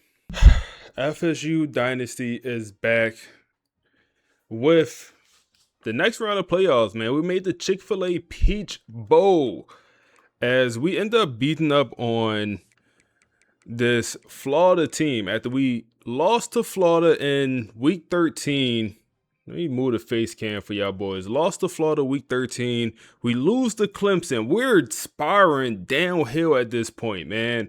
Then we get into the playoff game, the bowl game against Florida, and it's a lot of stuff going on around Rayshawn Slaughter, whether he's going to play, whether he's not going to play, whether he wants $3 million, whether we're going to give it to him, all of this crazy stuff going on. And all he does is go out there and put on the show. That's all he does. Throw for 380 with 5 tugs, no pick, and he outplay Braden Jackson. I mean, damn. Joe Jackson did his thing, and true freshman here with 85 yards, 2 touchdowns, did his thing also. Now, the defense, I feel like really was one of the stars of the show here, man. I know we gave up a lot of points, but we had 2 pick sixes, which is rare. I mean, that might be the only 2 pick sixes we had all year, and they both came in one game. Came from John Henry, a guy we wasn't expecting it. Defensive lineman, and then also KJ Kirkland, who is a backup safety. He is a senior, so it's good to see him, going out with some heart here. So he gonna win $3 million or $4 million now, and we might need to just go ahead and sign him. But no, great game, man. This Florida game was a great game for us. One thing to note, we did bench. Let's come over here to roster so we can see his overall, because like D'Angelo Boyd, we decided to bench him in the second half. He gave up 3 touchdowns. You said win this game versus Clemson and you'll sub. Bet that we're gonna win this game. Bet that. He gave up 3 touchdowns in the first half. I mean, I understand the speed is not amazing, but he got the acceleration. Like, the awareness is there. He's a man corner. The press is there. Y'all tell me stop pressing. The man got 94 press. If I press him, he shouldn't just get ran past. Even if he don't have crazy speed, man. Matter of fact, you'll sub 2 with the dub. All right, bet. That's 2 subs on it. All right, bet. We're going to win this game for sure then. Oh, man. He said, nah, he got 90 awareness. We manually upgrade them. So his awareness is up to 90. It's no IQ for the corners. Run stopping is the one down here. I'll let you see it. I mean, it was really no excuse for him to get beat that badly. I think in the offseason, we clearly know what we need to upgrade on D'Angelo. His speed. Like, I mean, I might max it out at this point, because that was absolutely ridiculous. I understand getting beat twice, but 3 times in one game by one player, unacceptable. We had to bench him in the second half, but he will get the start in this one. He will start, man. We have faith in our young guy. Had a phenomenal true freshman year. This year, really, really struggling, man. Do we have a pick for his career? Not saying that's, say all be all, but I don't even think he has a pick. Yeah, he doesn't have a pick in his whole career. Interesting. Cortland Guillory, I mean, he's been balling out all season. But the other corners like Bates, I feel like he's been getting cooked, even though his attributes don't look bad. 94 speed, 98 acceleration. You look at his man and zone and his press, it's like, yo, this should be a guy, right? Like, it should be good. This should be a great corner. Like, good overall. I don't see any issues. The awareness is hella low. It's probably the awareness. That awareness is low as hell. So maybe that's why he be getting cooked. And then Edwin Joseph, man, when he's on the field, we're usually in trouble, and his attributes don't look that good. So, senior corner, he'll be gone after this year. Bates, hopefully Cortland Guillory return. Hopefully return everyone here, man. Also, my goal is to get through this playoff run and maybe also get through the offseason tonight on stream as well. And then we got Antonio. Hold up, is that the son of who I think it is? Hold up. Is that who I think it is, y'all? Someone let me know. Is that who I think it is? Yes, it is. Wow. Okay, I didn't even realize he was on this roster. 1 star? Okay, yeah, okay. Let's get him a ring, man. He be beefing with no. Let's give him a ring. I don't think he's gonna be a star player on this team, but let's give him a ring. Uh, and then we got Lonzo. Let's call him Zoe. But we got some young corners on this team. Hopefully they don't transfer out. But yeah, cornerback room should be good for the future. Hey Jay, what's up? What's up, y'all boys? As y'all get in here, man. Hope y'all Saturday night going well. But just to show y'all the corner or the secondary that have been playing very well. Zay Thomas have been playing well. KJ Kirkland, he had that pick six. And then these other guys haven't played at all, I feel like. And then Patterson, the Jim Thorpe Award winner. We pit Patterson at corner last game. This is his attribute. So obviously he don't have much speed, acceleration. Like, it don't look like he could play corner. But hey, when we pit him at corner, we didn't have no issues. That's all I'm saying. When we pit him at corner, we end up winning the game. That's all I know. Once we bench D'Angelo. But like I said, we're going to keep him out there for this game. Let's look at this, I guess, Clemson roster here, man. We played Clemson. This is gonna be our third time playing Clemson this season. It's gonna be our third time, man. Matter of fact, let's just hear what the boys at the podcast got to say about it, man. Let's hop into the podcast talk. Let's hop in the pod. Oh yeah, people throw that word around for everything now. Everything. A guy makes a one-handed catch, it's cinema. A buzzer beater cinema. It's become this buzzword for anything that's just kind of cool. Right. It usually just means that was a fun highlight. Exactly. But then I started digging into this stack of notes you sent over about Florida State versus Florida. I'm looking at the coaching notes, the NIL spreadsheets, the player profiles. And for once, I think the internet actually got it right. I was thinking the same thing.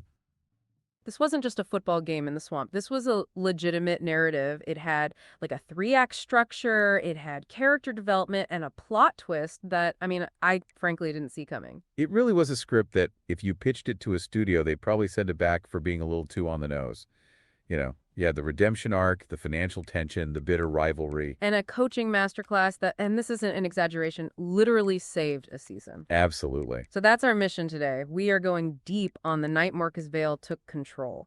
We're not just reading the box score here. We're going to unpack the bought-in culture docs, the wild NIL financial stuff that's take the stage, and the specific moves that turned a potential disaster into a blowout. Because the narrative going in was all about FSU's collapse. Right? Instead, we got a story about identity. And that's the perfect place to start. Identity. Because before the kickoff even happened, I mean, before the team even got on the bus to Gainesville, the pressure cooker in Tallahassee was already whistling. You have to remember the context Marcus Vail was operating in. Well, yeah, he didn't just inherit a roster. The sources are pretty clear. He inherited a reputation problem. That's the key phrase right there. It is. For a long time, the word on the street among recruits, transfers, was that Tallahassee was where elite careers went to, well, stall out. If you wanted to get to the league, you went somewhere else. So Vail had to be incredibly aggressive to change that. He had to embrace the modern game, which means NIL, name, image, and likeness. But looking at these bought-in notes, it wasn't just about writing blank checks, was it? No, and that's where a lot of programs get it wrong. They do. They just throw money at talent and hope for the best. FSU used what the sources call structured money. It wasn't reckless. It was incentive-based. Contracts were tied to production, leadership, even academics. The philosophy was you don't get paid to exist, you get paid to perform. Which sounds great in a boardroom, pay for performance. Very corporate. But in a locker room full of 18 to 22-year-olds, I feel like that creates some serious friction. It creates massive tension. And that tension is documented right here in the financial breakdown. We have to talk about what I call the quarterback paradox. Okay, I saw these numbers, and I actually had to pull out my calculator to make sure it wasn't misreading them. Let's break this down. So you have Brock Glenn, the backup quarterback. Because of the hype around him, the need to secure depth, he has an NIL deal worth $2 million. $2 million. One of the richest deals in the entire ACC. To stand on the sideline holding a clipboard. Essentially, yeah. He was paid on potential. But then you look at the guy actually taking the snaps, the starter, the true freshman phenom, Rashawn Slaughter. The guy winning the games. Exactly. His deal, $500,000. So, just to be crystal clear for everyone listening, the backup is making 4 times the money of the starter. 4 times the money for, well, delivering way more than 4 times the production. Wow. And in 99% of locker rooms, that's a grenade. That destroys the team chemistry instantly. The starter feels undervalued, the backup feels entitled, the roof splits into factions. It's just jealousy. But this is where Vale's culture comes in. This is it. He established a very clear rule. LIO doesn't decide the depth chart. Football does. That is such a bold stance to take when you have boosters probably screaming in your ear about their $2 million investment sitting on the bench. It's incredibly difficult, but it proves that the bought-in thing wasn't just a marketing slogan. It was a true meritocracy. And that context is so crucial because when FSU walked into the swamp, they were already battling that internal pressure, wounded, doubted, and walking into one of the most hostile environments in sports. And let's be honest, that first half, It was a horror movie. absolute chaos. The swamp was shaking.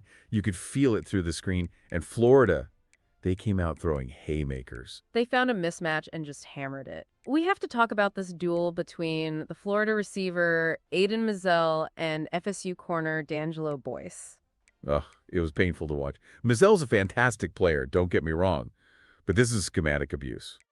So in the first half alone, Mazzell had 3 catches. Not a lot of volume, right? Right, but those 3 catches went for 161 yards and 3 touchdowns. 3 touchdowns in one half. That's video game efficiency. It's creative player stats, and it was the same play every single time. Straight over the top, no disguise, no complex route tree. Florida looked at D'Angelo Boyce and said, he cannot cover this guy. And they just kept attacking him. And Boyce isn't some backup. He's a full-time starter. He's been a cornerstone of that secondary. He has, and watching him get porshed like that repeatedly, it really felt like the season was just bleeding out right there on the field. The score was 21-21 at halftime, but it didn't feel tied, did it? Not at all. It felt like FSU was down by 20. Exactly. Momentum is a real thing. Florida had all of it. The narrative was writing itself in real time. Here comes the collapse. The money ruined the locker room. Vale can't handle the pressure. All those doubts were bubbling right to the surface. Which brings us to the pivot point, the cinema moment. Halftime, the locker room. Marcus Vale has to make a choice. This is where good coaches become great ones. Most coaches in that situation, they try to protect the player's ego. They'll say, we'll give him safety help over the top, or let's just play softer coverage. Right, they don't want to lose the player mentally. But Vale didn't do that. No. He made a decision that was cold, hard, and absolutely necessary. He benched D'Angelo Boyce. A starter, done for the night. 0 snaps in the second half. No politics, no hesitation, just accountability. But benching him is only half the move. You have to replace him, and you'd think the backup corner just comes in. Next man up, right? Yeah. But Vale didn't go to the backup corner. He went to Devon Patterson. Now we need to pause and really appreciate who Devon Patterson is. This is not just some utility player. This is the starting safety. This is the reigning Jim Thorpe Award winner. For those who don't know, that means he was voted the best defensive back in the entire nation. He's the alpha of that defense. An alpha. And Vale asks the best safety in the country to move to cornerback in the middle of a rivalry game. Against a receiver who just put up 160 yards in 2 quarters, yes. For the listeners who might not be football nerds, like, let's pause the podcast real quick and just talk about this matchup right here. I mean, we just benched our, second best corner, one of the best players in the nation, because he got beat 3 times deep in the first half last week. Now, we're going up against what I would consider the best receiving core in the nation here at Clemson, with one of the best quarterbacks in the nation with Bryce Underwood, a team that we just lost to in the ACC championship. We dominated them earlier in the season. Boyd is going to be out there, but I mean, he got to come to ball. They are down their top receiver, Donovan, one of their top receivers, but they got receivers for days, so it's not.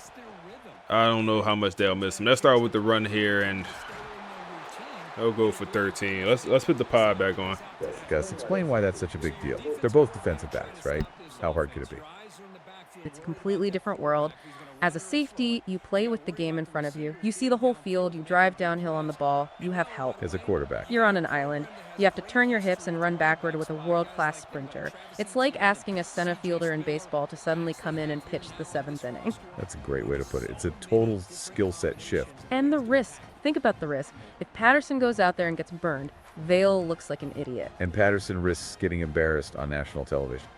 But the source material was clear. Patterson didn't hesitate. He sacrificed his comfort zone to fix a bleeding wound immediately. And what was the message that sent to the rest of the team? We will fix problems immediately, no matter who it is.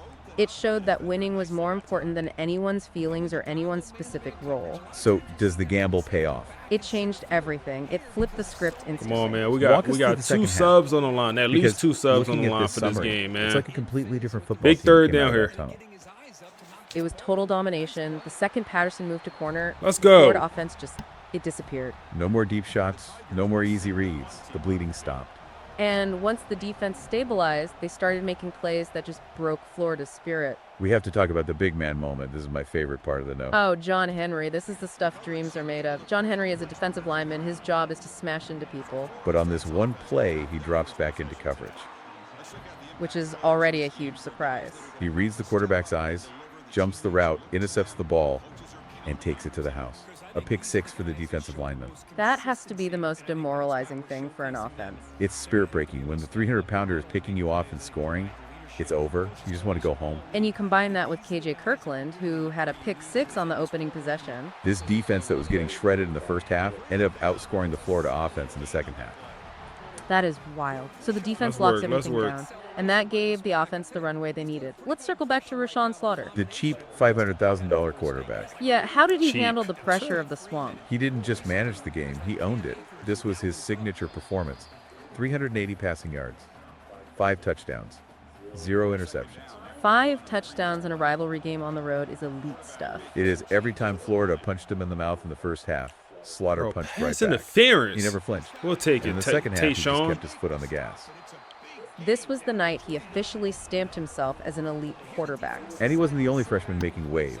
The sources make a big deal about this receiver, Maka Nakamura. Another true freshman. This is what's so scary about this team. Nakamura had 6 catches for 85 yards and 2 touchdowns. The notes have this great line. The future didn't wait its turn. It took it. That gives me chills. The future didn't wait its turn. It's perfect. While the veterans were battling the pressure, you had these freshmen slaughter.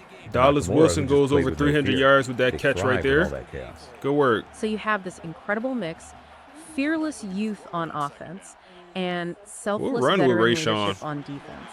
I want to go back to Devon Patterson. Inside the for a red minute. zone. The source material titled "The Last One Standing" really paints a picture of this guy. Appreciate the He's follow, not bro. your typical cover guy, is he? Not at all. And this adds to the legend of what he hold did. it. If you saw Patterson walking down the street, you would think he was a linebacker. He's 6 feet tall, 219 pounds. 219 is huge for a DB. Massive. And honestly, throughout his career, the knock on him was always that he was too slow. Scouts said, put him in the box, let him tackle running backs, but do not let him cover deep. The classic box safety label. Exactly. He starts at Wake Forest. He's a quiet worker, very overlooked. He transfers to FSU, and he evolves.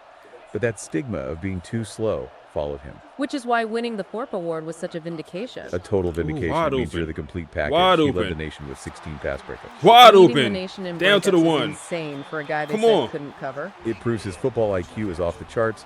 He's winning with geometry, not track speed. He understands angles. He anticipates. And the Florida game, that was the capstone of his legacy. It's the perfect narrative arc. Run The it. guy Come on, told Joe. he couldn't cover moves to the hardest coverage position on the field on, to Joe. save the season. And dominates. Its selflessness defined. So the final score ends up being FSU 49, Florida 28. They didn't just survive the scare, they blew them out. They dominated. And the sources emphasize this. FSU walked out of the swamp reborn. They answered every question about their toughness. Every question about Marcus Vale's coaching. You can't say he's just a recruiter anymore. Not after that. He made the biggest adjustment possible, personnel, scheme, psychology, down. in the biggest moment possible. Run it.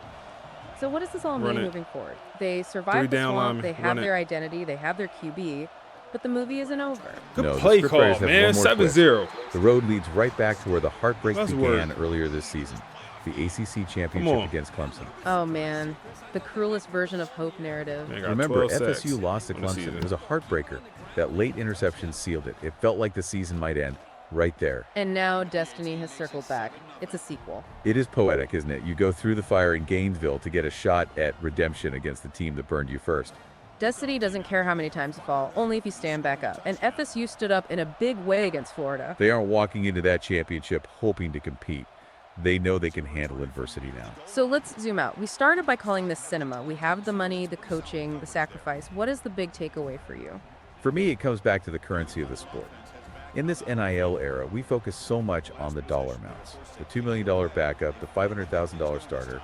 It's easy to think it's just a business. It certainly looks like a business on paper. But Marcus Vail proved that the most valuable currency is still trust.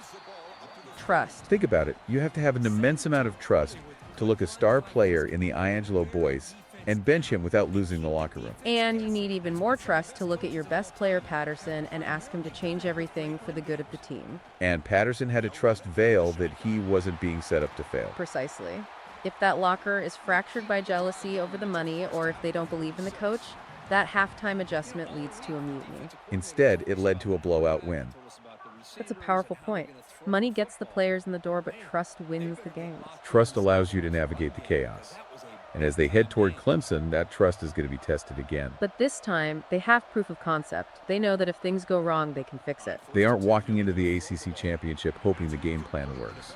They know that even if the game plan fails, they have the culture to overcome it. And that's a dangerous team. It feels like we're watching the prequel to something massive. That night in the swamp was the turning point. It was the moment the potential became reality. The bought-in slogan stopped being marketing and became fact.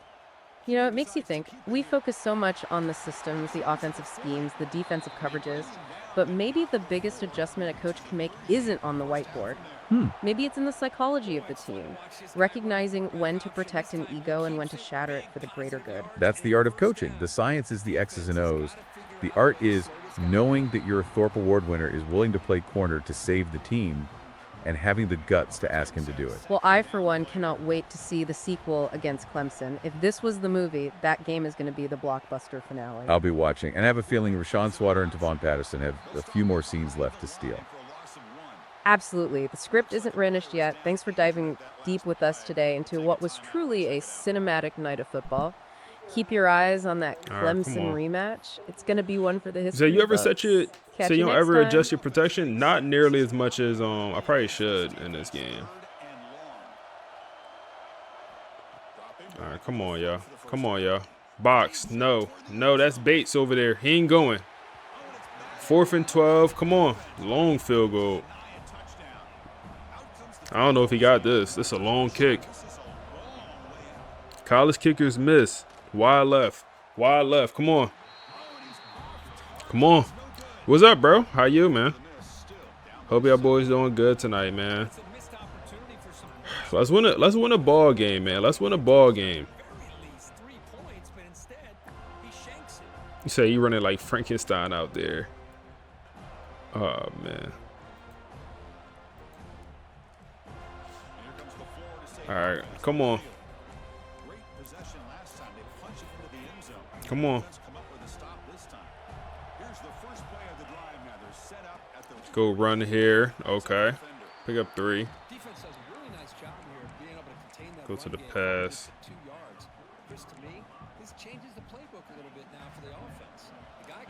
We need this back, man. We need this back. Oh, Dallas Wilson. Oh, no. No. Oh, my goodness. He got hands on it. Oh, man. I thought it was going to be picked when I thought it was going to be picked for a second. Okay. That's fine. That is okay. 3rd and 7 here. Looks like man coverage. Let's see what we have. We got it to him. Wow. Wow. Rayshawn, good work. Way to just get the ball out, man. Way to get the ball out. You just unlocked CEO in your Tennessee rebuild? Hey, man. Bro, we're low-key close to unlocking Program Builder. I think if we win this, how many wins will be at? 3? We'll be at 3 playoff wins. So if we win the whole thing this year, we'll have Program Builder unlocked here in year 2, which is pretty impressive. I think we're definitely going to have Elite Recruiter unlocked after this year also. But what I really want is Talent Developer, and we won't have that yet. That's the ability I probably want the most here. That's absolutely wide open. That's going to be Creed Whitmore. I feel like we haven't said his name much at all these last couple games, man. Get involved, Creed. Figure it out. You got a true freshman leading the team in receiving yards and touchdowns in the playoffs. Come on. Figure it out, man. So how you feel about the wear and tear slides you put in from the Pro Simulation Studios page? So I don't have them in for this Dynasty, so I will say that I don't have them in for this one, but I do have them in for the Purdue series. That was okay. I noticed them. Oh man, get the freshman involved. The freshman is the one that want to play today, man. The freshman want to hoop.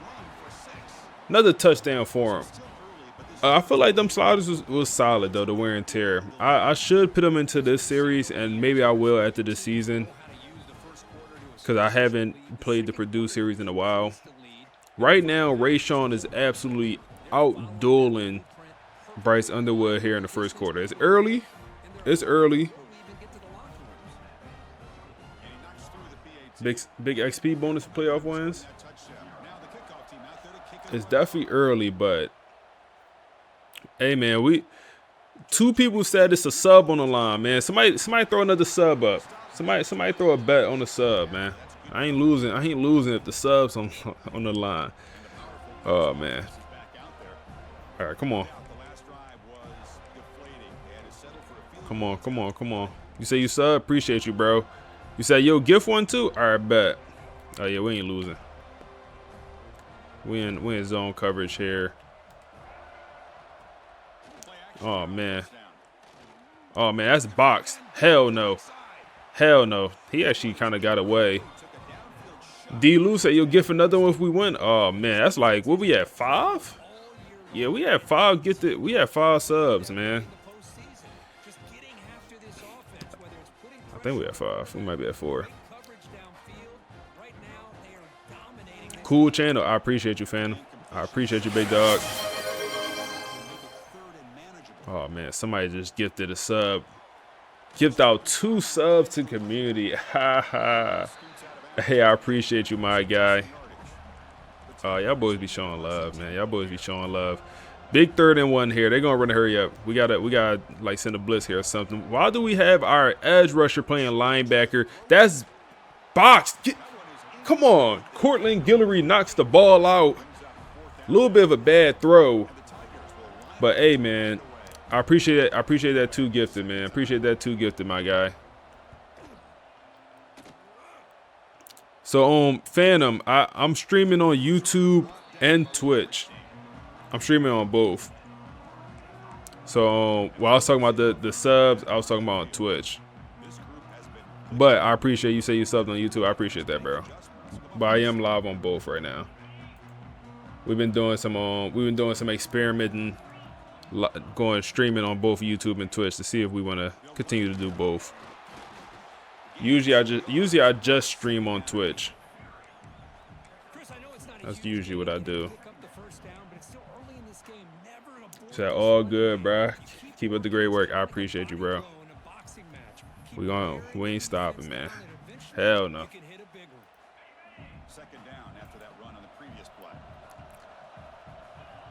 All right, they're pressing. Let's see. Oh my goodness, do the freshman have a step? No, he does not. But can he make a play? Oh, I thought he caught it for a second. He didn't catch that? Hold on, he didn't catch it? So was anything open? Not really. I mean, this was the only thing that got any type of separation. I mean, boxed. Yeah, I mean, he's a young guy. He don't have the speed to really break away. Okay, that's a tough catch, especially, yeah, he wasn't catching that. All right, 3rd and 8 here. Come on. Come on. Where's the dot? They missed this one, but keep throwing in the football. He's a mismatch against his secondary. Offense facing a 3rd and long. He said, facts. I don't sell very often, but this is some real creative. Hey, man, I appreciate that, man. Is that open? I think it is. Touch ball. Touch pass. Dallas Wilson. Okay, he trying to get paid, man.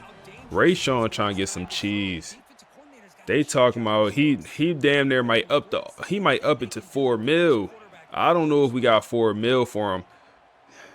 I don't know if we got $4 million for him. Oh man. See, I win that ball more so on the. Let's run it here. They talking about he might want $4 million. If you speaking of Flowers, if you Joey Flowers, do you consider transferring out? I mean, you kind of see what the quarterback room is looking like moving forward. If you Joey Flowers, Joey is our backup quarterback who is a 5-star true freshman. Do you consider leaving? I think, oh my goodness, we hit the wrong icon and we throw a pick. No way. Oh my goodness, bro. Wow. Wow, man. Let me tell you what I seen. Triangle absolutely wide open. I don't know how I hit X. I mean, wide open. It don't get more open for that than this. Wow. That's gonna cost us, man. Miscommunication. Wow, that's gonna cost us. First turnover of the postseason. Wow.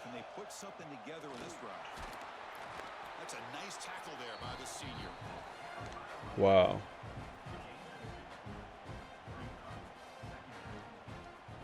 It's that treasure train. Second down after that run on the previous play. So it's 35% off on 5 gifted subs or more. Interesting. Second down, we're going to throw it. Fires it to the wide. Oh my goodness, that's our pick back, Zay Thomas. He said, I might just sub now so you don't get the ads. Hey, that's the best. I mean, that's the benefit. No ads when you sub up.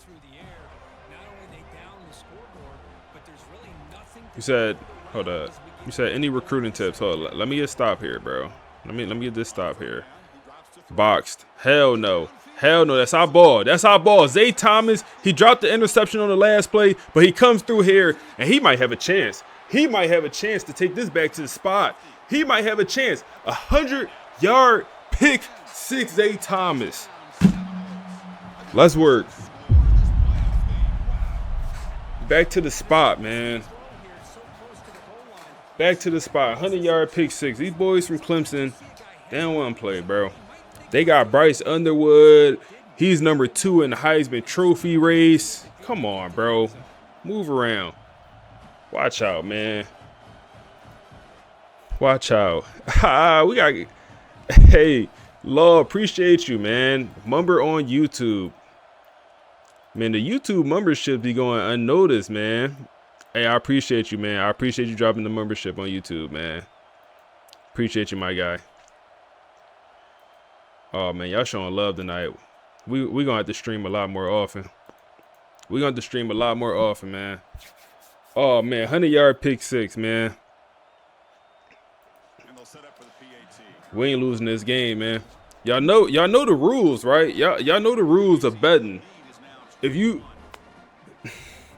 we dominating this game. Let me quick story time, man.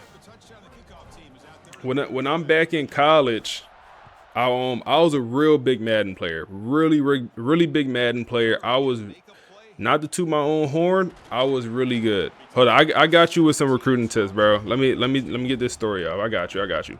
I was a really big Madden player, and I was pretty good. I played in a bunch of online leagues. I didn't play Ultimate Teams, but head-to-head and leagues, I was really like that. So in college, my roommate friend also considered himself a pretty good Madden player. He came over to our spot one day, and we just running Madden tournaments. We'll run a lot of Madden tournaments between the 3 of us, and sometimes we'll invite a 4th person, and we'll run Madden tournaments between the 4 of us. Super fun time. But we would sometimes bet on them. So he liked to throw a lot of cheese up. You know, we'd bet $25. You know, which not a lot of cheese, but the way we would do it is dot. Come on, D'Angelo. But like I said, the way we would do it, it would be 21 is double. So if I 21'd you, it's double, right? So I'll always grab the Eagles. I'm from Philly. I was the Eagles fan. Wow, he caught that. Insane. They trying to get momentum back. So we playing for 25. I 21 them in the first half. So we play for 25. That turned to 50. He says double or nothing. Double or nothing. And we just played. So now it's 50 on the line. It's either I get 50. If he win, he gets nothing. I 21 them again. Right? So it's double or nothing, but I also just 21 them, so that doubles it also. So now 50 turned to 100. He owed me $100. He paid up. Honorable. Honorable, man. So point is, if I 21 these boys, that's double the subs. It's like, nah. But recruiting tips. One of my favorite recruiting tips, like, I mean, I don't know what type program you're at. If you let me know, like, if you're a 1-star, 2-star, 3-star school, that'll help me out. But one of my favorite tips is, like, go after players that's interested in you. For example, if you're a 3-star school and you got a bunch of 3-stars and 4-star players interested in you, I always suggest, like, go after the guys that's want to go to your program. That is way easier rather than trying to convince whoever to come to your school.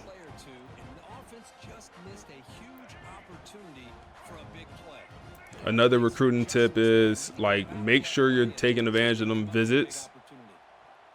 Them visits are very, very important for the 4- and 5-star players. For 3-stars, not as important.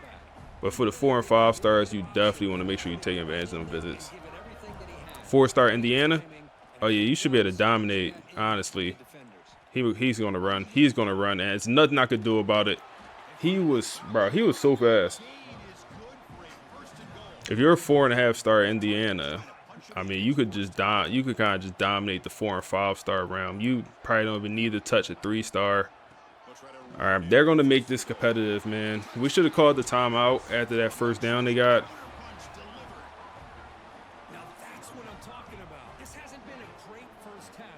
Damn. We should have called a timeout. Would have had a little bit more time to score. But yeah, I would say just focus on the players that's interested in you, and then also focus on the under-recruited guys during the season. So it'll be a bunch of 4- or 5-stars with not many scholarships. I'll say definitely go after them guys pretty early on. Come on, BJ. Is auto recruiting broken? Yes, auto recruiting is very broken.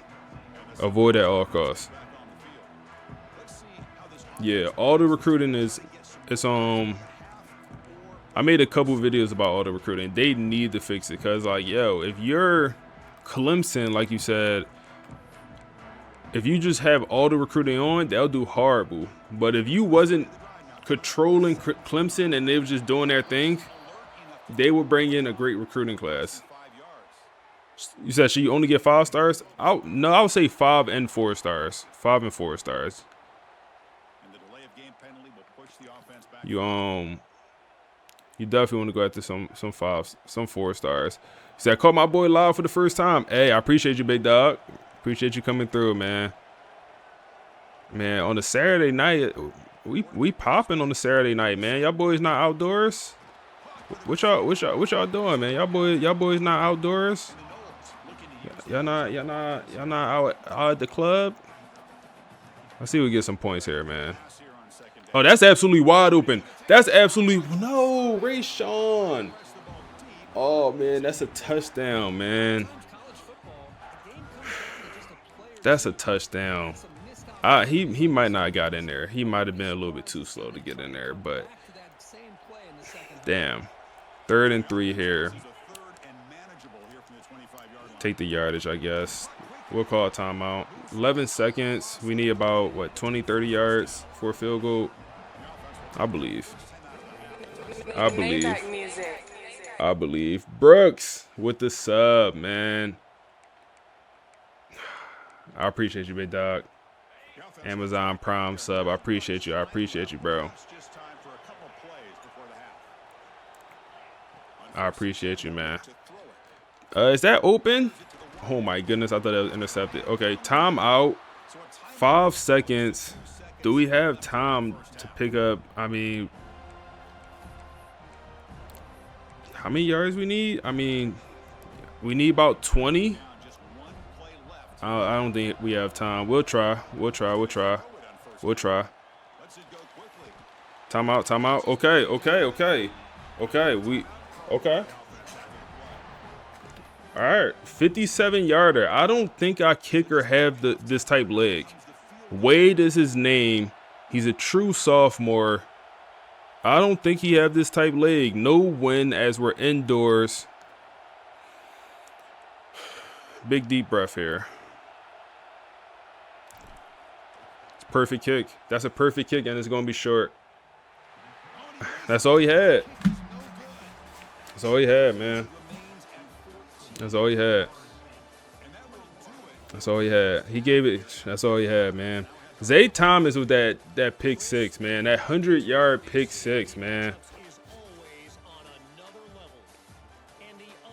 Said just started a new team and you got 2 strategies. You about to be level 25 and 1 seat. Damn.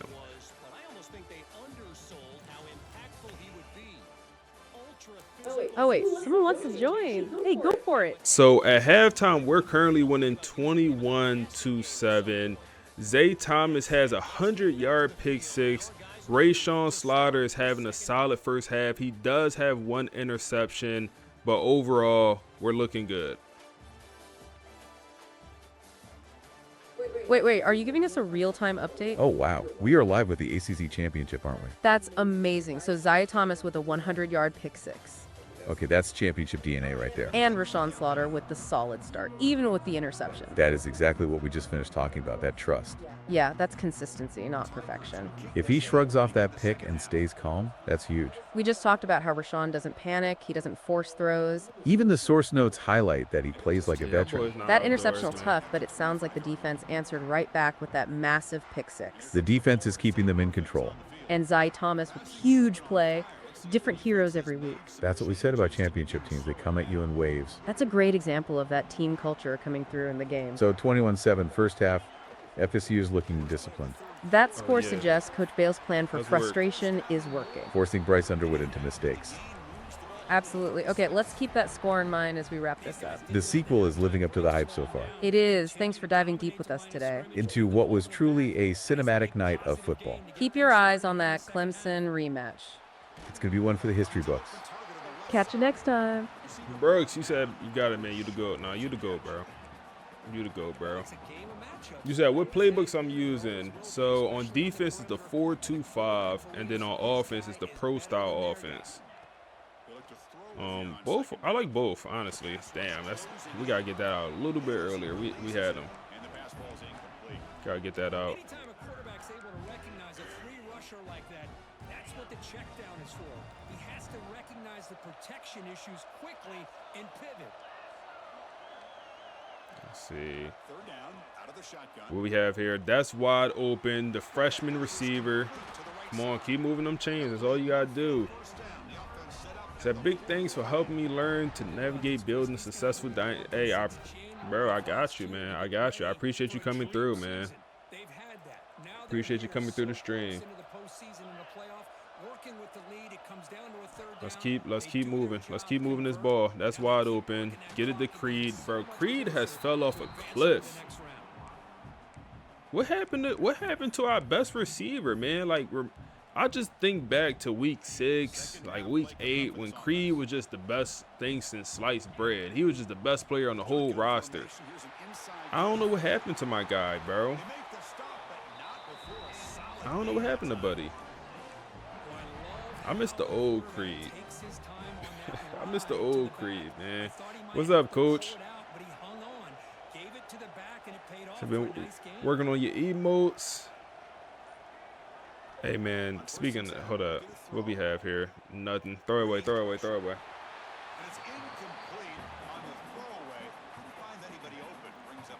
I appreciate you, Coach. I appreciate you, man. I do need, bro, I need to get more emotes. I keep saying that, man. There just be so much stuff I be trying to do. I need an editor. I need a thumbnail designer. I need a manager.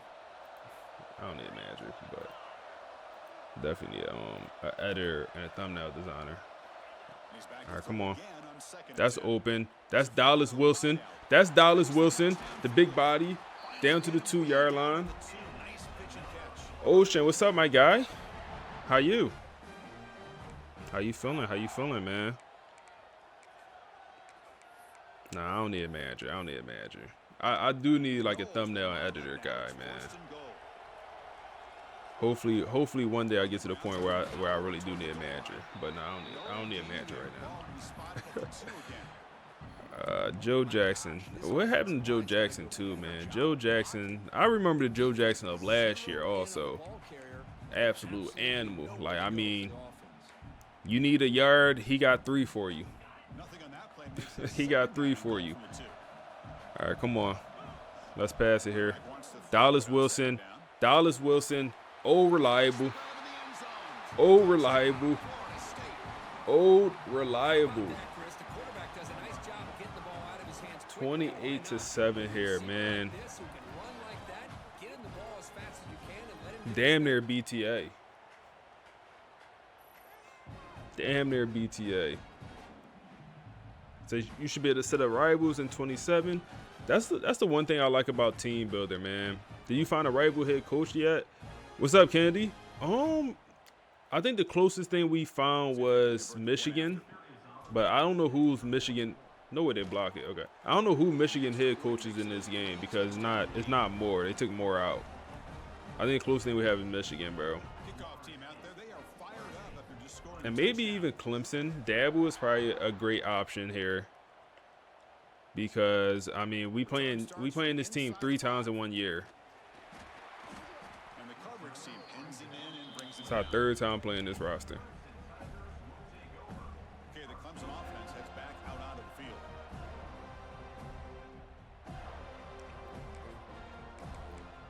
All right, come on.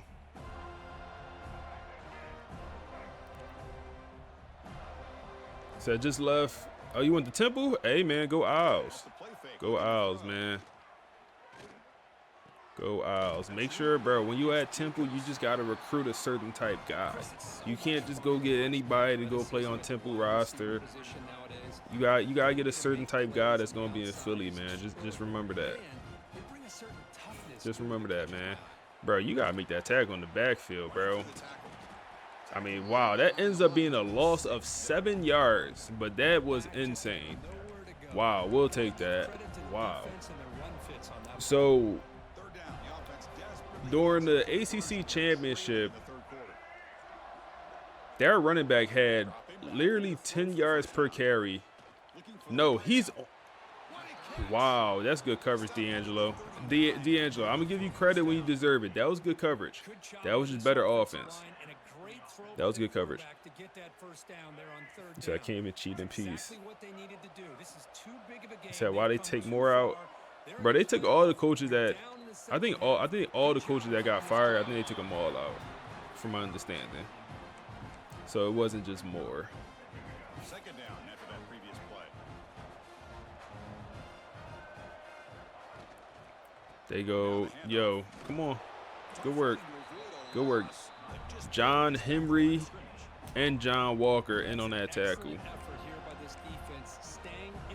3rd and 9 here.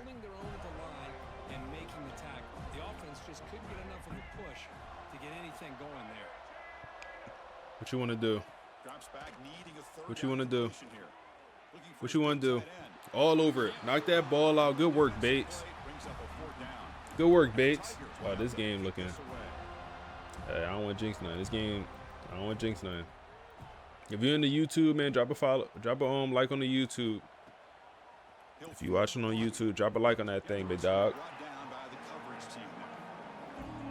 Hey, man, this team looking.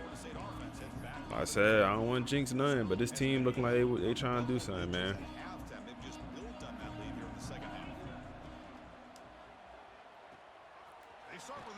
That man got ran. Creed got mushed into the... We pick up 4 yards. So your videos help you a lot. Helped y'all a lot. What's going on with my voice? Damn. Receivers now getting some new assignments before the snap. Somebody just came through with a sub. Somebody just came through a sub, and Creed is absolutely wide open. We hit Creed Whitmore. He's going to be down to the 46-yard line. And we get another sub coming through to the channel. Yeah, I appreciate you, bro. My gosh, this receiver is outstanding. Y'all boys going crazy. Florida State offense, and tell you and I have been coming. I appreciate you, man. I appreciate you. We've seen some great receivers. Guys like Johnny Wilson, most recently, a big, tall target, Anquan Bolden. Y'all boys going crazy. Maybe one of my favorite players of all time, Peter Warwick, and going back to Fred Biletnikoff. What we have here? What we have here? What we have here? What we have here? Come on, go get it then. Go get it then. Go get it then, man. Act like nothing happened, too. Just act like nothing happened. He don't even celebrate. He don't even get hype. He just get up and walk away. Act like nothing happened, man. You gotta love that as a coach. Dive and catch for the running back, man. Is he RB1 next year? Is he RB? How is he not RB1? I guess is the question.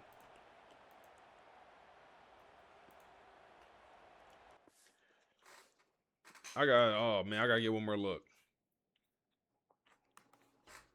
I'm glad I found it because this was not my first read.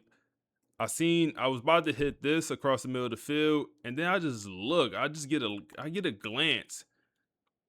Matched up against a linebacker, or that might be a safety, but he came down too hard. Right past him. Hell of a ball.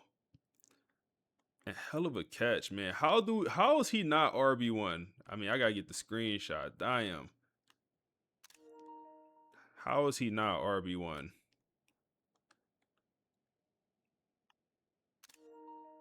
Give me that. That's tough. That's tough. That's tough. The extra point is good. Now it's a 4-touchdown lead. That's tough. Got momentum after scoring that touchdown. Now the kickoff team out there to kick it away. Oh man, I hope y'all ready to drop that sub, man. We ain't losing this one.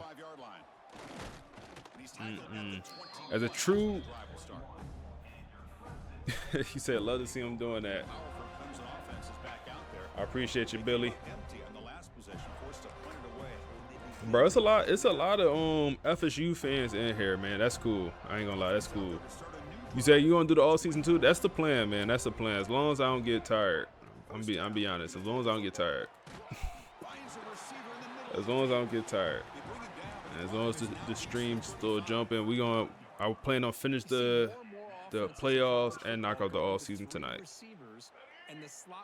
That's the goal right now. He gets mismatches against either safeties, a nickelback, or a linebacker walked out, and you can take See here. Did you win the ACC? No, we actually lost the ACC championship to Clemson, bro. We lost to Clemson, and I actually thought we wasn't going to get into the playoffs because we were ranked number 9. I think we was ranked number 9 when we played Clemson in the ACC championship. 4 is up, man. 4 is up in the chat, man. 4 is up in the chat. Domination, man. Dominating these boys. Look at the passing yards. Look at the time of possession. But yeah, I thought we wasn't going to get into the playoffs. So lifelong no fan. Hey, I didn't realize how many Florida State fans it is out there. Like I said, two of my homies in real life are legit Florida State fans. And but like none of them are from Florida. One's from Georgia, the other one's from Louisiana, but they're like just real Florida State fans.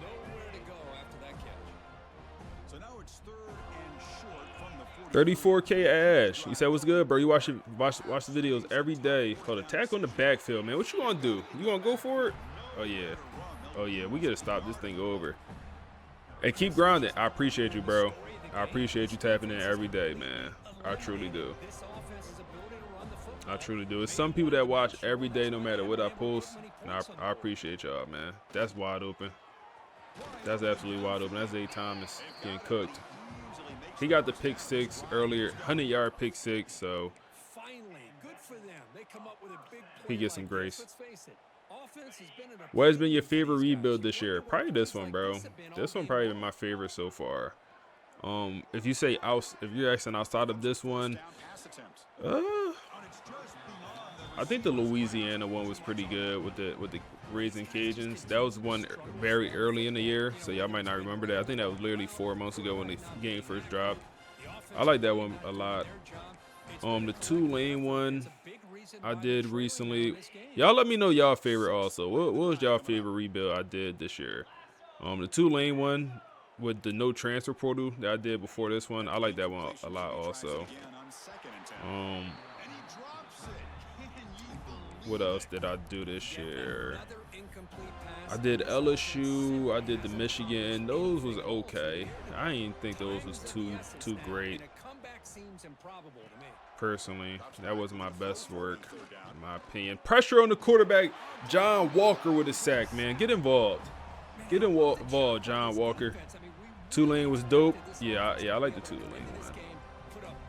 I want to say I want to redo the Colorado one. So the Colorado one was actually the first rebuild I tried to do all year. So we're actually going to send a blitz here on 4th and 21. Send the dogs. Send the dogs. Wow. Devon Patterson, the Thorpe Ward, a winner, gets snagged on. And they put the backup in. They took Bryce Underwood out.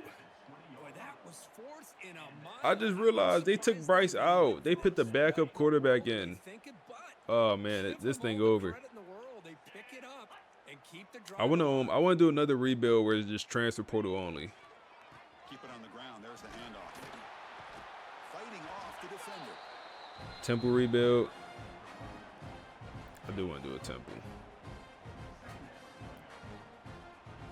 Second down after that run on the previous play.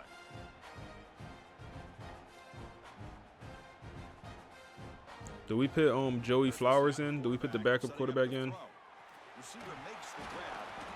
They make the tackle, but it sets Yeah, backup definitely giving them a spark here. The Tigers come to the line with 1st and goal.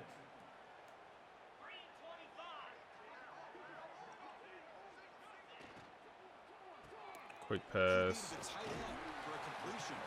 Tackle after the catch, but the ball moves to the 4-yard line.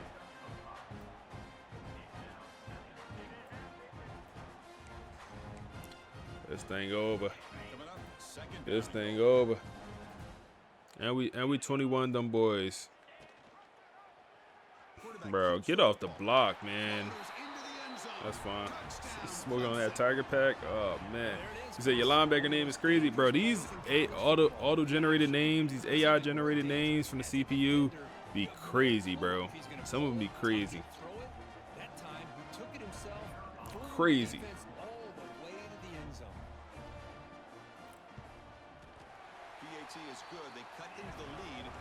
Crazy. Oh man, bro, no way they just quick snapped it. Oh man, I was trying to call a timeout, bro. No way they quick snapped the onside kick. That's nasty. We'll keep Slaughter in. We'll keep the starters in. Keep them in, man. Grinding away on the ground. They test the middle of the defense, but get nothing. It was an excellent effort by this defense, just staying in their run fits, holding their own at the line of scrimmage. Let's throw True Clock on. Offense just couldn't get enough of a push to get any. He said, by the way, how did you lose 3 times? We lost to Michigan early in the season. I think week 4, something like that. Week 3, week 4, we lost to Michigan. Then we lost the last game of the season to Florida, our rivals, who also is ranked top 10. And then we made it to the ACC championship. It was 8-0 in conference. We lost to Clemson in the ACC championship. So that got us our 3rd loss. And then guess what? We played Florida in the first round of the playoffs, and we beat Florida And then right here, we beat Clemson. So the last 2 games we lost, we got to play those teams literally back-to-back times, and we beat them.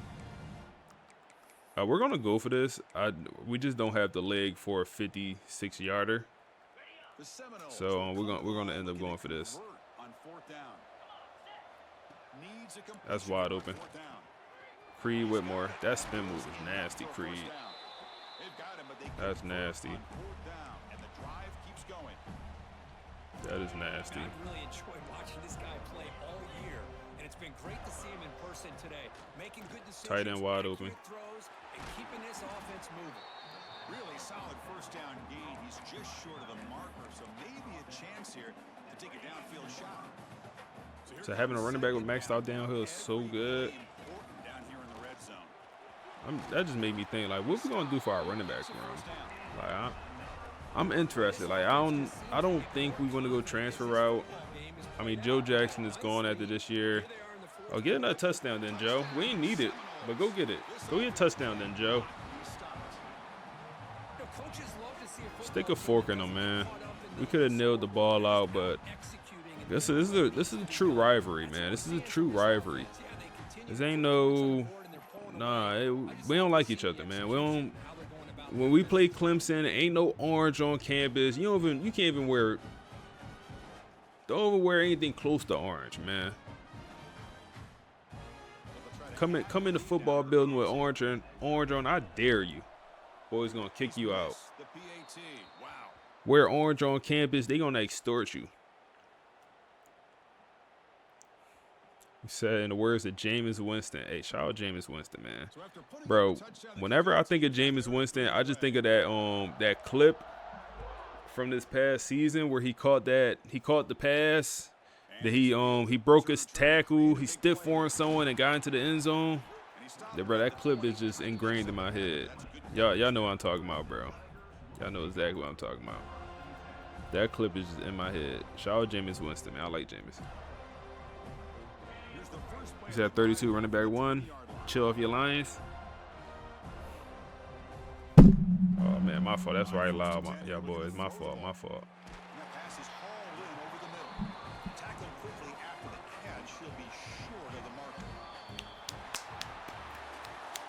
Good work, man. Good work, man. Good work. Good work. Good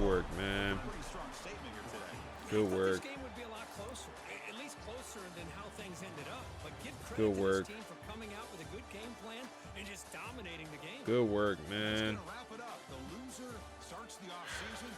Let's go. Let's go, man. Let's go. Rayshawn Slaughter. He might need to get the cheese. Yeah, Javon transferred to Kyle, man. Yeah, he transferred to Kyle. Yeah, he transferred to Kyle, man. He probably would have got playing time on this team, but he transferred out, bro. I forget why he transferred, but he left the boys, man. Bryce Underwood got benched. Oh my goodness. Ugh. That man. Stinky.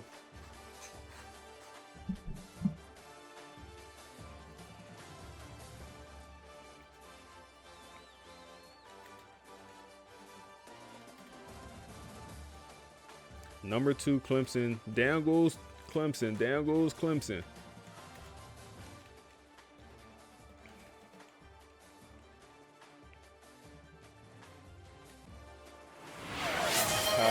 Brooks with the 5 gifted subs, man. A man of his word. A man of his word, ain't he? A man of his word, man. I appreciate you, Brooks.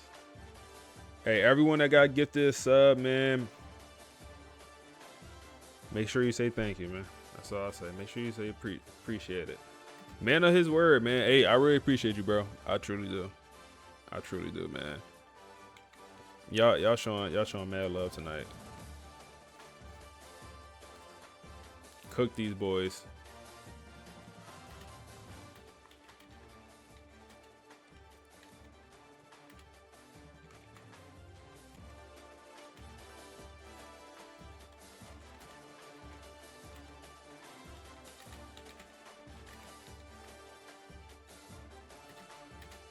Hey, Marcus Vail had the guys ready to play, bro.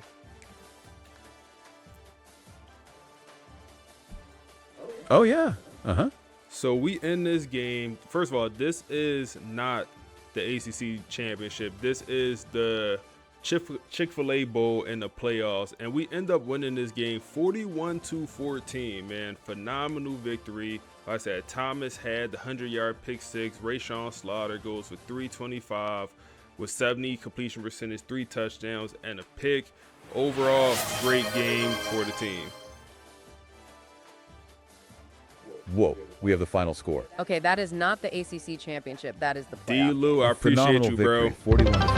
That's a huge margin in the playoffs. And that I Zaya appreciate Thomas you, my pick guy. six was just massive. It sounds like that early play set the tone. It did. And Rashawn Slaughter's numbers are elite. 3 touchdowns, 325 yards, 70% completion. That is composure under extreme pressure. Remember we talked about him playing like a veteran? He didn't panic after the early interception. That one pick is easily overshadowed by the 3 touchdowns. If we connect this to the bigger picture, this is what the Florida game prepared them for. That trust and culture built in the swamp paid off right here. They mastered the chaos. That's the takeaway. It's the ultimate proof of concept for Marcus Vail. Absolutely. The bought-in slogan became fact. What a way to end the season. A dominating playoff win. We were wrapping up, but thank you for that update. That is better than any script we could have written. The story really did continue. The script isn't finished yet. I'll be watching next season. Catch you next time. Oh, man. So last time we played, buddy, he had over 100 yards. Nothing this game.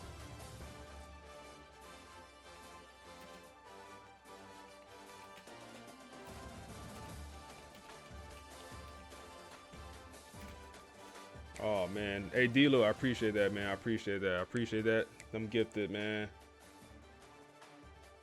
Y'all boys the GOAT. Y'all boys the GOAT. Y'all boys the GOAT.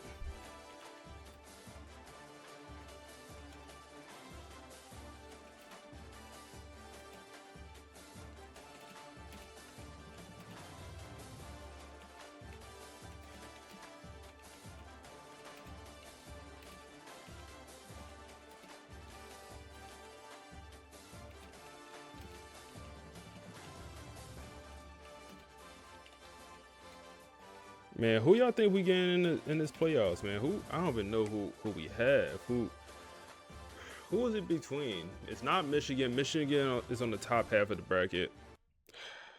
Big time dub. Big time dub. Big time dub.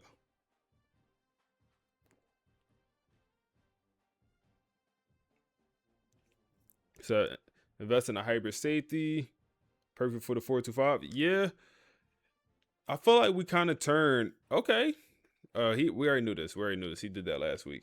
Yeah, I feel like we turned Devon Patterson into more like a hybrid safety. I know his archetype is going to say box specialist on paper, but he is super well-rounded, man. He is more of a, if we did the finesse and changed the archetypes, he would be a hybrid safety. So yeah, with manu progression, I love it because I'm just able to build these guys to whatever archetype I want them to be. All right, we're good to advance, I think, right? Yeah, we're good to advance. Let's see who we could potentially get in this playoff.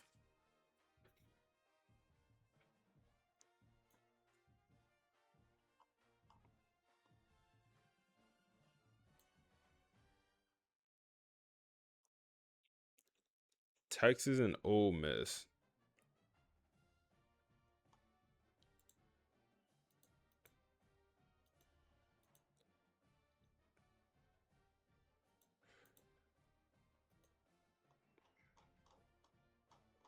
Between Texas and Ole Miss. You said funny? Yeah, man. All the recruiting, I really hope they fix it next year, man. You said Boy Slaughter about to be a FSU legend? Hey, man. We might have a couple FSU legends by the time this thing's said and done. Devon Patterson got to be an FSU legend, man. He transferred over from Wake Forest, and we do get Ole Miss. I'm assuming it's going to be Lane Kiffin and the boys. Pete Golden at DC. Charlie Wise is at OC.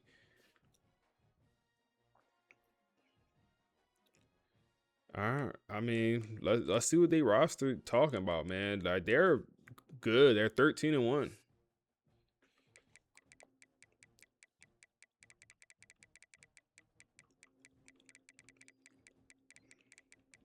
Oh man, did I go the wrong way? Or did I pass it? I must have passed it.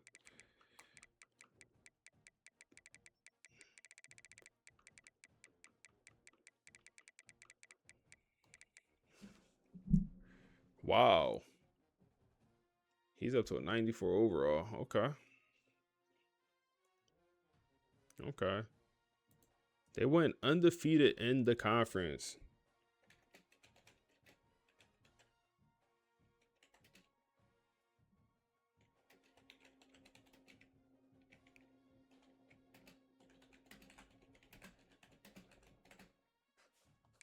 We'll be in the quarterfinals. Let's get the bracket.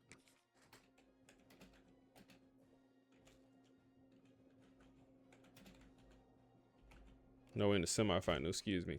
Look at SMU, man, and Michigan. So I think it's clear Michigan gonna make this natty. I mean, SMU did beat Notre Dame, but imagine if we got to face off against Michigan in the natty, a team we lost to last year in the playoffs, and we lost to them this year at the start of the season. Just imagine that, man. Imagine the amount of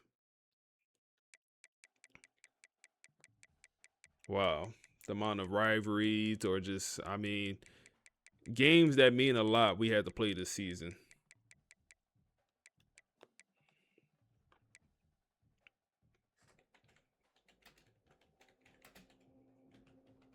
They're a defensive team, 91 overall defense.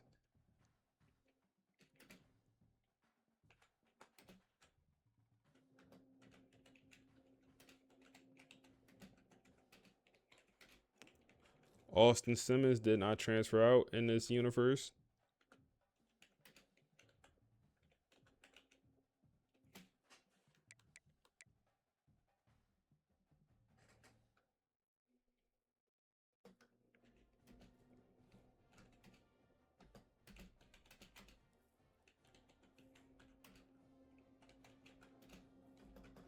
He got a couple interceptions on this season. I'm surprised they that good.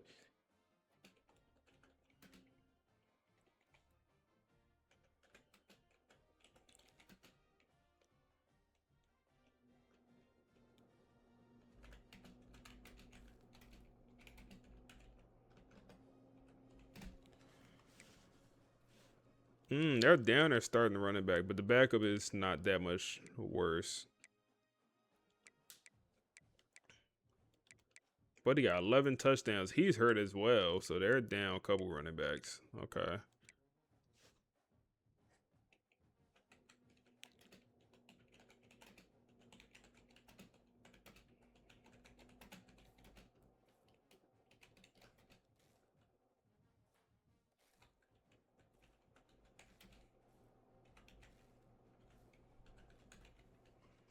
Overall, their receiver room is very good.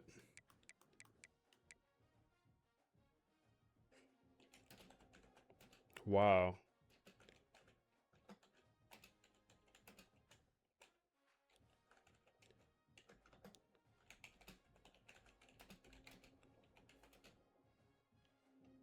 Wow. Look at the stats he put up, bro.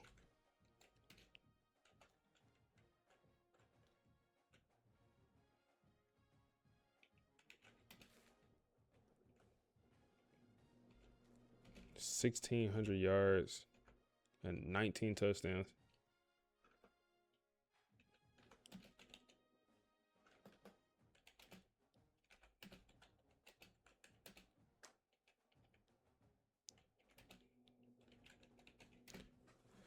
That's a pretty crazy stat line, man.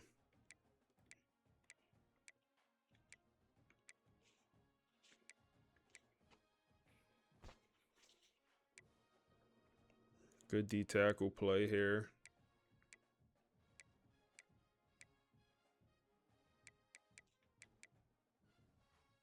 Good team.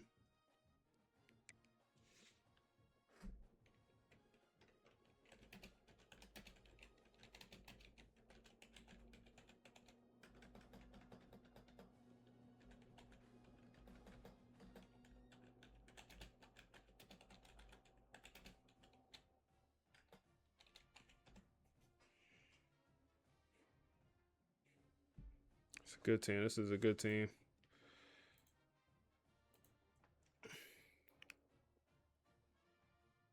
See what the folks from the podcast got to say about this last matchup, man. About this last game we played. All right, let's just dive right in, because what we're looking at today is, well, it's honestly kind of terrifying if you're not a Florida State fan. Mm-hmm. It's a statement. It really is. We're talking Florida State versus Clemson, the number 2 team in the country. A massive game. The expectation was chaos. Complete chaos. We were all bracing for, a back and forth, a last-second field goal, something dramatic. And instead, we got something much, much colder. We didn't get a fight. We got surgery. That is the perfect word. The final score, 41-14. It's big, sure, but it honestly doesn't even do justice to what happened on that field. Not at all. It was absolute domination. And that's really the mission here today, right? We're not just recapping a game. We're looking at how a program makes that leap. From contender to, well, to a juggernaut. Exactly. Yeah. Because this wasn't just an emotional win. This feels like the birth of something, the birth of a dynasty. Dynasty is a heavy word, but let's break it down. To even get to that 41-14 score, we have to look at the game itself. The narrative was revenge, right? Right, that's what everyone was saying. But Marcus Vail, the coach, he completely rejected Duncan, that. appreciate you, bro. A preparation game. A preparation game, not an emotional game. Because when you play on emotion, you make mistakes. You get sloppy. And what they did to Clemson's quarterback, Bryce Underwood, was anything but sloppy. Oh, it was a schematic masterpiece. So let's talk about Underwood. This is an elite talent. He's been tearing up defenses all season. And his final stat line, it looks like a typo. 106 passing yards. 106. 0 touchdowns, 1 interception, and the final nail in the coffin. He got benched in the fourth quarter. Which just doesn't happen to a player of his caliber. So how do you do that? How do you just erase a guy like that? Was it just all-out blitzes? You'd think so, but no. That's the easy answer. If you just blitz him, an elite QB will eventually find the one-on-one and burn you. So what was it? Confusion. FSU didn't just pressure him. They took away his reads. The reports we have say they made the windows vanish. Every time he looked for his first option, his second option. Nothing was there. It was like they knew the plays before they were run. It speaks to an insane level of film study. And it wasn't just in the air. On the ground, Rafael Filnins, this guy has torched FSU before. He's a monster. A guy who always falls forward for an extra 3 yards. But in this game, he had, 18 yards? 18 total. On the ground, that's suffocation. It means every single defender did their job, stayed in their gap. You're not just beating an offense at that point. No, you're breaking their will. You're fundamentally telling them that nothing they're good at will work today. And if that was the slow strangulation, then the Zay Thomas play was the final, The pick six. the 100-yard interception return. That play is the whole preparation argument in a nutshell. Yeah. Thomas didn't just stumble into that ball. He baited the throw. He knew the route. And that's the moment the game went from a beatdown to a coronation. You could just feel the energy drain from the Clemson sideline. Yeah. It was over.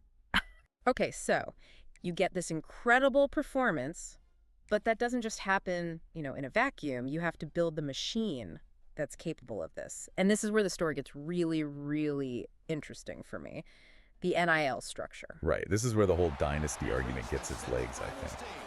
Because a lot of teams are treating NIL like the Wild West. It's just chaos, throwing money around. Exactly. But Vail has this philosophy.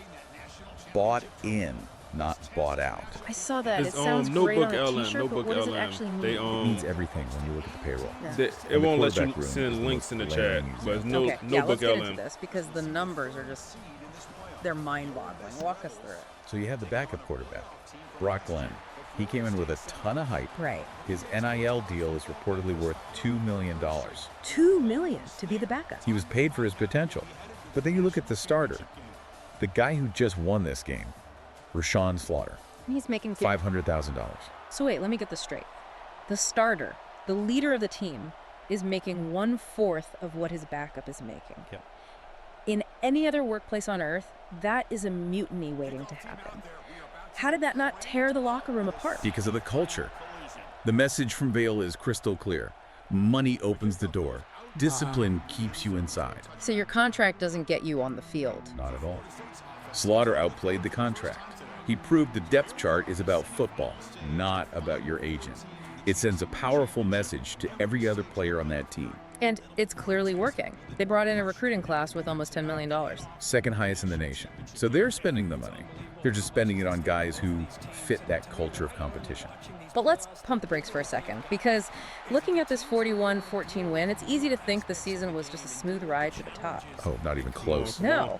If you rewind the tape just a few months, the word people were using wasn't dynasty, it was crisis. Total crisis. After the regular season loss to Florida. The swamp. That was the low point. It felt like the wheels were coming off. They go into that game ranked number 2. And just get punched in the mouth, lose 30-21. And Slaughter, who we just praised for being surgical. He looked like a freshman. Threw a game-ending pick 6, just good handed it broken to tackle, them. And the fallout was immediate. It dropped to number Word. 9. Playoff hopes are basically gone. And Right. then the off-the-field drama starts. The leverage play. I got you, Right bro. when Slaughter's at his lowest, I got you, the pressure. reports leak that his camp is unhappy with that $500,000 Throw deal. away. Which, to be fair, is under market value for a starter. It is, but the timing was brutal. They allegedly demanded a raise to $3 million right after he lost to their biggest rival. That's a coaching nightmare. You give in, you look weak, you say no, you might lose your quarterback. It's a moment a season can completely fall apart. And this is where Marcus Vail really shows his genius. Because they get a rematch with Florida in the postseason. And that first half, it's happening all over again. It was a horror show. Tied 21-21 at the half, and Florida's receiver Aiden Mazzell has 3 touchdowns. He was just burning them, running right past their starting corner, D'Angelo Boyce. Untouchable. So you're in the locker room, Forfeit halftime, inches. the whole season is on the line. If you lose this, everything unravels. And Vail makes a move that, on paper, looks insane. He benches his starter. Forfeit inches, man. Go for it. Go for it. Bro, no way. We don't get no.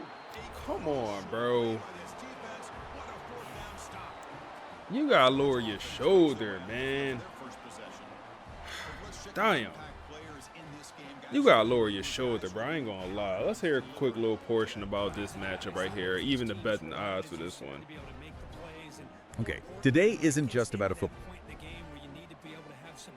Okay, today isn't just about a football game. We are looking at what you could call postseason heavyweight cinema. It really is the perfect stage for this, a blue blood moment. Right, and for this deep dive, we've pulled everything: scouting reports, Vegas betting lines, player metrics for the Cotton Bowl Classic at AT&T Stadium. And you've got the number 1 Florida State Seminoles at 12-2, taking on the number 3 Ole Miss Rebels at 13-1.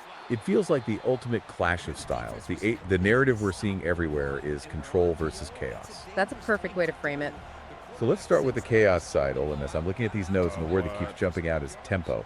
Is that just, code for running really fast? It's a bit more calculated than that. It's weaponized exhaustion. Stop. They don't want a grinding strategic fourth quarter. They want Mismatch. fireworks. So get the game over with early. Exactly. They snap the ball so fast, the defense can't substitute, can't catch its breath. They want to create panic before halftime. And the guy pressing all the buttons on that panic is quarterback Austin Simmons. I didn't know they run His an stats up-tempo they're like video game numbers. Over 4,300 yards, 35 touchdowns. It's not just the stats, though. It's the style. The scouting reports all say he's a nightmare outside of structure. Timepiece, what's up, bro? Okay, hold on. Outside of structure, translate that for us. Well, most quarterbacks are good when the play works perfectly. That's structure. Simmons is at his deadliest when the play breaks down. We have to scramble. Right, when he has to run around, dodge a Just hurry tackle, up, that's when a offense. defensive back loses his man for just a second and boom, he strikes. Which brings us to his main weapon, Caleb Cunningham. The note here says he scores every 3 or 4 catches. That's insane efficiency. He creates moments, not just stats. Big body, strong hands, and then they pair him with Winston Watkins, who is basically their chess piece. For the jet sweeps and motions and all that. Exactly. Watkins stretches the defense wide, Cunningham stretches it deep, and Simmons improvises in the middle of it all. That's their that's formula. Davin Keys. So that's the chaos. Now, for the control, Starting middle linebacker Florida for us. State, they're the favorite, but it hasn't been a smooth ride for them to get here. Not at all. Time This to is a transfer team built over. through heartbreak. They've survived controversy, It's our tough only losses, good linebacker everything. They're action. battle tested in a way Ole Miss just isn't. And at the center of that is Rashawn Slaughter. Earlier this year, the question was, can the freshman handle it? But after that Clemson game, That question is dead. Or He's did- not the oh freshman my anymore. He's goodness. the leader. They gonna His call it a metrics fumble. show elite D'Angelo composure Boyd picks under it up, pressure. and he's gonna have a and chance he's to got take it all weapons the way everywhere. back to the Maka spot. Nakamura, Dallas Wilson, Let's see if Osman they rule Kroma. them down, but FSU they doesn't might need a shootout. But let But they this are play absolutely out. equipped to win And for one if they now- get dragged into it. Okay, so let's get to what the money says. The Vegas lines D'Angelo- usually cut right through the hype. Florida State is Has a favored by touchdown. 7.5 points. And that's a big number. More than a touchdown, it tells you Vegas respects Let's the see Ole what Miss happens offense. here, but For sure, the now, over-under is it 61.5 looks like it's guys. going to So stand. they expect a lot of points. A ton Let's of get points. one more look But they at it. trust Florida State's defense Speaking of and keys, their experience that's more. a fumble. So when the ball is actually kicked, how does this play out? What are the key matchups? Well, styles make fight. That's a fumble. That's 100% a fumble. Keys. That's a fumble. Hey, you bring up Devon and he comes right through. You ask, is that Keys from LSU? He goes for the interception, doesn't get it, but just knocks the ball out. Maybe some people would rule this an incompletion, but I mean, I don't know. It might be an incompletion, but he goes to knock the ball out, and that's their best receiver on the roster. He got 1,600 yards with 19 touchdowns. Ball on the ground, Johnny on the spot, and you're not catching him once he get going. And they will not review it. We get a scoop and score. Keys make a big time play. Wow, that's a big time play. Shout out to Devon Keys, man. Shout out to Keys, man. Shout out to Keys. Might have been backward pass. That is a good point. It could have been. Because Duffy did not look like that was the actual catch. It looks like that would have been just an incompletion.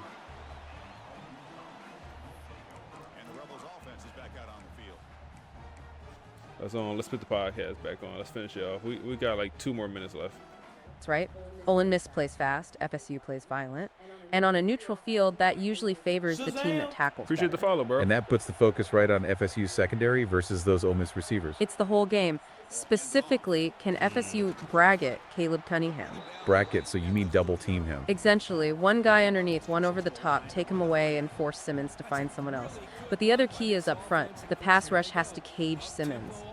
Cage him. I thought you'd want them to just go chase him down. Not with an athlete like Simmons. If you just rush past him, you open up a huge running lane. Nah, disaster. Total disaster. You have to keep him contained in the pocket, in that cage, and make him a traditional quarterback. The projected score we have is Jose. FSU 35, Ole Miss Bama 27. boys, appreciate the That follow. sounds like a pretty clear vote for discipline over chaos. I think so. It comes down to this. Ole Miss believes offense wins championships. Florida State believes preparation does. And under those bright lights, with no excuses, only one style usually survives. It's a fascinating setup. You have Florida State, who has climbed every single mountain to get to this peak. But here's the thought to leave you with. Ole Miss doesn't care about their journey. Not one bit. They only care about ruining it. It's going to be a fun one to watch. Thanks for diving in with us. They go run with, bro, Austin Simmons is one of the ones in this thing. Got a couple broken tackles. All right, man, that defensive touchdown was crucial because, I mean, they walked us down the field. We had our 3 and out, or not even 3 and out. We had a turnover on downs. We went for it on 4th down in our own territory. And to get that fumble and to take it back to the spot, we needed that, man. We needed that. Man, they're just going to keep going check down here. 3rd and 1. Let's just hurry up. Offense is annoying. One thing I like about the podcast, bro, I don't know how they knew what type of offense Ole Miss would run. I guess they just know what Lane Kiffin likes, but I don't know how they knew there was going to be this up-tempo offense. Get them on the ground. That's going to be Bates there with the tackle, and they're going to punt. I disagree. Midfield, you go for this, man. You down 7. We have all the momentum. I disagree. And it's not even a great punt. That takes a big bounce and rolls all the way into the end zone for a touchback. And the Seminoles Not even a great offense is back punt. on the field. We'll take it. That last possession, they got stopped on 4th down in their own We will end. take it. See if they can get it going this time. Here's the first play of the drive now from the 20-yard line. Let's see. What we have here?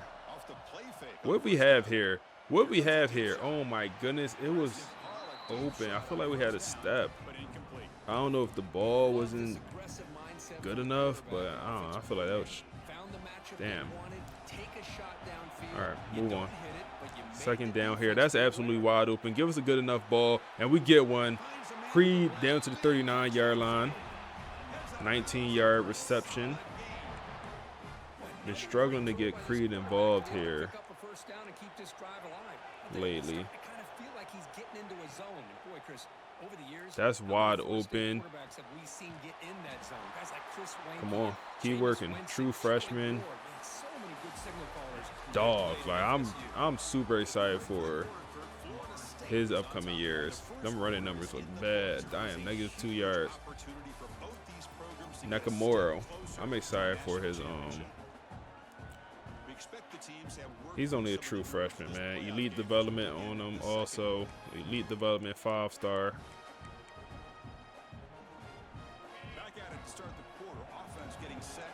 Yeah, they got like their defense, man. I like their defense.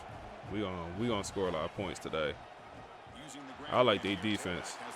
Come on, Joe Jackson, get involved.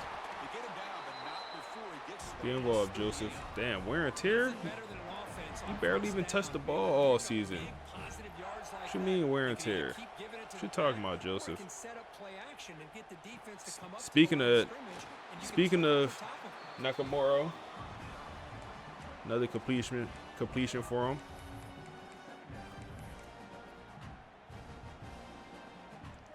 That completion makes it second and medium. Here's the snap, looking to throw. It's wide open. Creed Whitmore. It's gonna be sad to see Creed go, man. This receiver room could look completely different. Creed is a senior. He's gonna be a top draft pick. But a guy like Nakamura, man, he up to 5 catches, 43 yards. But a guy like Dallas Wilson, who is a junior, but he might leave early. Now, we lose our top 2 receivers. I mean, that's tremendous. We do have Ezekiel right there. He's dropping passes right now, but he's also a good player for us. So if we lose both our starting receivers, I definitely would like to get at least one transfer in the room. That's wide open. No, Ray Sean. That's an easy touchdown, man. No pressure, clean pocket. It don't get easier. Damn, man. 3rd and 10. Looking like Brock Glenn out there. Big third down here. Go get it. Tayshawn! What? Huh? No?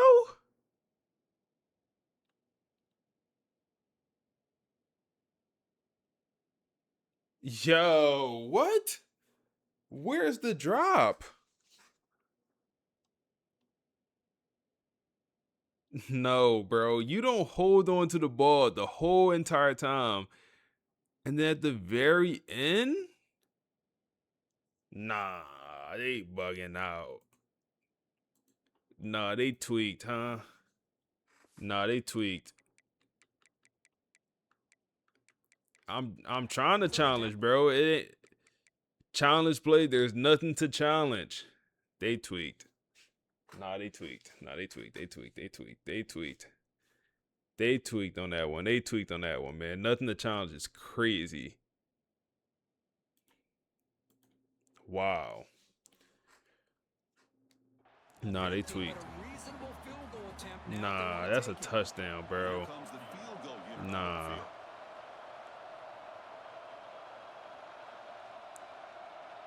Come on, Wade. Nah, they bugged out, man. Wow. Well, they almost put a touchdown on the board, but instead they come away with 3 points. Wow. Yeah, that was crazy, bro.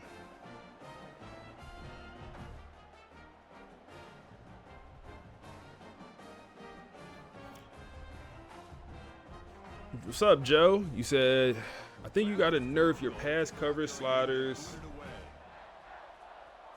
You said, or buff the CPU accuracy. So I did both during the season, I would say.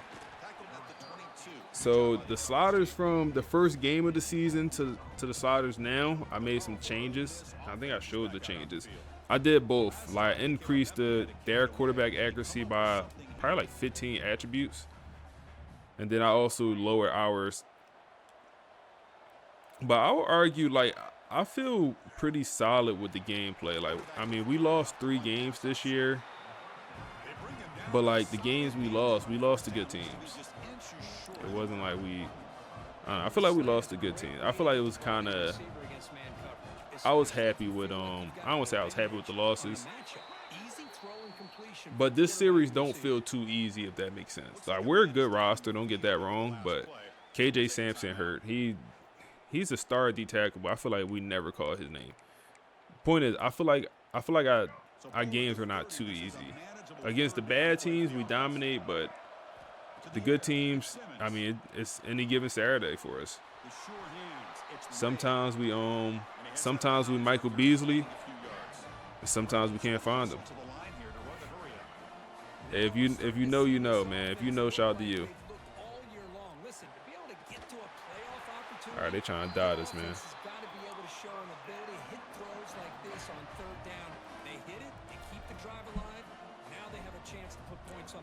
He said sometimes we Marcus Bell, but sometimes we can't find them. First down, looking to throw the ball. They gonna check down. Damn, nobody know that Michael Beasley reference? Oh man, this hurry up offense annoying. I ain't gonna lie. Another RPO. Near the sticks, it's Watkins. And the Rebels moving quickly down the field here. About time this offense gets going, it's a 1st and 10. Come on, let's go zone coverage here.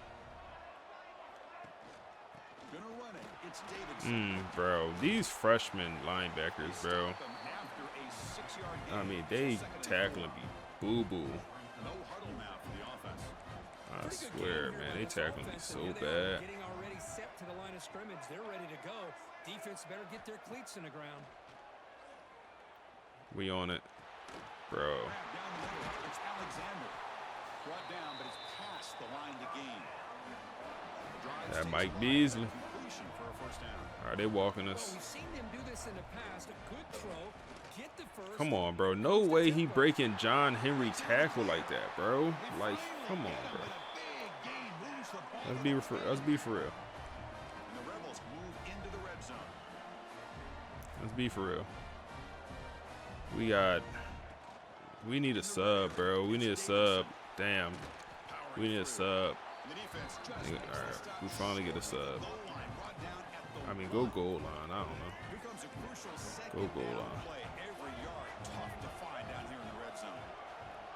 We got the whole entire backups in, and we tackle them into the end. Look, I realize on any play call when it's properly What is going on in this game? That's not a touchdown?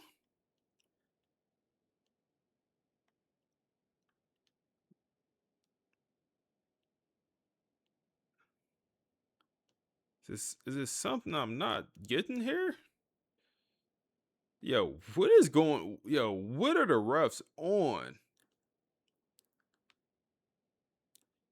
The man didn't hit the ground until 2 yards into the end zone, bro. Yo, they bugging. Them boys bugging, bro. Them boys tweakers. He get right back. Yeah, it's cool. They get their touchdown. I don't get mine, though. I had to walk away with 3. I had to walk away with 3 points. Them boys bugging. Joe the GOAT. What's up, bro? How you? Them boys, them refs bugging, bro. It's cool, bro. It's cool, bro. Watch this. Oh, we could have blocked it. It's cool. Watch this, man. Watch this, man. Watch this, man.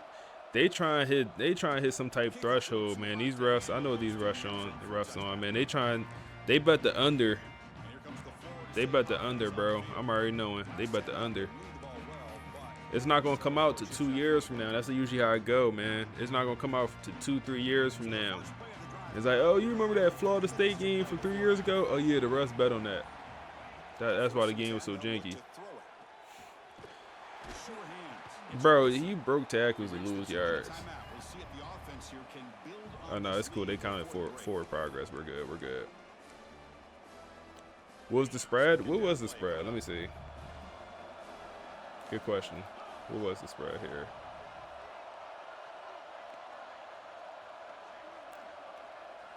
The spread was 7.5 Florida State.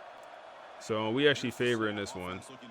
Bro, that's the second missed throw he missed across the middle of the field, man.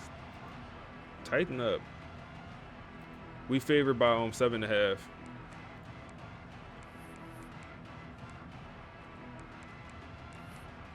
Tighten up, bro. You think you a $3 million man. Tighten up. 3rd and 6.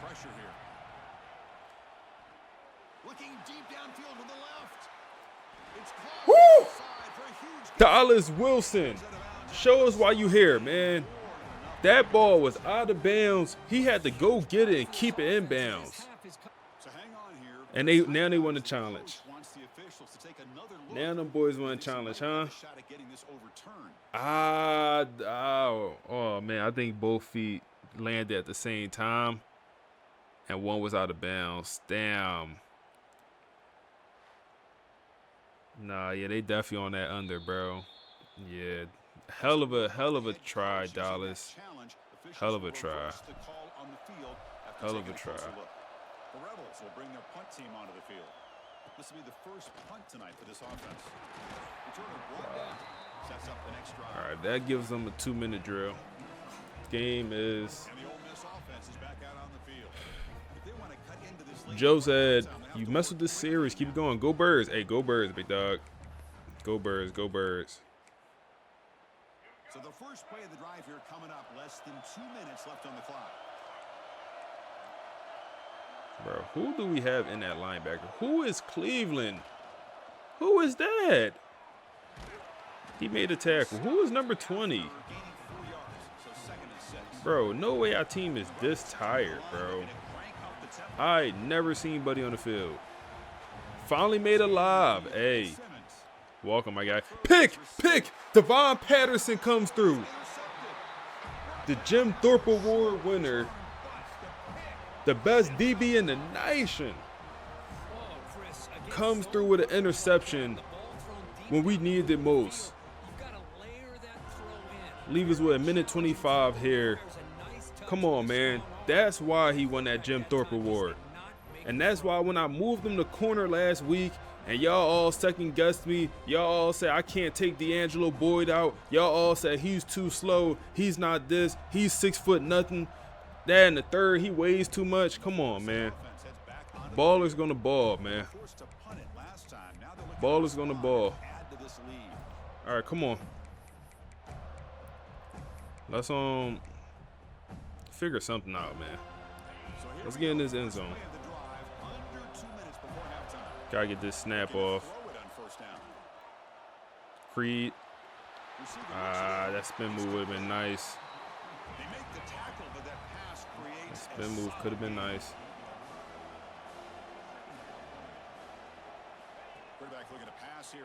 Do we have this? He's going for a big play downfield. Oh my goodness, that's not smart. Be a little bit more careful. A little bit more careful. A little bit more careful. Okay. It can do so much to help out with your short to intermediate passing game, even affect the running game by making those safeties aware that you're willing to take a shot downfield. A little bit more careful. Okay.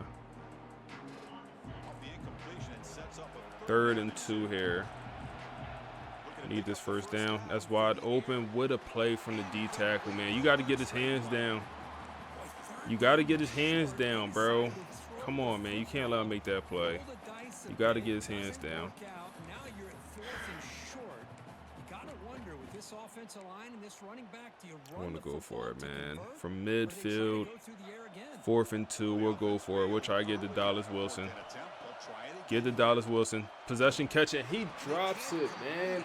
He makes that tough behind catch on the previous drive that was ruled out of bounds, and a much easier catch. Is it contested? A tad bit. But hey, we expect you to make that, man. You get paid the big bucks in this world of NIL, man. Damn, he drops it. Interception. Goes for, I mean, damn, bro. We got to capitalize on those turnovers. Good tackle in the backfield here. 2nd and 12. See what they do. Boxed. Boxed. Pick! Devon Keys, get dirty, bro. If you don't get dirty and go pick that, look at the leader in touchdowns.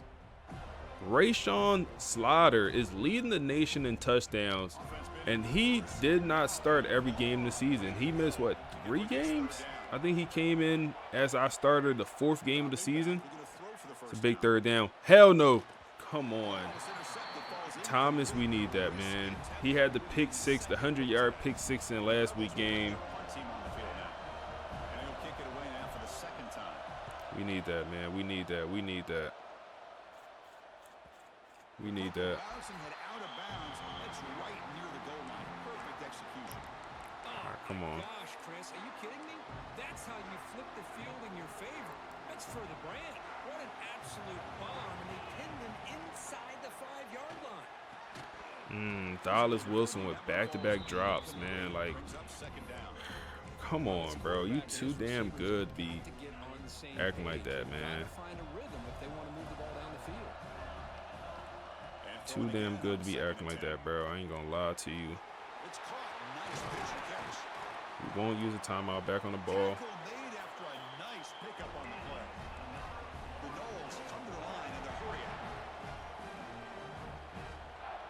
Bro, what are you? Come on. Creed, lock in, bro. Come on. Come on. Nakamura gonna play, bro. Nakamura gonna play. The true freshman gonna play, man. He gonna play. He not gonna drop the ball. He not gonna complain. Like, he gonna come out here and hoop. And sometimes that's all I need. That's all I need sometimes, man. Go right back to Nakamura, man. Go right back to him. Go right back to him. Go right back to him, man. Go right back to him. What playbook you using? This is generic, or no. Pro style offense, generic is what it is. Oh my goodness. Okay, 7 seconds. If we could pick up, I mean, what's realistic? If we could pick up 15 yards in 7 seconds, I think we can. Oh man, this is gonna be a long kick. He don't have the leg for this. He just don't. 58-yarder. I mean, he don't have the leg for that. We tried a 57-yarder last week, and he just didn't have the leg. He just don't have the leg for that. Woo! No! Yo, the running back is crazy. Oh my goodness. Rashawn Slaughter threw the ball out of bounds. Didn't even give him a chance to get it, bro. He is crazy, bro. He be making some crazy catches. Nasty first half, man. Nasty first half. Oh, hey, I think our listeners got something to say. Nasty first half, man. It's 10-7. This is the type game where you question if the refs have bet the under in this one. Devon Patterson got an interception off Austin Simmons, but just a nasty game overall. Us. Wow, you are absolutely right. A 10-7 game is not what the odds makers expected with that 61.5 OU. And the fact that Devon Patterson already has an interception off Austin Simmons is huge. That is the Jim Thorpe Award winner making a play in the biggest moment. Okay, let's unpack this for a second. That interception directly supports the control narrative we were discussing. Absolutely. We talked about secondary discipline being the key to this whole game. And Devon Patterson is the one providing that discipline. He's the heart of that defense. If he's already swinging the momentum and silencing Simmons early, that's Marcus Vail's plan working perfectly. It sounds like Florida State's defense came out angry. They showed up when they didn't in that previous playoff loss. Yes, exactly. If it is 10-7, it means they are dominating the line of scrimmage, not giving up explosives. And that low score confirms that FSU is preventing Ole Miss from hitting that tempo we talked about. Ole Miss wants chaos, but FSU is forcing them to play a disciplined, nasty football game. And we know that's exactly what Coach Vail wants. He wants frustration, not fireworks. This kind of low-scoring fight usually favors the more physical team that tackles better. So the line is right there. It all comes down to which style survives. And right now, the defense-first approach is definitely winning the battle. It's a fascinating setup. You have Florida State, who has climbed every single mountain to get to this peak. Through chaos, through controversy, John Henry and with through the sack. redemption. But here's the thought to leave you He with. had the pick Ole six Miss last doesn't week. care He had about the their sack journey. last Not one week, bit. and he They comes only through care this about week with ruining another it. one. It's going to be a fun 3rd one and to watch. 21. Thanks for joining us for this deep dive. We'll see you next time for more Gridiron Leverage. Come on, John. More of a cover sack there. I mean, just being honest, it was defense, secondary boxed it. But we got to get it how we live sometimes, man. Get it how you live. 3rd and 21. Pin your ears back, John Henry.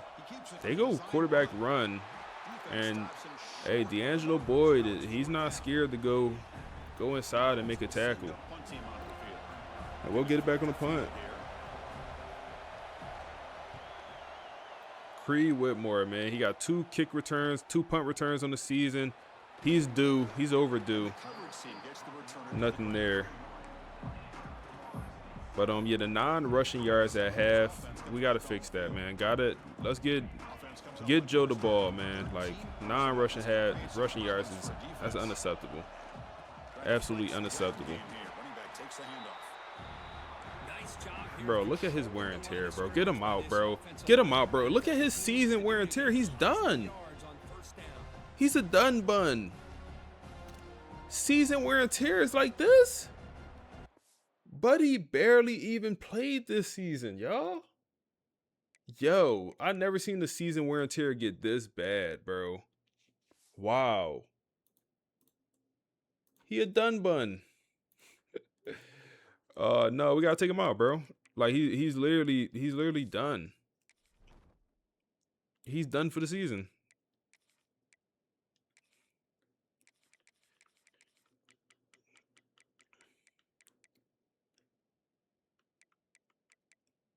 He is literally done for the season.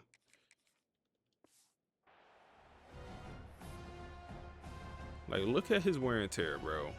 Like, the career is one thing, but the season being at absolutely 0 is crazy when I feel like he really didn't have that type of year. Like, if that happened last year, okay, I understand. Come on. No, Ray Sean is trolling, bro. Ray Sean is trolling, man. 14 for 28, 148 yards, no touchdowns today, man. He is not playing well. Knees falling off the bone, bro. Like, yo, what happened to my guy? I'm talking about he having a down year. I see why. He hurt. Wow. That's going to go for a pick 6. Wow. Wow, wow, wow. Ray Sean Slaughter day just got a lot worse.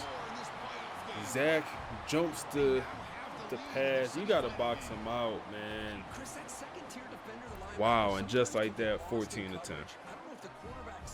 Just like that. I mean, bro. Do we blame the quarterback here? Exactly, bro. He got to fight for this. Do we not, bro? I understand. Listen, nothing's open here. We have literally nothing. That's double teamed on the left side. We could just take the shot, but he's not open. He got safety help. This is not open. We could throw it, but it's not open. This is not open. Like, this is, I feel like, was our best option. I went through it literally every read. Box him out. You're 6'3". What is that, bro? You let him push you off. Come on, bro. If you don't want to be here, you could have told me that in the locker room, bro. We would have got somebody here that wanted to play. Bro, they start thinking about the NFL draft, the combine. They start looking. That'd be the issue, bro. Everybody's goal is to make it to the NFL. I want the guys that they goal is to win the national championship, man. That's the guys I want. I want the guys. Guys, they want to just make it as much money as possible, and they want to make it to the NFL. We're the guys that I want to win a national championship. That's what I want to do when I grow up. I need guys like that on my roster, man. I damn near want to bench him. I'm not gonna lie, bro. I damn near want to bench him after that. He dropped like 4 passes this game too, but he don't want to be here, bro.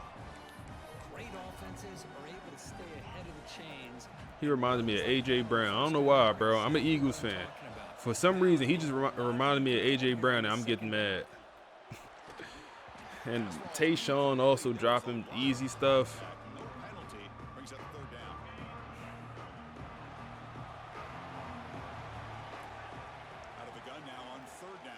Possession, catch it.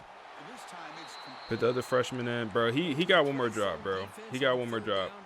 He got one more in him, bro. He got one more. He truly do have one more. Way to get that out. Way to get that out. Nakamura.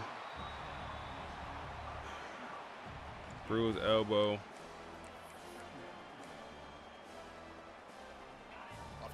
He got one more drop in him, bro.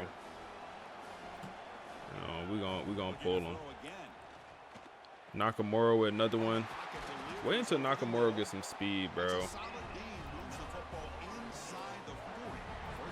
Wait until he get fast. In the first half, they go right back to him again. We can see the second half, that same trend continuing. If I'm the defensive coordinator, I'm rolling my coverage. Get a corner up in his face and put a safety back behind him. Oh yeah. Oh yeah. Oh yeah. Oh yeah. Throw the stiff for him. Ah, we should have. Down to the 4-yard line. Good work. Backup running back, bro. He a dog. He a dog, man. If he would have transferred out, we'd be in some real trouble. I ain't gonna lie. Nothing you can do as a defender. And the Knowles hoping to punch it in here. They have first and goal.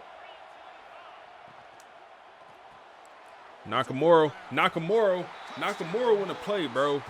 He want to play. He want to play, bro. He might get 1,000 yards in this season, man. He want to play. I have no idea how close he is. He could be at like 600 for all I know. I know Dallas Wilson is over 1,000. I think Creed is over 1,000. I know Tayshawn was at like 700. Yeah, Nakamura probably in like the 600s. The extra point makes it a 17-14 lead. All right, well, guess what? That's another storyline. Yeah, 32 is definitely RB1 because yeah, that's a storyline itself. Joe Jackson is literally he is literally broken. My high school football coach, man, first of all, he was an asshole, man. Shout out to Coach Grove. He if you was hurt, dot across the middle of the field to the tight end. If you was hurt, like let's say you was hurt, you got hurt in practice or something, you wasn't practicing. The next day he'll come up to you, he be like, yo dude, you still broken? Yeah, it'll piss me off, bro. I remember I had like my wrist, like I almost broke my wrist, so it's sprained, so I'm out. Be like, yo dude, you still broken? Like, bro, I'm not broken, I'm injured. Like, you still broken? I used to piss everyone off, bro. Saying calling somebody broken. Come on. Need to stop here, man. Need to stop. Go zone, man. This offense is known for that up-tempo approach. The defense has got to make their calls and get it. Pressure off the edge. No. No, he didn't just throw that away, bro. That was insane. No look. No, come on, bro. What we be doing sometimes? He could throw away to the side he was running to. 3rd and 8, come on. They go run, and it's going to not work out. 4th and 1, and they're going to punt.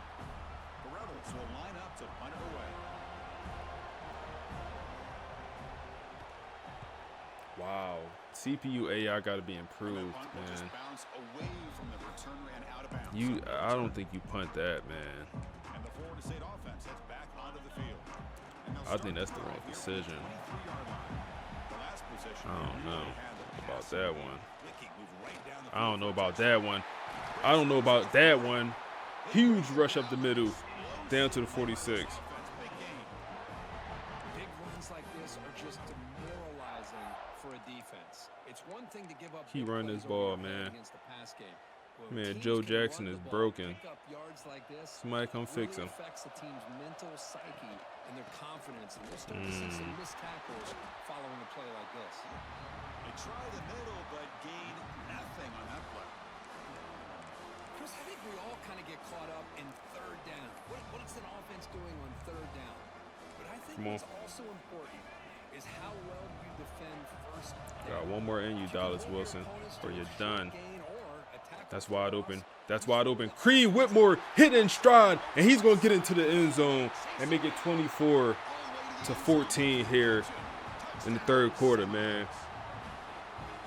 Come on, let's work, man. They did some type cover 0, and we identified it instantly and just hit Creed. Saw the mismatch, and good enough ball. Good enough ball. I think there was a linebacker on him. It looked like damn near. And way to take control of this game, man. Way to take control of this game, man. One more quarter, we go to a natty. One more quarter, I know it's going to be against Michigan too. I know it's against Michigan. One more quarter, and we get to get our shit back against Michigan. They still got our chain. They still got our chain, man. We gotta go get our chain back against Michigan, man. We let them snatch our chain. Matter of fact, they snatched our chain twice. We gotta go get both of them back.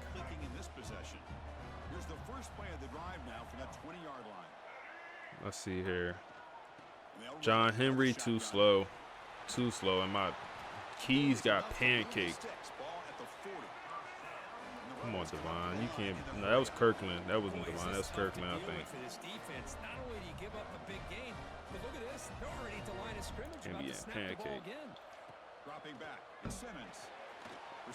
Bro, these receivers are too fast, bro. That's going to be Caleb Cunningham. 4 is up, man. These receivers are too fast. 4 is up. These receivers are so fast, bro. They're just creating so much separation on these drag routes, man. 269 passing, 40 rushing yards. We're getting the rushing yards up there. As we head to the 4th, we could be in store for a classic finish, a spot in the next round. Let's get the like nickel or something, bro. We gotta get an extra DB out on that field. The offense has a 1st down. Them boys too fast. Tight end goes in motion before the snap. Quarterback running here again. Blockers out in front. He's past the marker and still going. Bad for business. But only after picking up a fresh set of downs. That is bad for business. That's what he likes to do. He knows he's a weapon out there. Here's the D-line. But when he can pull it down on an option like Yo, this, pick up a big ooh, that gotta be intercepted, bro. He threw a Stevie Wonder. Looks like a player is down injured at that last play. We'll take a timeout where they check it out. One of our D linemen is gonna be hurt.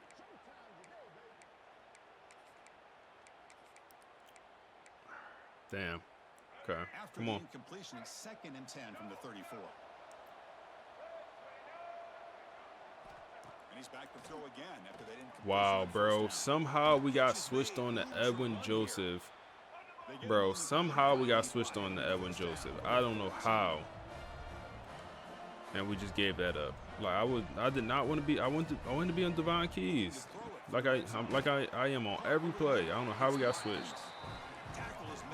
Damn. And now they just pushing the ball.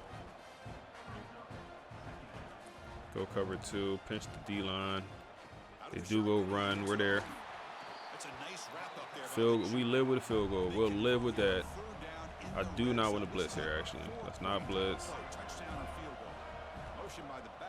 I got stuck on the defensive lineman. Oh, it was overthrown. Austin Simmons with an overthrow. 4th and 6. They're going to bring out the field goal unit. That's a great stop, man. Great stop. We'll be up 7 here. It's a great stop. If you're on the YouTube chat, drop a like on the stream, man. Drop a like on the stream. Drop a follow also. They come away with 3 points on the drive, and now the kickoff team will boot it away. They'll return it from inside the 5. He's tackled at the 21. That's when the drive will start. Watch Dallas Wilson win this game for us. Watch he have a hell of a 4th quarter here. Crucial possession. This game just got tighter. They love to play keep away. Chew on the clock. How will they call it here? Throw that chew clock on. For no gain.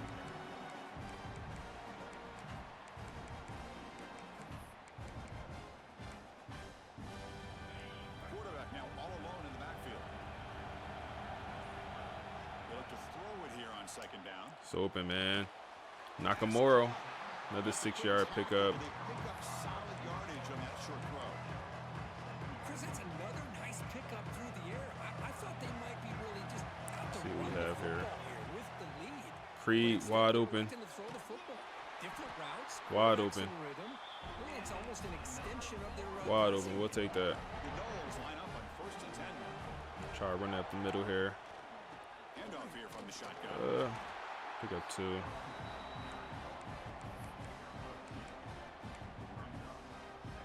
Second down after that run on the previous play. Quarterback sets up, looking for an open man. Oh my goodness. They rushed 5. Did he just come through absolutely free?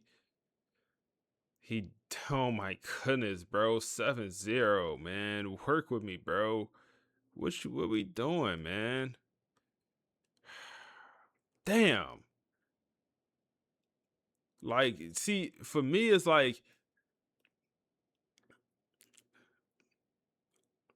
I'm thinking he's going to block him. Like, when you drop him back to pass, you think he's going to block him. I'm shocked this guy is trying to get outside and make 3rd and 18, bro. That's a drop killer. Wow. I can't believe they just did that shit. Wow, I can't believe they just did that BS. That's wide open. Creed. Wide open for the 1st down and more. That's a linebacker. That's a defensive lineman. 9-2. Who were you guarding in man coverage? And who was you guarding? Rayshawn, man. When we need you most.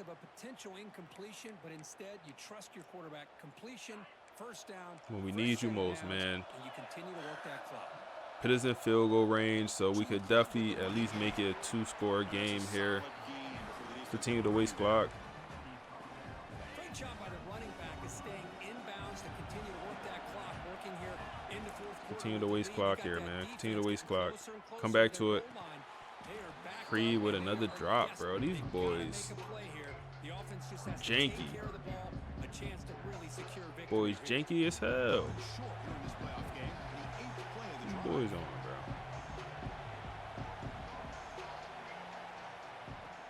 Boys done about janky as hell. Tayshawn. Come on, Tayshawn. Work with me. Thank you. Hold on to the ball, please. 1st down.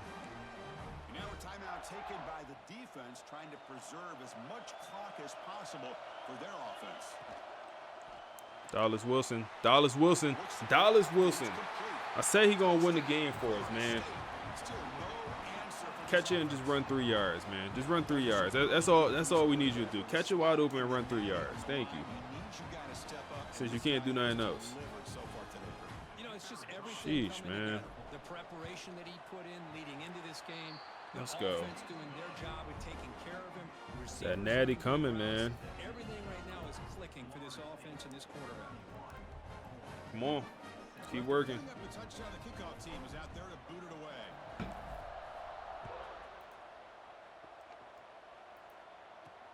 Return starts from inside the 5.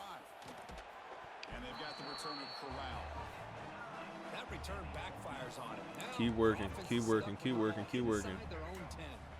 So the ball changes hands, and the offense finds themselves back up inside their own 10. Quarterback pulls the ball. They like to run this ball with Austin. I respect it, man. And the Rebels will crank up the tempo. I might have to try out this Ole Miss playbook at some point. They do. They love to go fast. The defense has got to be aware. Grab down the middle. It's Alexander. He's stopped, but he gets out across the 25-yard line. At some point, I gotta try it. Offense right to the line, playing with tempo now.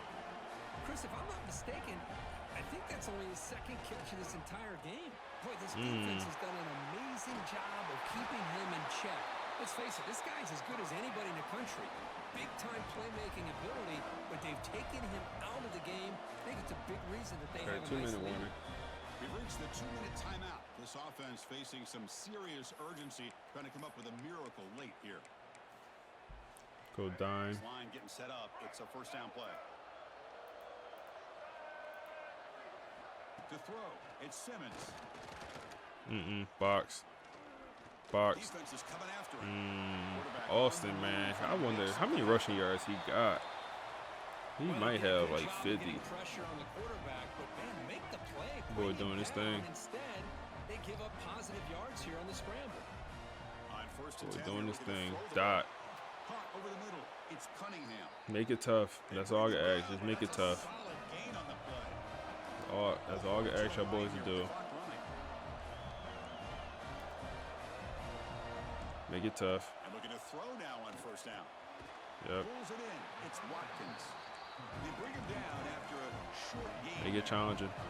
But crank up If they gonna get one, just make them earn it. second down. Offense looking to throw the ball. Get dirty, bro. Come on, Thomas. Zay Thomas, get dirty, bro. Don't let the ball just hit your feet. Get dirty and catch it. They go run here. Wow, pancake. Wow, and it goes for a TD, bro. Come on, bro. We can't let them run the ball on 3rd and 4, bro, and they pick up 20 yards. Well, they had to have the touchdown, Kirk, but now we got to get the ball back and score again for a chance to go to the national championship. We just let anything happen. Keeping their hope alive on that sideline. That's all you can ask for. The season's on the line. You mentioned it. Trying to get to the national championship. It's time to Oh my make goodness, a bro. big-time play here on an onside Valentin. Oh my goodness. Just get down. Oh my goodness. I be trolling. I be forgetting to put the onside kick formation, man. And they do not let you call timeout, bro. They'll quick snap the hell out you. Oh man, we used it though. We used it. Cut that thing back. Good work. Good work. First down, damn it, in this thing. First down pretty much makes this. Hey man, Super or the national championship is in New Orleans this year too, man. National championship is in New Orleans, man. Florida State might be going to New Orleans, man. Florida State might be going to. Florida State might be going to. Florida State might be going to New Orleans. Let's work, man. Let's work.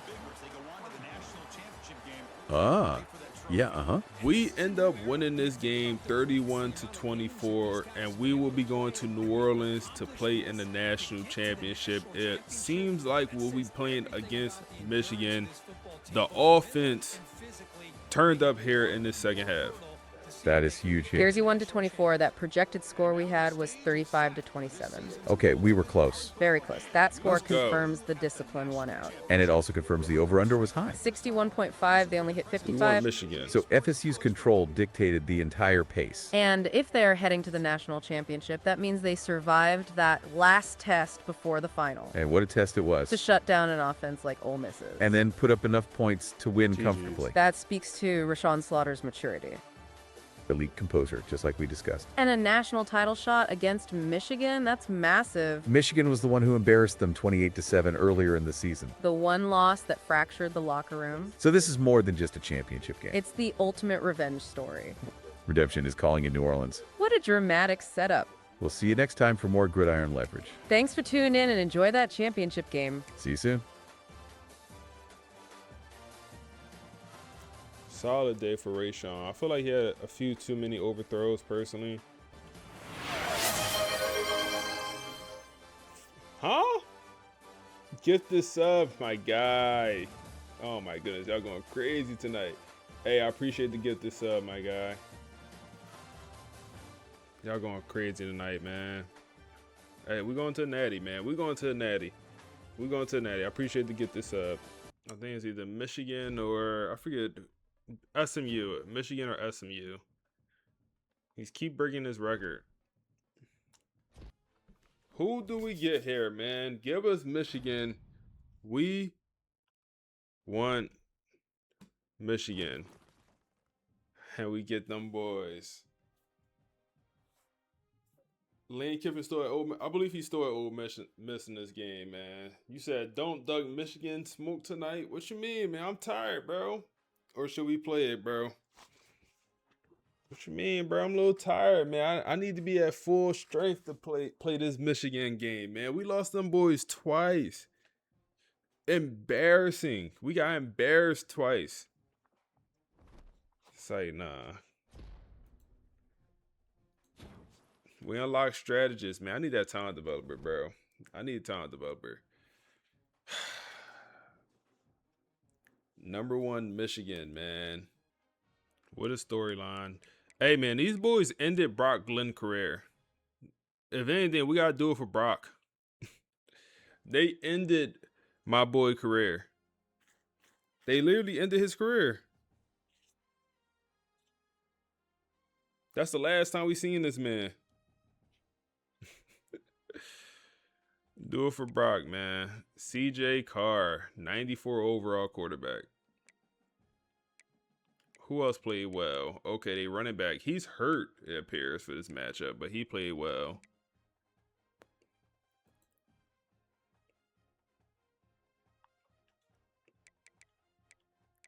Receivers, Jaden, Sellers. Seemed like he was their best receiver.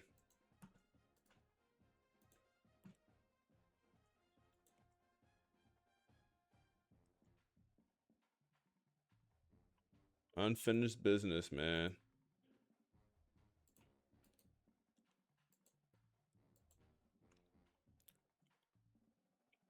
Unfinished business.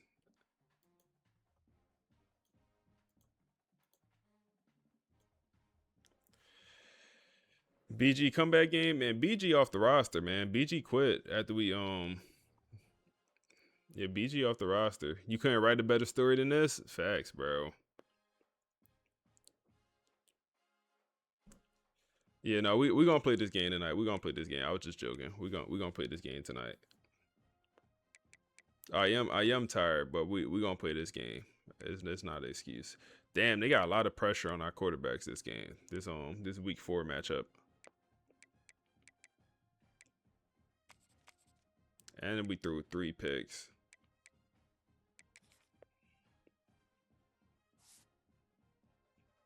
You said pop in and say go Gators. Oh man. Hey man, go Gators. Hey, let me show you this, man. Hey man, we skinned some Gators earlier this year. Yeah, they beat us week 13. But that first round of playoffs, hey, we went in the swamp and we drained it. We drained that swamp out. Shakur won. He beat the brakes off him. Oh man, I seen that coming, bro. I seen their standoff earlier today. I'm like, Shakur going. I already know what's about to happen in that game. Let's go look at this Michigan roster that we're way too familiar with already. Last year they rostered, bro. When we played them earlier this season, I said, hey, this roster don't seem as good as they were last year. But let's see what the boys from the podcast got to say. This is gonna be a quick one. It should be like about 4 minutes. You know, you look at a final score, Florida State 31, Ole Miss 24 in the Cotton Bowl, and you think, okay, great win. Right.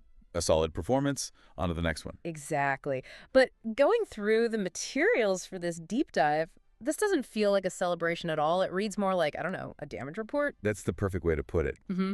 Our mission today isn't just to recap a game. It's to calculate the bill. Mm-hmm. Because FSU, they punched their ticket to the national championship, no doubt. But the price they paid in just pure grit, in injury, in mental exhaustion was, I mean, it was huge. They won honest, you know, and sometimes that's so much harder. let's start there with that grit. The halftime score was only 10-7. Was that just like sloppy offense from both sides? I think it was the opposite, actually. It was two teams that were just refusing to blink.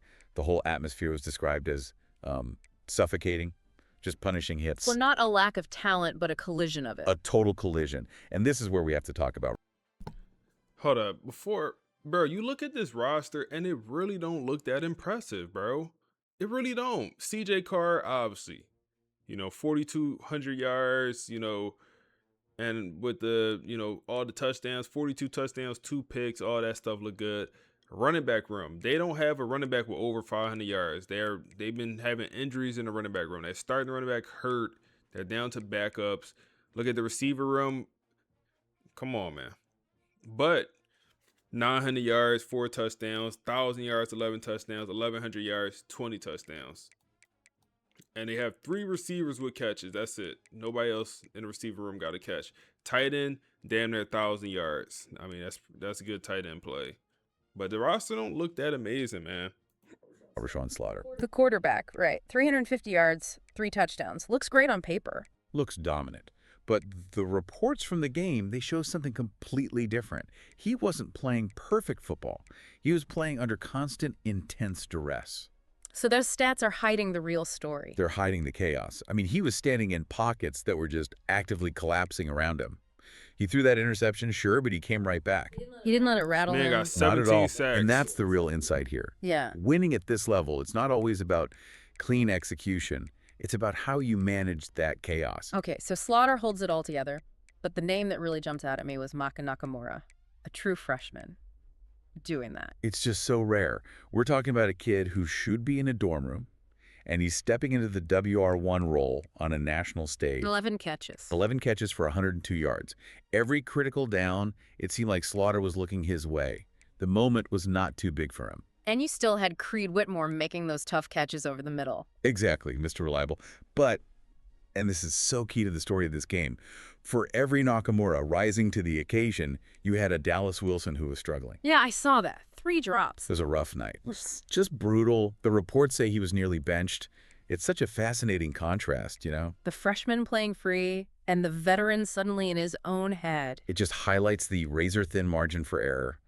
The psychological toll is immense. One tiny slip in focus, and the whole game can just run away from you. And speaking of things changing in an instant, Yeah. we have to talk about the injury. Yeah. The sources, they make it sound like the entire sideline just went silent when Joe Jackson stayed down. That was it. Yeah. That was the moment. He is the unquestioned heartbeat of that offense. Yeah. The senior leader. And when he didn't get back up, Yeah. you could feel the uncertainty just flood their sideline. And it is serious. Yeah. It looks that way. And this brings us right back to the central theme, to the cost. You win the game, but you might have just lost your stabilizer. The biggest question mark hanging over the national championship is, can this offense even function without him? Wow. So it's almost like a Pyrrhic victory. You won the battle, but you're limping into the final war. They are absolutely limping. They needed the defense to bail him out late. They needed Devon Patterson to come up with another one of his clutch interceptions just to seal it. So they didn't dominate. They survived. That's the word. They survived. So, yeah, Florida State is in the title game. They got what they came for. But the vibe isn't triumph. It's It's relief mixed with a whole lot of dread. It really changes how you look at that final celebration, doesn't it? It changes everything. And that's the final thought I want to leave you with. We always focus on the talent it takes to win a championship, but we almost never talk about what you have to be willing to lose to get there. And Florida State is finding that out right now. They're finding out just how expensive winning can be, right as they prepare for the biggest game of their lives. We'll see if they have enough left to pay the price one more time. Thanks for listening to this deep dive. Stay curious. All right. Yeah, Joe, GG's for Joe. Joe is going to focus on the NFL. Joe is done. He's a done bun. Yeah, it's over for Joe. Seeing that made me want to go change my auto subs. I should have been changed this, especially for running backs. He is a done bun, bro.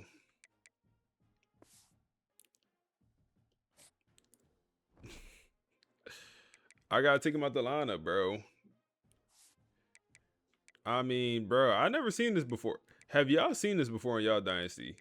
I don't know. I feel like 158 carries and 9 catches. Like, I feel like that's not crazy.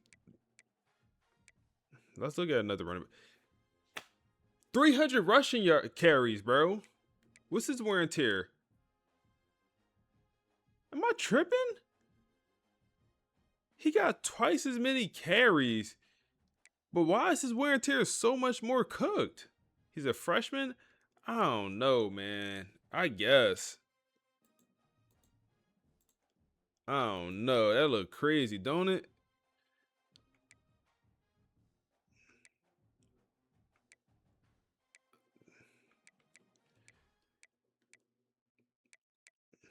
I mean, even here.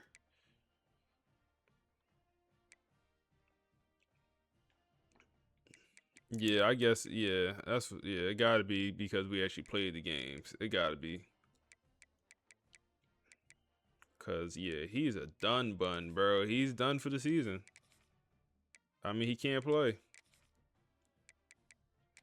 We lose our starting running back.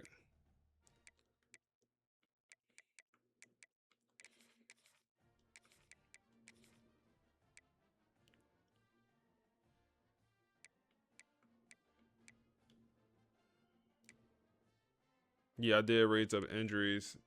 You're right. Should do a video on better wear and tear sliders. I gotta do some testing first, bro. I gotta do some testing, cause damn.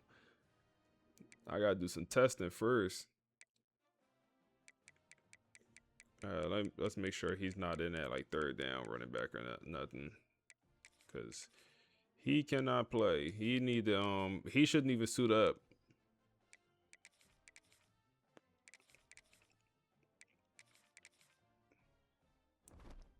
He damn near go through warm ups. He gonna end his career if it's not over already.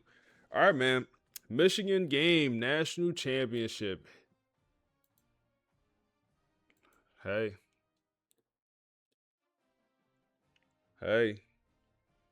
It looks like the opening line has FSU as 2.5-point underdogs. Man, Vegas is giving Michigan the advantage here, man. Money line, they're negative 350 or 335. We're plus 115. The over under is 55.5, and the projected score is 28-26. Vegas expects physical early, explosive second half, one possession finish. They give Michigan a 57% chance to win. All right. Let's see what the boys got to say, and let's hop into this matchup. Okay, let's dive in. We've got the national championship game, Florida State taking on #1 Michigan in Atlanta. And looking through all this this history, this feels like so much more than just a game for a trophy. It's way more. 91 I mean, the versus narrative 91. here is almost cinematic. All the sources keep pointing to this one phrase, unfinished business. We're not just watching a game, we're watching the end of a story built on pain and maybe redemption. Right, and that's our mission for this deep dive, to figure out why this matchup is what every dynasty, dreams of and also fears. Because FSU isn't just playing Michigan, they're playing their own history. Exactly. You have to start with what some are calling the two scars. Two deep wounds, both from Michigan. Okay, so what's the first one? Last season's Rose Bowl, Michigan just outlasted them. It wasn't flashy. It was just this brutal, controlled domination that had to linger in that locker room all year. But that's not even the deeper scar, is it? The sources suggest the real wound is much fresher. Week 4 of this season, Michigan 28, Florida State 7. That wasn't just a loss. It was a complete and total system failure. That was the Brock Glenn game. The Brock Glenn game. 3 interceptions, he gets benched. And just like that, his career as the starter is effectively over.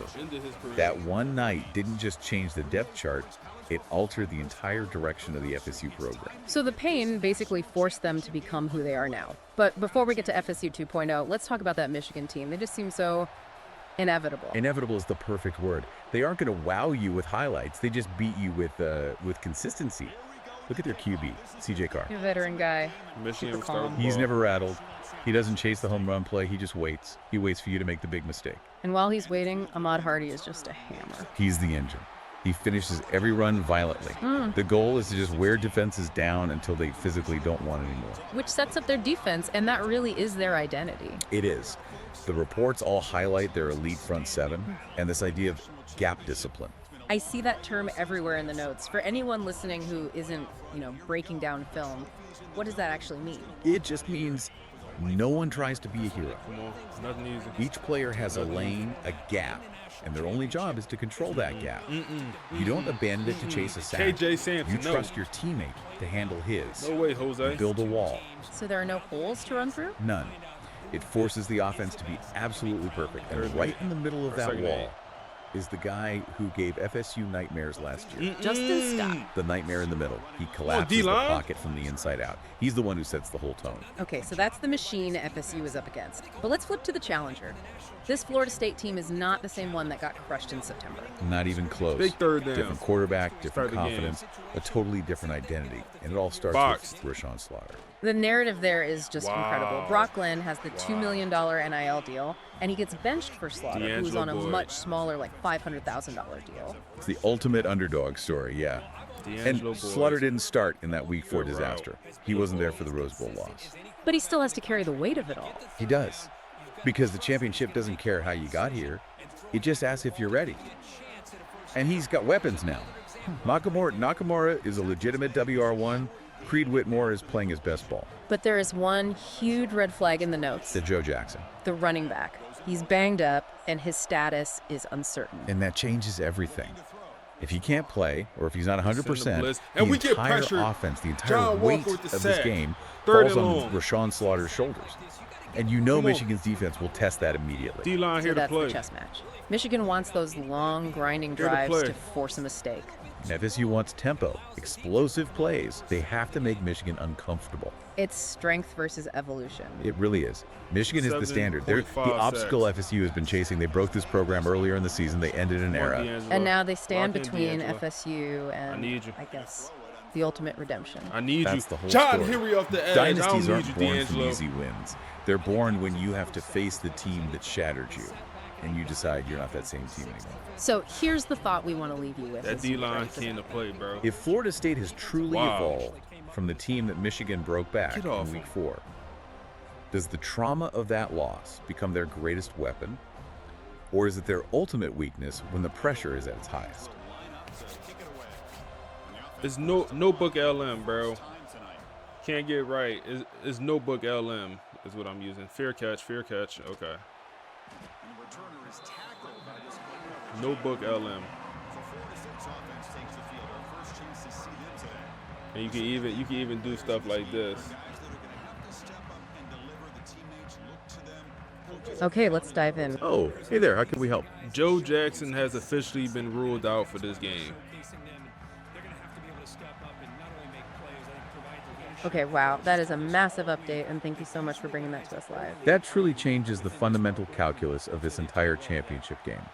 We were just talking about his uncertain status. We were, and we noted that if he was out, the entire weight of the game would fall on Rashawn Slaughter. Well, now we know. The steady presence, the glue of that run game, the guy who gets you 6.5 yards per carry when you need control, is gone. This instantly shifts the entire chess matches dynamic we were about to discuss. Absolutely. Michigan's game plan, which was already about physical dominance and wearing down the FSU defense, just got a huge boost. We need that.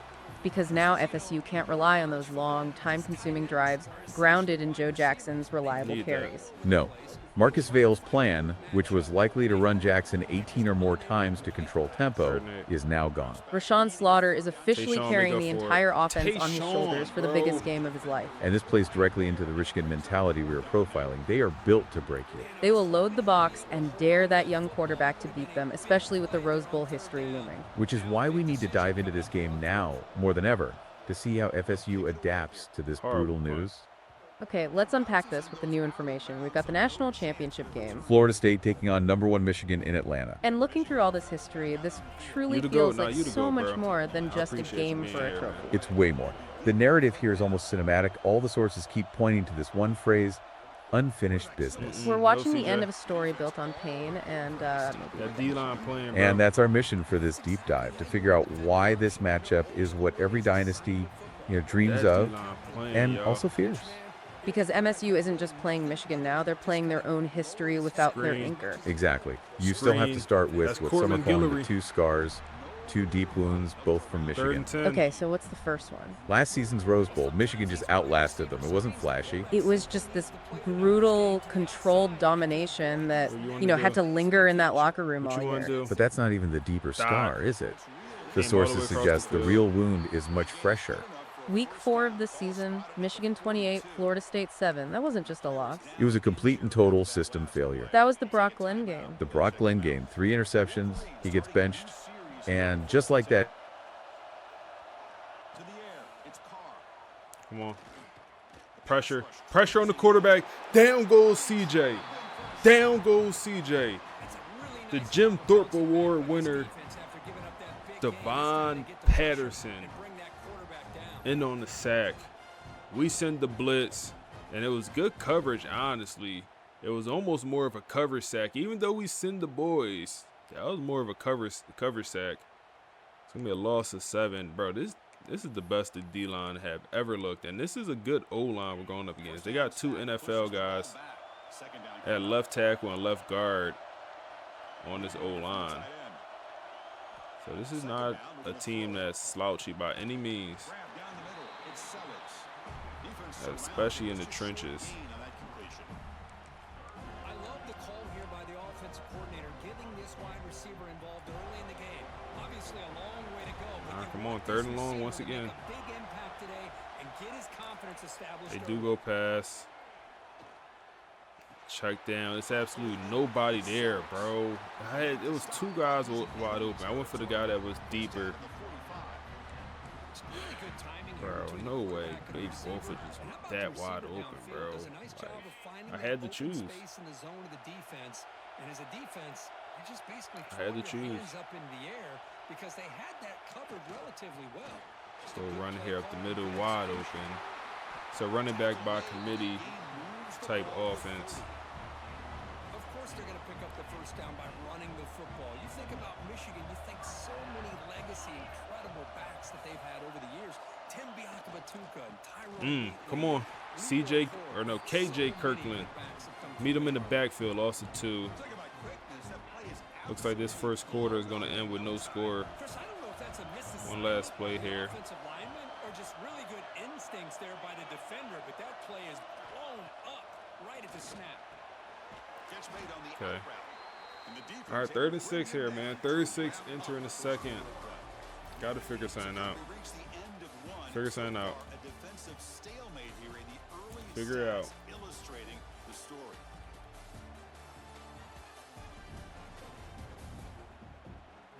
Getting set here now for of the second period. Both offenses looking Figure for it some out. efficiency for a spark into that opening quarter.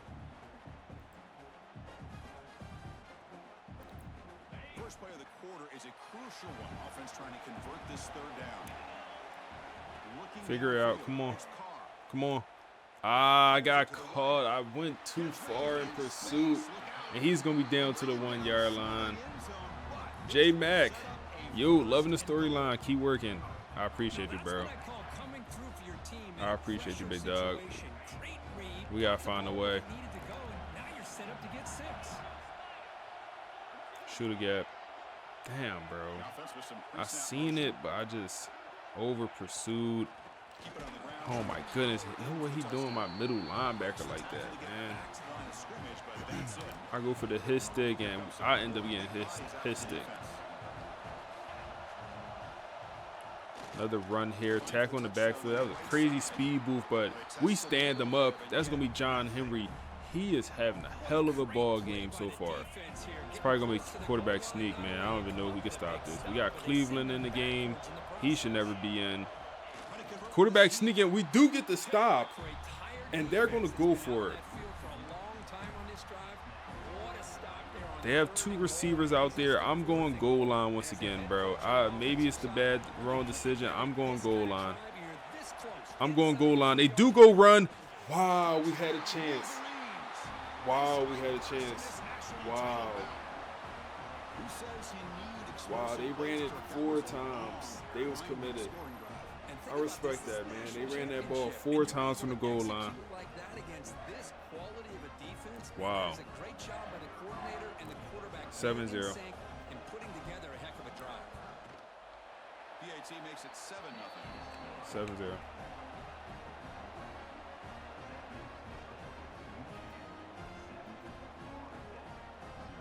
I respect that. Kickoff team out there, they are fired up after just scoring a touchdown.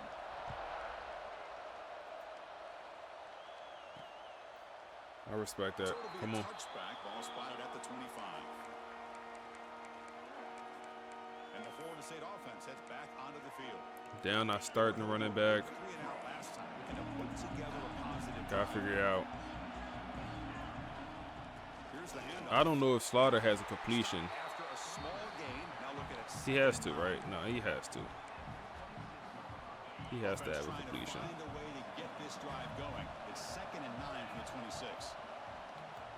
Creed, hit Creed, throw a block, Come on, Creed. Oh my goodness.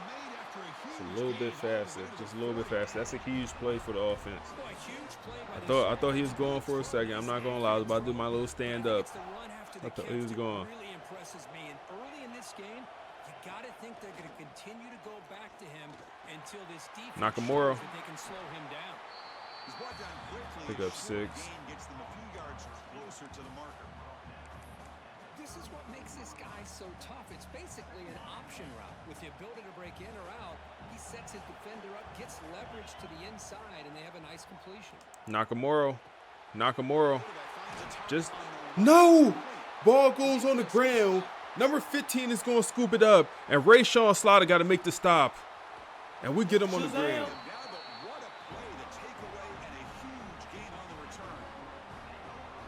Wow.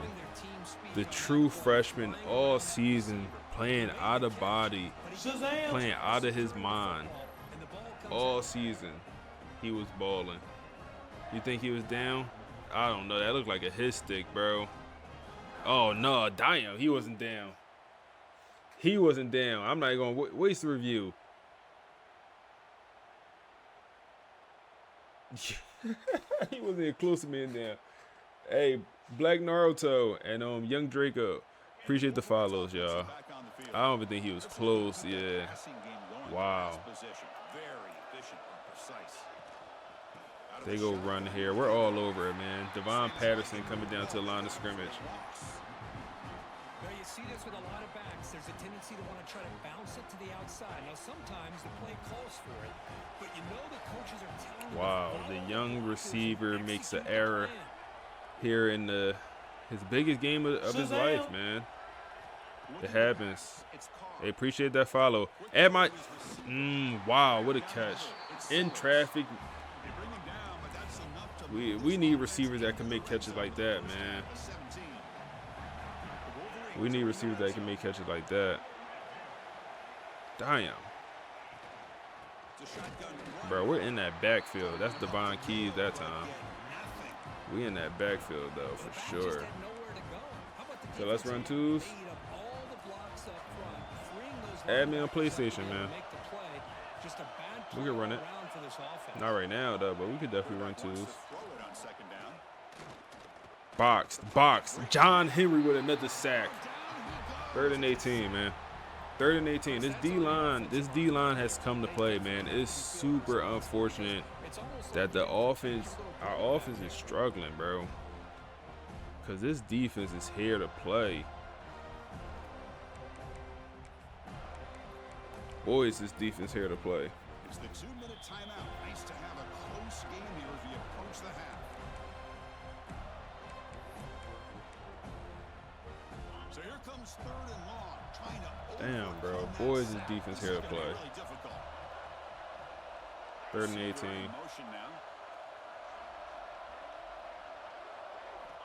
in 3rd and very long, looking to throw. Pressure is coming. Another sack. It's going to be a loss of 3. That's 5 sacks in this first half, man. But it's not going to do nothing. It's going to be a field goal either way. Miss it. College kickers miss. We need one. We could call the timeout. And it goes wide right. And we're going to have 1 minute 14 seconds with 3 timeouts to tie this game up. Wow. Wow. That's a big time miss, Blake. That's a big time miss, Blake. We got to capitalize.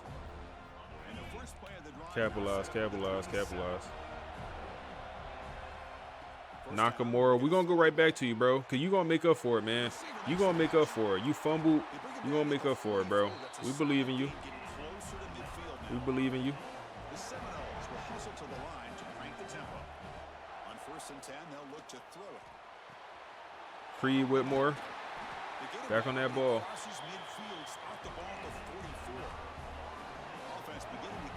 Let's see. Dallas Wilson. I don't even know if he touched the ball yet. Nakamura once again. 8-yard pickup. So John Henry top 5 pick. He got like 23 sacks. I don't even know if he's at double digits. He probably is at double digits now. He been producing a lot lately. We'll run it here with Ray Sean, and good work. 12-yard pickup. Good work, Ray Sean. Like I said, he might only be at 10 sacks now. I know he's producing crazy the last couple games, but should I throw it to the running back more? Oh my goodness, we had a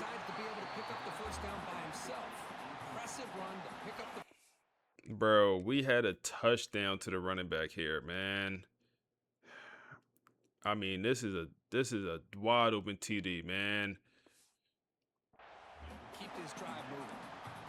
Damn. Maybach music. J-Mac with the Amazon Prime sub, man. I appreciate you, big dog. Oh my goodness, bro. What's my right tackle, man? Come on, bro. Work with me now. Work with me now. You say, yeah, this is the natty, bro. This is the natty. We made it to the natty. It's the natty. Check down. And now the defense will call a timeout before this critical down, just to get everybody on the same page. Looks like the coach decides to go for Let's go field goal. Here comes the field goal team. Damn, bro. Nasty first half. Nasty first half, man. Nasty first half. I was watching this guy in pregame. He's got a strong leg. Not surprised here he's able to put 3 points up here for the offense.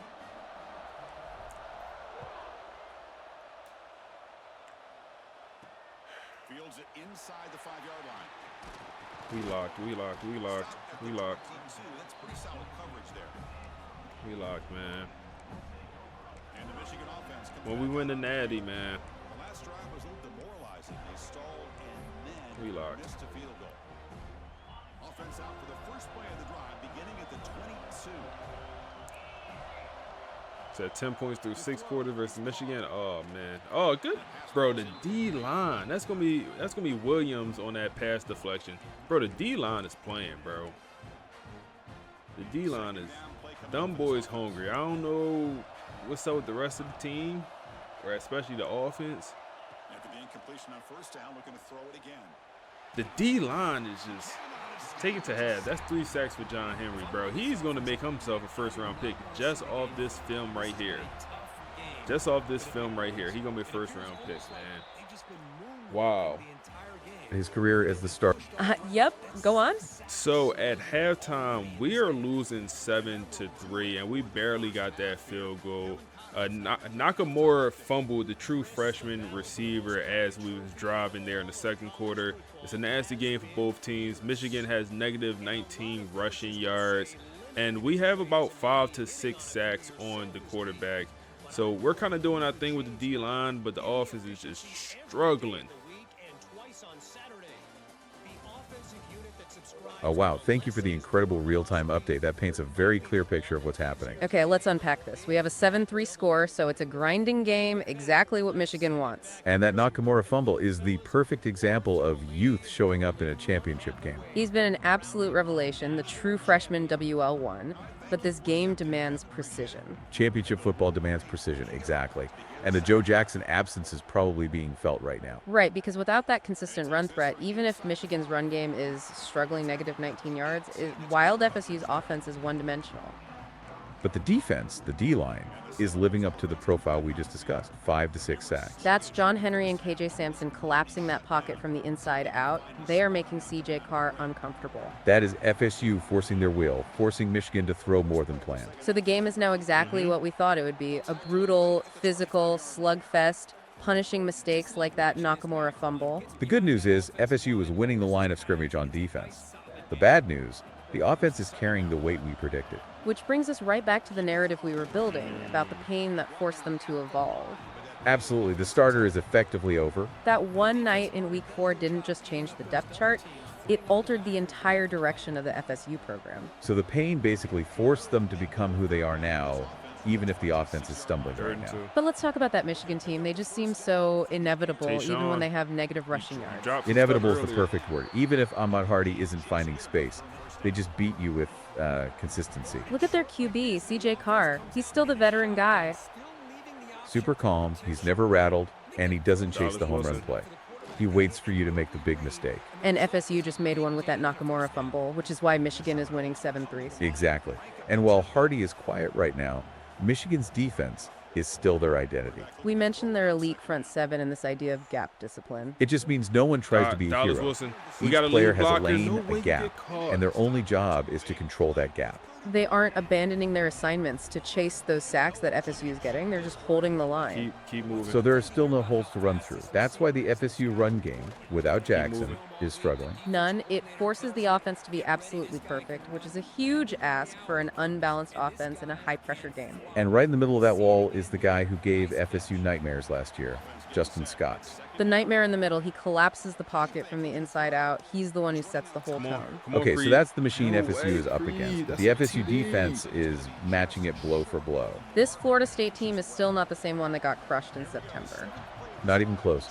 Different quarterback, different confidence, a totally different identity. And it all starts with Rashawn Slaughter, who has to find a way to score more than 3 points. So the narrative there is just incredible. Brock Glenn has the $2 million NIL deal. And he gets benched for Slaughter, who is on a much smaller, like $500,000 deal. The ultimate underdog story, yeah. And Slaughter didn't start in that Week 4 disaster. He wasn't there for the Rose Bowl loss. But he still has to carry the weight of it all, and now he has to carry the run game too, down 7-3. He does. Because the championship doesn't care how you got here. It just asks if you're ready to win. And he's got weapons now. Even though Nakamura fumbled, he's a legitimate WR1 threat. Creed Whitmore is playing his best ball. Dallas Wilson is hungry for redemption too. But as we pointed out, the biggest question mark is answered. Joe Jackson is out. That is the pivotal factor here. The entire weight of this game is clearly on Rashawn Slaughter's shoulders now. And, Michigan's defense will test that immediately in the third quarter. So that's the chess match, which just got simpler for Michigan's coaching staff. Michigan wants those long, grinding drives to force another mistake, knowing FSU can't answer with Jackson. And FSU now desperately needs tempo and explosive plays, starting immediately, to make Michigan uncomfortable. It's strength versus evolution under immense pressure. It's truly living up to the hype. It really is. Michigan is the standard. They're the obstacle FSU has been chasing. They broke this program earlier in the season. And now they stand between FSU and, I guess, the ultimate redemption, even if they're only up by 4. That's the whole story. Dynasties aren't born from easy wins. They're born when you have to face the team that shattered but you, we're there. and you decide you're not that same team D'Angelo anymore. Boyd. So here's the thought we want to leave you with as you watch this second half, knowing Jackson is out and they are down. If Florida State has truly evolved from the team that Michigan broke back in week 4, does the trauma of that loss become their greatest weapon? Or is it their ultimate weakness when the pressure is at its highest and their best back is watching from the sideline? Thank you so much for joining us for this deep dive. We appreciate you tuning in and keeping us honest with the live updates. What a finish this is going to be. Hey, Panther Wild, appreciate the follow. Has anyone ran a fake play on you? I don't think so, especially not the CPU. Damn, bro, come on. CPU definitely happened. Online, not this year. When the linebackers aren't fooled at all, this time they get down in a hurry into the line of scrimmage to make that play. Come on. Second down after that previous play. Yo, bro, we just dropping. Contact, no flag, brings up third down. I don't know, y'all. Do the boys want it? I don't know, bro. I don't know if them boys want it, bro. I don't know if them boys want it, bro. Tayshawn. You want it, Tayshawn? Wow. He has space, man. Will linebacker keeping up.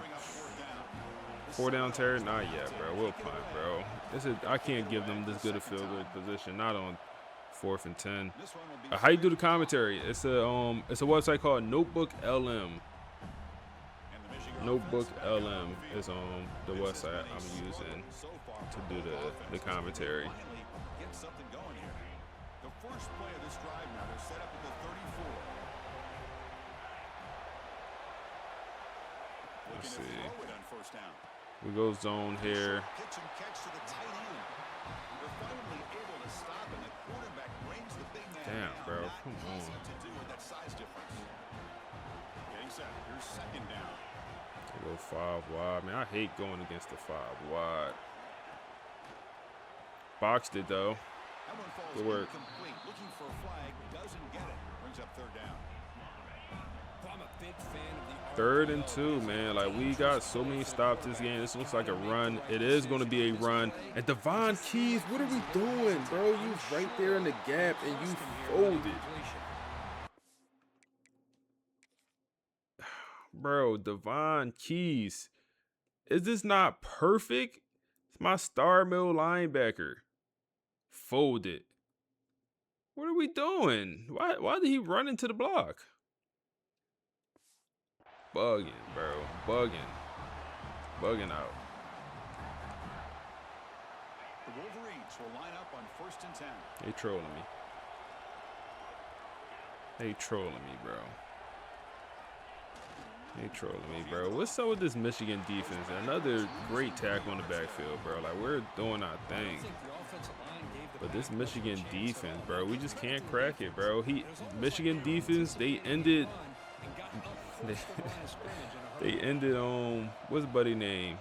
Brock Glenn career. Good stop. 4 is up, man. 4 is up. 4 is up, man. 4 is up. We need everything we can get, man. Last one of the season. Last 4s of the season. And here we go. It all comes down to this. Everything Last one of the year. decide who will win the national championship. 3rd and 11. We begin the quarter with a crucial play. Offense setting up for this 3rd down. Man coverage. Dropping back. It's Carr. Boxed. Way to force that incompletion. That's the bro.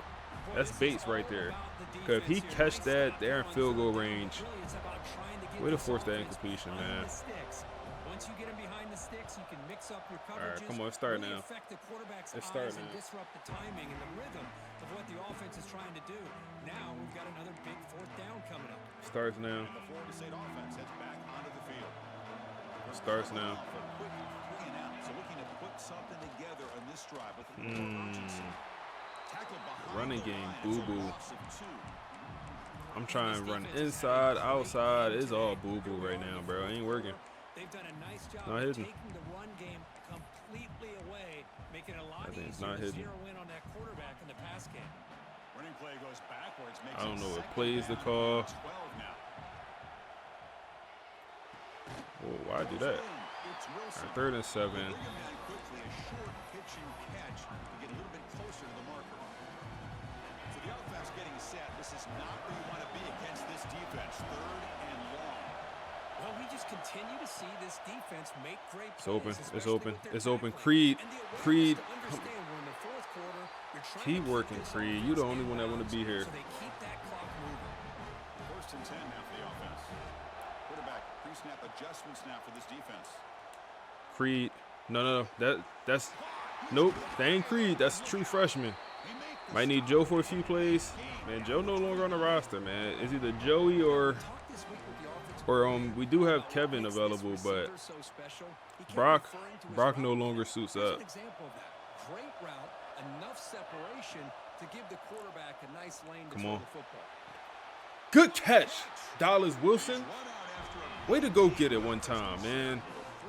Now that put us in the red zone at the 5-yard line. Throw against man coverage for a first down. Overall, Mesh by the spot. entire group, good execution by this offense. Nakamura, Looking to chuck we it need you. again. Nakamura. Gets the ball up as he's hit, but it's incomplete. Just a misfire here by the quarterback. These are tight windows, man. They open and close so quickly. You got to almost anticipate where you're going to Creed Whitmore. Creed Whitmore with the touchdown, man. Come on. We finally get into the end zone, man. Finally get into that end zone. Finally get into that end zone. Wow. Might need Joe Jackson for a few plays, man. Joe Jackson gonna break. You said no, Joe Jackson. Oh yeah, nah, he gonna break, bro. He got -10 speed. I think Joe Jackson in a wheelchair right now, watching on the sideline. I think they got him in a wheelchair, or they got him in a suite. They got him up in a suite, man. Watching with the athletic director. Oh man, come on. Brock Glenn he back in Florida, man. He already transferred to another team. No, he preparing for the NFL draft. He got eligibility. He might end up getting drafted. We'll see. All right, come on. Defense, you've been balling all day. Don't change a thing now. Don't change a thing now, bro. You've been balling all day. Don't change one thing. Keys, set the tone, man. Set the tone, Keys. Hell of a run defense today, bro. Like, Important 2nd down play coming up. 2nd and 9. Back to throw. Play action. Running out of time. Pressure! 7th sack of the day. John Walker. Pressure up the middle, man. We've seen it demonstrated time and time Pressure up the again. middle, man. Platoon of Chris Gibbons, John Walker. 7 sacks in this game so far. I need another look, man. Pressure up the middle. He just sitting there taking the pressure, bro. You got to move around, CJ. Where your pocket presence? He could have taken a shot here. I mean, it might not be a great shot, but you got to have some pocket presence, man. Come on. So here comes 3rd and long. Giving up 3rd and that 14. sack has made this a real challenge for the offense. Got man coverage out here. Let me use it to safety. Get me on the safety. Get me on the safety. Fires it to the wideout. Knock that ball out. Oh my God. They're going to punt. Wow. Bates tried to knock the ball out. He somehow made that tough catch, and they're going to punt here. I mean, hey, I don't think it's the worst decision in the world. Trust the defense. The defense been balling for you all day. That defense has been balling for them all day. Now, we need to figure out how to run this thing.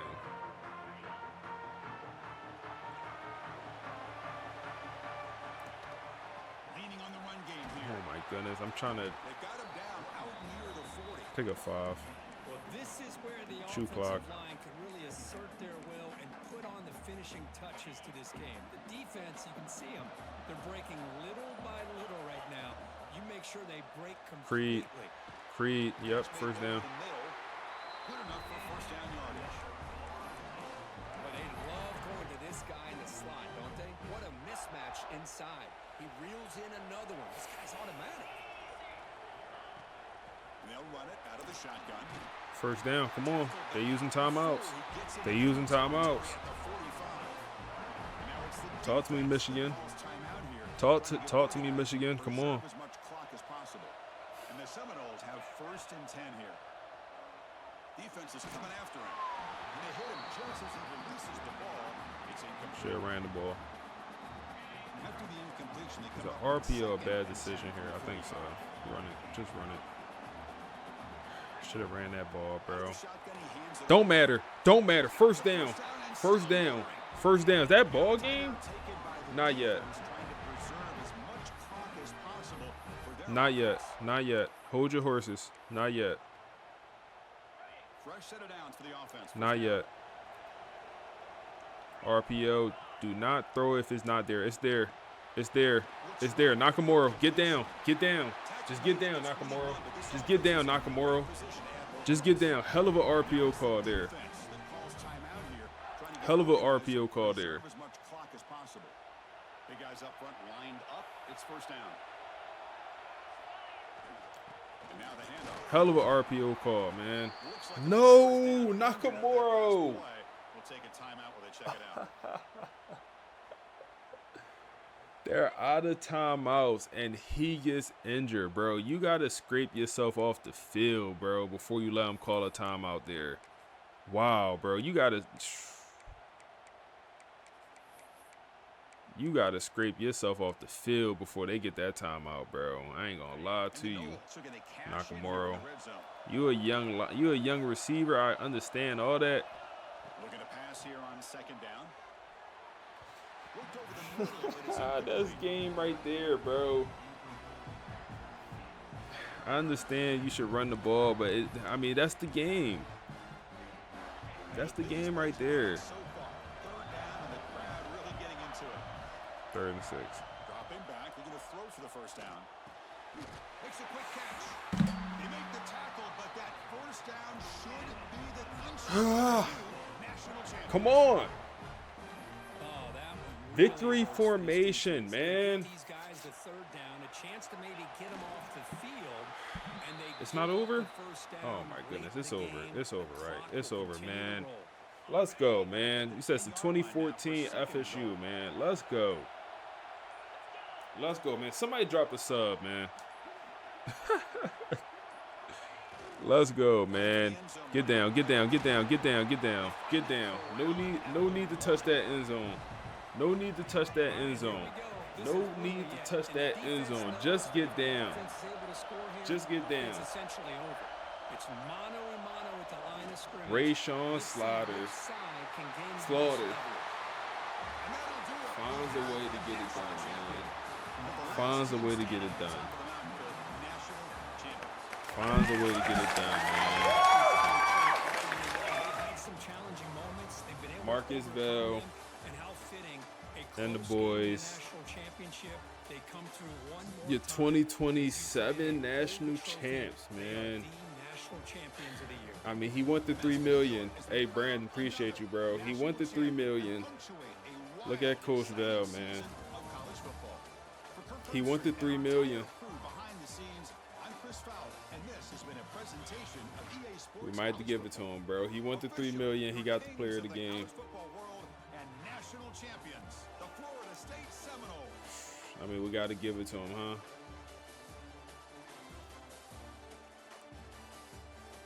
Might have to give him 3.5. I ain't gonna lie to you. Might have to give him 3.5. He won the MVP also, man.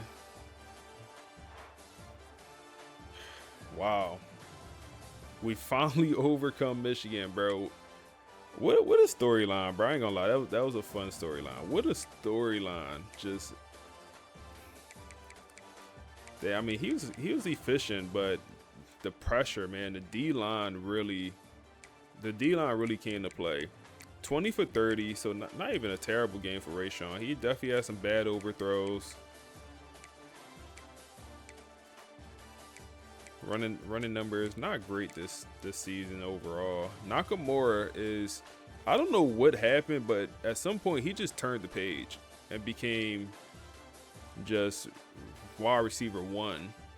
I don't know what happened, but he just turned the page at some point. And Tayshaun, like, he just dropped off a cliff. Like, we couldn't, 2 drops in this one. Like, I mean, just keep dropping the ball. Like, I can't even, unreliable. Defense, look at this, man. Look at this. 7 sacks for the defense, man. 3 for John Henry. He got to be a first-round pick, right? He got to be a first-round pick after this. John Walker with 2. Like, come on, bro.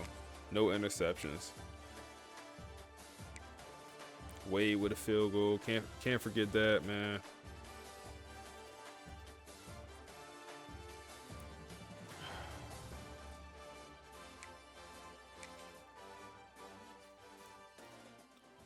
Oh, man.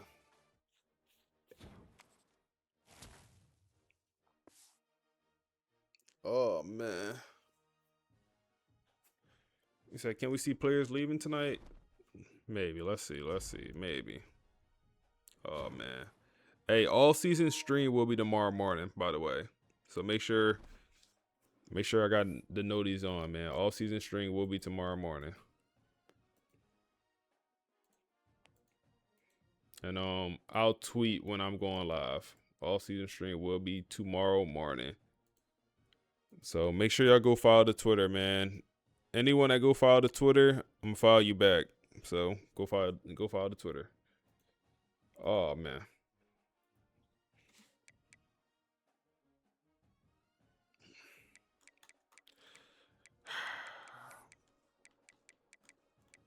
Can we advance? I think we could advance, right? Because next week is. I think we could advance. Maybe we shouldn't have. Your national champs, man. John Henry. One thing I want to do before I advance to players leaving is I want to make sure I upgrade all our seniors so they could go as high as possible in the draft. And we unlock Program Builder. Wow. 2 seasons to unlock Program Builder. You got any coach points you want to spend? Hey, congrats. Hey, coach, I appreciate you, bro. So I really wanted to go into talent developer. That's what I was saving up for. I mean, but I don't think we have any first rounders. I think John Henry should be a first rounder based off his production, especially in the playoffs. And I think Creed Whitmore should also definitely be a first rounder. But I don't know if the CPU, the game, will have either of them go in the first round. Maybe Creed. But is there anything in here and like the boost to the pipelines is great, but I don't know if we need that. Maybe earn. Let's see.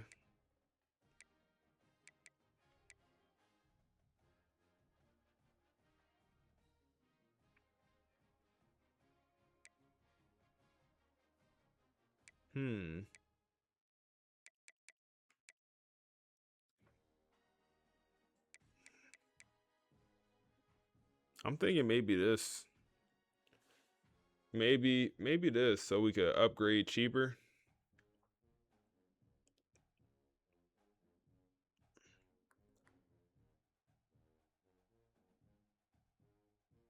Maybe. We'll see. We'll see. I don't know.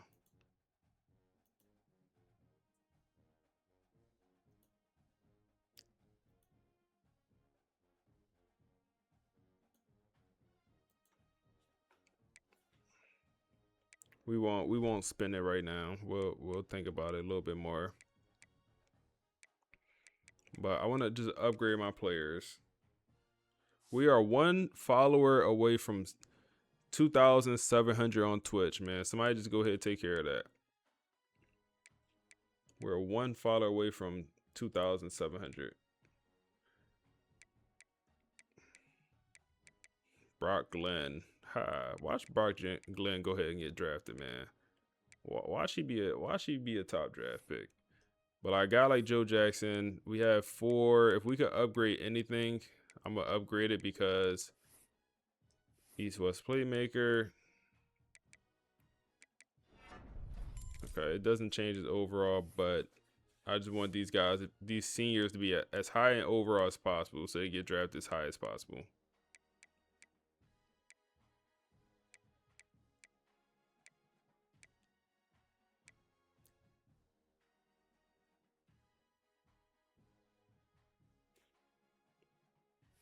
So we only lose 2 starters on the O-line.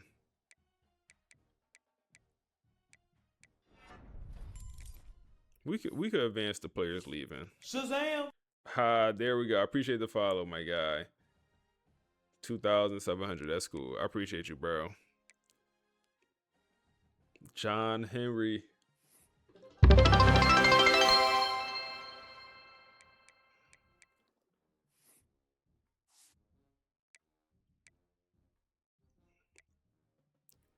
John Walker. Let's see if we can upgrade John. He is a pure power. We could upgrade his power moves even more. Or the run stop. Let's do the run stop. Yep, that does get his overall perfect. So he's a little bit better. So maybe he get drafted. KJ Sampson, I don't think there's anything we can do for you, unfortunately. We can. Doesn't do much, but.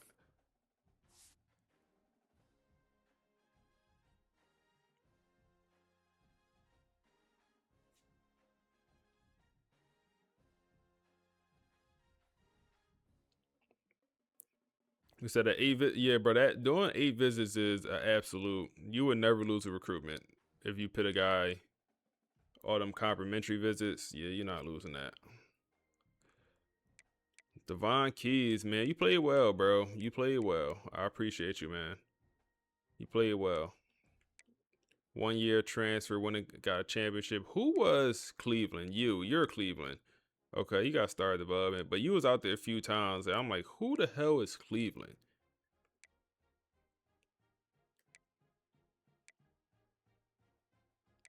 Edwin Joseph, he can't. I don't think he can increase anymore. Someone said Edwin Joseph is a dog in real life. I'm sure he is. I'm not familiar with his real life game, and he should be a dog in game. I feel like looking at his attributes, or no, Bates should be a dog in game. KJ Kirkland, he played a pretty good impact on this team.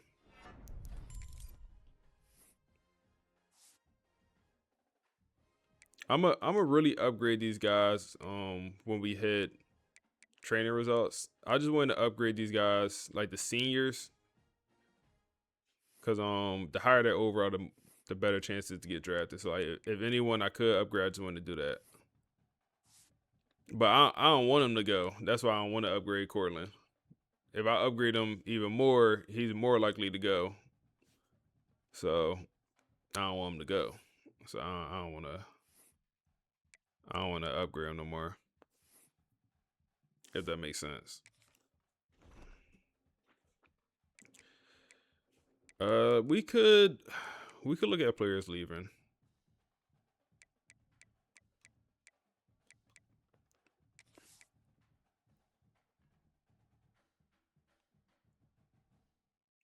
right?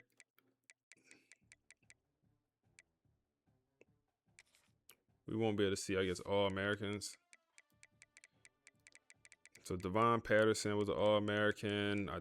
Left guard was an All-American. Thomas was the second team All-American. Center. How wasn't our quarterback a All-American? I guess Donovan for, I don't know, our quarterback should have been one. I ain't look at the end of the season stats. Let me look at this before we advance. So Devon ends with 50 touchdowns, 4,400 yards, and 7 picks. It's a great year, man. It's a great year. Joe Jackson ends with 938 yards, 8 touchdowns. Hopefully go ahead and get drafted. Running back 1, we'll see, man. We'll see. Creed Whitmore ends with 1,300 yards, 15 touchdowns. Dallas Wilson, 1,100 with 14 touchdowns. And Neka Mayor Mora ends with 911 touchdowns.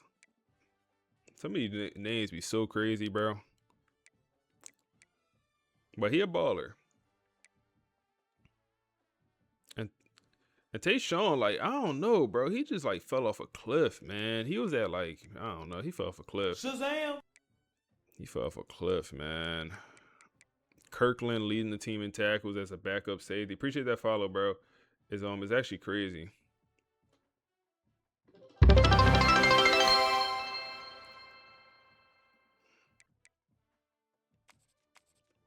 $11.5 for John Henry, $9.5 for John Walker.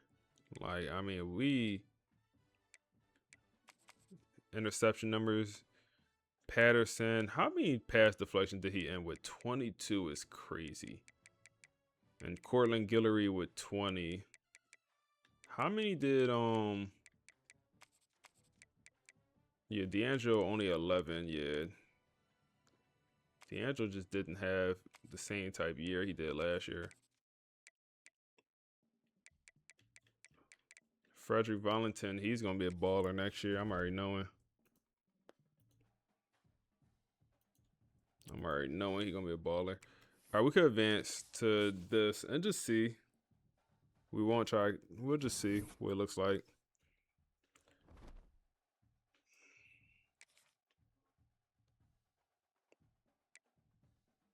Damn.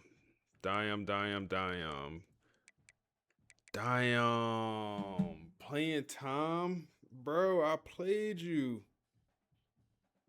Damn, Joey Flowers, my dog. That's how you gonna do me, Joey? I feel like I forced you to get involved, man. You got 100 yards, 3 touchdowns. That's how you gonna do me, Joe? That's a bet. That's a bet. That's a bet. That's a bet. That's a bet. We could change that. I think we could buy ability where we have more persuasion attempts. Players leaving. Just the off season is here for FSU, man. The off season is here after phenomenal run, man. I can't talk enough about the season that this FSU team had. We lost 3 games this season. We lost to Michigan early in the season. We lost to Florida the last game of the season. We lost to Clemson in the ACC championship. 3 games we lost. Well, guess what? Our first playoff game, guess who we get? Florida. At Florida, in the swamp. We drained the swamp, beat them boys. Oh, guess what? The next game we get, who was it? Clemson. We get Clemson in the next round of playoffs. What we do? We handle business and we beat Clemson. Next round, we get Ole Miss. We cook Ole Miss. Wasn't an issue at all. And then the national championship, who do we get in the Natty? The 3rd team we lost to this season. And the team we lost to last year in the Rose Bowl, Michigan. The number 1 team in the nation. They have a very good roster. CJ Carter starting the quarterback. Absolute dogfight. The score ends in a nasty, absolutely nasty 10-7. I believe we put up that 7 points, that touchdown for us to take the lead in the 4th quarter. I believe it was the 4th quarter. At that point, we just had to hold them off. The defense absolutely balled out. The D-line had their best game of the season. And Michigan tried to go back-to-back. Or they actually lost last year in the Natty. So, yeah, they made a Natty 2 years in a row. Shout out to Michigan. They going crazy with C.J. Carr. But we take care of business, man. We take care of business. Crazy, perfect story. Literally a perfect story, man. Now, offseason. We do have some stuff to fix on this team, man. We need to kind of make some adjustments to the offense. And one thing to note that I don't know if everyone knows yet, but star quarterback, hold up, let's actually just pull it up so y'all guys can see what's going on here, man. Because I don't know if everyone knows yet, but y'all should if y'all don't. And let's just show y'all, man. Let's just show y'all. Let's just show y'all, man. Let's just show y'all. Come on, man. Come on, man. He's back. He is back, man. Rayshawn Slaughter, he was going through contract negotiations during his whole playoff run, and we end up settling on a $2.5 million deal. It's only a 1-year deal. So next year I might have to pay him again, man. Next year, I got to pay him again, man. Yesterday's price is not today's price, but we do end up getting the quarterback re-signed. Now, what does that mean for the rest of the quarterback room? Hey, they ain't happy. They're not happy, man. They're not happy. But we do bring back Rayshawn. I'm very excited and very happy about that. Now, speaking of that quarterback room, let's look at it. Players leaving. This is right after the postseason. Dallas Wilson is a guy that I will argue had a pretty bad end to his season. Like, his stats look good. I'll argue his playoff run was pretty bad, man. 8 drops, and I feel like a lot of those drops came in the postseason. A lot of them drops came in the postseason. But he is deciding to go to the NFL early and be a first-round draft pick, man. He's a guy that we brought into the portal. I mean, from the portal. And he came in and he produced in the regular season. He at least got us here to the playoffs and to the national championship. But looks like he's going to go on to be a first-round pick. Okay, nothing we could do. No chance to bring him back. Cortland Guillory is another guy we brought in this last portal class. Corner. I feel like he played very well. Only 1 interception, but they don't tell you the whole story. I feel like he played very, very well for this defense and was a key part of this national championship run. It looks like he's also leaving early to be a second-round draft pick. Hopefully, he ends up going in the first round. Kevin, this is one we knew about. We knew he was going to enter the portal. Like, it was kind of given at this point. He never got an opportunity. He was always in the doghouse for Marcus Vale. So this is one that's not expected, unexpected at all. He has potential. Hopefully he gets somewhere to play, find somewhere to play. But he also didn't fit our offense. He's a dual threat quarterback. We're looking for more pocket passers. So didn't really fit what we want to do. One of our backup centers is entering the portal. That's fine. Joey Flowers is a name that hurts a little bit, man. That's a name that kind of hurts. The 5-star quarterback, committed to the program. He was a 5-star bust. When we got him, we was pretty excited. He's from Texas. Skill caps are pretty good. Like, he's going to be a hell of a player one day for somebody. Accuracy, unlimited. And he's a big body, man. 6'4", only 187 pounds, but he'll grow and get better. I wouldn't be surprised in 2-3 years we see Joey Flowers in, some conversations for the Heisman or even quarterback of the year, some of those things, golden arm, because he got everything it takes. He's going to leave. Obviously, re-sign our starting quarterback, and the 5-star wants to play. Who are we to try to stop him from playing, man? There's no path. There's no path for him to get on the field right now. And it's not college football 5-6 years ago where 5-star is going to wait. And then we lose some more backup linemen. We won't even try to convince him to come back. We're fine with that. And then our backup kicker also wants some playing time. So we're not going to try to convince any of these guys to come back. We're fine. We'll be okay. We'll be okay, man. We'll be okay. Now, what does that mean for the portal? Hey, we need a quarterback. We need a quarterback. We lose out on all three of our backup quarterbacks at this point. Kevin, Joey, and guess who else? Brock Glenn. Brock Glenn, man. He looks like he's not going to make the league. He's going to try to make a push, but he obviously did not have a good year. Got benched for a redshirt freshman, and we haven't seen him since. Edwin Joseph, a guy that actually, probably going to 9 to 5, bro. Edwin Joseph is a guy that played okay. I kind of, whenever he was on the field, I always questioned if he should be, but he played solid. He played good enough to be our third, fourth string corner, but we might need corner. We'll see. We might need corner. KJ Kirkland, only 82 overall player. He played well with 3 interceptions. You see the tackles. He played extremely well. He was on the field quite a bit for us. This is going to be one that hurts to lose. Caleb, he was on the field a little bit, didn't play too much. He was a transfer. Lose our starting left tackle. What's up, champ? How y'all boys doing, man? How y'all boys doing? Timeless Buckeye, what's up, bro? You said congrats on the natty. Couldn't last. We say, but you caught the rest this morning. I appreciate you, bro. I appreciate you being here, man. Yeah, it was late last night when we finished up. Who else? Timepiece, what's up, bro? Just trying to catch up on everyone. So we lose our starting left tackle, KJ Sampson, only 3 sacks. I feel like he didn't produce as much as he could have, but definitely was a guy that was in the middle of the defense, and he played solid. Wasn't like a star like we wanted him to be. Joe Jackson, he is going to try to make an NFL push, man. Look at his wear and tear. So it's better now. His season wear and tear was absolutely cooked, but I guess after the season ended, it reset. Now, his career wear and tear being that low, I don't know what that means for the NFL. But it can't be good. He's projected to be a 3rd-round draft pick right now. And John Henry is expected to be a 1st-round draft pick. Wow, I am very happy to see that because he deserves it. He deserves it, man. When I brought in John Henry 2 years ago, he was talented already.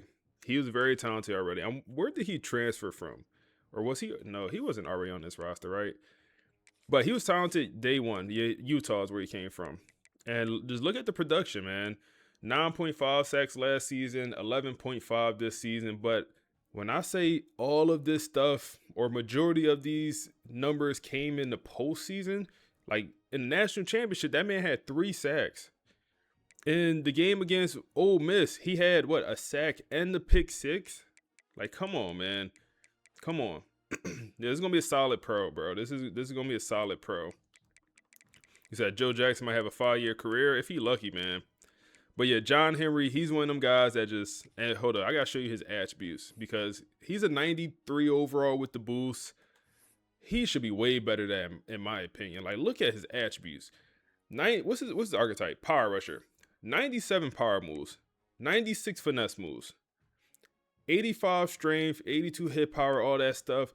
88 acceleration, 79 speed. So maybe the speed is what's holding them back. Maybe. Run stopping, 93 block shedding, 88 tackling, 99 pursuit, 92 awareness, 92 play recognition. Where is this not a 99 overall player? Like, what am I missing? What am I missing? He looks like the best defensive lineman in the draft class, man. He just does. So I'm happy to see he's going to be a 1st-round draft pick in this class, man. Edge rushers always are valued more than other positions. Devon Patterson, man, the Jim Thorpe Award winner, is projected to be a 7th-round draft pick, man. I got to show my boy some love, man. Hey, he was a guy that transferred over from Wake Forest. He's from the state of Florida. When Marcus Vail took over, he wanted to come back home and be a part of something special. And he contribute tremendously. He's not super talented. He's not super athletic. What he does is work hard. That's what you could say about Patterson, man. I think he has to get a chance in the league at safety, maybe even move down to linebacker. I think that's a sleeper pick for Patterson, man. Like I say, he's not the fastest, but his coverages has developed to be very good. Like, this is good coverage ability. Also, like I said, the speed, not great. Run support, okay. So definitely would need to improve that if you're going to move down the linebacker.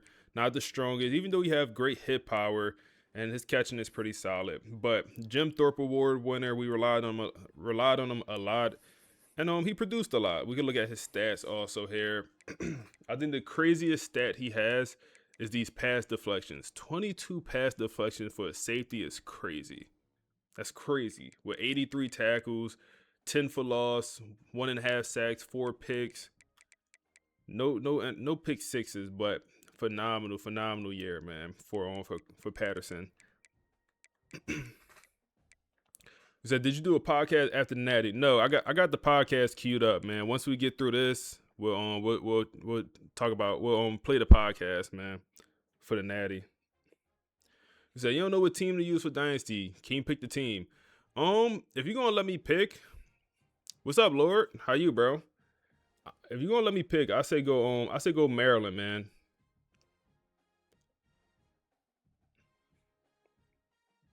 Said you play high school ball, Edwin Joseph brother. Okay. We might get Buddy on the team. You say, yeah, Ole Miss right now. Might get Buddy on the team. Right guard looks like he's going to 9-5, but not quite good enough. Devon Keys is another one, man. Transfer from LSU. He came over really as a 3-star transfer, right? Kind of slept on in the portal, but we saw the value. You know, we knew all about Devon Keys. And he's a fast linebacker, but he produced tremendously, especially when we don't have no good linebackers on this roster. We didn't have no good linebackers. So when we was able to get Keys, instant starter. We knew day one he was going to be a guy in this linebacker room. And you see the production. You know, he wasn't on the field every single snap. A lot of the nickel and dime packages here, he's not even out there.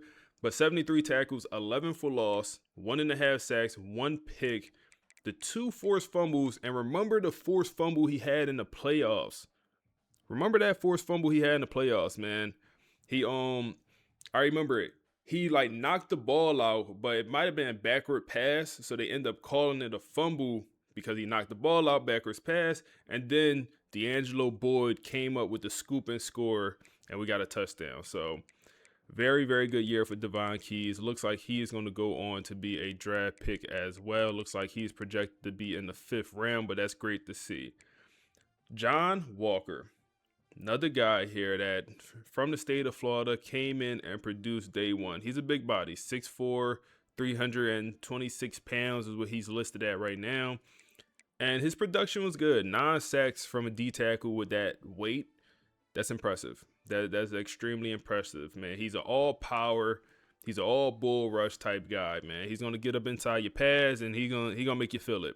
But that power moves, 98 power moves, so he got some legit juice inside with the 95 strength. The speed is also not terrible.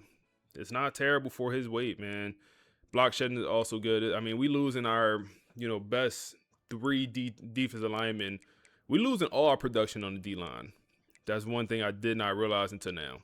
Literally all of our production. John Henry, John Walker, and then also KJ, where is that?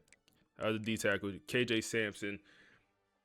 That's all our production on D-line. We literally did not have anyone else produce pretty much anything. And then last one down here is going to be Creed Whitmore. He's projected to be a 1st-round pick. He transferred over and just produced. Another kid from Florida. I wonder what school did he come from. I actually do not know.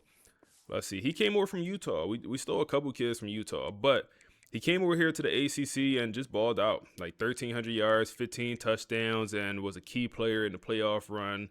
All the good things, man. Shout out to Creed Whitmore and everything he did for this program. And it's also what he did for the quarterback, Rashawn Slater. Just make his day easier. So I said, we're not going to do anything as far as like trying to convince guys to come back. I don't think it's worth it. I wonder, is there anything in this coach I should upgrade right now? I personally don't think so. Yeah, I don't think so. I don't think so. Like, I want to get talent developer, but I can't get it until we had these 2 first-rounders drafted. For example, we're going to have 2 first-round receivers. I would love to have this tier 1 talent developer. I would love to have that. Now, I think we'll have it. I think we have it on our defensive coordinator. We do. Perfect. So when we have them 2 first-round drafters, at least we'll get some type boost for the defense or for the receivers and tight ends. And we'll also have Cortland Guillory. He should go pretty high. So having this talent developer is pretty good. Pretty good. Let's go ahead and listen to the podcast about that national championship game, man. Let's see what they gotta say. Let's unpack this, because usually when we sit down to talk about a national championship in modern college football, we're talking about absolute fireworks. Right, we expect points. A lot of points. We're used to quarterbacks throwing for 400 yards, scoreboards just lighting up. It's all about flash and speed and those highlight reels. Mm-hmm. But what we're looking at today, this Florida State title, it's something completely different. It wasn't a shootout. It wasn't pretty. It was, frankly, a brawl. It really was. And if you just look at that final score, Florida State 10, Michigan 7, that looks like a score from, 1985? Looks like a typo, yeah. It does. But that score, it tells you everything you need to know about how this team was built. This wasn't about stat padding. This was about program mythology. Program mythology. I like that. That's a heavy term. It fits, though, because they did the one thing nobody expected. They won ugly.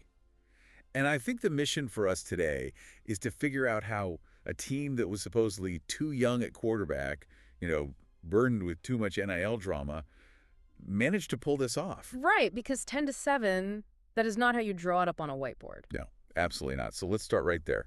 The national championship game. Okay, Mercedes-Benz Stadium. Everyone's expecting Florida State's offense, which had been, humming in the playoffs, to try and run up the score. But that's not what happened at all. No.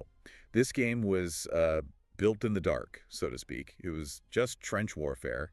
The narrative going in was all about the QBs, but the game was decided entirely by the defensive line. The stats are just ridiculous. Florida State's defense put on the performance of the year, 7 total sacks. 7? I mean, that's absurd for a championship game. Usually in these big games, you're lucky to get 2, maybe 3.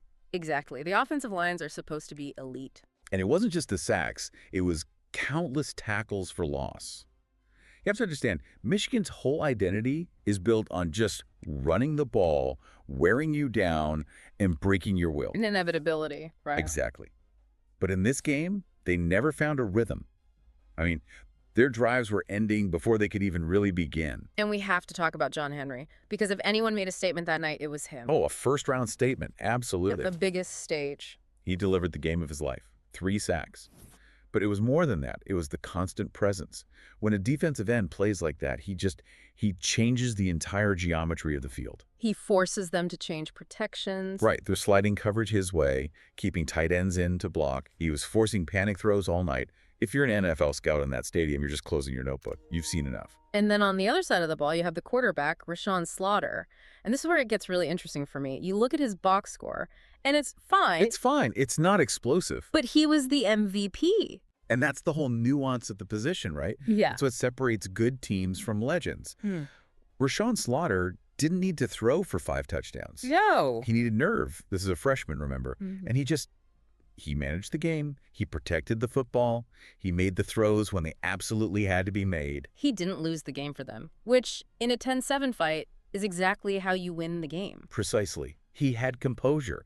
And let's not forget, this is the same kid who set the ACC record with 50 touchdowns in a season.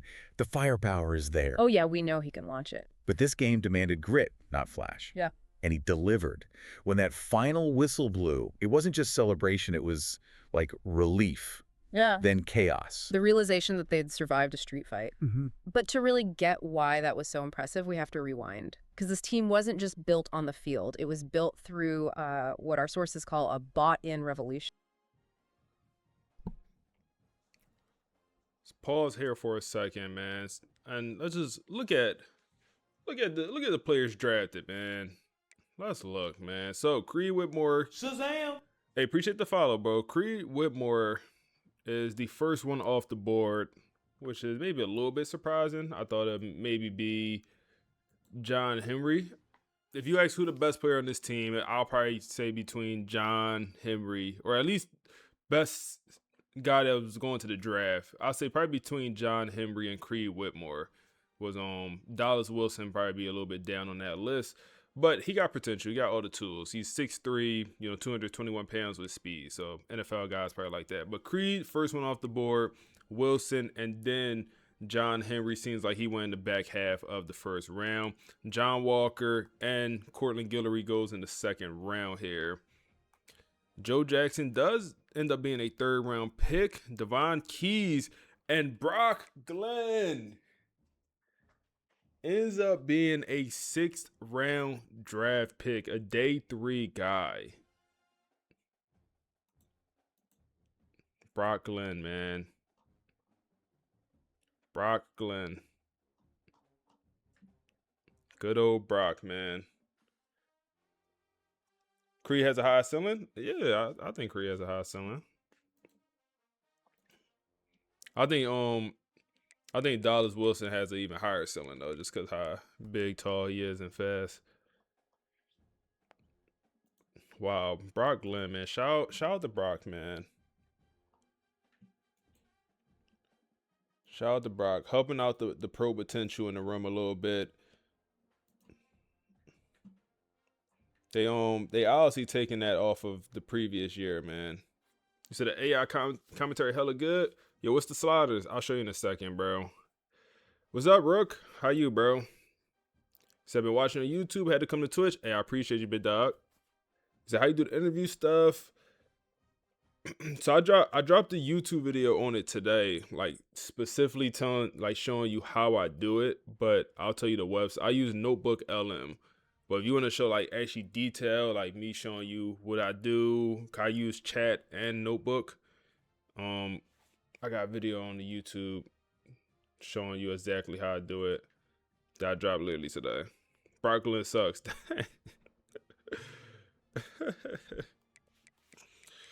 And Devon Patterson, man, the Jim Thorpe Award winner, goes all the way in the 6th round, man. Like, this is a guy that don't really project to be a great NFL player. And that happens, man. Sometimes guys will be great college football players and they just don't project to be great NFL players. And sometimes it's the opposite. Guys not great or great college players and they go to the league and they're amazing. That's just how it goes sometimes, man. That's just how it goes sometimes. Let's take a look at our recruiting class. Let's finish up this podcast. And this gets right into the elephant in the room for modern college sports. Yeah. NIL money. Name, image, and likeness. Yeah. When Coach Marcus Vail took over, he had a reputation problem. So they created this concept of structured money. Structured money. I love that term. What does that even mean for, a 19-year-old? It's actually brilliant. The contracts were tied to things like production, leadership, even academic benchmarks. Vail has this quote, "Money opens the door. Discipline keeps you inside." So it wasn't just a handout. No, it was an investment with expectations. But that whole money situation created some serious awkwardness in the quarterback room. Oh, I was reading through this financial breakdown. My jaw just dropped. It's one of the most unique dynamics in sports. You had the backup, Brock Glenn, on a $2 million deal. $2 million to hold a clipboard. That's a nice gig. It's incredible work. And then you have the starter, the guy winning the games, Rashawn Slaughter, his initial deal, $500,000. So the backup is making 4 times what the star is making. Exactly. Now, in most locker rooms, that destroys the team. That's jealousy, resentment, cryptic tweets. But what's so wild is Slaughter didn't complain. He just won. He let his play do the negotiating. And the team saw that. They saw the depth chart wasn't decided by the bank account. And they spent heavily elsewhere, too. The war chest. Oh, yeah. The total class value was around $9.8 million. They got guys like Elijah Fields, John Dome 4-4. But the key takeaway is they didn't just buy stars. They bought belief. Guys who fit that mindset. Okay, so you have this expensive, talented, kind of financially weird roster. And the season starts with, well, absolute chaos. We have to talk about week 4. The turning point. Yeah. Week 4 against Michigan, same team. But it was a completely different movie. Florida State lost that game 28-7. It wasn't just a loss, it was a meltdown. It was. Brock Glenn, the $2 million man, threw 3 interceptions. He looked rattled. And Coach Vail made maybe the boldest call of his career. He didn't just bench him. He basically suspended QB1. He sent a message. A huge one. The money doesn't matter. If you don't perform, you don't play. And that's when Rashawn Slaughter, enters the chat. As a true freshman, thrown into the fire against Miami, down 14-0. A nightmare scenario. Yeah. Most freshmen fold right there. He brought Mhm. them all the way back to win 35-14. Yeah. And he never looked back. That was the moment. It wasn't a straight shot from there, was it? There was that late season adversity. Our sources called it the cruelest version of hope. Right. They lose to Florida, and the way they lost was just brutal. Rashawn throws a pick six to seal it. Ouch. Yeah. They drop to rank number 9. The whole season feels like it's slipping away, and then they have to play Florida again. And that game, that was the coaching match. No, we're gonna call her Brittany. Brittany be tripping, bro. She'd be making all these sound effects, bro. We're gonna call Brittany on the podcast. She be tripping. Masterclass. This is my favorite part of the whole story. The rematch. Halftime, it's 21-21. Florida's receiver, Aiden Mazzell, is just torching them. He looked like he was playing a different sport. And Vale does something you just don't see. He benches a full-time starter at corner, D'Angelo Boyce, mid-game. And he takes Devon Patterson, the Jim Thorpe Award winner, the best safety in the country. And moves him to cornerback. Okay, explain for the listener why that is such a massive risk. It's not just moving a guy around in the secondary, right? Oh, it's a huge gamble. Yeah. Think of it like taking your best center fielder and telling him to play shortstop in the middle of the World Series. Wow, okay. Safety is about seeing the whole field. Cornerback is about being on an island. It's you versus their fastest guy running backward. It's totally different footwork, different hips. If Patterson fails, he gets burned for an instant touchdown. A desperate move. Calculated desperation. And it worked. They dominated the second half, won 49-28. That moment just galvanized the entire defense. So they survive that, they get into the postseason, and they start looking like a machine. The ACC championship against Clemson, that was a statement. Surgical domination. Yeah. 41-14. Right. And Clemson has a great QB in Bryce Underwood. FSU held him to 106 yards and 0 touchdowns. 0 TDs for Underwood is unheard of. It's insane. And then you had that 100-yard interception return from Zay Thomas. Yeah. That's a 14-point swing that just breaks a team spirit. But then they hit the Cotton Bowl against Ole Miss, and that was a different kind of test, more of a survival game. Ole Miss brings that speed and chaos. FSU won 31-24, but the real story was the emergence of the future. Freshman receiver Maka Nakamura, 11 catches, 102 yards. Stepping up when it mattered most. Exactly. But it came at a cost. Their steady running back, Joe Jackson, got hurt, and that was the question hanging over them heading into the Natty. Could they win without him? Which brings us full circle. Back to that 10-7 brawl against Michigan. They did it. They won the ugly way. Confetti, banners, legend status. But the story doesn't end there, does it? No, in modern college football, the season never really ends. The aftermath is almost as volatile as the season itself. 2 days, that's all it took. Rashawn Slaughter gets paid. And he deserved it. 1 year, $2.5 million. He goes from the bargain to the franchise face. Right. He's coming back for legacy. But you have to see the ripple effect. Because you still have other quarterbacks in that room. You do. You have 5-star QB Joey Flowers. He sees Slaughter coming back. The path is blocked. Now the sources say he's getting ready to enter the transfer portal. That's the cost of stability at the top. You lose your depth. It's the paradox of winning. Yeah. You win the title, but you lose your insurance policy. Yeah. And it's not just transfers. The NFL comes calling. Creed Whitmore, Dallas Wilson, Cortland Guillory. These aren't just players, they're leaders. Gone to the draft. So you immediately have 3 huge holes to fill. 3 leaders gone. But the sources do say the core remains. You've got Slaughter. Nakamura looks ready for that WR1 role. You've got the running back of the future in Usmane Kroma. And that defensive front is still mostly intact. So it's not a rebuild, it's a reload. But the psychological challenge is totally different now. Right. So what's next for Marcus Vale? He climbed the mountain. Now what? The sources put it perfectly. Building a champion is difficult. Defending one, that's how legends are made. The pressure just multiplies. It does. When you're the hunter, you have that edge. You can use disrespect as fuel, the whole nobody believes in us thing. Yeah. But when you're the hunted, everyone circles you on the calendar. They aren't scared of you anymore. They want to be the ones to knock you off. That's the season after greatness. It's the most dangerous phase. Can a team built on being the underdog survive being the target? That's a completely different mindset. It requires a level of maturity that, money can't buy. It's just incredible to look back at the whole arc. From the NIL awkwardness to week 4, to the benchings, to that ugly, violent, perfect win.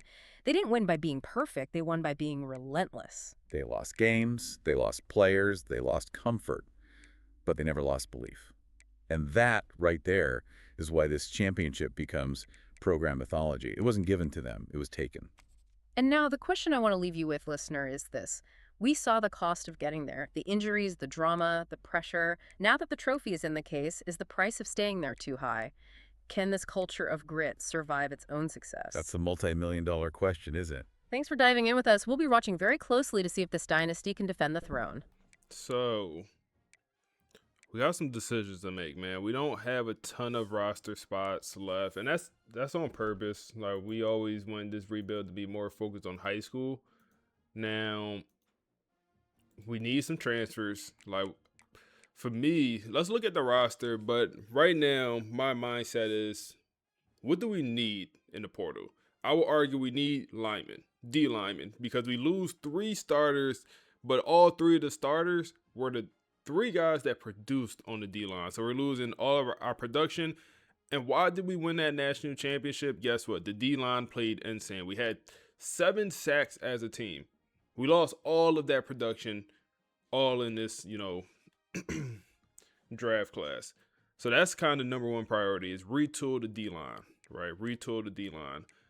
What else do we need? We need another quarterback. So right now, Brock Glenn, I hate that they have the guys that graduated still on the roster. Like, come on, bro. You already got drafted. But right now, we only have Rayshawn Slaughter at quarterback, and we have the true freshman coming in to be the backup. We need to add at least one more quarterback, in my opinion. Need at least one more quarterback on this roster. Running back, see, my issue is like, we could rock out with the running back room. We 100% could. But we do have a pretty highly touted running back that we could go after in the portal. Do we need him?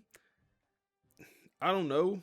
Maybe not, because we do have Chroma returning. And then we have freshmen that could maybe one of these guys jump up. So running back might not be a real priority. We do lose both the first round draft picks at receiver. BJ Gibson, I thought he's going to transfer. For some reason, he's still here. We'll take you, but BJ Gibson is a kick returner for us. He's not a receiver. He's a kick returner. Now, we obviously got the 2 young Lions, the 5 stars. We expect both these guys to play a big role. Do you bring in one transfer receiver? And I think the answer is yes. Because outside of these 2, I don't see anyone else that's going to be amazing. Like, yeah, nobody else has a development trait. Normal development, normal for the 2 freshmen, and then impact. So I think one transfer receiver is realistic. Even though we do bring in, the 5-star freshman. What's his name? Ty Burton. The 6'5" big body, we do bring him in. So maybe we don't go receiver route. Decisions.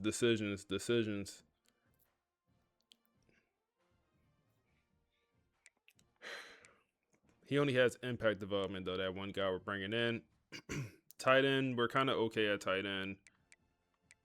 Yeah, we okay. Morgan didn't transfer. I was a little bit nervous that Morgan would transfer. He's still here. Perfect. The elite development, gritty possession. He might jump up and be the starter. Like, Tayshawn played well. He ended with 800 yards, but, bro, he was dropping the hell out that pill, man. Towards the end of the year, just dropping the ball, bro, and that's something you can't do. We could use one starting lineman.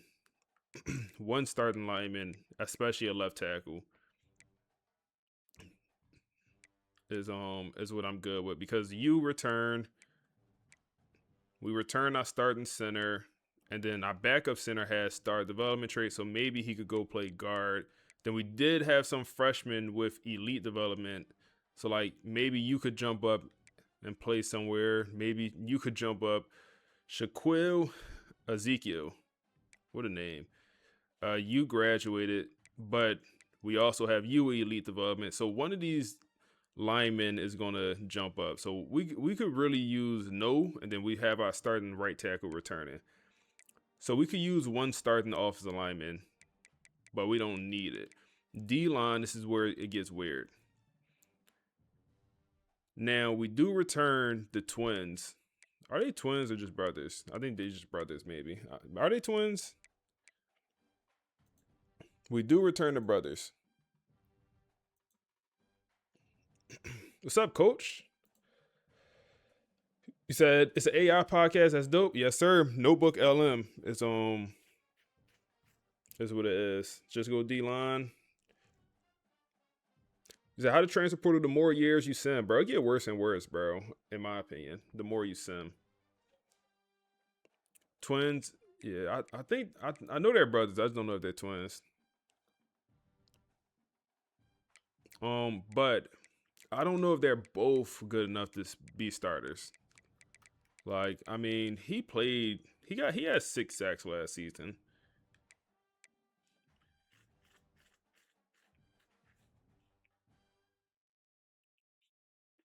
He has 6 sacks. And his attributes, he's more of a power rusher.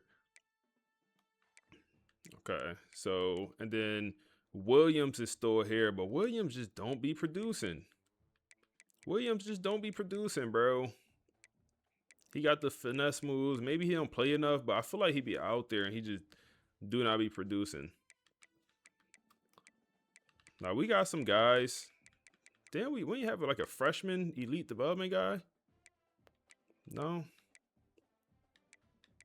No, yeah, we ain't had no young dogs, I guess.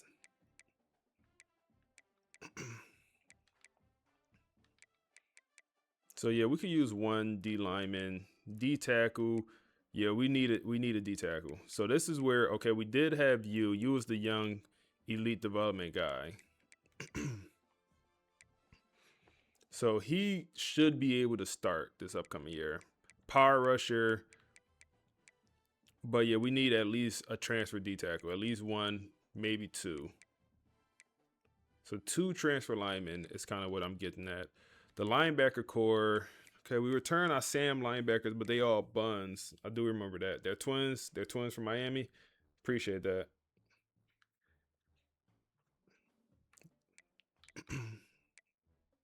Devon Keys graduates. We do have some young guys like Cleveland, Dom. So maybe when these guys jump up, we do bring in some pretty good young linebackers too. We can use one linebacker is what I'll say. One linebacker. Secondary. So we lose Cortland Guillory. D'Angelo Boyd he had a bad year. I feel like we got to bring in one corner. Because we lose Cortland and we lose Edwin Joseph. And we do have Antonio Cromartie Jr., man. Maybe he figure out. And then the young guys here, star development impact. I could use one corner. And then one safety. Because KJ graduates, but we'd still have Thomas.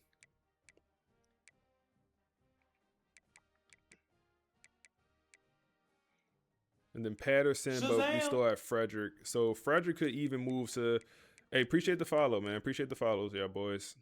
Frederick could even move to corner if needed. I wouldn't be mad at that. He could even move to corner.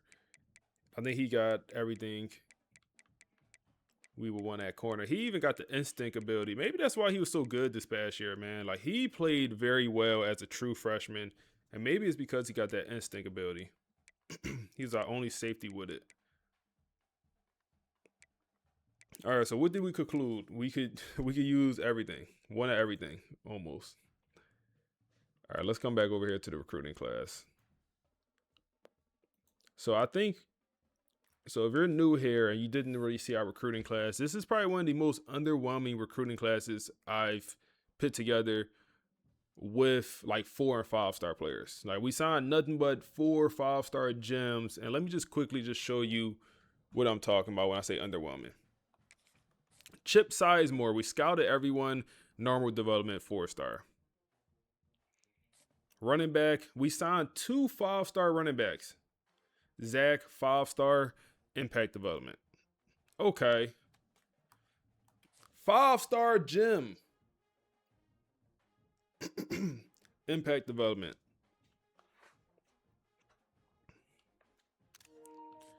4-star, from the state of Florida, impact development. We signed 3 running backs, and like, come on, bro. All impact. Come on. Go to the receivers. 5-star, 6'5". Losing my voice. Ty Burton. He scored 2,000 points in high school basketball. He's a 2-sport athlete. He wanted to walk on the basketball team at FSU. We said, no, buddy, you're not good enough. Pick a sport. Impact development for the 5-star. Clayton, 95 speed, speedster, 6'4", big body, normal. We got super unlucky with a lot of these guys' development traits, man. Like, come over here, no tight end. Come over here to the O-lineman. Impact for the 4-star. Paul, normal, 4-star. Normal, another 4-star. None of these guys are busts. Come over here to the guards. 4-star Jim, impact development trait. No center committed. Defensive lineman, here where it starts to get good. 5-star defensive lineman, as setter, star development, we take that. Elite development, defensive lineman, 5-star, we'll take that. Speed rusher, we'll take all that. And maybe you should start day 1. Maybe we really don't need a top transfer. And then impact development, 4-star Jim, impact development, unfortunate.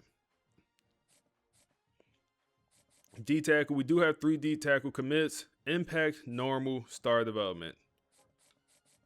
But the 5-star impact development.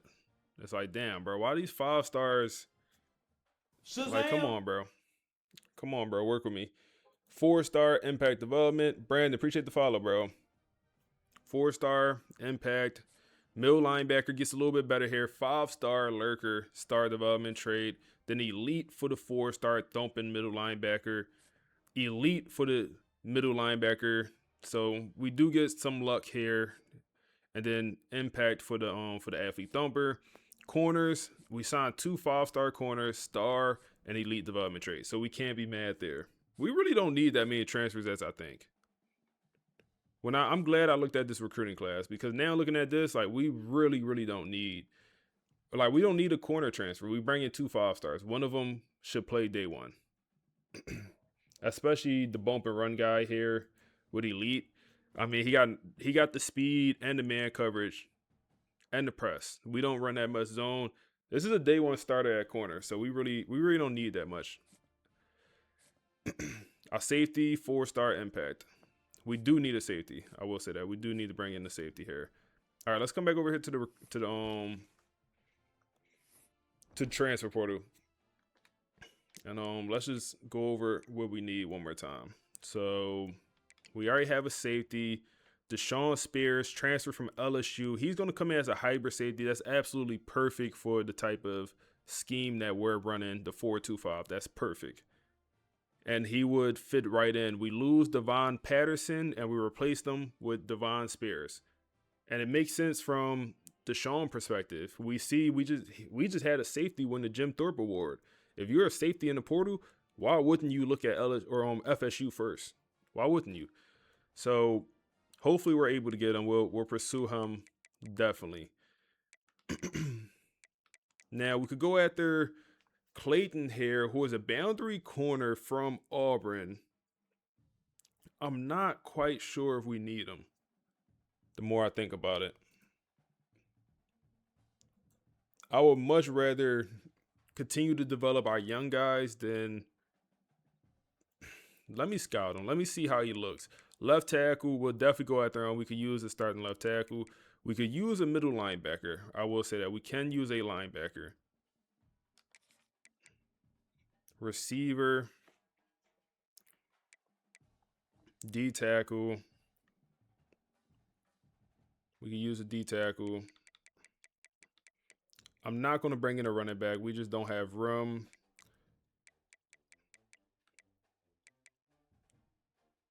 And I think I'm actually not going to bring in the D lineman other than a D tackle. I'm not going to bring an edge rusher, I don't think. Let's scout. I do need to find one spot for a receiver. Or, excuse me, for a quarterback. Because we do need to bring in at least one backup quarterback. Okay. So 94, 98 acceleration. This is the hybrid safety. Blow up on purple. Looks like a hell of a player from Denham Springs, Louisiana. Number 2 player in the portal. It'd be a hell of a get. Clayton, let's see what you look like. 98 acceleration. Oh, man. He does not fit the scheme. I mean, I'm glad I scouted. Is he terrible? No, he's going to come in as a junior, so he could continue to develop, but I don't think so. Y'all let me know something.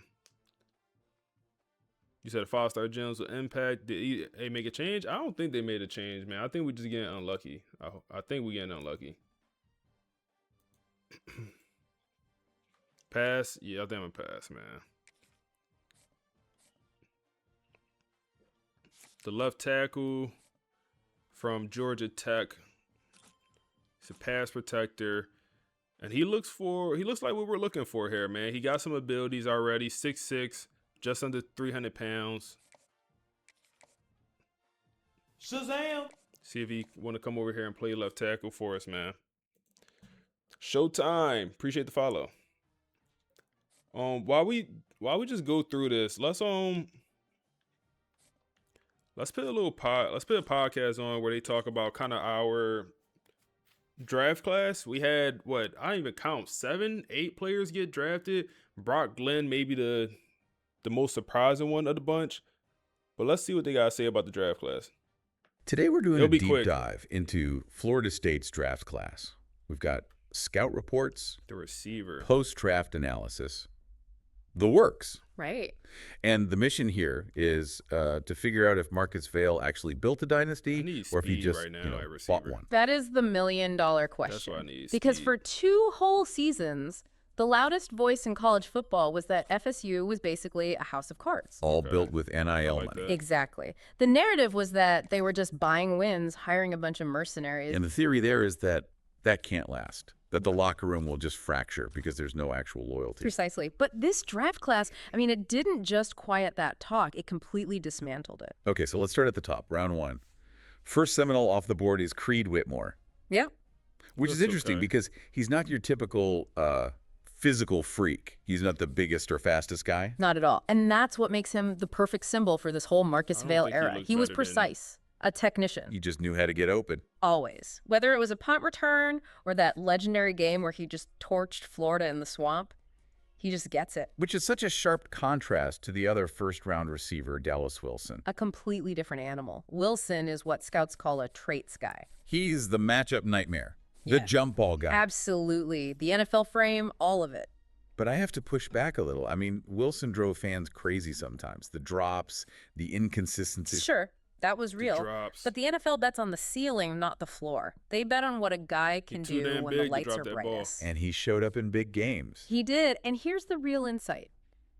Getting 2 receivers Need drafted speed in the at first receiver, round. man. That's not a coincidence. No, that's elite coaching.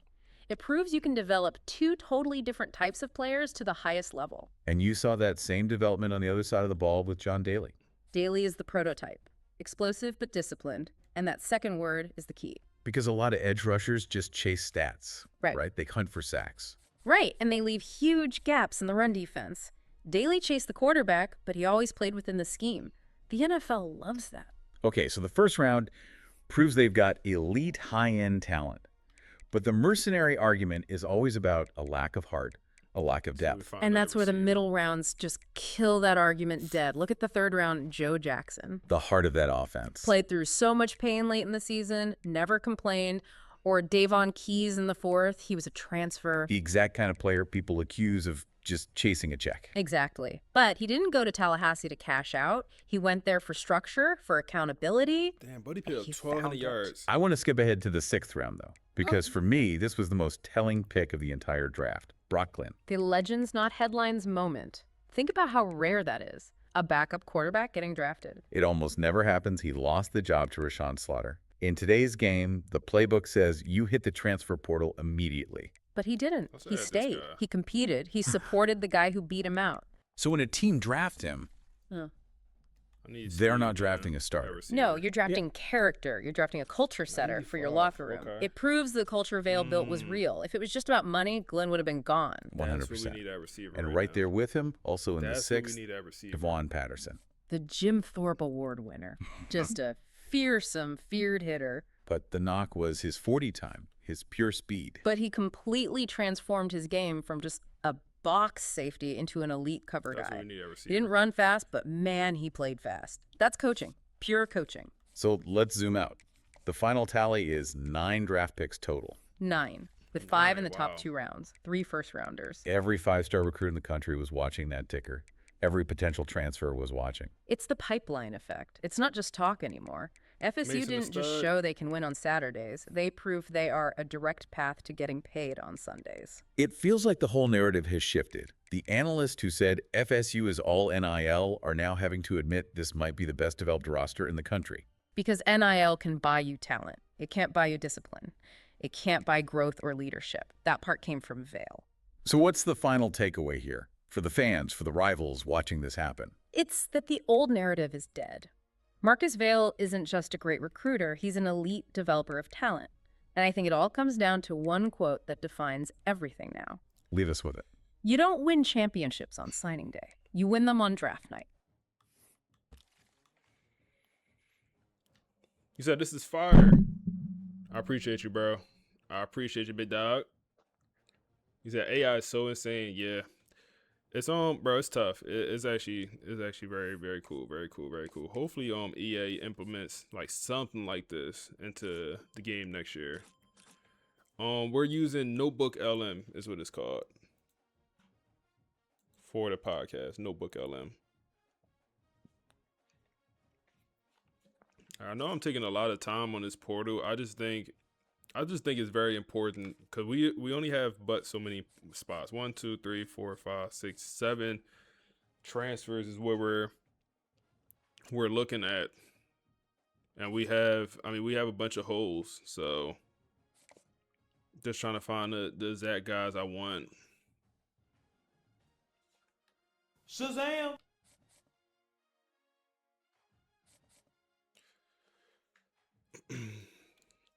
Hey, appreciate the follow, man. Keen Bo, appreciate you.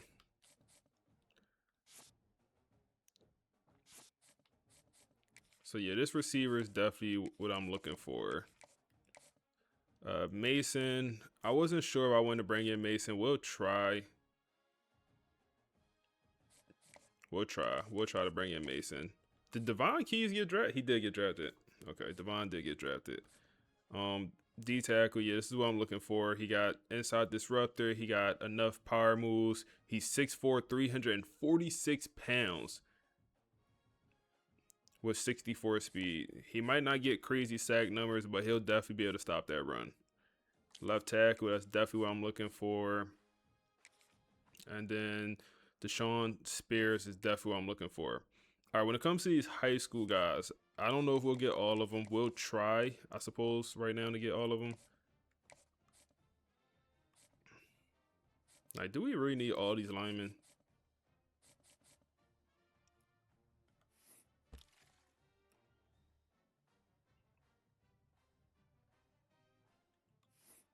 No, we really don't, but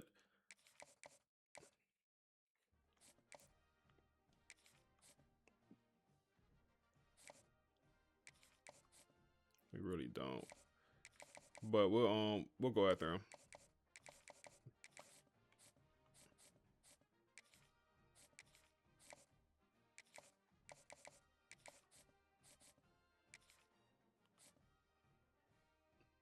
In the athlete center. Let's throw them all on the visit, man. We could also hard sell.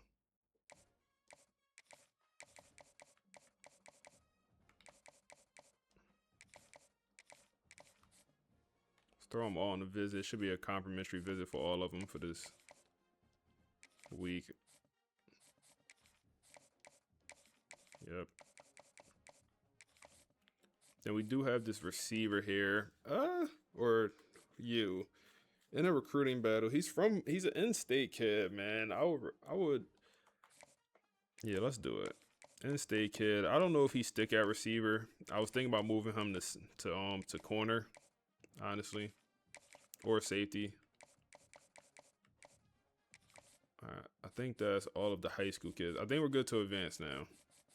Yeah, that's all the high school kids. We're currently at 24 commits. Currently looking at the #1 class in the nation.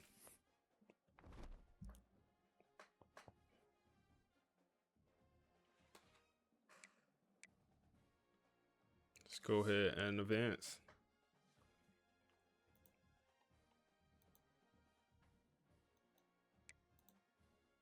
If you're on the YouTube, drop a like on the stream. We do get Frank. If you're on the YouTube, drop a like on it, man. Do get the receiver to commit. That, like I said, he's the athlete. He might go play defense for us. And we do unlock talent developer. That's big time. It's big time, man. That's what I wanted to unlock. We'll upgrade our coach probably at the end of this offseason. All right, now we can kind of see how we're doing. One thing to note, we still need to add a quarterback. Because right now we only have 2 quarterbacks on roster at the current moment. So we definitely need to address quarterbacks. Okay, it looks like it's going to be a little bit of a recruitment for you, which is fine.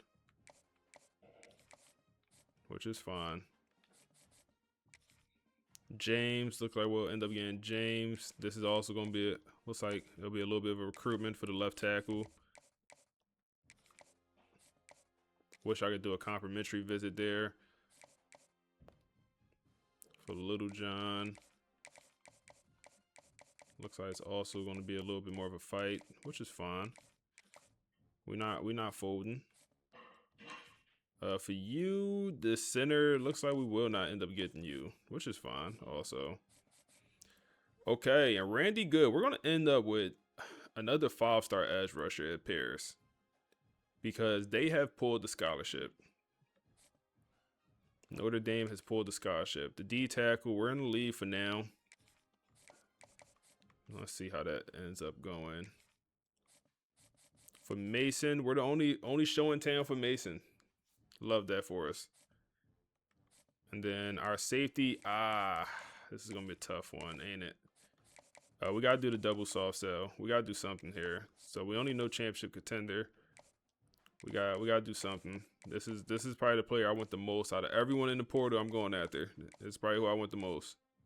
Damn, it's like between 4 options. So it's in between 3 options. His soft sell. We just gotta guess. We just gotta guess 2 of them. So I'll leave us one more spot. Let's go find a quarterback that's under recruited. 3-star quarterback. Portal guy. Let's go get a portal baby.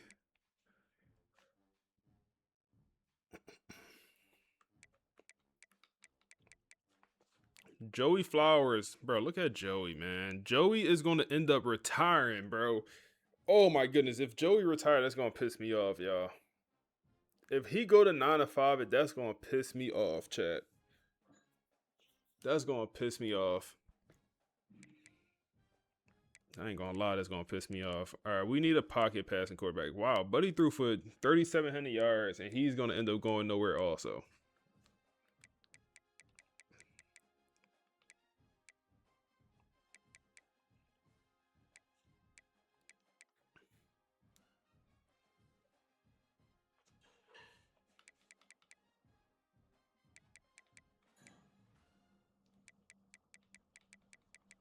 It's not too many options.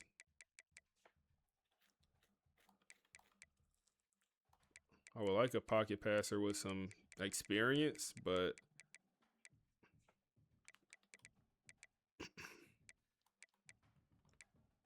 we can get an in-state kid here. I might go after him.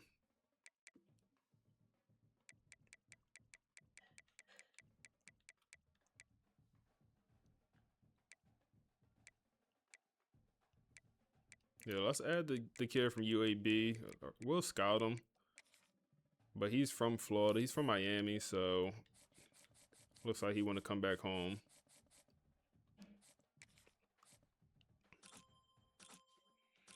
Oh, that throw power pretty good. Yeah, we'll add you. See if you want to come home. But let me try to do the double soft sell for like the left tackle. This is another player we need.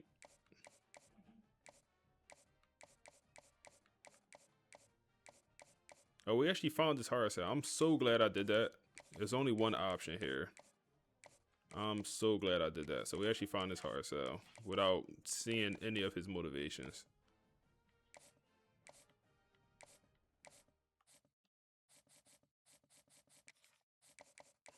And I guess we could do the same thing here.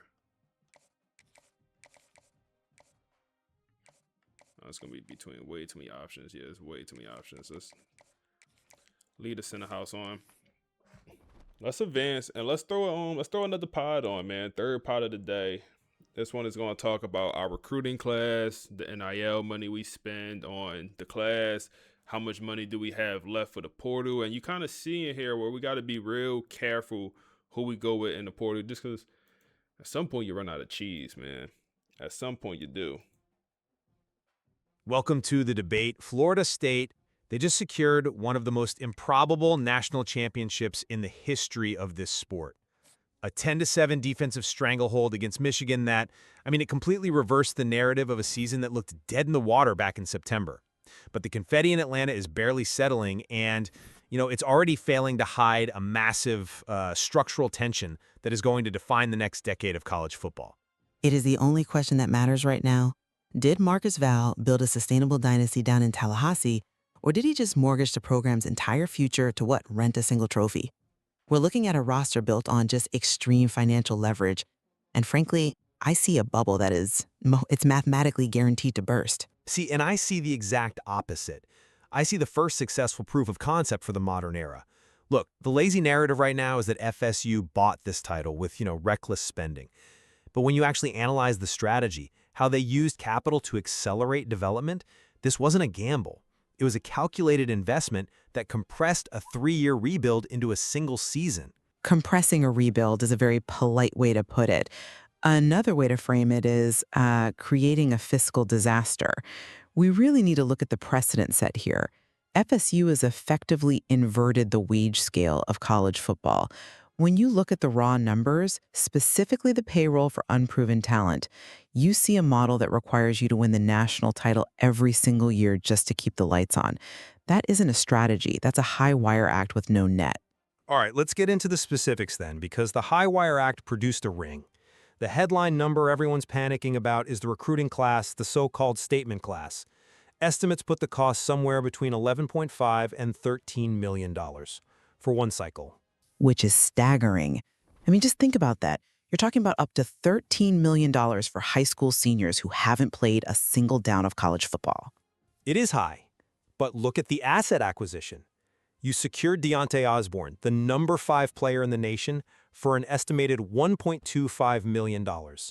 Ty Burden, an elite receiver out of Bradenton, for $1.1 million. In the old model, you recruit these guys with promises and patience. Marcus Welly realized he didn't have patience. He bought a timeline.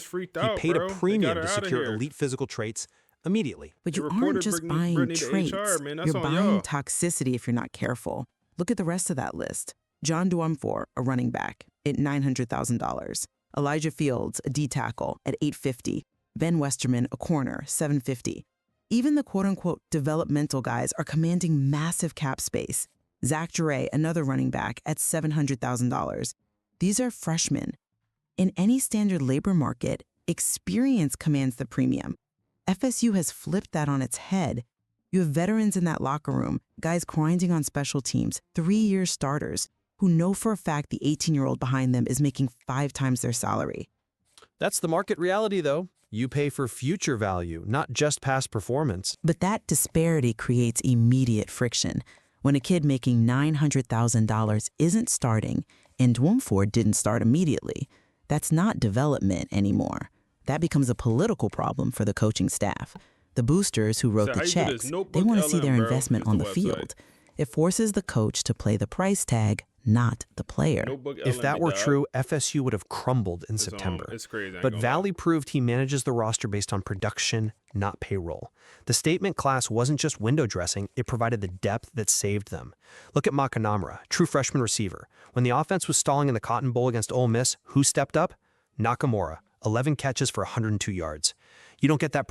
See, hold on. I gotta pause it. Like the podcast is crazy, man. Like they just brought up Nakamura, the freshman 5-star, that was on our roster this past year, and he produced. He had, I think, over 1,000 yards, but he went crazy in the playoffs. He was wide receiver 1 in the playoffs. And keep in mind, we had 2 receivers go in the first round this draft, but a true freshman literally played the best in the playoffs. But they bring this up and they relate it to how when we're paying these freshmen to come in, $750,000 for Zach, the running back, when we paying all this money for these freshmen to come in, hey, this is why they produce. So it's able to just connect all these dots, which is pretty impressive. I ain't gonna lie.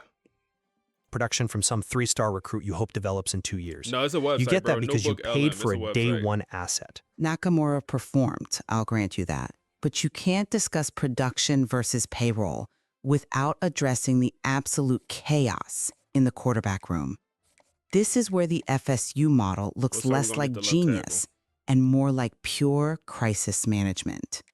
You had the most expensive backup quarterback in ACC history. You're referring to Brock Glenn. I am. Brock Glenn was on a deal reportedly worth $2 million to be the starter. Then you have Rashawn Slaughter, a true freshman, on a $500,000 deal. Week 4 against Michigan the first time around. Glenn just implodes. 3 interceptions. FSU loses 28-7. Vale benches the $2 million man. Which proves my point about culture. A mercenary coach keeps playing the $2 million guy to save face.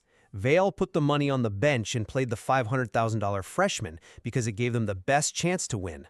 That decision alone invalidates the idea that the boosters are calling the shots. It proves he was desperate. But look at the fallout. Slaughter comes in and saves the season. 2,700 yards, only 3 interceptions in the regular season. He creates a massive surplus of value. And what happens? The NIL bombshell. Right before the ACC championship game, reports leak that Slaughter wants a raise. And not a small one. He wants to jump from $500K to $3 million, or he hits the portal. And this is where Vale earns his money.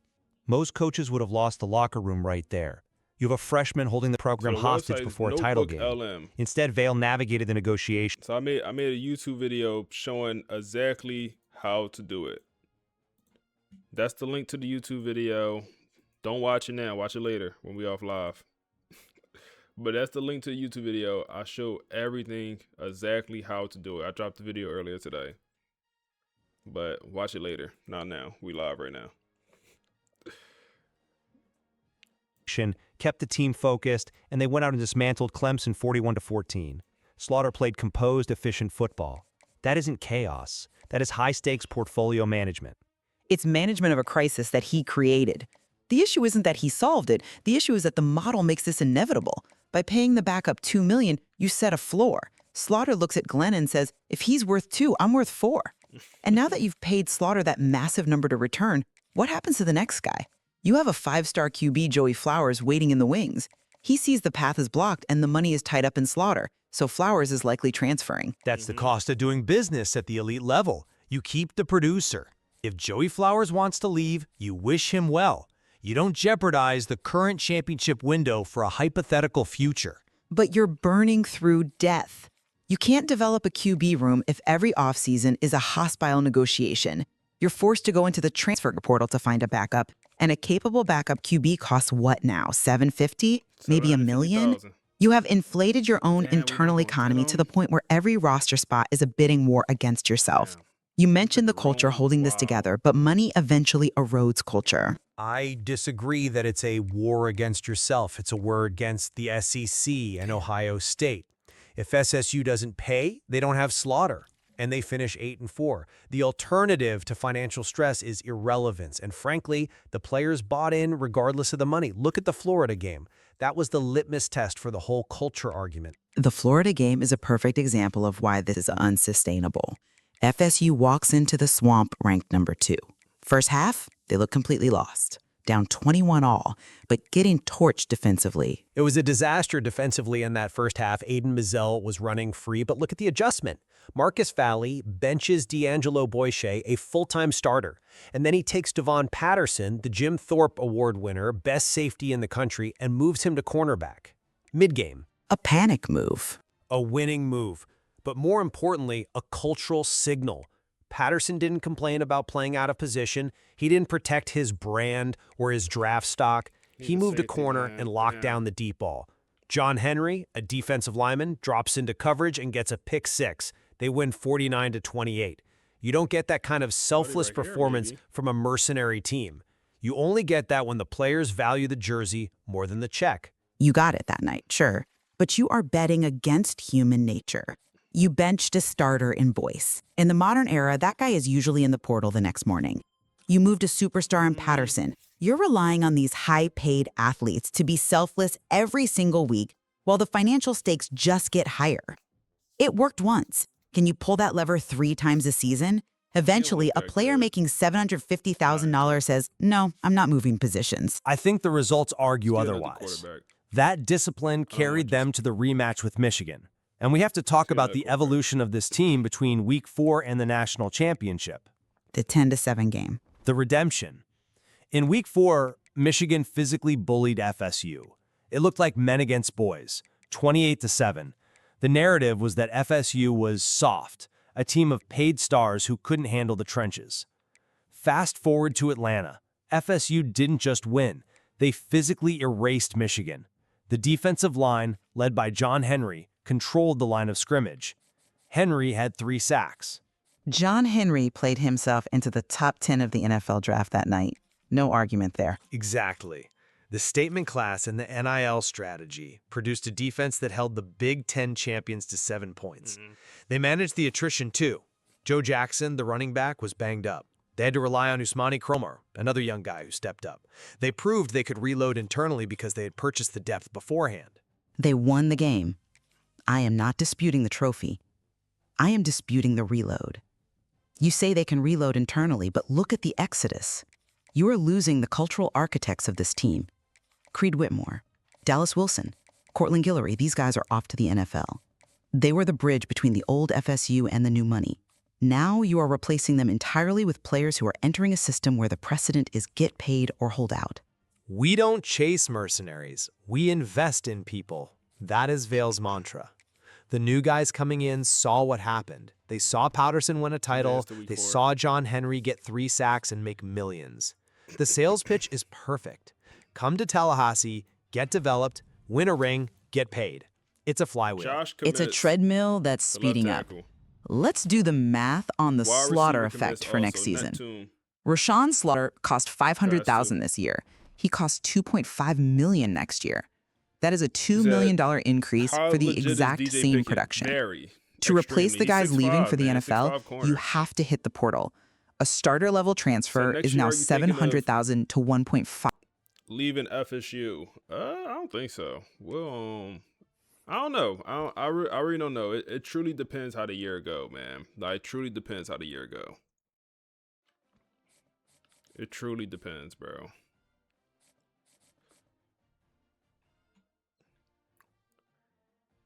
So are you gonna keep streaming on YouTube more often? I think so. I think I'm gonna keep streaming on YouTube also. As long as y'all keep showing love, yeah. Damn, we're locked out, but I think we're still gonna get them to commit. I hate this glitch, man. Fix the glitches in the game. It's like playing time is his deal breaker. Hey, you D tackle 1. You're literally our best D tackle, and it's not even close. If you commit. I hate when they do that, man. So Deshaun, it's not over. Maybe we have a chance here. Maybe we have a chance here. Maybe we have a chance. Is it worth buying Elite Recruiter and then buying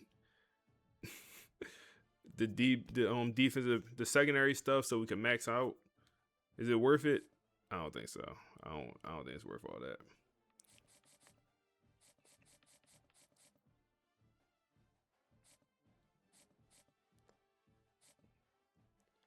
We have one more open spot.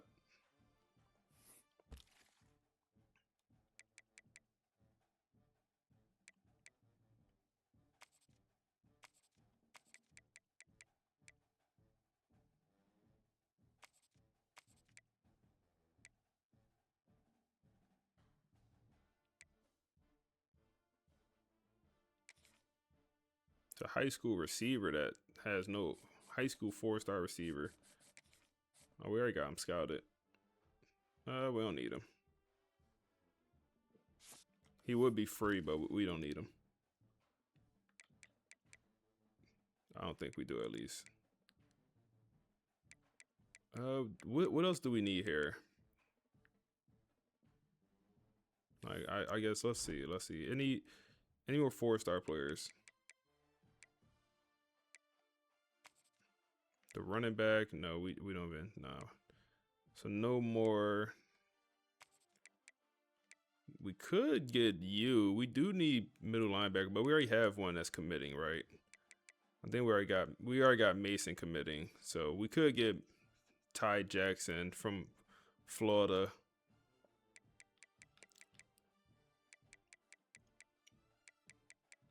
We really need a safety.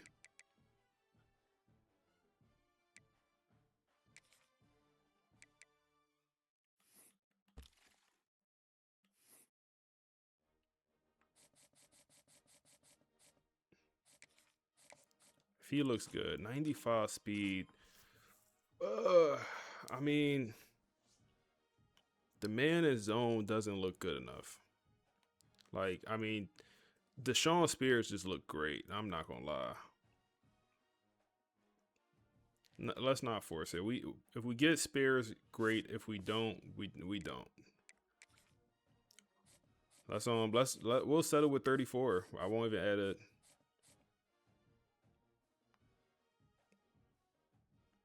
I won't even add another guy. Cause we'll have three quarterbacks. That'll be good enough.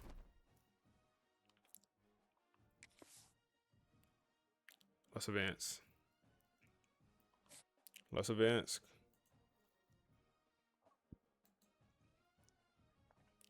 So who did we lose? We lost Joey Flowers. We do get Randy Good, the 5-star defensive lineman commits. We get James, the left tackle. Do we end up getting Spear? We get Mason. We knew that. We get the D tackle. Do we get Deshaun Spears? We get the quarterback. Deshaun, we get the guard. We do not get Deshaun Spears. He goes to Georgia. Damn. He would have been, that's the number 2 player in the portal, man.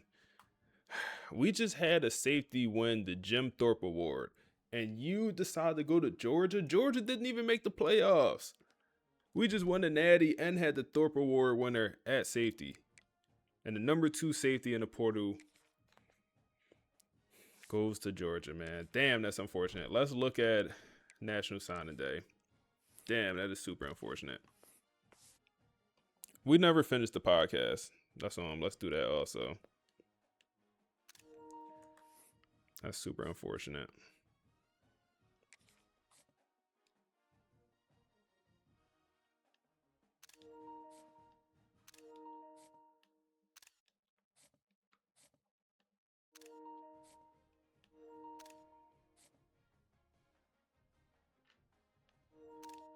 Super unfortunate, man. All right, let's go position by position, and we'll look at development traits. But yeah, we lost Joey Flowers, the 5-star quarterback in the portal.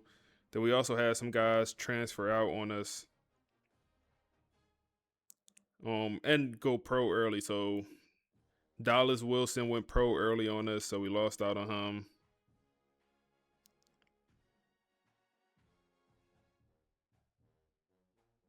Who else did we lose? We lost Kevin, the backup quarterback. So that led us to literally having no quarterbacks on roster other than Rayshawn Slaughter. Rayshawn Slaughter also re-signed for a 1-year contract. And let me pull that back up for y'all, because I'm sure some people in here that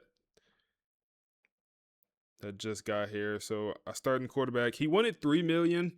We ended up meeting in the middle, and we got him for 2.5. It's a 1-year deal, but because we re-signed him for so much money, and he's clearly the starting quarterback, he won the MVP in the playoff or in a national championship. Joey Flowers, who was a 5-star and wants to play, he went in the portal for playing time. So it is what it is. Hate to lose him. I tried my best to try to get Joey playing time during the season, but he didn't care.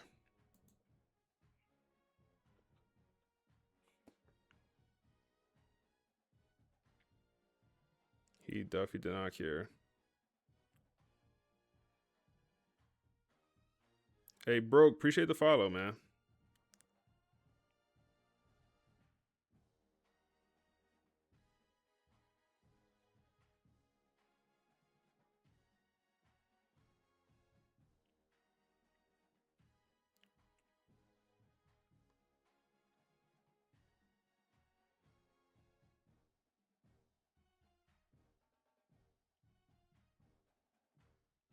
We got a lot more of the off season left, so National Signing Day here, but we still got to progress our players. You said you're doing an online dynasty with Rutgers. So I gotta take notes on. Hey man, I appreciate you. So recruiting the online dynasty is a lot more challenging, bro. All out. You said join the dynasty, boss. You said you running with WVU and Miami. Hey man, I appreciate you, big dog. Man, I wanna start an online dynasty, but y'all not with it, man. Y'all boys not with the online dynasty. Y'all boys not with it, man. I want to start a brand new one. It's cool. It's cool. All right, let's see. Let's go through our recruiting class, see what we have here. Damn, both the quarterbacks we signed normal. So Chip Sizemore, 4-star quarterback from New Mexico. He comes in with the normal development out of high school. We bring in a transfer from Florida. Normal development also. Unfortunate. All 3 of the running backs, all impact.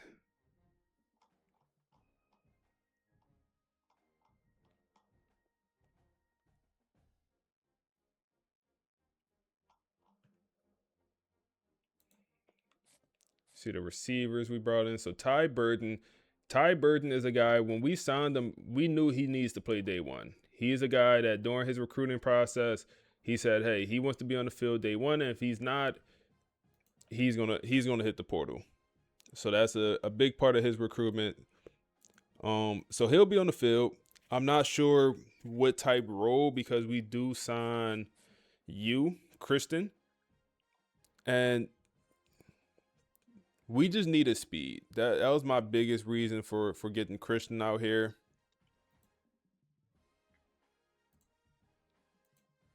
Is we needed speed in the receiver room.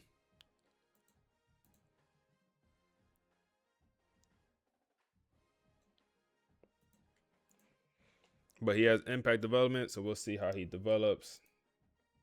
See how much XP he gets. And then, damn, bro, Frank. I'm mad I brought in you, bro. I'm mad I brought him in. Florida kid, man. All the Florida kids just had bad development traits this year. You still a fan of Motivator? Yeah, I like the Tier 3 version. That's about it in Motivator. I'm mad I brought Frank in, man. Damn. All these boys development trait, but is what it is. No tight end. Let's see. Wow. Patrick. James, impact. Josh comes in with star. I'm interested to see what's his overall going to be. He'll come in as a junior, so hopefully we get him for 2 years. We also get Spike here. I only was planning on bringing in one transfer O lineman, but Spike was a guy, number 46 player in the portal. Nobody wanted them. So I was like, hey, it's better us sign him than nobody. So he comes in with star development, and he'll be a senior. No center. Carl, we already knew about these guys. And then Randy Good comes in with the elite development trait. Wow. So we just signed him in the portal. It was between us and Notre Dame. This is recruitment that went the entire season, all the way into the last week of the portal. National Signing Day is when he finally committed. And he comes in with elite development. So that means our D-line is going to look very, very good. One of these guys got to move to D-tackle probably. We brought in a couple edge setters. And Kevin, so we actually didn't bring in a transfer edge rusher because we brought in Kevin.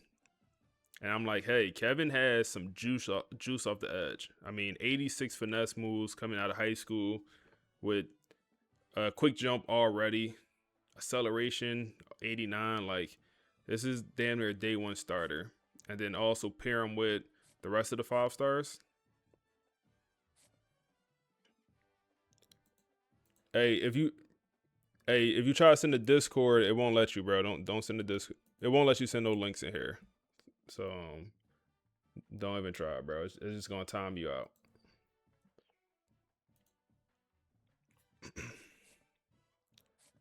And then D tackle, okay, impact. He'll be a day one starter. I'm glad I got him to commit.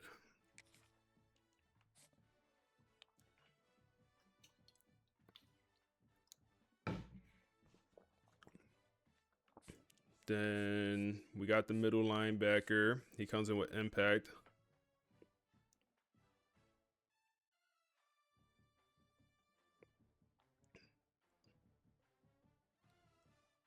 Barely any skill cast. Perfect.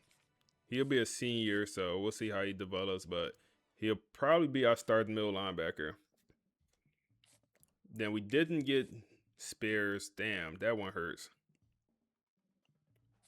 That one hurts. So this recruiting class ends at 33 players with the number 1 class in the nation by a lot, man, by 15 points. Georgia was close second, but we end with 10 5-star players. What a class. What a class.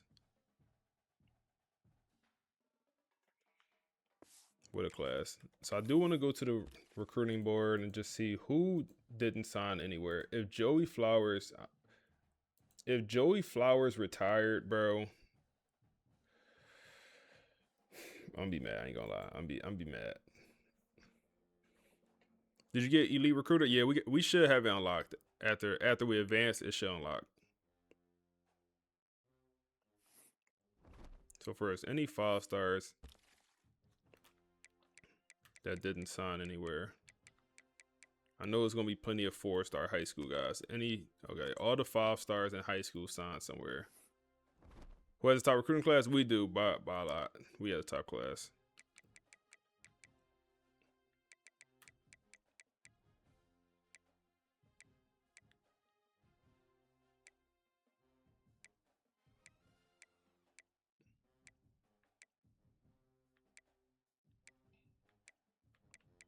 Okay, let's see.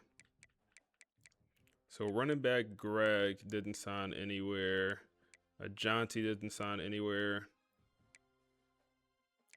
Let's see. Couple quarterbacks. Hawkins Jr. didn't sign anywhere. Running backs. I mean, these are good players. Let's see. Okay, so that means that Joey did sign somewhere.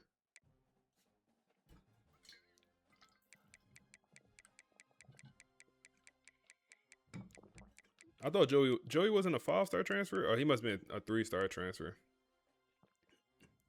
He must have been a 3-star transfer. Where did Joey go? Nowhere. Oh.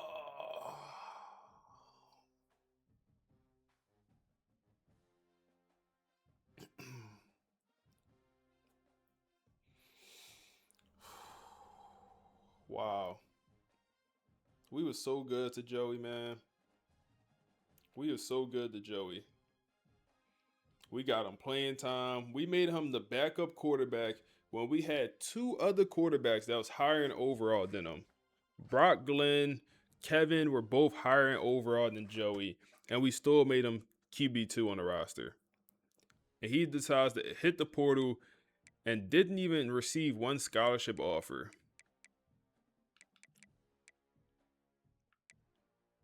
Five-star freshman with hell of potential. 9 to 5 it. Went to 9 to 5 it. Where the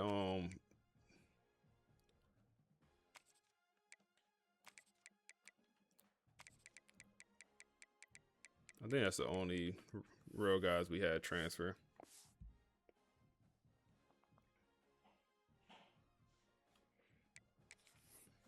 Let's finish this right here. This podcast we was listening to. 5 million. Revenue follows winning. The boosters are happy. Are they? Boosters are asking, we just spent $13 million on a recruiting class. Why do we need another $5 million for retention? You've created a scenario where winning doesn't solve your financial problems, it exacerbates them. The price of the roster has skyrocketed because you won. You set the market rate for your own players at an unsustainable level. But the alternative is untenable. You can be fiscally responsible and go 9-3, or you can operate aggressively and win titles. Vail has shown he can manage the chaos. He navigated the Slaughter contract dispute. He benched the $2 million QB. He made the hard choices in the Florida game. He has earned the benefit of the doubt. This isn't just throwing money at players, it's high-level portfolio management. It puts tremendous pressure on Vail to be perfect, though. He has to be a general manager, a crisis negotiator, and a head coach simultaneously. If FSU loses 2 games early next year, does that locker room hold together? When everyone knows exactly what everyone else makes, when the backup QB is disgruntled because the starter got a 500% raise? That is the job description now. And look at the resilience they already showed. They dropped to number 9. They had to beat Clemson in the ACC title game just to stay alive. They had to survive a shootout with Ole Miss, and then they stranged Michigan. You can't buy resilience, but FSU proved you can buy the talent to be resilient. I just wonder if you can buy it twice. You mentioned the statement class, bought a timeline. I worry it bought a window, a 1-year window that just slams shut because the bill is coming due. The trophy case is locked, though. That's the ultimate ROI. FSU took a massive swing. They put up $13 million. They paid the premium, and they are the national champions. They proved that aggressive capitalization works if you have the culture to back it up. This is the blueprint. It's a blueprint that might bankrupt the builders. They reached the summit, yes, but the cost of oxygen up there is getting higher by the day. Is Marcus Vail a genius for managing this financial chaos? Absolutely. But he might just be the first survivor of a system that is eventually going to break everyone. Trophies are permanent. Budgets reset. That's what keeps the boosters up at night. That's all the time we have for this week. Thanks for listening to the debate. So Kevin went somewhere. Yeah, I'm gonna look at Kevin after we do these position changes. So Ty comes in as a 79 overall. I'm assuming he'll be on the field day 1. But I'm glad I brought in Christian because, like I said, we don't have any speed in the receiver room. Christian wasn't the highest overall transfer at receiver we could get, but I feel like we need speed. And I thought it was gonna be Clayton, but he just has the normal development trade. It's like I don't think he's gonna be what we really need. On tight end, we still have the same 4 guys here. I think we're good with that. Left tackle, Josh comes in as an 85 overall. He'll be a junior, and we'll develop him this offseason. After we advance, he'll get training results. So he could end up being like a top draft pick in the following class, as long as, let's see, his skill caps. Yeah, he'll be a top draft pick. Then our left guard is good. Our center is also good. Then we bring in also a transfer. That's perfect. That's perfect.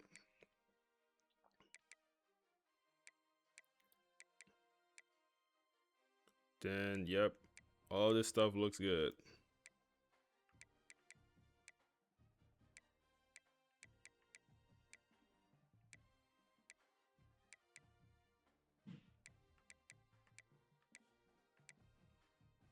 Now, I do want to move. I want the elite development guy to at least have a chance to play. We'll see. We'll just develop him. Who won the natty? We won the natty, bro. Come on, man. We won the natty, man. We won the natty, man.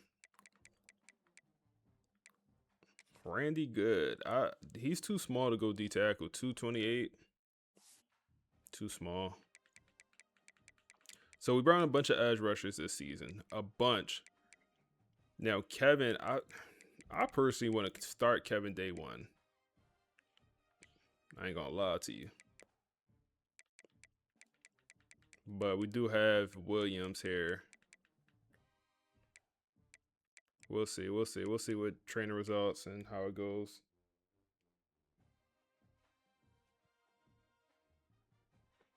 D tackle room comes in 86 overall, and he'll get some progression.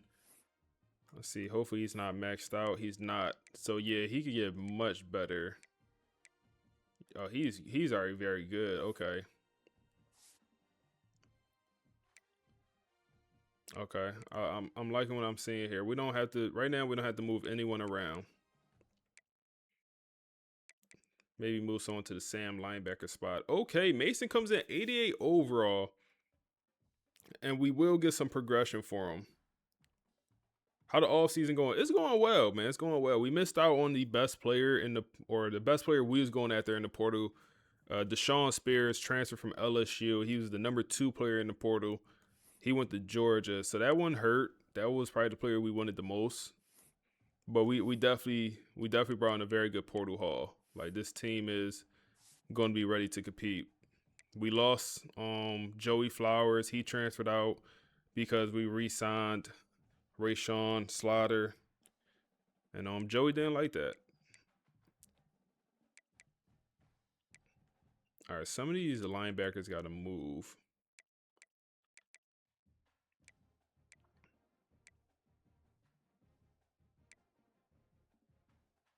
Like Cleveland, maybe you go play outside linebacker for a year.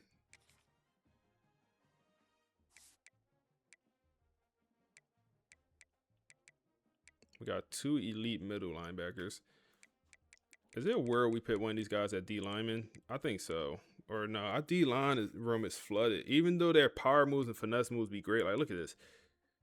78 finesse moves, 81 power moves, 83 finesse, or 78 block shedding, 90 acceleration.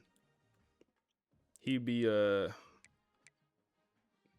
does the overall be at D lineman? He'll go up 4 overall, so if we move him to D tackle. Or excuse me, edge rusher. D tackle also, but edge rusher is what we would do.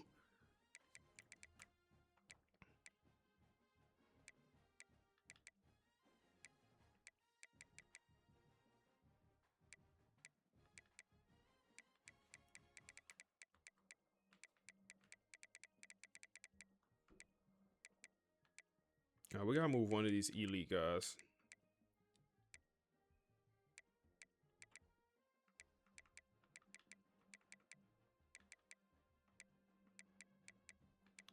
I need him to play. That's why I want to move him.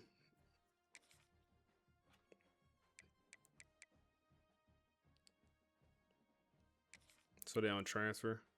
I need him to at least be like the second string.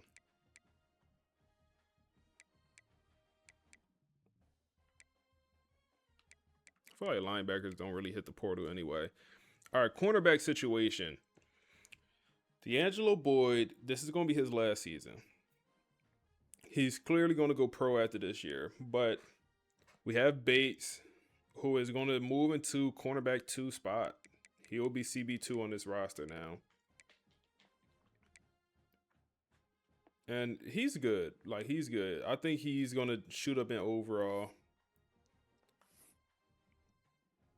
Maybe not. Maybe not shoot up in overall. Move him to edge. We already have too many edge rushers. We already had too many.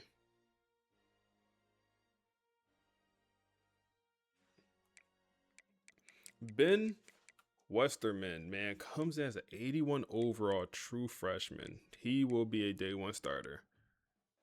And Andre Law, he might also start in the slot. Quincy is a option here also. Maybe Quincy could go play safety. He could go play a hybrid safety for us. That's not a bad option. We do need another safety because we did not get one. And all of our backup safety, they just don't have the development trait. And then yeah, now it's just Frederick in the safety room. So yeah, let's move Quincy to the safety spot, and he'll actually play rather than being all the way buried on the cornerback depth chart. Oh, we moved to the wrong safety spot.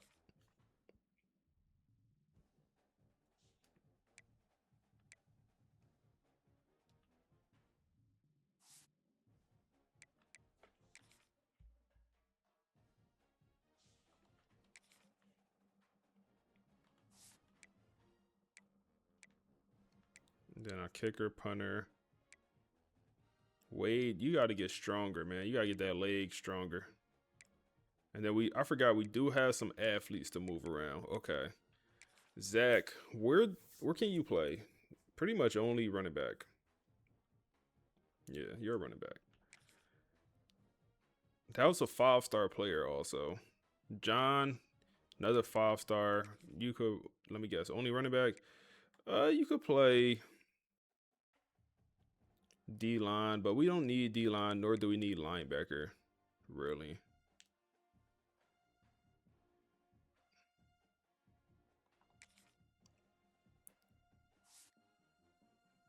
Now, Blank or Frank, I think you will just stick at, you got the normal development. You'll just stick at receiver, and you'll probably end up getting cut. It's the reality of it.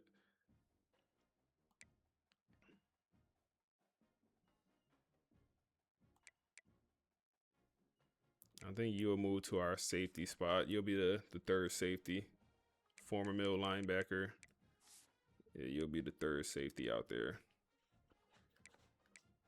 With the 90 speed, and he got good hit power, all that good stuff. It's crazy they call him a cover specialist. This is a thumping linebacker move to safety, and they call him a cover specialist. Crazy. You say you live in Florida and the fountain in your neighborhood is frozen, man. No, it's cold, bro. It's big cold outside. It is cold. Do I want to upgrade my coach at all before we advance? So it wouldn't hurt to get motivator on some of the offensive players. Like, we could use it at receiver. We could use it at receiver, running back. Yeah, 6'1", 240 at safety is crazy, yeah. With 90 speed, bro. And they call him a coverage specialist. Okay, running back and receiver, I feel good doing that because those are two positions where we really have some young guys that need to jump up in overall. D-line is another position where we kind of have some young guys. I really want to get into talent developer.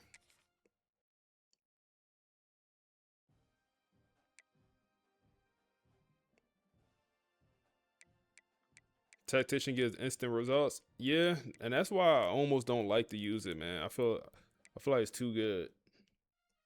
I feel like it's too good.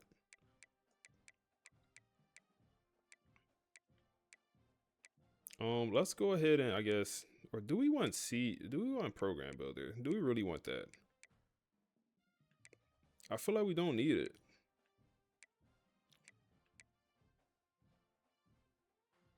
I truly feel like we don't need anything in here. Like, obviously, the best choices to me is strong roots and relationship builder. I feel like we really don't need them.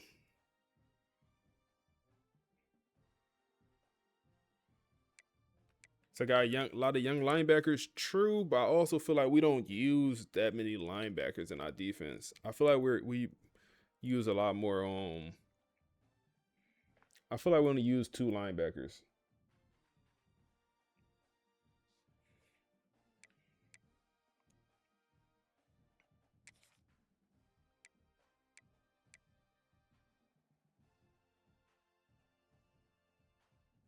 So like, I wonder. I wish I knew a little bit more about talent developer. I really do like it, but like when it say freshman and sophomore offensive linemen progress faster, is that during training results or regular season? I need to do a test on that. I need to let me make a note, cause like that's a big difference, bro. Is that training results or is that both off season and training result or training results and in season? Let me make a note to do a video testing that.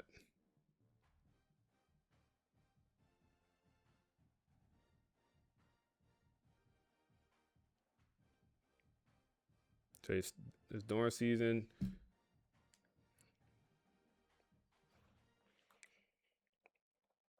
Okay, what advance?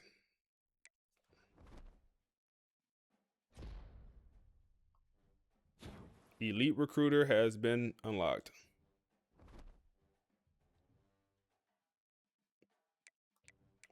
We are now an Elite Recruiter. All right, anything else we need to do? I think that's it.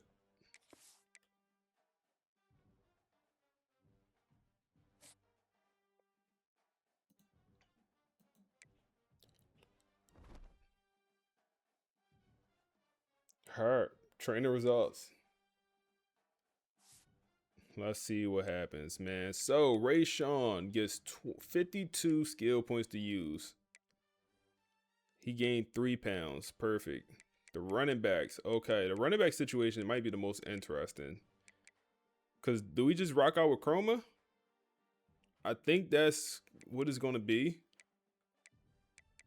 Receivers. Oh my goodness. 70 skill points.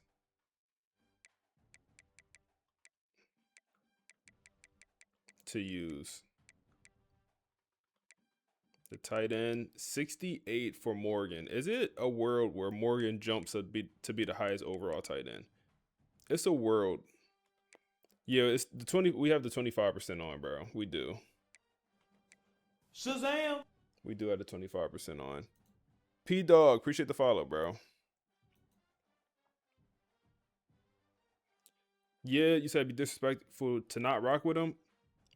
Yeah, you probably right. He been loyal. He never left. Never thought about leaving. 66 for okay. We'll have We got some guys getting a lot of XP here. The Twins. Okay. D tackle 66 for the elite development guy. It's good work. The linebacker core. The linebackers always gain less XP, bro. I swear. Oh my goodness, 69 for D'Angelo. He might be a 99 overall. And then Bates with 51. He don't have much to get better with though. His skill caps are cooked. Okay. And then the safeties. Oh yeah, it's gonna be nice. This is gonna be nice. Let's put a little podcast on, and while we upgrade our players, we'll start with the quarterback here, man. And he's probably gonna get drafted. Damn, bro, think about that. So Rayshawn Slaughter is going to be eligible to get drafted. If he get drafted, who the hell is going to play quarterback next year? Who the hell is going to play quarterback? Because it was supposed to be Joey Flowers, but he decided to retire. Who the hell is going to play quarterback? Because he's not on the roster right now. Yeah, we're going to have to get a guy. Whether it's a freshman or a transfer, we can't rely on the portal, though, for quarterback. Put the podcast on. Okay, so I've been looking at these Florida State headlines all morning, and it's just, wow. They're hard to miss. #1 recruiting class in the nation. Officially, we're talking 10 5-stars, 22 4-stars. The numbers are insane. And on paper, it just looks like they completely dominated, like they just out-hustled everyone. Right. The traditional story. But the sources you've pulled suggest we too. shouldn't be looking at the talent so much as the bank account. Exactly. This isn't really a recruiting class in the way we used to think about it. So what is it? It's an investment class. Think of it more like an acquisition spree. Okay, so how big of an investment are we talking about here? Well, the estimates we've seen for this group, plus the there. guys they grabbed from the portal, It's sitting somewhere between $6.5 and $7 million up front. $7 million, just for this one Let's get some cycle of abilities. players. That's the floor, Hmm. the conservative number. Some sources that track the total value of these deals put the total liability closer to 11, maybe 13 million. That's basically an NFL salary cap, just with no rules. That's the perfect way to On put it. So walk me through the receipts. Who's getting the biggest piece of that pie? Dot. It is extremely top heavy. You've got the 5-star linebacker Deontay Osborne. He's pulling in around 1.25 million. Wow. A receiver, So we kinda Ty did a little bit Burden, both. is Got at his about overall up and 1.1 his abilities. million. Even a defensive tackle He's a like Elijah 92 Fields is over on getting the top close to right that $1 million corner. Damn, mark. he's And gone. that's ain't before he? they played a single down. Not a single snap. Then they dropped another, He's not good enough to be a 1.6 first-round million pick, in the I feel portal like. just for veteran But he gonna players leave to to be like a fill second or immediate third holes. round. Okay, but here's the thing that gets me.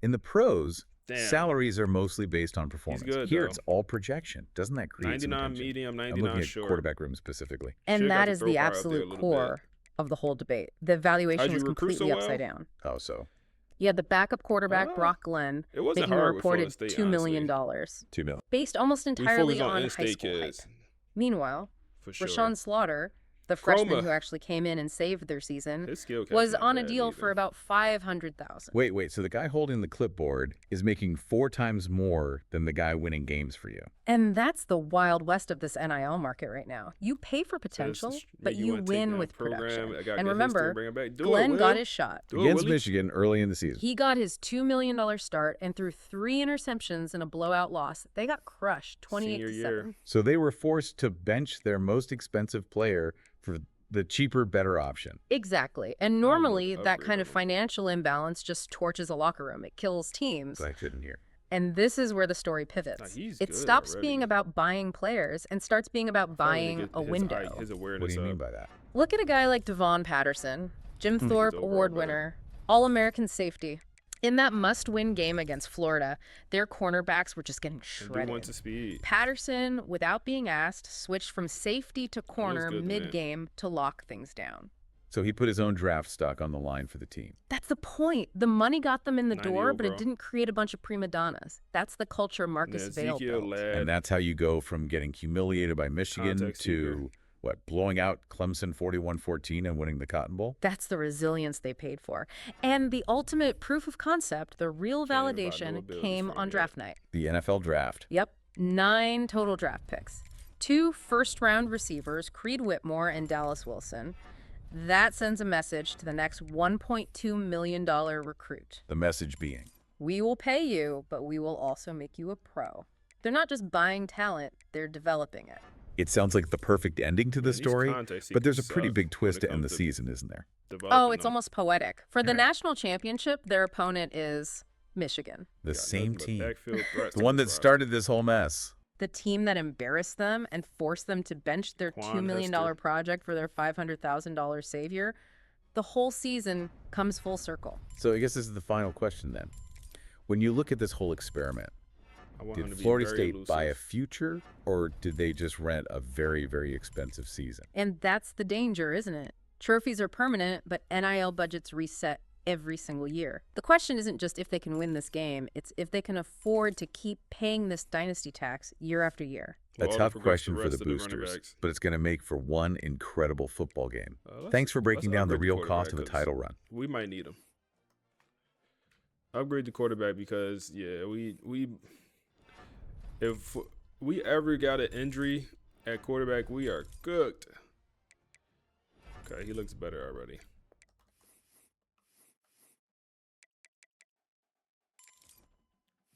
All right, he looks better already. 79 overall backup. That's not horrible. That's not terrible. That's honestly not terrible. Running back room, that's is what it is. Receivers, BJ Gibson, he's our kick returner. And that's kind of his role on this roster, just returning kicks. So it's really nothing else for us to work on. Sidestepping, yeah. Get his. How he sneak on the team? No, we signed him. He we need a backup running back or a backup quarterback if you're talking about that quarterback.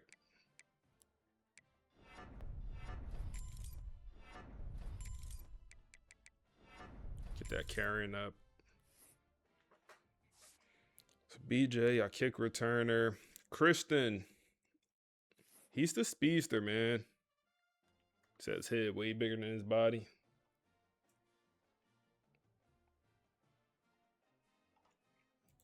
Hey man, I appreciate everyone in the stream tonight, man. Or this morning. Appreciate everyone here, man. If you new here, drop a follow on the stream. If you're on YouTube, drop a like. If you're on Twitch, drop an Amazon Prime sub, man. Show love to the stream. But I appreciate y'all boys. All right, so for Christian, what do we want to focus on? Like, do we already have takeoff? He do have takeoff, but let's up it. Let's max it to gold. Cause he's my burner. He's my burner receiver.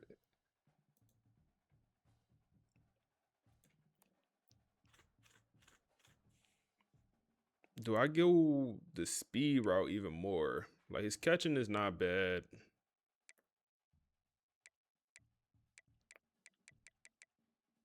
Let's go speed one more.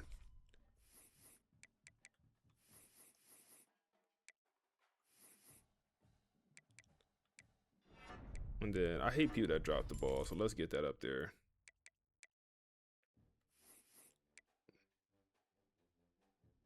And then we'll get double dip. So he's just my deep threat. That's kind of how I want to use him with the 96 speed. Now, Nakamura. What a year, man. What a year for my guy. 5-star elite development. What you want to get better at? I would like for you to get quicker, but what you want to do? I'll really leave it up to you. Cause I trust you, man.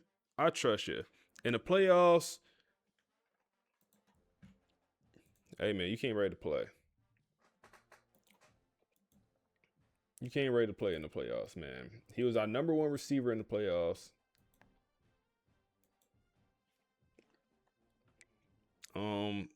I guess the catching could get a little bit better.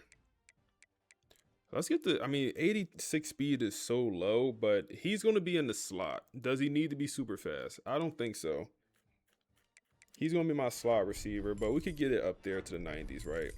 Okay, get it up to a respectable level. Shazam! Get it to a respectable. Hey, Jordan, appreciate the follow, bro. Let's get the route running up there even higher. Like the hands and the elusiveness also. He's supposed to be my slot receiver. I need him to be very elusive. The awareness is super low. Let's get that up there. Okay. Nakamura is a 91 overall, man. 91 overall. Ezekiel is going to be next. Where are you at? 5'9". He's a little bit smaller. Hey, can I play you in college football 26 next weekend? Next weekend, I got you, man. I got you. Tipple gear in full force. Come on, man. Go Owls. Let's get Ezekiel hands up there a little bit. What's his abilities looking like? So he got cutter, and that's the one that really matters for this archetype is that cutter.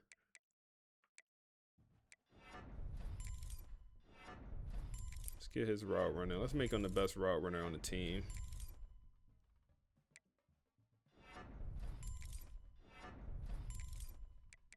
So he's not as good as Nakamura.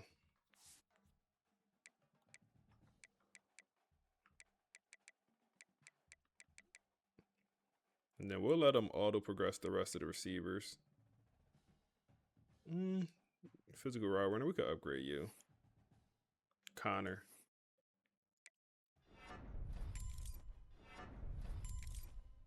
This route running not bad. Get that catching traffic up there.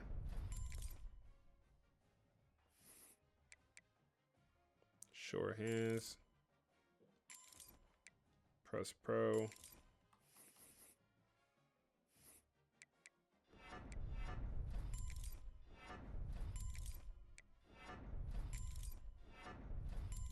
I mean, Connor ain't bad. I ain't gonna hold you. Connor ain't bad. That's some good progression for Connor. All right, Tayshawn. He had 800 yards last year, 8 touchdowns. Let's see how we could upgrade him. He's a vertical threat tight end, so I don't know if it'll be too good. So you said, Jaden, your content helped me win a natty the first year in an online league. He said, thank you, man. And you just killed. Hey, I appreciate you, bro. Appreciate you, Dom. I appreciate you, man. Glad to hear I help.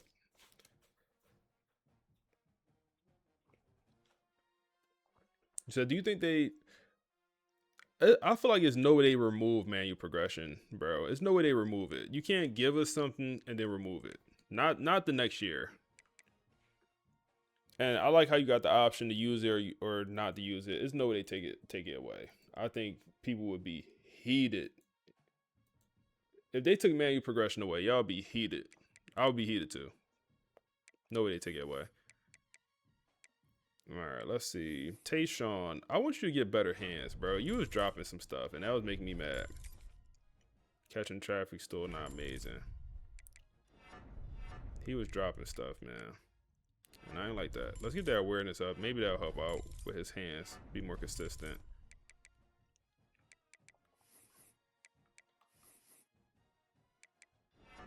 Blocking up there a little bit. So Tayshawn is up to 85 as what is he, a senior? He is a senior now. And let's upgrade Morgan. Morgan should be the guy to take over the tight end room next year. I think that's my vision for Morgan, the elite development, gritty possession guy. Let's get the catching traffic up. Let's get the route running up. The speed is going to be low. I'm fine with keeping the speed low for this year. I'm actually more than fine with that. I wish they had the skill cap in catching, man. That's unfortunate.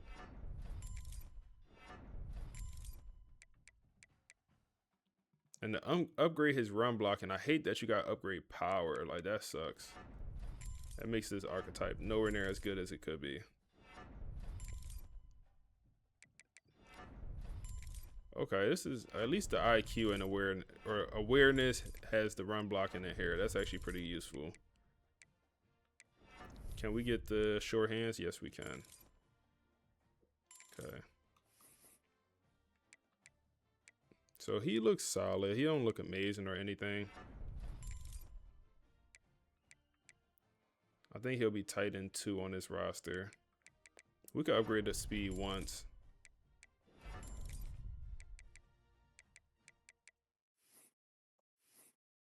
Okay.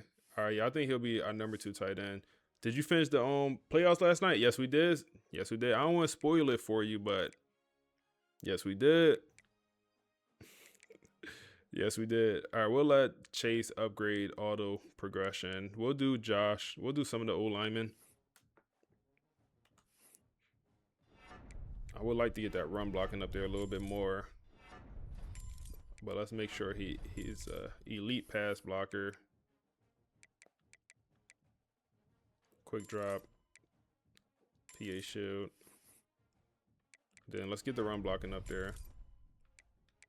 I mean, he's very good. The strength is a little bit low, but it's not terribly low. It's workable. It's definitely workable. Well, so the Money Dynasty. Hey, man, I would love to do the Money Dynasty. I don't know if we have quite enough people interested. I feel like a lot of people said they was interested, but nobody joined the Discord. And maybe I need to make it obvious for everyone.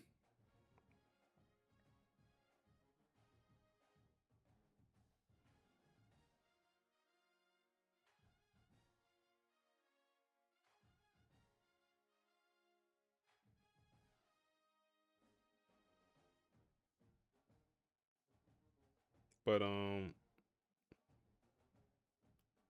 yeah, maybe I need to make it super obvious for everyone. So probably my next YouTube video, I'll say like, hey, if you really want to join this, if you really want to make this money league work, join this Discord.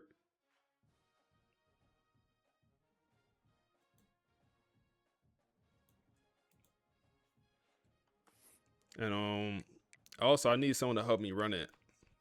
Cause I'm be honest, I'm not gonna be able to. If I'm just not gonna be able to run the Discord while also doing the YouTube streaming. Like I'm not gonna be able to run the league. So I need like 4 people. 4 people and myself. I feel like if we all could lock in and be on the same page, we could run the league and do it successfully.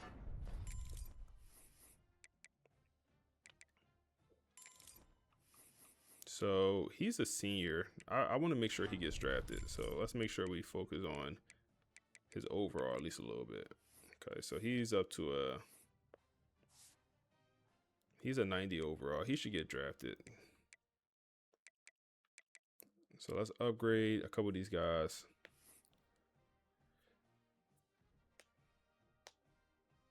So you said major things they need in 27 is ability to upgrade stadiums and rivalries. I feel like stadiums they won't add, rivalries for sure, but I don't know if we'll see stadiums just because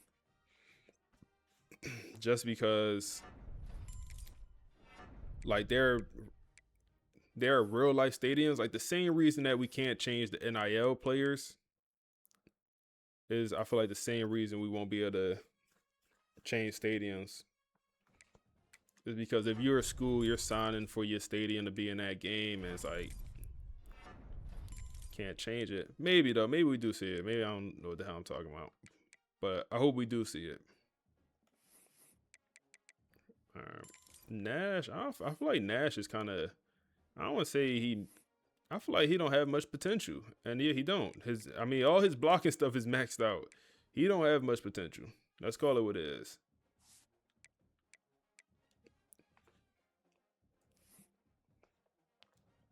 So can I drop the Discord link in the chat? I got you.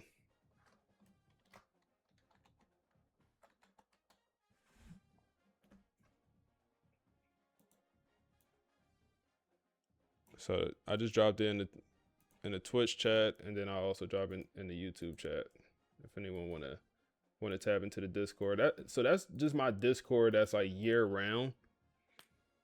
So like if you have any questions, you could go in there. Someone will answer your question. If I don't, you could DM me, all that stuff. Best way to DM me is really on like the socials, honestly, because I don't check the Discord as much as I should. But the league will be ran out of that chat, and we have a current league that's being ran out that chat. It's not a money league; it's a league that was going on for a while. I'm actually not playing in it. One of my homies is running it. I used to play in it. But point is, the brand new league will be ran out of that chat.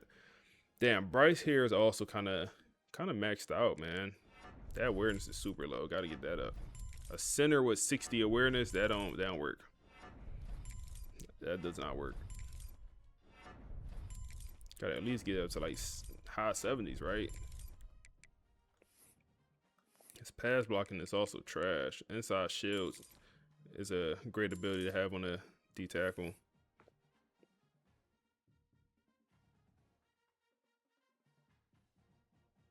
Or not D tackle, a center.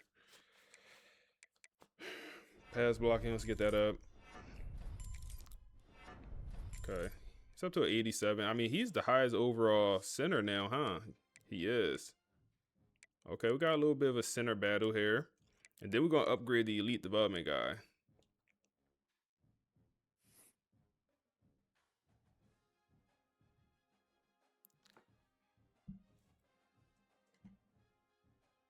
He said, how you plan on doing it? Finish 1 week, like every 3 days. So it would be a 24-hour advance, or excuse me, 48-hour advance. So every 2 days, you got to play 1 game. I feel like that's manageable. Every 2 days, you got to play 1 game. Now, if everyone finished early, then we could advance early. But bare minimum, 2 games, or 1 game, 2 days. All right, so well-rounded offensive alignment here. And he has good strength already. So he will be the starting center. I think. He will be the starting center. No doubt, in my mind. When we're done upgrading him, he'll be the starting center. He just have too much potential to not be.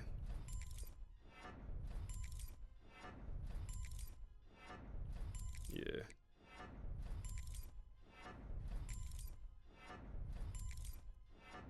It's like, yeah.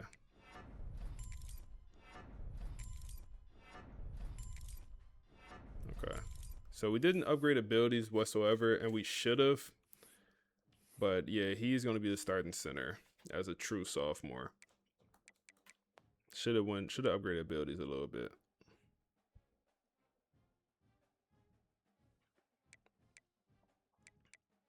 And then we'll also upgrade Spike and the elite development guy.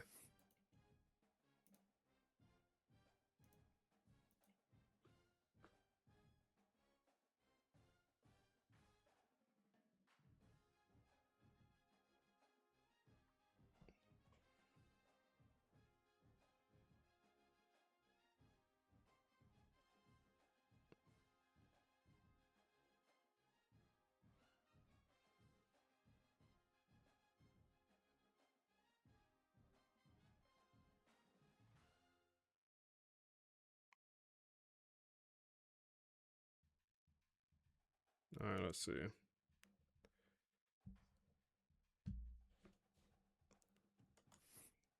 Tell me that, yeah, upgrade stadium pulse 100%. I don't know why they took that out, bro.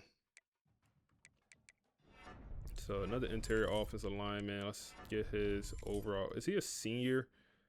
He is. So with the seniors, I just want to make sure they get drafted.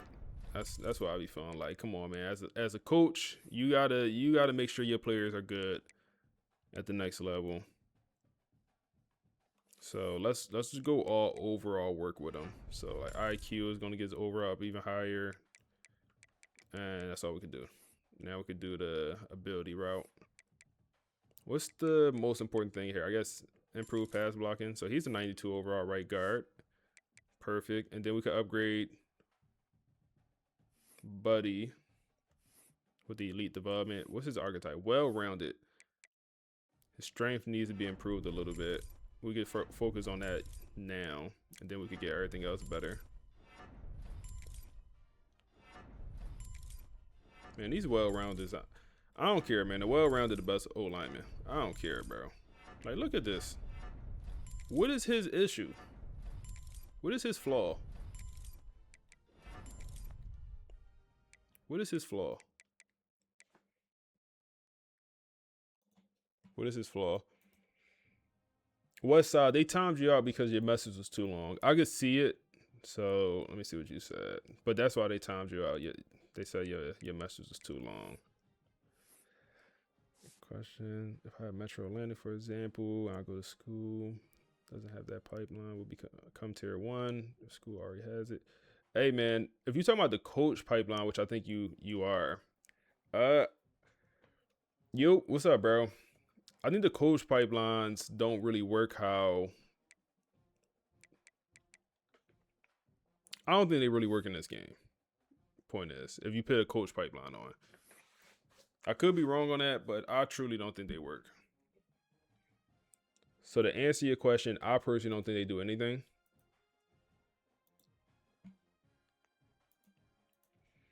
You said, are you gonna play a game or just do the all-season stream? I think I'm gonna play a game, bro. I think I'm gonna play a game too. It depends. It depends how I'm feeling, but I don't got nothing planned today, so. So Perry here is he's kind of maxed. So we could upgrade the power, I guess. He's definitely kind of maxed out. What's his archetype? Well-rounded.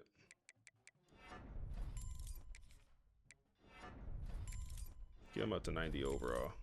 Damn, we couldn't.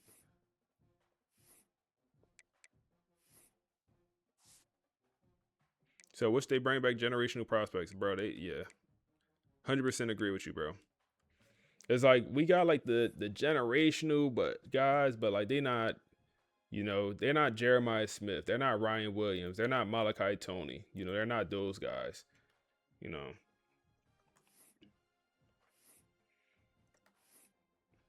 that power moves up there. Is he a senior? He is a senior, so yeah, overall, I want to make sure he gets drafted.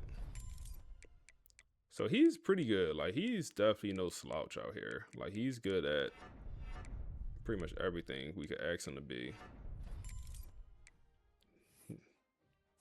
Up to an 88 overall before the boost. Williams, we'll upgrade Williams here also, as he'll be the starter.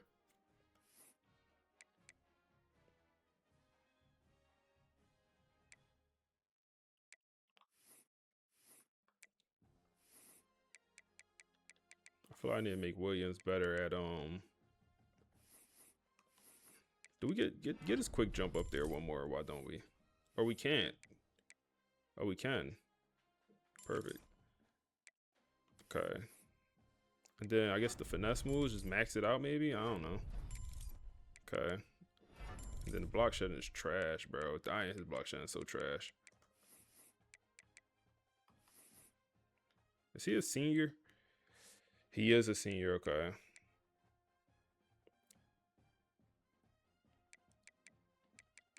And we'll let him progress the rest of these players. D tackle.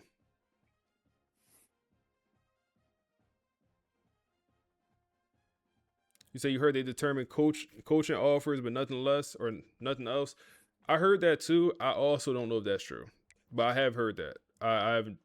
I can't confirm or deny if that's true, but I have heard that before. We get the inside disruptor even higher. That's good. Yep, get the pocket disruptor.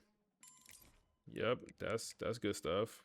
His stick attempts hammer down here. I don't really care about workhorse. I don't care about. Make him better. Make him better. He's already very good. Maybe should have got his quickness up because he is extremely slow. But he's a good player. Is he a senior also? He is. He's a one and done guy. And then we upgrade Emmett Garrison.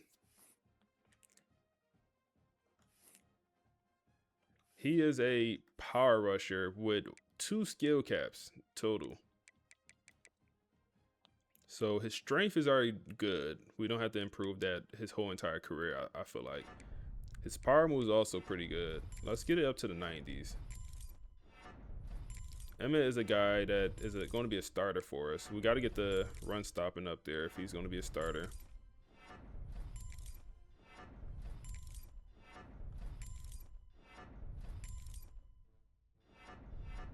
Okay, I like that. And then buy ability.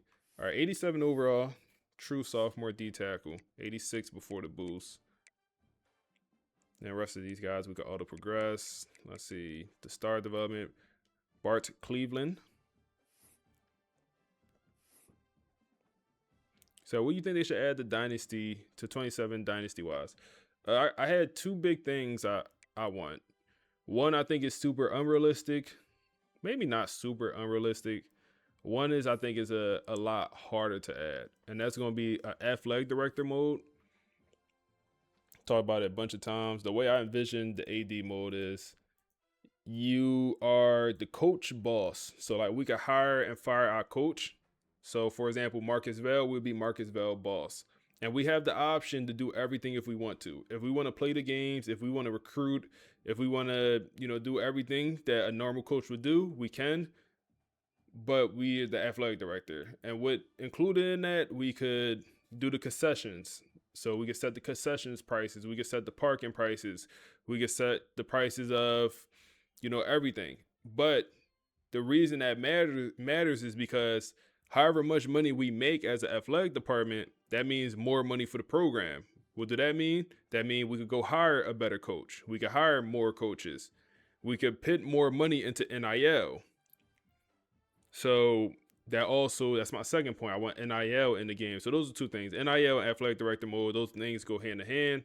And for the AD mode to work, you have to have NIL, in my opinion. Because if we raise the ticket prices, that's because we just came off a national championship season and we're expected to have an even better season. So we raised the ticket prices because guess what? Our roster costs more than it ever did before. And our whole goal is to not only win, but also make money as a football team. So those are the 2 things I want. Do I think we'll get any of them? I think we'll get NIL. I truly think we'll get NIL. But athletic director mode, I think that's going to be 2-3 years from now. But I hope EA proved me wrong. You said some of those athlete 3 stars are the truth. Yeah, but that's the closest you're going to get to like a generational prospect.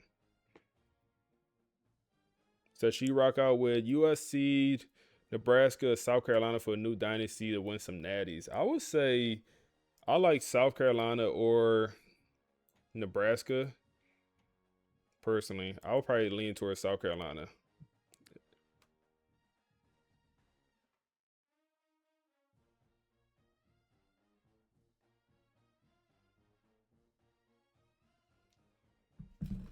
So they had that Madden. Yeah, they had that the owner mode, and that's another reason I feel like we're not gonna get it, because they literally took the owner mode out of Madden, which I don't know. I feel like once something in there, you don't take it out, but maybe it wasn't. They have all the stats behind it, so maybe nobody was being an owner. But yeah, I don't get how you take it out. All right, Cleveland is going to be a pretty good player. These linebackers just shoot up in overall pretty easily. I don't understand how this hammer ability is a hit stick ability, but the requirement is block shedding. You see? Improve hit stick attempts requires block shedding. Hey, block shedding is a lot easier to get than hit stick. I ain't gonna complain too much, but I ain't gonna complain too much.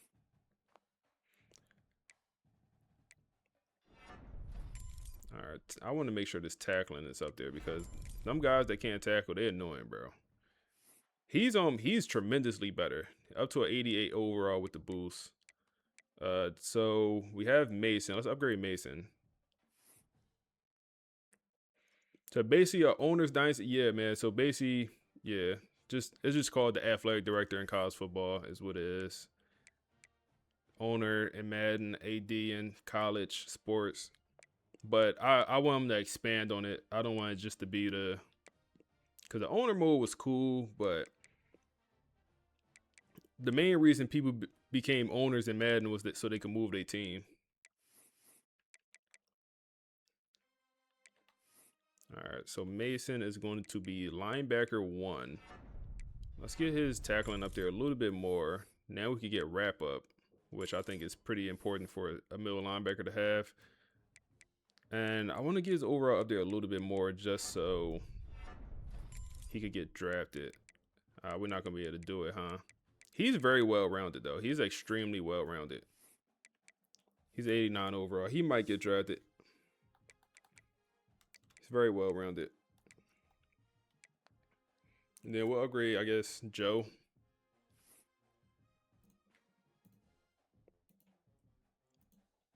Need some water. What's his archetype? Thumper. Okay, yeah, get that tackling up there. I don't get how some of these thumpers come in with so little tackling.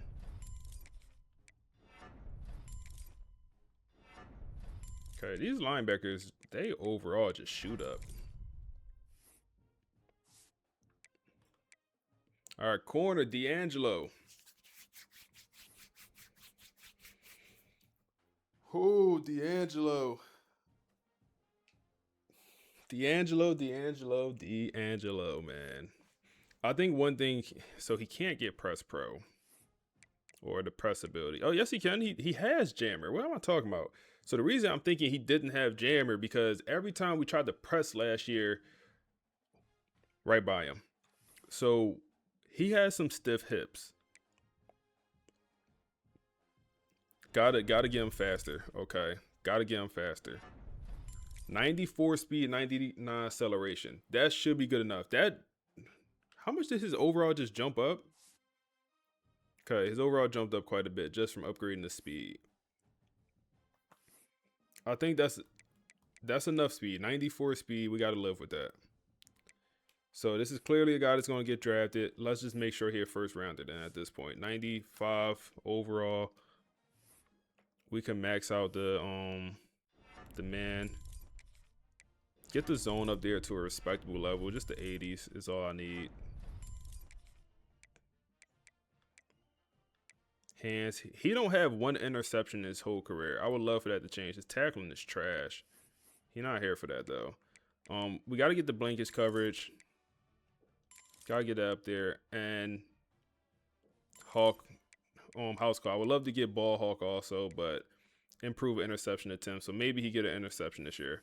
D'Angelo Boyd, best player on the roster on paper. Bates, he won't have too much he can improve just because the skill cap's here.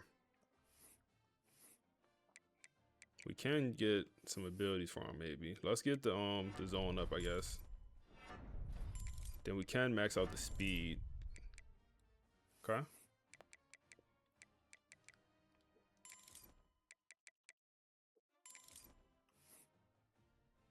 I'm surprised nobody went up in development trait. I just realized when we advance, nobody increased development trait.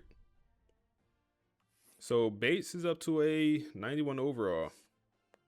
90 before the boost, but 97 speed.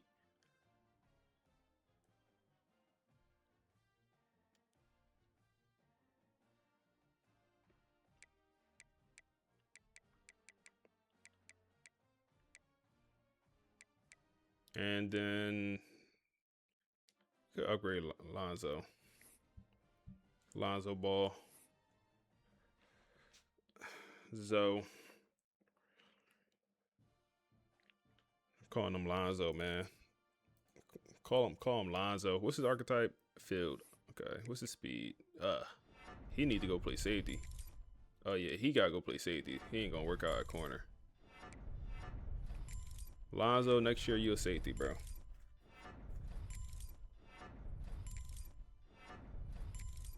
Next year you go play safety. Learn how to catch too.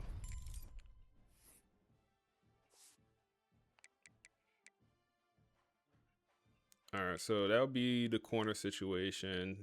Let's upgrade Thomas here.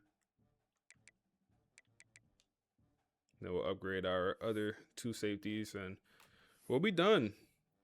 Thomas, he's a cover specialist. Get that coverage up there Shazam! as high as possible. Yo, Smitty, appreciate the follow, bro. So we could get the speed up there, which is probably what we need to do. And then Robber is a good one to get. All right, he looks pretty good. Get the catching up there. He dropped a few interceptions last year, man. Do you use sliders? Yes, sir. I go. I'll show the sliders when I'm done progressing. Yeah, I do use some sliders. They're pretty good. I used them all last season, and I'm making no changes from last season to this season, so I do like them.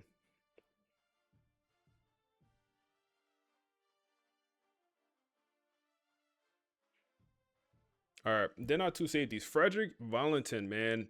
He was a freshman All-American, and he played very well. 80 or 79 tackles with 2 picks as a true freshman. He almost had that pick 6 against Clemson week 8 during the season. He is going to be a hybrid archetype. Let's get the coverage up there because we use our safeties in coverage pretty often. So he needs to be able to guard in man and zone coverage. Get the IQ. Play recognition is a good thing to have. How's his speed? That's good enough for a safety right now. Okay, let's see. Abilities. We can't even unlock any. Yeah, the hyper safety abilities be low-key buns.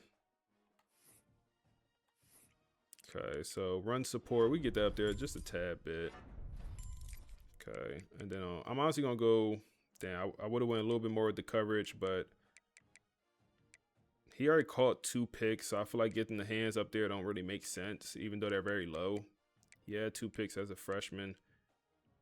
We have 5 left, and we can't get 1 ability. I guess we go IQ again. 86 overall with the boost. And then Quincy, cornerback, we just moved over to safety. So 6'2", 287. He has the speed. The coverages need a lot of work. The press is pretty good, but the coverages need some work. He's going to play, man. The way we run our defense, we'll have our backup safeties out there pretty often, so they need to be able to compete. Let's get the IQ up there again. So Quincy is going to be a higher overall than our other guy, but we're still going to start Frederick. No, they're both the same overall. Okay, cool. And then our kicker, Wade. You need to get stronger leg, man. We need you on nothing but squats, getting that hamstring stronger too. Oh man, he can't. He can't. Damn. Guess we get Mega Leg.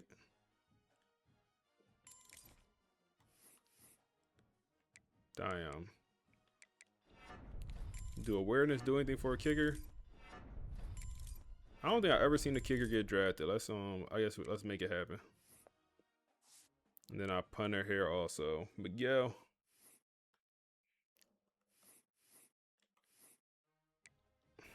Same story with him. He's maxed. Gonna need some new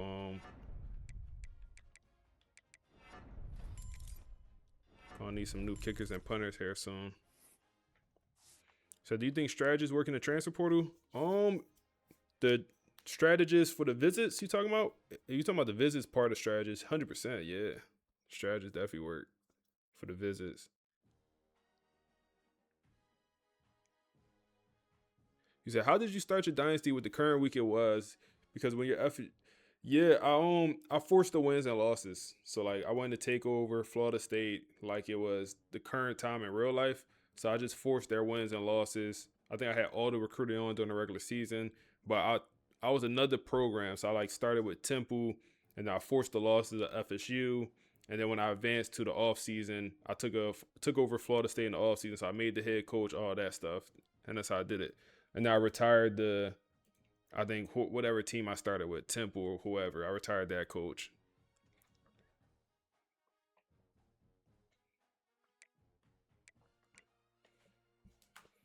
So with this online dynasty, if we're gonna start it, we're gonna start it in the off season. So keep that in mind. If we're gonna start this thing, I'm actually gonna start it in the real life point. So we won't. Yeah, we're gonna start it in the off season. If we ever do start it. All right, let's auto progress the guys.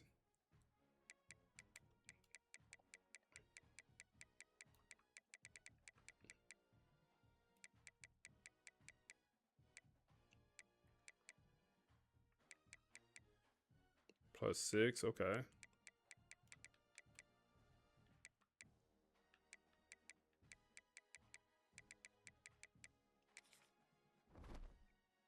You got spots in there. So it hasn't started yet. So yeah, we got no spots.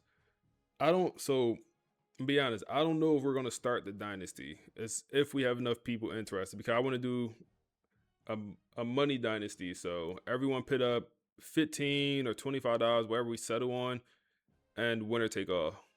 So that's why it's tough to fill the dynasty up, because everyone not gonna want to put that money up.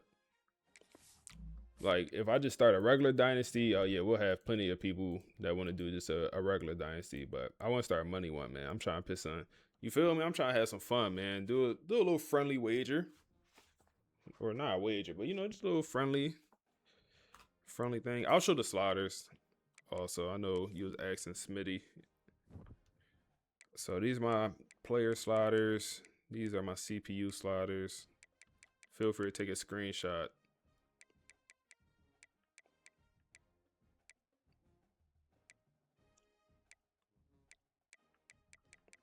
I like them. Heisman stuff here. Heisman difficulty.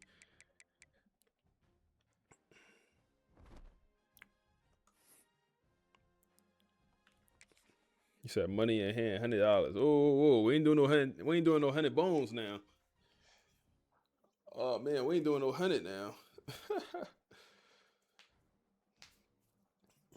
See, I feel like you gotta do enough money where everyone cares, but you can't do too much money where it becomes.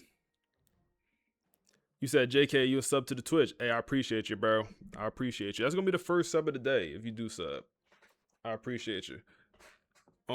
But so we gotta do enough money where everyone cares about it, but not too much money where it become like toxic. You feel me? Like if we do $100 and like somebody get a forced loss, next thing you know, they throwing a fit, blah blah.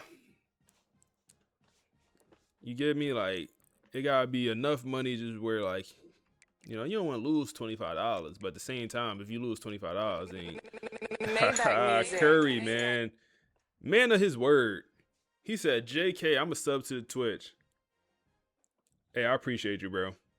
I appreciate you, bro. That's first sub of the day, man.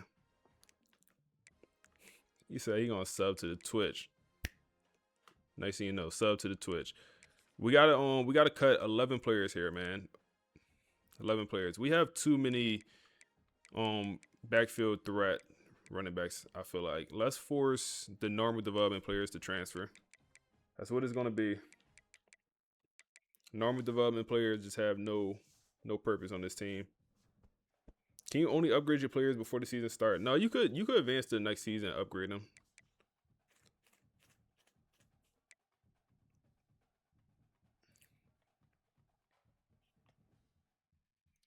So I love your videos. You helped me become a dominant Dynasty player. Hey, I appreciate that, bro. I appreciate that, man. Man on his word. Man of his word. Let's cut these receivers. That's with the normal development also. Like, yeah. Even though you're an 80 overall, like, normal development, bro, come on. Normal development. Normal development. We don't really believe in red-shirting players on this team. So how many linebackers you try to stick with? I try to stick with 3 at each linebacker position. Maybe 4 at middle linebacker. Normal development, left tackle. They don't work out. Normal development, left guard. Normal development, backup center.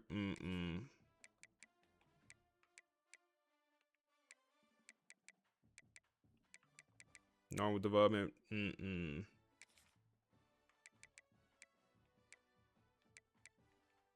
see.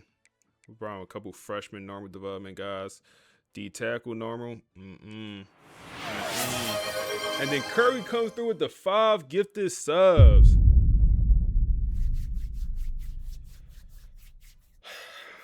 I appreciate you, big dog. I appreciate you, big dog.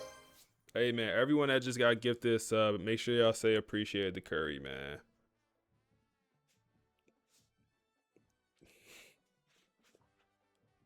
That's cool, man. That's cool, man. That's cool. Shout out to my guy, man. Shout out to my guy. Shout out to my guy, man. He said, yes, sir. Let's get Jaden to the top. Hey, man, I appreciate you. Hey, man, y'all be showing love, man. I ain't gonna lie. Y'all be showing love.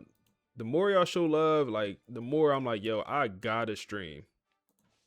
I gotta stream more. So I appreciate y'all show love, man.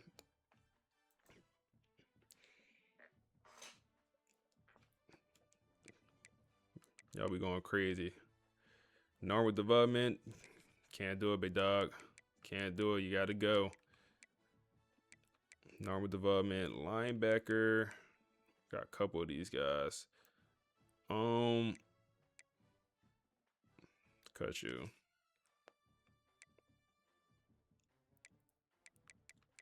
Normal development. Middle linebacker. So I know we're gonna go under the. I want all the normal development guys off the roster. I'm not gonna lie. So we'll go. I'm willing to go under the roster limit to get these guys out of here. We'll keep Antonio. Normal development, gotta go. All right, we're down to 80 guys, man. So your max would be $10. Nothing wrong with that. Nothing wrong with that. Like I said, I was thinking between like 15, 25. It would be whatever everyone agree with. So the way it's 2 options, 2 ways to do the online league. It's like let's say we do $15, or let's say we do $25. You do $25, you can do winner take all. So let's do some quick math. 25 times 32 players, $800. Winner will get $800. We could do that way. Winner get all. 25 times 30, winner will get $800, right? Or we could do where if you make the playoffs, you get your cheese back. And I like that option because, it gives you just get your money back. And like because every year would be $25 or every year would be $15. So if you make the playoffs, you get your money back. I feel like that's fair. So that's probably would be the way I do it. 25, you get your money back. And let's say all 12 teams make the playoffs. So that'd be 300. And then let's say the winner take all. The winner would take the rest. So the winner would get 400 in that situation. So that's probably like the better option. Do we need to do anything before we advance? I don't think so. New season is here, man. New season is here, man.